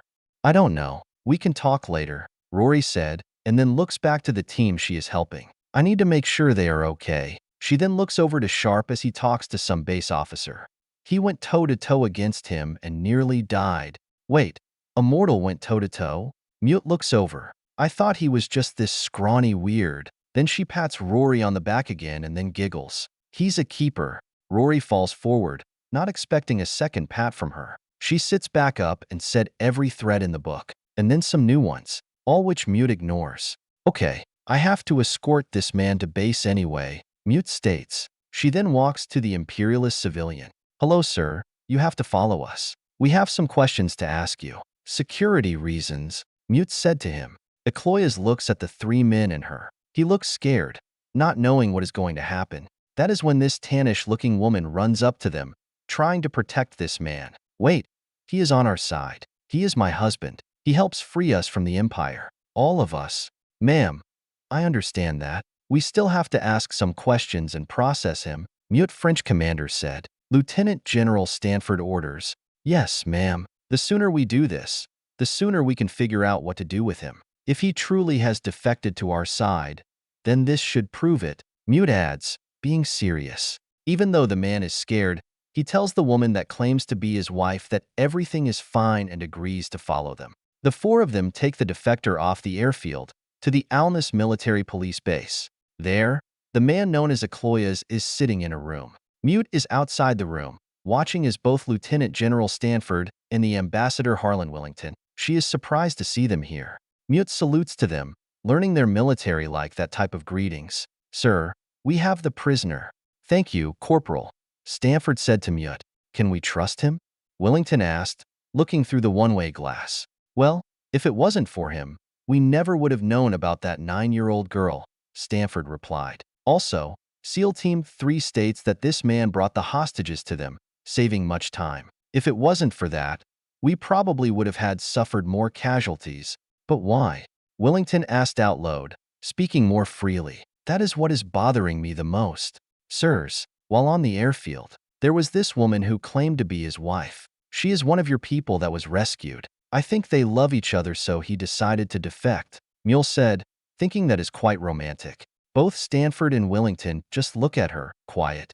Mute looks at them, realizing she probably spoke out of term. For people without nobility and royalty, they sure do like their order and statues. Thank you, Corporal. That is very good insight, Stanford said after thinking about what she said. He was against the idea of including the local population into any form of military service. Slowly that idea has changed, seeing the value like Mute, Rory, and Lelei has brought to the table. Love, Wellington said. Can't believe it might be that simple, but it makes the most amount of sense. The Trojan War was fought because of that, Stanford said. Indeed, Wellington said. Sounds like some teen drama. Wellington looks to the siren women. Corporal, Mute is it? You may begin the integration. Mute salutes and then walks into the room. She sits down and looks directly at him. The man in front of her, named Elias. He seems nervous, not fully understand the situation. Now she sees why they wanted her in here, to talk to him. Not too long ago, she sat on the other side of this table, thinking that she was about to become someone's sex slave or some labor camp. How wrong she was. She understands everything this man is feeling, thinking, is relatable, which gives her the advantage. So tell me, why did you do it? Mute asked him, in a sweet voice. Elias looks to her, shocked to see her. A hybrid beast lives here? Freely? That question annoyed her, but understand the context behind it. The Empire is not a big fan of mixed-race people. They seem them as weak, inferior, a subspecies. Yes, in alness, we accept all who want to embrace liberty. The value of someone is not based on what they look like, but from within. That is what the otherworlders believe, and that is what alness believe. Ecloias nods his head. That is what Amira told me. It is very impressive that there is a land like that. Please answer the question. Mute restates. Ah well, when I bought her, I wanted her to be happy. Ecloias tells her. You wanted a slave to be happy? Mute asked, not fully believing him. He nods his head. When I first saw her, what a beautiful woman. I was curious about the world she came from. A slave? Mute state. She was a slave, but not to my eyes, Ecloias replied. He sees where she is going. This is unheard of. It is not like I could have married her while in the city. I would have lost everything, including her. Let's talk about that. What did you do for the Empire? Mute changes the subject. Ecloias takes a deep breath. I worked for the treasury. I helped manage sadera economy and trade. The city is a hub for the Empire economy. That is a wealthy and respectable position in the Empire government. You must be insane to toss a job like that away. What is your plan now? Mute asked him. You saved the girl, brought their people to safety, and now you got your wish. You are at alness. What was your plan? Well, Ecloias stumbles on answering that question. Outside the room, Willington and Stanford have been listening to the conversation. Do you believe him? Stanford asked. Willington rubs his chin thinking. Honestly, yes. Otherwise, why did he help free our people? That alone is worth a lot of brownie points. I do agree, Stanford comments. I am more interested in his trade abilities. Willington knows what Stanford is thinking. The town of alness is still very new, only been around for about 6 months or more. The community has grown rapidly since the first refugees, blooming in trade between Earth and the rest of Falmart. That has become a major problem in managing the economy. Many of our laws and customs do not apply to this world, and while our people understand this world economy academically, that rarely means we can apply it in real life. Finding people with large-scale governing skills has been a challenge since most of the refugees have been farmers and traders. I say employ him. We create an alness commerce department and see where that goes. Willington responds.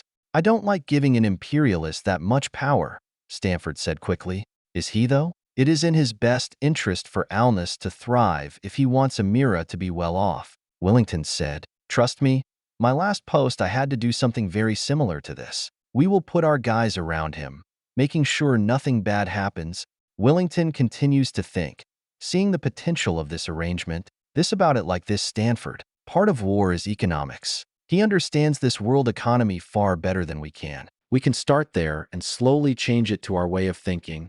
And besides, everyone in alness was technically a citizen of the Empire, and we allowed them in without issue, Willington adds. This time we have someone who has the skills we need to get alness off the ground.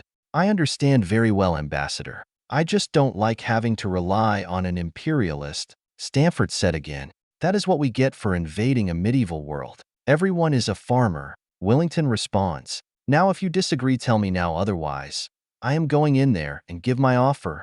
All right, you have my support. This is the State Department jurisdiction, but I want to stay in the loop. Alness security prosperity is my business, and if anything happens, I will take action. Willington nods in agreement. Then he walks into the room. Thank you, Corporal Mute. I will be taking it from here, Willington said as he adjusts his brown striped tie with his black suit. She turns around and looks up at him. Yes, sir. You can stay if you like, Corporal, Willington said and walks over to the table. He would not sit down, just stand there looking at Ecloias. Mr. Ecloias, I have a deal for you, Willington said to the man. Ecloias looks up at him, wondering what these people are going to do with him. How loyal are you to the Empire? Willington said. Ecloias takes a deep breath and closes his eyes. He opens them again and looks right at Willington. I murdered my employer, my friend that I have known for 10 years, just to release one of your people. Is that enough? Hearing that takes Willington and Mute by surprise. Really? You did that for love, I take it? Willington asked him. Yes, but that is not all. The Empire is strong. It has brought stability to a continent for generations. However, it has become very corrupt. The original reasons why the Empire was formed do not represent the current regime, Ecloias said. Not everyone agrees with the current situation. They attacked you blindly, and look at all the chaos that caused. This needs to be stable. Wellington nods to what he said. That is an interesting insight. I do not know what the Empire propaganda said about us, but my wife told me about your people and customs, how your nation defined similar empires, brought freedom to other races and people. More importantly, it created amazing wealth. Ecloias interrupts the ambassador. I am interested in learning more about your economy called capitalism. That brings me to my proposal. I have a job for you, Wellington said, wanting to get to the point of this conversation. You said you worked for the Treasury. I take it that means you help manage sadera economy? Yes, Ecloias responds, slightly confused about why the man in a suit is asking that question. One of our goals is to make alness an economic hub of this world. You work with our people in establishing a stable economy, establish fair order and regulations, and guide free trade with the other city-states that are under our control. In return, we will give you a high-level position in our Commerce Department, Wellington said. You obey the laws and values that we set. No acting in your self-interest, only in the self-interest of this community. Otherwise, you will be kicked out. Without your wife. Ecloia's eyes open. The offer was a big surprise. He was expecting. Well, he had no idea what he was expecting. Not a job. I accept your offer. Good, Wellington said, smiling. If alness do well, then you will be rewarded well. He then looks to Mute. Corporal, if you don't mind finding this man some quarters? Yes, sir, Mute said to the ambassador. Fort Alness, Army Hospital, July 4th, 2025. Sergeant Major Randy is heading into a separate section of the hospital. Right now, he is carrying the little girl that one of his men saved. When the team separated to get checked out at the hospital, Randy wanted to make sure this girl got the treatment she needed. At least make sure she got the proper care. When Frost brought her out of that building, he saw the girl. She reminded him of his two children, Sally and Tim. Both are around the girl's age. Right then and there, the war hit home right there. It will be all okay, kid, Randy said as he carries her down the hallway. The girl is holding onto him tightly, teary eyes. I was so scared you weren't going to find me. Randy takes a breath, thinking about what she said. Never. Truth is, he originally agreed with Lieutenant Commander Daniel from SEAL Team 3. He served 3 tours in Afghanistan, and there he learned never to stray off the mission. The minute you do, someone dies, ended up behind enemy lines, or the primary mission could fail. Since Major Sharpe took command of the team, he struggled on how to deal with him. The whole situation made no sense and brought the team morale down like a rock. The first 2 months we barely saw him, while team members like Alicia just assumed he was one of those spineless academic officers that thought too highly of himself. Randy's experience told him that there was more going on. The rank of Sergeant Major is an enlisted rank, the highest in the Army for enlisted, but it comes with a huge amount of weight behind it. Even officers must listen and respect that rank. It gives you much perspective and foresight. My name is Randy. What is yours? Randy asked the girl. My name is Mandy Lorraine. She answers softly. Randy looks at her. That is a nice name, Mandy. To his surprise, Mandy seems to be a tough girl. Did not hesitate when the moment came to escape, so he was told. When scared, she seems to be able to keep her wits. He then opens the door and sees some medics treating some people. Corporal, can you take her? She is one of the hostages. A Spanish woman from the Spanish army walks up and takes a quick look at the girl. I will be happy to. Any signs of wounds? Randy shakes his head lightly. No, just a chain bruise around her neck and wrists. Okay, the corporal said. She then points to a bed, telling Randy to set her down there. Randy sees and walks over to the bed. He then sits Mandy down on there. Everything is going to be okay. You are safe here. Those people are not going to be able to take you again. Randy looks at her. He wants to ask her about her parents and what happens. But the truth is he already knows the answer. Parents are probably dead, and she was kidnapped. It is not worth bringing up the memories right now. She has suffered enough. This must be how Sharpe felt when he freed Selena, an act he deeply disagreed with at the time. The United States military is not the Salvation Army. We cannot take in every child in their world. Hell, we cannot even do that in our world. At least Mandy is one of ours. However, it is far easier to stand on the sideline making that judgment afterward. That is until the situation lands on your lap, and then you have a choice, to act or not to act. As Randy looks at Mandy, watching the Spanish medic treating her. All he can do is thinking about his daughter Sally. Mandy's hair color is close to his daughter, this goldish-brown color. Mandy is just a bit darker. Age-wise, close. While Sally has these bright blue eyes, Mandy has these hazel color eyes. Life is strange. Out of the billions of people on Earth, Mandy was one of the few who was taken. Same with the others. That means it could have been one of his kids. Mandy, this woman is going to treat you. I have to go, but I will check up, Randy said to her. Mandy looks up at him. What happens to the other soldier? Randy smiles, placing his right fist on his shoulder. You mean Harvey? Mandy nods. He got hurt killing that lady. Yes, he got hurt, but don't worry. It didn't look life-threatening, Randy said, and then thinks. Looks, kid. How about this? If you let the nice medic here do her doctor stuff with no complaining, I will bring you to him so you can say hi. Mandy looks at the medic and then back at Randy. She nods her head in agreement. Randy gives her a thumbs up, smiling. He then leaves the room, heading down the hallway towards where his team is at. It will take a while because the hospital is unusually busy today, treating all the rangers that were wounded on the operation. He finally arrives, passing some beds with his men. Ouch, that hurt. Alicia complains as a medic is trying to give her a needle shot. Tough girl, but seems to be a pansy when it comes to needles. Private Second Class Marvin Scott and Corporal Andrew Steele are also there. Andrew mostly seems fine. He was on overwatch duty with his sniper rifle. The two of them seem to be talking about that apostle, how even his sniper shot did not fully faze him, both trying to come up with ideas on how to stop him if they face Talon again. Marvin, on the other hand, helped Randy in a wrestling match with that apostle. It was a tough fight with death facing right in their faces. However, they were able to delay the boys so Rory could take him on, even in the end, helping aim that Scorpio weapon after being battered around. Randy then sees Sharpe standing in the hall, watching some TV screen on the wall. He walks over to him. Hello, sir. Sharpe looks to him after hearing his name. Sergeant Major, shouldn't you be getting checked out? Sharpe, always being more robotic when speaking. Sometimes he catches him being more natural during downtime or out in the jail TVs. But that seems rare at times. Until recently, though, like during topics he enjoys. Who knew there was a nerd deep down inside? I am fine. I wanted to make sure Mandy was getting the care she needed, Randy said as he walks up to him. Mandy? Oh, the girl. Sharpe gives him an approving nod and looks back at the screen. On the screen is surgery on Private First Class Harvey Frost. They are operating on his right shoulder, fixing the knife wound. Is he going to be fine? Randy asked. Doc said he will be fine. William is in there, so I am pretty sure Frost will be okay, Sharpe said, showing confidence in Specialist Jerry William medical abilities. Randy has noticed that he rarely uses people as first names. He always thought that he was just being overly official when he speaks. However, he always thought it was strange that he never allowed anyone to use his first name. Andrew brought it up once when he first got transferred to the unit, and Sharpe tore him apart for it. That was a long time ago, though. Sir, shouldn't you get yourself checked out?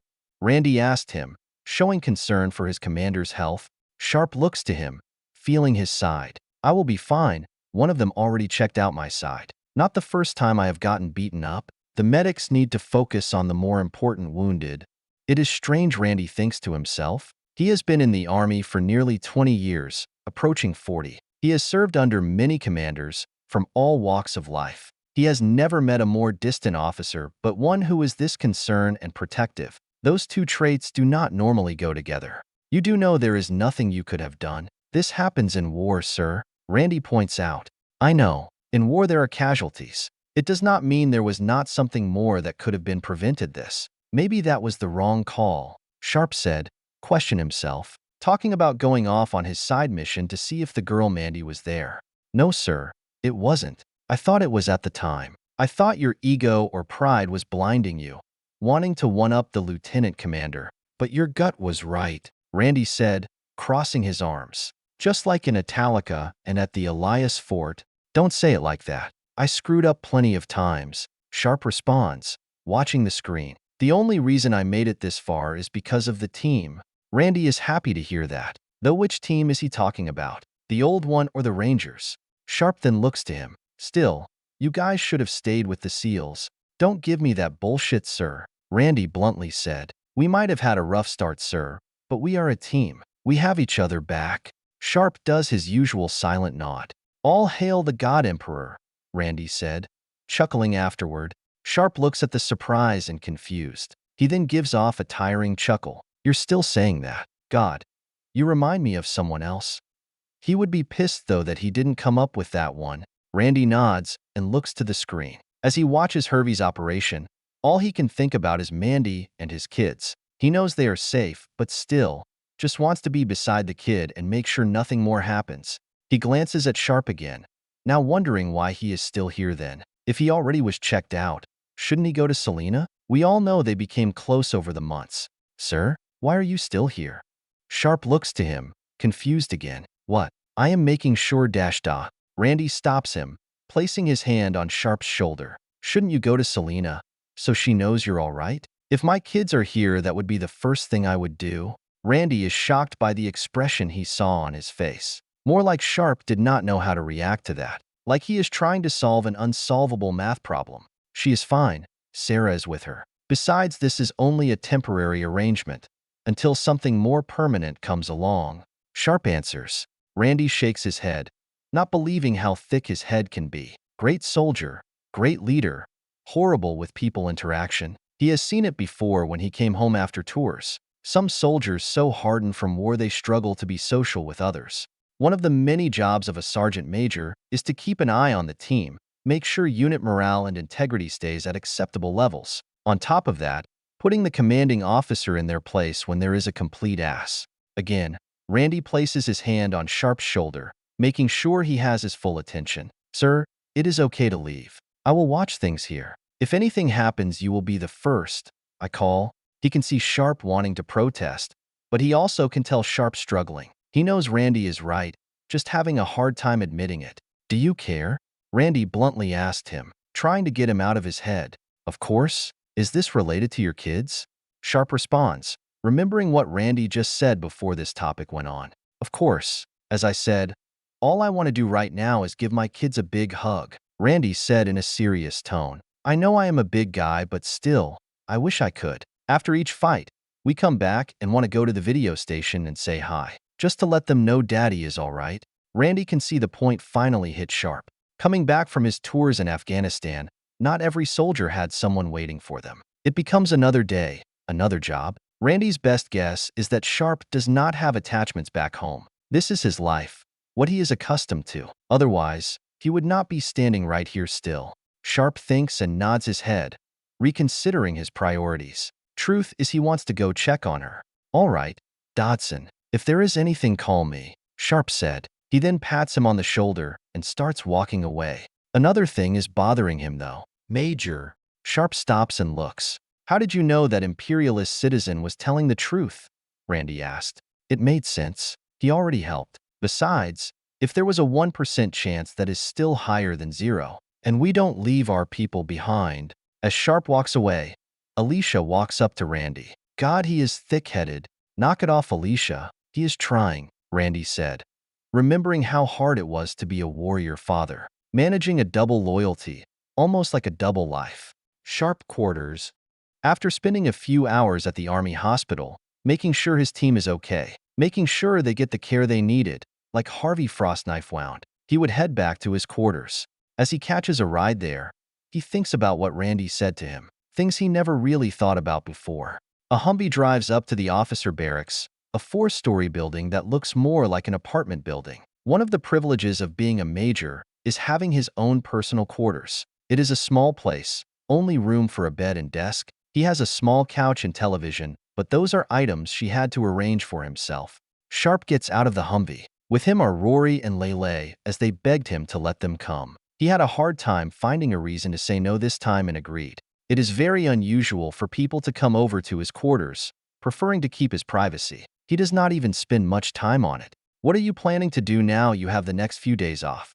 Rory asked, following right behind him, all excited. Unlike everyone else, she can heal quickly, so how she is all good and well, besides her clothes which has holes and tears on it. Sharpe gets to the door of his quarters. Well, I was thinking to either watch season 1 of Beast Wars, or watch 300 and then pass out.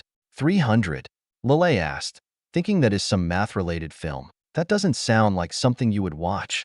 Oh no, It is my favorite movie of all time. 300 Spartan warriors slaughtering thousands of their enemies, Sharpe said, enjoying the image in his head. Lelei just rolls her eyes, but what he said caught Rory's attention. Slaughter, you say? As he is about to open the door burst open. Selena rushes out and tackles him right into the ground. Ouch, Sharpe said, falling on his rear. Amazing that the army spent millions of dollars in training him to keep his guard up, but a 12-year-old girl was able to surprise him. Selena, get. As he tries to speak, he looks down and finds her crying. She is holding on to him as tight as she could. Looking at her, he struggles to see why she is acting like this. Selena? Sharpe asked. I thought you died. Selena bursts out saying. Sharpe struggles to find the words to respond, not fully understanding why she said that. Every time he does out, there is a small chance of that happen. Why does that matter now? He slowly moves his hands and places it on her back. I'm not going to die. You don't have to worry, okay? As Selena holds onto him tightly, he sees that her emotions are genuine. She really thought he died out there, or at least something happened. Glancing up, seeing Lelei and Rory standing there smiling, he then sees Sarah standing by the door, watching. While the team was in sadera, Sarah was being nice and keeping an eye on her, so she did not feel alone. He thought that might have been enough, but clearly, he was wrong. Maybe what Randy said has some merits. Sharpe looks down at her again. All this just seems strange to him. He never had someone act like this before when coming back from a mission or tour. Yes, he had been welcomed by his old team spouses, but that is pretty much it. The more he thinks about it, the more he realizes that the past 10 years have been nothing but the army. Lieutenant Commander Daniel said something like that before. It always has been going on the next mission, getting the job done, spending time with the team and the job at hand. Always about the duty to his country, making sure the nation is safe. Outside his old team, there has not been anyone to welcome him home. It has never crossed his mind before. He never signed up to get his name in the news, to become famous. Watching Selena as she hugs him tightly, it felt very weird, but it also felt good. Having someone that cares coming home, she must have been so scared, fearing to lose what little she has left. Thinking about that made him feel bad. Fighting Talon, he was so willing to die without a second thought, so long as his new team survived. During the fight, he never once considered her or anyone else's feelings if he did. What Sarah was saying back in Italica is correct. Sharpe takes a deep breath, patting her on the back lightly. Kid, all is well. Everything is all right. I am not dead. Selena sits up, sniffing. She looks up and around, now embarrassed. You better get off him. He's an old man now, Rory said, teasing. Sharpe looks at her with a glare. Rory raises her hands halfway up, looking away. What are you going to do? We both know you can't kick people my size up, she finishes saying, being cheeky. Who was the one that nearly got chopped into a dozen pieces? Sharpe shots back, smirking. Rory then shots him with an annoyed glare. Hey, not my fault. Selena watches confused, not understanding the context. The conversation is only making things worse. She looks to Lelei, always being the one to explain things. Don't worry, Selena. We all fought off Talon, Lelei said in a tired but happy voice. You guys fought Talon? Selena said in a worried tone. Sharpe looks down at her. Yeah, we won though. No issues. He then messes up her hair and gets up. It is an understatement, but then she does not need to know the facts. Now then, I would like to sit down on my nice couch and relax. Sarah finally speaks up, pointing behind her with her thumb. You call that nice? Yeah. Sharpe responds, not understanding the issue. Sarah just face-bombs herself. Lots of work to do, she mumbles. Sharpe begins getting up. Rory grabs him by the shoulder and helps him up. Then they all go inside. Everyone walks in, but Sarah stops him at the door. You took a long enough time to get here. We have been waiting. She glances at his uniform. She also notices Lelei and Rory uniforms. Was it as bidding as the radio made it sound? It was a fight. They were ready for us. The team phenomenally. Sharpe responds to her. Thank you for watching things here. You're welcome. We're a team. Think you can fully trust us now? Sarah said, smiling in her cheerful self. What are you planning? I thought this was your man cave. I have no idea, Sharpe said, thinking, fully realizing the situation. Sarah just softly patted him on the arm. You will do fine, if they don't make you shot yourself. Now, I have a lot of work to do. With that, Sarah walks off. Sharpe nods and heads in. The room is laid out highly efficient. Everything is in a location to maximize space. Still, it is very cramped, not designed to host a party. A small desk for conducting paperwork, and right behind it is a small bookshelf with all different kinds of books. Wow, why is it so tight in here? Rory blankly asked, looking around through his stuff. No wonder you don't invite people here. Can't have house parties in here. Then a thought occurs. However, it could be a bit romantic for two. Sharpe has a response to what Rory first said, but then stops himself when she starts to talk about the romantic stuff. He knows she is playing around, and he finds it cute. He does somewhat fear is she will take it too far though. Everyone makes yourself at home. Footwear off, please. I will see if what is that? Sharpe said as he takes off his jacket and boots. As he does, he sees these pictures all over his walls, hanging. Oh, I did that, Selena replied as she cleans up her face. When we first arrived, we tried watching something but… She pauses for a second. Well, I saw you had many boxes unpacked, so I wanted to help you. Sharpe looks at the pictures. Many of them are from his past. Not thrilled that they were put up, but he is not going to tell her that. It was nice that she did that. He puts on a smile. Thanks, Selena. Oh my God. I smell, Rory said, sniffing her hand.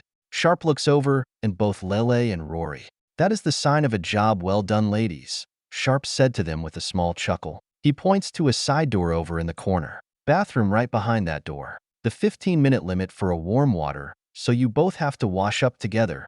Oh, you have your bath? Rory said with some excitement. I think it is a shower, Rory. This place too small for a bath. Lelei responds to her. Rory's excitement just disappears hearing that. She really hates showers. But, fine, let's go. As the two go into the bathroom, Selena looks back up to Sharpe. Once he looks at her, she smiles at him. What's up, kid? Then Sharpe thinks and then takes a breath. Selena, I think we should have a chat.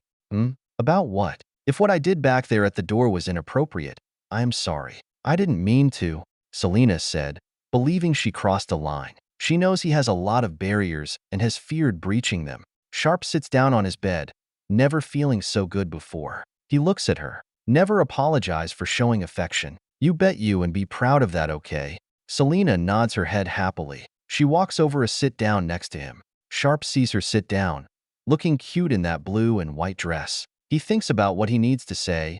He does not want her to get worried every time he is gone. Look, I am a soldier, and that means I have responsibility. My country is at war with this world.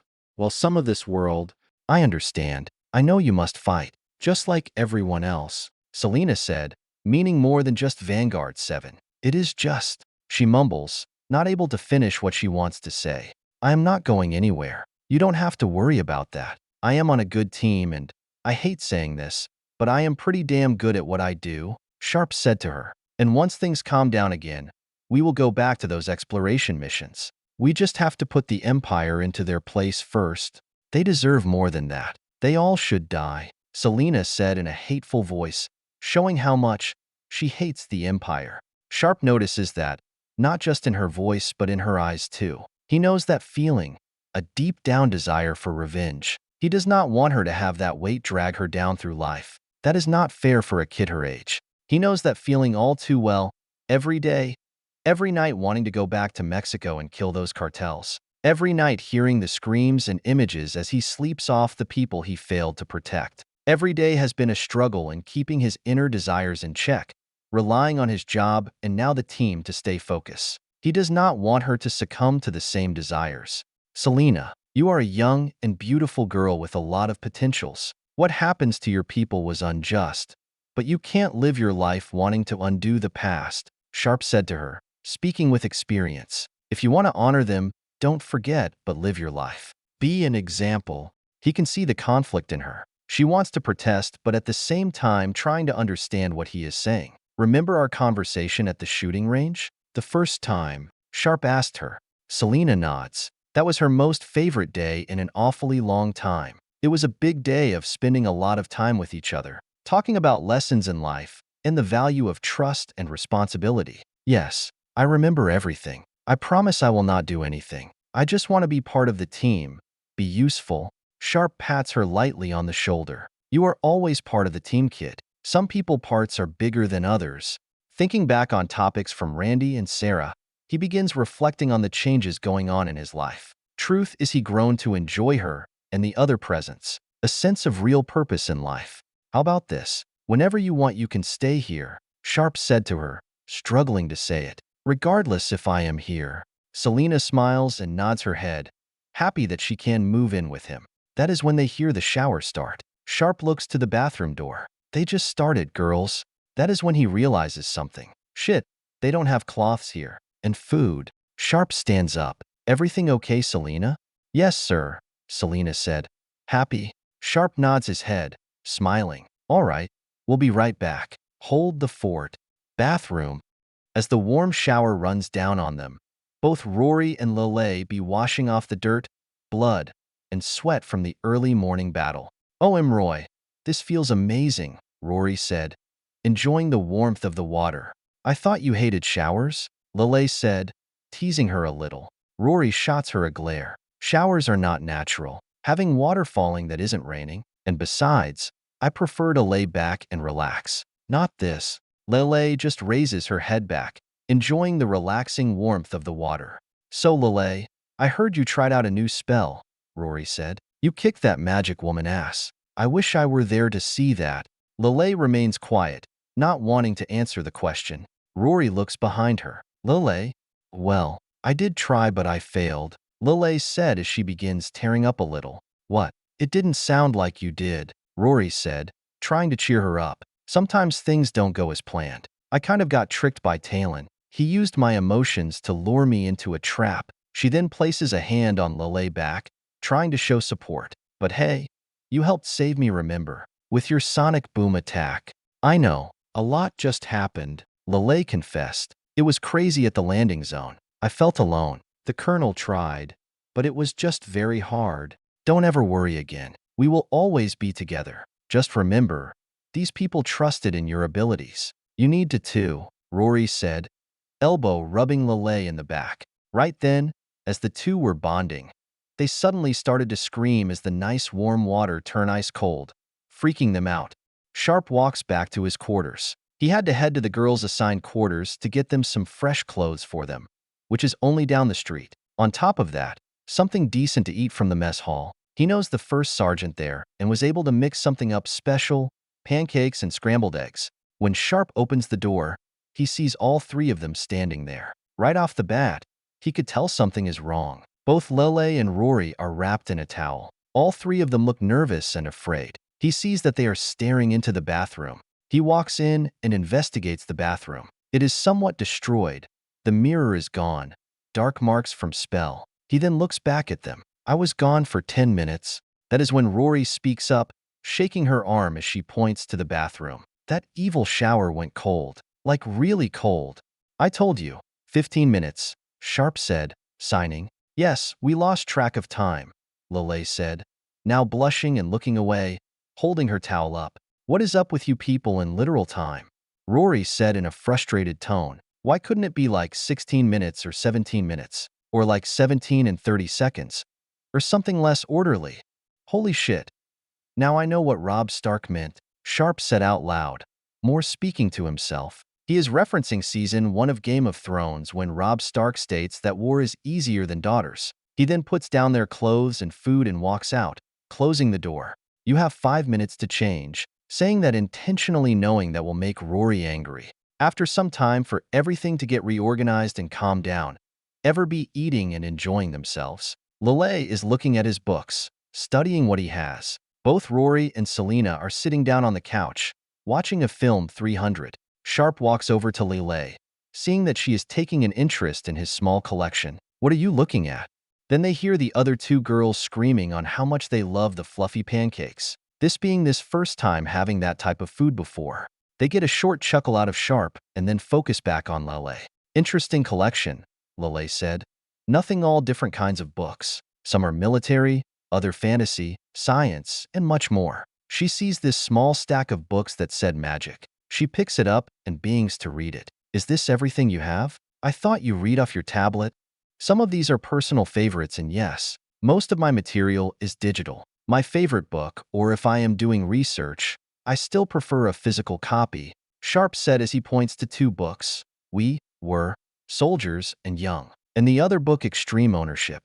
These over here are for research, ancient warfare, past gods and demons, or another type of monsters and fantasy races. Sharpe then points to another set. You value research, I see, Lelei said as she reads. The unknown is why soldiers die. The more you know about the enemy, the more preparations you can make, Sharpe said, then looking at what she is reading. He notices Lelei smirking and giving off a couple of chuckles here and there. What is so funny? This is a book about the possibility of magic? By your people, Lelei said, continuing to read it. Yeah, Sharpe said, confused. It is some people on Earth trying to explain how magic works. This is still new to us. Everything in this book is wrong. None of it makes any sense, Lelei said, shaking her head in disbelief. Well, we are people of science. We didn't even know that magic existed until the gate opened, Sharpe said. It has been hard to wrap my head around what you do. If I didn't see you do it, I never would have believed it. Lelei closes the book and looks to him. You are thinking about it in the wrong way. You are thinking about it as a math equation. I can help you understand. If you're looking to become a magic user, Sharpe chuckles. Me, a magic user. Probably not a good idea. Because he's too thick-headed, Rory yells, holding up a fork. Now quiet. I am enjoying watching these strong, muscular men without armor killing people. Sharpe looks over. Maybe that wasn't the best film to put on. Should have put on Bumblebee. He then looks back over to Lelei. Well, I know you've been interested in learning more about our science. Applying that with your magic. Let me show you something. Lelei sees him going to his desk. He turns on his laptop. Are you showing me that internet you people use? Yes, I will get you your own account. It is going to be under the military server. So something is restricted. Sharpe responds to her. He gets out of the way so she can sit down and explore. I've been on it before, but I had only limited experience with it, Lelei said, learning to use the laptop. He then gives her a light pat on the back. Besides, you earn it. I will get you an account. Learn as much as you desire. Oh, my Roy. We are trying to watch, Rory said, standing up. She walks over and watches the pictures on the wall. Who are these people? Rory asked. There are the same 6 soldiers in each photo, all at different places. All of them look like they were taken after a mission. Sharpe walks over to where Rory at, which is not far since the room is not big. He sees the picture Rory is looking at. That was taken in Vietnam, that one in Taiwan. That one is Japan, and the rest in other places in Southeast Asia. That was where I was stationed for 5 years. He then points to himself. That's me in the center. The tall one is Nicholas. That is Jesse, the one with the flaring personality. Cortez is the one making the funny face. The last 2 are Tim and Quincy. Wow, are all these in different places? Rory asked. You all look really happy. Sharpe would not respond to that. He puts Pahar on the shoulder. Let's finish the film. They are about to defend Thermopylae from the Persians. The best part, Rory gets dragged off back to the couch and sits down with him and Selena. As the 3 watches the film and Lelei enjoy herself diving in the infinity knowledge of the internet, Selena was to renew the mood of the room, seeing he did not like talking about his last team. Why did you get this ugly couch? Selena asked. Remember Sarah made a point about it before. Ugly? Sharpe asked as he glances at Selena. That's what Sarah said. Selena responds, scooting deeper in her seat. Sharpe thinks for a second and smirks. It might be ugly, but it has a history. Bull, Rory said, now joining the topic. In the Philippines, we wanted to make a statement to the insurgents.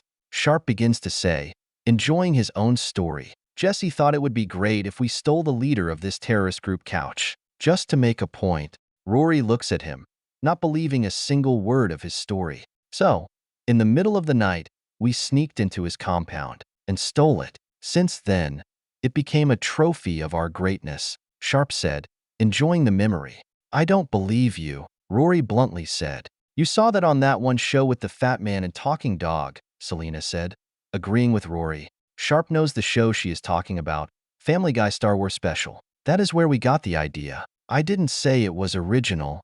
Rory lightly punches Sharpe in the shoulder. You're lying. There is no way you would have done something like that. Sharpe looks to Rory. Classified.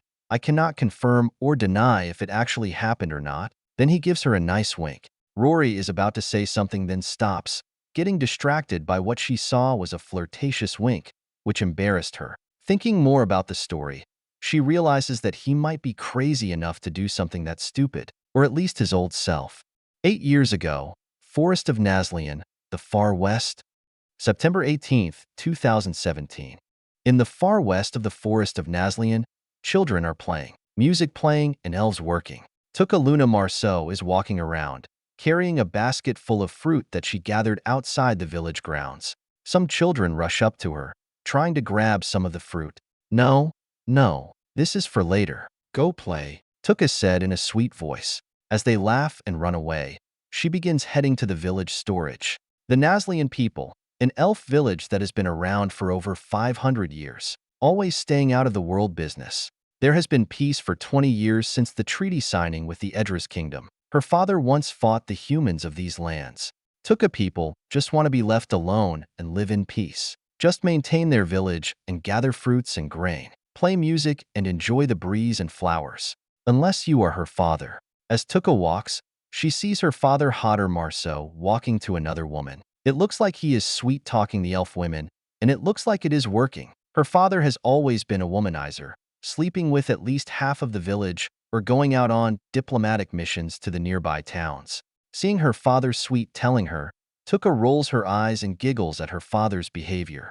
She continues to walk, enjoying the music that is being played. Tuke people are famous for their music. For as long as she has known, her people have been some of the most loyal servants to the music god of Lenarier. People from all over the lands have come just to listen to their music.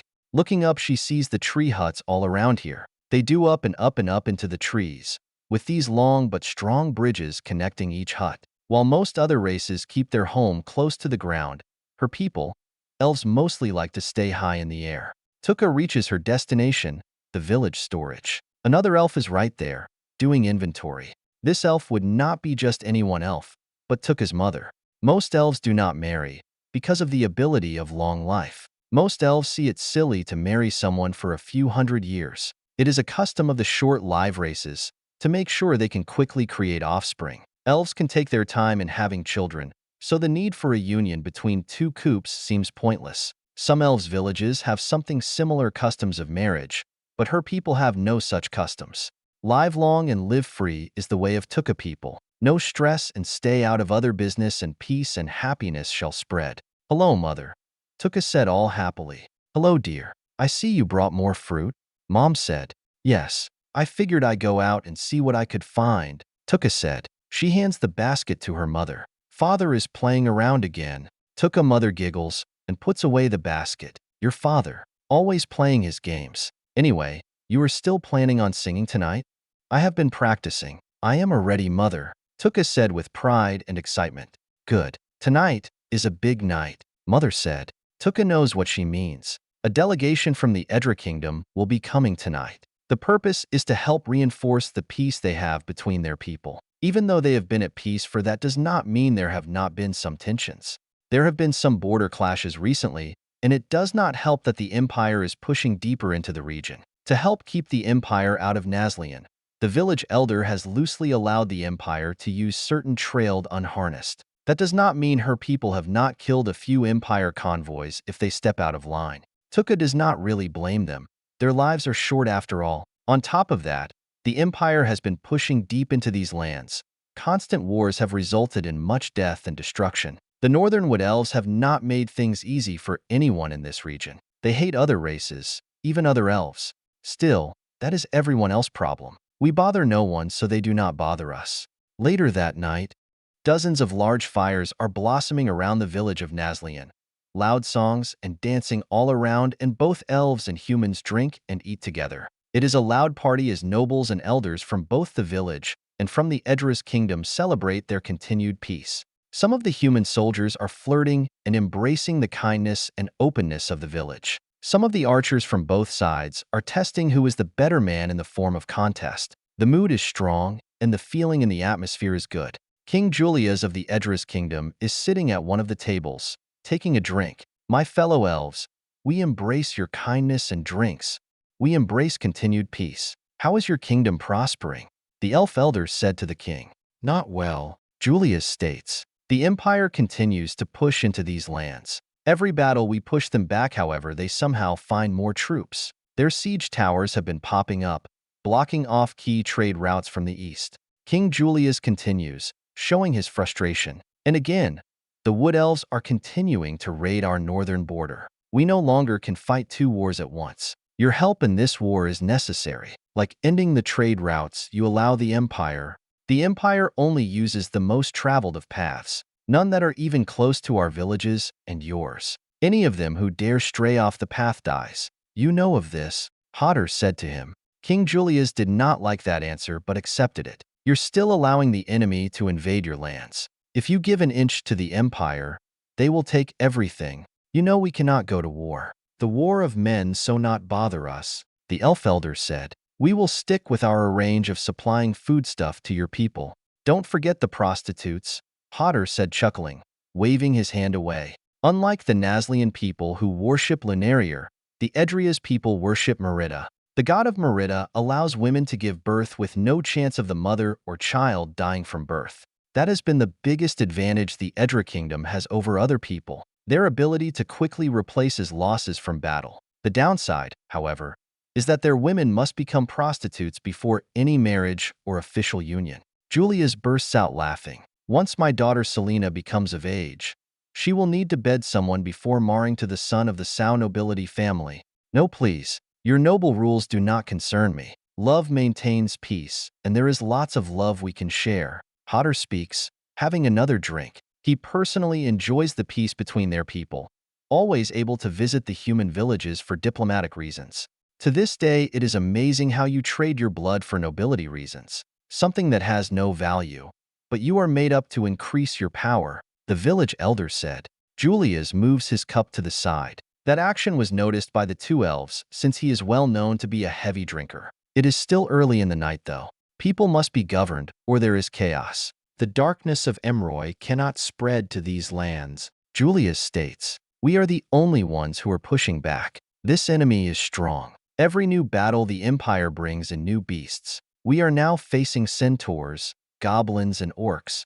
I know what you are saying, the elder elf said. What are you trying to say? We need a united force, a strong leader of this region, all under one banner. Only then we can remain independent from the Empire, Julius said, saying what he finally wants. Tuke walks up, handing everyone a new fresh round of drinks. Who is this lovely creature? Julius asked, flirting a little with her. Tuke giggles. My name is Tuke Luna Marceau. You are Hodo daughter. I wonder if you have his wild side. Julius teases. Father wild side. Tuke looks to him knowing full well what he means by that. Hodder is sitting with his hand behind his head, embarrassed. She just shakes her head smiling. As Tuke begins walking away, Julius grabs her arm, softly. Mind if I ask, shall we have a song? He then looks to her father and the elder. Your people's songs are beloved by my people. I think it would help our conversations remain friendly.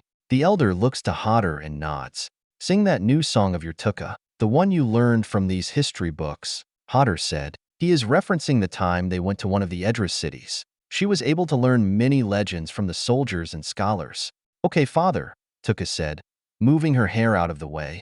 Tuke takes a deep breath and then picks up a lute and places it on her neck. She starts playing a harmonious sound from it and closes her eyes. Eula, Sula. The winds are flowing and the birds are singing. The Knights of Sara continue to march. The touch of flare raises and falls on the ashes of battle. The bonds of brotherhood stands tall against the darkness of old. There together we stand as one. The Knights of Sara side by side facing the enemy of old. The people of lost cowering in fear. The touch of flare raises and falls on the ashes of battle. In a world of darkness, the Knights of Sara stands tall. From all the life of the world, we stand together as one. As the Knights of Sara protects the world from darkness, a new dawn raises, and then the power of Emroy raises to protect us all. Races of all shall find courage as the Knight of Sora faces the old and free the fear of all. The new light from far away shall slay the darkness. Only then the Knights of Sora rests in peace for all. Eula, Sula. Once the need of the Knights of Sora is lost, then Merida restores purity, and then all shall be as one. Eula, Sula. Let love raise strong so the nights of sorrow rest in peace. Eula, Sula. As Tuke finishes her song, Julius stands up clapping. Very beautiful young one, Julius said loudly. Well, young to one. Very beautiful. Julius then turns around, raises his cup of wine. To my fellow comrades and elves brothermen, we have our differences, but we have maintained a peace that has lasted for generations. All hail Lenarier. Let her blessing shine light to us all. Everyone from both sides cheers and start drinking more. The celebrations begin to heat up. Hober sits there, checking out some of the human server girls, enjoying some of the exotic beauty. That is when this human nobleman walks up to him. Sir Hober, may I speak? Later, after I lay with one of your servants, Hober states as he blows a kiss to 3 of them. He then stands up, see them giggling at his act. That is when the man grabs his arm forcibly and leans forward into his ear. Ron, the man said softly. Hober looks to the man. It is Noble Hethrin, one of Edra Kingdom nobles. This is very confusing. Before he could ask any questions, Hethrin rushes away, hand on sword. Hober eyes widen, realizing what is about to happen. He rushes to his daughter Tuke and grabs her arm. We leave now. Father, what are you doing? You're drunk again, Tuke said, mostly ignoring him. Tuke, we dash, Hober said before they both hear screaming. Both look around and see the knights that escorted King Julius pulling out their swords and killing people. Before anyone could react, a small force begins rushing out of the darkness, killing anyone they see. Tuke stands there watching, not believing what she is seeing. In the background, the sound of the Edra horns can be heard. The main army approaches. Damn, Tuke, we leave now, Hodder said with authority. What about Mother? Tuke said as she runs off, looking for Mother. Hober rushes after her, not wanting to lose his only daughter. They both rush through, arrows suddenly beginning raining down. The human knights rushing around, killing anyone they can see. Hodder sees King Julius grab the Nazlian elder. He pushes his sword into the elf, killing him. Bastard, this was a setup, Hober said to himself. Mother, Tuke yells. Tuke suddenly stops, seeing her mother laying on the ground with a sword slash on her. Blood is pouring out of her as she lays there dead. Mother, Tuke yells as she cries. Hober grabs her arm. We have to go now. Warn the other villages. As Hober drags Tuke away, he looks over and sees Julius, swearing revenge. V05, Chapter 49 RM. Good morning, Alness Hill. Today we got reports from Earth. After the president's speech, many coalition nations agreed to increase their troop commitments to the special region known as Uros. In other news, we have the final casualty count for the raid on Sadera. 5 Army Rangers gave their lives in the raid. We thank them for their serves. Free Alness Radio. Vanguard Command Briefing Room, Fort Alness, July 10, 2025. First Lieutenant Sarah Rose currently is at a briefing room with the rest of her other Vanguard logistical officers. Since every Ranger team goes out to explore this world, Command decided to have someone there to help with the logistics for each team. All around Sarah are other officers sitting at the desk, all looking forward to this whiteboard. Lieutenant Colonel Jackson, the head exploration operations in the special region. He is not liked by many of the Vanguard teams. He prefers to be a desk manager than being an actual leader. Sarah's team leader and the lieutenant colonel have developed a history of not liking each other. Jackson seems to only want to do the bare minimum. During the Elias Forest campaign, he rejected the request for air support. Sarah had to take the initiative and ask some contacts she has developed on base to figure something out. Later she found out that he did not even look. For that embarrassment, he has placed her on his shit list. Today he has been talking about the upcoming invasion of the rest of the Elias region. So far, our forces have been using kid gloves on dealing with the enemy. After the presidential address to the nation, that is no longer the case. Jackson begins pointing to some pictures of the region. There are arrows and other markings, showing targets and directions that our forces are planning on using. The bulk of the 1st Cavalry Division and parts from the 101st and 82nd will be pushing down the middle, assisted by French forces. Polish and English forces will be taking the northern villages. Jackson explains. Everyone in the room is taking notices, analyzing the maps and all facts. Their job will be to inform their team superior of upcoming news and orders. Also, make sure they get all the supplies they need for their mission ready. There are 3 forts we need to take, Kaysen said. He moves his hands to point at the 3 forts. When the Empire loses these 3 forts, we will effectually rule over the whole region. The Empire will no longer be able to mobilize an army on our eastern flank, at least for now. That is when some other male lieutenant raises his hands. Sir, why don't we just airstrike them all? That is a good point. Just bombing these forts would be far easier. Kaysen points his pin at Lieutenant April. Good question. Air support has been approved for the invasion, however, Stanford wants to lure the enemy out their formations. Everyone in the briefing knew what he meant by that. The armies of the past like to form up in the open, tightly packed together. It makes sense if you are fighting another enemy who uses the same tactics, however, they do not. Their tactics benefit us forces very much. However, the last fort is off-limits for direct airstrikes, Kaysen said. That confused everyone. Why not, sir? Sarah asked him. The locals call this facility Fort Legrath. It has stood for over 400 years. It can garrison up to 100,000 soldiers if needed. We don't expect a force that size, but still, Kaysen explains, giving her an annoyed look. So, why don't we just bomb it then? Lieutenant Frederick from Vanguard 4 asked, following up on Sarah's question. This fort is the heart of the enemy in the region. There might be a lot of intelligence we can gather from within the fort. In addition, because of the size of the fort, we believe there might be a large population of local civilian prisoners somewhere inside. We don't want to kill them, Kaysen explains. Kaysen then shows pictures of Fort Legrath. It is massive and tall, built into a large hill with trees all around it. Many tall towers scattered all around with these thick-looking walls. Why would they build this beast? Second Lieutenant Sandy of Vanguard 6. Kaysen looks at the picture and then back at everyone. We are not 100% sure yet. It was built long ago to protect this region from invasion from the Far East. Intel is still investigating that. Either way, we are still going in. We must take this region so we can move on to Phase 3. Invasion of the southern coastline. Kaysen finishes. Sarah analyzes the upcoming invasion and notices that there are no rangers on the unit lists. Sir, I noticed that we're not in the opening invasion. Where are we being deployed? Sarah asked him. She is a bit confused about why we are talking about the upcoming campaign if the Rangers do not have an active role in it.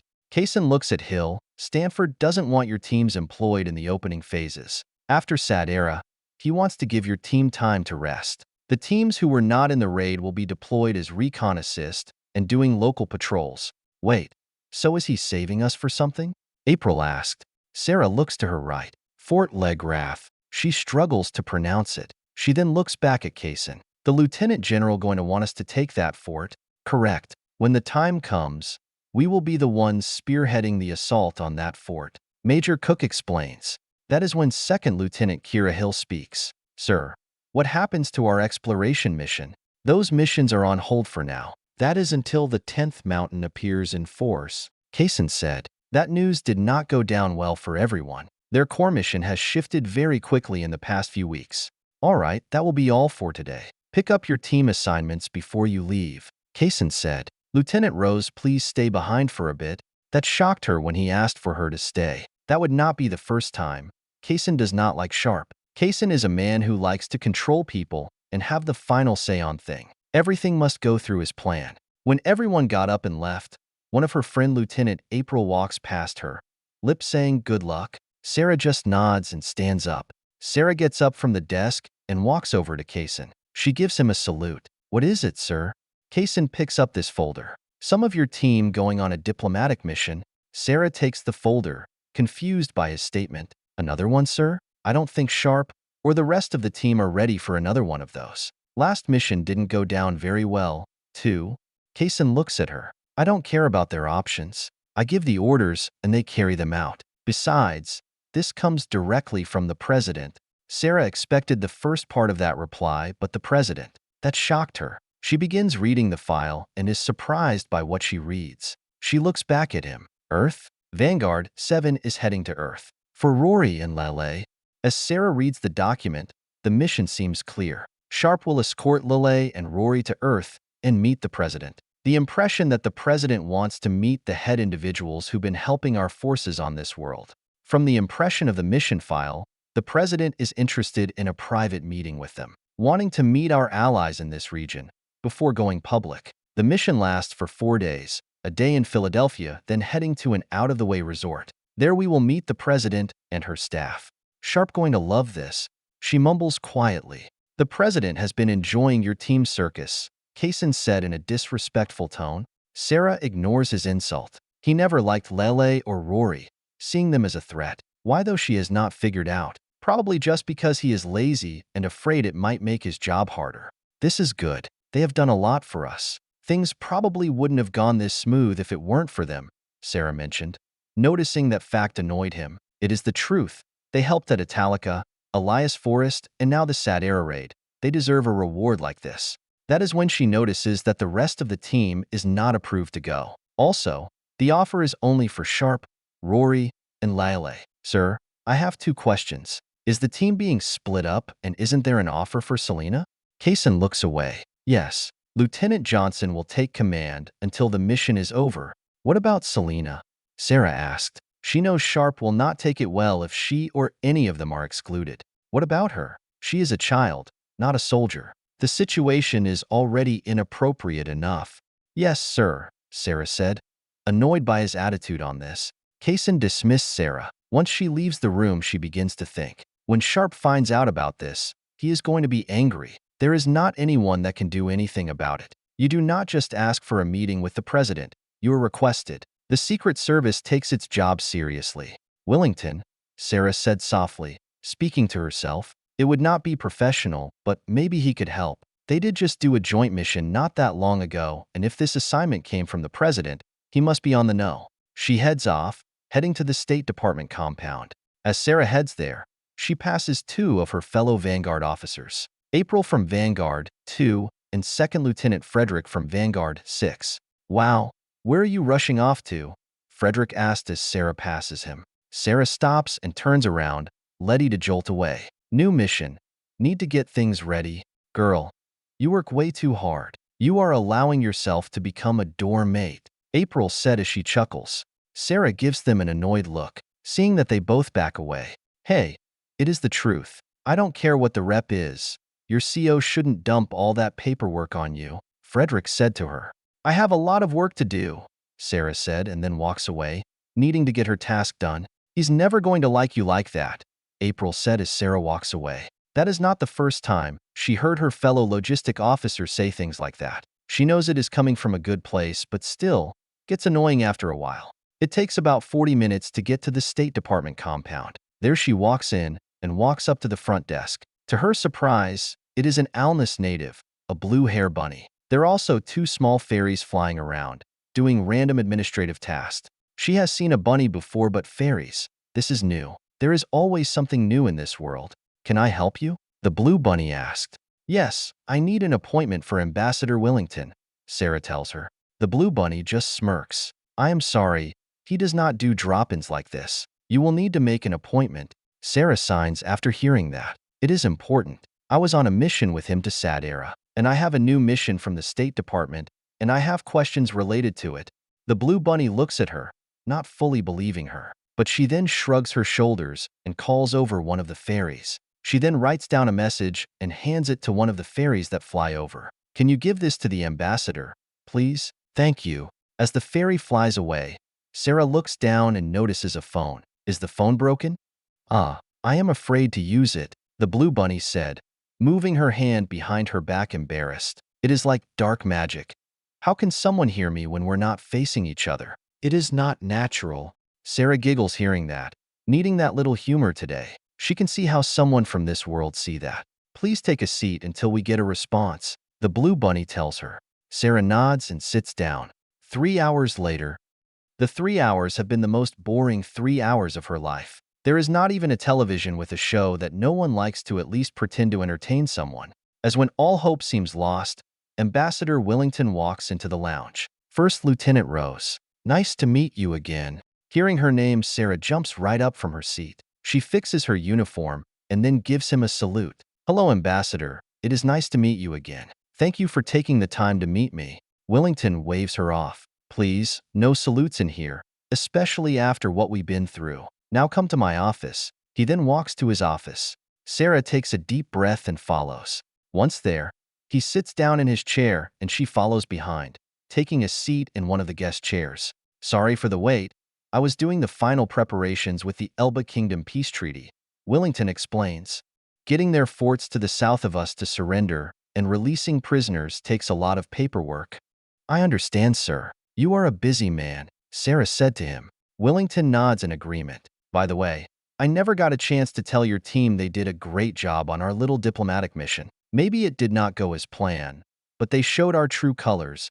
Sarah smiles and nods. I will be happy to tell them. I think they will enjoy that right now. Anyway, you are here about the president's request? Wellington asked. There is no way around this one, Miss Rose. When the president calls and for Rory Mercury and Lelei Lelina, you don't say no. Besides, after everything they have done for us, I think it would be good for them to see the country they are fighting for. They have earned it. I agree with you on all that. I know Major Sharpe will agree with that statement, Sarah responds. So, why are you here then? Wellington asked, not confused about why she is here.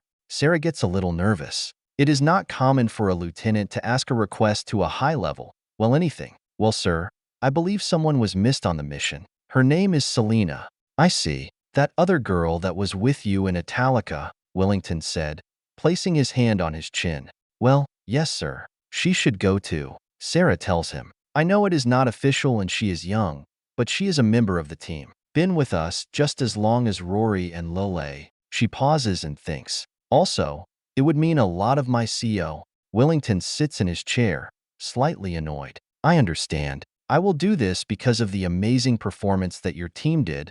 He pauses and then continues, slightly pointing his figure at her. But I want you to go too. Keep them all in line. I know how they all can be. Are you sure I should go, Ambassador? I have responsibilities here, Sarah said as she rambles. Lieutenant Rose, that is my condition, Wellington states, making it clear that he means business. Sarah thinks and nods her head. That condition confuses her greatly, not making much sense. However, all four of them might be a problem all alone on Earth. Rory alone could be a problem keeping out of trouble. I accept your conditions, sir. I promise to keep them all in line. The mission will stay quiet and diplomatic, Sarah said happily. Wellington nods. All right, I should get an answer later this afternoon, tomorrow at the latest. I will see you soon, Lieutenant Rose. Sarah stands up and gives him a thank you nod. She then leaves his office to prepare the mission to Earth. After Sarah leaves his office, Wellington leans back into his chair thinking, who the hell removed that girl off the mission list? And why? Akusho, Sadera, July 10th, 2025. It has been a few days since the Americans attacked Sadera. The information from the Medusa crime family was mostly good enough to be trusted for now. The representative of the Medusa family said that the Bessera family was going to retake the warehouse during the attack. That attack never came, though. The three CIA agents thought that they were lied to. However, it is more likely that they got scared seeing the horror at the elite part of the city. Hearing battle and the blaze of battle, they probably got cold feet. The intelligence from the Medusa and the Gonzori family confirmed that. This worked out better for the Akusho team. After watching and hearing about the high level of casualties from the attack, all but the Bessera family decided it is in their best interest to work with James.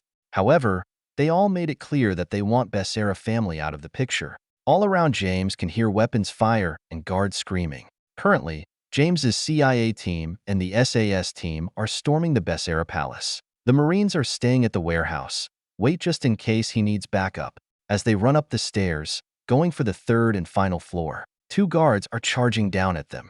P90 fire can be heard and both guards fall dead, rolling down the stairs.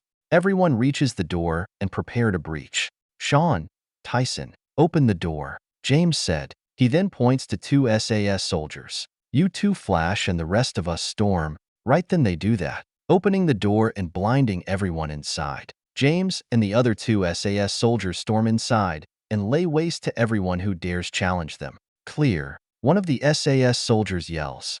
Roger that. James looks around and then sees the head of the family. Ah, there you are. I told you to buy my life insurance. Seems silly now, doesn't it? The man stands up. Fuck you. You think you won here. One day you will lay dead in the mud as your body is being raped by a ghoul. James looks at him and then at his Sean. He then looks back at the man. You have a fucked up mind, sir. He then aims his P90 and shots the head of the family in the head. Sean walks up. Is it over? Yup. Mission complete. We want a cusho now. James answers. Tyson walks up. What about the rest of the family? They have to be scattered around. I think we should let the rest of the crime lords deal with them. James turns around and starts walking out of the room. Let's go. We have work to do. Sharpe Apartment, Fort Alness, July 11th, 2025. Since getting Lelei own personal account to the military-secured internet, Lelei has been on it non-stop, gathering as much information everything she could. There is more information on this internet than all the libraries of Rondell. So much wealth of knowledge. Her teachers at the Magic Academy would be very jealous. For 2 days, she barely left Sharpe Apartment, wanting to just study everything she could from the computer. That is when Sharpe walks in. There you are. I have been looking. Well, not really. Okay, Lelei said, pretty much ignoring him, getting a little addicted to the computer. Sharpe has noticed that over the past few days, she is a smart kid, in his opinion one of the smartest humans on this base, maybe in both worlds, which is not that high of a bar if someone thinks about it. Still, he has been concerned this new way of learning might be a little too much for her. Lelei, you've been in here for 2 days. Time to get off, Sharpe said. Okay, again, Lelei said as she ignores her. After this, yeah, okay. That just made Sharpe chuckle. Lelei is very mature for her age, but at the end of the day, she is still a teenage girl. He walks over and turns off the computer. Right then the screen goes dark. Lelei presses on the keyboard trying to figure out what just happened. What happened? It died. Outside. Now, Sharpe said, giving her a direct order. But, fine, Lelei said, still shocked that the computer is off. She gets off from the chair and follows him downstairs. When they get outside, she covers her eyes. When did the sun come out? A while ago. Now hop in, Sharpe said. He walks over to the driver's seat of the Humvee. Lelei gets in the passenger seat. As the vehicle starts going, she looks to him, still a little annoyed that he stopped her research project. Where is everyone else and why am I needed? Rory is doing her alness military police duties. Selena is tagging along, Sharpe said as he drives. I have a mission and I need your help to do it. It is an Alpha, Tango, Charlie 6 level mission. Lelei has an academic mind, always processing everything that someone said to her, analyzing everything, filtering the details and figure out the proper response. She then looks to him. You just made that up, didn't you? Every bit, Sharpe said smirking. You lie a lot, Lelei said to him. Every bit, Sharpe repeats himself, making him chuckle. He then glances at her as he drives, heading off the base. However, at least I am an honest liar. You know when I am lying.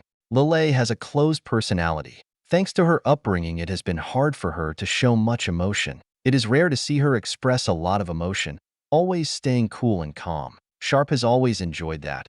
Never worried that she is going to do something stupid like Rory and Alicia rushing into battle. Right then, though, she laughs loudly hearing him say that. It wasn't that funny, Sharpe said, surprised by her reaction. I am sorry. I just needed that, Lelei said. She then notices that they are off the base, heading out into the woods. So, what are we doing? You will see. I saw this place I've been wanting to check out. We aren't going far, Sharpe responds with. That would concern Lelei. She never liked surprises or the unknown. When she was getting lessons from her last master, Cato L. Alteston, he always likes to do surprises which scared her. The idea of not knowing has always been a fear. She thinks to herself, realizing that is probably why she has the urge to learn as much as she can. So, she will not have to be afraid. Lelei looks to Sharpe as he drives. During the raid on Sadera, she remembers losing her confidence as they went into battle. However, once they met back up and went off to fight Talon, her fear was gone, and she felt confident in herself. Even though there is this strange surprise mission he won't talk about for some reason, she isn't worried. It takes about 25 minutes of them driving over some rough terrain. They got off the main dirt road a while ago. They finally reached the location Sharpe told her about, this big meadow. We are here, Sharpe said, stopping the Humvee. Lelei looks around, trying to see if there is anything of value. Is there something here that we need? Nope. I have just been meaning to do this for a while though. Been letting work get in the way, Sharpe said. To her surprise, he turns off the engine and pulls out the keys. Then suddenly the car keys get tosses to her. She barely catches them in time, nearly dropping them. After catching them, she looks over to him. You're driving. Sharpe orders. Before she can protest, he gets out of the Humvee and starts walking over to the passenger side. He then opens the door. She gets out. Are you sure, Major? Sharpe gives her a nod and a supportive pat on the shoulder. Get in, soldier. Lelei walks over to the driver's seat and hops in. Sharpe then explains everything she needs to know about the vehicle. How to use the brakes, steer, gas, how speed works, and everything else. It is scary at first, but it becomes second nature soon enough, Sharpe said, sitting back in his chair. Just drive away. Go slow, though. There is nothing around, so don't worry about hitting anything. Lelei takes a deep, nervous breath and begins speeding up. Lelei begins driving the Humvee all around the meadow, doing a lot of stops, and goes as she gets used to the sensitivity. It is okay, Lelei. You're doing great. You are doing better than I did. I am concentrating, Major, Lelei said right at him, trying to focus. Roger that, Sharpe responds. As she drives, he begins to see improvement in her driving, figuring out the fundamentals. After some time, and seeing her get comfortable driving, he looks back to her. Hey, Lelei, you need to take a break from the computer. It is unhealthy to be on there all the time, but there is so much information. I need to learn as much as I can, Lelei said, a little frustrated. Sharpe sees that fixation in her. Rory informed him before that Lelei has been struggling since the raid on Sadera for some reason. All that information isn't going anywhere. You can take your time researching. The Humvee suddenly goes over a large rock, making the vehicle wobble a bit. Once the vehicle stabilized, Lelei replied to Sharpe, I need to. So, my spells can work as intended. The truth finally comes out. This is something he feared. Everything from our world might too be overwhelming for the people of this world. Lelei, the knowledge from our world took centuries to find, develop, and understand. You can't learn it all in an afternoon. I know. I am trying to concentrate on driving, Lelei said, wanting to drop the conversation. You're doing great. Don't worry, Sharpe said, trying to reassure her. He does not want to stop the conversation, though, clearly seeing something is bothering her. You think your new spell didn't work? Colonel Yang disagrees. Sharpe asked her.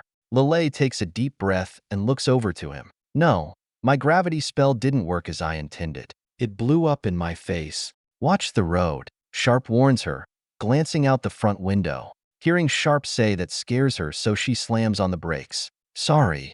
All good. All good. My fault. I was distracting you, Sharpe said, chuckling. He begins to think about something. Both times she tried to use her magic and our science on the field, he was not there. From what everyone told her, she complains that the spell did not go as planned. All right, I think this is good, Sharpe said and opens the door. Hop out. I want to see your new spell. Lelei's eyes open wide, embarrassed on his request. She does not want to look like a fool in front of him. Sharpe leaves and walks back to the Humvee, looking inside. Let's go.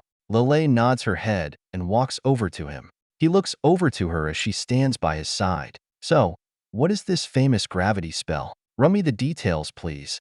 Well, my goal is to manipulate the gravity around a person or object. I want to be able to increase or decrease the weight of the gravity around my target, Lelei said, thinking about how she wants her spell to be. That is just the beginning. I got this idea from your man Newton. Everything has an opposite reaction, and I want to use that against my target. Like, be able to use the gravity to slice someone in half or compact them into a ball, like by adding more G masses. As Lelei goes on with the science of what she wants to sow, what she said impress and scares Sharpe. It even occurs to him that maybe he should put more limits on what she can see, keep her away from other theories like Coulomb law and general relativity if she has not investigated them already. More he thinks about it, he should block anything about the atom and nuclear physics too.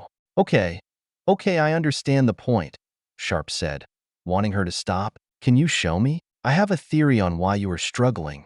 Lelei looks to him, shaking her head no. You can do it. Don't worry about it. He then looks out and sees a tree stump. Hit that target.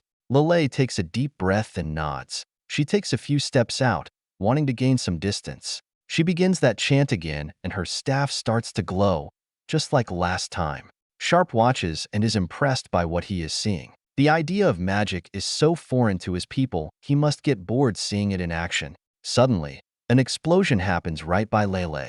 Sharpe gets flung back a little bit, landing on the ground a few feet away. He soon gets up and runs up to where Lelei is at, wanting to make sure she is okay. She is laying on the ground, a little dirty. Some smoke is disappearing around her. The grass under her is just gone. She caught a little.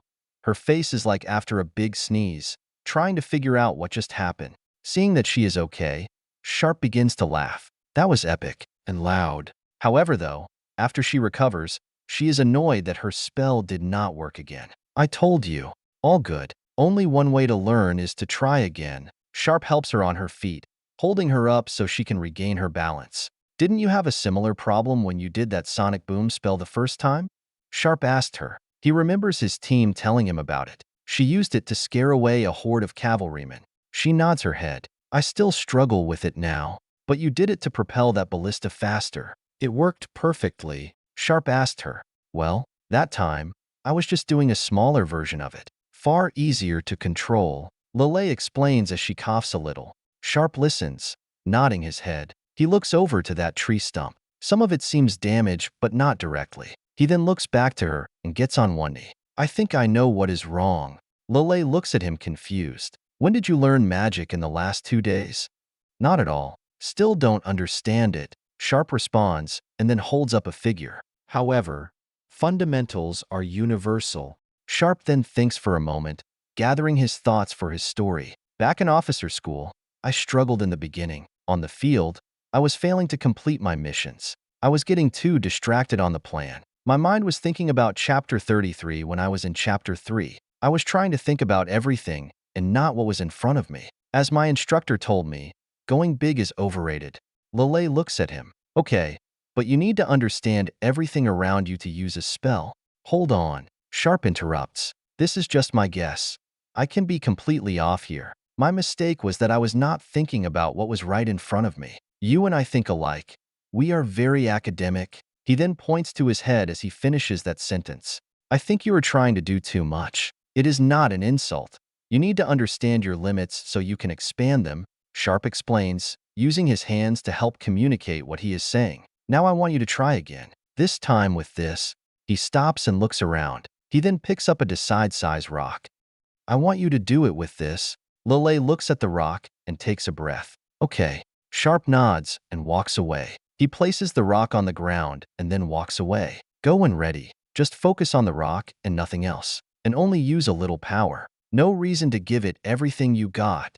Lelei takes her time getting herself ready. She begins her chant again and her staff begins to blow. Sharpe braces himself for another explosion. This time those small energy glows around the rock. Slowly the rock lifts in the air and hovers about 4.5 feet. Slowly the rock begins to crack from the increased gravity around it and then shatters. Besides the pieces falling back down to the ground, the rock chunks and dust begin to form into a disc, orbiting in a circle.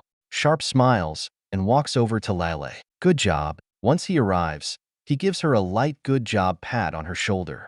Lelei just stands there, concentration on the rock. When he pats her on the shoulder, it startles her, causing the spell to explode again. This time over by the rock. After the small explosion, Lelei looks to him. Stop doing that. Sorry, but good job, kid, Sharpe said. Lelei looks over to where the rock was and then back at Sharpe. I did it though, she said smiling. Yup, Sharpe said to her, showing he is proud. You don't want to overwhelm yourself with our knowledge. You need to limit yourself. Start small and expand from there. None of it is going anywhere. You can assess it any time. Sharpe then tries to think about how else he can explain the lesson he wants to teach her. As I said, just focus on the fundamentals, the basics. Then work your way up. From what I understand about magic, the more you understand, the better the spell is. To do that, you need to start small. Lelei nods all happily that the spell she worked so hard to develop has finally worked in the way she wanted. I understand. I think I just got so excited about the possibilities and what I can do. I let it all get to my head. I just wanted to be able to pull my weight and dash dot. Don't ever think that, Lelei. That is my responsibility, Sharpe said, correcting her. You, Rory, and everyone else have a role on the team. Don't ever feel like you're just an add-on. No, you are all a core part of the team. Just worry about developing you. Now let's try again. Before Lelei could say something, the radio from the Humvee begins to speak. This is Vanguard Command looking for Vanguard, 7 lead. Sharpe walks over and picks up the radio, annoyed that someone is trying to contact him on his day off. This is Vanguard, 7 lead. If you are contacting about that explosion, that was a friendly fire. Don't worry about it. Over. Negative. However, that would have been good to know. Major Sharpe, you are needed at the main gate. The man on the other side of the radio said. Unless we are under attack, this is my day off. Sharpe explains, not happy by the order. I understand, sir. I am getting reports that you've been requested by the Rose Order Knights. Princess Pina Colada, the man said. That name Sharpe was not expected to hear for a good long while. Ah, fuck. Main gate of Fort Alness. July 11th, 2025. It has been a long journey to get to the American base at Alness Hill. Princess Pina Colada with her comrades of the Rose Order. Her lieutenants are with her, riding by her side as they approach the main gate. Even Knight Grey joined up with them from Italica. Why he was there she does not know, but does not seem important right now. Most of the knights, including her, feel incredibly nervous. They ran into the other worlders' outer perimeter and are being escorted by their massive weapons of war. The vehicles that are escorting them are the same as the ones Major Sharpe team been in. However, as they approach the main base gate, they see these massive, large beasts that make the other vehicle she rode in before looking small. One of their soldiers called the one on the left a Bradley and the one on the right an Abrams. Strange names for armored beasts like these. If the barrel of these new beasts of vehicles is anything like their smaller rifles they carry, the devastation is unimaginable. That is not the only new weapon of war these people have. There is all different kind of ground vehicles that are appearing. It is clear to Pina that she has yet to see these people true force. Everything so far has only been a taste of these people's power. Why have they been holding back their power, and what are they planning now? The journey she had plenty of time to think, trying to figure out why these people did what they did. Thousands of her people died in the city, all just to save a few slaves. The peace treaty was so easily tossed away by them, just to save some slave girls. During the ride to Sadera with these people, they talked about how seeking glory is bad and how important it is for a soldier to follow duty. Glory was the major topic between the two, that there is no such thing as glory in war. Pina thought she understood what they meant and assumed that peace was guaranteed. As long the war ended, they will be happy, right? That treaty in Italica proved that theory. They wanted no real demands. They just want to be left alone. They even were willing to give us all our people back. When Sharpe Rangers shot up the throne room and threw everything away, everything she thought about these people was also tossed out the door. They are so confusing. Their actions made no sense. Normally states give up some people as slaves as part of a peace treaty. She was willing to overlook that tradition. Maybe her brother Zorzel was right. 3. These people were just lying to her the whole time. If they truly did not care about glory, then why did they do what they did? Pina hates to admit it, but more she thinks about it, the more she thinks her brother Zorzel must be right. It is the only thing that makes sense now. Even then though, the more she thinks Zorzel is correct, the more her gut tells her he is wrong. Never having this internal divide before in her life.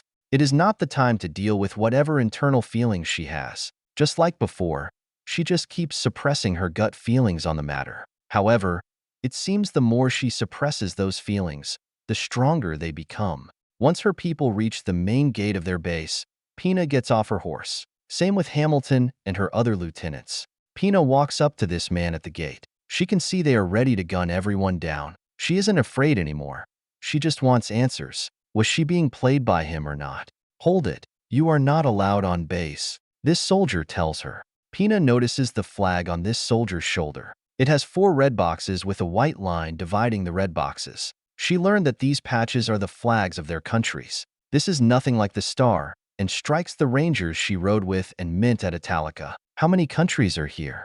I am here to speak with Major Sharpe, Pina demands at the soldier. He looks to his comrade and back at her. Who? There is a lot of people here. This annoyed her greatly. Pina always assumed that Sharpe was this great well-known warrior of his people. He is one of those rangers called Vanguard, she said, the word coming out strangely. The man looks confused on how she said her words, but then just walks away. He walks up to this booth and grabs one of those black talking boxes. Those boxes allow these people to talk at long distances. Tell him Princess Pina Colada wants to speak with him, Pina said to that man on the talking box. I will be waiting. 1 hour later. This has been the longest hour of her life. The journey here felt shorter. Her frustration has only gathered as she waited for that man. During that time, more of the enemy troops showed up, even more of their heavier armored wagons. Many of the new soldiers have different flag patches, just raising the question of how different people that came across the gate. What pissed her off, though, is seeing people from this world walk up with the other worlders. She sees a siren, a bunny, and a few other hybrid creatures here. They have a patch like the other worlder soldiers, but it said MP instead of a flag design. Pina has no idea what that even means. She has heard about the people at alness, people from this world making a home with the other worlders. Seeing it with her own eyes just pisses her off. All that means is that the Empire is not just fighting the other worlders, but the people of this world too. The gate opens, and she sees Major Sharpe walk towards her. Behind him is that woman in blue hair, from Italica. It is amazing how fast all these people became friends with each other. Why could this blue hair peasant and the other peasants here be able to form peace with these people, and she could not? Sharpe walks up to her and then stops, just a short arm's length away. "What is it?" he said in an annoyed tone. "I want to know why you betrayed me," Pina demands, staring right at him. Sharpe looks at her, baffled by what she just said. "I betrayed you? You are the one who had our people as prisoners. If I recall, you asked for me anyway.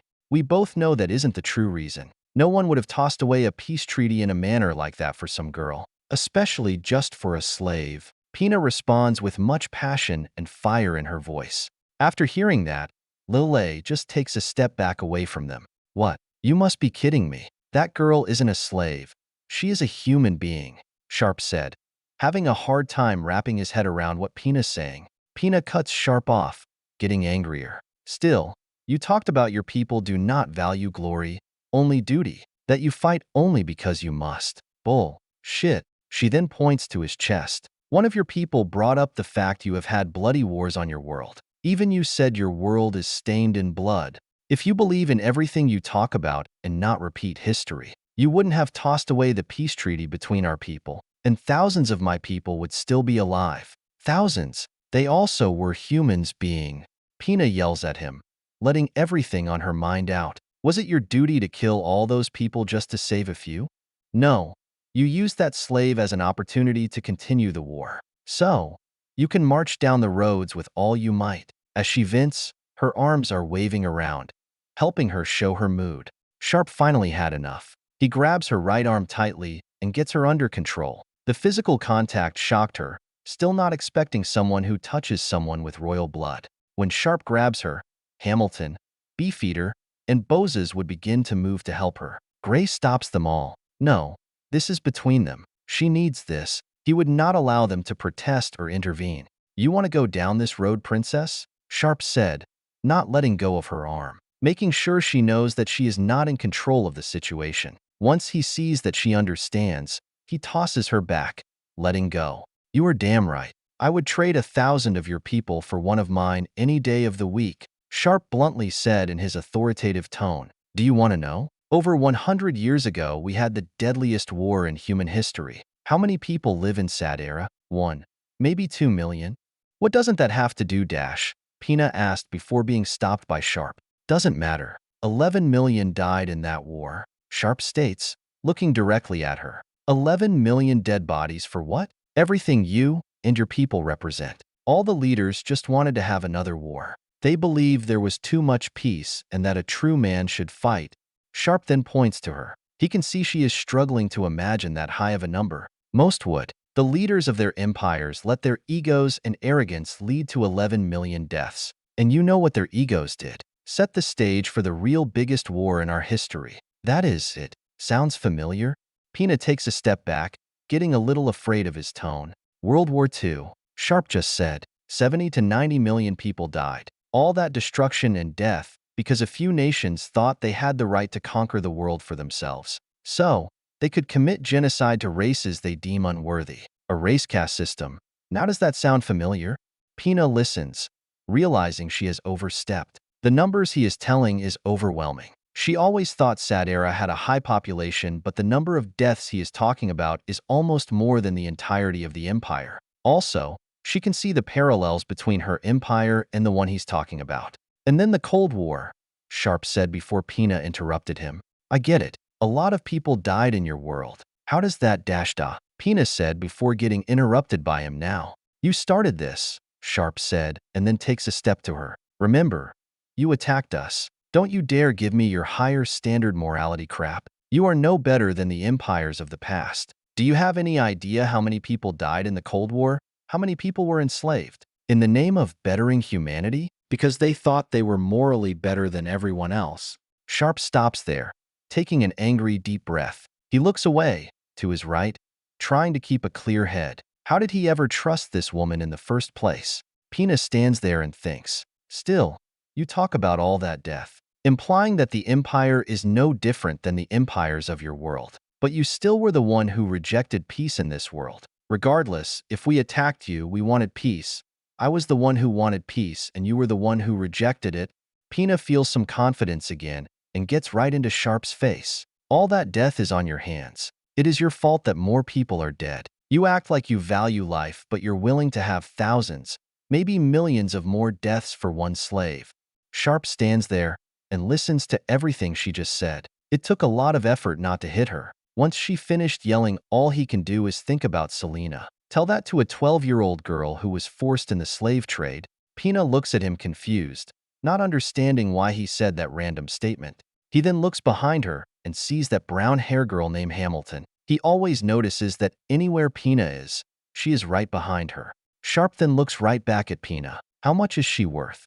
The question completely catches Pina off guard, having no idea what he means. Thinking he is referencing that random girl is just brought up. Sharpe then points to Hamilton, the girl in the brown hair. How much is she worth? Pina looks behind her and looks at Hamilton. For as long as she can remember, Hamilton has been by her side, always there when needed, always trying to encourage her. Hamilton? Pina looks back to Sharpe, trying to find an answer. Truth is, she cannot think of a number. Why would she ever sell Hamilton? By law, she could if she wanted to, but why would she? But Sharpe lowers his arm and turns around, walks away from a little. Wait, we are not finished, Pina yells. She rushes to him but stops as all the Americans and their allies aim their rifles at her.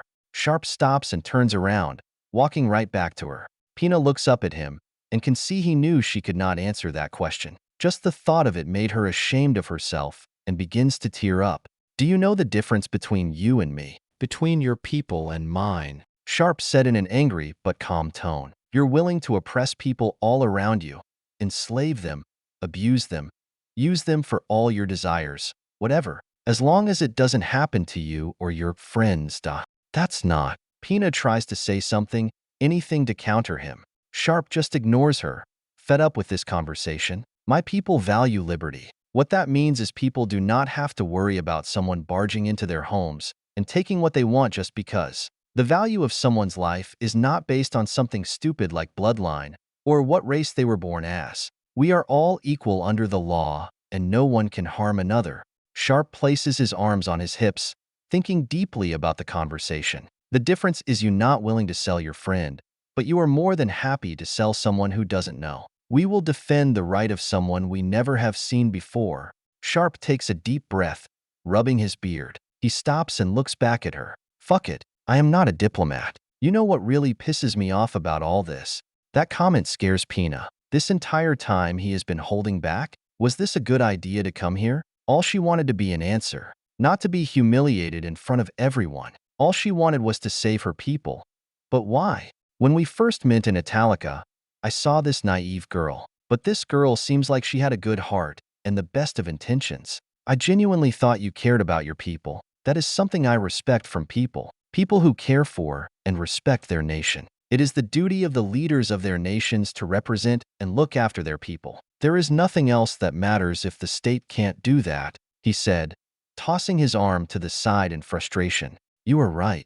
This is my fault. I put a potential peace over my duty. Sharpe states, you had my people, and you knew it. We offered overgenerous terms at Italica, and you took that in bad faith. You thought you could have it all, be the one who made peace with us and give nothing up. You wanted peace without having to earn it. Pina tries to speak up, wanting to defend herself, but all she found was his figure in front of her face. I didn't give you permission to speak, Sharpe just said to her, not having any of it anymore. Not care that she is a princess. In good faith, we gave you some of your people back. You did not even know we had thousands of your people as prisoners. But you knew you had our people as prisoners and didn't return the favor. And you expected good things to come from that? There are slaves, not prisoners. We never agreed in Italica to give over any slave or identify. Pina counters. Right then all she sees from Sharpe are that same death-looking eyes, staring right at her. Right then she feels like she is about to be killed by him. The blue-hair girl walks up and gets between them, slowly pushing Sharpe back. Calm down, Major. She wishes Rory is here right now. Sharpe takes a few steps back, letting Lelei intervene. He closes his eyes and takes a big breath. However, though, Sharpe could not let what Pina just said go. He stops and points right at her. Was it worth it? That question confuses Pina again, not understanding the context. What was worth it? You know exactly what I mean, Sharpe tells her. You come here expecting what? I am sorry? Fine. I am sorry that I never trusted you. You wanted peace not because it helped your people, but because it helped you. Lelei stands by his right side, placing her hand on his arm. He was by her side today, helping her figure some things out, and now wants to return the favor, trying to keep him from shooting her or worse. A short pause in the conversation happens. It is dead silence as everyone stays quiet. Pina stands there in tears, trying to figure out what to say. So, Pina begins to mumble. So why did I throw away that piece for a slave girl? Sharpe asked the question for her. As long as one of us is oppressed, none of us are free. It is the duty of my people, our servicemen, to protect the liberties from all threats, foreign and domestic. That includes you enslaving our people. Not just from my country, but any country. Sharpe thinks for a second and nods his head. And that also includes anyone from alness, he said in a calm but angry voice. We are willing to sacrifice as many needed to protect one, because if that one is oppressed, then we all are. Sharpe continues. He knows that is fully true. Context matters. Right now, that does not matter to him.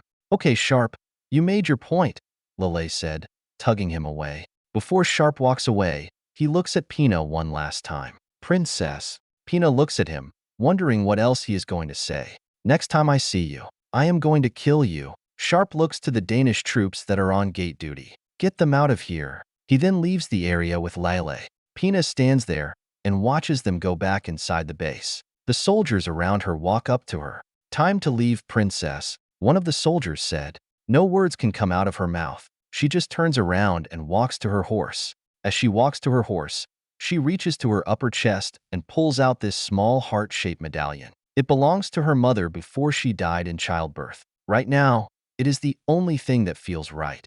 V05, Chapter 50 Earth RM.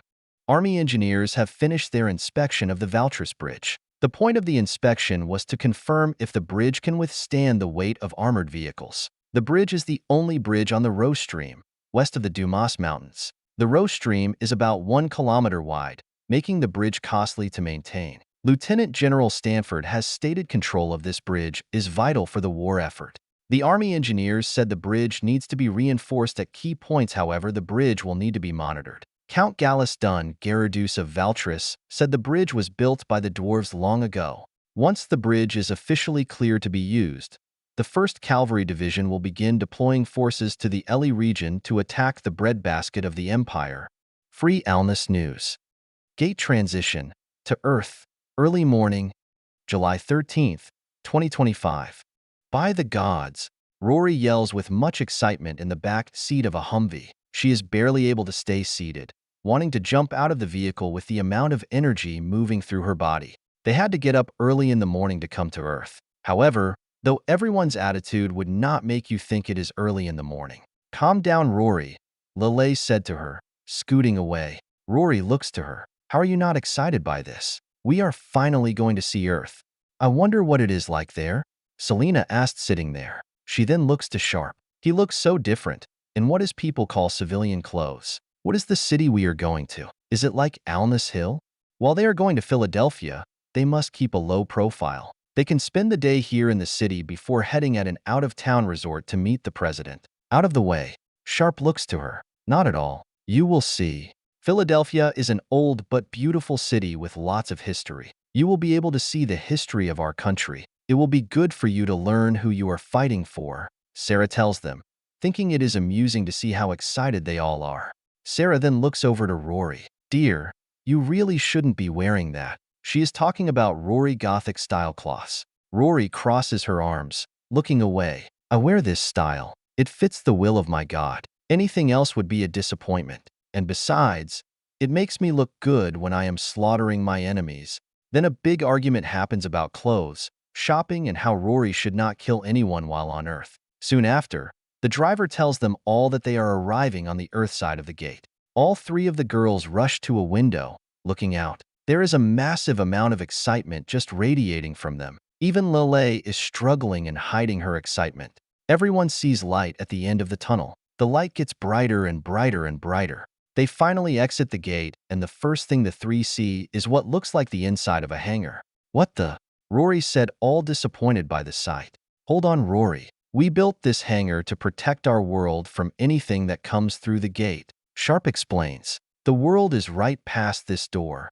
Rory glances to him annoyed. Still, a total letdown. While in the facility they are now in, they see dozens of soldiers standing around, heavy weapons everywhere, all pointing towards the gate. The place looks fortified, all ready to destroy anything that comes through the gate. The Humvee drives up to a security checkpoint. Then Sarah Window goes down to talk to a security guard that walks up to them. She hands the guard some paperwork. After the guard looks it over the documents, he lets them pass. The big giant doors slowly begin to open. A bright light leaks through the opening. The girls' interest reappears as they watch the thick doors move. Once the doors open, the Humvee drives forward. Once through the door, they see nearly 1,000 soldiers all around them with heavy weapons, vehicles, and equipment everywhere. Past all that, though, they see tall towers all around. As the Humvee drives down the street, heading to a command post, they see all these different-looking buildings with all these different designs. Some are made from bricks, some look like they're just made from glass, others concrete like what they're driving on. "Is that tall one over there made out of glass?" Lelei asked, shocked to see how common glass is here. "I see people in that building, some more in that one," Selena said, just shocked in seeing how many people there are. "How are they so tall? Does it takes decades to make them?" "It takes a long time to make complex buildings in her kingdom, like making a large castle. Can we visit all these buildings?" Rory asked, trying to count all the people in the windows. "They're so large. How many people can fit in them?" "Depends on the size of the building. Those towers over there can hold thousands of people." Sarah answers Rory's question. "What are we doing then?" Lelei asked, thinking out loud. All three of them looked to Sharpe. "Yes, we have a 2-day Liberty Pass. We have a good portion of the day to explore. There is a place I like to take you all," Sharpe tells them. "I think you will like it," he hopes. He then looks at the three girls and sees this energetic excitement in their eyes. Seeing them look out the windows, trying to absorb everything they see. They are talking to each other, pointing at everything, asking each other questions, or seeing if they can figure out whatever they are looking at is. All these months of intense fighting and war, witnessing so much horror and barbaric acts, the huge amount of stress everyone has been on in recent weeks. It is nice to see them this happy and excited. Sharpe looks to Sarah and then they both smile, happy for the three. As they drive, they pass this large weapon. "What is that?" Selena asked as she looks to Sharpe. Sharpe looks and sees a MIM-104 Patriot defense weapon. "That is a missile launcher. It targets enemy aircraft and missiles. Its job is to protect the area it is defending." "Why is it here?" Lelei asked, looking at it. She has seen one of them on the other side of gate. Since the Empire does not have aircraft, it does not see much action. The Empire can fly here. Everything has to come through the gate. "It is not for the Empire," Sarah said. "It is here for 2 reasons. One, to show the military strength to the local population, to make them feel safe and more comfortable. The second and more important reason is to prevent the Russians from launching missiles here." "Why would they do that?" Selena asked, looking to them. "Isn't the gate important? The Russians have an interesting view of life. They consider this a disease in the world, and they are the only ones who actually could strike this location." Sharpe explains to them. "We are not just fighting the Empire, but competing with other countries in our world." Sharpe then looks to them. "But don't worry about any of that. That's not why we are here." The Humvee drives into a military garage. "All right, this is your stop," the driver said. Everyone gets out of the vehicle. "Why are we inside a building now?" Selena asked, looking around. "This military design doesn't look like the one from alness." "Do all your bases look so different?" Lelei asked, noticing how different the layout building looks then from Fort Alness. Sarah looks to Lelei. "This was once an office building." There was no permanent federal base here until the gate attack. We had no choice but to buy out the surrounding buildings and turn them into military facilities. That is when this lieutenant walks up. Yup. Honestly, though, with the amount of property damage, most of the property owners were happy to sell. What can I do for you, Lieutenant? Sharpe asked the soldier. We have been expecting you. All of you please follow me, and I will get you situated. The lieutenant tells them before walking into the main lobby room. They all follow them. As everyone walks in, the door opens automatically. When the sliding door opens all by itself, that scares the crap out of Selena. She jumps back, grabbing onto legs Sharpe tightly. Then she points her right hand at the door, waving it nervously. Dark magic. I thought you said there is no magic here. Sharpe looks down, kind of surprised by this. Selena, it is just a door. I thought you were used to things like this. She looks up at him. But why isn't it in alness then? Sharpe thinks on that for a second. Fort Alness was set up very quickly. Features like this are not necessary for a military base on foreign land. That is something he should have warned them before coming. It is okay. Everyone, you are going to see things you haven't seen at alness. Lelei walks up to the automatic sliding door, amazed by it. Does everything here do things like this all by themselves? Sarah chuckles, loving how genuine they all are right now. Not yet, but it is getting there. The lieutenant watches them, completely confused. We need to go. Let's go, everyone, Sharpe said. He helps Selena through the magical door. Everyone else follows them. To remind you all, this is a classified mission. None of you came from the gate, the lieutenant said. Now follow me and I will give you your orders and supplies. Sarah looks to Sharpe. I will take care of that. Wait here with them. Sharpe nods and Sarah follows the lieutenant. Rory rushes to a window and watches cars and people moving past the building. Wow, look at all the different kinds of vehicles. They all have different colors. Selena walks up beside Rory, looking at all the different cars and trucks. I just thought they all were that tan or green color. She looks and then points to a yellow beetle car. It is Bumblebee. It not actually Bumblebee, Sharpe sighed, but Bumblebee. Lelei walks over and watches the activity outside. So Major, what are we doing in the city? Sharpe walks over, noting Selena staying close to him. She will get used to this place after some time. Before he answers the Lelei question, he realized that she called him by his rank, not by his name. That is the first time it has dawned him that they all use his rank rather than his name. Okay, ladies, some ground rules, Sharpe said, giving them his order voice. No using rank while in the city, just names. Rory looks over to him smirking. Full name? No, Sharpe bluntly said back to her. That answer did not seem to please her, though. Sharpe just moves on. He uses his hands and points as he speaks. No splitting from the group without one of us with you. Do everything that we day. Yeah. Like always, Rory said, looking back out the window. Lelei looks to Sharpe and smiles. Can we go to one of your libraries? Of course, you want to go there, but we are on Earth. Rory comments back to Lelei. Look at all the different cloths everyone wearing. Selena states, noticing how different the fashion is. The clothes look far superior in quality, and that people are not wearing basic robes like in their world. Everyone has those phones I see you guys use. Lelei states, noting how so many people that are walking are looking down on a cell phone, like they have been captured by a spell. Sharpe realizes they are not listening to him now. Both of you calm down. I have something you all will like. Now that interested all three of them. Everyone loves food.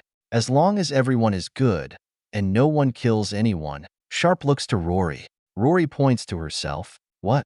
He then pulls out 3 cell phones. Just in case, these are yours. If you get lost or anything, you can call me or Sarah. He then begins to show them how to use the basics, like turning it on, the password, how to reach the contacts, and how to call. No need to go into deeper details. Each one of them and glances at it. Lelei looks at it. It is like a computer. I don't think Lelei should have one. She going to become enslaved like everyone out there, Rory said jokily. Remember how Lelei fell into a spell when she was introduced to Sharpe Computer? Lelei looks at her and hits Rory on the shoulder. You will break yours by the end of the day. No, I won't, Rory states, looking at her. What are you implying? Sarah walks back with some paperwork. Well, I have a game plan. We have to be back here by 7 p.m. at the latest. She then hands him some paperwork, a map of the area, and a credit card. What is this for? Sharpe asked her. It is a prepaid card. Set limits so if you want to go crazy, it is out of your pocket. What else is new? Sharpe shrugs his shoulder. It is meant for you to spend on them. The State Department's way of saying thank you for your service, Sarah explains. That is what the guy said. All right. After heading to the historical area, we can stop by the shops, Sharpe said to her. He then looks to the girls. All right, let's move out. They all walk out of the military administration building. Right then they walk out, the three look straight up, noticing how tall the building is. It is an impressive sight. How do you keep it from falling? Lelei asked, trying to understand how it does not tip over. They are designed not to fall. Exactly what they do to prevent it from falling I do not know. There is a lot of engineering in the planning stages. These are not even tall towers. Other places in the nation, even the world, have taller ones, Sharpe responds. Lelei turns around to face him. Really? Can we visit them? Sorry, not today. I will see what I can do some other time. Sharpe responds again. We need to go. There is a subway here that we need to take to get us close to the historical site, Sarah said, pointing to a subway station. Everyone moves down the sidewalk and stops at this traffic light. Everyone stop. Wait for the light to turn green, Sarah comments, pointing to the light with a red hand on it. What does that mean, Sarah? Lelei asked her, looking at it. It means stop. It is to stop people, so they don't walk in traffic and get hit, Sarah responds. Rory looks at the signs and then at the cars driving by. I think I can take them, she said in a cocky tone. Not everyone is this badass demigoddess, Rory, Sharpe replied. When the light turns green, they walk across it. And whose fault is that? Rory asked proudly. Sharpe glances at her and then smirks as he gets an idea. Well, there is one man who can beat you. Chuck Norris. Rory looks up at him, shocked that even dare to think that. Who is this chick Norris you speak of? I will show him who is the real demigoddess.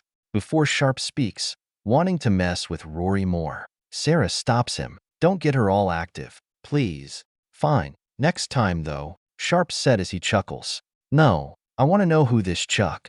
Rory then stops her sentence, looking down the tunnel. Her eyes widen and her body trembles a little. You didn't say anything about going underground.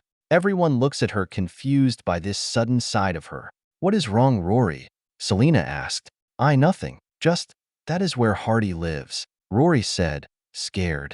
Rory, who is Hardy? Sharpe asked her. Right then noise can be heard from underground, one of the underground trams passing by them. When that sound is heard, Rory rushes to Sharpe's side, holding him very tightly, scared like a little kid. Sharpe stands there, not knowing what to do. It is okay, Rory. There is nothing bad down there. Lelei looks to Sharpe. Hardy is the goddess of the underground and ruler of hell. Sharpe looks to Lelei. Okay, but why is? Because she wants to marry me, Rory said, not pleased by it. I hate her. She has been trying to claim me for hundreds of years now, she said in a scared tone. This is her domain, and if I go down there, she will take me. Sharpe thinks and then smiles. He then knees to Rory level and pats her on the shoulder. Look, I promise you that nothing is going to happen. Do you trust me? Rory looks at him and then nods her head. Then let's go. You can hold my hand, Sharpe said as he feels her, grabs his clothes tighter. Or my clothes. Okay, Rory responds. Sharpe stands up and everyone walks down into the subway.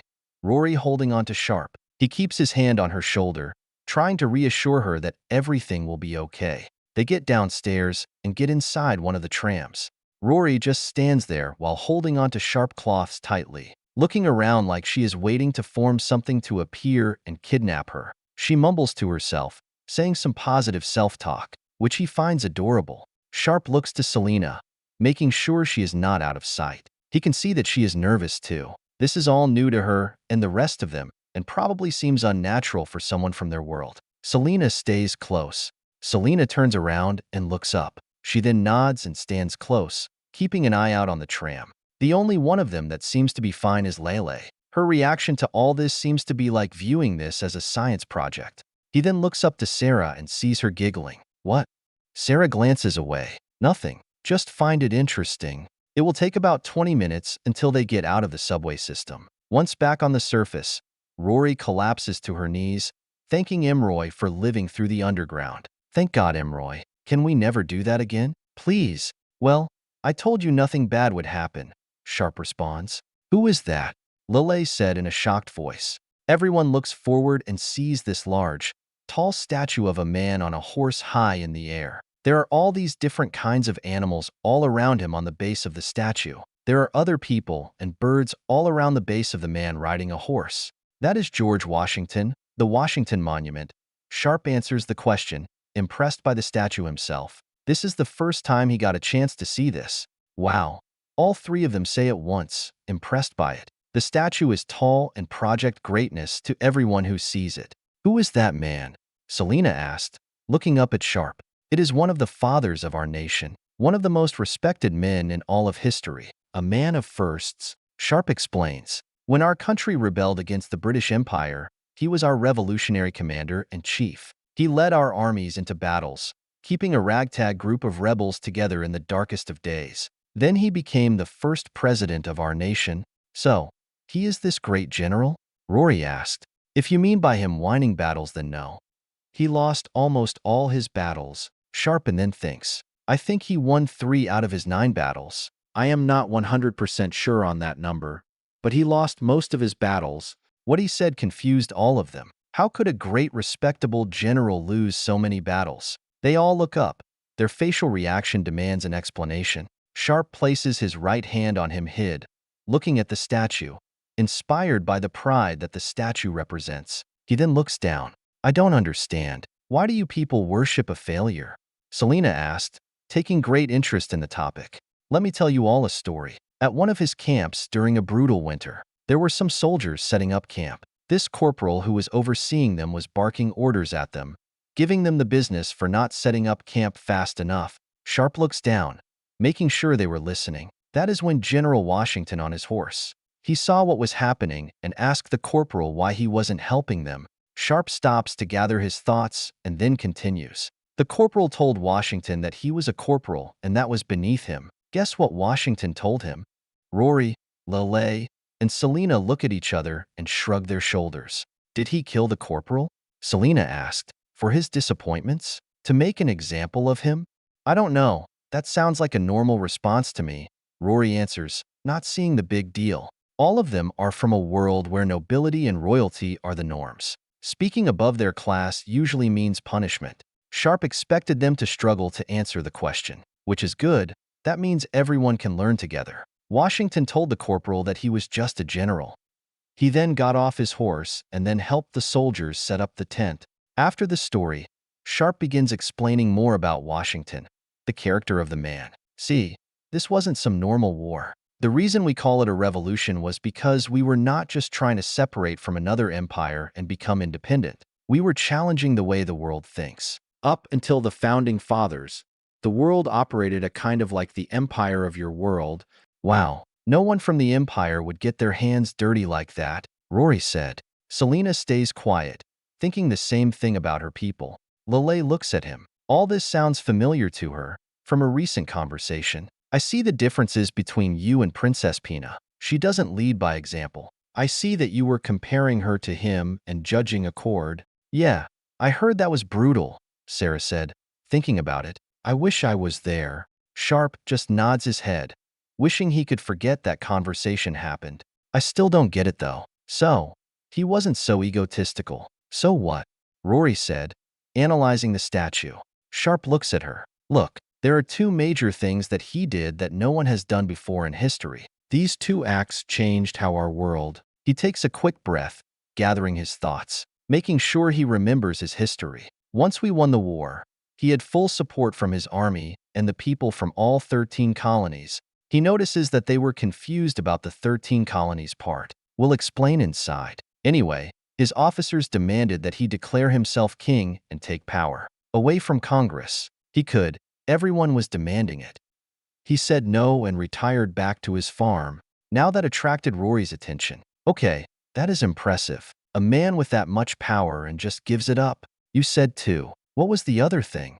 Selena asked, wanting to know why this man is so special. You have to understand. The revolution was a change of how humanity though, how government works. A system for the people, by the people. A republic that represents its citizens, Sharpe said. When our Constitution was created 10 years later, a new position was created, the office of the presidency. That office is the leader of our union. The president is elected, and once elected, that person serves a term of 4 years.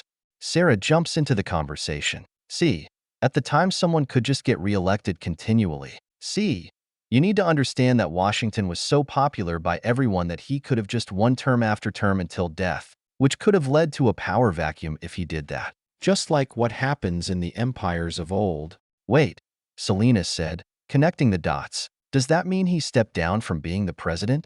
Yes. Sharpe answers. After 2 terms being president, he refused a 3rd term. He understood the need for a peaceful transition between leaders. No family members competing for power. No rival leaders trying to hold on to power. Him doing that shocked our world because no one did that back then. Now, we live in a world where many Western nations have peaceful hands over power. All 3 of them are quiet, all shocked by that. That is a strange idea, an exceedingly rare feat among mankind, willing to give up power peacefully. I am old enough to remember the 5 or so civil wars the empire went through. All family members and other nobles trying to take the throne, Rory said, thinking about her life. It sounds too good to be true. Don't worry about it. He is not a perfect man. He was a slave owner.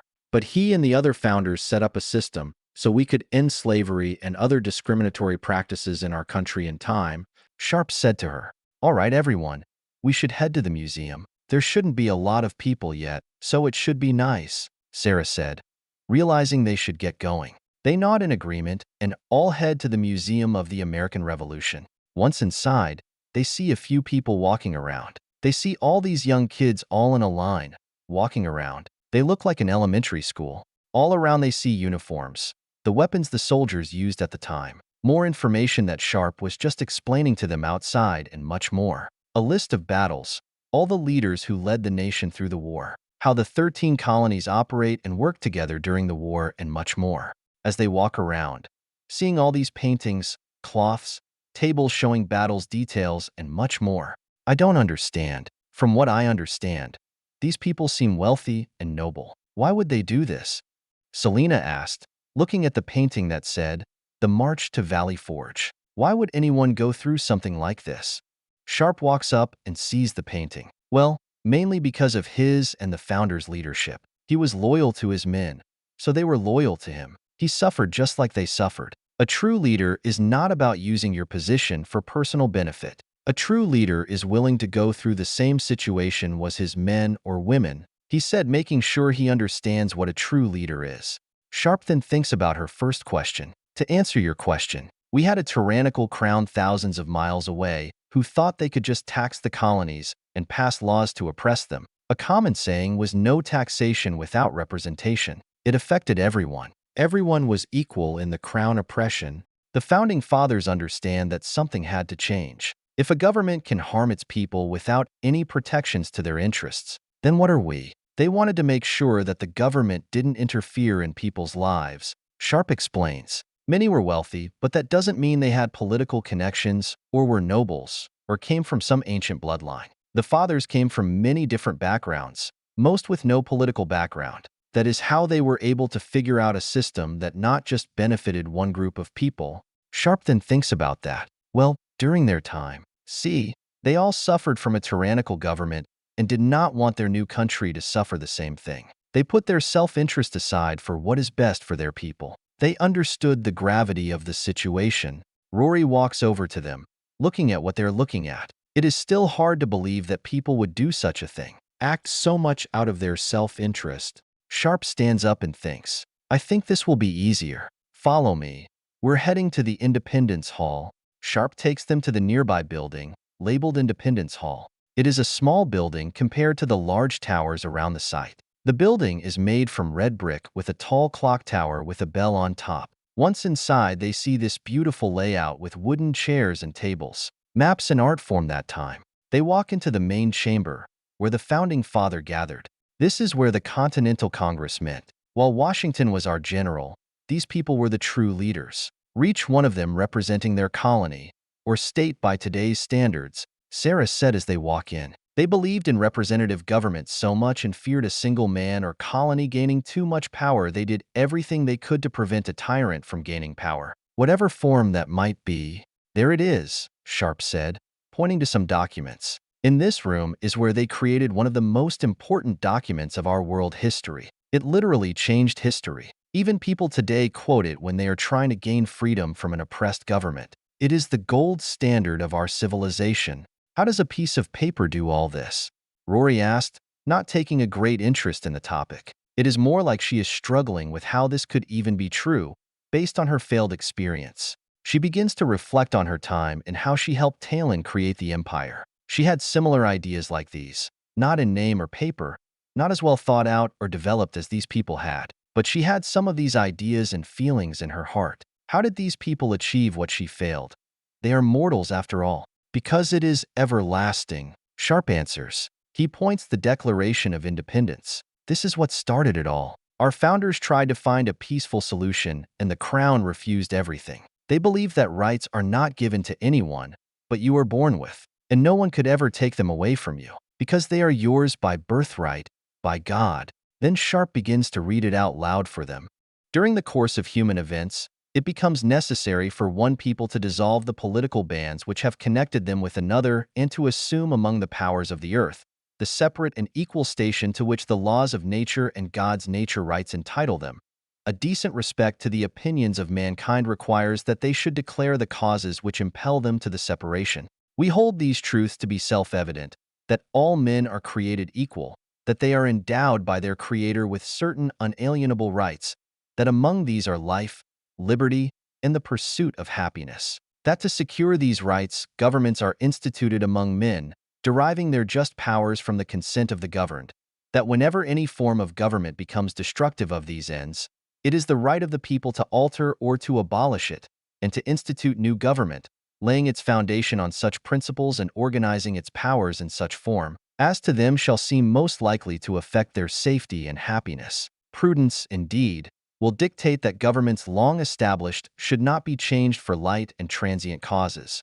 And accordingly, all experience hath shown that mankind is more disposed to suffer, while evils are sufferable than to right themselves by abolishing the forms to which they are accustomed. But when a long train of abuses and usurpations, pursuing invariably the same object evinces a design to reduce them under absolute despotism, it is their right, it is their duty, to throw off such government, and to provide new guards for their future security. Such has been the patient sufferance of these colonies, and such is now the necessity which constrains them to alter their former systems of government. The history of the present King of Great Britain is a history of repeated injuries and usurpations, all having in direct object the establishment of an absolute tyranny over these states. To prove this, let facts be submitted to a candid world. The rest of the document begins talking about what the British Crown did to push the 13 colonies away and the justifications for independence. Sharpe, Selena said, and then looks to him. Do you think my world can adopt something like this?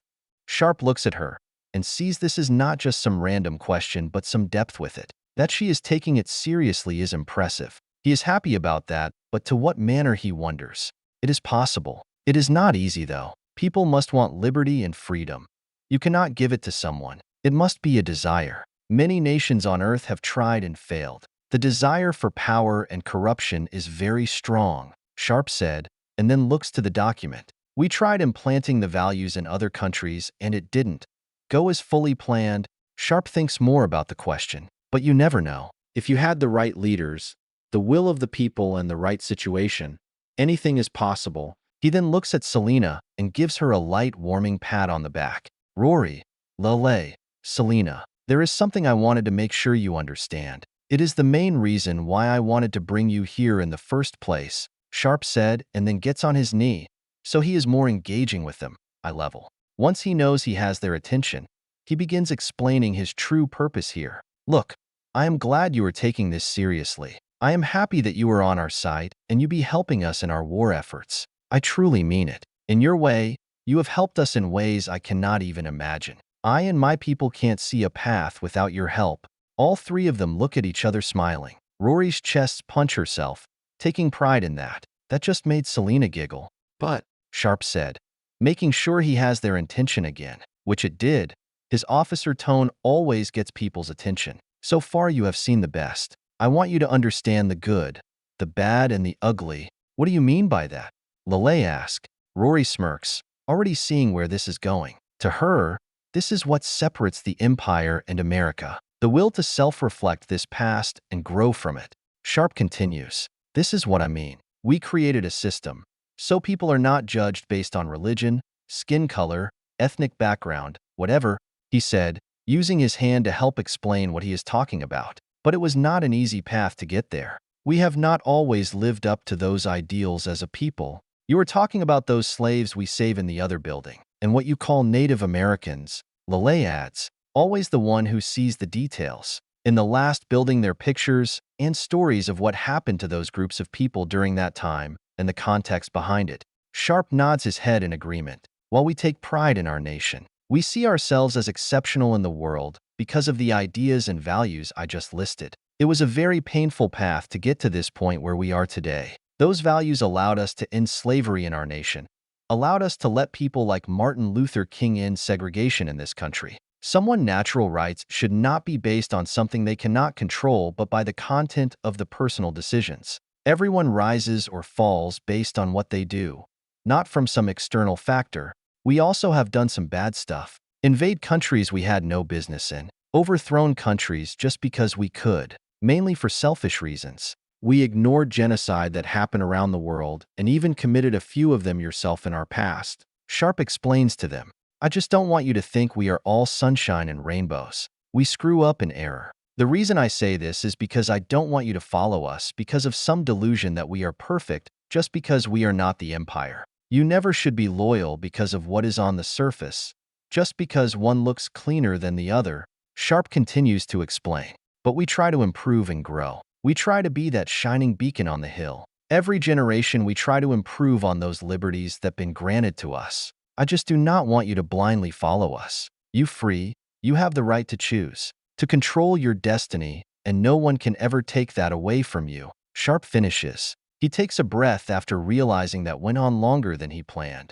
Rory pats Sharpe on the shoulder. "We understand since the beginning. No one is perfect, but your people character has already shown in battle. War has always been a judge of a person's character. Their true selves come out in the heat of battle, and you passed my test long ago." Sharpe looks at Rory when she brings up a test, that being news to him. Selena looks up at the other documents. "What are those then?" Sharpe stands up and looks. "That is the Constitution, and the other is the Bill of Rights and the other amendments. The founders were incredibly careful to make sure that the government didn't become too powerful, or one branch becomes too powerful.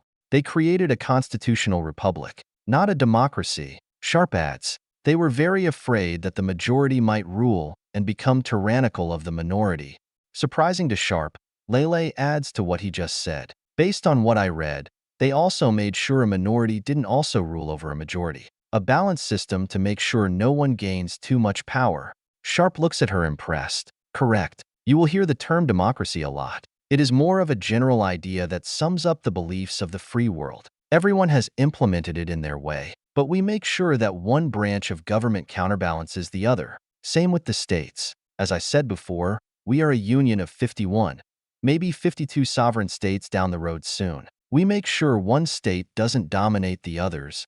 Everything is about being fair and balanced while maintaining our freedoms. If one branch of government becomes too powerful, or one group of people or a few states become too powerful, the system is designed to counterbalance them." Sarah adds, "This is very confusing," Selena said, rubbing her head. "I have a question. Before you were talking about how Washington refused to become a king. What is stopping the military from just taking over or backing one of your presidents? I have seen this happen so many times in my world," Rory asked, confused by how this system survived this long without a military coup. Sarah steps in to answer Rory's question. "Guess who we pledge our allegiance to? Well, the president, of course. She is your leader," Rory said. Lelei looks to the documents on the wall and thinks. She then looks back at them. "Is that document correct?" "You're both semi-correct," Sharpe explains. "Our allegiance is to the Constitution. While we take orders from the president, our loyalty is to that document. If the president does something that is against the Constitution or someone takes the office by force, we don't recognize that because it is our responsibility to defend that document against all enemies, foreign and domestic. I said it before, and I will say it again. Nothing about your people is simple," Rory said, joking. Sharpe then stands up. Well, I think that is it. Sarah has been standing there watching, proud of her CO. Once she hears him say that, she thinks, well, what about the bins? I think Lelei might like that. Sharpe thinks and nods. That works. They leave the building and head to a nearby facility that hosts Benjamin Franklin. Right when they enter the building, they see this large statue of this man sitting in a chair, right in the center of the museum. Why is this man important? Was he one of your presidents? Selena asked. No, but he was very important in building the foundation of the Union. Sarah answers Selena's question. She then looks to Lelei. I think you will like him, Lelei. He was a scientist and a major author, or how your people describe it, a scribe. On top of that, he was one of most senior diplomat. Now that got Lelei's attention. So far, everything has been interesting. Politics and history never really been her main interest. That has been Selena and Rory's main point of interest. Seeing that one of their founding fathers was what they call a scientist does explain why these Americans value science so much. What did he invent? Lelei asked, looking around with everyone else. If my history recalls electricity, Sharpe answers. Wait, he invested all this? Selena points to the lights above them all. Sorry, kid, but no. That was someone else 100 years later. Sarah responds. She then walks over to a plat. He was the first discovered its existence and the properties about it. For example, the law of the principle of conservation of charge. Interesting, Lelei said, thinking on that. She walks around. Sharpe walks around, reading some plats. Okay, I'm impressed. They didn't cover a lot of this in school. Yeah, Lelei said, getting lost in reading all the information on the plats. Benjamin Franklin has tribute or help started many theories that the modern world takes for granted today. From the concept of cooling and refrigerating to help started the science of meteorology and oceanography and much more. After spending a few hours learning and experiencing the foundations and principles of the country they volunteered to aid, getting a deeper insight and understanding of why these people act the way they act, they are off, heading to another part of the city.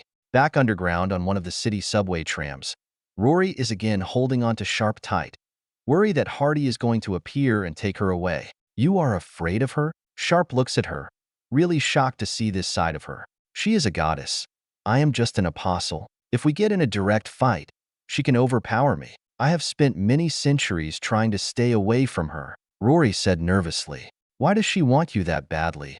Sarah asked her, confused by that. If she is a god after all, because she is a creep and a self-egotistical monster, Rory explains as she keeps her eyes out for Hardy.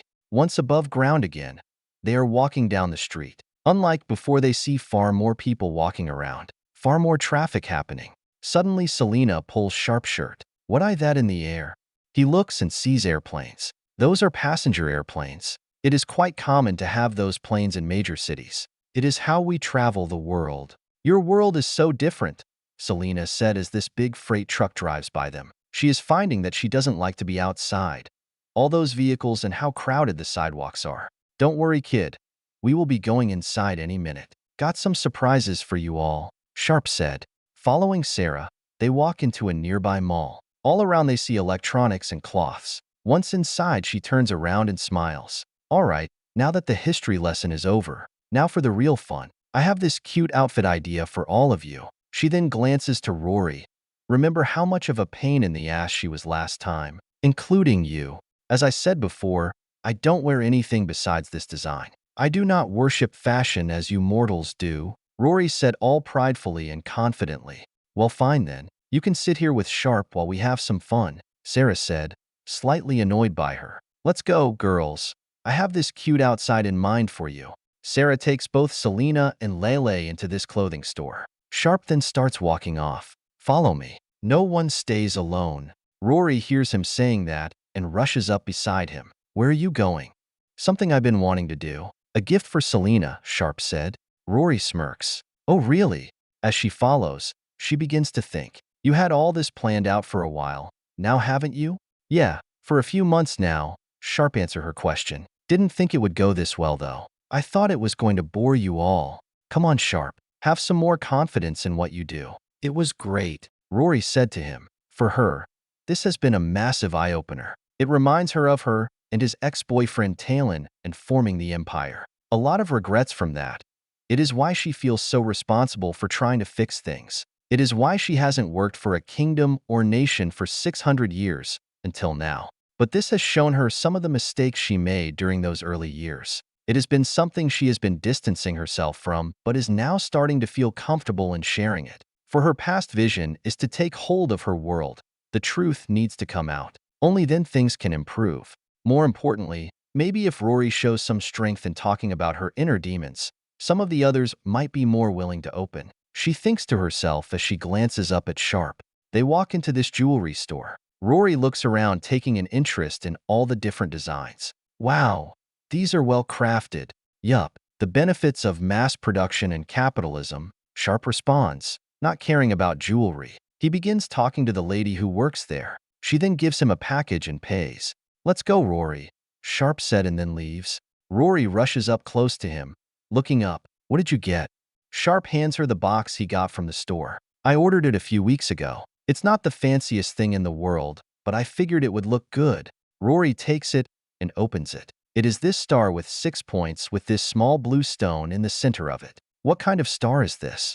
It is the star Polaris, or more commonly known as the North Star. During ancient times, humans used the North Star to help navigate the lands and seas. When someone is lost, this star always helps people find their way home. It was always there when lost souls went missing, Sharpe said. I figured it might be a nice gift for Selena, help her build up some confidence and feel more. He then struggles to finish that last part. Part of the team, he said, copping out on what he wanted to say. Rory giggles and rolls her eyes. However, though, she thinks it is sweet of him to do this. She puts the lid back on the box and hands it to him. That is sweet of you. You just need it. That is when Rory stops walking. She leans around him, looking to the other side of the mall. Right before Sharpe's eyes, Rory disappears. He looks around and sees her by this window of this clothing shop. That looks lovely, Rory said to herself, looking at this shiny white gothic-looking style dress in the window. I thought you don't like clothes shopping? Sharpe said as he stands right behind her. Rory slowly moves her head to glance at him, giving him an angry stare, expressing that he should shut up and do not call her out for what she said just 10 minutes ago. All right, go in and get what you want. No more than 2 outfits, Sharpe said, seeing that she likes the outfit inside. Rory gets all excited and bursts into the store. Reference: Discord, https://discord.gg/xe7nnhs